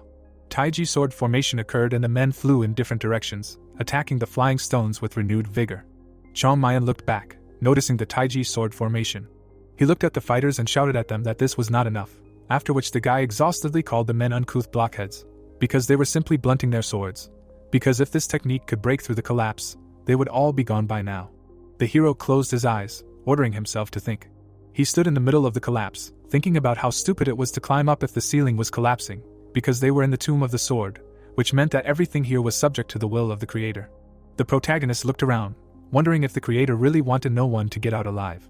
He gritted his teeth and narrowed his eyes, being sure that there was a way out. The hero imagined the entrance to the tomb, forcing himself to think, because this was an outlandish place, a real anomaly. He remembered the endless dungeon that you get into when you enter the tomb. Then he remembered his comrades running, because after the dungeon they encountered traps. But in the end, as he recalled, all paths converge and lead to one point. The hero thought, climbing a mountain you think that your goal is close, but as soon as you find the box, hopes are dashed. He remembered the pieces of the broken box. The guy with his eyes closed thought that this could be the whole thing. Suddenly, he opened his eyes, from the realization that came. Qianmayan commanded everyone to go down. Baekchan looked back at his comrade with tension. He looked at the hero, who looked forward with seriousness and confidence. Qianmayan commanded everyone to quickly descend with all his might. People stood at the edge of the abyss, someone commanded to jump. The cliff began to crack. The disciples rushed forward. The witness's eyes widened. He did not understand how it was possible to unquestioningly follow such an order. He watched the others fall and thought that this was some kind of unshakable and naive trust. In the end, he, slightly leaning forward, shouted at the top of his lungs that this was a real suicide, to which Qianmayan replied that if he did not want to, he could stay here, because no one was forcing him. The disciples of the Wudang sect stood at the abyss, unable to move. Some of them looked at the divine dragon in confusion. He cursed, closed his eyes, feeling pain in his head. He pushed the two people standing next to him into the abyss, shouting at them not to upset him, and they screamed as they fell. Then he jumped down himself, shouting at them to trust him. The flight was swift. The moment when he grabbed one of the students appeared in his head. Then another, shouting that they should understand once and for all that when he told them to do something, they should just listen and do it. Many screamed as they fell. Sehen gritted his teeth and growled from the strain. He ran up and pushed off the edge of the cliff. Already in flight, reasoning that the actions of that guy go beyond the bounds of reason, but now their fate is in his hands. The disciples of the Wudong sect stood in confusion when they heard the order to quickly jump down. The master in flight was already shouting at them to accelerate, push off, and fall down. They could not disobey and began to jump after the disciples of the Huashan sect. Most of them screamed in fear as they fell. Chongmian, enveloped in blue energy, cursed because he realized that there was no time. He landed on his feet. The rest landed haphazardly. Someone was already standing on his feet, someone was still lying down. One of them told the main one that all the paths were blocked, and the hero cursed, saying that he thought so. The warrior looked down, thinking that trying to break through the wall was pointless, because they would be buried alive right away, and concluded that the doctor must really be crazy. The warrior looked away, thinking that if there was even the slightest meaning in this dungeon, then there must be a way to survive. He felt something under his foot. He looked down. There were cracks below. Zhang and Ghoul turned around at his shouts that there was earth below, and they should dig it. The disciples of the Wudong sect, who had recently landed, were still sitting, catching their breath from the flight, when Chongmian shouted that there must be something below, and they must get to what was hidden underneath. Degwan looked tensely at the commander. He pierced the ground with his sword, giving the order to follow his example. The first disciple from his sect repeated this. The others also joined in. Even the Ulan sect did not lag behind the others. Everyone was actively smashing the ground with their weapons. After a while, screams began to be heard from all around, that here and there, people were finding something in the ground. A disciple of the Huashan sect identified it as something made of metal, and told the others. Baekchan, kneeling, said that it was a long and wide canvas. Chunmian squinted and said that he thought so. Suddenly, he turned towards a screen demanding that he get out of the way. Sehen was in midair, his sword engulfed in blue energy, and he himself was shouting that he would end this.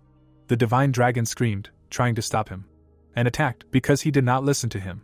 There was an explosion, the hero screamed, cursing at the elder that he could have killed them all. The blast wave smashed Sehen into the rocks. The commander was in midair when he heard his name being called. He ran forward, thinking that he had been trying to buy time before, but at the moment his strength was at its limit, and he had to do it now. The hero stopped not far from Isel and Baekchan. After catching his breath, he said that this was what he was looking for. Sion was barely moving from the pain when he heard a call for everyone to gather in one place where the exit was found. There was a metal door at the feet of the divine dragon, but he turned around and tried to stop someone.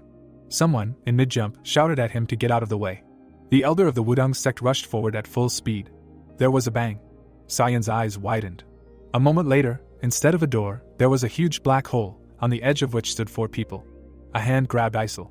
Another hand grabbed Baekchan, and the owner's voice shouted that there was no time to stare. In an instant, the 2 were already flying down. Qianmayan turned to everyone and shouted that if they did not want to be flattened, they needed to jump. The warriors ran to the exit. A collapse began from above. The commander urged the warriors on. He watched what was happening, mentally hoping that everyone would make it in time. Out of the corner of his eye, he noticed something. Moans were heard behind him. Debwan was dragging a wounded man, asking if he could speed up. The man opened his eyes in surprise when the hero screamed in rage, asking what they were messing around for. He turned around and replied that they were wounded and they couldn't just leave them here. The warrior cursed. The hero rushed towards them, mimicking their words for help. He grabbed them by the collars, cursing, and literally threw them into the hole left where the door had been. Watching them fall, he screamed that they had added to his troubles and he didn't understand how he could have survived with them. Jumping and going to join everyone, he almost got hit by a huge boulder. And stopping, he looked away furiously. The stones were falling in full force, and he barely had time to make his way. Suddenly, an elder of the Wudong sect tried to stop him, asking what he was doing, shouting for him to jump with everyone else. One of the stones fell next to the passage, partially blocking it. Sehen raised his head up, turning around. At that moment, Chongmian grabbed him and, cursing, dragged him along. The avalanche almost managed to block their path.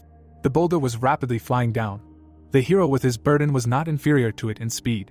The warrior gave almost all his strength and gave it his all. A passage was visible ahead. They managed to fall down before the stone blocked it, but they hit their heads on the ground. The divine dragon did not expect such a turn of events. The pain was wild, his face turned red from the impact. Sehen clutched his clothes in his hands. They were flying again.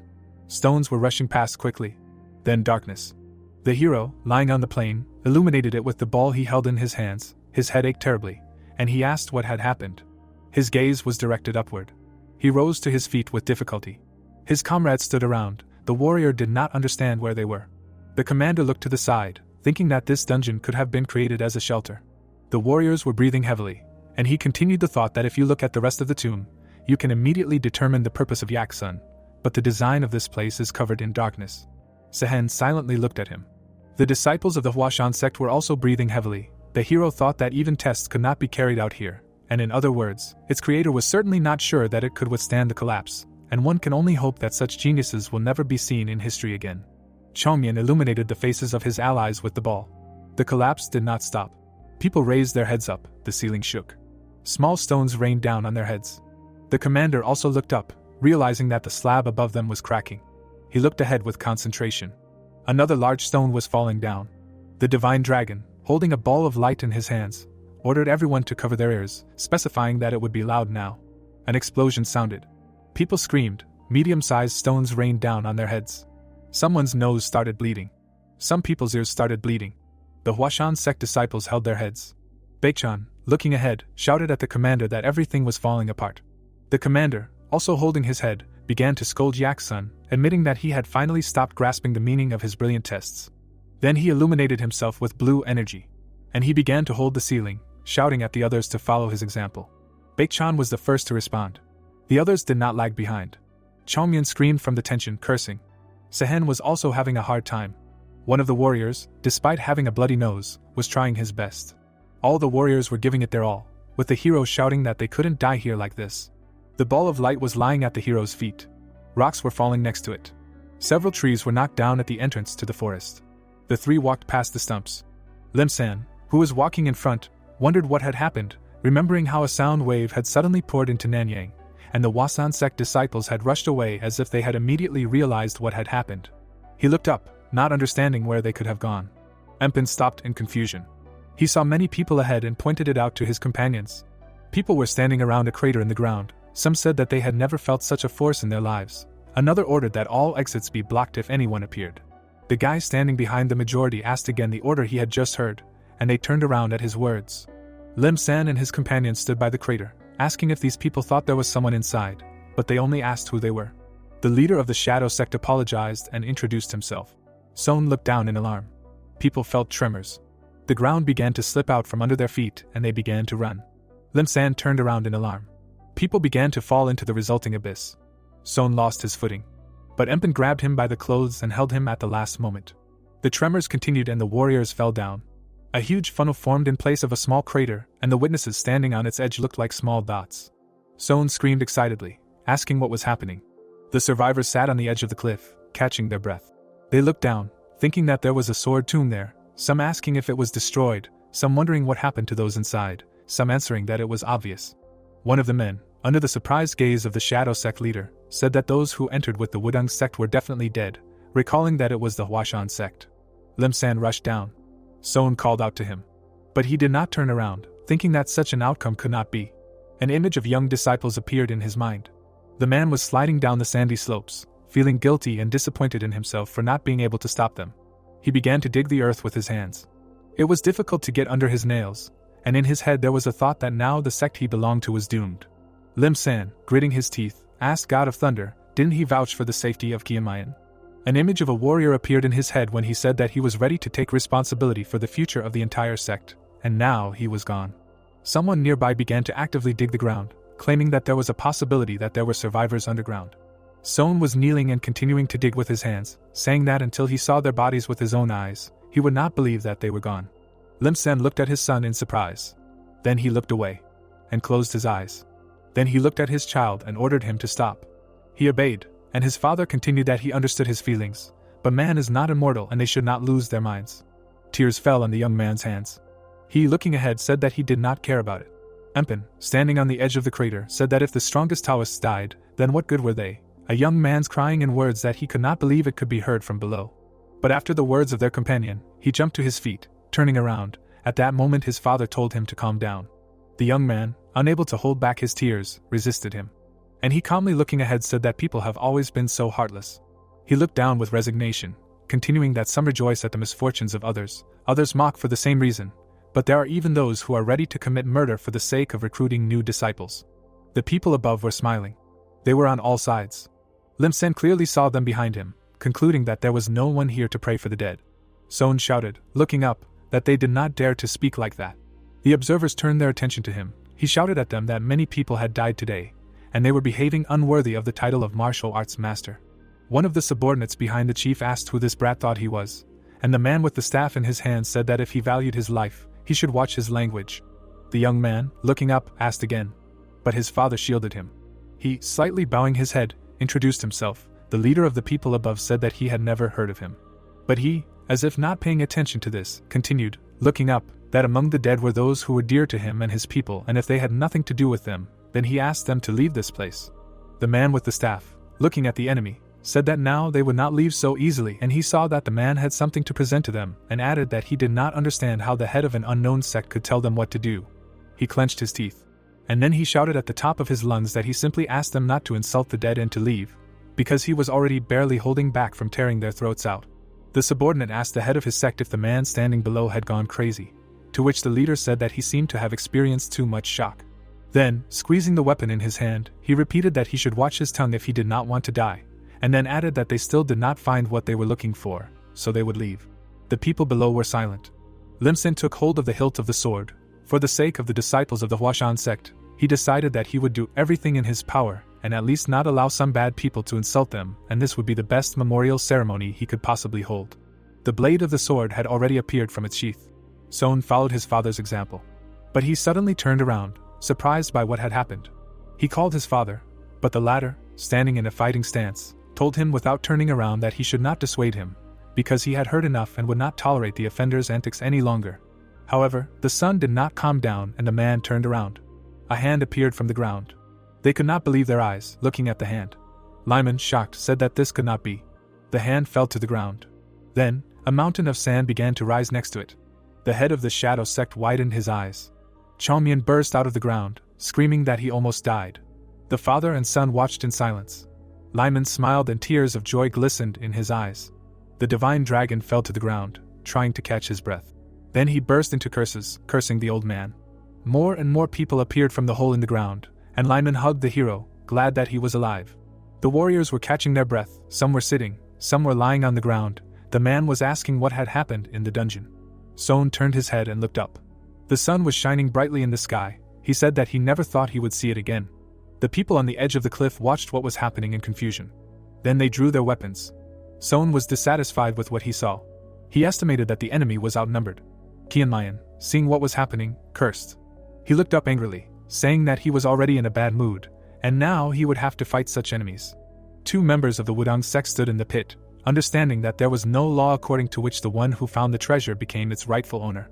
The fighter, putting out his weapon, said that the dungeon was now destroyed, but those who managed to escape clearly did not come empty-handed and remembered that in this place there was only one rule, namely kill or be killed. The youth looked up at them. The man greeted the survivors with his mouth open. The elder frowned and asked who he was. Debwang clutched his head and said that he had heard rumors that this man often came to Zhongyang, but it was very unexpected to see him here. The warrior gritted his teeth, realizing that he did not want to introduce himself to the Wudang sect.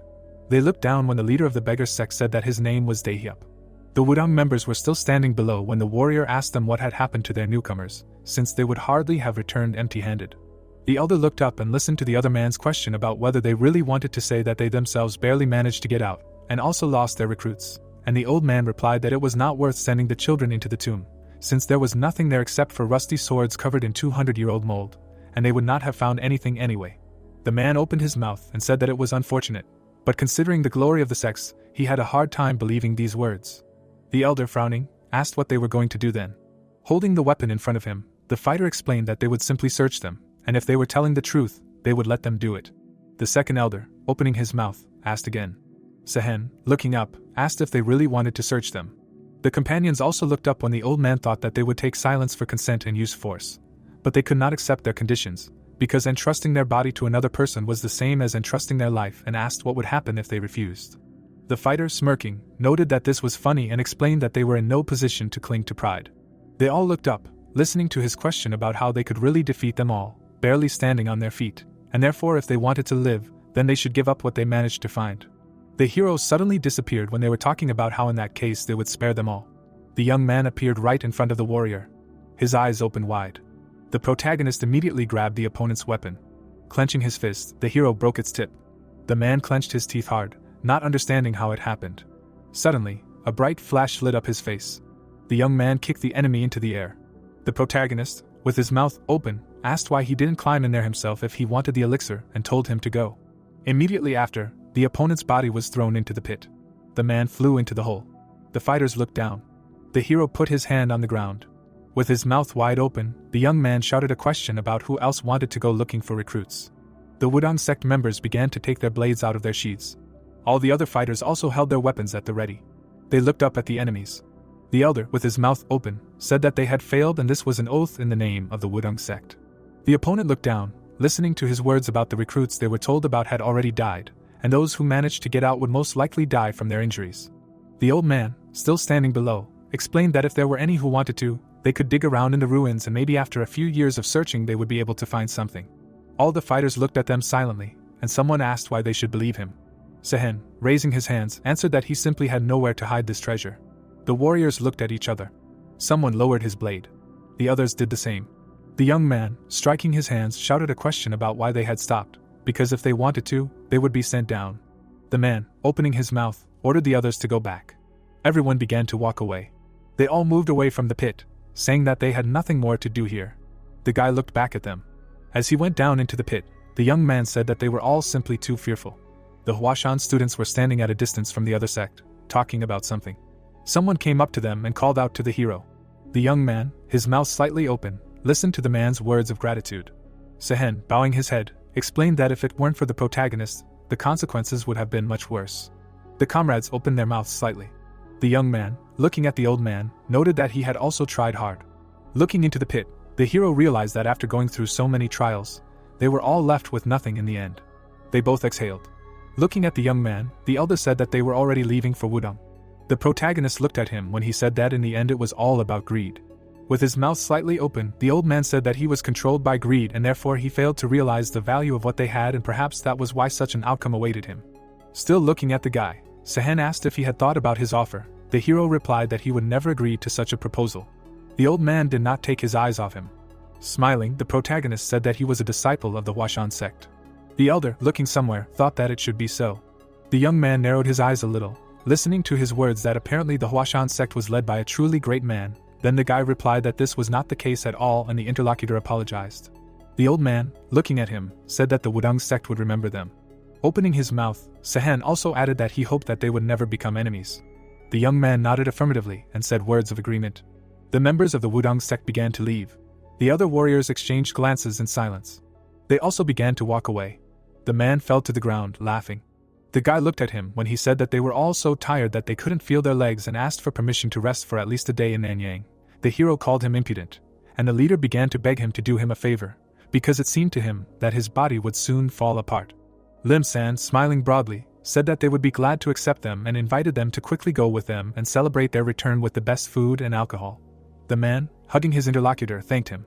The comrade, with his mouth open, noted that in this case they tried in vain. The hero agreed with him and added that in the end all the stories about the elixir turned out to be lies, which extremely infuriated him. The protagonist looked back and called his comrades to also go with them, because he wanted to get drunk and forget himself and sleep. They walked away from this place. Someone hit the guy on the head, saying that they needed to do it one more time. The elder, with his mouth wide open, asked if he had been told not to interfere with the first generation. The other comrades, looking at him, smiled while the guy was saying that he had nothing to do with it, and that they had started it first.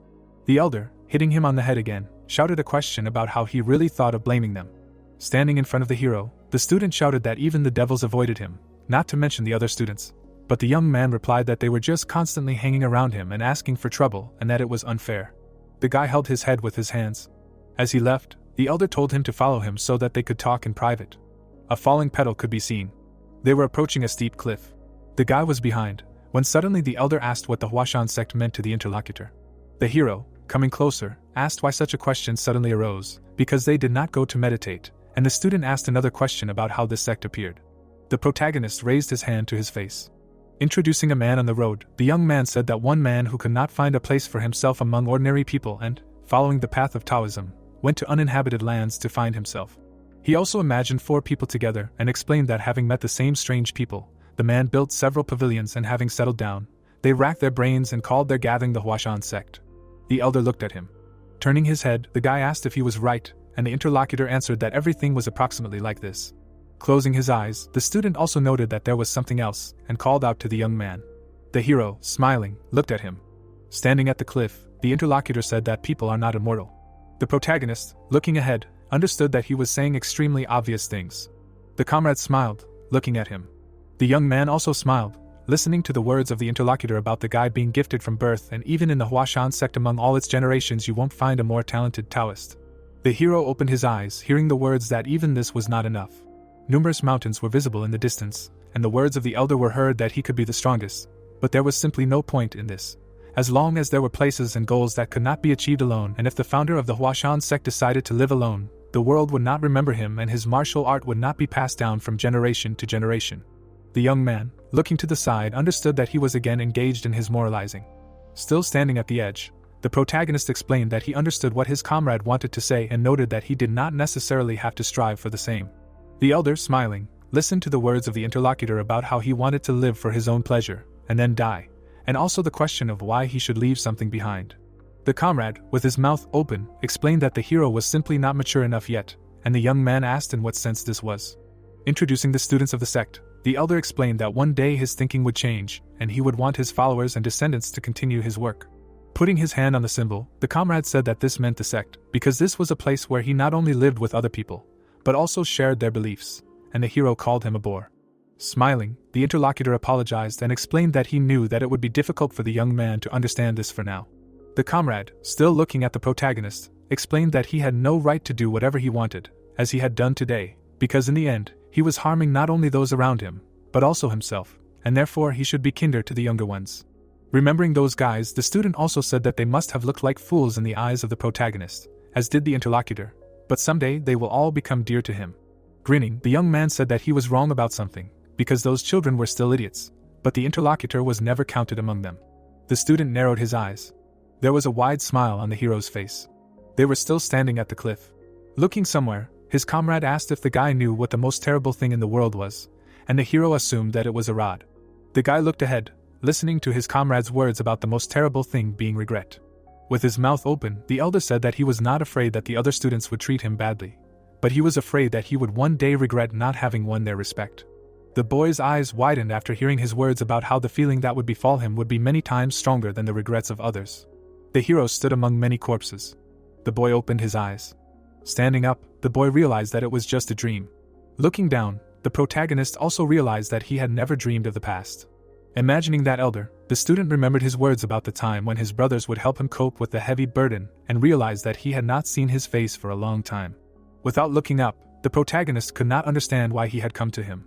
The night sky was visible, and the young man tried to understand what he wanted to tell him with this. The bright sun appeared. The hero, raising his hands, shouted a question about how it was possible to return empty-handed without the damn true energy pill. Gritting his teeth, the boy explained that this was why he was told not to take the others, because as expected, all the sins from his past life had returned, and his comrade asked what he was talking about. The elder, looking at him, noted that many days had already passed and asked why he was still thinking about this. Opening his mouth, the comrade suggested that they all return to Huashan. The man kept his hand in his bosom. Sticking it out, the leader thanked the divine dragon for everything, and then the young man asked how long he was going to abuse his hospitality, because one night had somehow dragged on. Doggin opened his mouth, trying to say something. The young man remembered how they drank alcohol, when he said that he had not yet fully recovered his strength. The guy, looking at him, realized that he pretended to be the epitome of nobility, and now he was stuffing his belly at someone else's expense. The man folded his hands in front of himself.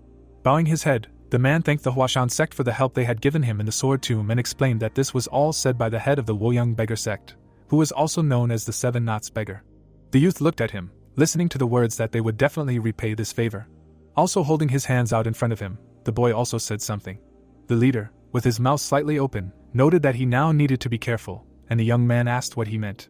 The protagonist looked ahead, listening to the interlocutor's words about how many had seen how he had shown himself in the tomb and soon rumors would spread throughout Jianghu.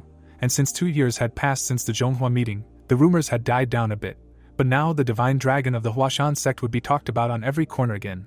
The man, with his mouth slightly open, noted that excessive fame was also not always for the better, because there would be not only more envious people, but also those who would want to break him and take away his glory. The hero sarcastically replied that he allegedly did not know this, and the interlocutor said that he was sure that he could handle it.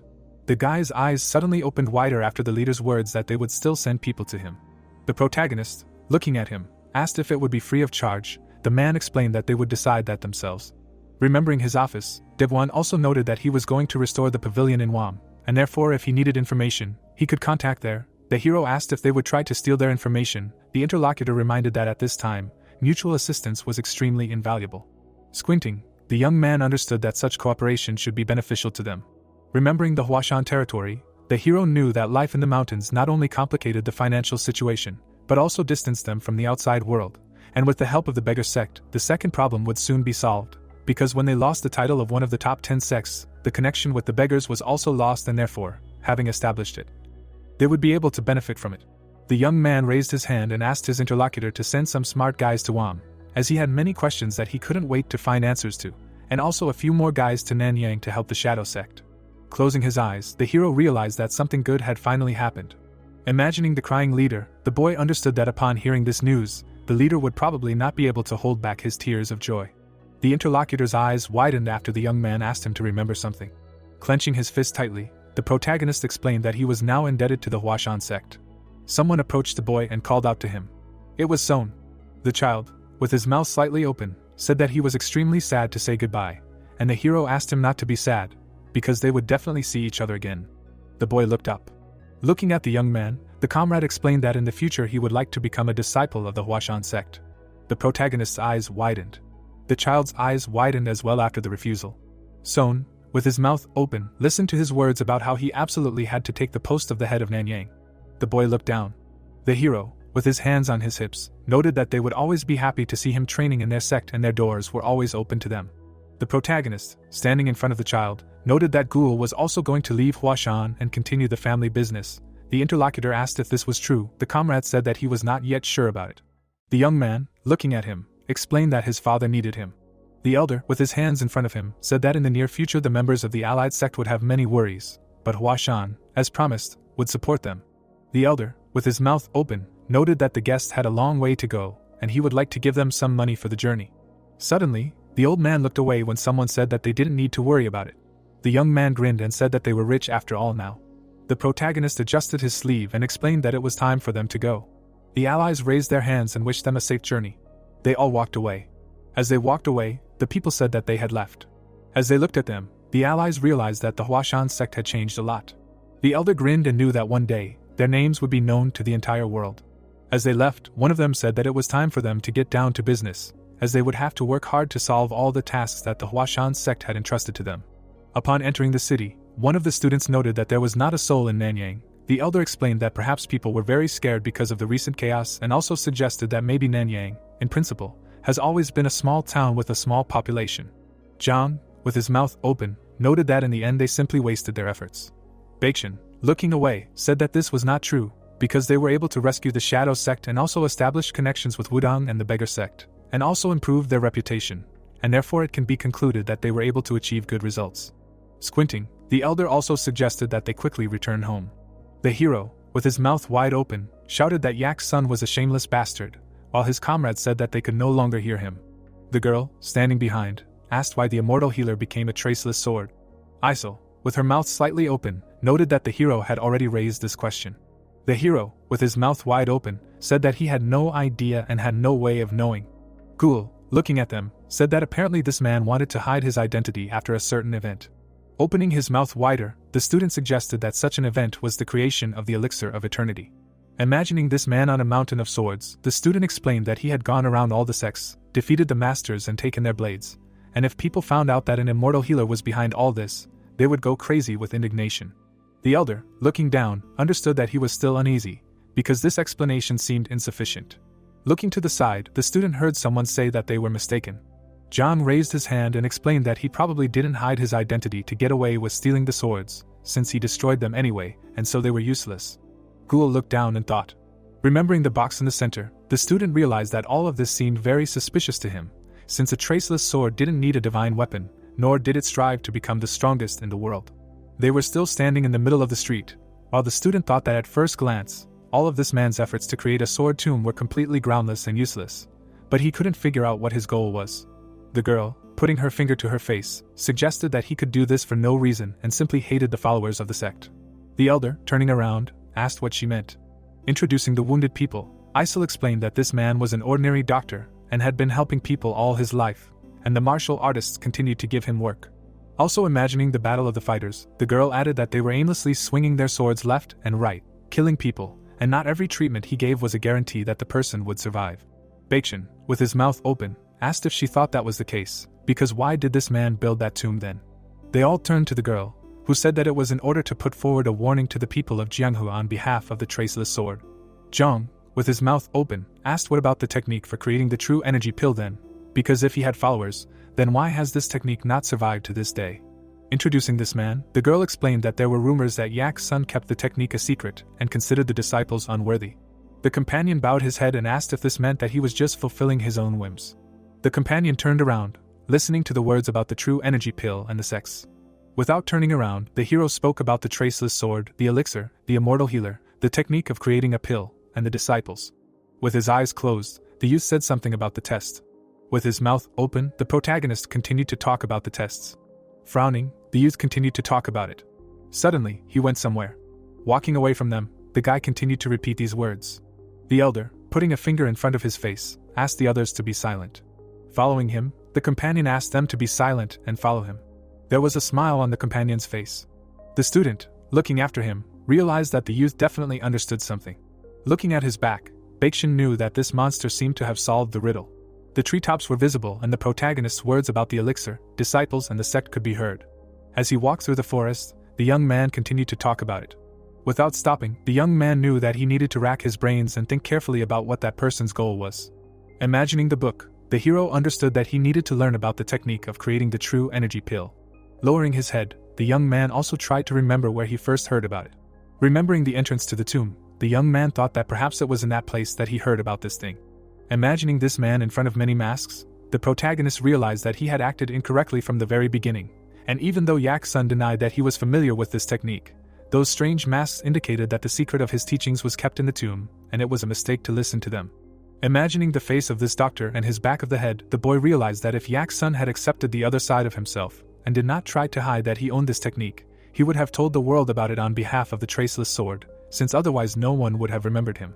Continuing to walk through the forest, the young man tried to understand where the trail of this man, not connected with masks, would lead.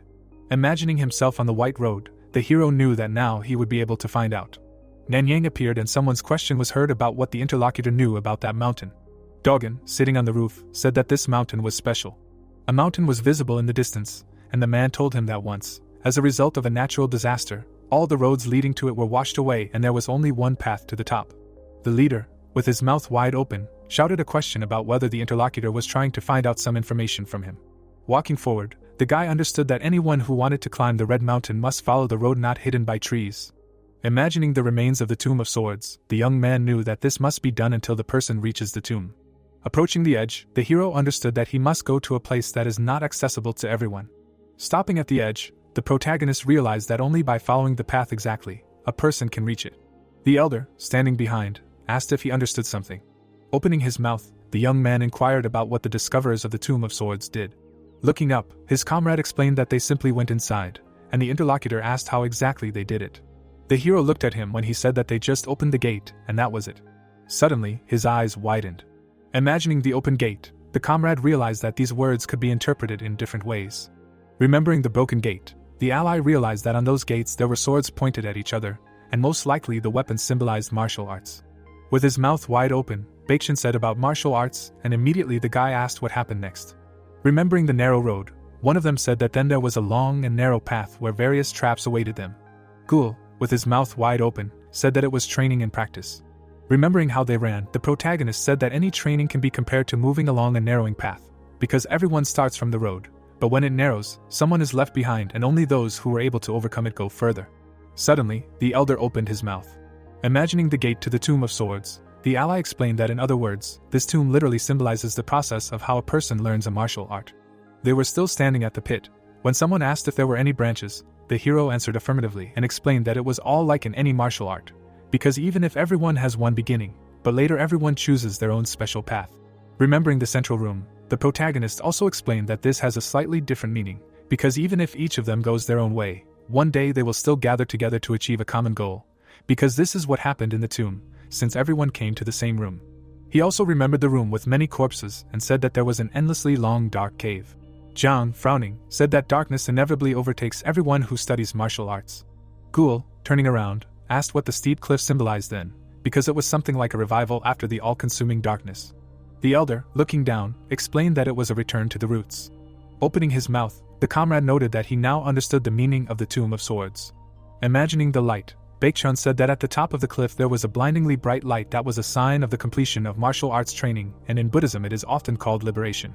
Remembering the room with that box, one of them asked about the meaning of the empty wooden box and the death of all those people, because having reached the top, it is quite logical to receive a reward. The hero, opening his mouth, explained that there was no reward. Standing at the edge, the boy said that even if it were the peak of the highest cliff in the world and if a person reached it by fighting and taking other people's lives, then such a person would receive nothing, and perhaps Yak-sun wanted to say that studying martial arts is meaningless and created this place not to exhaust people with trials, but to express his own thoughts on the concept of martial arts. Imagining many fighting people, the young man explained that in Yak-sun's worldview, all cruel people practicing martial arts became his personal enemies, and the more he became attached to some, the more he hated others, and perhaps that is why the old man tried to convey to his descendants that martial arts that cause harm are meaningless. Also imagining the Valley of Swords, the protagonist said that for the sake of this message, Yak-sun personally killed all the warriors he hated so much. The elder, looking down, said that in that case it turns out that after so many years nothing has changed. Then the hero agreed with him and added that it was because the obsession of people studying martial arts goes beyond imagination. Introducing the man again, the young man explained that Yak-sun wanted to say that people die most from human stupidity, but no matter how much you try to convey this to the masses, everything remains the same. Ghoul, standing behind, asked if this meant that there were no treasures in the tomb. The guy replied that most likely it was. The elder, standing next to him, asked why he brought them here then, because was it really to make sure of this once again? The hero replied that he had already told them that the tomb was actually a grave of masks. Looking down, the protagonist also added that Yak-sun did not want to count himself among the sinful masters of martial arts, therefore this place is nothing more than a fake. Suddenly, the young man looked up. Looking up, the boy realized that many, having lost their goal, tried to raise their heads and find a new one. Remembering that rift, the hero knew that these people naively believed that this could work. Looking down, the protagonist knew that those who are aware of the fleeting nature of existence look down. Remembering how he held that light in front of everyone, the boy understood that life was hidden under his feet, which would never be revealed to those who only looked up. He remembered those exhausted people. He also remembered the members of the Wudang sect and thought that this was the only way to survive and continue on his way. The boy began to go down, realizing that only after reaching the bottom, they accepted and moved forward. Walking along the slope, the young man realized that at first he also set himself the wrong goal. Climbing up, the protagonist thought that despite regrets about the path he had taken, he managed to survive. Dust rose from his steps. They went up. As the young man walked through the forest, he knew that of all the people who had gathered that day, no one had thought to turn back along the road leading to Kayamkan, as it seemed illogical, given that their goal was the sword tomb. Looking ahead, the young man realized that the clue was right in front of their noses. Remembering that pit, the protagonist realized that it was a deserted space in the middle of the mountain, and for treasure hunters, this place looked like an ideal hiding place with gold, and they set an imaginary goal for themselves and did not notice that in fact, the land was simply dead. Imagining Yak-sun, the hero realized that this was exactly what the man was counting on. Continuing to walk, the young man knew that he had to keep moving forward. Looking ahead, the young man knew that even if he lost the goal that he had been striving for all his life, if he did not despair and stubbornly continued to walk, then the person's efforts would definitely pay off. The protagonist continued to walk forward. The treetops were visible, and the young man realized that everything was much simpler. The others followed him, when the hero thought that his true goal was life. The protagonist stepped on some grass. He was looking somewhere. A stream appeared in front of them. Leaves were falling from the trees. An overgrown stream was visible. Looking at this place, the young man realized that this was the right place, which was a place of harmony and a beautiful corner of nature. The elder, looking to the side, said that without deciphering Yak-sun's message, people would never have thought of coming here, but the protagonist answered affirmatively, because for them this place was no more than a mountain. The stream flowed from the stones. The guy approached it. Imagining the stream, the young man understood that it was a mountain spring, the trickle of water of which was extremely weak, but flowing further, it merged with others into streams that flow into rivers, and those into the sea, and therefore a weak stream of water is capable of supporting countless lives, and this is the whole point. Looking at his reflection, the hero thought that if the healer really wanted to convey his will for peace and be remembered as Yak's son, then he should throw off the masks of fear and apprehension. Remembering the entrance to the tomb, the young man realized that instead, he sealed his vision of martial arts and the power they have over people in the Tomb of Swords. Standing on the stones, the young man tried to understand what meaning this man was trying to put into this small stream of water. Looking at it, the young man assumed that it could be pride. The protagonist put one foot in the water. Entering the stream, the young man was still trying to understand Yakson's motives. The elder's eyes widened as the hero spoke of how the man wanted his teachings to spread throughout the world, like rivers and seas that flowed from a small stream. The young man placed his hand on one of the stones. Imagining Yak's son in the background, the hero said that this was the source of saving many lives. Looking up at the sky, the boy knew that the idea that one man's will could save the fates of others was in itself extremely outrageous. Looking down, the protagonist assumed that this must be his true message. Looking down into the stream, the boy realized that this was the whole point. Putting his hand into the hole, the boy knew that this was the source of water, flowing from the small stream. Frowning, the hero did something, realizing that this was the only suitable place. Putting his hand deeper, the boy knew that this was the thing. His fingers stretched further and further. Suddenly his eyes widened. Looking there, the protagonist realized that it was not a stone at all. The protagonist approached the stone with his face. He reached for a box with his hand. The hero began to pull something out of the hole. In the young man's hand was this box. The guy looked at it. The young man was still standing in the stream. The rest of his comrades were looking at him. This thing was in his hands. The hero exhaled. It began to open. The eyes of all the students widened. The young man opened his eyes even wider. They were all looking at this thing. Looking at a piece of paper, they shouted that this simply could not be. Looking at the things inside, someone shouted that this was Yakson's hiding place. Raising the box above his head, the young man shouted that he had managed to find it, and he could not believe it. The boy, his mouth wide open, continued to shout that he had found it. The sky was visible, and someone's shouts were heard that they had done it, and that victory was theirs. An open book appeared. All of them, looking at it, read that what was written was intended for the descendant who had found it, and had achieved to follow the path of Yak's son, and therefore he leaves such a person everything he has, and therefore he should try to use the skills he had given him for the benefit of saving people. The young man, his eyes wide open, read that they should understand what he meant and realized that this was indeed it. There was something lying under the clothes on the boy's back. Immediately after, the hero shoved this box into his bosom. The protagonist adjusted his sleeve again. Grinning, the boy laughed maliciously. The elder, looking at him, realized that he was extremely pleased. Having imagined this pill, the comrade knew that he himself could hardly stop drooling, because they really found the treasured technique of true energy. Because it seemed to him that having come this long way, they would not be able to get it. The guy took a deep breath. Looking at him, the young man said that he was currently overcome by an extremely wonderful feeling. Looking at the stones, the hero said that he really needed to pay tribute. The protagonist placed both hands on the ground. He bowed deeply in front of this stone. His comrades watched this. The young man continued to bow. They continued to watch him. The guy raised his hands from the ground. The elder, coming up from behind, asked what he was doing. After all, this was not that person's grave. The hero, closing his eyes, said that he was mistaken. Opening his eyes, the young man explained that this place was Yakson's grave. Looking at the stones, the protagonist understood that there might not be a tombstone or burial site, because for someone who left everything behind, life had lost its meaning, and perhaps this person met his end alone, somewhere deep in the mountains, in a place untouched by people. They were still looking at this stream when the young man thought that maybe his body was not here or never was. But the message remained, and therefore this place could well be called Yakson's grave. The box was still lying in his clothes when the guy thought that his will was truly more important to him than his own body. Opening his mouth, the protagonist said that he was done. Jong, looking after him, asked him if he was sure that they should take this thing to Huashan, because Yak's son definitely had other intentions. The young man asked them not to bother their heads with this, because for him this idea was nothing more than a gamble. The companion looked at him as he said that it would be irresponsible to assume that since Yak's son had arranged everything, the right person would come to him on his own. Turning around, the hero also explained that if the healer really wanted to pass on his teaching and will to people, he would have trusted his students, and not made a cache in the mountains, even if he liked such an arrangement. Looking somewhere, the protagonist remembered the words of his former comrade that one day his thinking would change. This student appeared next to him, who said that he would then want followers and descendants to continue his work. Putting his hand on the symbol, the elder explained that this was the Sect, a place where he not only lived with other people, but also shared their beliefs. The hero's eyes suddenly opened wider. Opening his mouth, the young man understood what he meant.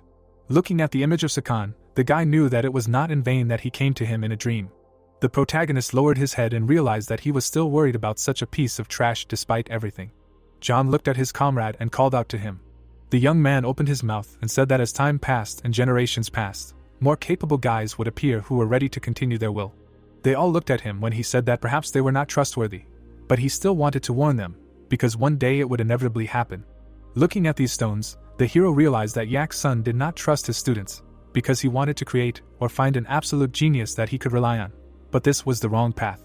Imagining himself and this person, the protagonist realized that sooner or later, a lonely person begins to look down on everyone, and perhaps in Yakson's eyes, the whole world was unworthy, and therefore he did not have faith that someone could properly inherit his teaching, and therefore did as he saw fit. Walking towards the forest, the boy knew that he was wrong, just like the young man before, because he did not understand many things. Remembering that elder, the hero remembered that it was this man who told him that someday these idiots would become dear to him. Standing in front of his comrades, the young man realized that he would never have managed alone. Looking back, the hero realized that the coordinated work of the Wudang sect also helped him realize this. The protagonist rubbed the back of his head with his hand. His comrades suddenly opened their mouths when the boy said that they all tried very hard. The young man looked at them when they said that he seemed to have gone crazy. The hero exhaled. Imagining his sect, the protagonist realized that he would no longer be alone, because as long as Huashan existed and the world knew about its teachings, its will would not disappear even after 100 years. Memories of how they stood at the cliff with Sahong appeared in his head again. The leaves flew into the air as the boy realized that there was no need to yearn for the past, because what his comrade had risked his life for was now with him. Standing in the middle of the forest, the young man realized that being in the Huashan sect was like standing shoulder to shoulder with its ancestors. The protagonist turned his head. Looking at his comrades, the protagonist addressed them. Smiling, the boy said that it was time for them to return home. The Huashan territory was visible in the distance. Someone was holding a piece of paper in their hands. The leader, with his mouth slightly open, noted that this was precisely why the sword tomb was such a dangerous place, because it was all because of banal greed. The assistant, frowning, said that such things should not be allowed to go unpunished, and on the contrary, the children should be properly scolded.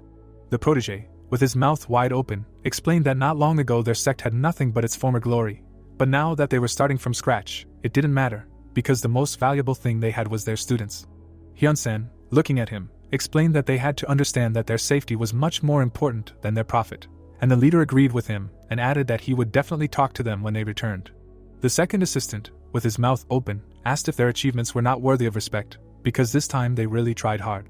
The leader, smiling broadly, said that it was true and they should definitely be praised. Looking at the letter, the leader realized that the children had done an amazing job. Holding it in his hands, the old man knew that big changes awaited them ahead. The assistant exhaled. Suddenly, the man looked to the side. Rising from his chair, his ward asked if they heard. The leader, smiling, listened to someone say that they had apparently returned. They all went outside. When someone said that they were extremely nimble, and judging by the clatter, they were running with all their might, the leader replied that he himself did not know what was causing such a rush. Ungam, walking behind, understood that perhaps the leader was embarrassed to run so much towards his students. There was a smile on the old man's face as the man realized that such joy should be shown when it was so eager to come out. Standing in front of the doors, they all realized that the day had finally arrived, the day when they would all be able to mark the milestone on the path to success together. They looked at the gate. Looking at it, they knew that they would soon enter. The assistant, closing his eyes, realized that their footsteps were already getting closer. Opening his mouth, the man realized that these steps were extremely fast and light. Opening his eyes wider, the fighter thought that they were even too fast. Suddenly, they broke through the gate, then the elder shouted a question about why they had broken down the doors. The hero, with his mouth wide open, shouted that they had finally returned. The students suddenly grabbed the elders. They quickly ran across the entire school grounds. They were heading for the head's pavilion. Someone suddenly took out a blade. The two companions stood in front of the stairs and told the other disciples not to come near, while the students could not understand what had happened to them and why they had dragged the leader away. Ghoul clenched his teeth as someone asked if they had really gone wild. One of the pavilions appeared and a shout was heard asking if this was really the thing. There was a box on the table and someone was shouting that it was hard to believe their eyes. The leader, with his mouth wide open, shouted out a question about whether the true energy technique was in there. The boy, bowing his head, explained that they had walked from Nanyang for several days without closing their eyes. Remembering the other people, the hero said that everyone around seemed like thieves. The young man, with his mouth wide open, also added that thanks to his persistent efforts, they were not caught and therefore no one knows that the true energy technique is now in the Huashan sect. The old man pursed his lips. They began to open the box. The leader started shouting with his eyes wide open. The assistant standing behind him was talking about an incredible color. Suddenly the door started to open and someone said that they needed to eat first. Someone's gaze was directed towards the door. Baekchan suddenly stood on the table. Another assistant was standing in the doorway. His gaze was directed straight at the box. The hero also looked at this person. Rubbing his hand to his beard, the ward started to laugh. Smiling widely, Henning asked what they were doing here. The pavilion appeared again and a shout was heard asking if this was really a true energy technique. A certain person put his hand on the paper. The old man looked at the assistant and asked him to say something. Ungak, with his mouth open, explained that from what he had managed to read, this really was a description of the true energy technique. The doctor, imagining some plants against the background of this thing, said that secret techniques of the highest level were prescribed here. Those who were not subject to it could understand, but if they strictly followed the instructions, they would definitely be able to create the elixir of eternity. The head, exhaling, noted that they then only had to get the ingredients. His eyes suddenly opened wider when the doctor said that it was impossible. The assistant, jumping up from his chair, shouted out a question about what the hell he was talking about, because he really decided to joke about him. The interlocutor replied that the pill really could be created, and anyone who knew what he was dealing with could handle it. Henan, blushing with anger, shouted a question about what the problem was then, because he really couldn't do it, or he decided to back out due to a lack of skills. The assistant's mouth was still open when the interlocutor explained that the problem was the cost of the ingredients. They all stood silently at the table. The leader squinted at the assistant. The doctor, with his mouth open, explained that he meant exorbitant amounts, because if they were aiming for large volumes, then they might have to sell the sect, since even the enterprise in Huashan would not cover the costs. Then the assistant shouted a question about what kind of golden elixir it was. The doctor, with his mouth open, asked about what he wanted then, since even Shaolin, which was rolling in money, would have a hard time creating even a couple of such pills, and considering that we were talking about a drug of the highest value, the fee was low enough and the immortal Yak's son was experienced enough to create it, since if it were someone else in his place, the price would be 10 times higher. Henan, with his mouth open, asked again about this. Raising his hand, the assistant asked about how much money they needed then, since Huashan had not been in poverty for a long time. The doctor put his other hand on the abacus. The man began to move them, talking about some cheapest option at market price. Henning's eyes widened as the man spoke about adding up various amounts. His mouth also opened wide.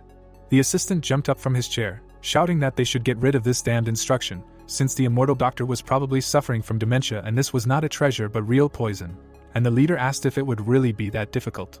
The leader, looking forward, listened to the cry of his ward that it was simply impossible, since even creating one pill would take all of Huayan's property and at this rate, they would only have to join the beggar sect.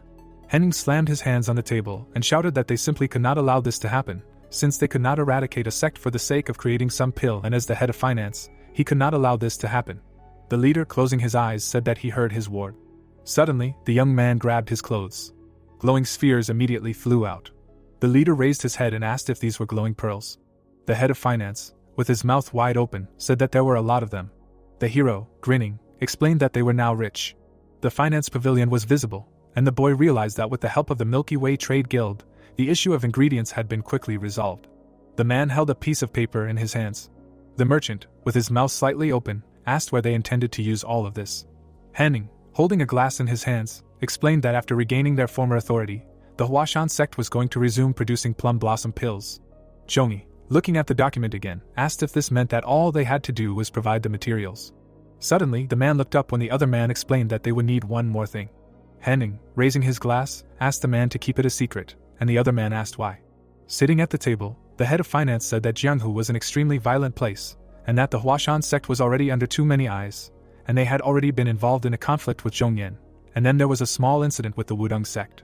The merchant, looking ahead, thought of Wudong. The head was drinking tea when suddenly the other person asked if the rumors about Huashan disciples entering the sword tomb were true. The merchant looked at him when he answered in the affirmative. After introducing these disciples, Zhongyi remembered that there were rumors that during the collapse of the tomb, the disciples of this sect helped everyone choose, and that they defeated famous martial artists. He also remembered the protagonist and realized that the name of the divine dragon was mentioned most often, and after the Zhonghua meeting, his reputation continued to gain momentum, and perhaps the rumors that he was not inferior in strength to the head of the Wudong sect were exaggerated, but since they appeared, it can be assumed that the divine dragon showed a high level of martial arts. Having presented the sign of the Huashan sect, the merchant also understood that as soon as the people found out that the sect was trying to create its own elixir, many sects would immediately change their attitude towards it, and this would cause a lot of trouble for Huashan, and that is why it was necessary to keep its plans a secret. The man, with his mouth open, explained that they could not worry, since the trading guild valued the trust of its customers, and in return was ready to fulfill any wishes. Having handed over a piece of paper, Zhongyi also noted that they would need a considerable amount of money to obtain these materials. The assistant took out a certain box. There were these pearls in it, and he said that they were ready to make a full advance payment. The merchant, with his mouth wide open, asked if this thing was a sacred pearl. Looking at them, Zhongyi said that they were extremely large and also of excellent quality, and therefore each of them was valued more than precious stones. Hen looked at him and asked if it was enough, and the other man answered affirmatively and explained that they should first evaluate the pearls, but they could immediately say that half would be enough to pay. The head of finance grinned and asked if it was true and realized that the other man was not going to steal and asked him to sell the other half and return the proceeds to the Huashan Sect. The merchant opened his mouth and asked if they wanted to entrust him with such an important matter, and the other man answered that they were practically family and had no one to trust. The two men closed their eyes and began to laugh. Zhongyi opened his mouth and asked what they thought of the price of the pearls. The assistant squinted and said that it was unimportant and that he should agree to whatever they offered him. The merchant opened his mouth and listened to the other man's words about how they would rely on his good faith. Squinting, the guest realized that he was clearly hinting that he needed to earn as much as possible on these stones.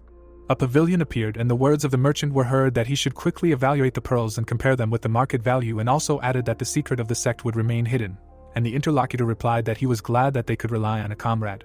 Standing at the exit, the head of finance said goodbye to the guest. Henan went inside. The man stepped over a piece of the gate. He entered the territory of the sect. The assistant, without turning around, shuddered. Suddenly a wide smile appeared on his face. The man, throwing back his head, began to laugh. The head also smiled widely, laughing. Hyunsen also smiled and laughed. So did another assistant. The guy had the same smile on his face. They all laughed, smiling widely. The elder was drinking something when someone said that everyone in the sect would go crazy. The student, with his mouth open, said that the masters and elders were acting too suspiciously and asked why they started laughing for no reason. Remembering the hero and his question about whether the fighter was okay, the young man explained that even he asked about his health and looked genuinely worried. The comrade, looking down, noted that he had heard rumors that they had managed to defeat the Sword Dragon and that Chongmian had fought equally with the head of the Wudong sect. Baekchan, with his eyes closed, listened to his comrade's question about what had happened to them in general. Looking at him, the elder explained that he could not answer all of his questions and added that there was nothing to worry about, because now they were all working for the good of the sect and the students, but they could not tell the others the truth yet. The student, looking at his comrade, said that he understood his confusion, but they would find out everything when the time came, but for now they should do what they could. The comrade, closing his eyes, said that he was sorry, because the student apparently did not trust them anymore, and apparently the hero had become more important and authoritative for him, although they had been through so much together. The elder opened his mouth and started to say something. The comrade's eyes widened after the interlocutor asked if he was really saying that he was dissatisfied with something. The student, making an angry face, repeated that they would find out everything later, while the comrade noted that at that moment he looked like the protagonist. A mountain appeared when the young man realized that 2 years had passed since the Zhonghua meeting. Zhong, approaching him, said that the leader wanted to see him. Ghoul was lying under a stone when the comrade noted that the leader wanted to see him too. They stood in front of the entrance to the leader's pavilion, and words were heard from inside that they could enter. The student opened the door. Inside were the elders and masters. The hero looked inside. Suddenly, his eyes opened wider. Huang looked at the boy and asked how he was doing. The boy immediately shook his hand, saying that they hadn't seen each other for a long time, and also asked about his condition. The merchant said that he was doing fine, and thanks to the boy's efforts he had no problems. The protagonist noted that he looked just fine, as if he had even grown younger. The leader, opening his mouth, said that the hero came as the merchant asked. They all gathered at the table when someone asked a question about what Huang wanted to tell them. The old man, looking at the others, explained that the reason he had to visit them personally was because of their recent assignment. The leader, looking ahead, asked if there were any problems. Huang placed his hand on the table. The guest, bowing his head, apologized for the fact that with the current capabilities of the Milky Way sect, they could not fulfill their request. The boy, opening his mouth, asked again. The boy looked at him and asked why this happened, and the guest explained that no guild in the world could handle this task. The protagonist's eyes were wide open when the merchant said that they would be refused by everyone they turned to. His eyes widened further in confusion as to what they were supposed to do with the pill now. A pavilion appeared and shouts came from it asking what it meant that they couldn't do it, because nothing was impossible in the world, and even if it was difficult, they still had to do it. The leader, squinting, asked to calm him down. His charges pinned him to the ground while the boy shouted a question about what he had done wrong. Huang looked at them silently. The leader, with his mouth slightly open, asked if the problem was in the ice crystals and noted that he had heard that they were mined in the harshest depths of the northern sea and therefore knew that it would not be easy to get them. The merchant looked at him and agreed with him and explained that they were extremely difficult to buy, because they were under the control of the Northern Sea Ice Palace, but the Milky Way Guild could handle it. Taking out a certain book, the old man said that the problem was not with the crystals. Showing a drawing of the grass, the guest explained that the problem was with the so-called purple grass. The leader, sitting at the table, noted that he remembered that it was in the recipe, but did not pay much attention to it and asked whether it was so valuable or expensive. The merchant, closing his eyes, answered negatively. Introducing this grass, the old man said that although the purple grass is a rare ingredient that can only be found in certain places, it is a completely ordinary grass that has no medicinal value. Then someone asked about what caused the problems then. Then Huang asked whether the leader had heard of the 5 palaces beyond the Great Wall. The leader opened his mouth. After imagining the 5 symbols, Hyunjong remembered that these were the 5 factions located outside the Central Plains, each of which had the same power as the 9 great sects, and together they formed an alliance. After imagining one of the symbols, the old man knew that there was the Ice Palace of the Northern Sea. He also remembered another symbol, which meant the Bloody Palace of Mara. He also remembered the Golden Sign, which meant the Patala Palace. He also remembered the Red Element, which meant the Palace of the Southern Sun. And he remembered another element, which meant the Nanman Beast Palace. The merchant, opening his eyes, began to say something. After imagining the last symbol, the old man explained that the problem was precisely in the Nanman Beast Palace. The roof of the pavilion appeared and someone asked what he meant. Standing near the table, the guest said that this herb grows deep in the valleys of Yunnan and in the past it was easy to get, since you only had to go to this place and buy it or collect it yourself. But now the road to the place where it grows is completely blocked. The leader, with his mouth slightly open, asked again. The interlocutor, raising his hand, explained that the Nanman Beast Palace was to blame for everything, since they not only blocked the path to the purple herb, but also forbade the inhabitants of the Central Plains to spread their influence over their territory. The leader asked whether they did this without the consent of the other sects, because was such a thing really possible? Introducing a certain tribe, the merchant said that there was no point in looking for common sense in the actions of the Nanman, since their martial arts masters and armed groups imagine themselves to be kings and, having occupied the territory, rule it as they please and the state is not able to take them under control. The leader, with his mouth open, asked what the meaning of their actions was then and why they blocked the road in the first place. The guest narrowed his eyes. Imagining the warriors of this state fighting with someone, the old man explained that the relationship between the Nanman Beast Palace and the Central Plains had deteriorated sharply after the attack of the demonic cult, since the 5 palaces had asked the Central Plains for help when the demonic cult made its first raids on their territory, but none of the sects supported them. Because the reason was that the sects did not want to waste their strength on protecting what was outside the Central Plains. The hero, lying on the table, realized what the matter was. Having presented the map, the guy understood that after finishing them off, the demonic cult moved north and in the end there was no one left who could help them. Presenting a cross made with weapons, the merchant explained that after the defeat of the demon cult, the Nanman Beast Palace cut off all ties with the people of the Central Plains. But this was not enough for them, so they forbade outsiders from setting foot on their land. The old man, standing in front of the table, also noted that as a result, many sects suffered significant losses, as they were left without the famous Yunnan tea, and the problem was that it was one of the largest sources of income for merchants in Shanxi and Sichuan. But now the trade route with Yunnan was blocked. The elder, with his mouth open, asked if this meant that they had enough power to force the merchants to give up such a huge profit, and the guest answered in the affirmative. Bowing his head, the old man explained that they would be able to provide them with all the other ingredients, but they were unable to obtain the purple herb, and the leader said that it was not worth apologizing for. After all, it was not his fault. Turning his head, the leader turned to the doctor. Opening his mouth, the leader asked if he could cope without this herb and if he would be able to create a pill without it. The man, looking down, apologized. Presenting a vat of elixir, Ungak explained that without the perfect combination of ingredients and strict adherence to the recipe, it was impossible to repeat it, since the absence of even one element, or the wrong proportions would not lead to anything good. Raising his hand, the assistant also said that without this herb, his hands were tied. The leader grabbed his beard. The hero, raising his head, asked if they wanted to say that the Nanman Beast Palace was offended and therefore would not share a couple of blades of grass with them. The young man, opening his mouth wide, shouted that he would send these damn bastards to hell. The leader, also opening his mouth, ordered to calm him down. 2 of his charges were already reaching for him. They reached their hands for him. The young man, punching the floor with his fist, shouted that they were blocking the road. The boy opened his mouth wide and shouted that they should see if they could continue to do this with their heads broken. Clenching his fist tightly, the hero addressed the leader. Frowning, the boy said that he would destroy them and get the grass, and the elder shouted a question about whether he was completely crazy, because he really didn't realize who he was going to attack, since they were not called the Beast Palace for nothing. Sitting against the wall, the comrade explained that even 10 lives would not be enough for the boy to deal with them, and the latter asked him not to worry about him. Raising his fist, the protagonist shouted again that he needed to worry about those who would soon be beaten out of their spirit. Ghoul, raising his hand, asked for permission to ask and asked if they could hire people from other regions, since Yunnan forbids entry to residents of the Central Plains. The student, with his mouth slightly open, asked if they could assign this task to someone else. The merchant narrowed his eyes. Looking at this disciple, the old man guessed that his thinking was similar to that of a merchant. Standing in front of the table, Huang explained that they had already tried and failed.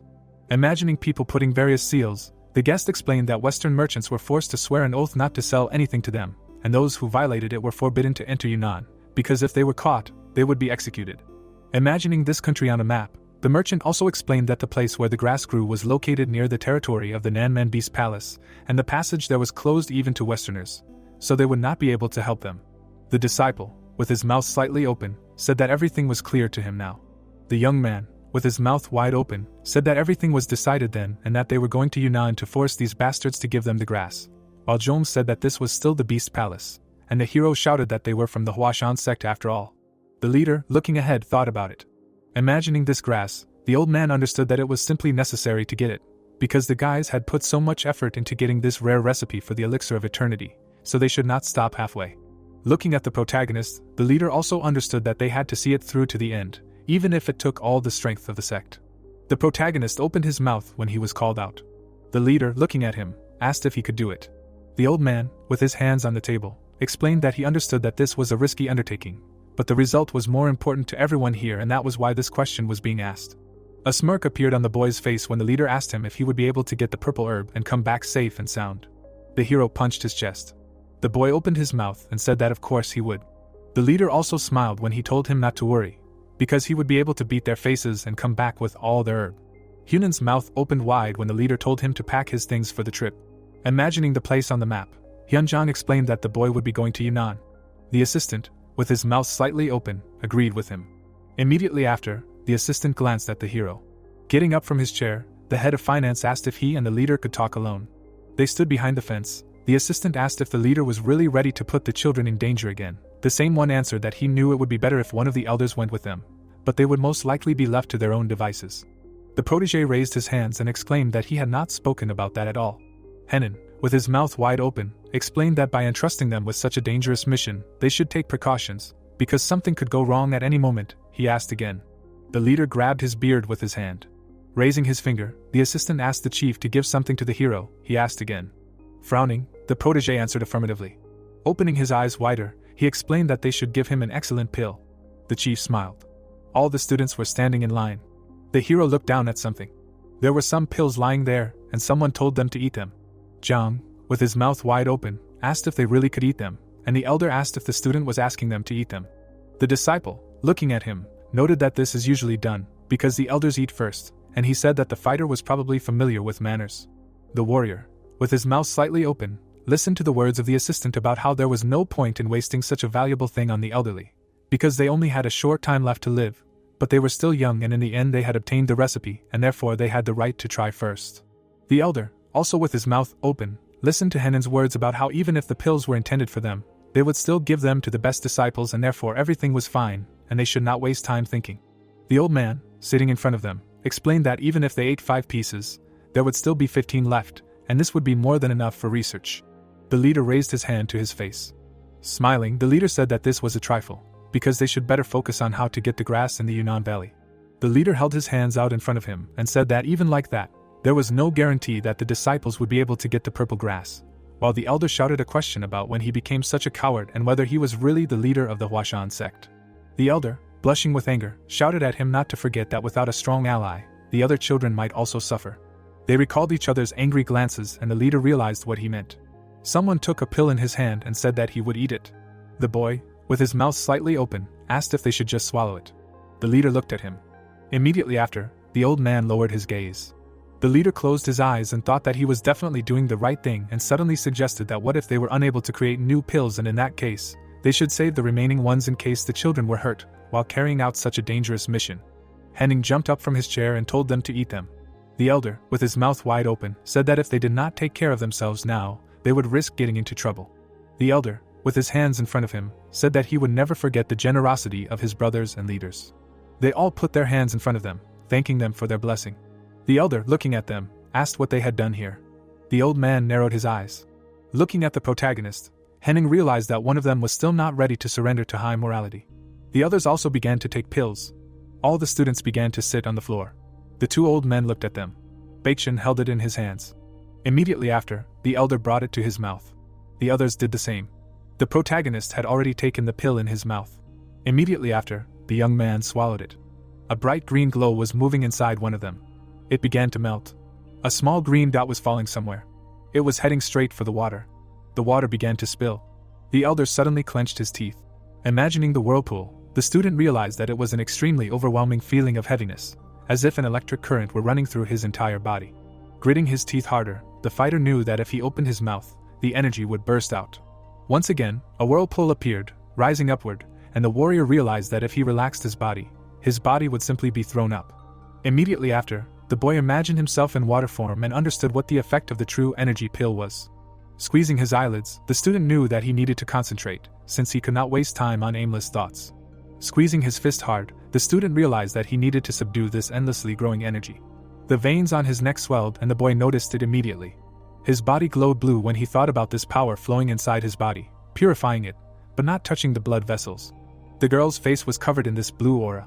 The same was true for Gul. John was also covered in it. The elder, pursing his lip, realized that he began to feel the power. The energy was even in his fingertips. Frowning, Baekhyun realized that the energy waves were dying down. They all opened their eyes, realizing that their bodies were overflowing with new power. Imagining the waves, some of them thought that a little more and they could suffocate. But even now he did not have the ability to turn this waterfall-like energy into action. Since time immemorial, it took time for the spiritual energy to merge with the body. Imagining the whirlpool again, the elder knew that if this process was delayed, the body would simply reject it, so it was important to place it in the very heart and preserve it. Suddenly, a bright flash began to engulf this whirlpool. A bright point appeared on the student's body. Immediately after, the boy exhaled. The student unclenched his fist. Looking at it, the fighter realized that he had managed to feel the power. Closing his eyes, the warrior realized that his eyes had become sharper, and the rustling of the leaves of distant trees reached his ears, and the air filled his lungs with a pleasant coolness. The student smiled and thought that with a little effort he could move mountains. His eyes glowed bright blue, and he felt a sense of colossal elation. The two leaders opened their eyes wide when the elder addressed them. Looking at the leader's face, the boy called out to him again. The student immediately turned his head. Suddenly, his eyes also opened wide. Looking at the hero, the warrior shouted a question about why he was flying at all. A five-colored glow burst out through his teeth and someone shouted about it. The leader, with his mouth wide open, shouted that he simply did not believe his eyes. Suddenly, something began to rise into the air. The elder also opened his eyes wide. Some energy was gathering around the protagonist when someone shouted that something serious was happening and a question was also heard about what was happening to him. Light illuminated the leader's face when he shouted something. A certain student was sitting on one of the rocks, thinking that for some reason his mood was bad. Looking down, Paeksun knew that instead of feeling rested, he was overcome with weakness. Thinking back to those students, the boy remembered that they had just returned from Nanyang, and since then the atmosphere in the sect had changed. Thinking back to the happy faces of all those people, the young man remembered that even the older ones, including the leader, were acting strangely, since they might have accomplished something great. Breathing out, the student realized that there was no point in denying that the Huashan sect was now better than before, when the disciples could only eat meat a few times a year, but sometimes he had to terribly miss the old sect. Still sitting on the rock, the warrior realized that he missed the times when the feeling of purity and greatness was still alive. One of the pavilions was shining brightly as the boy thought that since the five of them had returned to the sect, the elder had been calling them out constantly, and no one could deny Kianmayan's power. Suddenly, his eyes widened. Looking at the pavilion, the student tried to understand what kind of glow was coming from this building. Suddenly, it began to break. The glow was breaking through the walls of the building. A bright light appeared right from its center. The student, with his mouth open, said that this was a sacred place. The light illuminated everything around. Dust rose into the air. The pavilion shattered into many pieces. The elder lying on the ground said that this psycho was giving him headaches. The leader's eyes were still wide open. Hunan, holding his shoulder, asked how he was able to destroy an entire pavilion, while the leader thought that his house had shattered into pieces and that it was probably all over. The elder, squinting, said that they would have to build a new pavilion. They were still sitting in the rubble. The leader, opening his mouth wide, shouted that this was not important now and asked what happened to the hero. His silhouette appeared in the middle. His pants were torn. His mouth was open. All his clothes were torn. Chunmian stood in the middle of the destroyed road. The protagonist was instantly surprised. Baekshun was lying in the middle of the destruction. Ghoul was also lying nearby. Indignant, the young man asked who attacked the pavilion, after which he heard the answer that he himself had destroyed the pavilion. Looking at the man standing next to him, the man turned to him. Frowning, Hyunyong asked if the light emanating from the young man was Five Command. Bowing his head, Hyunjang answered that the light was different from the one they knew. Remembering the glowing guy, the leader asked what had happened then. Recalling the moment with the dark-haired man hovering in the sky, the old man said that, in any case, they had witnessed something truly extraordinary, after which he heard the response that one way or another, the true energy pill had given its effect. Frowning deeply, the sectarian replied that it was visible to the naked eye. The leader's eyes widened after hearing the question of how strong the boy had become. The head of the school frowned slightly. Looking at his hand, the fighter said that his strength had undoubtedly increased. Continuing to stand in the same pose, he added that his strength had increased several times. In an instant, the swordsman punched the air. The student stood in this position for some time. Looking at his hand again, the student thought that the pill had filled his body with a very small amount of energy. Remembering the aura, the protagonist thought that its level was very high. Clenching his fist, the boy thought that nothing could compare. In the end, he couldn't even collect half of the aura, so he had to give up the rest, but it was enough. Smiling, the sectarian realized that everything had changed. Pure energy was visible in his body, while the young man thought about how it turned out to be possible to increase the supply of pure energy so quickly. The elder, standing nearby, asked his ward if he felt the effect, to which he received a positive answer. The hero squeezed something in his hands. The protagonist looked at a certain object in his hands. Closing his eyes, the dark-haired man asked if he could eat a couple more pills from the box, because nothing terrible had happened. Abruptly putting the box aside, the Janmun shouted that no one knew what lay ahead, and the sect was not yet strong enough. If someone was hurt, he could only be saved with the help of these pills. Closing his eyes, the old man shouted that it was still unknown whether it would be possible to create new ones. Chongmyan watched attentively. The swordsman, closing his eyes, asked if they would save the pills for an emergency, after which the interlocutor thought that he did not like this intonation. Putting his hands in front of him, the warrior said that he was immensely grateful to them. Putting his palm to his chest, the student continued that Yunnan was very dangerous. Stretching his other palm to the sky, the fighter also added that you never know what awaits you in the terrible world, and for the sake of the Huashan sect, he is ready to give his life. Bowing down, the protagonist asked them to just imagine. Holding his friend in his arms, he said that he would not close his eyes from regret for the rest of his days if the unfortunate Baekchan, having gone to such a terrible place, was injured and died. Putting forward one finger, the dark-haired one said that in order to avoid this, just one pill would be enough. The next second, putting out 3 fingers, the sect member said that just 3 pills would be enough. Having already put up 5 fingers, the student said a maximum of 5 pills, to which he heard the question why the number was growing. Sharply opening his eyes, the student muttered that he would be able to get his friend back on his feet if they took 5 more pills with them. The elder was frightened by what he heard. The roof of the Huashan sect building was visible. In his hands was an open box. Looking into the box, the head of the school called the pills precious. Angry at his protege, Hyunjang shouted that he himself stole the pills, and now he was thanking him. The head tried to break free from the man's grip. The hero raised his fist to his face. Standing not far from the 3 boys, the Janmun said that they had a difficult journey ahead of them. Showing a bag of pills, the protagonist asked them not to worry, because with this bag they would definitely not be lost. The swordsman smiled broadly. Hearing his name, the young man was surprised. The elder carefully watched the boy. The man exhaled. The boy smiled when he heard the phrase that the old man was embarrassed that he continued to give such difficult tasks, and no matter how hard he tried, he could not get rid of the feeling of regret. The leader was surprised to hear himself addressed. Raising an eyebrow, the fighter asked what he really was. The man watched silently. The elder sighed again. Without moving from his place, the commander answered that he was right.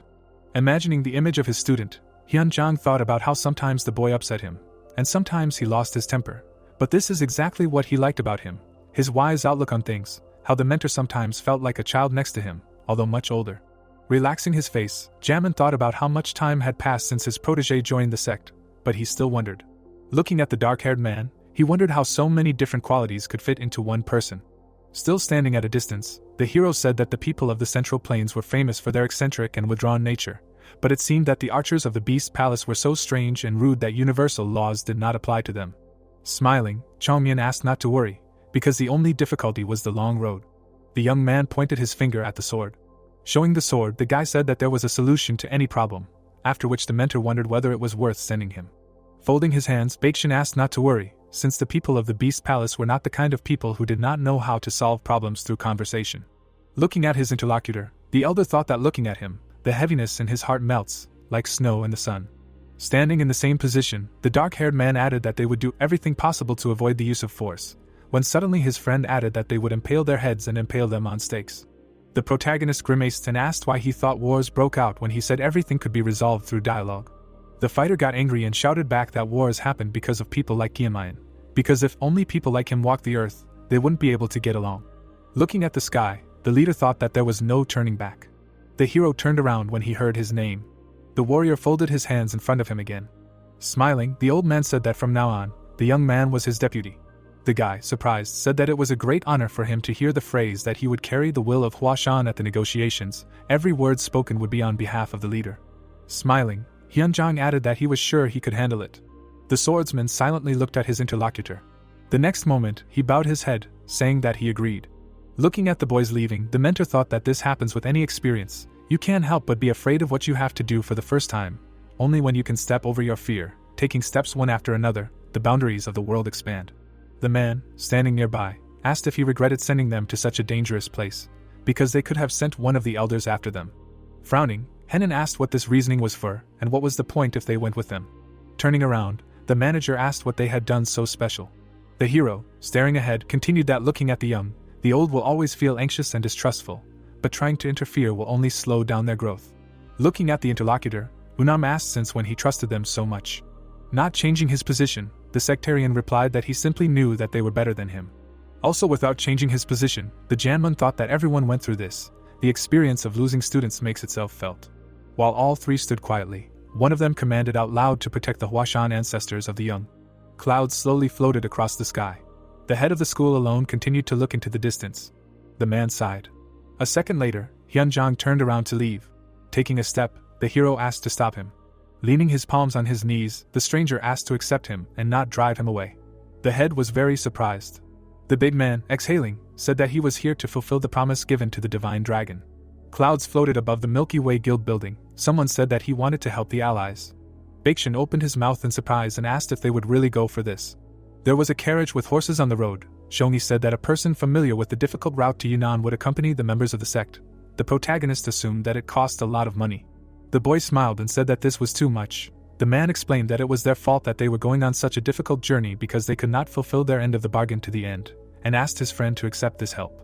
Kianmayan stroked the horse and doubted that it would be of much use.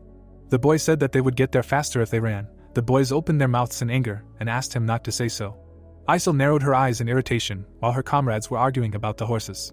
The old man closed his eyes and decided that the divine dragon would actually be able to outrun the horse.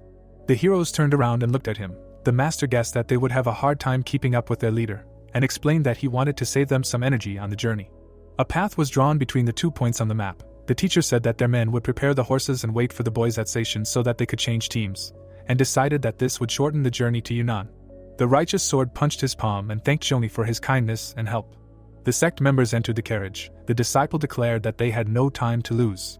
The protagonist narrowed his eyes suspiciously. Chumyan closed his eyes and thought. He crossed his arms over his chest and did not enter the carriage. The boy looked up and decided that it would actually be better this way. His friends wondered where he suddenly got so much confidence from. The boy nevertheless entered the carriage. The man noticed that they got along very well. Liwa took the reins and announced that they were leaving. The carriage moved. The divine dragon smiled broadly and promised to return. The old man folded his hands together and looked at him confidently. Suddenly, the master frowned. The carriage left the city. The teacher thought that even this disciple would have a hard time conquering this place, and he realized that he would not like any warnings and parting words. The teacher imagined the tiger opening its mouth and wished for the children to return from the predator's lair safe and sound. The driver sat on the carriage. It was traveling along a mountain road. Soon the heroes stopped and went outside. Then the carriage set off again. Someone asked what the Nanman Beast Palace was like. Frowning, Baekshun replied that he knew little about it and suggested that they stop by the Sichuan branch to find out at least something, keeping the purpose of their trip a secret. Raising his eyebrows, Zhang said that the creation of true energy pills was of great importance, and reminded them that even in the old days, when the central plains were open, it was already difficult to obtain any information. The boy presented a black symbol and decided that they would not be able to find out anything about the Nanman Beast Palace. The righteous sword said that, according to rumors, divine beasts were tamed there. Lying on the floor, the protagonist asked if it mattered. The youth looked at him in surprise when Kianmayang stated that regardless of whether they controlled the beasts themselves or not, it was not what kind of people they were, but how strong they were. Ghoul raised his eyebrows and said that none of the new palaces could match the Nan Man in fighting power. Turning to him, the student suggested that in the past, these rumors might have been true, but things could have changed, and asked if one of the palaces had not collapsed during the time of the demonic cult's foundation. Squinting, the boy thought that the situation would not have been so bad if it weren't for the Ice Palace of the Northern Sea, and realized that in the past, the demonic cult's main targets were not the palaces of the Central Plains, but the factions outside of them. The city was in flames when they attacked the Central Plains. The villains began to destroy the palaces one by one. But the Ice Palace of the Northern Sea was much further away than the others, which is why it was not touched. Sitting on the bench, the warrior suggested that in this case, everything might be a little simpler. The protagonist opened one eye. Chunmian looked out the window and asked Liwa to stop for a snack. The carriage was traveling through the mountains. The man said that a little further along the way there would be a village and offered to stop there, but the boy insisted on his own. Baekchan asked why he suddenly decided to make a stop. The guy headed for the exit and replied that he had something to do. The guys looked at each other in confusion. They got out of the carriage and went down to the ground. John looked back and asked why his friend left his things inside. Ghoul said that they would probably return soon. The young man raised one eyebrow and suggested that he did not take anything with him at all. The student's eyes widened in surprise when his companion said that he had not seen his things in the carriage. The boys lined up and asked why they were out. The divine dragon repeated that they had something to do. The warrior folded his hands behind his back. The swordsman frowned tensely when he was called out. The protagonist looked at him and asked how much he had done in the sword tomb. Clouds floated across the sky. Baekchan thought about this question. The youth looked down and stated that he was a burden, as much as he did not want to admit it. Kianmayan raised his eyebrows suspiciously. The boys stood by the carriage. The work they were given was becoming more and more dangerous, and they were all struggling to keep up with their leader. The righteous sword clenched his fist and realized that this was their reality. The heroes looked ahead with confidence. The boy explained that Yunnan could be much more dangerous, and that given the number of dead and injured in the sword tomb, their lives could also be in danger. Frowning, the student said that they already knew this and asked how it was possible to improve one's abilities on the fly in such a short time. The boy looked at him sternly and reminded him that he had eaten the true energy pill. A blue aura swirled around the warrior. The swordsman walked past him and explained that he needed to digest the elixir to become twice as strong. Baekchan opened his mouth wide and said that it would take him at least a few years to double his energy. The protagonist raised his index finger and said that a month would be enough. The boy looked at him in shock and asked how such a thing was even possible. Kianmayan put his hand behind his back and asked if he had ever lied to them. Standing by the carriage, the righteous sword asked what he needed to do to make it work. The boy said it would be very simple. Smiling, the student asked him to tell him everything and said that he could withstand any hardship if he could become stronger in such a short period of time. The boy took off his robe and asked if he knew about the term cast iron blood. The warrior asked what it was. The boys widened their eyes in shock when the divine dragon explained that it was a process where energy clogs the flow and then he releases it with a sharp blow. The cloak fell to the ground. The swordsman punched his palm and said that he wanted his friends to understand that feelings are just attachment. His crazy eyes lit up. Clouds floated above the pagoda. Sadeo took a sip and said that they could not do anything about the fact that the sword tomb was always empty. Sehen lowered his head and asked for his forgiveness. The man replied that it was not his fault. Sitting on the platform, the old man explained that excessive greed does not lead to anything good, and was glad that the sect managed to avoid significant damage. The elder looked down thoughtfully. The master grabbed the handle and concluded that he had been deceived. The mentor looked at his reflection and said that the man who left without leaving anything behind said that ignorance breeds vanity. The teacher looked up and added that there was one thing he still could not understand. The head of Wudang asked if the disciple Huashan was as brilliant as everyone said, and standing in front of him, the warrior confirmed it. The swordsman introduced the protagonist to the sword cemetery, and explained that the battle would have ended in his defeat if they had continued fighting, but the problem was that he did not know how long it would take for Qianmaying to calm down. Sudao narrowed his eyes and remembered Daksu. The man frowned and thought that physical fitness and luck would play a major role in the outcome of the battle. The old man picked up the cup and said that he was amused by the story of their battle. The master took a sip and called it amazing, but suggested that they leave the boy alone. Sehen looked at him tensely and asked if the leader was sure of his decision. Sitting opposite him, the master explained that Huashan was a sect in the past that almost took over Wudang, and said that they could not ignore the fact that such a genius had appeared among their disciples. The divine dragon stood in the darkness. The teacher explained that everyone has their limits, especially in a sect that had already failed once, and added that sooner or later the boy would tire of carrying such a heavy burden. The elder frowned and said that this was no ordinary child, because in addition to his obvious talent for martial arts, he had prudence and courage. In the memory, the protagonist punched Ghoul in the face. The head of Wudang noticed that his subordinate thought very highly of his enemy. Zhang opened his mouth furiously, The warrior told about how he tried to lure the protagonist to his side. The hand holding the bowl trembled when Sehen said that Qianmayan belonged only to the Huashan sect. Sadeo narrowed his eyes and realized that this was not only about the influence of the elder. The man looked at his subordinate and thought that the boy was confident in his words, since he gave such an answer. The old man sternly knitted his eyebrows. Baeksin rushed forward. The master said that even this did not change the essence of the matter, because a person, having strength, is able to improve only his own reputation. The boy hit the swordsman in the side. The mentor said that it is impossible for one person to restore an entire sect. The young man collapsed to the ground. The teacher explained that for such a goal it is necessary to combine the strength of many people, each of whom will clearly understand why he is doing this. Righteous Sword gritted his teeth. The Wudong leader concluded that even the most brilliant child would not be able to handle such a task. Suja placed the bowl on the table and suggested that they simply remain vigilant towards the Huashan sect. Sehen opened the door and asked what if the elder himself told the divine dragon that he could not lead the sect. The man looked after him and declared that this would not happen. The old man stood in the doorway as the master explained that talent was not something that could be used to grow an entire sect. The master left the room, the doors slamming behind him. Sitting on his bed, the master wondered what would happen if Chongmyung found out about everything, and decided that it had nothing to do with his talents and strength. Holding the bowl, the Wudong leader realized that all this could only be achieved through experience, so this knowledge would never be available to such a young disciple, and by the time the boy understood everything, he would have already lost all his current strength. Su Dao narrowed his eyes and decided that if a miracle happened, then maybe the Huashan sect would be able to surpass the Wudong. The divine dragon stood in front of his fallen comrade. The man smiled and said that this would never happen. The sun's rays illuminated the academy. In the evening, the sun set behind the mountains. In front of the carriage, there were traces of a battle. The wounded Zhong lay on the ground. The boy raised himself and wondered what was going on here. Some time ago, the disciple raised Ghoul and asked if his friend dared to call himself a man after this. The protagonist waved his hand and said that his voice was so weak that he could not hear anything. The warrior called him a real devil. Chunmian ran after him and asked him to repeat his words. The swordsman remembered how he fainted after another blow. Zhang fell to the ground again and said that he was too lazy to get up. Clouds were floating in the sky. The boy thought that when the sun rose and everyone woke up, this torture would happen again. The student spread his arms and realized that he was avoiding training, although he did not want to admit it. The warrior turned his head when he heard some noise. Ghoul was sitting nearby. The swordsman asked if everything was okay. The young man's eyes were full of tears. Huashan member asked what happened to him. His friend covered his eyes with his hands and said that his strength had increased. The student narrowed his eyes and wondered what they were talking about. Turning around, the fighter asked how else to explain the fact that all his wounds had healed so quickly, and concluded that now they should train even more and harder. Standing behind him, Zhang offered to test it. A blue aura enveloped his body. The boy clenched his fists and asked if their strength had really increased.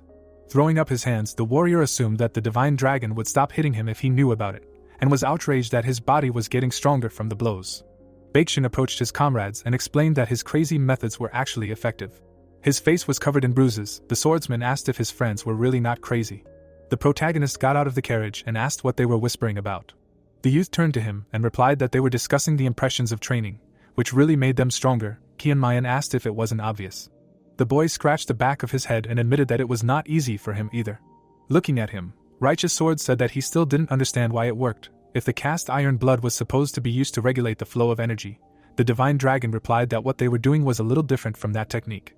The disciple pointed to his face and asked what it meant. The warrior said that he simply beat them up. The swordsman drew his weapon and wanted to destroy it for the sake of peace in all of Nirim. Baeksin closed his eyes and asked his comrade to explain how it worked. The protagonist poked him in the chest and asked how he managed to develop this muscle. The youth looked at his arm in surprise and replied that he simply trained. Qianmayan raised his eyebrows and reminded him that he already had pretty good muscles. The Righteous Sword stared at him in amazement and confirmed this. Zhang shrugged, not knowing what to say. The boy squinted and explained that it was due to the feeling of pain. The disciple asked what it meant. The boy imagined torn muscles and asked if they really got bigger after receiving an injury. The divine dragon imagined different parts of the body and explained that the injured area swells, and the broken bone becomes thicker than before, and that when injured, anything gets bigger. The warrior frowned and concluded that the best way to train was to hurt the body. There were many scars on the body. A similar principle was found even in standard training methods. For example, they suggested flogging one's own body or dipping limbs in hot sand. The swordsman raised his eyebrows in surprise and said that he thought this method was only suitable for strengthening external energy. The protagonist extended his hand and said that the Huashan sect conducted exactly the same training. His palm was covered in calluses. Chongmyan added that his friend, the first time he used a wooden sword, injured his hands more than once or twice. Baekchan extended his hand. The boy asked if he would get calluses from holding the sword every day. The young man looked at his fingers and answered negatively. Turning to him, the boy explained that the more the human body is injured, the stronger it becomes, and added that by overusing this technique, they can hurt themselves, but using it in moderation will make the body stronger.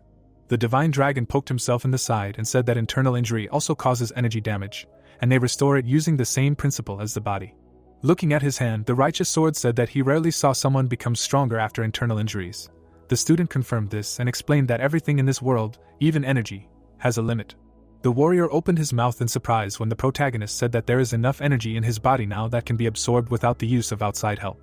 The burning sphere floated on the waves. Kianmayan added that if you cut the area where the energy is, the body will need strength to restore internal damage, and then a completely different energy appears that can be used. The boy raised his eyebrows and concluded that if he had enough strength, the area would heal much faster than usual, and it was a fairly simple technique that could be used in any environment. Baekchan placed his hand on his chest and asked if his friend was planning to intentionally inflict internal injuries to make their internal energy stronger, and the boy confirmed this. The boy's mouth dropped open in surprise. Zhang frowned in displeasure. They approached their comrade and angrily asked how he could even come up with such a thing. Imagining his injured body, the boy realized that it would not be easy, and remembered how he learned about this technique after he was seriously injured on the battlefield and was on the verge of life and death. The righteous sword brought his fist to his chin. The divine dragon thought about using a gentle method to simply introduce them to such a technique. Closing his eyes, the student asked them to not pay much attention to it and consider it a sparring match, and stated that they would not be able to avoid a blow in a fight against him anyway. The warrior punched his palm and promised that everything would be fine. The swordsman smiled widely and asked if they had ever heard of anyone dying during training. The boys decided that they had not heard of it only because corpses did not talk. Baekchan sighed heavily and asked if he could become stronger in a short time if he withstood an attack in this sparring match. The protagonist narrowed his eyes slyly and, confirming this, asked his friend to endure until the last. The young man drew his sword and advised his comrade to be careful. The blade of the blade shone. The righteous sword doubted that their leader's authority would suffer if he dealt him a few blows. Chunmian grinned and decided that this was why he liked this guy so much. The heroes stood opposite each other. The boy realized that his friend would never give up, no matter how much he was beaten. The divine dragon furrowed his brows and suggested that they begin. The student raised his sword to strike and asked him to take care of himself. The warrior opened his mouth in anger and wished death on his opponent. The warrior swung his fist and shouted that this would not happen. His hand crashed into the sharp blade of the sword. A powerful explosion of energy was heard on the battlefield. In the morning, the carriage set off. In the evening, the boys got out of it again to have a fight. The next day, they rode through the mountains. At night, the full moon shone in the sky. Holding a cup in his hands, Livo thought that 5 days had already passed and realized that no matter how strong a person was, after endless beatings, it would be difficult for him to control his body. While watching the Huashan fighters train, the man noticed that they were moving noticeably faster than the first day and decided that each of them was gradually improving. The protagonist swung his fire fist. Kianmayan kicked off the ground. The boy knocked Zhang down and asked him to work on his lower body. The boy punched Ghoul in the stomach and said that he had the same problem. The divine dragon kicked Isel in the back and shouted the same thing. Then he punched Baekchan in the face and repeated his words. The boy flew into the air after another punch. The disciple punched him in the chest and said that his friend was doing everything wrong. The warrior flew far back and crashed into a tree. The swordsman's mouth opened wide from the blow. The sect members collapsed to the ground, and the protagonist ordered them to get back into the carriage. Kianmayan turned away and asked them to save their strength until they arrived in the city. The righteous sword turned his head and asked where he was going. The student's eyes widened in surprise. As the boy walked into the forest, Ghoul clenched his fist and wished for him to trip and break his nose. Lying on the ground, Zhang asked him to think before he spoke, or else he would break his own nose. The warrior rose from the ground. The swordsman looked towards the forest. His mouth dropped open in surprise and wondered why their comrade had just decided to stop. The boy narrowed his eyes and asked what his friend was looking at. Baekchan turned to him silently. The boy frowned and asked if anyone had seen their leader sweat. The boys asked what he was talking about. The righteous sword repeated his question. The student clutched his chest and reminded them that their comrade was also an ordinary person. His face was covered in sweat. The boys sat on the ground. The warrior realized that he had never actually seen this. Isel nodded. The swordsman remembered that even in the sword tomb there was no such thing, and said that he did not attach much importance to it because the divine dragon is a real monster. The sect member raised his eyebrows in surprise when asked why he suddenly brought this up. Baekchan frowned sternly and thought about what he saw. Some time ago, the protagonist went into the forest and said that he needed to go to the toilet. At that time, the hair on the back of his head was wet. Sitting on the ground, the youth wondered if the monster that did not sweat even during the battle with the Wudong sect elder was tired after fighting them, and decided that it was definitely not because of how much they had grown. The righteous sword looked down and guessed that if they ate one pill, they would not be able to match the strength of the Wudong member. The boys looked at him when the disciple called them. There was a shady forest around them.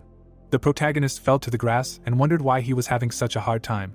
Kianmaya narrowed his eyes and was indignant at how difficult it was to do acupuncture massage using a slightly different technique. During the fight, his hand was enveloped in an aura. The boy realized that he could damage his meridians if he used too much energy, so he needed to perfectly control his power and know how much energy was needed and for whom to do it right. Spreading his arms, the boy thought about how his concentration was too intense during each session and took away all his strength, and decided that he did not need fame or riches at all. Fallen leaves swirled in the air. One of them fell on the face of the divine dragon. The disciple rose from the ground and said that he understood everything. Lowering his head, the warrior realized that even without all his efforts, sooner or later they would still absorb the energy of the pill and become stronger, and wondered how long it would take. The stars were shining in the sky. The swordsman realized that what mattered was who would reach the peak first, and who would climb it slowly, and he thought that being ahead of everyone had never been easy. The boys carried buckets of water up the mountain. The main character's desire to teach them faster and see their amazing progress grew. He wanted to make his friends stronger as quickly as possible. Chumyan grinned and decided that the only thing that calmed him down was his incredible tenacity, and he remembered that in his past times, everyone tried to avoid training. Sitting in the middle of the forest, the boy wanted to teach his comrades so that they would raise new disciples and so that the Huashan sect would become stronger. The boy looked at the flower blooming nearby. His body was enveloped in blue energy. Suddenly, it exploded and dissipated into the air. The divine dragon rose to his feet and realized that the time when the boys would be able to carry the heavy burden themselves would come faster than he thought. Walking through the forest, the student decided that then they would become his reliable comrades. The warrior went deeper into the thicket and thought about how the sect members did not even suspect how hard it was for him. Suddenly, the swordsman narrowed his eyes. The guys looked at him confidently. The protagonist asked if they were not going to rest. Baekjin grinned and said that they had not even started training yet. Gul closed his eyes and said that they could rest if their friend was tired. Zhang determinedly knitted his eyebrows and suggested that this was not the case. Iso lowered her gaze and decided that it would be nice if a refreshing wind blew on his exhausted body. The heroes raised their blades in front of them. Chunyan realized that he had to teach them another lesson. A vein bulged on his forehead. His eyes lit up. The boy urged his comrades to attack together. The boys opened their mouths in rage and shouted that they would finish everything in one blow. The boy grinned and thought about how much he loved them. The heroes pounced on him at once. The divine dragon concluded that the current Huashan was not so bad. The sun was shining brightly in the sky. The carriage arrived in Chengdu. Liwa tugged the reins. Horse-drawn carts were driving along the streets of the city. Baekjin opened the door. The boy took a step forward. The skin on his face was noticeably withered. The heroes went outside and were happy that they had finally arrived in Sichuan. The righteous sword looked back when Zhang asked if they still had half the journey to go. The boy closed his eyes and wondered where this Yunnan was.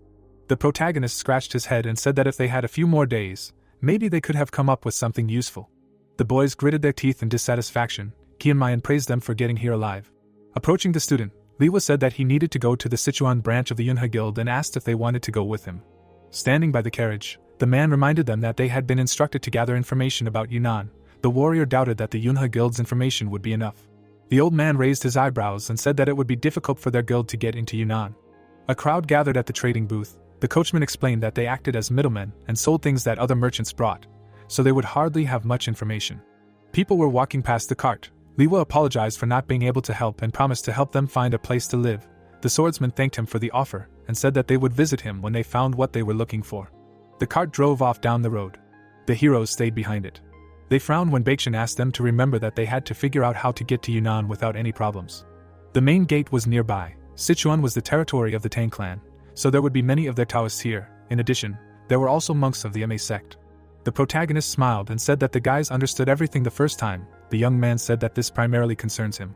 Standing in front of his comrades, Righteous Sword suggested that they split up to gather information, and decided to visit the beggar sect while his friends talked to the local merchants. People were walking along the busy streets. Chumyan scratched his ear and said that it sounded like a waste of time. The student asked him to shut up and said that even a small piece of information could have a big impact on the outcome. White clouds floated over the city. The sun's rays illuminated the pagodas. The warrior approached the tailor's shop. Zhang approached the beggar man. Gul was questioning the merchant. Iso was hiding behind a pillar and eavesdropping on the conversation of two locals. A boy was walking down the street. There was a tall building nearby. The boys were sitting at the dining table. The swordsman put his head on it and asked why no one knew anything about Yunnan, which is very close to Sichuan. The beggar scratched his nose and said he knew nothing. The boy explained that the weather in the neighboring area was too harsh, so it was very difficult for them to live there, and they did not have any information. The disciple looked up and said that the merchants were no better. His friend thought that there was no point in going there, so they didn't know anything. The swordsman looked up when someone said that wasn't quite true. The boys looked at Ghoul, who suggested that, unlike the beggars, the merchants simply didn't want to say anything even if they knew something. The boy raised his eyebrows and said that they had no reason to, even though they were offering them good money. The disciple pointed to the plum blossom and thought that was it. The protagonist was eating meat enthusiastically. The warrior explained that Sichuan was not kind to outsiders because it was far from the central plains and had many problems in the past. Presenting a symbol above the city, the swordsman said that they should not forget about the Tang clan, which controlled Qingdu, and added that no one would treat outsiders well with the emblem of an outer sect. Chunmian put his hand on his belt and declared that he would never take off his uniform because he did not want to hide his sect. Ghoul noted that this did not stop him from wearing a mask. The boy closed his eyes and concluded that no matter what they did, it would not work. His comrades looked at him in surprise. The student explained that they needed to gain recognition from the Tang clan or hide their affiliation with Huashan in order to get any information. John raised his eyebrows and asked how he even knew this. The warrior pursed his lips. The youth remembered that his friend was from Sichuan. The swordsman looked down and confirmed this. Baekchen understood how he knew about all this. Stuffing his cheeks full of meat, the boy said that their comrade belonged to a family of merchants and offered to go to his home. Ghoul frowned in displeasure. The divine dragon was indignant that he made them walk all over the city just to avoid going to his home. The protagonist puffed out his cheeks and suggested that he did not want to go back to his family because they probably abandoned him. Qianmayan said that it was okay and that the righteous sword understood him perfectly. The boy opened his mouth wide and explained that he left his family because he wanted to.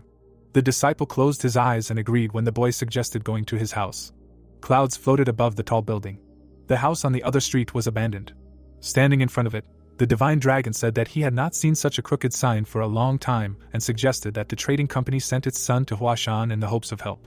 The warrior folded his hands behind his head and suggested going to his parents to pay his respects. The swordsman continued down the street. Ghoul looked back and said that his house was not here. Suddenly, the protagonist's eyes widened in shock.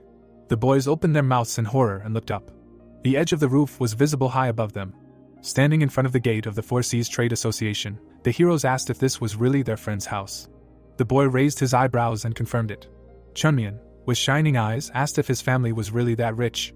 The heroes approached the gate. The boy asked if his parents were really not just servants here. The answer was negative. A halo appeared above the student's head. The divine dragon noticed that it was not obvious that he was from a rich family. The warrior waved his hand and said that it was not obvious at all. The swordsman poked him in the shoulder and asked him to shut up. Zhang remembered how his friend said that he had a small house. Ghoul turned around and said that he had not been here for a long time and could forget. The boy looked away and did not believe him. The protagonist smiled widely and explained that this is quite possible when a son is despised, and he cannot stand it, and leaves home. Baekchen asked him to stop. The gate opened and someone asked who dared to make such a noise here. The servants pushed open the doors of the association. A man in gray robes approached them. Chongwan frowned and said that the guests had no conscience. Suddenly, the man's eyes widened and he asked if this was really a young master. The disciple pursed his lips in displeasure. The old man rushed to embrace him. Not believing his eyes, Chongmian asked if this was how servants expressed their loyalty. Watching his friend from the side, the boy asked if they all had hidden connections and suggested that they had high-ranking officials in their family. Zhang reminded him that he was an orphan. The man turned around and asked his subordinate to report to the master that his son had arrived. The warrior put his hand to his chest. The heroes entered the territory of the association. Zhangwan said that the young master did not even know how much his parents missed him, and asked him to stay here longer.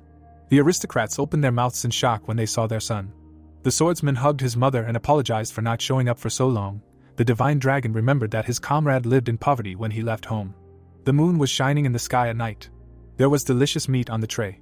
There was a roasted chicken on the plate.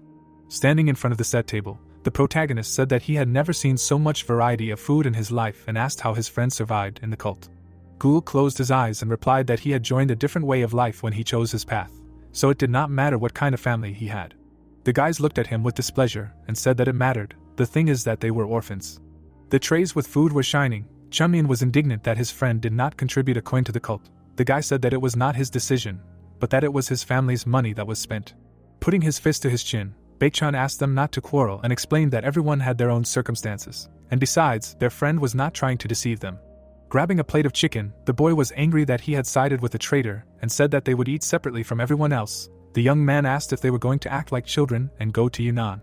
The boy stuffed his cheeks full of food and asked what his father said. Sitting at the round table, the student replied that he had not spoken to him about this matter yet. The warrior fidgeted with his fingers and explained that he should have returned here last year because his term in Huashan had already expired. The divine dragon narrowed his eyes and noticed that he had not returned home. The swordsman imagined the protagonist folding his hands behind his back and thought about the things he had realized after meeting him. Gul closed his eyes and said that his father thought that his son had returned to the family for good, so he needed to resolve this issue first. Chunmyang raised his eyebrows and allowed him to stay. The boy stated that he could not abandon Huashan and that he would go with them even if his life was at stake. Zhang turned his head and said that his status was still very different from theirs. The boy, with his mouth full, explained that it was not such a prestigious place and asked what it could do for their friend. The disciple introduced him as a grown man and said that he would have a way into the upper classes. The warrior was indignant at his comrades discussing him. The swordsman closed his eyes and sighed heavily. Gul turned to Baekchun and promised to talk to his family about Yunnan. The boy trusted him and explained that negotiations with the Nanman Beast Palace and the search for the plant they needed would not work unless they made their way into the valley. The boy nodded and said that he understood everything when the righteous sword promised to help him if he needed it. The disciple looked down when the father complained that he was only concerned about how to get to Yunnan after being away for so many years, and asked if he knew what kind of place it was. The man opened his mouth in displeasure and continued yelling at him. The old man, sitting in his chair, reminded him that his son had been delayed for a year, and asked if he really wanted to leave again. The warrior closed his eyes and thought about how he didn't want to go home for that very reason. The swordsman looked up and said that it was his duty to go to Yunnan Valley. The head of the association frowned and said that his only duty was to return to his family and help them with their mother. Gul frowned menacingly and reminded them that he had a brother. The merchant asked if he had forgotten their traditions, and said that all family members should do business together. The boy said that he had promised the elder to carry out this mission. The man opened his mouth in anger and asked if he hadn't promised him. The old man slammed his fist on the table and declared that there was nothing to talk about.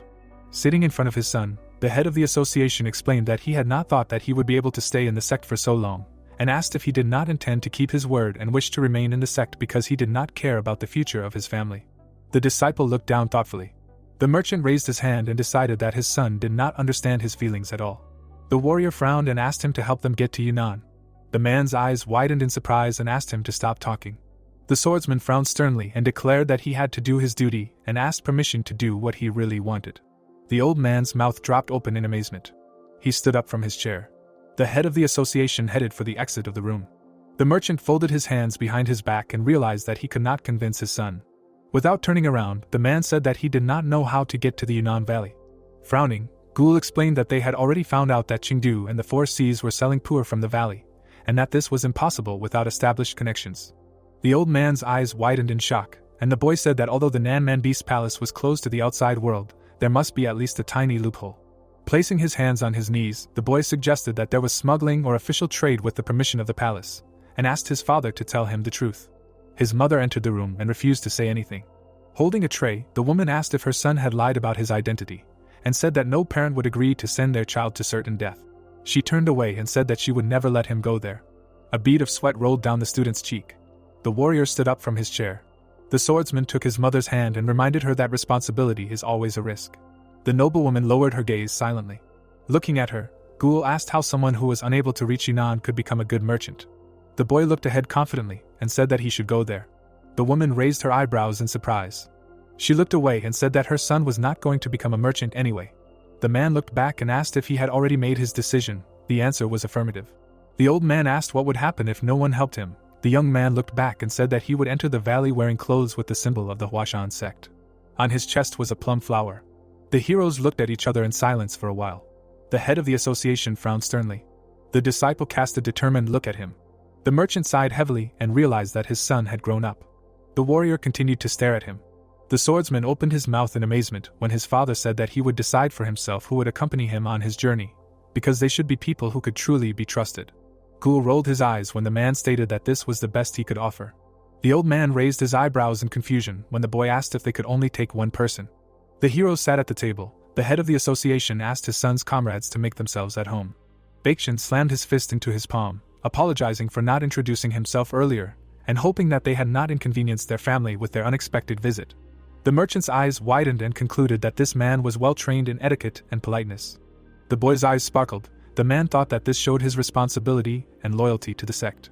Zhang and Isel looked at the owner of the house. The old man was surprised that Huashan could have such good children. The protagonist smiled widely. The head of the association asked who it was. Righteous Sword asked him not to worry and explained that he had his own characteristics. Qianmayan looked at the shiny teapots. The disciple frowned and reminded him that they needed to know about the route to Yunnan Valley. The merchant closed his eyes and sighed.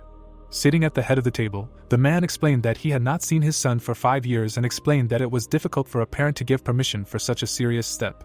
Turning to the warrior, the old man said that Yunnan Valley was a very scary place, and said that he needed to make sure that the boys who would go with his son could be trusted. The swordsman looked away tensely. Sweat broke out on Gul's face. The head of the association looked at the guest when Bakshan asked him not to worry. The merchant raised his eyebrows in surprise. The young man explained that any parent would be afraid to let their child go to a place that was dangerous to life. The righteous sword closed his eyes. At that moment, he looked forward and declared that they would not take his comrade with them. Gul's mouth opened in shock. The disciple frowned sternly. The boy opened his mouth wide and shouted that they could not leave without him, and said that he would go with them even if his legs were broken. The disciple slammed his hand on the table and the warrior asked him to sit down. A drop of sweat rolled down the swordsman's cheek. Sitting down on the chair, the Huashan member explained that he had promised the elder that he would go to Yunnan and complete the task and that no one could stop him. Bakshan frowned sternly and asked if he was so sure that the elder would allow him to go to Yunnan in the current situation. Gul's eyes widened in surprise and he remained silent. Sitting opposite him, the young man said that family was no less valuable than the affairs of the sect and asked why he did not do what his loving parents asked. The boys looked around when the protagonist expressed indignation at how stuffy it was here and suggested that his comrade do what he wanted. The righteous sword narrowed his eyes and asked him to shut up. Qianmayan raised his eyebrows and asked if the true energy pills were worth the sacrifice, and said that it was better for them to go through the hardships together. The disciple frowned and said that family also had a say. The boy gave him a stern look and reminded him that they had come here for the Huashan sect. Putting his hand on the back of the chair, the divine dragon explained that he did not want to decide what was more important to his friend, and added that no one had the right to impose their will on him. Gul raised his eyebrows in surprise and asked if he could really make his own decision. The warrior raised his hand and said that no one would do it for him. The swordsman said that they would not be able to reach Yunnan without his family's help. The sect member grabbed the teapot. The protagonist drank its contents. Water poured out of the spout. Qianmayan placed it on the table and shouted that his comrade was having too much trouble. The boy raised his hand and asked him not to be such a winner. The boy clenched his fist and explained that the Beast Palace was not the only danger in this world, so he should not worry and do as he pleased. The disciple looked at him in surprise. A smile appeared on his face. The divine dragon stood in a proud pose. For some reason his words made the warrior feel better. The swordsman turned to his friends. Suddenly, his eyes widened when he heard a noise. Chongwang rushed into the dining hall and called out to his master. The old man looked out of breath. He was asked what was wrong. The guild area was illuminated by lanterns. The three approached the gate. Their fingertips were black. The stranger looked ahead confidently. The servant announced that guests had arrived. Clouds were floating in the dark sky. The Sahi Chamber of Commerce had great influence in Jeju, and there were only 2 types of people who would have the nerve to knock on this gate in the middle of the night. The members of the chamber tried to stop the strangers and asked them to wait at the entrance. However, they went up the stairs. These people were definitely not those who needed to make a deal urgently. Standing in the square, the servants realized that they had to immediately warn the master about this. The head of the association went outside and asked them to disperse. The members of the chamber cleared the way for the guests. The merchant's eyes widened in shock. John from the Tang clan was walking towards him. The young man stopped. He hit his fist into his palm. The man greeted them on behalf of the 4 Cs. The 5th son of the head of the Tang clan frowned. In a family where flesh and blood played an important role, all the power was in his hands. The old man sternly knitted his brows and thought that if such a person came to him late at night, then he was unlikely to have good news. Standing on the porch, the head of the association asked why they did not warn him about their visit and explained that it was important for him, as a host, to greet guests with due respect. The boy nodded, apologized for being rude, and said that he had to visit him as soon as possible. The merchant frowned and asked what exactly brought them here. The man's eyes widened in shock when he heard that the Tang family had learned that his son had returned home after being away for a long time. Imagining Gul's face, the old man wondered if the news had spread so quickly, and realized that their control over the territory was monstrously strong. The youth smirked and asked if the rumors were true. A drop of sweat rolled down the association leader's cheek, and he confirmed that his son had only recently returned home. The Tang clan member slyly knitted his brows, and explained that the leader was very sad to learn that they had chosen the Huashan sect instead of the party to train such a talented person. The merchant's eyes widened, and he realized that things were really bad for him. Standing on the premises of the chamber, the scoundrel asked why Ghoul had abandoned the party and gone to Huashan. The boy frowned and said that they would not be disappointed if they saw that the student had actually succeeded and invited him to come out here. The man's brows furrowed and he thought that this had all happened too suddenly. The old man remembered his son as a child and realized that the children of all the influential families in Jeju had become students of the party and learned their martial arts. The symbol was covered in green smoke. Since ancient times, the Tang family had studied a special art that no one else knew, which only males could learn due to strict control over information leakage. Clouds were floating above the city. The sons of all the local families had no choice but to join the party. But thanks to the support of the family and the sense of belonging, a stable governing structure was established in all the subsidiary families. Ghoul's mouth opened in surprise and asked why he needed to become their student. The head of the association looked at him and supported his decision not to become a puppet of the Tang clan. He did not want to send his son to a place where potential was calculated regardless of effort. The plum blossom glowed. After much deliberation, the Huashan sect was chosen as the perfect fit for the boy. Standing in front of the building, the merchant explained that his son had grown too fond of the sect, but he had no intention of avoiding the Tang family. The man frowned tensely. John said that he had more recent information, that Huashan was in full bloom. The boy closed his eyes and guessed that he had not realized who they were dealing with. The young man raised an eyebrow and explained that Huashan's fame had already spread throughout the world, but 4 boys stood out the most. The Tang clansman introduced the disciples and said that the names of the strongest warriors, Zhang and Zhul, and the swordsmen of Yo Prefecture, Baektion and Isiol, were known to everyone. The old man's eyes widened and he wondered how he could know everyone's names, no matter how good their informants were. Zhang grinned. The association leader imagined his son's face and wondered if he was really considered one of the 4 most famous disciples of Huashan. A drop of sweat rolled down his cheek. The boy furrowed his brows slyly and said that the divine dragon was also here at the moment. Standing in front of the merchants, the young man explained that he could not help but meet him, even if his reputation was not comparable to his. The man introduced his guests and wondered if the divine dragon of Huashan was really in his house. Baektion looked ahead confidently. The old man assumed that it was him. The Tang clansman smiled broadly and asked if he was seriously asking this. Standing in the courtyard, Zhang decided that after establishing connections with the Yunnan Valley, the association leader had begun to neglect information from the Central Plains or was trying to deceive him. The boy raised his eyebrows and concluded that it did not matter now anyway. The merchant frowned tensely when the young man wanted to meet the sect disciples who were visiting him. The man looked back and wondered what he should do. He looked at the door and thought that the guest had mentioned the head of the family, and his words and will were unquestionable. But his son had grown up and had set a serious goal for himself. John froze in anticipation. The head of the association knew that he could not hand over his own son to them, but the thought of his father's anger made him shudder. The merchant turned his head and wondered what he should do. The man turned down the corners of his lips and explained that it was too late now and that it would be better for them to come back here tomorrow. The boy closed his eyes and doubted that they were going to bed so early, because the Huashan sect disciples could not be so weak and lazy. The old man opened his eyes wide and said that they had come a long way and were very tired. The young man smiled slyly and reminded that this was the will of the party. The head of the association lowered his gaze. The member of the Tang clan asked if he was refusing to fulfill his duties. The answer was negative. The heroes stood in the courtyard of the chamber. The member of the chamber watched them tensely from the side. The merchant clenched his trembling hand into a fist. John calmly closed his eyes. The boy put his hand to his chest and apologized for his rudeness. Stopping in front of the porch, the young man assumed that the Huashan disciples had no pride at all, and decided that they heard his voice from their room, but continued to hide. The man looked back when he heard a crash. The old man turned towards the door, where a noise was coming from. Dust even rose up from the heroes' loud arguments. Suddenly, someone knocked down the door. The head of the association widened his eyes in fear. The door flew past the guests and crashed to the ground. The Tang family member looked back tensely. The merchant looked at the protagonist drinking from the teapot. Kianmayan took a step forward. Zhang raised his eyebrows and asked who he was. The boy opened his mouth wide and asked the same question. The divine dragon narrowed his eyes in disdain and asked who the scoundrel thought he was to break in here in the middle of the night. Looking at the disciple drinking, the boy wondered who this person was. The warrior had a plum blossom on his robe. The swordsman put the teapot away and decided that modern youth had become completely impudent. The protagonist pouted in displeasure and asked if he didn't know that he had to behave appropriately when visiting someone. Zhang and Baektion grabbed their friend and apologized for his behavior. The young man opened his mouth in shock when he heard his name and asked if this was the divine dragon Huashan. The man looked around in surprise and thought that this couldn't be true. Kiamayan tried to break free from his comrades and said that this scoundrel should answer for his words. Righteous Sword said that he just misheard. The boy pushed his friend away and was indignant that someone had insulted their honor. The disciple stepped forward and asked him to introduce himself. The Tang family member lowered his head and said his name.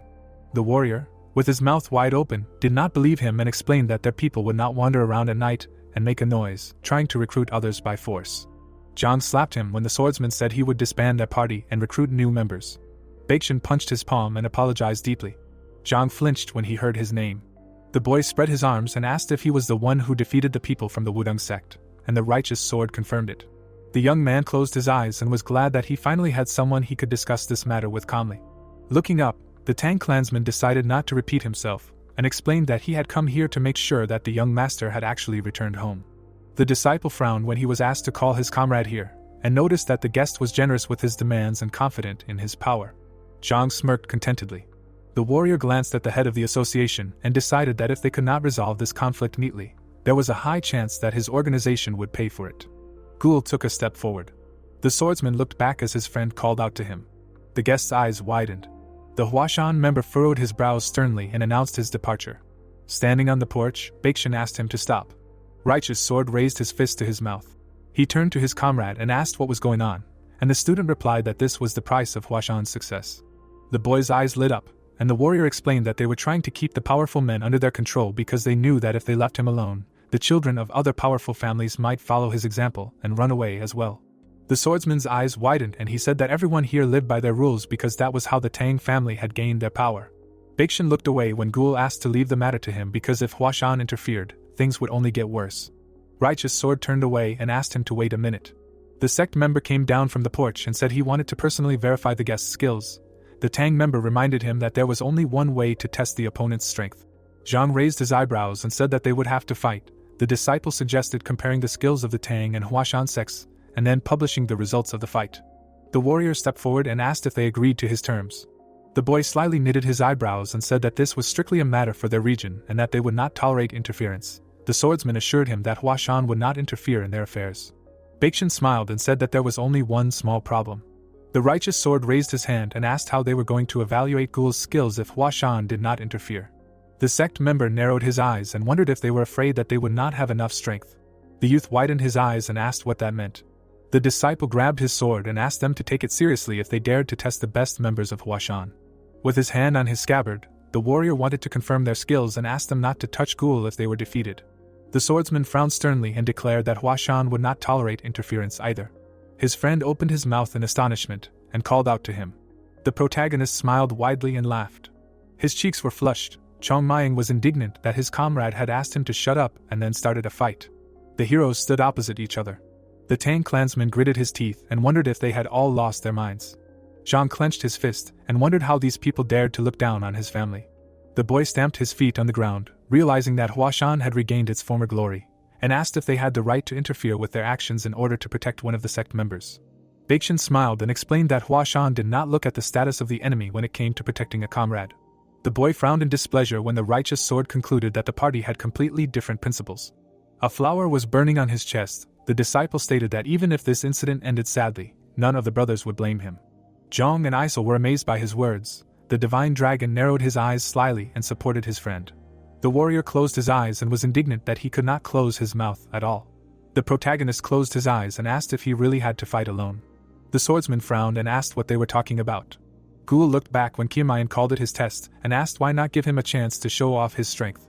Bakshan's mouth dropped open in surprise and he wondered if his comrade understood what the party was. The dagger was enveloped in a green aura. Even experienced martial artists had a hard time against the Tang family, which was famous for its poisons. The Righteous Sword could not believe that his friend, who had no experience, would fight them.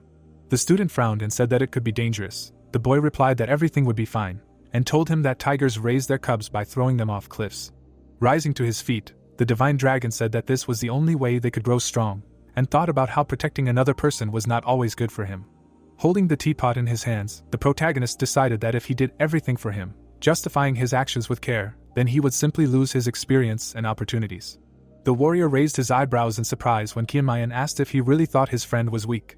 The boy grinned and said that Ghoul would never lose to such a man. His cheeks were flushed. The swordsman's eyes widened in surprise.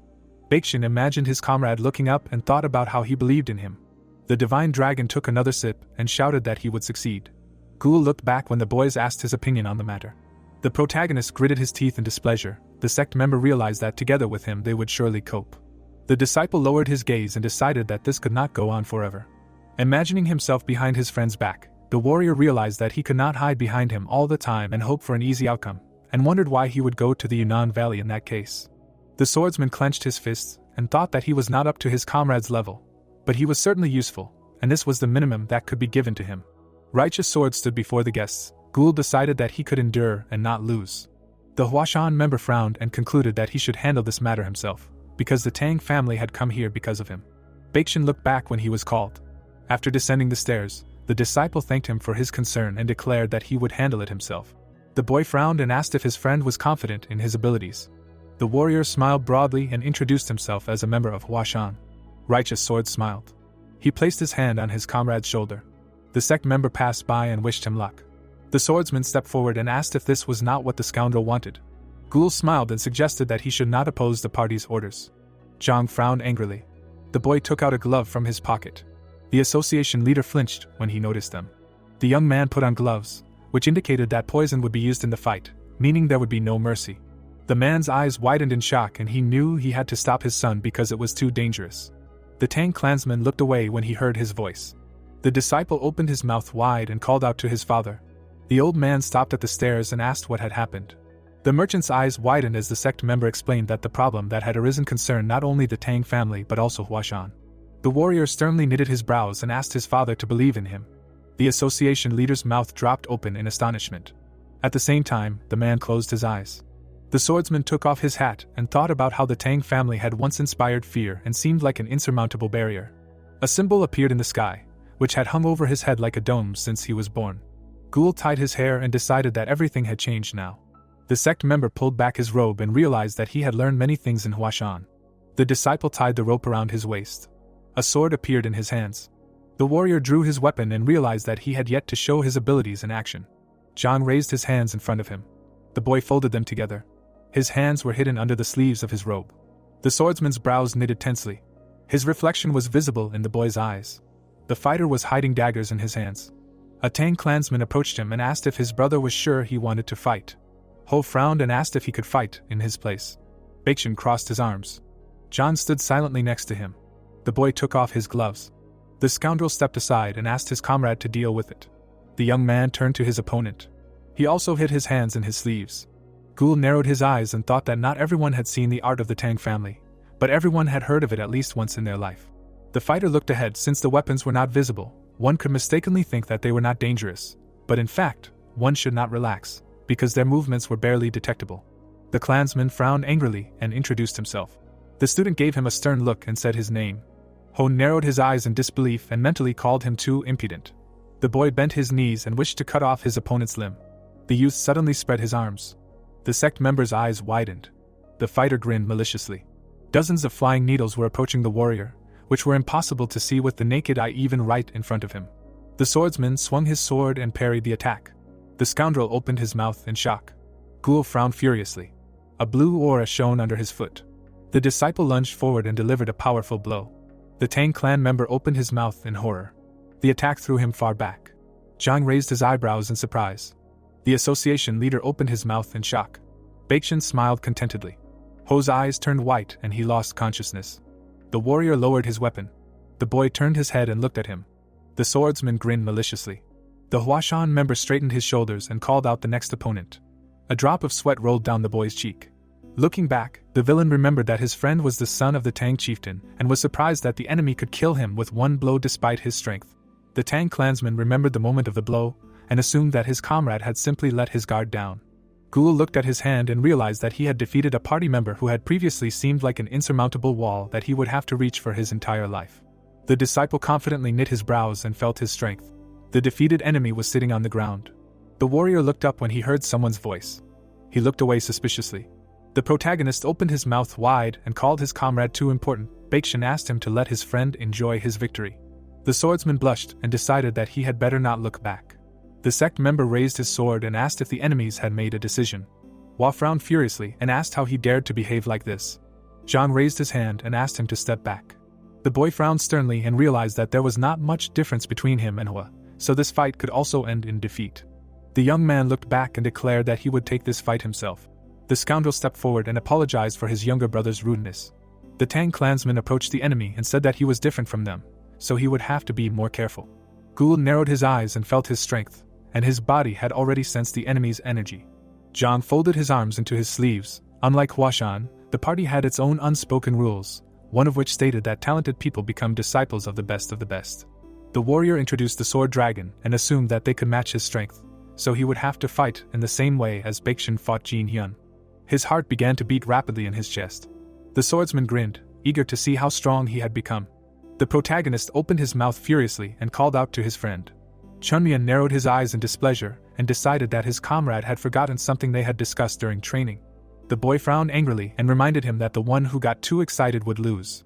The sect member spat when the divine dragon asked why he was so eager to die at someone else's hands.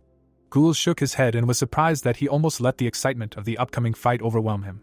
The student took a deep breath and thought about how the essence of Huashan martial arts was the thinness of the tip of the blade. The tip flashed. The only way to fully unleash the power of the sword was to gain control of it. The warrior raised the weapon in front of him. The swordsman closed his eyes and realized that he could only gain control if he cooled his head. His chest calmed down. The sect member found himself in an empty white space. Ghoul looked forward resolutely. The protagonist crossed his arms over his chest and resented having to repeat these words every time. Baekshun looked at him tensely. Chunmian narrowed his eyes in displeasure. The righteous sword realized that everything would be easier if he joined the fight, but instead of taking the easy way out, the divine dragon decided to help his friend finish the job. The heroes watched their comrade from the sidelines. The student realized that a person will never grow if he is not given freedom. The warrior took a step into the water. Standing behind him, the swordsman trusted him and decided that this was the surest way to help him. A smile appeared on his face. Baekshun thought that one day his friend would become a better leader, but they both still had a long way to go. The righteous sword looked forward resolutely and concluded that everyone was relying on him at the moment. The protagonist frowned sternly. The opponents stood opposite each other. Zhang looked up and wondered if he could achieve such concentration. Ghoul held a sword in his hands. The guy assumed that it depended on the degree of dedication. The young man took out his daggers and realized that concentration was just a means of using force. The villain's eyes widened. The Tang clan member extended his hand forward. Several poison darts appeared in front of the disciple's face. The warrior jumped aside and dodged. A drop of sweat rolled down his cheek. The swordsman realized that he had not been given a second to think. Suddenly, 2 more daggers appeared in front of him. The tip of one of them almost touched the sect member's eyes. Zhang smiled slyly. The tip of the magic blade approached Ghoul's pupils. The guy's weight began to bend his weapon. At the same moment, the Huashan school disciple dodged the enemy's attack with a circular motion of his hands. Frowning menacingly, the young man thought about how his opponent had struck without hesitation or unnecessary movements. The sharp blades in Zhang's hand were surrounded by a magical aura, and his enemy thought that even for such a simple technique using internal energy, his skills were simply at an incredible level. Pushing off the ground with his feet, Ghoul decided that he had to dodge no matter what.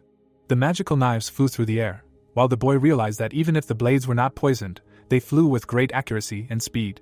The pupils of the Huashan school noticeably shrank from anxiety, and he mentally said that if even one hit him, his life would be in danger. The heir of the Tang family spread his fingers out to the sides, and his opponent realized that he was strong. A satisfied grin appeared on Zhang's face, and his enemy thought that he knew about it. Suddenly, the warrior pressed his heels to his thighs.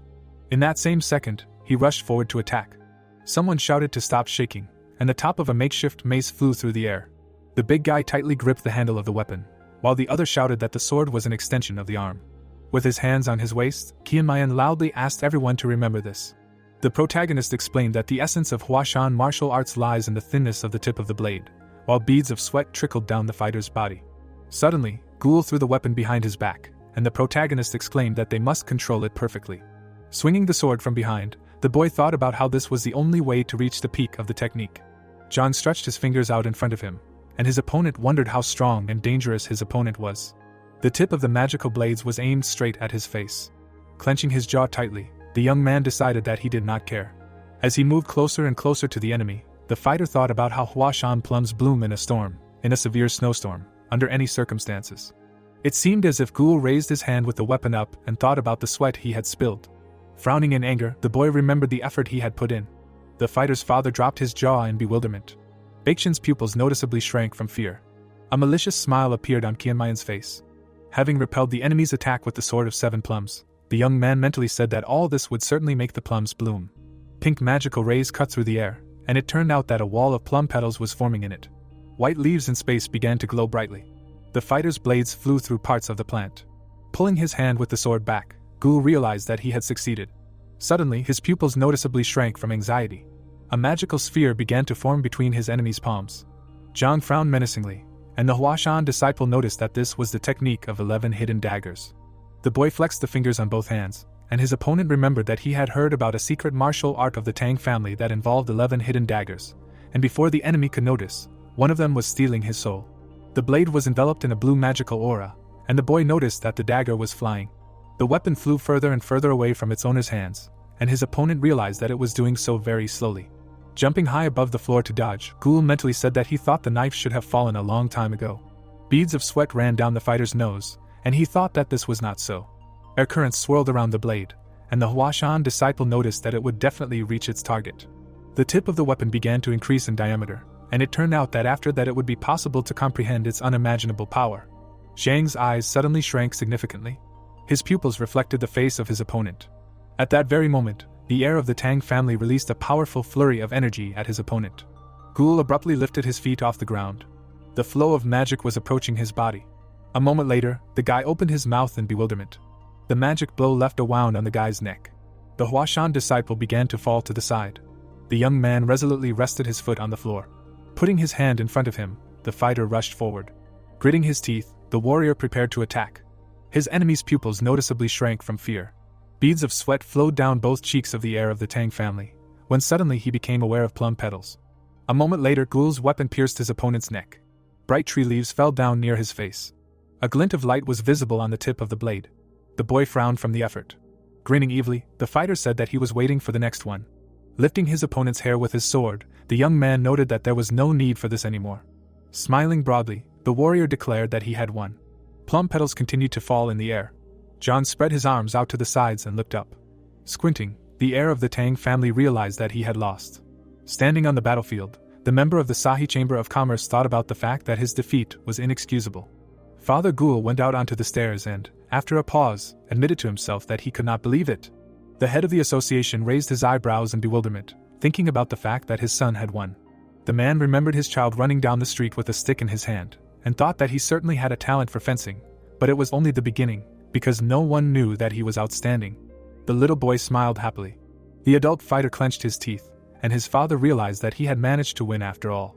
Zhang raised his face with closed eyes, and the head of the association noted that his son had won the fight against the heir of the Tang family. Narrowing his pupils, Ghoul asked his friend if he had seen the fight. The boy continued to talk about winning, when suddenly his silhouette began to blur.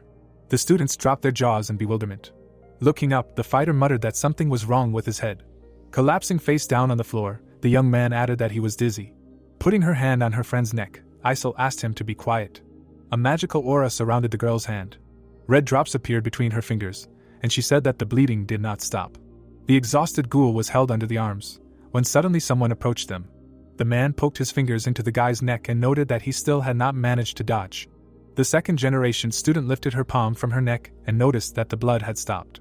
Squinting, Chunmian asked if the others thought that if the wound was even a couple of centimeters deeper, he would have died, to which the others were outraged by how he said it and asked for a drop of sympathy. Curling his lips into a tube, the protagonist looked at the fighter in bewilderment. The protagonist clarified if everything was okay, to which he closed his eyes and answered in the affirmative. A wide smile appeared on the young man's face, and the 13th disciple of the Huashan school thought to himself that he had never been so happy when he defeated other disciples of the sect, nor when they obtained the recipe for the true energy pills, and then remembered that the Tang family was a huge barrier, and once he managed to overcome it, he became many times stronger. Grinning, one of the 3 greatest swordsmen in the world decided that he would now have no equal in swordsmanship in the entire sect. Bright pink rays appeared around the fighter, and the divine dragon noted that there was still a very long way to go, because for a plum tree to bloom, skill alone is not enough, because a person also needs to bloom. The comrades touched Ghoul's body with their hands, and Chongmian thought that it would be great if this happened to him today. Suddenly, the protagonist turned his head to the side. John stood with his head raised up. At that very second, the heir of the Tang family began to look straight ahead. Holding out the decanter in his hand, the protagonist invited him to take it. Raising his eyebrows, the 13th disciple of Huashan's school explained that in order to ease the pain of the bitterness of defeat, one could drink this. After a pause, the member of the Sahi Chamber of Commerce lowered his hands and asked if the interlocutor was laughing at him. Suddenly, one of the 3 greatest swordsmen in the world asked if he thought that he would never be a loser in his life, when suddenly the guy's pupils noticeably decreased. Dropping his jaw, the fighter exclaimed that he was not that arrogant, and then added that only in his family were there those who were older and stronger than him. The protagonist lowered his eyelids and said that he knew this, although Ghoul was not the eldest. Putting his hand behind his back, the protagonist noted that Zhang probably did not expect that he would lose to the younger one, and then added that he himself had never lost even to his peers. The 13th disciple of Huashan asked if it was true that he had never considered that he would not be caught up with many existing talented people, to which he looked away and remained silent. The heir of the Tang family looked back shamefacedly, and his interlocutor thought that he had hit the nail on the head, because all the senior Taoists who had achieved success in their youth thought the same way, and if he could continue to grow at the same pace, he might surpass many someday. Raising the corner of his lips, Chongmian suggested that he would be able to become like himself, although he had never lost like that. The furious faces of the exhausted warriors appeared, and it turned out that most of the senior disciples were on a completely different level.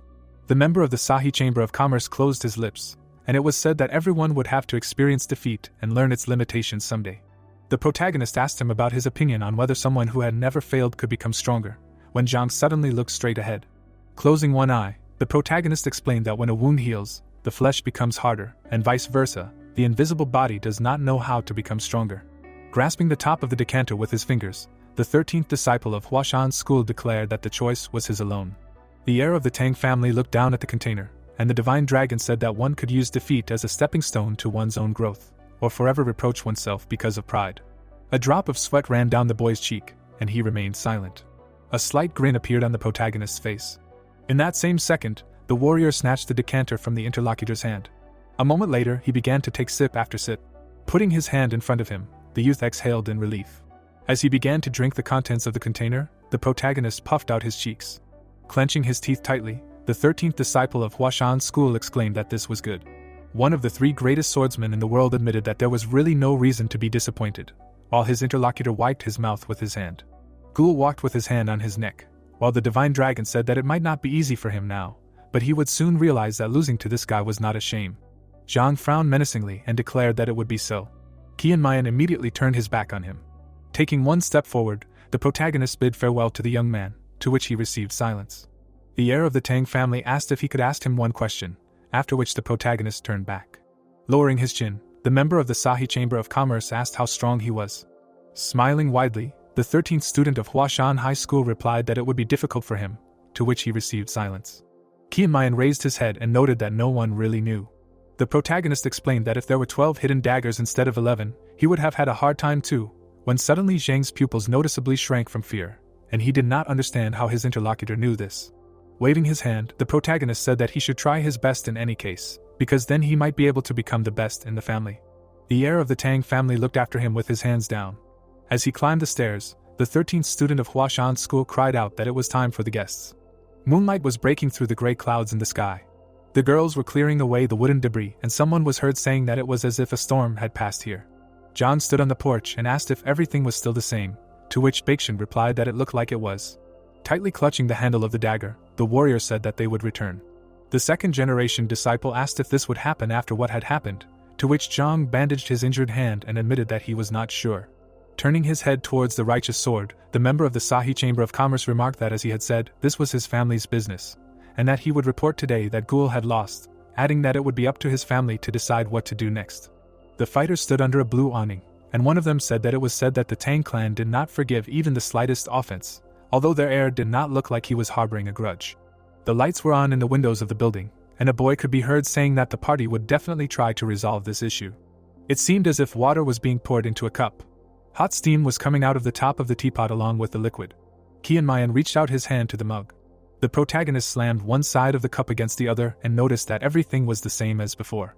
As he began to drink the liquid, the protagonist threw his head back. The sun's light fell on the cup, and it was said that it had happened a long time ago, and a lot of water had flowed under the bridge. The man put his hand on his side and someone was heard calling for Brother Tans and shouting that he had asked to leave some for him too, and then added that he did not know that someone could deal with these demonic bastards better than him. Words were heard that he was meeting such a person for the first time, because no one in this world would communicate with a sword and not with their mouth, when suddenly a smile appeared on the face of the 13th disciple of the Huashan school. Glare of light reflected off the water in the mug, and the man's call was heard in his thoughts again. Suddenly, the image in his eyes began to blur. The pupils of one of the 3 greatest swordsmen in the world noticeably decreased. The warrior's palm was bleeding, and he asked to hear about his skills. At that moment, the divine dragon placed the dishes on the table with a bang. Sitting on the chair, the boy apologized and said that he could not keep a single promise. Another one of the same blades hung over the 11 blades, and the warrior noted that everyone remembered it, and then added that these were 12 daggers and 12 commandments. It seemed like Zhang was wiping his mouth with his fingers, and Qianmayan explained that for now there were only 11, but the day would come when exactly 12 blades would be created by the hands of his descendants.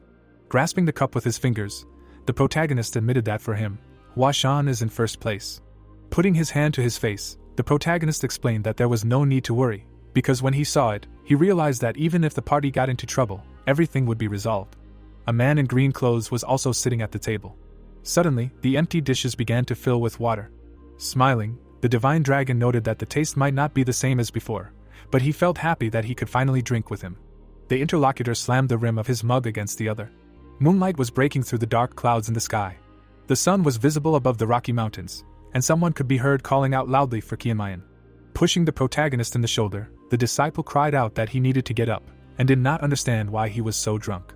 Waving his palm down, the protagonist muttered that he didn't need to yell like that, because his head was splitting. Zhang closed his eyes in displeasure, and exclaimed that of course it was splitting, because he had drunk a lot of alcohol, 5 whole decanters. The boy told him to get up, because the head of the association invited them to have breakfast together, when suddenly Isa lowered her eyebrows in bewilderment, and asked who behaved like that at the elders. The girl narrowed her eyes and declared that it was disgusting. Suddenly, fire appeared on the palms of the 13th student of Huashan's school, and he did not understand whether it was the flame of 3 plums. With his mouth wide open, the young man was indignant at whether he was trying to get alcohol out of his body with her help, to which he said that a hangover is a hard thing, although he used to be more resistant to alcohol, after which he was asked how old he had been drinking. Stretching his hands upward, one of the 3 greatest swordsmen in the world clarified whether the head of the association had called them, and then cried out that in that case, they should go quickly. Suddenly, a second-generation student put her hand on his shoulder, to which he asked her in confusion. There were decanters scattered on the table, and the girl told him to clean them up, to which he agreed. The building where the head of the association was located appeared, and someone loudly wished good morning to the others. Gul's cheeks turned red with shame, and Chumyan asked about him, after which he asked him to make his face simpler or just smile. Raising his eyebrows, the protagonist thought about how this guy was trying to act serious, but the corners of his lips were dancing so much that he stretched a smile from ear to ear, and he did not understand whether he was so happy. The warrior bit his lips, holding back a joyful smile, while the protagonist decided that it was deserved, and for him, defeating the representative of the Sichuan Tang Association probably really has a huge meaning. Sitting down at the long table, the head of the association said that something significant had happened that night, which was why he wanted to gather everyone for breakfast to discuss it. The old man asked if they had said they were going to Yunnan, to which Baekchan lowered his chin and answered in the affirmative.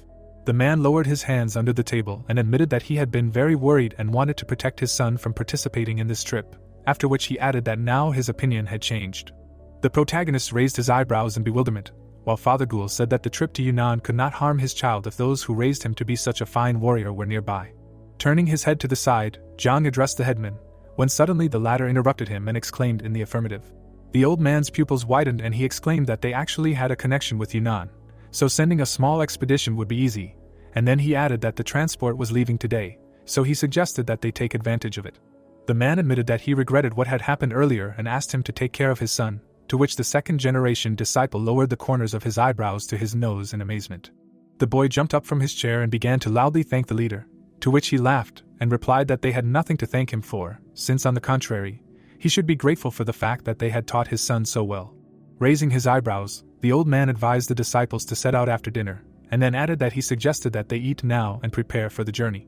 Clenching his fists in joy, Baekchan asked if the others had heard what the leader had said, and then exclaimed that as soon as they finished eating, they would go and get ready for Yunnan. Gul smiled broadly and supported his comrade's words. Zhang closed his eyes and also agreed with his elder. Someone could be heard saying that he didn't want it, while Baekchan lowered his eyebrows to his nose and said that it was wonderful. Looking up, the student asked again and asked if he had misheard. Chomyan folded his arms in displeasure, when suddenly someone spoke to him. Frowning angrily, the protagonist said that he didn't want it, and then added that he would not go to Yunnan. A view of the city's outskirts from above appeared. The roofs of the buildings were covered in green material. Someone could be heard asking if Zhang had been beaten by Huashan's students, and he returned empty-handed, to which he humbly lowered his arms and answered in the affirmative. Approaching the heir of the Tang family, the warrior asked whether it was not the divine dragon or even the righteous sword that defeated him, but the heir from the association, to which he again answered positively. Dan frowned menacingly and asked the guy if he even understood what that meant. Opening his mouth, the fighter replied that he understood it, when suddenly he was asked where he got so much self-confidence in that case.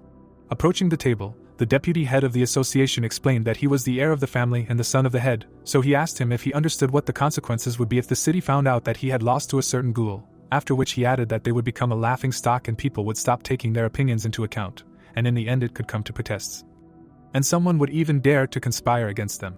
The man said that such a minor issue could turn into a tragedy, and the heir was no fool, so he should understand this, to which the heir looked down in confusion and agreed with the elder.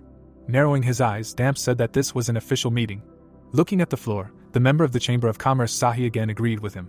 Extending his palm forward, the deputy head of the association asked if he would take responsibility for what happened, and then explained that because of his one mistake, the reputation of Tang could go down the drain, and if things went badly, their influence in Sichuan would be shaken. The man lowered his hands and cried out that this issue could not be resolved by sacrificing one person. Zhang said that he was ready to take the punishment, when suddenly the veins on the elder's forehead bulged with anger. Suddenly, someone waved their fingers above their head. The old man sat on a chair and asked his heir again. At that moment, he narrowed his eyes. Gunak looked down and asked if his son realized how great his guilt was in what he had done. The boy looked down in confusion and replied that he did. The head of the Tan family asked why he was so calm in that case, to which he lowered his eyebrows seriously and explained that it was because this incident helped him understand something. Lowering his chin, the fighter explained that he had found the path he should take and also learned that the world was vast. The young man noticed that there were many people under the sky who were much stronger than him, and thanks to this battle, he had gained the desire to try even harder, so he had no need to fear punishment, to which the head of the association frowned rudely and asked if he meant ghoul by those who were stronger than him. Standing in front of the stairs leading to his father, John admitted that he believed that regardless of the outcome of the fight, the result could change next time unless his opponent was someone else, to which he was asked if they were talking about the divine dragon and the righteous sword. Imagining Baekshun's face, the heir to the Tang family said that this person was clearly stronger than Ghoul, and then added that this was evident even in their attitude towards each other. Slightly lowering his eyelids, the boy began to talk about the divine dragon Huashan. The fighter noted that he could not say for sure, when suddenly his father narrowed his eyes and asked him again. Breathing heavily, the young man explained that he still did not understand how strong or weak he was. A memory of Qian Mayan handing him the decanter appeared. Looking at the elders of the association, Zhang admitted that he did not know because he had not been able to study it. Gunak closed his lips and thought about the thirst for victory that he had always seen in his child's eyes. In the past, the bloodied heir of the Tang family lay on the ground, and his father thought about how during the brutal training that many young men could not stand on their feet, or avoided until adulthood, this boy silently endured and clung to the opportunity to become stronger. The warrior bit his lips in confusion, and the head of the association mentally said that in his desire to win, he had always surpassed all his peers, but now he could not even appreciate the strength of the divine dragon and was ready to accept defeat. Putting his hand to his chest, Damp suggested that there was no point in the head listening to this, and then suggested punishing him and sending his deputy to the Four Seas Association. The man remarked that he would return as soon as he decided, when suddenly the head of the family's pupils noticeably narrowed. Looking away, the assistant apologized. The old man pointed out that the divine dragon had not shown his strength from the heir's words, to which he lowered his hands and replied in the affirmative. The association leader frowned and said that he was the one who doubted him the most, and then asked why, as he had never paid attention to something as useless as the enemy's fame before. The father asked what was so special about him, if it was not that, to which the Tang family heir pressed his lips together in confusion. A drop of sweat was running down the boy's cheek. Imagining the satisfied grin on Chong Mayan's face, Zhang explained that he knew about the secret of their association about the 12 daggers. Hearing this, the Sichuan Association leader's pupils bulged in indignation. The old man opened his mouth wide and began to shout. Placing his palm on the desk, the man did not understand whether he knew about the 12 hidden daggers.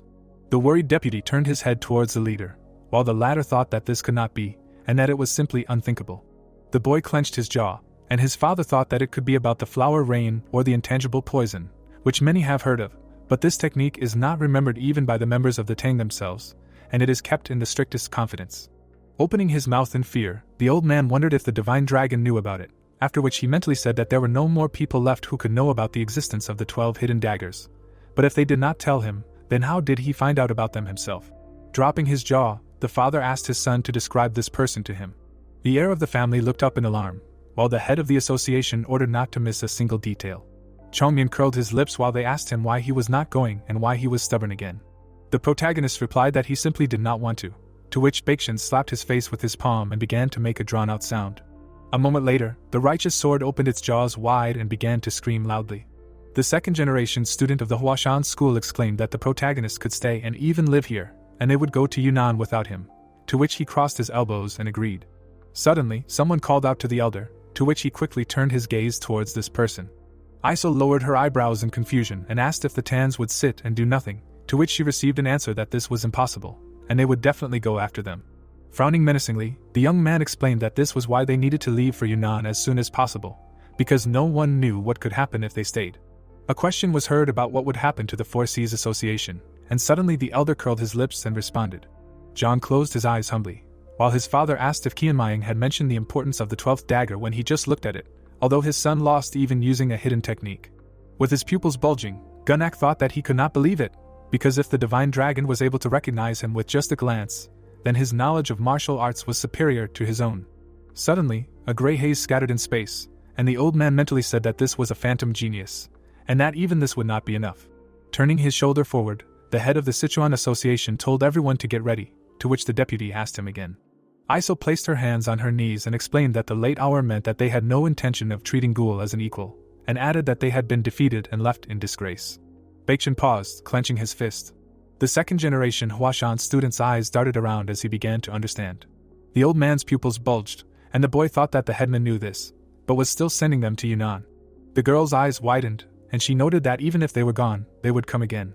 Frowning furiously, Gunak declared that he would visit them himself. The schoolgirl lowered her eyebrows and said the name of the Four Seas Association. At the same time, the head of the Tang family lowered his jaw and said the same thing.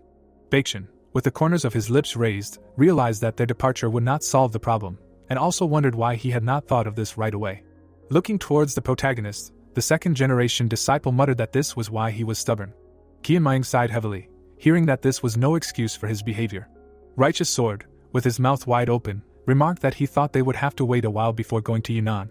The boy added that they could only leave after they had resolved the issue with the Tang family, to which the old man, sweating on his face, said that they had no obligation. The young man lowered his eyebrows and exclaimed that they had caused trouble, so they should solve it themselves. The protagonist crossed his arms and asked why them first, since he was the one who interfered, after which the teenager asked him to be quiet. With his jaw wide open, Joel's father asked if they knew how dangerous the Tang family was, and then added that even though Joel had defeated Zhang, he was dealing with the youngest. The student's pupils narrowed sharply, and it was heard that they should leave immediately. Kianmayang raised the corners of his lips and replied that it was already late. Sitting at the table, the protagonist said that they were already here, and had arrived earlier than he thought. The doors of the room were visible. Suddenly, an old man entered the room. The old man's eyes widened in shock. The assistant said that the head of the Tang family had personally come to the head of the Four Seas Association, which made him look ahead in bewilderment. Sweat ran down the man's face, and he thought he was finished. The schoolboy, opening his mouth, asked again about the head of Tang. Closing his eyes, Zhang asked in what sense, and since when did adults get involved in children's squabbles, and especially the head of the Sichuan Tang Association himself. Smiling, the protagonist noted that influential people were entering the game. Suddenly, the gentleman fell to the floor. Sighing heavily, the man was very surprised by the head of the Tang Association. Being near the table, Father Ghoul asked where he was now, to which he received the answer that he was standing at the gate. Lowering his eyebrows, the head of the Four Seas Association realized that he was waiting for him to come out, and this gave him hope. Baekhyun could be seen holding the gentleman back, and the gentleman muttered that if he was thirsty for blood, he would not stand on ceremony, but simply wipe them off the face of the earth, and since he was waiting for an invitation, it meant that he still had some patience left, which did not allow him to neglect manners. Clenching his fist, the man turned to his son. Father Ghoul asked him to promise him that the student would not interfere no matter what happened, and at that moment, his eyes widened in surprise. Opening his mouth wide, the head of the Four Seas Association ordered him to do it faster. The guy, standing near the table, answered positively, after which the gentleman asked the others to also stay away. Through sweat on his face, the man exclaimed that they did not even imagine what would happen if they disturbed the peace of mind of the head of Tang. The protagonist, with his arms crossed, listened attentively, so they should not interfere. Frowning menacingly, Father Ghoul said that they should not interfere under any circumstances. Opening the door, the leader of the Four Seas Association thought that he would make them run away right now, but since the leader Tang was already here, it was impossible. Walking along the carpet, the gentleman explained that he never moved alone, and he thought that his guards were already standing along the entire outer perimeter. His pupils suddenly narrowed. The roofs of buildings could be seen from afar. A moment later, Father Ghoul stopped in place. The leader of the Four Seas Association stood at the high gate, and it was said that he was captured by a real tiger, who was hiding and waiting behind this gate. The warrior's body was shaking with fear. Rays of light penetrated the clouds, and at the same time, it was heard that a real monster had arrived here, ready to grind him into dust. Suddenly, the gentleman opened his mouth. The man asked to open the gate, after which the entrance began to open. Father Ghoul suddenly leaned forward. A human silhouette appeared. Looking down, the head of the Four Seas Association said that this was a man whose face he could never see because he always bowed his head to him. Through the sweat on his face, the gentleman added that this was the king of poisons. The eyes of the head of the Great Sichuan Tang Association glowed green, and then the gentleman exclaimed that it was a great honor for him to receive him. Squinting, the man noticed that they had not seen each other for a long time. Father Ghoul, lowering his head, said that he should have visited him first, and would accept any punishment for the fact that such an important person had to come all this way, to which he was told that it was quite kind. Sweat poured down the gentleman's face, and it was heard that he had come on business. The heads of the association walked towards the building. The man moved his feet, muttering that he actually knew that at this point he could no longer solve the problem on his own. Father Zhang's expression was serious, and at the same time, the gentleman thought that it was important to understand what made him come all this way. Looking ahead, the head of the Four Seas Association decided to stall for time first. The back of Father Ghoul's head was visible, and he heard someone speaking to him. The man turned around, confused. The gentleman was asked if he had children now, to which he remained silent with his mouth slightly open. Looking at the members of the Tang Association, Father Ghoul asked what they meant by children. Opening his jaw, the old man replied that he meant the disciples of the Huashan Sect. The pupils of the head of the Four Seas Association suddenly narrowed. Through the sweat on his face, the man thought that it was useless to lie, then said that they were here, and also asked why he was asking. With his eyes bulging, the gentleman listened to him say that he wanted to meet him, and then realized that his target was not the Four Seas Association, but the disciples of the Huashan Sect. The heads of the associations appeared from afar. The old man raised the corners of his lips in confusion. Gunak said that he thought his request was simple, and at that moment Ghoul's father, hanging his head, did not know how to get out of it. Clenching his fist, the man did not know how to hide those whose whereabouts were no longer a secret. The gentleman abruptly began to talk about yesterday's events, causing the Yadav king to open his jaw and congratulate him. The head of the Four Seas Association widened his eyes in surprise. Smiling, Gunak noted that he had heard that his second son had distinguished himself, and Zhang had said that he had been defeated. Leaning forward, Ghoul's father exclaimed that Ghoul was simply lucky, because how could his son compete with the young gentleman? Turning his gaze to the side, the Yadav king asked Zhang if there was an excuse for his defeat. Closing his eyes, the boy replied that Ghoul had beaten him fairly. The leader, standing opposite the leader of the Four Seas Association, explained that modesty was a wonderful quality, but if you overdo it, you can put the other person in an awkward position, and so he should calm down and be happy for his son, and he would also be happy if his talent illuminated the name of the Tang family. But the fact that he found his path and a place where he can develop his skills is also wonderful. Squinting, the old man added that only the naivety of some people is surprising, because once they achieve something, they imagine themselves to be all-powerful. Gunak said that he would like to know his opinion, after which sweat began to flow down Ghoul's father's face. Looking down, the man replied that people can be naive, but everyone should know their place, and it is important to be able to tame your greed. Opening his mouth, the Poison King asked what about him. The master's pupils sharply narrowed from the question of whether he dared to dream of more. The head of the Four Seas Association clenched his fingers and said that his dream had already come true, since he was right next to him. The old man tapped his foot and said that it was a good answer. Looking at his interlocutor, the head of the Sichuan Association Tang family asked for the Huashan disciples to be brought to him. Father Ghoul began to apologize, to which Gunak bared his teeth menacingly. The man quickly closed his eyes, and it was audible that he was not explaining clearly, since he had already said the same thing twice, and maybe a third time. The pupils of the Poison King glowed green, and then he ordered that the Huashan disciples be brought immediately, and he did not intend to repeat it anymore. The old man lowered his head, unable to stop his body from trembling, and he felt as if he was about to collapse to the ground, deprived of all strength. The head of the Four Seas Association widened his eyes in bewilderment. The boy's joyful face appeared. Father Ghoul opened his mouth wide and shouted that the Huashan disciples were guests of the Four Seas Association, and his son was one of them. The man exclaimed that as the head of the association, he could not expel guests without reason, and as a father, he could not expel his son, causing the gentleman to raise the corners of his lips in surprise. Looking down, Gunnak clarified that even if the Four Seas Association was destroyed, through the sweat on his face, the old man wondered what kind of father he would be after that. Leaning over, Father Ghoul said that if he wanted revenge, he was willing to sacrifice himself. The Poison King listened with his eyebrows lowered as he said that he believed that Tang's methods did not include punishing innocent children. Suddenly, the gentleman said that he was wrong, and at that moment, the man raised his head in shock. The old man looked up in surprise, and Gunnak remarked that he should be happy for his son's success. The Poison King opened his jaw and added that he felt like he had completely lost his mind because of this. The head of the Sichuan Association Tang family said that he was so intoxicated by the victory that he had forgotten about the Tang family's methods, and Ghoul's father's pupils narrowed. The heads of the associations could be seen from afar. Frowning menacingly, Gunnak explained that this was also his mistake, but now he would be kind enough to remind him of what they were, so that he would remember them forever. Sharp daggers appeared.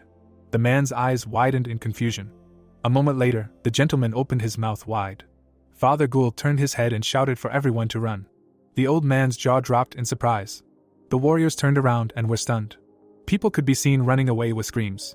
Gunnak's cloak was flying in the wind. The Poison King looked down. Father Zhang suddenly looked up. There was a boy on the roof of the building. The boy's leg appeared and at the same time, he turned to the gentleman.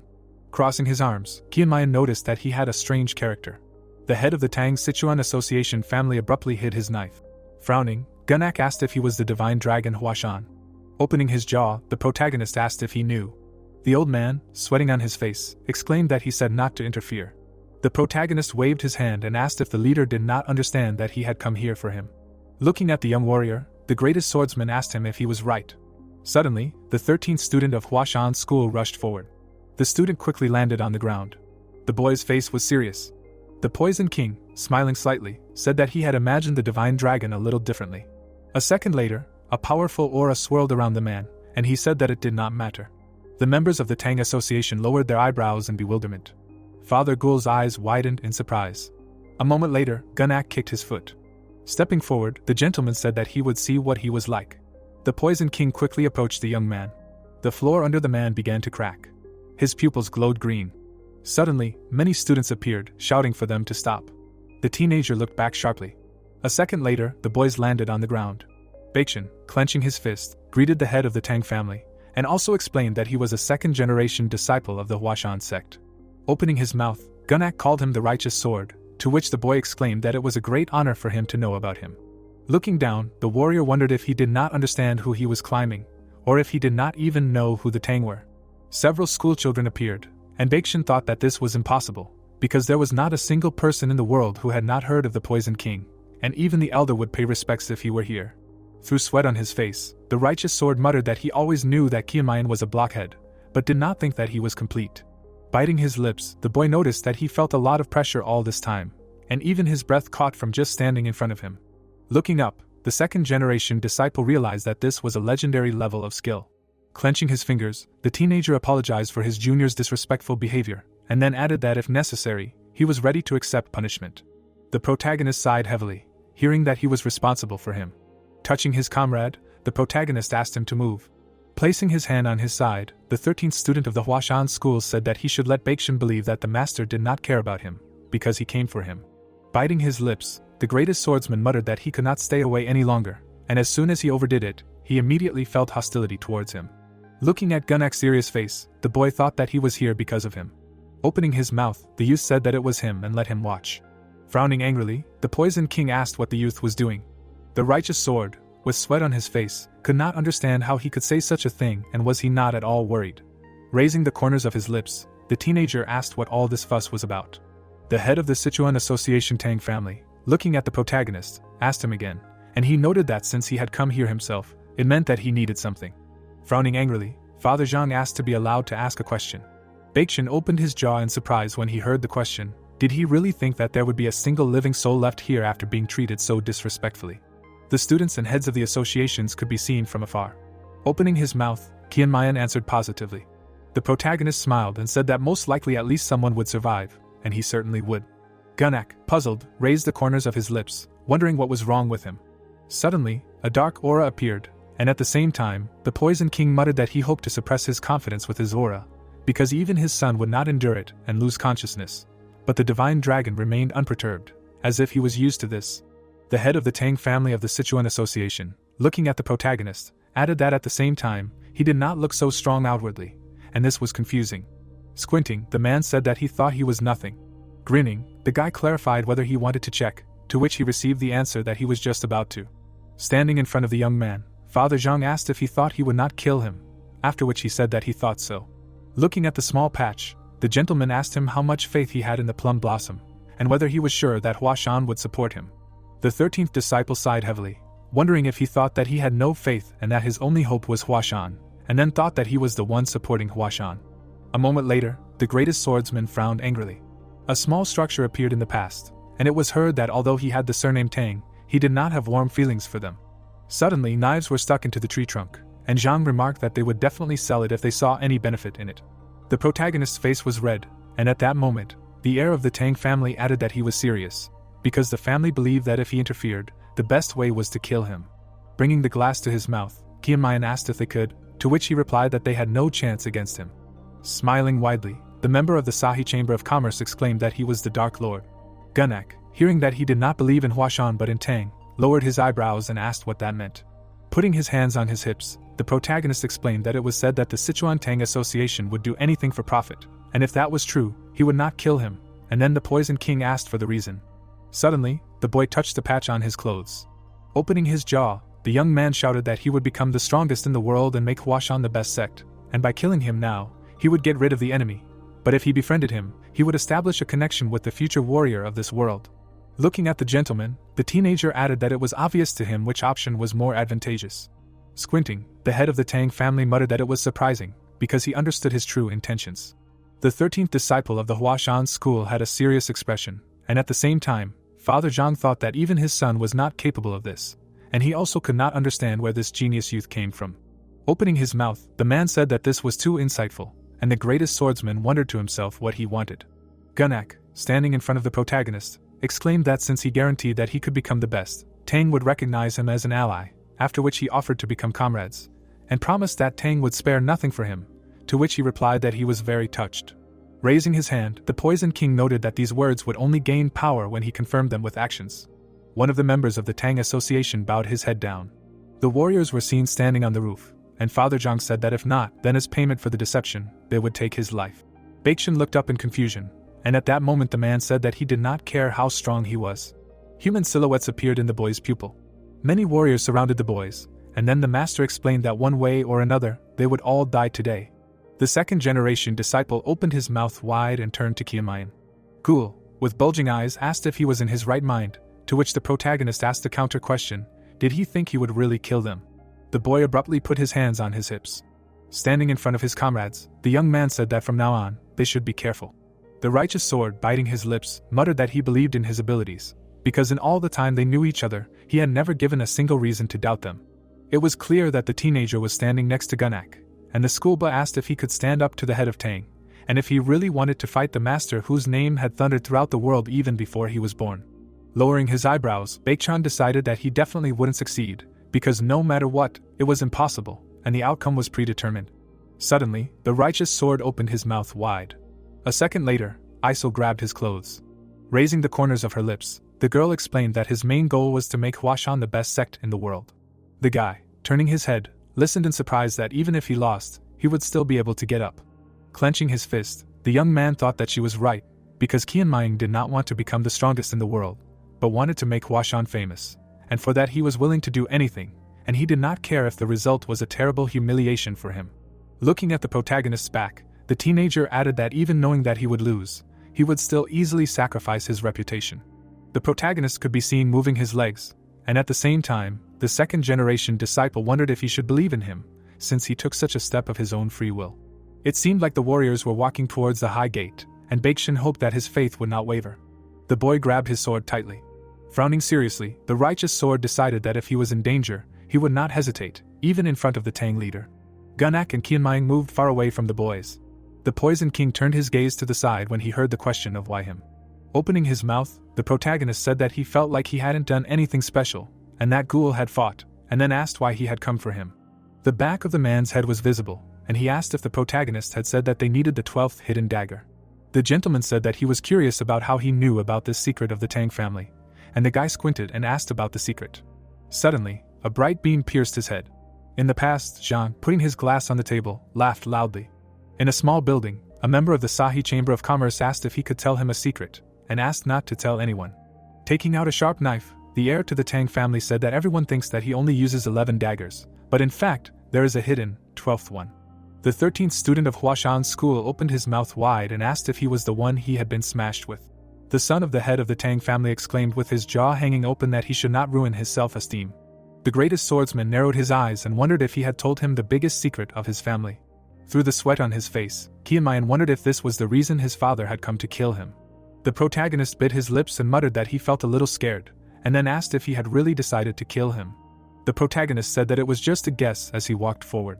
Gunnak said that it was extremely important to him as he moved his legs. Suddenly, the Poison King turned his body. Standing in front of the boy, the gentleman explained that it was simple. The boy's eyes widened in surprise. The man's face was serious, and at the same time he said that he should endure 10 of his attacks, 1 per second, and then admit that he would become the strongest in the future. Opening his jaw, the teenager asked if he really intended to kill him. Calmly squinting, the head of the Tang family replied that the strongest would be able to pass his test. Baring his teeth, the 13th disciple of the Huashan school muttered that it was natural not to become the strongest after such a feat, and it was unlikely that a person who had accomplished such a feat could be considered an ordinary candidate for this title. Lowering his eyebrows, the greatest swordsman understood what he had planned. Smiling, Chongmin exclaimed that he should not go back on his words, because he intended to seize every inch of his Tang clan's land. Raising his palms, Gunnak noted that if he survived. Taking out the dagger, the Poison King said that he heard that he had destroyed his son's dagger technique, to which the protagonist replied that it was ghoul. Opening his mouth wide, the gentleman explained that he was using the same technique. The man added that it was almost an honor to stand against this dagger, causing the protagonist's pupils to quickly narrow. Lowering his weapon, Father Zhang said that it had been perfected throughout the history of their family. Looking at the sharp blade of the dagger, the boy muttered that it was a dagger that pursued souls, and now it was wielded by the current generation of Tang. The youth noted that it was indeed an honor, after which the head of the Tang family, raising the corners of his lips, asked again about the honorable. A moment later, the projectile flew past the teenager's head. A small scar remained on his cheek, and at the same time, Gunnak exclaimed that this was too loud a word for someone like him. The Poison King extended his hand and said that he would die an inglorious death. The 13th disciple of Huashan school reported one attack, causing the man to frown in confusion. Wiping away the blood, the greatest swordsman repeated that he had attacked once. A red drop could be seen falling to the ground. Standing in front of his master, Qianmayan explained that there were still 9 left. A moment later, Father Zhang smiled. Taking out his daggers, the head of the Tang family said that this was more than enough to take his life. Grabbing the hilt of his sword, the protagonist retorted that he would regret wasting one of them so ineptly. Swinging his weapon, the protagonist said that he would show him why he had made a mistake. Lowering his eyebrows, the boy added that he would show him with this sword. Gunnak looked ahead in surprise. Holding a sharp knife in his hand, the Poison King muttered that as soon as he looked at the tip of his sword, long-forgotten emotions stirred within him, and he also wondered what this feeling was called. The youth's pupils lit up brightly, and at the same time, the man remembered that it was all. The master, tilting his head down, noted that he, the Poison King, was currently experiencing it in relation to some boy. A moment later, Father Zhang grinned menacingly. Baring his teeth, the head of the Tang family decided that he would not give in, and in fact he did not intend to, and if he died from his daggers, then this meant that this was his limit. Clenching his jaw, Gunnak thought that nothing would change if there was one less pompous youth in the world. Suddenly, the Poison King's palm lit up with a blue flame. The man sharply waved his hand. The dagger could be seen cutting through the air. The sharp knife quickly flew towards the teenager. The master's weapon was surrounded by a bright aura. A moment later, Father Zhang used the hidden dagger skill, and a powerful beam appeared. The 13th disciple of Huashan school extended his sword in front of him. The opponent's dagger slammed into his weapon. Unexpectedly, the greatest swordsman deflected the knife to the side. A powerful explosion was heard behind the protagonist. The foundation of the building could be seen collapsing. A small haze surrounded the warriors. Gunnak's robe fluttered in the wind, and he wondered if his opponent had reflected his hidden dagger, which had been infused with all his profound strength. Opening his mouth in alarm, the head of the Sichuan Association mentally said that in that case, his sword should have broken and cut his throat, but he did not put in much effort and simply changed the flow, simply pointing the sword in a different direction. The protagonist frowned angrily, and the old man wondered if there was even one person here who could understand how incredible this was. The man admitted that he had probably underestimated him, to which his opponent grabbed his scabbard and noted that he was already saying that he would regret it. Gunnak began to rub his palms together and speak. At that very second, the old man spread his elbows to the sides. Grinning maliciously, the head of the Tang family declared that he would now give it his all. Gunnak frowned and smiled slyly, letting out a chuckle. He took a fighting stance, and a shock wave passed from him. The protagonist frowned and thought that the enemy had created a whirlwind in one fell swoop. He narrowed his eyes and realized that he would die if he tried to move. Streams of wind swirled in the air, while the young man thought about the main disadvantage of the dagger technique is that, once you start performing it, it is impossible to stop. The man waved his hand, and Kianmayan thought that he could easily lose his head. The enemy threw 2 sharp daggers. The protagonist frowned, realizing that each of them had a different trajectory. As the weapons approached him, he thought that each blade was flying at a different speed, so they would reach him at the same time. The youth raised his sword. Suddenly, red petals appeared around it. Pink streaks appeared in the air when Kianmayan used Plum Blossom Barrier. Gunnak frowned, seeing that the protagonist blocked his technique with one sword. He extended his hand forward. The dagger pierced the floor. Then the weapon flew towards the protagonist. The enemy swung his hand, attacking the youth. The blades in his hand shone brightly. Then he extended his hands forward, using the 5 Thunder Rings technique. The weapons rushed towards the boy at high speed. He furrowed his brows as he thought that each of the daggers was extremely dangerous. The pink glow collided with the blue. The protagonist swung the sword. He clenched his teeth tightly as he felt pain in his wrist. A bright vortex appeared around him. The dagger bounced off the magical barrier. Suddenly, another blade pierced the pink shield. The youth clenched his teeth and thought that he was losing his balance. The 5th blade was approaching him. There was a blue glow around the weapon. Kianmayan's eyes widened in fear. He leaned back as the 6th blade appeared in front of him. The youth clenched his teeth tightly. Then, he jumped, dodging the attack. He landed. Blood was flowing out of a fresh wound. The fabric of his clothes was torn. The enemy was standing in the distance. The man smiled and laughed loudly. He frowned his black eyebrows, not understanding how the boy managed to avoid the deadly lightning strike. The protagonist lowered his head down, and Gunnak came to the conclusion that this child was very strong. Suddenly, the man frowned when the youth said the number 4. The protagonist frowned and said that the enemy had 6 attacks left. The Taoist turned his head to the side. Several more blades flew past Kianmayan. Gunnak took out his weapon and thought that the boy had the potential to become the strongest in the world, and he had already proven it by dodging 4 blades, and very soon he would become the best in Huashan and the whole world. The Taoist frowned his thick eyebrows and thought that he wanted to test what the protagonist's limit was. The boy stood motionless, lowering his head down. The weapons glowed brightly, and Gunnak thought that he wanted to do this even if he had to kill the strongest in the world with his own hands. Then he threw the blades forward. The boy just stood there as they flew towards him. He frowned, looking straight ahead. From afar, a white flash could be seen. Baekchan's mouth opened in shock. The protagonist rushed towards the blades. He swung his sword. Then the boy gritted his teeth and screamed that his palms were burning. Kianmayan blocked one of the blades.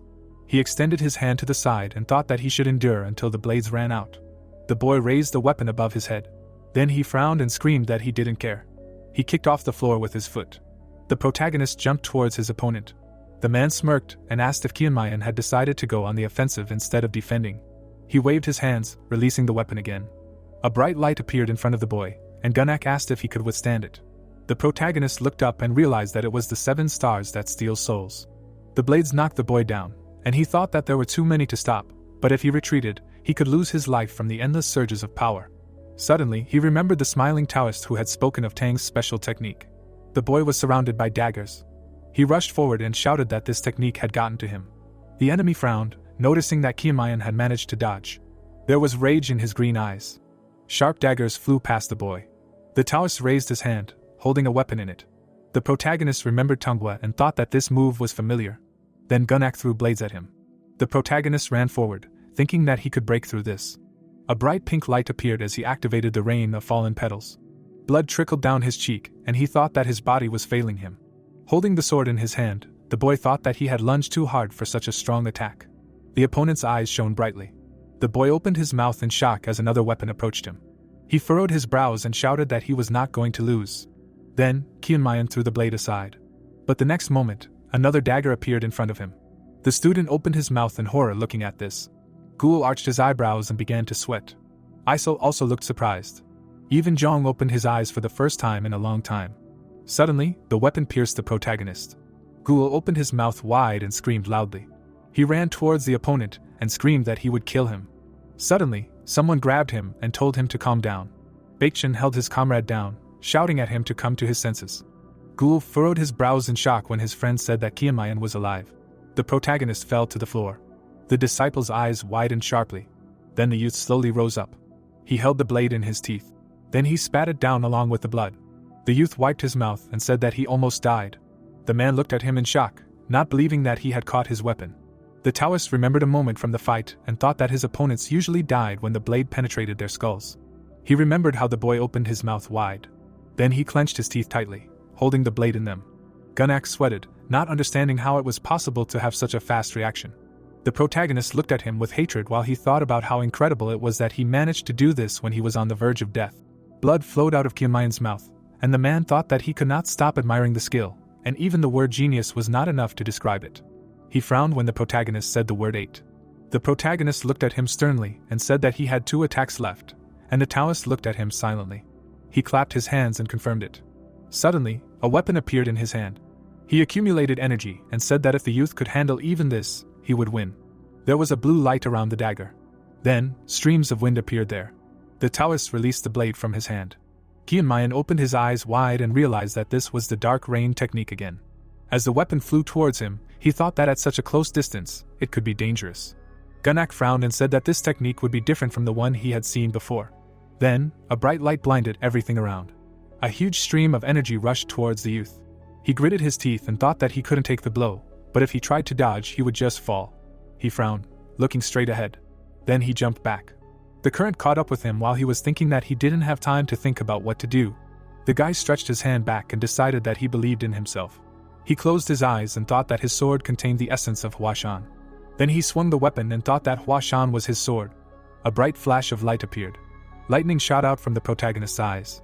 A pink light appeared around him, and he decided that he would believe in his weapon. The guy quickly turned his head to the side. Plum branches appeared above him. The guy's legs shone brightly as he ran forward. He firmly gripped the sword and decided that he would repeat the 100-year history of his sword again. Kianmayan gritted his teeth tightly, looking forward. Red plum petals swirled in the air. A bright flash of light flashed. Then the glow became even brighter. Blue energy collided with pink. Suddenly, the Taoist frowned. The blade flew through the air. The protagonist sweated when he saw this. He jumped to the side to avoid the strike. He thought that he would swing the sword dozens of times if it didn't work the first time. He swung the weapon and decided that he was ready to do it even hundreds of times. His eyes shone brightly when he thought that the Huashan plum tree would bloom forever. A protective barrier appeared around the protagonist. Another dagger pierced it. The youth jumped to the side. The enemy's weapon was approaching him. He opened his eyes wide and thought that the Huashan plum tree would wither for only a moment, and then bloom again. There was a bright blue light in the air. The dagger flew after the youth. Kianmayan swung the sword, creating a swirl of pink petals around himself. Suddenly, the blade crashed into the barrier. Its glow instantly weakened. The protagonist opened his mouth in surprise. He frowned and realized that the enemy's weapon was losing its power. Suddenly, Gunnak threw another blade. It quickly flew forward, leaving behind a blue light. The protagonist's body began to emit energy of the same color. He hung in the air. The man with an angry face said that he warned him. The young man opened his eyes wide in fear. The dagger seemed to be burning with a blue flame. The protagonist frowned and sweated. The weapon was approaching him. At this time, the guy was immobilized by the enemy's energy. The blade destroyed everything in its path. Chongyan's eyes widened in fear. A strip of light stretched behind the weapon. This beam was almost overtaking the protagonist. Suddenly, he stepped on the ground with his foot. He raised the sword above himself. The students opened their mouths in shock, seeing that their comrade was about to take the blow. The girl opened her eyes wide and said that it was too late to dodge. Baekjin turned around, looking at his friend in shock. He furrowed his brows and began to sweat. He imagined the protagonist turning around with a smile. Kianmayan touched the sword and decided that he would believe in it. The boy raised the weapon. He then swung it and shouted that there was one last blow left. The blade emitted a blue aura. The boy furrowed his brows. Pink petals appeared around again as he used the 7-plum sword technique. The enemy's weapon slammed into his blade. The protagonist's sword was covered in cracks. The boy opened his mouth wide and screamed loudly. A blue glow appeared above him. This stream destroyed everything it touched. The boy turned around and realized that he was able to parry the blow. Suddenly, he leaned down. A pool of blood poured out onto the floor. The protagonist wiped his mouth and thought that he was almost at his limit, but it was not over yet. The blade flew through the air, and Kianmayan thought that the 10 attacks were not over yet. The protagonist looked to the side and frowned. Then he ran forward while the enemy weapon pursued him. The blue beam approached him while he thought that it was a series of linked circular attacks. The boy turned around sharply and thought that he was already used to this. The youth leapt into the air, using his sword as a shield. His clothes were torn, and blood gushed out. The protagonist's eyes turned white, and he screamed loudly. He clenched his teeth tightly and thought that he could do it. He turned around and thought that he could block the blow. The enemy suddenly frowned in shock. Kianmayan was right in front of him, his hands stretched out. He jumped up, and something brightly glowed in his hands. The disciple's mouth opened in amazement. The Tang family representative's eyes widened. Gunnak froze, looking up with an expression of horror. The boy swung his sword and screamed that this was the end. The Taoist's eyes reflected the blade. Then, a bright streak appeared in the air. There were gray clouds in the sky. There was blood on the enemy's cheek. The protagonist stabbed his weapon into his shoulder. He was breathing heavily. The boy was sweating, calling the man a cheat. Suddenly, he let out a heavy sigh and began to fall. Chunmian let go of the sword and fell to the floor. Gunnak looked at him silently. There was a needle sticking out of the boy's hand. The man frowned, making a displeased sound. Then he clenched his teeth and screamed loudly in rage. The disciple opened his mouth in fear as his mentor shouted loudly that he dared to tarnish his victory with such a dishonorable act. The boy broke out in a sweat and said that he did it for the sake of the leader. Gunnak knocked him down with an attack and told him to shut up. The Taoist raised his hand, his face twisted in anger. The disciples ran to the protagonist. He was lying on the floor, not reacting to their screams. There was a pool of blood under him. Ghoul grabbed his friend, shouting loudly for him to come to his senses. The enemy frowned as the boy shouted that he would not get away with this. Gunnak broke out in a sweat, looking down. His subordinate fell to his knees when he called him. The Taoist touched the sword and ordered the disciple to take the protagonist to the doctor. The weapon fell down and the leader said that the boy must survive no matter what. He touched his shoulder and added that if Kianmayan died, he would personally punish everyone, starting from the top. He arched his black eyebrows in anger. His disciple, whom he had already punished, was sitting against the wall. The subordinate knelt on one knee, saying that he would make sure that the protagonist survived. Then he stood up and walked towards him. Baekshun took out his sword and told him not to come closer. The boy frowned and said that he would calm down only when he saw the scoundrel with his throat cut. The man frowned and said that the doctors of the Tang clan were superior to all others, and no one in Sichuan could get the protagonist back on his feet faster than them. Gunnak furrowed his brows when the disciple said that they were not trustworthy. The Taoist removed his hand from his shoulder. He looked straight ahead and said that he had lost. Baekshun furrowed his brows when the man added that he had been defeated this time, and in a most shameful manner. Ghoul held his friend in his arms while the opponent said that for this reason, he asked them to give him a chance to restore his honor and prove that the Tang clan were not cowards. He then closed his eyes and lowered his head. The youth stood before him, and the Taoist asked him again. He arched his brows in confusion. He then lowered his sword. Gunnak looked sternly at the boy, who asked if the protagonist would live. The other Taoists stood at a distance. Kianmayan was unconscious, and Gunnak said that they would do their best. Baekshun remained silent, clenching his hands into fists. He then sat down next to his friend. The disciple picked up the protagonist in his arms. He turned around and said that the Tang clan had better keep their word. A drop of blood fell into the water. The boy's eyes were closed. He did not understand what was happening to him. There was a red spot on his cheek, and he felt the smell of blood cutting into his nose. Someone was standing in the middle of the rocks. The enemy was holding a brightly shining sword. A red light was coming out of his feet, and the boy thought that he had never experienced such a sensation before. Suddenly, he opened his eyes sharply. The opponents were approaching him. Suddenly, they were all knocked down by attacks. Their blood splashed in front of Kianmayan. He stood motionless. He looked away when someone asked why he was frozen in the middle of a battle. Tonghua opened his eyes wide and said that this was not like him. The boy put away his sword and said that he was tired. They were standing in the middle of the rocks, and the son of the Tang chief said that it was not surprising because he had fought for 4 days straight. He offered him the medicine with a smile and the protagonist turned away, saying that he did not trust him. They walked forward and Kianmayan explained that he trusted the Tang clan, but not its heir. There were pools of blood on the floor and Tonghua said that the protagonist was upsetting him again. The sky was blue and they concluded that the enemies would move closer. The doctor was powdering the wound. He blew air, saying that they must be healed in time. The youth picked up the cloth, saying that the medicine accelerated this process. There was a yellow ointment on the protagonist's skin and the youth said that Tang's secret composition could not be bought for any money. A bird flew in the sky. The boys stood in the middle of a canyon and the doctor said that if Tang was stronger, they would not have fled so far from Sichuan, and there would have been fewer casualties. The wind blew through his long hair, as he said that this clan would have become stronger if he had not taken their words so seriously, and simply believed them. Kianmayan looked straight ahead and told his comrade not to talk nonsense. Tanhwa looked down as the protagonist said that things could have gone the other way and resulted in his death. Tanhwa raised his head. He placed his hands on his waist and said that he wanted to help the survivors when the war was over because he had never really cared for them properly. The boy smiled when the protagonist called him shameless. The protagonist grimaced when his comrade turned away and said that it had become cloudy. Then Kianmayang's face became serious, and he thought that he too was shameless because he could give nothing but glory and failed to properly raise his juniors. A white feather floated in the air. The protagonist turned around when the healer offered to negotiate. There was a clear sky in front of them, and the boy asked the protagonist to look after the rest of the Tang clan if he died. He smiled when Chamyang said that he would kill him himself if he continued to say such things. The protagonist raised his hand, and the boy asked if his request was too difficult. The protagonist frowned and shouted for the doctor to protect the Tang clan himself if he wanted to, but he would have to survive to do so. He placed his hand on his waist and asked why a dead person would think about the future if there was nothing left after death. Tanhwa smiled and replied that it was a little different, and that as a true Taoist, Chamyang might not understand it, but if he died, the people of the Tang clan would still live on. The boy looked at his friend in silence. The doctor looked ahead and compared it to something annoying that just wouldn't go away. The protagonist turned away and said that a comrade should not shift his worries to others. He walked away from Tanhwa. The boy turned around to look at him. Kianmayan looked at him and said that in exchange, he would end this war and finish Kianma. The doctor smiled when the protagonist said that he had to live to see this moment. He turned to his friend and said that he agreed.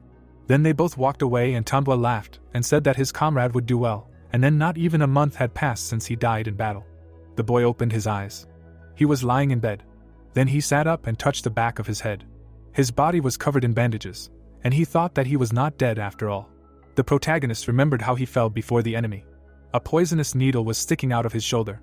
He closed his eyes and thought that when the war was going on, he survived despite 2 through wounds in his lower back. Then he looked away, not understanding where he was. Suddenly, Kianmayan's eyes widened. His friends were sleeping next to his bed. He smiled and thought that they were idiots. Sitting on the bed, the young man thought that they fell asleep on the floor due to bad manners. The boy turned around when someone said that his comrades refused to leave until he woke up. Gunak looked at him and asked if he had come to his senses. Gunak frowned at his guest. Then he told him, saying that they tried to take the Huashan disciples away, but they drew their swords, and they had to calm them down. The protagonist, looking at his friends lying down, said that they could have dragged them to a more comfortable place. The man objected, saying that they could have woken up and rushed to fight again. The Tang leader parted his lips and said that they were indeed fearless. If the Tang children were like that, he would have much less to worry about. The protagonist sighed. He shifted his gaze, mentally saying that they could just take turns watching him. There were 4 of them, but it seemed like they all had one brain. Now 4 fools were lying next to him. The youth narrowed his eyes, wondering what this strange and incomprehensible feeling was in his chest. Kianmayan narrowed his eyes when Gunak called him. The man bowed his head and apologized. The protagonist on the bed was taken aback when the Tang leader said that it was all his carelessness. He never thought that he could do something like that. The youth's eyes widened when Gunak said that he understood that no words could justify his actions, but he would do his best, so he should not be angry. The man closed his eyes and said that he first acknowledged his defeat and recognized him as an ally and comrade of the Tang Association. Opening his eyes, Gunak said that if he wanted, he would order his head to be cut off. Clenching his fist, the Tang leader said that he had raised his son poorly and was ready to take this step to restore the damaged reputation of the Tang. Opening one eye, the man decided that this should be enough to atone for his guilt. The protagonist, grimacing, asked if that was all, if he had finished. Gunak was taken aback and straightened up in shock. The guy clenched his teeth and sighed. Grimacing, the young man said that they had pierced the man through and through. What kind of comrade was he to them after that? And in general, aren't parents responsible for the misdeeds of their children? But he wanted to quietly blame everything on his son. The man sweated and froze in amazement. The protagonist opened the windows, saying that people had become too shameless. Lying back down on the bed, he said that it was probably okay to push problems onto his children now. Smiling broadly and standing up, the boy said that he should go to the capital and tell everyone about how the party was doing things. It would be better to go straight to the beggars, and in 3 days the whole world would know everything. Ganguk, opening his mouth, told him to calm down. He bowed his head and sweated when Chunyan said that he would rather take his head for this, since he was so calmly throwing knives during negotiations, then human life was not worth a dime to them. Frowning, Chief Tan said that if that were the case, he would already be dead. The boy turned his head and looked puzzled. His interlocutor, covering his mouth, said that he was simply speaking his thoughts out loud. Removing his hand, the man asked the boy what he wanted. The youth, frowning, said that he wanted compensation. Turning around abruptly, Chunyan said that if such an attack could be hushed up with a simple apology, there would be no wars. Gunak, hearing him, said that he would compensate for it. The protagonist grinned widely. Wiping away his drool, the boy said that he needed to think about what kind of deal would be mutually beneficial for him with him. Narrowing his eyes, the boy said that first of all, he would like to taste something very valuable, for example, a bead of 1,000 poisons. Gunnock's eyes widened in shock. Opening his mouth, he said that there were very few of them left. The young man chuckled, mentally telling his friend not to worry, for he would take care of his family, and if he did not like his approach, then let him rise from the dead. A wide grin did not leave the boy's face. The man, cursing, slammed the table. His son, standing below, called out to his father. The man closed his eyes, saying that his brother would be leaving his post. Zhang gaped in shock. Frowning, Gunnock said that he was surprised that the divine dragon would decide to ally with the head of the family that attacked him. The son standing below told his father that this did not diminish his abilities in any way, but didn't the state of Huashan seem risky? The Tang leader responded by saying that if his sect had enough power and resources, they would not have contacted them. They needed their support because they could not return to their former glory. Zhang, hearing his father's words, froze, looking at him. Opening his mouth, the man said that they would use this to gain his trust, and then they would gain useful connections. Bowing his head, the headman said that now the position of deputy head was empty, he would have to compete with his elders. Zhang, closing his eyes, said that he would try his best. He raised his eyelids when his father said that he would give him a task. Introducing Chunmian, Gunnock said that someone should get close to the divine dragon. As far as he understood, he was very generous to his people. If he befriended him, they would get something more than just a business relationship. Nodding, the boy said that he did not care about the position, but if this way he could help the family, he was ready to do it. The head of the Tang, hearing his son's answer, smiled. The young man frowned, deciding that this time he would succeed. Sweating, the boy mentally said that he would win the trust of the divine dragon and become his friend. The protagonist, raising his head, asked Zhang what he was thinking about. Coming to his senses, Gunnock's son continued waving his fan. Chunmian, drinking sake, said that the Tang family knows how to pay according to merit. For them, nothing is truly impossible. Frowning, Zhang wondered if this guy had gone too far. The boy was amazed at the taste as he gnawed on the bone. Baekshun, who was sitting opposite him, asked if he really felt better. Maybe he shouldn't stuff his stomach while lying down. Qianmayan replied that his wound hurt when he sat up. Zhang, embarrassed, asked the elder what they should do with him. Baekshun, squinting, said that they didn't have to do anything, that impudent guy would come to his senses someday. Soon the boy began to drink the broth. Seeing how it splashed, the boy said that they shouldn't hope for that. All three Huashan disciples closed their eyes when Qianmayan told them that they didn't understand that by being here and eating well, they were showing politeness to Tan. They should not be shy and eat. Suddenly, Gunnock opened the door. Standing in the passage, he asked if everything was okay. The protagonist replied that thanks to him, everything was fine, and the food here was also excellent, although a little spicy. Upon entering the room, the man said that he would get used to it with time. The young man stuffed his mouth with chopsticks. Afterwards, he picked up the bowl, drinking the soup. The eyes of the Tang chief widened. Even though it was his first time eating here, he managed not to show any apprehension, and most of the guests were wary of their treats, because they specialized in poisons, which meant that the divine dragon Huashan trusted them. A smile appeared on the man's face. Zhang, sweating, asked the elder if Gunnock was happy or angry. Baekshun answered, saying that he could feel both emotions. Qianmayan, taking the jug in his hand, asked the man why he came, if he wanted to dine with them. Gunnock parted his lips, saying that he did not come for that. The young man narrowed his eyes, chewing his food. The Tang chief sweated heavily and froze. He waved his hand and said that he just came to check on them, to see if everything was okay. Someone's hand hit the door. Gunnock nervously turned his head. Ghoul looked at the shock of hair and asked whose head it was. A moment later, the guest's nose appeared. The body of the head of the Tang clan trembled. He looked at the protagonist with hatred. Clenching his fist, the man said that he wanted to introduce him to someone. It would be nice for them to become friends. A huge pressure fell on the father's shoulders. He slowly turned his head, giving permission to enter. The girl's foot entered the room. Ghoul's eyes widened in shock. He was amazed by the lady's orange dress. Baekshun and Zhang also froze, surprised. A luxurious buyao stuck out of her hair. The girl walked past her father. The protagonist's eyes widened, he was surprised. Gunnock, closing his eyes, said that she was his only daughter. Qianmayan was taken aback, slightly raising his head. So introduced herself with a smile. Smiling gently and releasing a gentle aura, the girl greeted the divine dragon Huashan. The guy collapsed on the bed in horror. Remembering Soso's face, he said that this whole show was only for her, and she never left his side for a second. If he ate rice, she would always add more. If he drank soju, she would add more. He had to snatch the bowl, telling her to stop. Baekshun turned his head and told him to whine in his room. He responded by saying that he was terrified, and no one knew what she could do. After all, they were with the king of poisons. The daughter of the king of poisons, and the only one, was obviously familiar with poisons. Chumian grabbed the bedsheet and screamed, saying that it might even lead to marriage, that they would definitely threaten to marry him, that no one wanted to marry him, and that old man was completely out of his mind, offering him his daughter. Senior disciple Huashan turned around, saying that they obviously liked him, because Ganguk wouldn't give his daughter to just anyone. Baekchan froze when Chumian asked him who would try to poison the one he liked. Frowning and imagining the old man, the guy said that the leader of Tang was terribly arrogant. So, standing in the courtyard, tried to understand why he didn't come out. She had already started biting her dress. Frowning and angry, she said that he had been there too long. Zhang, approaching her, told her that she had overdone it a bit, and she asked him in response if he was really suggesting that they do nothing, and it was as if he was avoiding her, and that was strange. The boy parted his lips and asked why it was strange. His sister turned and asked if she was ugly, or if he was blind, or if he had lost the habit of beauty in the mountains. Why did he not want to see her?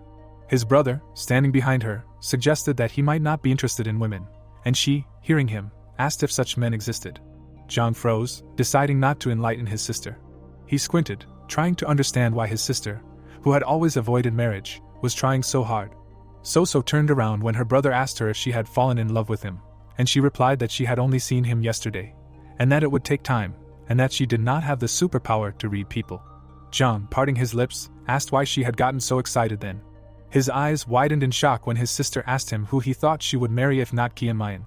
Introducing her father, Soso said that her father loved her very much, but the party was also very important to him, so he would think about business first.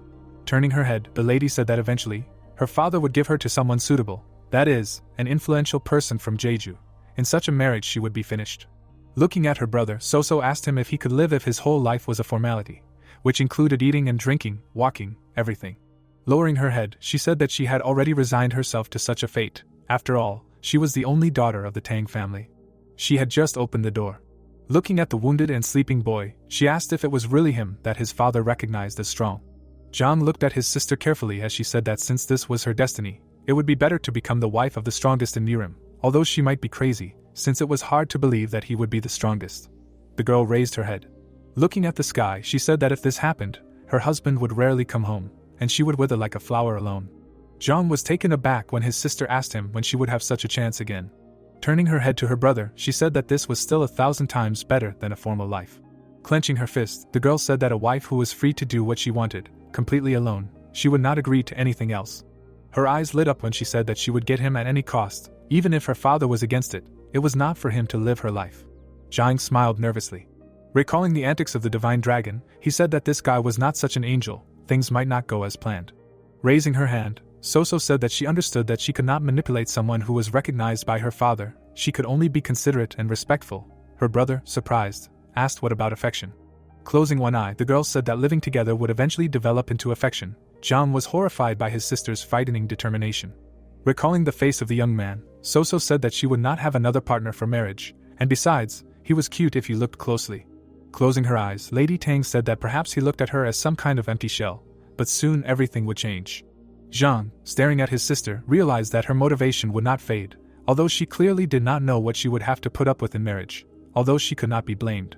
The girl in front of him did not have the best fate. Now she was not recognized as a member of the Tang family, and was not allowed to study martial arts, and since she was the daughter of the head, the older generation did not even let her see the world. She lived the life of a bird locked in a cage. In addition, Soso would still have to get married, so she looked at the floor sadly. None of the marriages would be happy. Zhang, lost in thought, parted his lips when his sister called him. Opening her mouth, she asked if she could become happy. Pointing to the door, she said that the first key to her happiness was there, and she would marry that man at any cost. Then she pointed to her brother, saying that he should help her become the wife of the strongest in Nirim. Zhang grinned. He shook his sister's hand, agreeing to her request. Smiling widely, he said that he would help her. Looking at the sky, Soso called out to Qianmayan. Steam came out of her mouth, and she looked predatory. Her eyes glowed with chi as she searched for her betrothed. The protagonist closed his mouth as he lay on the roof. He stood up slightly and mentally said that he must not be seen by her under any circumstances. He touched his wound in pain. Qianmayan frowned, realizing that he had almost died in the fight with the leader. He sighed and realized that he was still too weak. Even if Gunak's son had attacked from behind, it was no excuse. Cowardice was commonplace on the battlefield, and sneak attacks were a useful skill. If he had been stronger, the boy who had thrown the dagger would not have even thought of attacking him. Kian Mayan put his hand into his haori. He took out a small wad of paper. Then he took the pills in his hand, trying to see if it would work. The protagonist stared at the 2 balls. He connected them and said that it was quite dangerous, but if everything went well, his condition would improve. Even if it wasn't as bad as last time, he might not be able to show off his skills due to his inner strength in the future. The boy put the pills back. At that moment, Soso scared him with a scream. She found him. A wide smile appeared on the girl's face. She scared Kian Mayan. Seeing her husband running away, the girl screamed, asking him to stop and talk to her. The boy jumped off the roof, ignoring Lady Tang's screams. Climbing the stairs, he told her to get away from him. Kian Mayan gritted his teeth. He was climbing straight to the palace, the head's residence. The protagonist slipped inside. Then he hid behind the wall. The girl stopped, starting to curse. Her betrothed went where she couldn't go. Kian Mayan, realizing that she was not coming, said that she would not set foot here without asking. Then the boy frowned. He walked down the long corridor. Soon, Kian Mayan stood at the door. The boy opened it. The head of the Tang clan was sitting right in front of him. The man frowned and asked if he had finished his preparations. The protagonist did not answer, frowning at his interlocutor. Ganek poured cold tea. Then he poured tea for the protagonist. The young man narrowed his eyes. A moment later, his eyes narrowed even more. Ganek, seeing this, frowned. The protagonist drank the tea. Putting the cup on the table, he asked why he was trying to marry off his daughter to him. Was it too much? The man's face twisted with anger, then he said that he would never give him his daughter. The protagonist, narrowing his eyes, asked if that was really why he had sent her to him. Remembering how the girl, holding out her finger, said that at this rate she would marry some old man, all she asked was to talk, just get to know each other. Soso's father bowed his head after hearing the young man's story.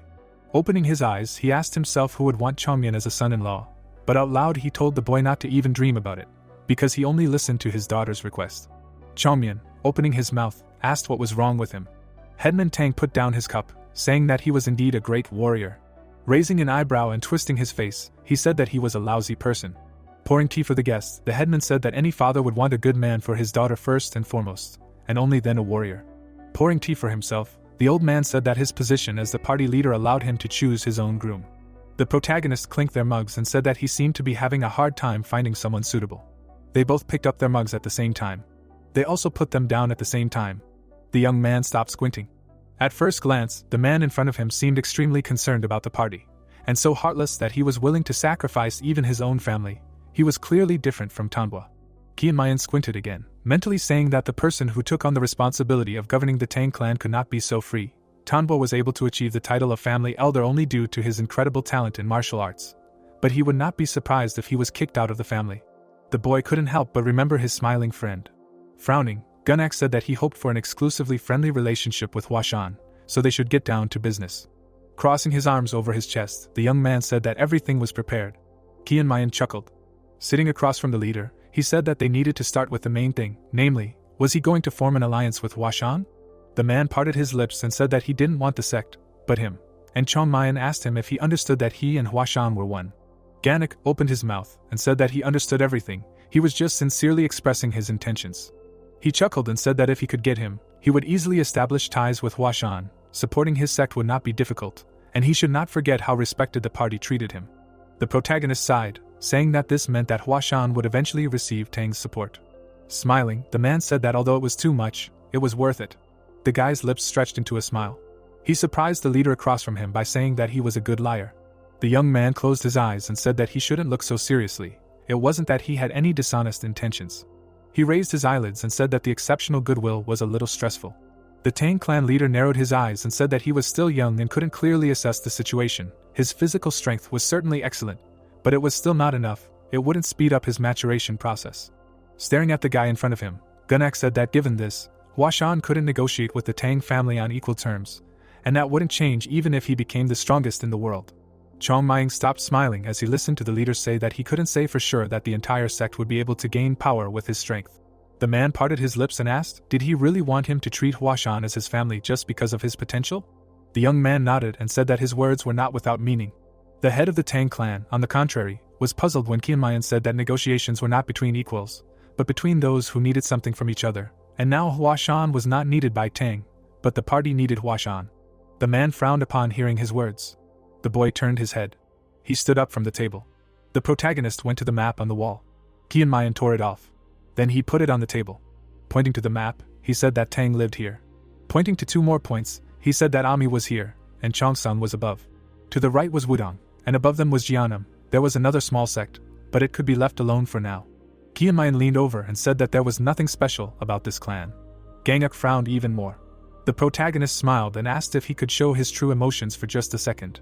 The boy stared at the other man. This man might also have a hidden nature as subtle as Tanhua, but the position of the head of Tang was not one that could be held by a frivolous person. The man's iron seriousness was understandable. The fact that people would only make a deal when they saw something to their advantage was undeniable, but he insisted on his position so actively, even at the cost of his own losses. Gunak parted his lips and asked the boy what he meant by that. The boy smiled and asked if that wasn't a coincidence. Pointing to the map, he said that all of these clans were strong. These old sects had a power equal to, if not greater than, Tang. Chemyong crossed his arms and said that if we recall the beggar sect, they were having a very hard time. Opening his mouth, the leader of the Tang said that he had misunderstood something. The relationship between the main and branch families was not that bad. They were more like colleagues or comrades in arms. Qianmayan agreed with him, saying that it was like that before the demon cult was defeated. The man's eyes widened. The youth thought for a moment, and said that whether it was the 5 main factions or the 9 branch families, as long as there was a common enemy, they would all unite. Raising his hand, the protagonist said that once the enemy disappeared, those who were united would only have to split up according to their own interests, and find a new enemy, even if it was their former comrade. Gunak frowned even more. Swiping his hand over the map, the youth said that the 3 prominent families in the east did not have such problems, and only the Tang family was located in the west. The old sects were moving towards the main factions. In other words, no matter the situation, the Tang would be the easiest to besiege. Pointing his finger at the map, Qianmayan said that the party clearly did not want to be alone and surrounded by old factions. In such a situation, they probably really needed an ally. The leader of the Tang clan raised his head and stared in shock at the guy who said that they needed an ally who would keep the old factions under control and keep an eye on them.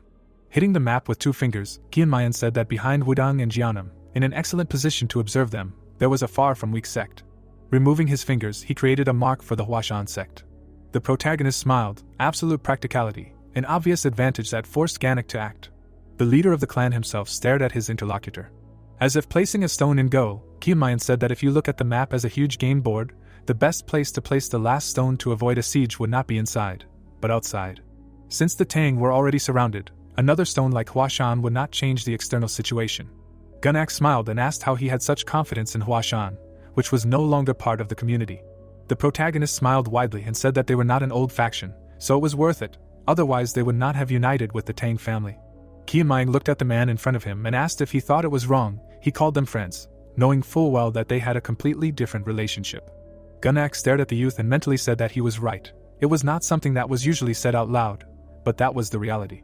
The boy pointed to the map again and said that they should stop pretending.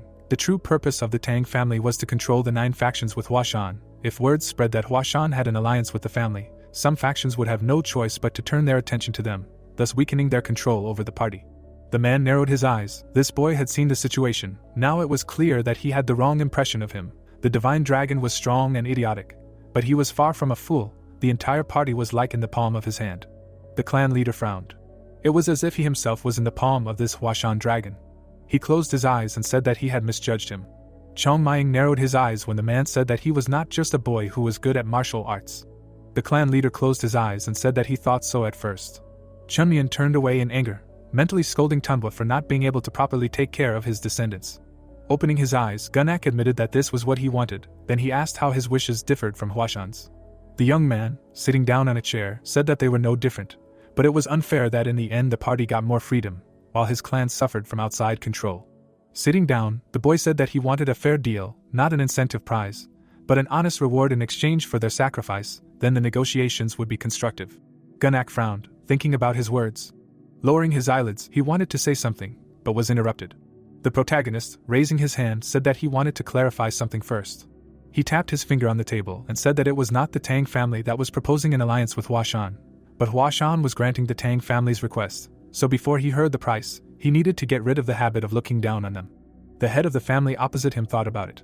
The protagonist, who had revealed the clan crest, said that it was because he was now speaking on behalf of the entire sect. The heroes sat at the table in complete silence. Gunak stood up from his seat and concluded that he had made a mistake. The protagonist looked at him in surprise. The man covered his fist with his palm. The head of the Tang family bowed and offered his deepest apologies for his rudeness. Chongmayan stood up. The boy bowed his head and accepted his apology. A smile appeared on his face. The Poison King took the cup and asked what they had to do to make Huashan agree to an alliance.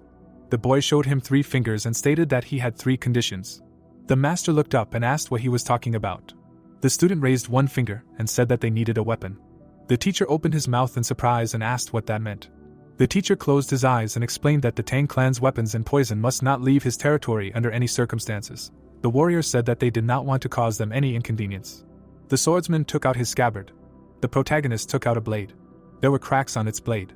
Gunnak looked at them and said that this sword looked very shabby. Kianmayan said that it was not of the best quality. Holding the weapon in his hands, the boy explained that Huashan did not have the money to fix it, and that what they had was not enough to hire good blacksmiths. After introducing people at work, the man said that their clan had talented craftsmen who created beautiful blades, and added that they did not have any extra materials. Putting the sword in its sheath, the boy said that even a bad weapon can be handled with the right skills, but there is still a difference, and said that it would be nice if the Tang clan made holy swords of plum blossoms for Huashan. The disciple raised his eyebrows when asked about the second condition. The King of Poisons frowned, as the warrior asked him to share one technology with them. The master explained that a person who is not a member of the clan cannot be initiated into his secrets. The swordsman rose to his feet and replied that he was talking about something else altogether. The protagonist took off his robe. There was a scar on his body, which healed quite quickly thanks to good medicine. The mentor opened his mouth in surprise. Chongmyan said that he needed potions. The teacher explained that no one had ever tried to find out their medical technologies. The boy raised his eyebrows and suggested that they were not needed by ordinary people, because these medicines cannot cure one thing, but act everywhere. In the memory, Tanhua applied the ointment to the wound. Only thanks to this dream the boy realized how valuable the medicines are. The student looked down and thought that he could have saved everyone if he had known about the medicines in his past life. Then his hand was enveloped in blue energy. The warrior only knew how to cover his sword with fire.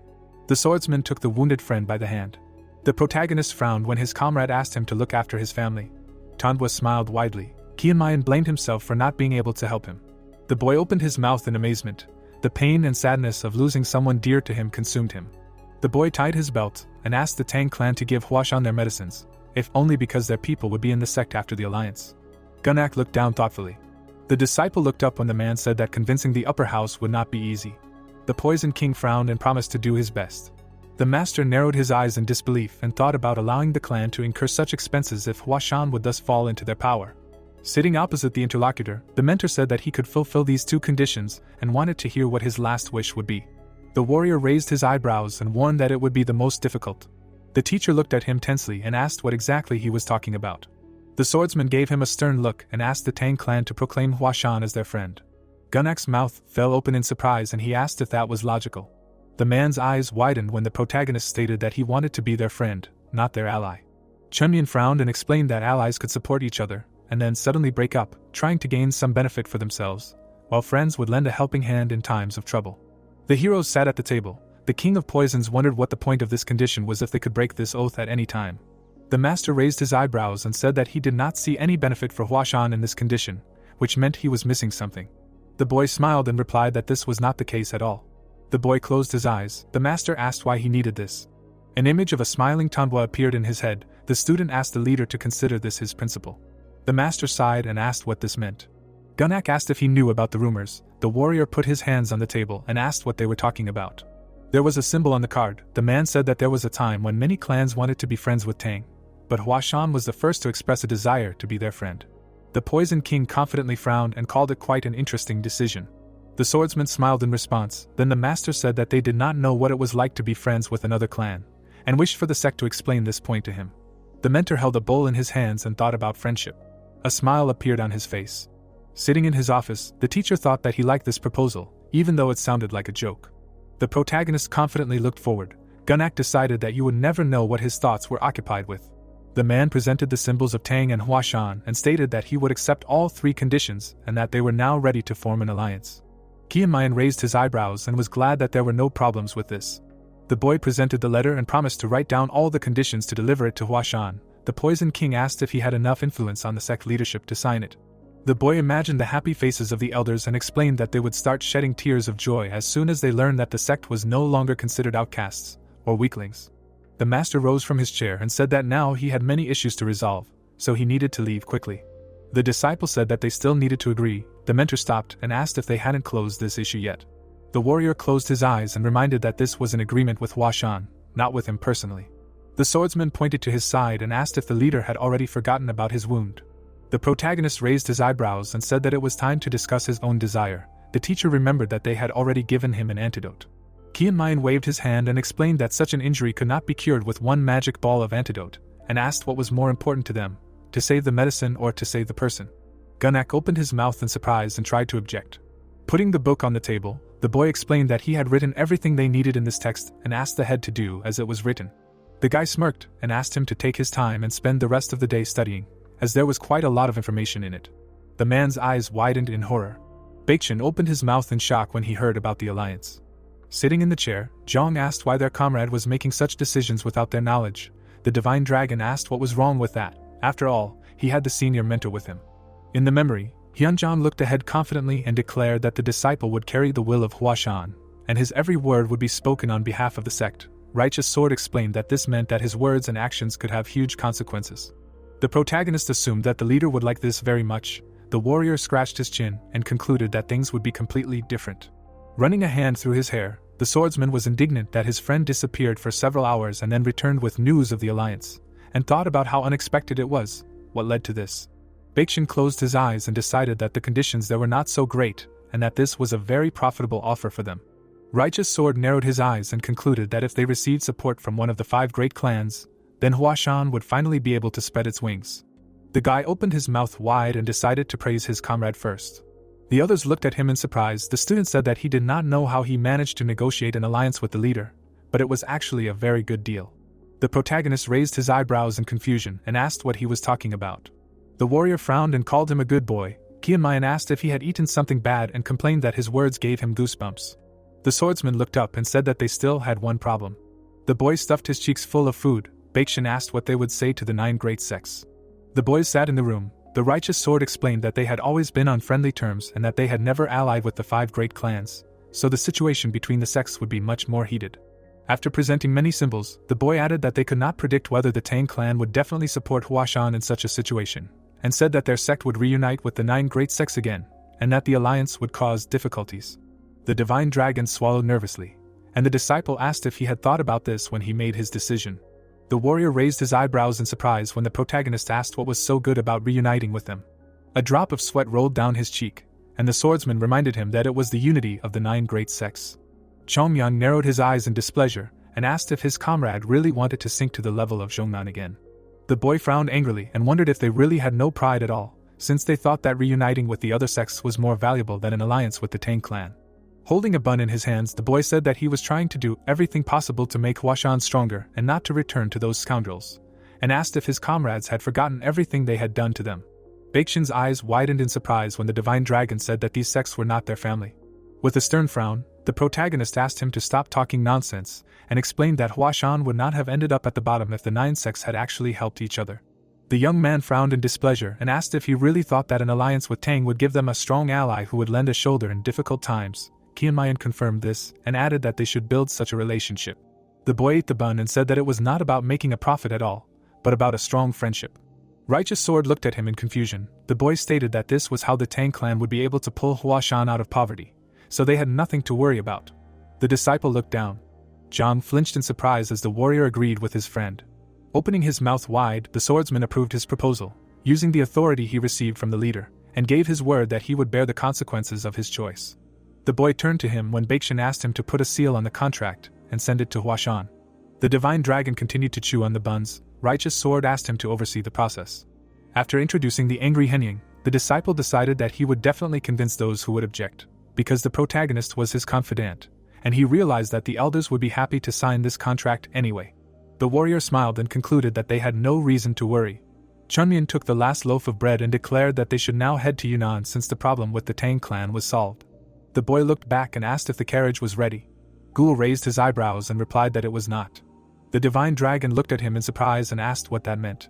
Standing behind his chair, the boy explained that they had nothing to ride on.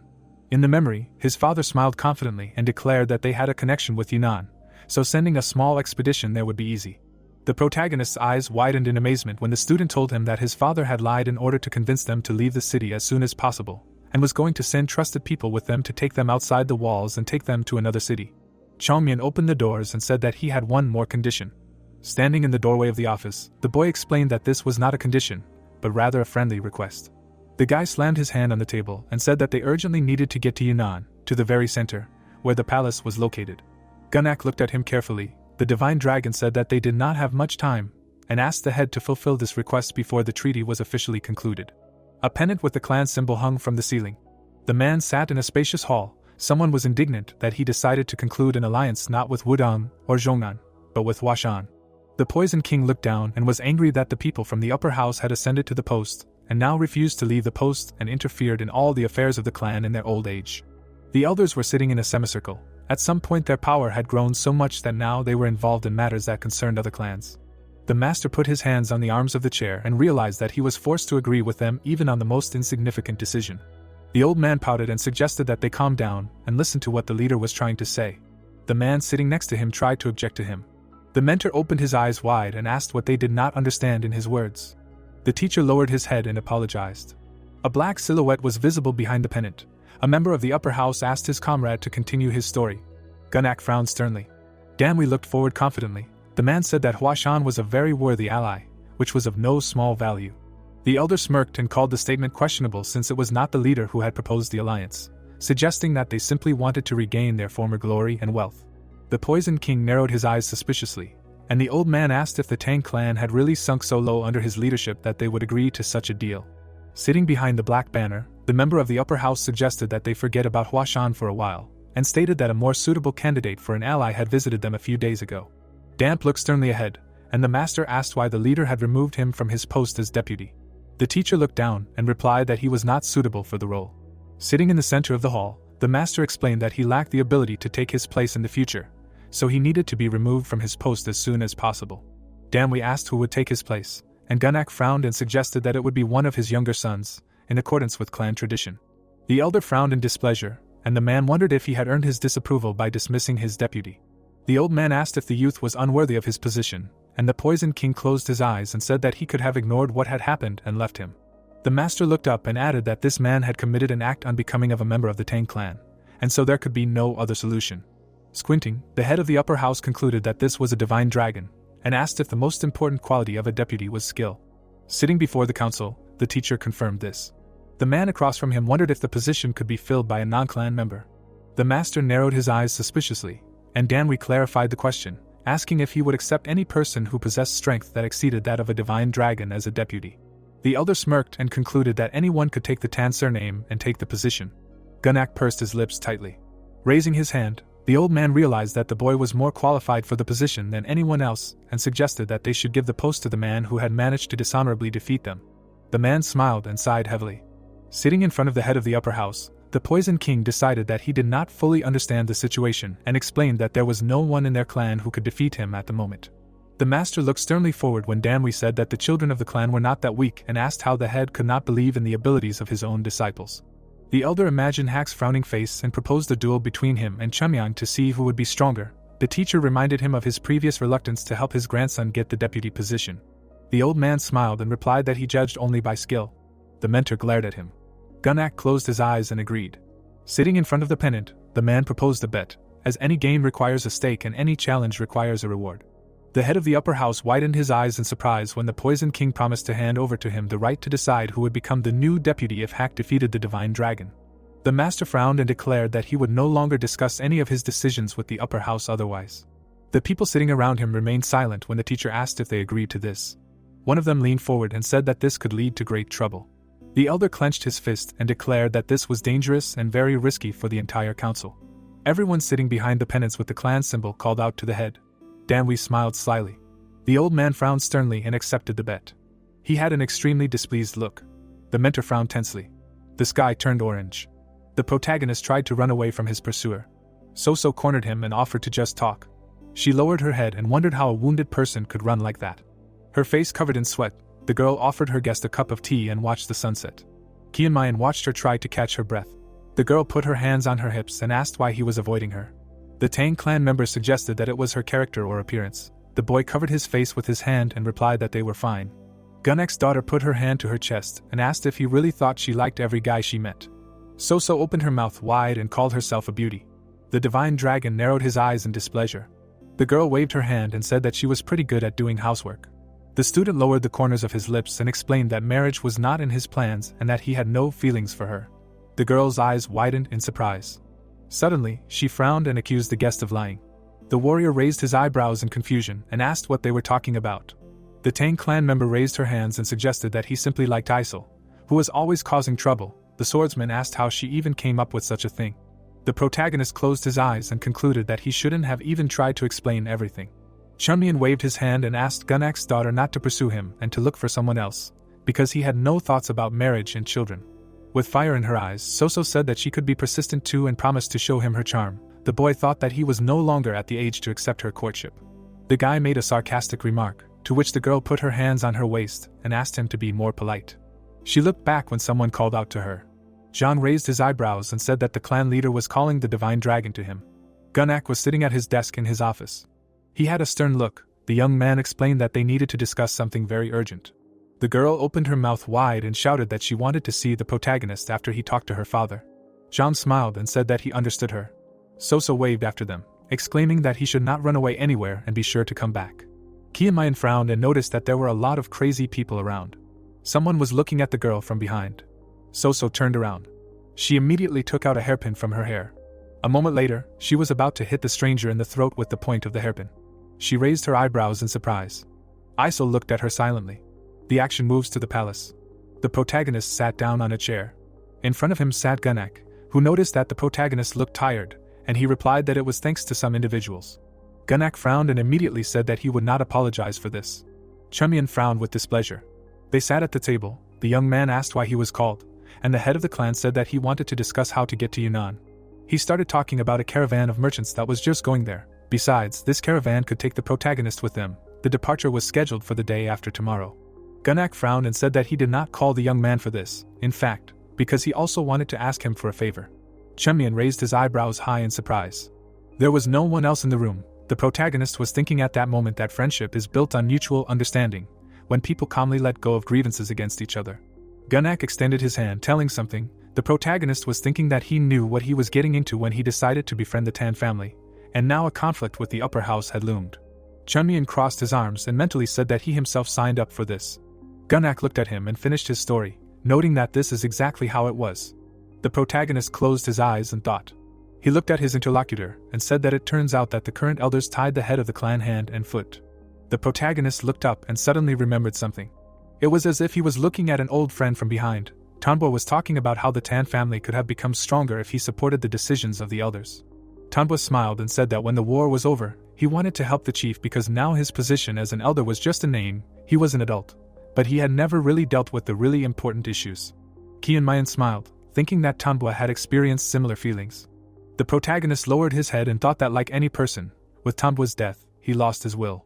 Then he remembered Tanbo smiling and mentally said that he still remembered his request and could not ignore it. Gunak looked at him seriously. Then the protagonist asked if they were talking about a favor. Kiamayan crossed his arms and said that he refused him this favor.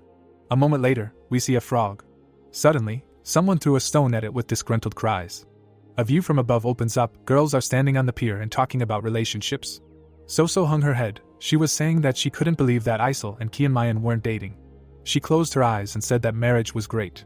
Isol looked at her and asked why she was so obsessed with the idea of marrying someone who wasn't in love. They were standing on the pier. The girl also added that there was no need for bravado, but Soso replied that maybe they weren't that strict about it. She looked at the water lily and said that the Tan family had their own rules, because here, if you were born a woman, you only had one path. She imagined the sign of her gland above herself, and said that this path was to marry the person the family chose. Soso remembered her recent conversation with her father. She said that she probably looked pathetic speaking out against this law, but since she was going to be married anyway, she wanted to choose her own chosen one, even if she didn't have feelings for him. Isol looked at the sign of her school. Then she looked at the girl and asked if there was no other way, but the head's daughter replied that such were the rules of the Tang family. Soso looked away and said that she would never be trusted with a secret here, and she would not be able to become a warrior either, and that was only half the trouble. Isol looked at her silently. Soso said that she was the head's daughter himself. A view of the castle opened up. The head's daughter said that only thanks to this she was treated favorably so far. Besides, when she tries to be grateful for what awaits her in the future, it becomes easier for her. The girl stared at her reflection in the water. The second generation disciple silently looked at her friend. Suddenly, Soso raised her eyebrows in surprise because Isel said that there was another way out. The head's daughter turned and looked at her. She looked at her carefully. The protagonist's companion said that there is always a way out, Soso just hasn't found it yet. The head's daughter immediately frowned. She lowered her head again and asked her not to speak as if she understood everything, because she did not need consolation. Meanwhile, the frog swam to the other side. Isel lowered her eyes to the girl. The frog was sitting on a rock and looking at the sun. The frog jumped up. The protagonist's companion opened her mouth and said that she would find another way out for Soso. The girl raised her eyebrows in surprise. Isel narrowed her eyes when asked why she was helping. She remembered how she trained with a sword and said that she once felt lost too. She also remembered how she met the protagonist and found her way. She sat on the floor and watched in surprise. Isel closed her eyes. She imagined a man holding out his hand, and so she said that she no longer needed to find her way. The student held out her hand. She looked at Soso and suggested that she choose another path while it was open to her. The girl looked at her, dumbfounded. Then she looked down at her hand. Isel's hand was covered in calluses. The head's daughter looked and reasoned that she could not imagine that another path existed. The girl again presented the sign of her family. She began to stand up. Soso closed her eyes in fear. She grabbed the hand and wondered if this was really possible. Gunak was dumbfounded when the protagonist refused him. The man closed his eyes and agreed with this, because he had no right to force the protagonist. Suddenly, his eyes opened. Kianmayan decided to do something contrary. The young man smiled and said that he wanted to give the head a gift. He looked at the head carefully and thought that this gift was not from him, because he was only following someone else's request. The protagonist lowered his head, thinking that he would finally do it after a long time. He would fulfill the will of Manhwa, the elder of the Tang clan. The protagonist imagined the elder's appearance behind him. Then he told the clan leader to start solving the issues they discussed from tomorrow, and not to be disturbed tomorrow no matter what he did. Kongu looked at him excitedly and asked what exactly he was going to do. Kianmayan hit his chest and said that he would do what he did best. The sky was quite clear. The protagonist ate like crazy. He put another empty plate aside, and then said that he should take it when it is given. That is why he eats so much after just waking up. Baekchan frowned and said that the protagonist seemed to be possessed by the spirit of hunger. There were a lot of empty plates on the table. The second-generation disciple asked the protagonist if he had forgotten about the battle and if he was afraid that the heaviness in his stomach would interfere with the fight. The cook opened his mouth wide as soon as he saw what was happening, but he announced that the next dish was ready. A chicken dish was placed in front of the protagonist, namely chicken pieces marinated in a spicy sauce, fried with hot peppers and peanuts. Kianmayan drank something to freshen his mouth. He smiled widely and shouted that he was ready. He took a piece of chicken. Then he put the food in his mouth. His eyes widened in surprise. The protagonist shouted to the entire courtyard that this was an unearthly combination. Baekchan watched him in amazement. He squinted and wondered if it was really that delicious. He reached out with his chopsticks and said that he wanted to take one piece. However, Kianmayan repelled his attack, not wanting to share. The protagonist looked at him and asked how he dared to steal food from the master. The protagonist continued to eat, looking at him, and saying that these dishes were prepared by the Tang clan especially for him, not for the elders. The cook stood in the room with his head down. Then he went out the door. The man closed the door. His gaze looked creepy. He immediately looked back. The cook left the building and went somewhere. He took out 2 small vials from his sleeve. He got rid of them. The vials fell into the water. The man watched this from the bridge. The sun peeked out from behind the clouds. The action moves to the arena. People were standing in the stands and discussing the fight of the heir of Hak against the divine dragon. Almost all the stands were filled. Hak lowered his head. He took a deep breath. Then he clenched his fist tightly. Excitement was visible on his face. Suddenly, the heir turned around, because an old man had approached him and told him that he had nothing to worry about. Behind him stood Danwi, his grandfather and also the elder of the clan. The old man frowned and said that Hak would be able to achieve the position of deputy. All that was left was to defeat this kid, and then the position of leader would naturally pass to him, by inheritance. The heir lowered his head. Then he looked forward and said that all this time he had been diligently training and improving his skills, but his opponent was one of the 3 greatest swordsmen, the divine dragon of Huashan himself, so he was not sure that he could defeat him. Danwi frowned and called him names, and then expressed his hope that Hak was not afraid of a brat who was 10 years younger than him. The old man narrowed his eyes and said that there was no need to worry, because he would not send his only grandson to his death. Meanwhile, the protagonist was sitting on a chair. The elder was saying that Huashan's dragon was weak now and would fight like a lame chicken, so it was better not to waste time and attack immediately. Hak's mouth dropped open in surprise. Danwi looked at his grandson seriously and ordered him not to leave the young man alive under any circumstances. Hak frowned, seemingly out of fear. But a moment later he grinned maliciously and said that he understood the task. Danwi smiled. because the heir said that he would pave the way to the afterlife for the protagonist. And again we see those two vials. This is the elixir of eternal intoxication, a mixture of two toxins, each of which is harmless separately, and in appearance one resembles an ordinary liquid, and the other is a powder. However, if they simultaneously enter a person's stomach, they will immediately cause severe intoxication, as a result of which the victim will be consumed by a feeling of intoxication, and will lose the ability to fight. The protagonist was extremely calm, while the old man at that moment was thinking that any weakling will be able to defeat even the greatest of all swordsmen if he falls under the influence of this elixir. Then the old man frowned angrily, thinking that it was obvious that their so-called clan leader would support the Huashan envoy out of self-interest, but taking his side in such a situation was simply unacceptable. He looked at the clan leader and mentally said that the future of the Tak clan cannot be trusted to trash like him. Danwei stood behind his grandson, telling him not to show his insecurity to these creatures, and therefore it would be better to go to the battlefield first. And then his silhouette appeared near the battlefield. Hak walked up the steps, thinking that he should not lose heart. His hand dropped. A moment later, he shouted that today he would prove to the divine dragon that the Tang clan was superior to Huashan in martial arts. The spectators began to cheer that this was the true heir. Chong Maiying snapped his fingers and asked everyone to come to him. Everyone gathered around him. They sat in a circle and were amazed at the protagonist's plan and doubted whether it was possible to do so. From afar, they could be seen sitting and discussing something. After a moment, they all nodded their heads. And then the hero took a step forward.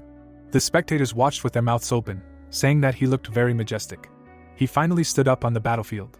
However, it turned out that it was not him, because the fighter had too long hair. Han's mouth opened in surprise. He frowned and asked what kind of tricks this was, because they had agreed that he would fight against the dragon Huashan.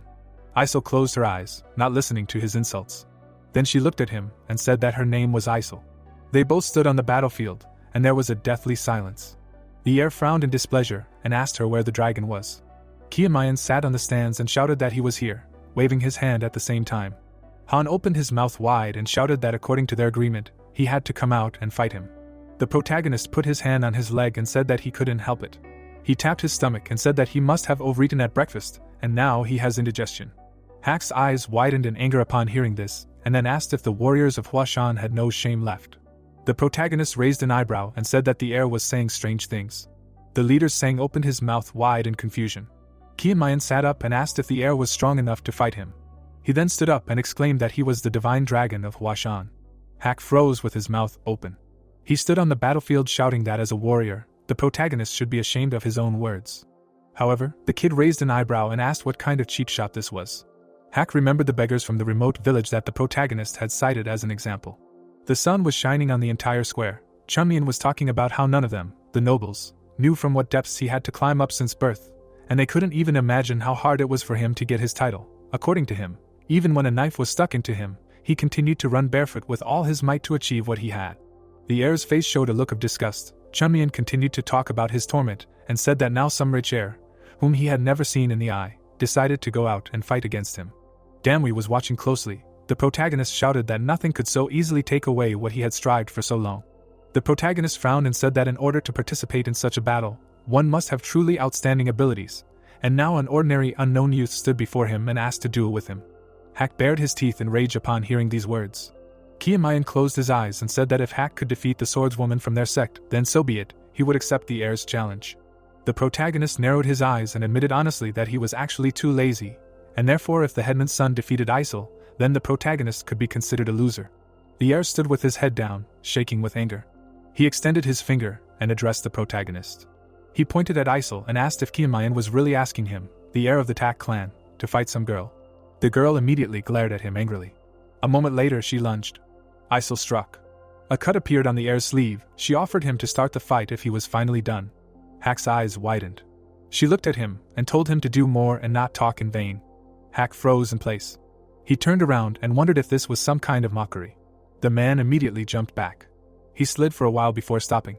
Then he opened his mouth wide and started shouting at his father. The leader sat quietly on the chair, while Hak asked with displeasure that he was really satisfied with everything. However, Gunak silently turned his head.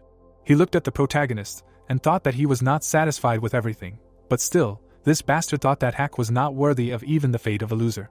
The heir's mouth widened when he heard from his father that he was not against it. Isel turned around. The leader's son started shouting that if he defeated the girl, would the leader really make him his deputy? The veins on the heir's forehead bulged when he heard his words confirmed. He immediately looked at his grandfather. The old man looked at him with displeasure, thinking that he would give them away this way. However, Hak was still silently looking at him, waiting for something. The old man frowned and mentally said that of course, such a thought did not even cross this weakling's mind. But then Danwei narrowed his eyes and thought that he would never believe that the kid had indigestion because he had overeaten. The man folded his hands behind his back and mentally said that the divine dragon probably seriously thought that there was something wrong with his stomach, which is why he had put this girl in his place. Meanwhile, Isol looked at the old man, who in turn was thinking about the fact that no one except the protagonist would be able to defeat the heir of the head, so he chose the most convenient option for himself, because if Hak defeated some girl in battle, it would not bring the clan the glory it deserved. Then he turned his attention to the fat protagonist, and thought that even if they would not be able to kill the divine dragon Huashan this time, the old man was sure that the opportunity would come again. Since the head had given his consent, it remained to pretend that they had given in to them and wait until the protagonist was completely drunk. Danwei turned his gaze. He looked at his grandson and mentally ordered him to attack. Hak frowned, understanding his order. The man immediately raised his hands in front of him. He put his hands in his sleeves and warned that he would use poison during the battle. Isol turned to him. Hak watched her, telling her that she could not hope to leave this battlefield alive. And so they were ready for battle. The spectators were cheering, they were rooting for the heir of the clan. The daughter of the headman opposite was in shock. The girl looked at Isol and wondered what she was going to do. A drop of sweat rolled down Soso's cheek. She decided that she should stop them. However, John grabbed her shoulder and asked her to calm down, because if she interrupted the fight, she would only make everyone around laugh. The girl turned around and exclaimed that he himself knew how strong their brother was. According to her, one wrong move, and Isol could die. John frowned and said that she knew it. Soso calmed down. John said that she knew who she was going to fight, because she was a fighter. Soso turned around again. The girl looked at Isol. John was simultaneously talking about how those who enter the battle cannot be divided into men and women, because the duel involves two warriors and it cannot be hindered. Isol's reflection was visible in Soso's eyes. The girl remembered how the student extended her hand to her. Hak immediately took out some weapon from his sleeves. He threw it at the girl. The divine dragon's companion parried the attack. A small dagger was flying at her. She saw it and was ready to parry it. The girl struck with her sword and sparks flew. Hak was stunned. Isol parried his attack back at him. A projectile flew at him. However, he grabbed the dagger with his hand. Hak frowned and admitted that she was better than he thought. The man looked at her and thought that her quick reaction and ability to analyze the situation, which was not inferior to her in speed, although he did not want to admit it, but she was much stronger than Hak expected. He looked at Isol and said that she could have defeated him if she were not a girl. The girl raised her head and looked at him. Hak said that she should blame her defeat on the fact that she was unlucky to be born in this body. The headman's son opened his mouth in surprise when she said that it did not matter. Soso watched the fight closely from the stands. Isol raised her sword. The girl pointed the sword at him and said that now the only thing that matters is that he will fall because of his own weakness. Hak dropped the dagger on the floor. He made a powerful dash. Isol was ready to defend herself. However, the headman's son made a maneuver and stepped aside. He threw a kunai at her. The spectators narrowed their eyes, not understanding what was happening there. Hak moved from side to side and attacked the girl. The audience heard the clanging of weapons, but did not see him at all. Isol turned around, noticing the enemy. Thin poisonous needles were heading straight for her. The girl began to swing her sword, deflecting them. Some of the needles flew into the stands of the audience, but Zhang deflected them. The needles fell to the ground. Zhang looked at it, and exclaimed that these were micro-needles. Soso also saw it from above. The divine dragon's companion continued to deflect the micro-needles. Hak continued to make a dissatisfied face and call her names, not understanding how she could be so strong. The girl deflected a few more projectiles. The son of the leader was still running in circles. But suddenly he extended his hand, pointing at her. Something was shining in his hand. He shot something at her with incredible force. This projectile caught the girl. Sweat appeared on Zhang's face.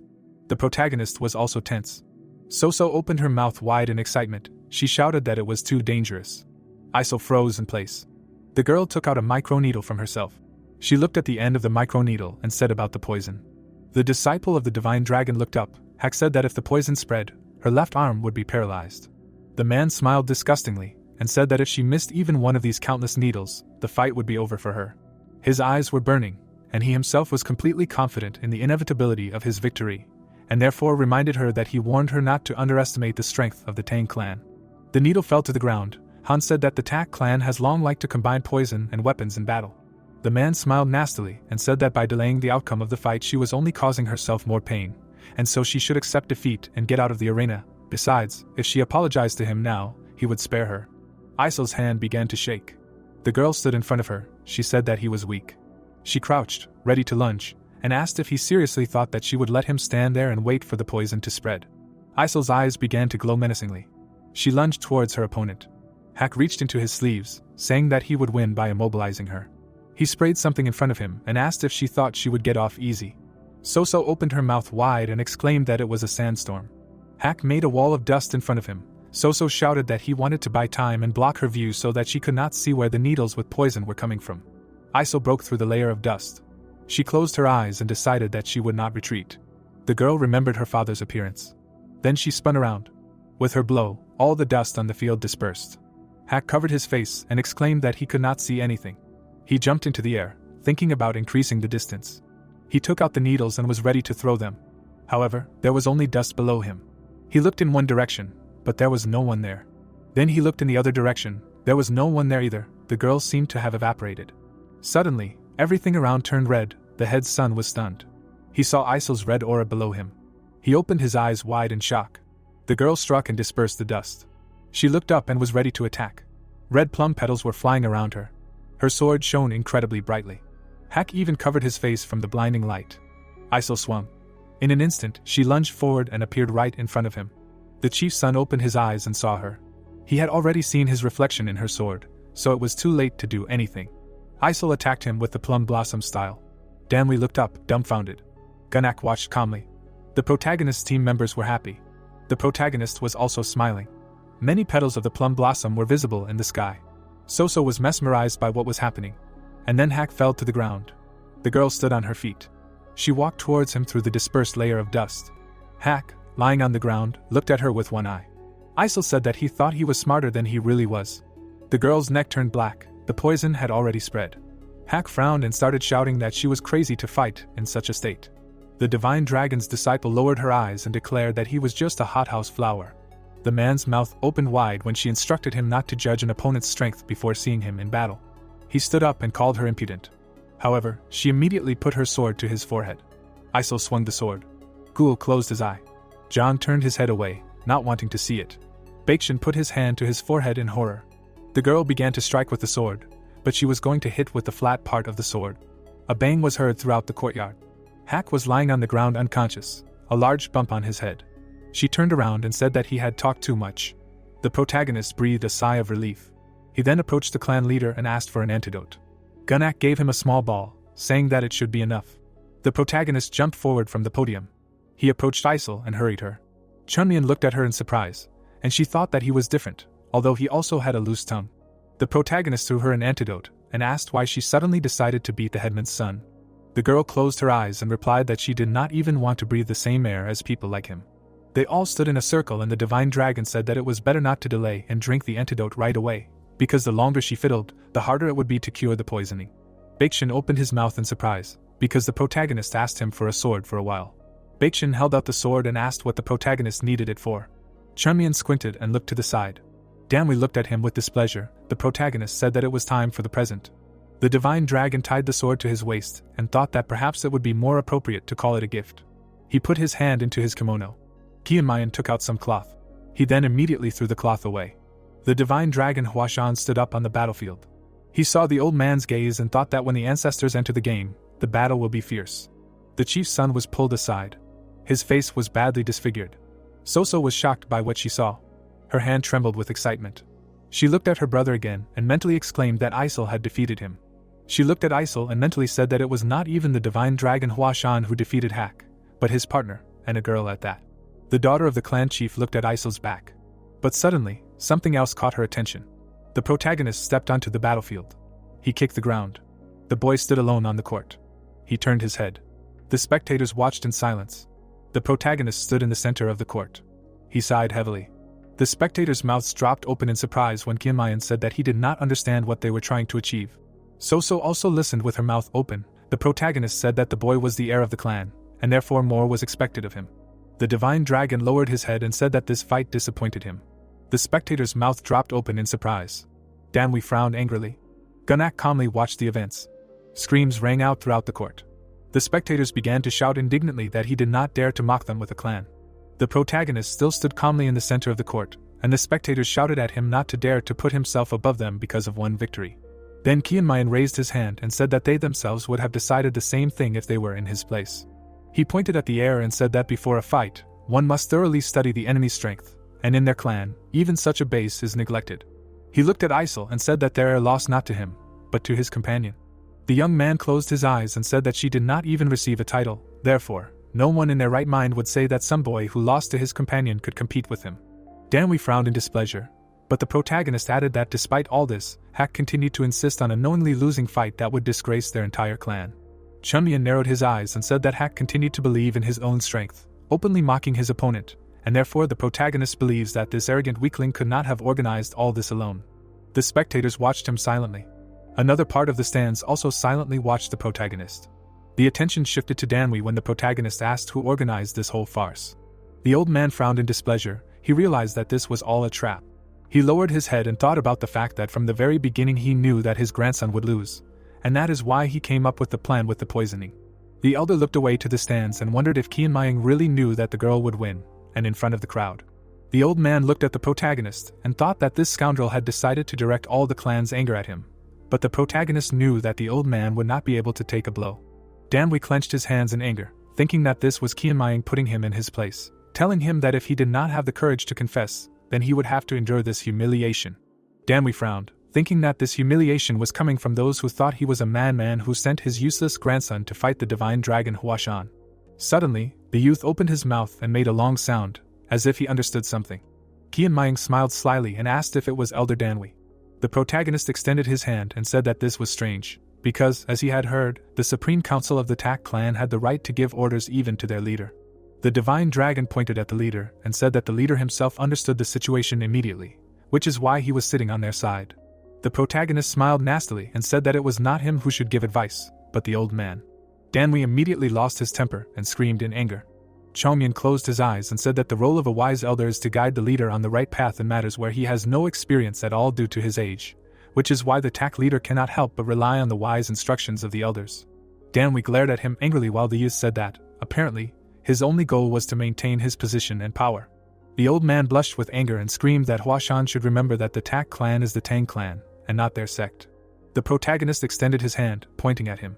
Then Chungmayan turned to the podium and said that the old man was completely blind and could not even tell where anyone was going. The elder continued to blush, because the protagonist asked the audience if they knew why he proposed this fight. Danwi frowned angrily and blushed even more when the protagonist called him weak. The youth stood on the steps and said that Danwi had fallen so low that he was not even able to assess his strength, and besides, the clan head's advisor only evoked laughter.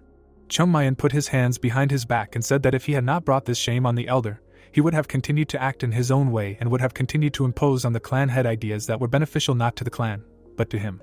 The youth looked closely at the old man and said that he heard these words at the doors of the Supreme Council, and they belonged to a bunch of senile people led by Danwi. The old man blushed even more and began cursing the protagonist. Gunak turned to the protagonist and asked him to be careful with his words, because he was talking about the elders of the Tang clan. Kianmayan turned around and said that their leader had a good heart, but according to him, these old people were useless cargo that should have been thrown away a long time ago, but Gunak showed respect to them. The youth turned back to the old man, who shouted that they should not listen to and endure this. The protagonist raised an eyebrow and said that, as he said, the grandfather was completely blind. Danwi had already started breathing steam, because the youth asked him how he managed to live to his age. Then Kianmayan narrowed his eyes and asked if the elder really considered himself worthy of the title of elder. The elder frowned angrily and began to ask a question. However, he immediately closed his mouth, because he guessed that the protagonist wanted him to ask in front of everyone how to prove it. The protagonist lowered his head and said that it could be proven easily and simply. According to him, the old man kept repeating that he tolerated him, but usually the strong say this to the weak. Chongmyan smiled and offered the old man to prove that he was stronger than the divine dragon Huashan. The protagonist narrowed his eyes and said that if Danwi wins, he will admit that he is right, but if the protagonist wins, the old man is useless. Danwi opened his eyes wide. Bakshan frowned with excitement and horror. They both stood on the platform. There was silence around. The elder opened his mouth wide and began to laugh, and then asked if the kid was really challenging him to a duel. The protagonist raised an eyebrow and said that he, of course, understood that at Danwi's age, his hearing was not the best, but he wanted to somehow avoid repeating himself. The old man frowned and thought that everything had turned out even better than he had planned, although the situation was lousy. The elder looked at the protagonist and said that if he trampled the boy into the dirt now, perhaps he could get off with little bloodshed, because any shame would sooner or later be forgotten. All eyes turned to the chief. The elder asked if Gunnak would mind if he accidentally killed this boy. The man watched them silently. Then he stood up from his seat. The protagonist turned around. Gunnak said that the divine dragon of Huashan was a friend of the Tang clan. The chief opened his mouth wide and exclaimed that therefore he could not go against his decision. Chongmian smiled. The old man also smiled from joy and anticipation. He immediately jumped into the air. The elder landed on the battlefield. He raised his head and said that the young man had missed his chance to back down, realizing that he was not strong enough to stand up to him. The protagonist smiled and said that he should be careful with his words, since Danwei was in front of so many people. The elder frowned in anger when Qianmayan said that he could hear the audience laughing at the old man. The elder stamped his foot and mentally said that there was no point in listening to his chatter any longer. Suddenly, the protagonist extended his hand and decided to clarify something just in case. The old man frowned when the protagonist said that he wanted to discuss the conditions for using the poison. He turned around and said that it was more of an argument than a condition. Gunnak looked at the young man in confusion. The protagonist smiled. He happily extended his hand and exclaimed that if the elder won, he would give him whatever he wanted. Soso's mouth widened in shock. Danwei's mouth widened in surprise, because Qianmayan had said that Huashan would leave the Tang clan alone and would never return. And just as the old man wanted, the heir would officially become the deputy head. The grandfather then frowned when he was asked to promise something in return as well. The protagonist smiled slyly as he spoke of his condition. He remembered Tonghua's appearance, and mentally said that he would finally fulfill his request. Qianmayan looked at Danwei seriously and said that if he lost, Danwei would disband the council and resign from his post, because an advisor like him would only hinder the Tang clan. The old man's mouth widened in surprise. Baekshun rushed to the leader and asked if they had discussed this ridiculous provocation with the protagonist in advance. Leader Gunnak looked at him with a nervous smile. Sweat appeared on the face of the divine sword when Gunnak said that this was the first time he heard about it. His eyes widened in horror when he realized this. Baekshun opened his mouth wide and asked why Gunnak did not dissuade the protagonist from fighting then, and the protagonist replied that he thought the boy had a plan. The righteous sword asked what the psycho was planning this time, and Zhang said that he had completely lost his mind from the Sichuan food. A blue aura appeared around Isel. Gunnak looked at the protagonist's allies and said that there was a completely different agreement between him and the divine dragon, and that this was the first time Gunnak heard about Qianmayan wanting to arrange a duel with the head of the Tang clan council of elders. Baekshun frowned with excitement. The protagonist stood in front of the elder. The righteous sword meanwhile asked what the leader thought about the duel. Gunnak silently looked at the battlefield. Baekshun smiled when Gunnak said that he would grind him into dust. However, then the clan leader opened his mouth and said that he was saying that the elder was much stronger than the protagonist. Danwei frowned with anger. The righteous sword opened his mouth in surprise.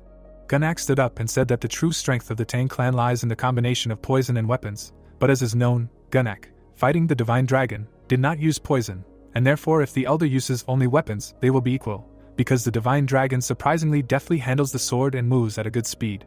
He imagined the dark appearance of the elder, and said that this old man possessed special skills in the field of poisons. According to him, if the enemy fails to put up any resistance to his toxins, then 10 seconds after they enter the body, he can safely lie down in the coffin. Gunnak remembered the youthful appearance of the elder, and said that this elder is a great warrior of the Tang clan. In addition, Gunnak heard that the divine dragon once fought with Huashan of the Wudong Sect, but even he is far from the elder, because great masters are not equal in their strength. Baekchun opened his mouth in horror, because the head of the clan assumed that now only the greatest of warriors who have long since retired can defeat Elder Danwei. Zhang closed his eyes and shouted that they must stop him. The righteous sword turned around. He looked at the two warriors and said that if they interrupted the duel that Qianmayan himself had started, putting his honor on the line, then everything he had fought for many years would be destroyed. Baekshun stood behind and said that he did not think the protagonist would listen to them. Gunnak looked at the young man. Both of the protagonist's allies were watching what was happening carefully. Isel was sitting in the shadows, a blue aura emanating from her. Gunnak and Guo were also watching what was happening. The clan leader remembered the protagonist's words that he allegedly wanted to become a friend of their clan on a whim. The man lowered his head and wondered if friendship was really when one was ready to sacrifice his life for a fleeting desire, without receiving even the slightest reward. Gunnak turned his gaze to the young man. The protagonist stood with his back to him. The clan leader concluded that this was what friendship was. The Tang clan chief took out a small knife and decided that he would not let the protagonist die. He lowered his hand with the dagger and mentally said that he would do it even if he had to start a war with the Supreme Council. The old man and the young man stood on the battlefield. The old man said that he seemed like a reasonable guy, but he was talking nonsense. The elder frowned and said that he had already agreed not to interfere in the chief's affairs if Hak was defeated. He pointed his finger and said that if he lost, any demands the protagonist made would be meaningless, because he would be too ashamed to even look at the chief, and therefore he did not understand why he would agree to them in that case. Chumyan closed his eyes and said that if he had even a drop of shame left in him, they really would not be necessary. But judging by the old man's behavior, he did not have an ounce of conscience. Danwi frowned and asked what the young man was saying. The protagonist put his hands behind his back and asked if a person without a conscience could keep a promise without announcing it in front of the entire clan. Chomyan looked at him closely and said that he was sure that he would not be able to keep the agreement and would find many excuses and justifications.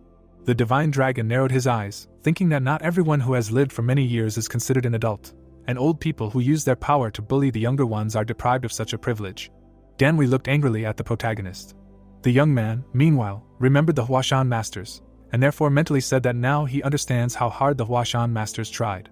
He also remembered the appearance of his teacher, and thought that they did a lot for the benefit of the sect. The protagonist lowered his head. He took out his sword from its sheath. The divine dragon held the sword in front of himself and mentally said that he had received a chance to correct his mistakes. The young man raised his head and said that the old man could attack. The protagonist stood and said that if the elder continued to hide his fear in front of everyone, insisting that he was not satisfied with the conditions, then the protagonist would simply leave the arena. Danwi began to breathe heavily. A blue aura appeared around him. Dust rose into the air. He promised that he would do as the boy wanted. A dark aura appeared around the old man. He said that Kianmayan would die the most painful death that the world had ever seen. Dark air emanated from him. John felt pain, and his skin turned red and began to hurt. The warriors covered their faces and began to scream that everything was itching. Gunnak turned to them and ordered them to leave here, covering their skin, because the elder had sprayed poison into the air that could affect everything in the area. The elder was casting a dark aura all around. Gunnak said that anyone nearby was at risk of being poisoned. The old man's eyes also began to turn black. He raised his hand and shouted for Kianmaying to die. Danwi shot poison at the protagonist. The protagonist dodged it easily. The old man frowned and said that it would be boring if it ended like this. Then he made a dash. Danwi stretched out his hands in front of him. The youth was already ready to defend himself. He swung his sword in front of him and asked if that was all. Kianmaying immediately dashed forward. He ran towards the enemy. The elder smiled and called him a rat. The protagonist made another dash. The old man jumped back, scattering some projectiles in different directions. The protagonist noticed many red spheres on the battlefield. All of these spheres began to glow after he cut them. The entire battlefield was shrouded in a red aura. Gunnak opened his mouth wide in shock and asked about the summoning of the Ghost King. The clan leader waved his hand and ordered everyone to cover their noses and mouths, because it was a powerful poison. Gunnak opened his eyes wide and wondered if the elder was in his right mind. Danwi was surrounded by a red aura. The clan leader wondered if the old man really decided to ignore all the prohibitions and summon the Ghost King in such a crowded place. All the spectators in the stands covered their faces. Soso and Zhang also covered their faces. A stranger in the crowd shouted for someone to stop this crazy old man. Gunnak opened his eyes wide and said that he was wrong, because no one could resist him. The clan leader saw a terrifying red wall of poison in front of him. He knew that even a warrior or the head of the Tang clan could not withstand the poison of the Ghost King. The hand that held the dagger trembled. Danwi frowned and said that he was not surprised. Red petals flew into the air. Standing in a cloud of smoke, Danwi realized that he should have done this earlier, because most of the knowledge had long been erased from his memory, but the skills were still with him.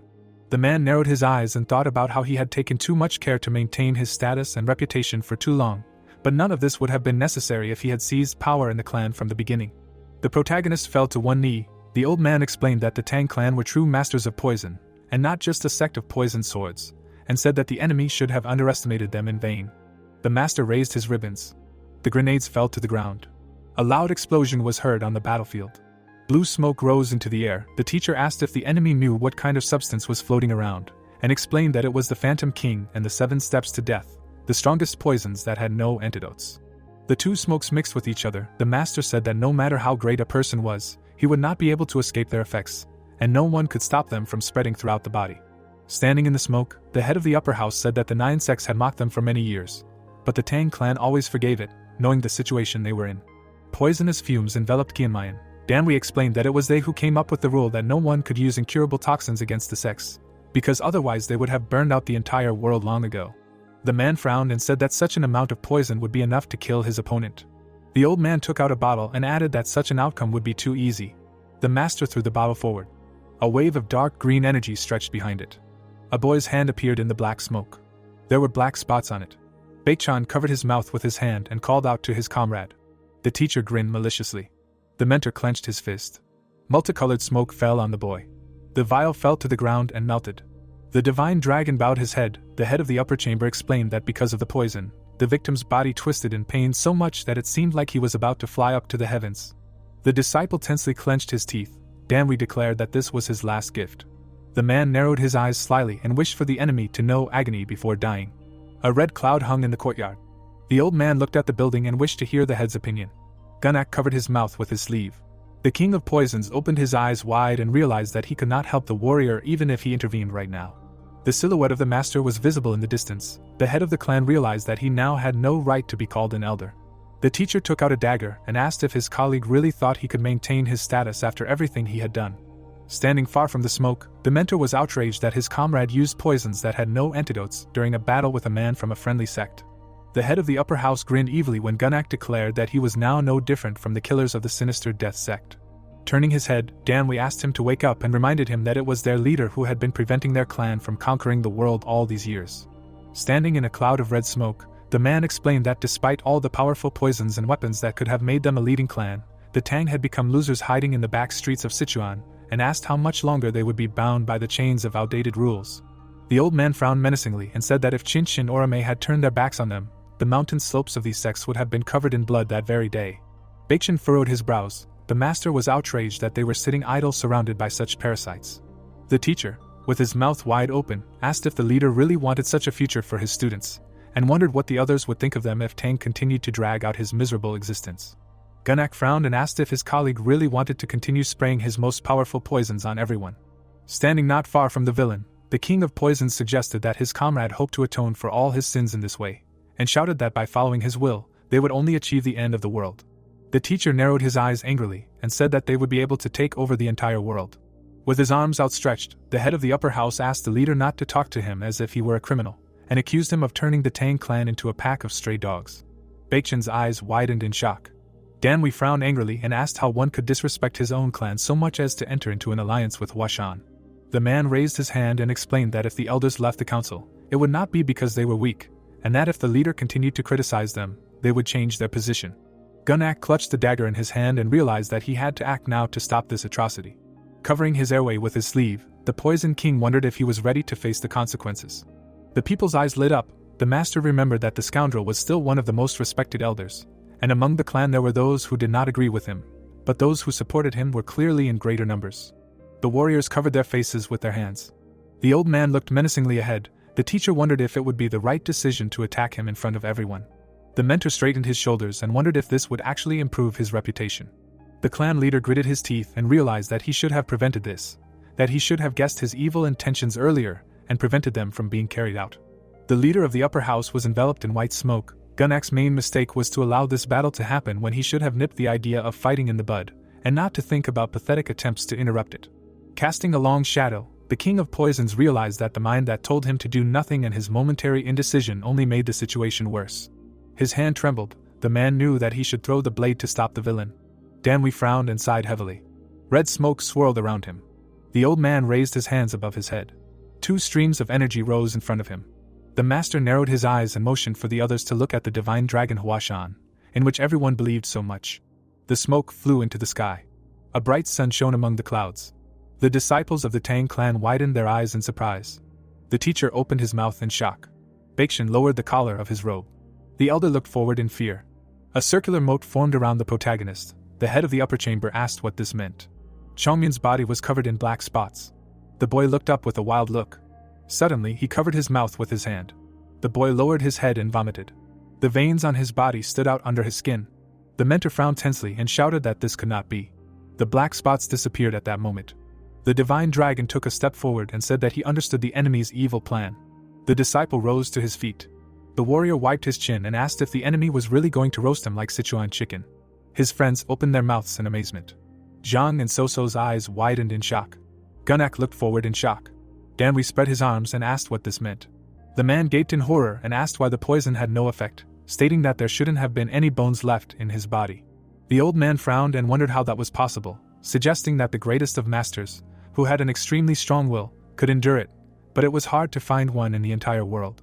The swordsman picked his teeth, and the teacher thought that he would never be able to reach such a high level. The protagonist spat out a black liquid and stated that he would like to correct a few words he had said earlier.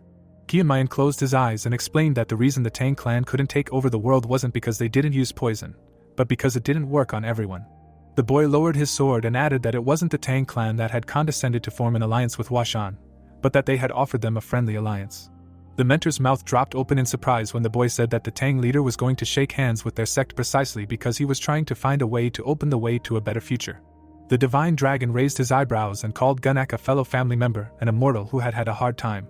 The head of the upper house widened his eyes in amazement. The student suggested that there was no point in explaining anything to him because he would not understand anyway. The warrior put his weapon on his shoulder and suggested that they settle for the fact that his body was simply special and was not affected by these poisons. The swordsman beckoned his opponent with his finger and decided to give him another chance to show everyone how confident he was. Clouds floated above the city. Someone asked if the Namgung clan members were not ready to compete with the Tang clan, because they were famous for being the strongest warriors in the world. Holding a bowl in his hands, the protagonist asked if it was all about the poisons. The answer was affirmative. Tanhua pointed at him and said that poisoning everyone was not a solution, although it was quite accessible. People died from poison. If all the enemies died from a couple of needles, then there would be nothing to fear. This was the problem, since no one would want to hone the skills of using poisons if they can kill anyone in a matter of seconds. Sitting at the table, the boy explained that thanks to them, the Tang members begin to feel invincible. But in this case, it is not experience that grows, but arrogance. But they do not hear him, no matter how much he tries to convey this truth to them. Kiamayan, flushed from alcohol, realized that the poison works on ordinary people, but against masters its power weakens, so it is impossible to conquer the world with its help. The bottle melted and released blue smoke. If it were possible, the Tang clan alone would have defeated the heavenly demon. The boy stood next to the source of the smoke. If the poison has no antidote, this does not mean that it cannot be removed from the body. Damwi opened his mouth wide and shouted that the Phantom King would penetrate the skin even if he held his breath. Standing in front of his opponent, the man said that this was true of other poisons as well. Energy enveloped the boy's body. During the fight, he only needed to block the layer of space around him using his internal force to prevent the poison from reaching the skin. The poison was at the tip of the needle. The divine dragon imagined the needle piercing his body, and realized that in such a case, another method would work, which was to cleanse the poison that had entered the body using internal energy. Circles appeared on the water. Martial artists who had reached the peak of its use could even dissolve stones, so they did not need an antidote. Isol picked up the pill. It was a medicine for those who did not practice martial arts, but for those who could survive on their own, it was of no use. The clan symbol appeared behind the warrior. The protagonist realized that Tanhua knew why the Tang clan could not conquer the world with their poisons from the very beginning. He had daggers in his hands. He had to travel the world and participate in countless battles, risking his life. But thanks to this experience, he realized that he could not become the strongest by relying only on poisons. The young man threw daggers at his enemies, and thus was born a man who turned the world upside down with only one hidden weapon. Danwi pointed at his opponent and said that he would not have been able to cope with energy control. The man bit his lower lip in displeasure. Kiamayan smiled and asked if all stupid people considered themselves smart. The old man's mouth opened in amazement. The boy put his sword on his shoulder and said that he expected this to happen even before he appeared, because such people act quite predictably. The guy confidently frowned and suggested that the enemy try to attack him again. The master took out 2 capsules of poison.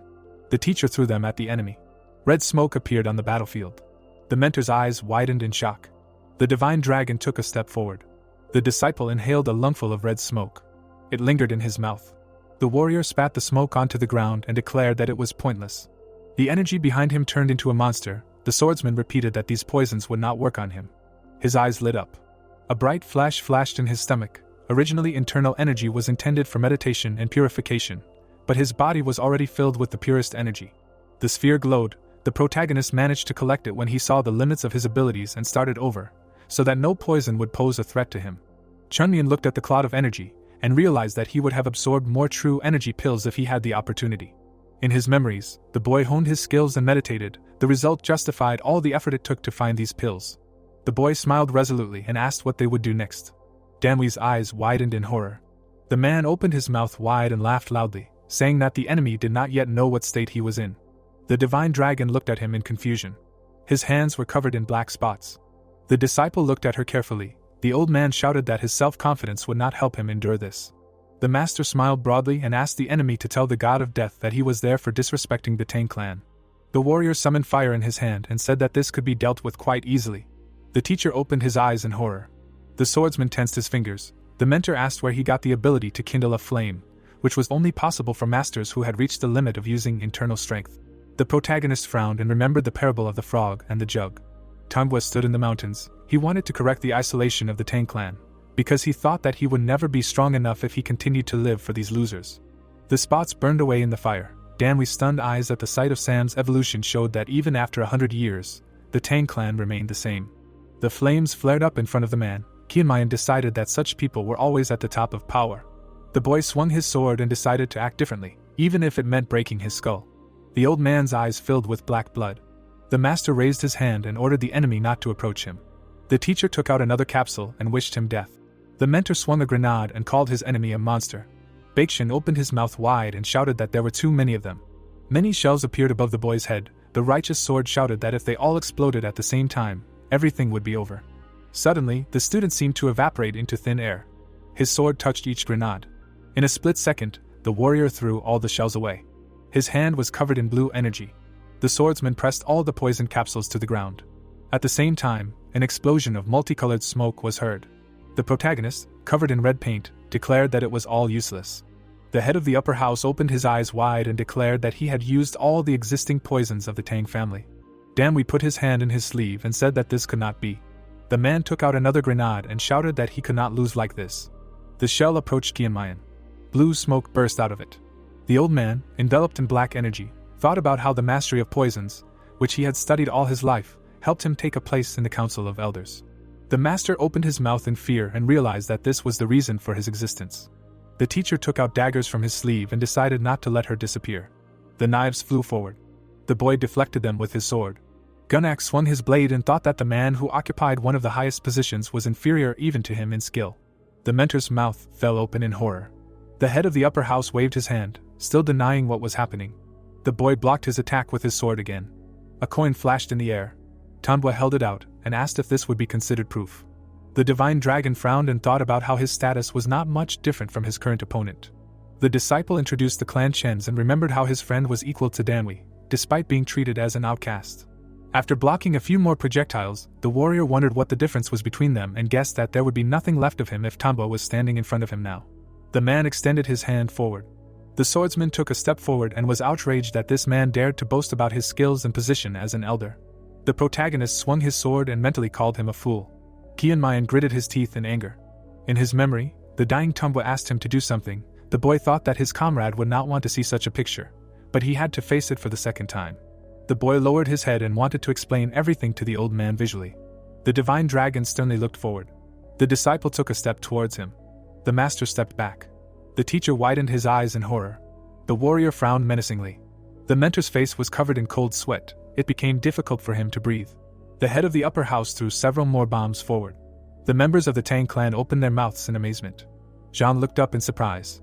Danwee furiously widened his crazy eyes and shouted that he would not lose. Many different projectiles appeared in the air above the battlefield. The man drew his blades. He threw them upward. The daggers tore apart the vials of poison. The poison knives rushed down. The old man's pupils narrowed. A rain of multicolored blades fell on the swordsman. The people looked up in fear and screamed. They started running away because it was no longer safe to stay under the canopy. Poisonous shells fell on the battlefield. They touched the ground and exploded. Looking ahead, the protagonist realized that this was the same technique, the secret weapon, along with the intangible demonic poison. Chunmian calmly walked forward, thinking that his opponent was not at the level to perform this technique properly. Suddenly, the boy stopped. He looked up and remembered that the technique his comrade showed him in the past looked completely different. The boy squinted and decided that its execution was so beautiful that it seemed like a dream. Then Taming jumped into the air. At that moment, the poisonous shells seemed like petals that covered the world with a veil of rain. The divine dragon threw the dagger aside. The student grabbed the sword with both hands. The warrior closed his eyes and thought that he could only imitate his friend. Standing under a hail of poison knives, the swordsman decided that now he was the only one who was willing to at least try to implement the idea that Taming had passed on to the clan 100 years ago. His legs trembled. The protagonist jumped high into the air and began to spin around himself. A whirlwind of plum petals appeared next to him. Kianmayan raised 2 fingers in front of him. A bright pink flash lit up the dark smoke. Some petals smoothly fell to the ground. Other petals flew down quickly. One of them touched the ground. They caught gusts of wind and floated along the current of poisonous smoke. Danwee looked up in shock. Many people found it very difficult to see the beauty of the moment. The image swam before his eyes. The boy seemed to multiply and rush forward. The guy swung his sword, emitting powerful energy. pink rays flashed over the man's head. The old man's eyes widened in horror and realized that it was a rain of petals covering the world. The divine dragon landed on its feet behind him. The petals swirled around the master. The master looked back in fear. The disciple opened his mouth wide and used the 24 plum blossom sword style. The master's brows furrowed tensely. The warrior clones ran forward. Their bodies began to disintegrate into petals. The head of the upper house widened his eyes in shock when he saw this. A powerful explosion of pink energy rang out in the air, striking Danwei. Blood spurted out from his mouth. The swordsman intercepted the blade in his hands. The man looked up in horror. The protagonist lunged forward and swung his sword. The old man wrapped his sleeve around his wrist. The master extended his hand to block the blow. The master opened his mouth in fury and identified himself as a member of the Tang clan. Qianmian appeared behind him. His clones frowned menacingly. The mentor waved his hand again and shouted that this couldn't be. Streams of energy surrounded him from all sides. Flower clones approached him. The head of the upper house continued to fight them off. A bright flash lit up his face. The elder's eyes widened in horror, and he screamed loudly. His eyes were blinded by the light emanating from the petals. His pupils narrowed. A whole whirlwind of pink plum blossoms appeared above him. The boy narrowed his eyes in disdain. Danwei wondered what kind of technique this was. The boy approached him closely and prepared to strike. The man held his hand out in front of him and felt as if he was in a beautiful dream. A powerful gust of wind blew down on him. A bright light engulfed his body. Plum petals swirled in front of the sun. Baekchan and Ghoul looked up in surprise. Zhang opened his mouth in shock. Soso and Zhang widened their eyes in amazement. Gunak looked up in shock. The divine dragon crouched down and held his sword out in front of him. There were many marks from blade strikes on his back. The old man lowered his head. Suddenly, the master looked back. The disciple put the sword in its sheath. Clutching it in his hands, the warrior said that it was a rain of petals covering the world. The master narrowed his eyes suspiciously. At that moment, he lost consciousness, realizing that this was the Huashan weapon. The teacher collapsed to the ground. The swordsman lowered his hand and decided that this was not quite true. In the memory, bright rays emanated from Manhwa. The protagonist only repeated the technique he saw in the past, slightly changing it, so this technique equally belongs to the Tang clan. Blood was coming out of Danwei's mouth. Many of the subtleties of this technique were unknown to Qianmian. The boy lowered his head and thought that he had done everything in his power. A flower of blows formed on the battlefield. The boy realized that he had proven the uselessness of the elder to the Tang members, not only defeating him in battle, but also crushing his authority. Now it was up to the head of the clan. Gunak watched the petals in amazement. The future of the entire Tang depended only on his further decisions. The man shuddered when he heard someone's voice. All the party members stared at him in surprise. Zhang and his sister looked ahead tensely. The king of poisons lowered the corners of his lips and remained silent. Isel closed her eyes. Soso's eyes sparkled. The divine dragon smiled as he was declared the winner of the duel. The petals fell in front of the master, who announced the results of the battle in a low voice. The clear blue sky shone above. The disciple stood in the middle of the battlefield. The air was filled with a sense of awkwardness and anticipation of something great, as many changes awaited the Tang clan from this moment on. The warrior swallowed nervously and mentally wondered if his friend liked this ending. A single petal fell in front of him. The swordsman raised his hand to catch it, and thought that all the voices of the past that continued to reach him were just an illusion, and that his comrade would not hear it. The petal flew to his palm. The dead cannot be brought back, so Tongbo will not be able to tell him anything anymore. Looking at his hand, the protagonist remembered how he did not go to the next world when his time came, and found himself in an alien world, clinging to scraps of memories. In the past, Chemyang extended his hand forward, still tormented by the mistakes of his past. The boy looked away when someone called out to him. Ghoul waved his hand. The boy smiled contentedly. He walked towards his comrades and promised Tanwa to always watch over his clan. The ruined battlefield was left behind. The divine dragon took a step forward. The disciple stopped when someone thanked him. The warrior immediately turned around. Tanwa himself was standing behind him, his robe fluttering in the wind. The swordsman's eyes widened. His hand trembled, the thread that connected the two of them snapped. A bright light illuminated the member of the Tan family. The protagonist finally fulfilled the promise he could not keep in his past life. Chunmyang pursed his lips tensely. The boy remembered all the moments with his comrade and realized that now he could calmly close his eyes and find peace. A smile shone on Tanwa's face. The boy disappeared into the blinding light. The divine dragon bid farewell to his only close friend. The boy turned away and walked on. The student approached the building. The boys smiled sincerely, happy for their comrade. Suddenly, Zhang frowned and said that it hurt. The warrior scratched his cheek and asked why the skin began to itch again, because the poison should have dissipated long ago. Suddenly, the swordsman looked forward. Baekchan raised his hand and asked his friend not to move. The protagonist raised his eyebrows in surprise when the righteous sword explained that his entire body was oozing poison and asked if he really wanted to kill them all. Gunnak poured a bucket of antidote on him. Because of the rainbow liquid, Kianmayan's body began to shine. The man covered his mouth with his sleeve and asked if there was any poison left. The boy wondered why the clan leader was afraid of him at all. His ear twitched when the Poison King suggested that he be quarantined for a week. The fire-shrouded divine dragon said that he would rather burn away all the poison. The disciple waved his hand and asked the leader to take care of the rest because he was feeling very unwell. The master looked away. The mentor walked towards Danwi, who was lying on the ground. The teacher came close to him. The old man's eyes widened when Gunnak called out to him. The man put 2 fingers to his neck. With his mouth wide open, the Poison King declared that the elder had committed a crime and asked if he admitted his guilt. His voice echoed across the battlefield. The leader of the upper house frowned menacingly. The scoundrel rose from the ground and asked what he was accused of.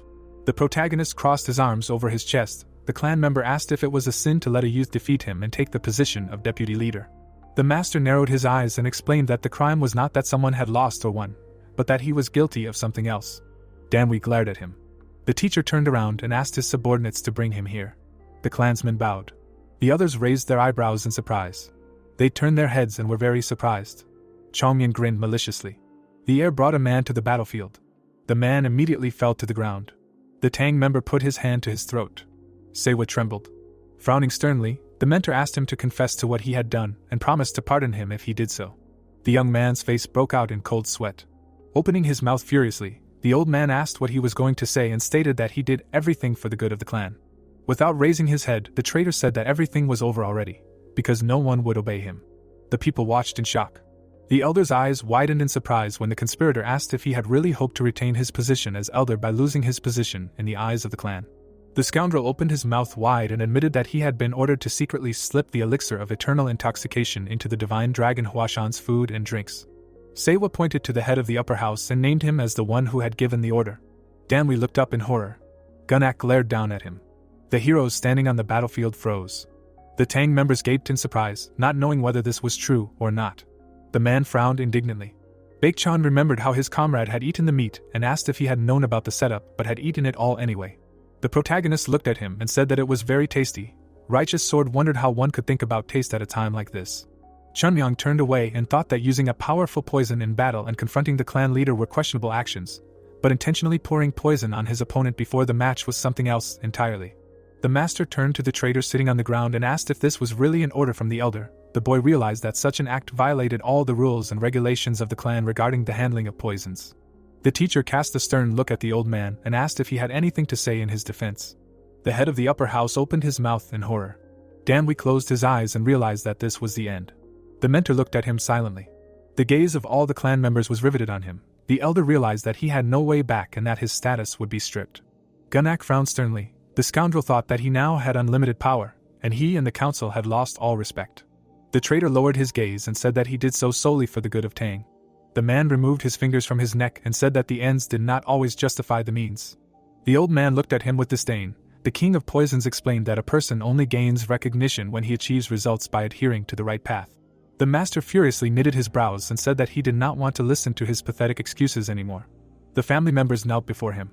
Soso and Jean looked forward with determination. The teacher ordered the elder to be stripped of his position and sent to prison, considering the severity of the crime. Danwi closed his eyes. The mentor announced that he was suspending the council's activities, and urged its members not to leave the clan's territory until the investigation was completed. Standing next to the traitor, Gunnak ordered the rest of his comrades to be more careful in their actions until all the details of today's incident were revealed. The man frowned and called out to the protagonist. Kianmayan rose to his feet.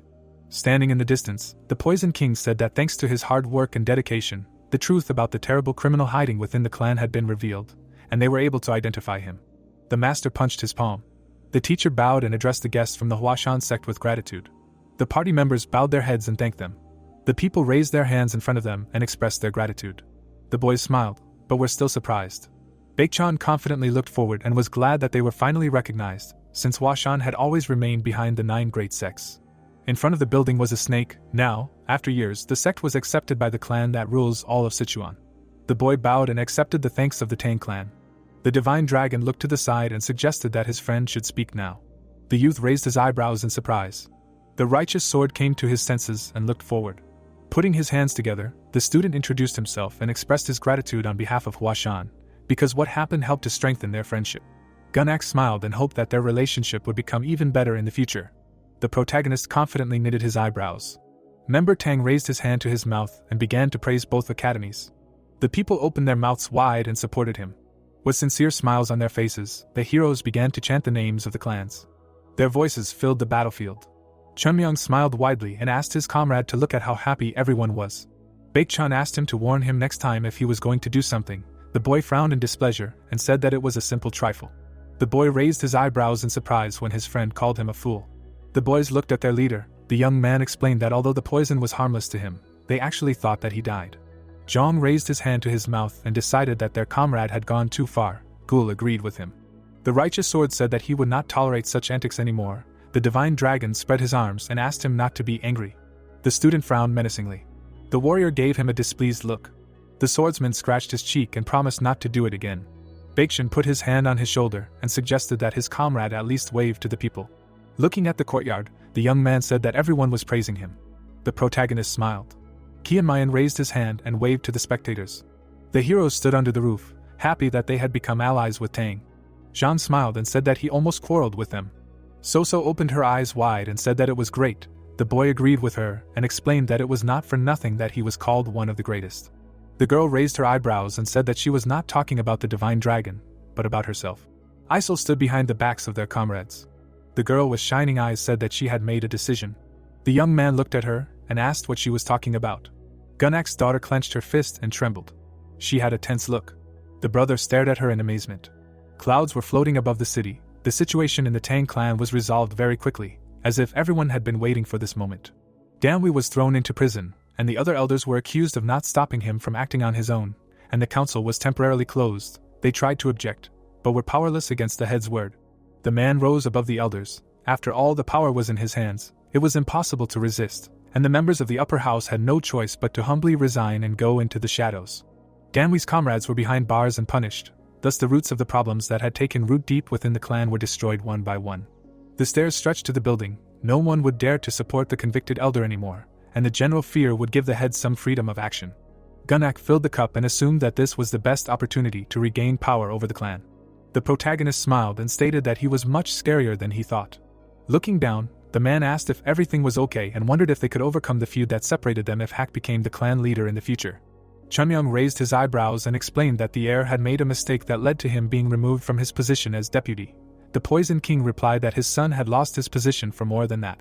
The youth raised his hand in front of him. The master called him too hesitant. The boy decided that people always learn from their mistakes or from their stupidity.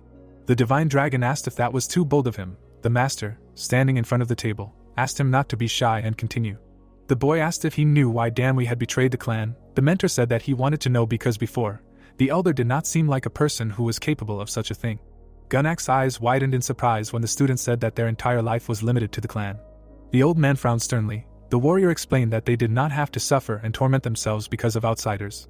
But they did not know how other people lived, so the head of the upper house remembered for many years how he had once been ousted from his position as deputy. The swordsman raised his eyebrows and explained that when traveling the world, a person suffers failures, gets upset, makes mistakes and gets into trouble, but all this helps him grow. The man stared at him in amazement when the protagonist said that by taking away everything dear to the man just because he made a mistake once, the head deprived him of the opportunity to grow further. Chunmian looked at his reflection and realized how much effort it took to train him, because in the past, he was simply a terrible person. The boy remembered shaking hands with his opponent and decided that if people were judged by their character, he would be sentenced to death. The Poison King smiled and asked if he thought no one was perfect. The boy confirmed this and added that everyone made mistakes, but what mattered was what a person could learn from them. The divine dragon raised his eyebrows and said that another reason why he didn't care was that it wasn't him who should be embarrassed, but the heir to the clan. Squinting slyly, the student asked if Hak didn't dream of stabbing him, and said that he should be grateful for the chance to become the leader. Sitting at the table, Gunnak understood what was being said and explained that his son would have to fight again on par with the rest of the boys. The protagonist took a sip, and the man suggested getting to the point. The Poison King lowered the corners of his lips and wanted to say something about his daughter. Chunmian's eyes widened in surprise. Alcohol poured from his mouth as the master announced that Soso wanted to enter Huashan. White clouds floated above the palace. The boy opened his mouth wide and asked why she suddenly wanted to go there. The teacher replied that he had no idea. The boy broke out in a cold sweat and suggested that he should refuse her. The master asked if he had the right to do so. Sitting opposite him, the divine dragon replied in the negative. Gunnak frowned and asked how the school's leadership would take this. The student introduced the smiling headmaster and said on his behalf that they rarely received such important people, so they would do everything to make her soul happy. The man looked down and admitted that he did not want his daughter to go to Huashan. The warrior smiled and agreed with him. The Poison King stated that he only had one request. The swordsman rolled his eyes and wondered what he was going to say. The master narrowed his eyes and explained that he could not just rewrite the traditions that had been passed down from generation to generation, despite the fact that all power was now in his hands, because it would cause mass discontent. The protagonist raised his eyebrows. The mentor said that in this regard, he had no choice but to marry her off to the heir of a powerful clan in the next couple of years. Soso smiled. Her father only wanted her happiness, which was impossible to obtain in the Tang clan, so the teacher wanted to send her to a place where she could feel it at least for a while. Chongyan looked away and asked why Huashan was chosen and not Wudang or Zhongnan. Gunnak wondered if he really thought he just wanted to get rid of his daughter. Closing his eyes, the man asked his comrade to take care of his daughter, and explained that he would feel calmer if the girl was next to him. The boy threw up his hands and said he didn't want to be a nanny and asked why he needed to look after a young child. The Poison King reminded him that his daughter was older. The boy said that it wasn't about age. The master pursed his lips and suggested that this man didn't deserve his trust after all. The mentor raised his fist to his mouth and reminded him of how his comrade had asked him to pass on the Tang clan's medical technology to the sect. Placing his hands on the table, the divine dragon asked if he was really going to blackmail him with this, and stated that they had already agreed on everything a long time ago. The teacher introduced the internal energy of a man, a warrior who threw darts, and the various medicines that their clan used, and said that Soso was trained in all of this. The disciple's eyes widened in surprise when Gunnak called his daughter the best he could offer to pass on their medical knowledge. The warrior poured the alcohol behind his back. The drink filled the cup again. The swordsman drank it with a smile. His eyes sparkled. The protagonist said that he had long been thinking about taking the young heiress of the clan under his care, and promised to look after her well. The man lost all desire to trust him. Sitting at the table, the Poison King suggested that the Huashan doctors go to the Tang clan or that their doctors come to the sect to fully transfer the technology, and said that his daughter would be their assistant. The master extended his hand and explained that he would go to Huashan with his subordinates and daughter, so the guest could consider that Soso would only come under his care after they personally discussed the matter with the sect leader. Chongmin noticed that the leader was really willing to be friends with them. The teacher smiled and asked if he couldn't do that. The boy looked at him confidently and replied that he could. The heroes clinked their glasses. They drank alcohol. The act that the leader of Tang was ready to do was too great an honor for the current Huashan. The boy put the cup on the table and thought that not all of their conflicts had been forgotten yet. The teacher sternly knitted his brows and said that he asked the merchants to wait a day before setting off, so that the guests would be able to go to Yunnan tomorrow. The students said that they planned to be there by then. Gunnak raised his eyebrows and asked what the purpose of their trip was. The divine dragon replied that it was a terrible secret. The man wondered if even friends weren't allowed to know about this. The warrior smiled and promised to tell everything when he had permission from the leader of the sect. The Poison King closed his eyes and assumed that he would have to go to Huashan and hear this story from him personally. The master stood up and declared that this discussion could be considered over. The swordsman opened his mouth in amazement. The protagonist pressed himself into his chair in horror and asked if this would really happen again. Chongmyan stared at his comrade in surprise. Bowing, the teacher thanked his friend personally and on behalf of the Tang leader and expressed his gratitude to him. The mentor looked up and thought that this man was only pretending to be proud, but if you look closely at him, it becomes obvious that he sincerely cares about their clan. The boy's eyes widened in shock. The guy narrowed his eyes slightly and asked if they were only thanking him in words. Gunnak asked what else he needed. The divine dragon decided that now was the best time to ask his friend about this. The man raised one eyebrow and wondered what they were talking about. The student leaned towards his ear and whispered something. The Poison King replied that they could not do that. The bright sun was shining in the courtyard. The master explained that the poisons of the Tang clan could not be exported outside of it. The warrior waved his hand and said that now was the best time to ask about it, because the elders no longer had any power. The teacher closed his eyes and understood what was being said. The mentor narrowed his eyes and concluded that his comrade intended to shake every last drop out of them. The swordsman closed his eyes and asked if the Tang clan could provide such a favor to friends who had a long journey ahead of them. Gunnak sat down in a chair and agreed, on the condition that he had a counter-request. The man sternly knitted his brows and asked the guest to show him again. The protagonist's eyes widened in surprise and asked what was being said. The Poison King confidently frowned and asked him to demonstrate the move he used during the duel with the elder.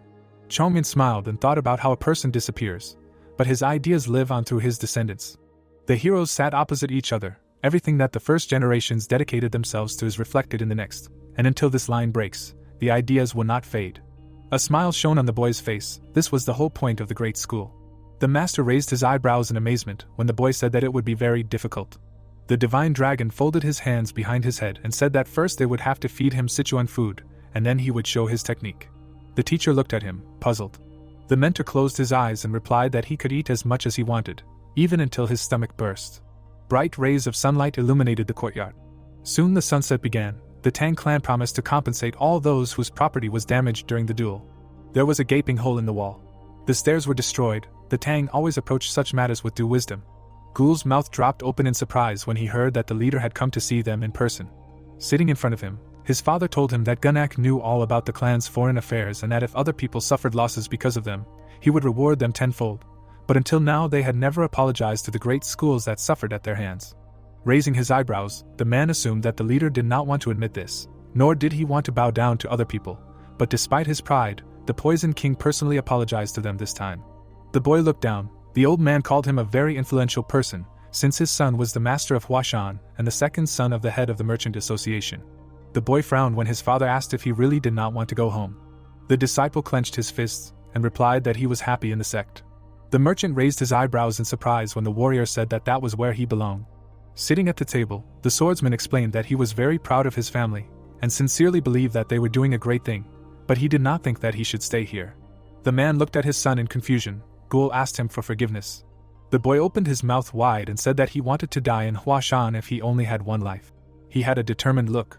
The old man's eyes widened in amazement. The head of the association sighed heavily and asked if his son knew what his dream was. The young man shuddered in surprise and answered in the negative.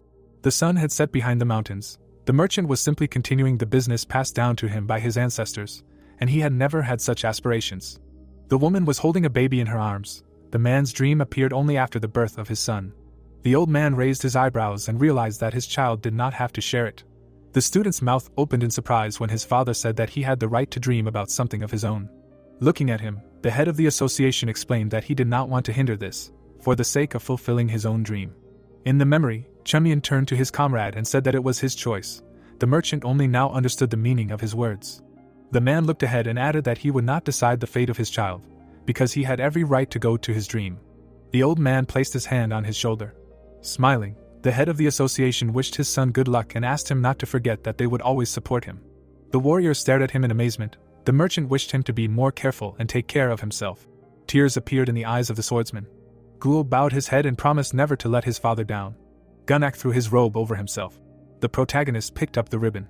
Chunmian tied it around his hair. Dark clouds floated across the sky. The heroes finally finished with everything that kept them in Sichuan, despite the fact that it took a long time. The boy stood in his room and rummaged through his bag. He had found a way to travel comfortably to Yunnan, so everything turned out for the best. The boy took out the box. A grin appeared on his face. The divine dragon received even more than he could have expected. Bakshin looked back when someone asked if everyone was gathered. The righteous sword saw his comrade in front of him and said that the leader was already waiting for them at the gate. The heroes went ahead. The warrior said that he had not yet eaten his fill of Sichuan food. Everything was passed down from parents to children and from teachers to students, so they had no need to regret the past. Approaching the gate, the young man said that they would have left long ago if their friend had packed up faster. Clouds were floating above the palace. It was time to move forward.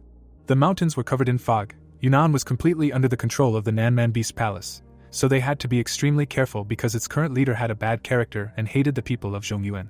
Standing in front of the gate, Gunak said that people from the Merchant Guild would be waiting for the guests at the exit of the temple. The swordsman thanked him for his help. The man confidently frowned and hoped that one day they would all get together again. Smiling happily, Soso wished her friends a safe journey and said that they would see each other more often now.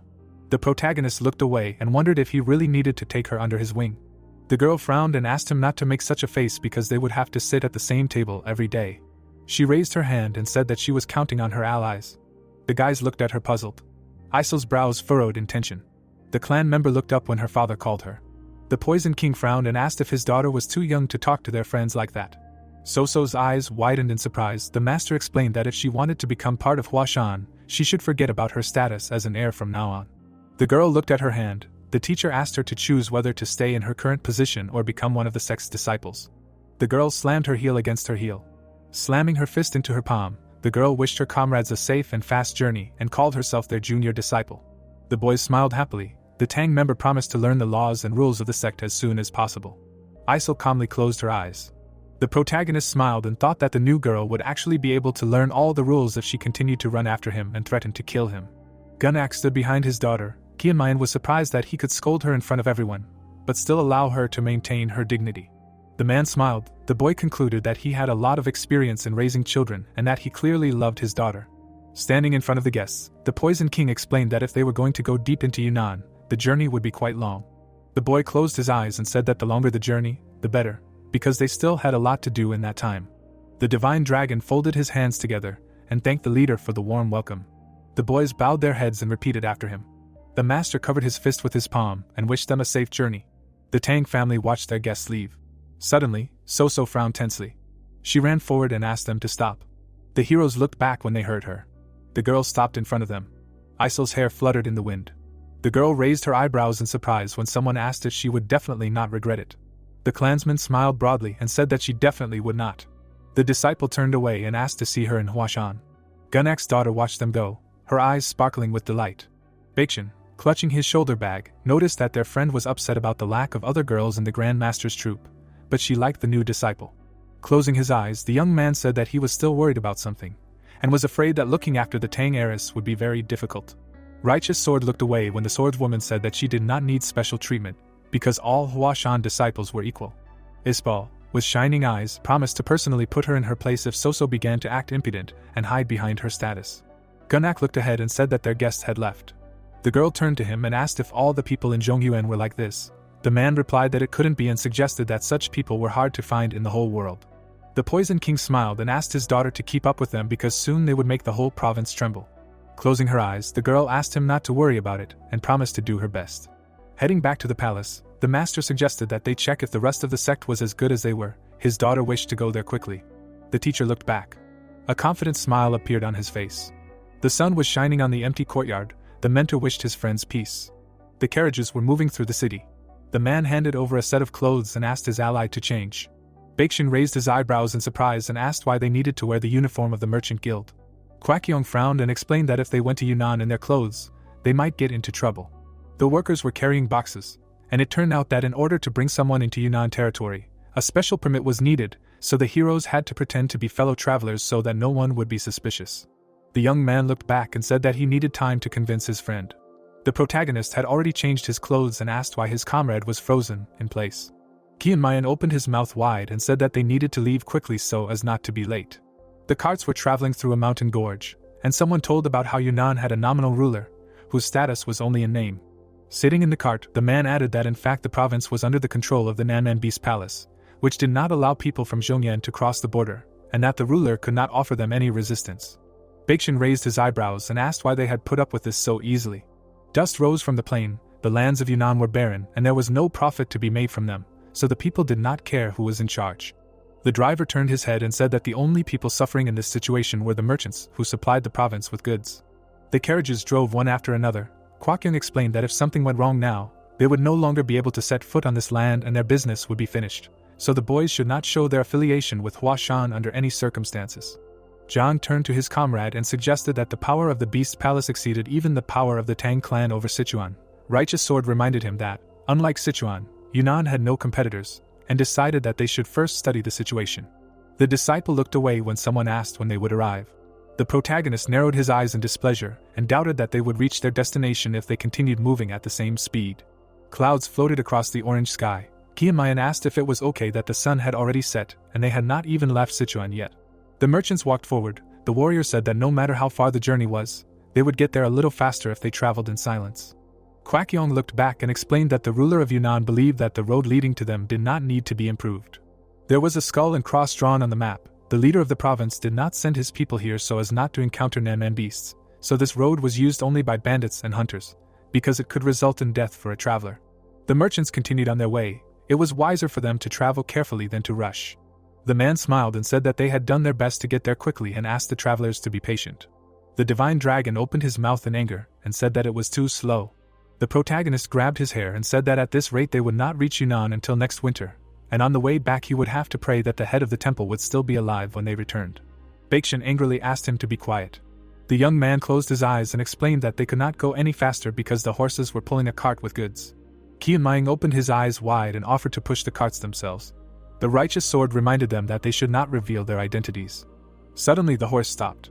Walking next to it, the boy asked what had happened, since they actually needed to speed up. Kwak-yong explained that the sun was setting, so they needed to take a break. The man stroked the horse and said that animals also get tired and that could put them in danger. The boy was indignant that they were crawling to Yunnan like snails. His eyes turned white. The divine dragon realized that he had to do something. The boys shuddered tensely when they noticed something strange. Leaves were falling behind the bushes. The heroes felt that something was approaching. The merchants turned around when they heard a rustle. The blade of a sword cut into the bark of a tree. Sitting on a horse, the stranger asked who they were. Holding an axe in his other hand, the bandit asked if they didn't know that they were near the village of Shanghu. The scoundrel took a club in his hands. The man grabbed the sword. The bandit said that he knew him, and that his name had spread around the area after the duel in Sichuan. The stranger rode up to him and said that he was a nobody in Shanghu village, so he should not draw his sword. The bandit smiled slyly and promised to kill Sam Zhong if that happened. The man fell to the ground in horror and screamed. The villains surrounded the caravan and said that they would give the merchants an easy death if they calmly handed over their goods. The protagonist raised his hands in delight and was glad that they had met mountain bandits. The thief narrowed his eyes suspiciously and wondered what this all meant. Qianming, with shining eyes, asked if the locals were really that afraid of them. Ghoul clenched his fist and asked if they should kill them. The boy took a few steps forward and said that it was a shame to kill such good horses. The youth raised one eyebrow in surprise and wondered what they were talking about. The divine dragon grinned maliciously and explained that these horses would help them get to Yunnan. The student jumped into the air and laughed loudly. His shadow loomed over the stranger. The warrior clenched his fist and shouted that they were very lucky. His crazy eyes lit up. A bright flash illuminated the bandit's face. The birds flew into the sky when the sound of the blow was heard. From now on the road to Yunnan will be calmer.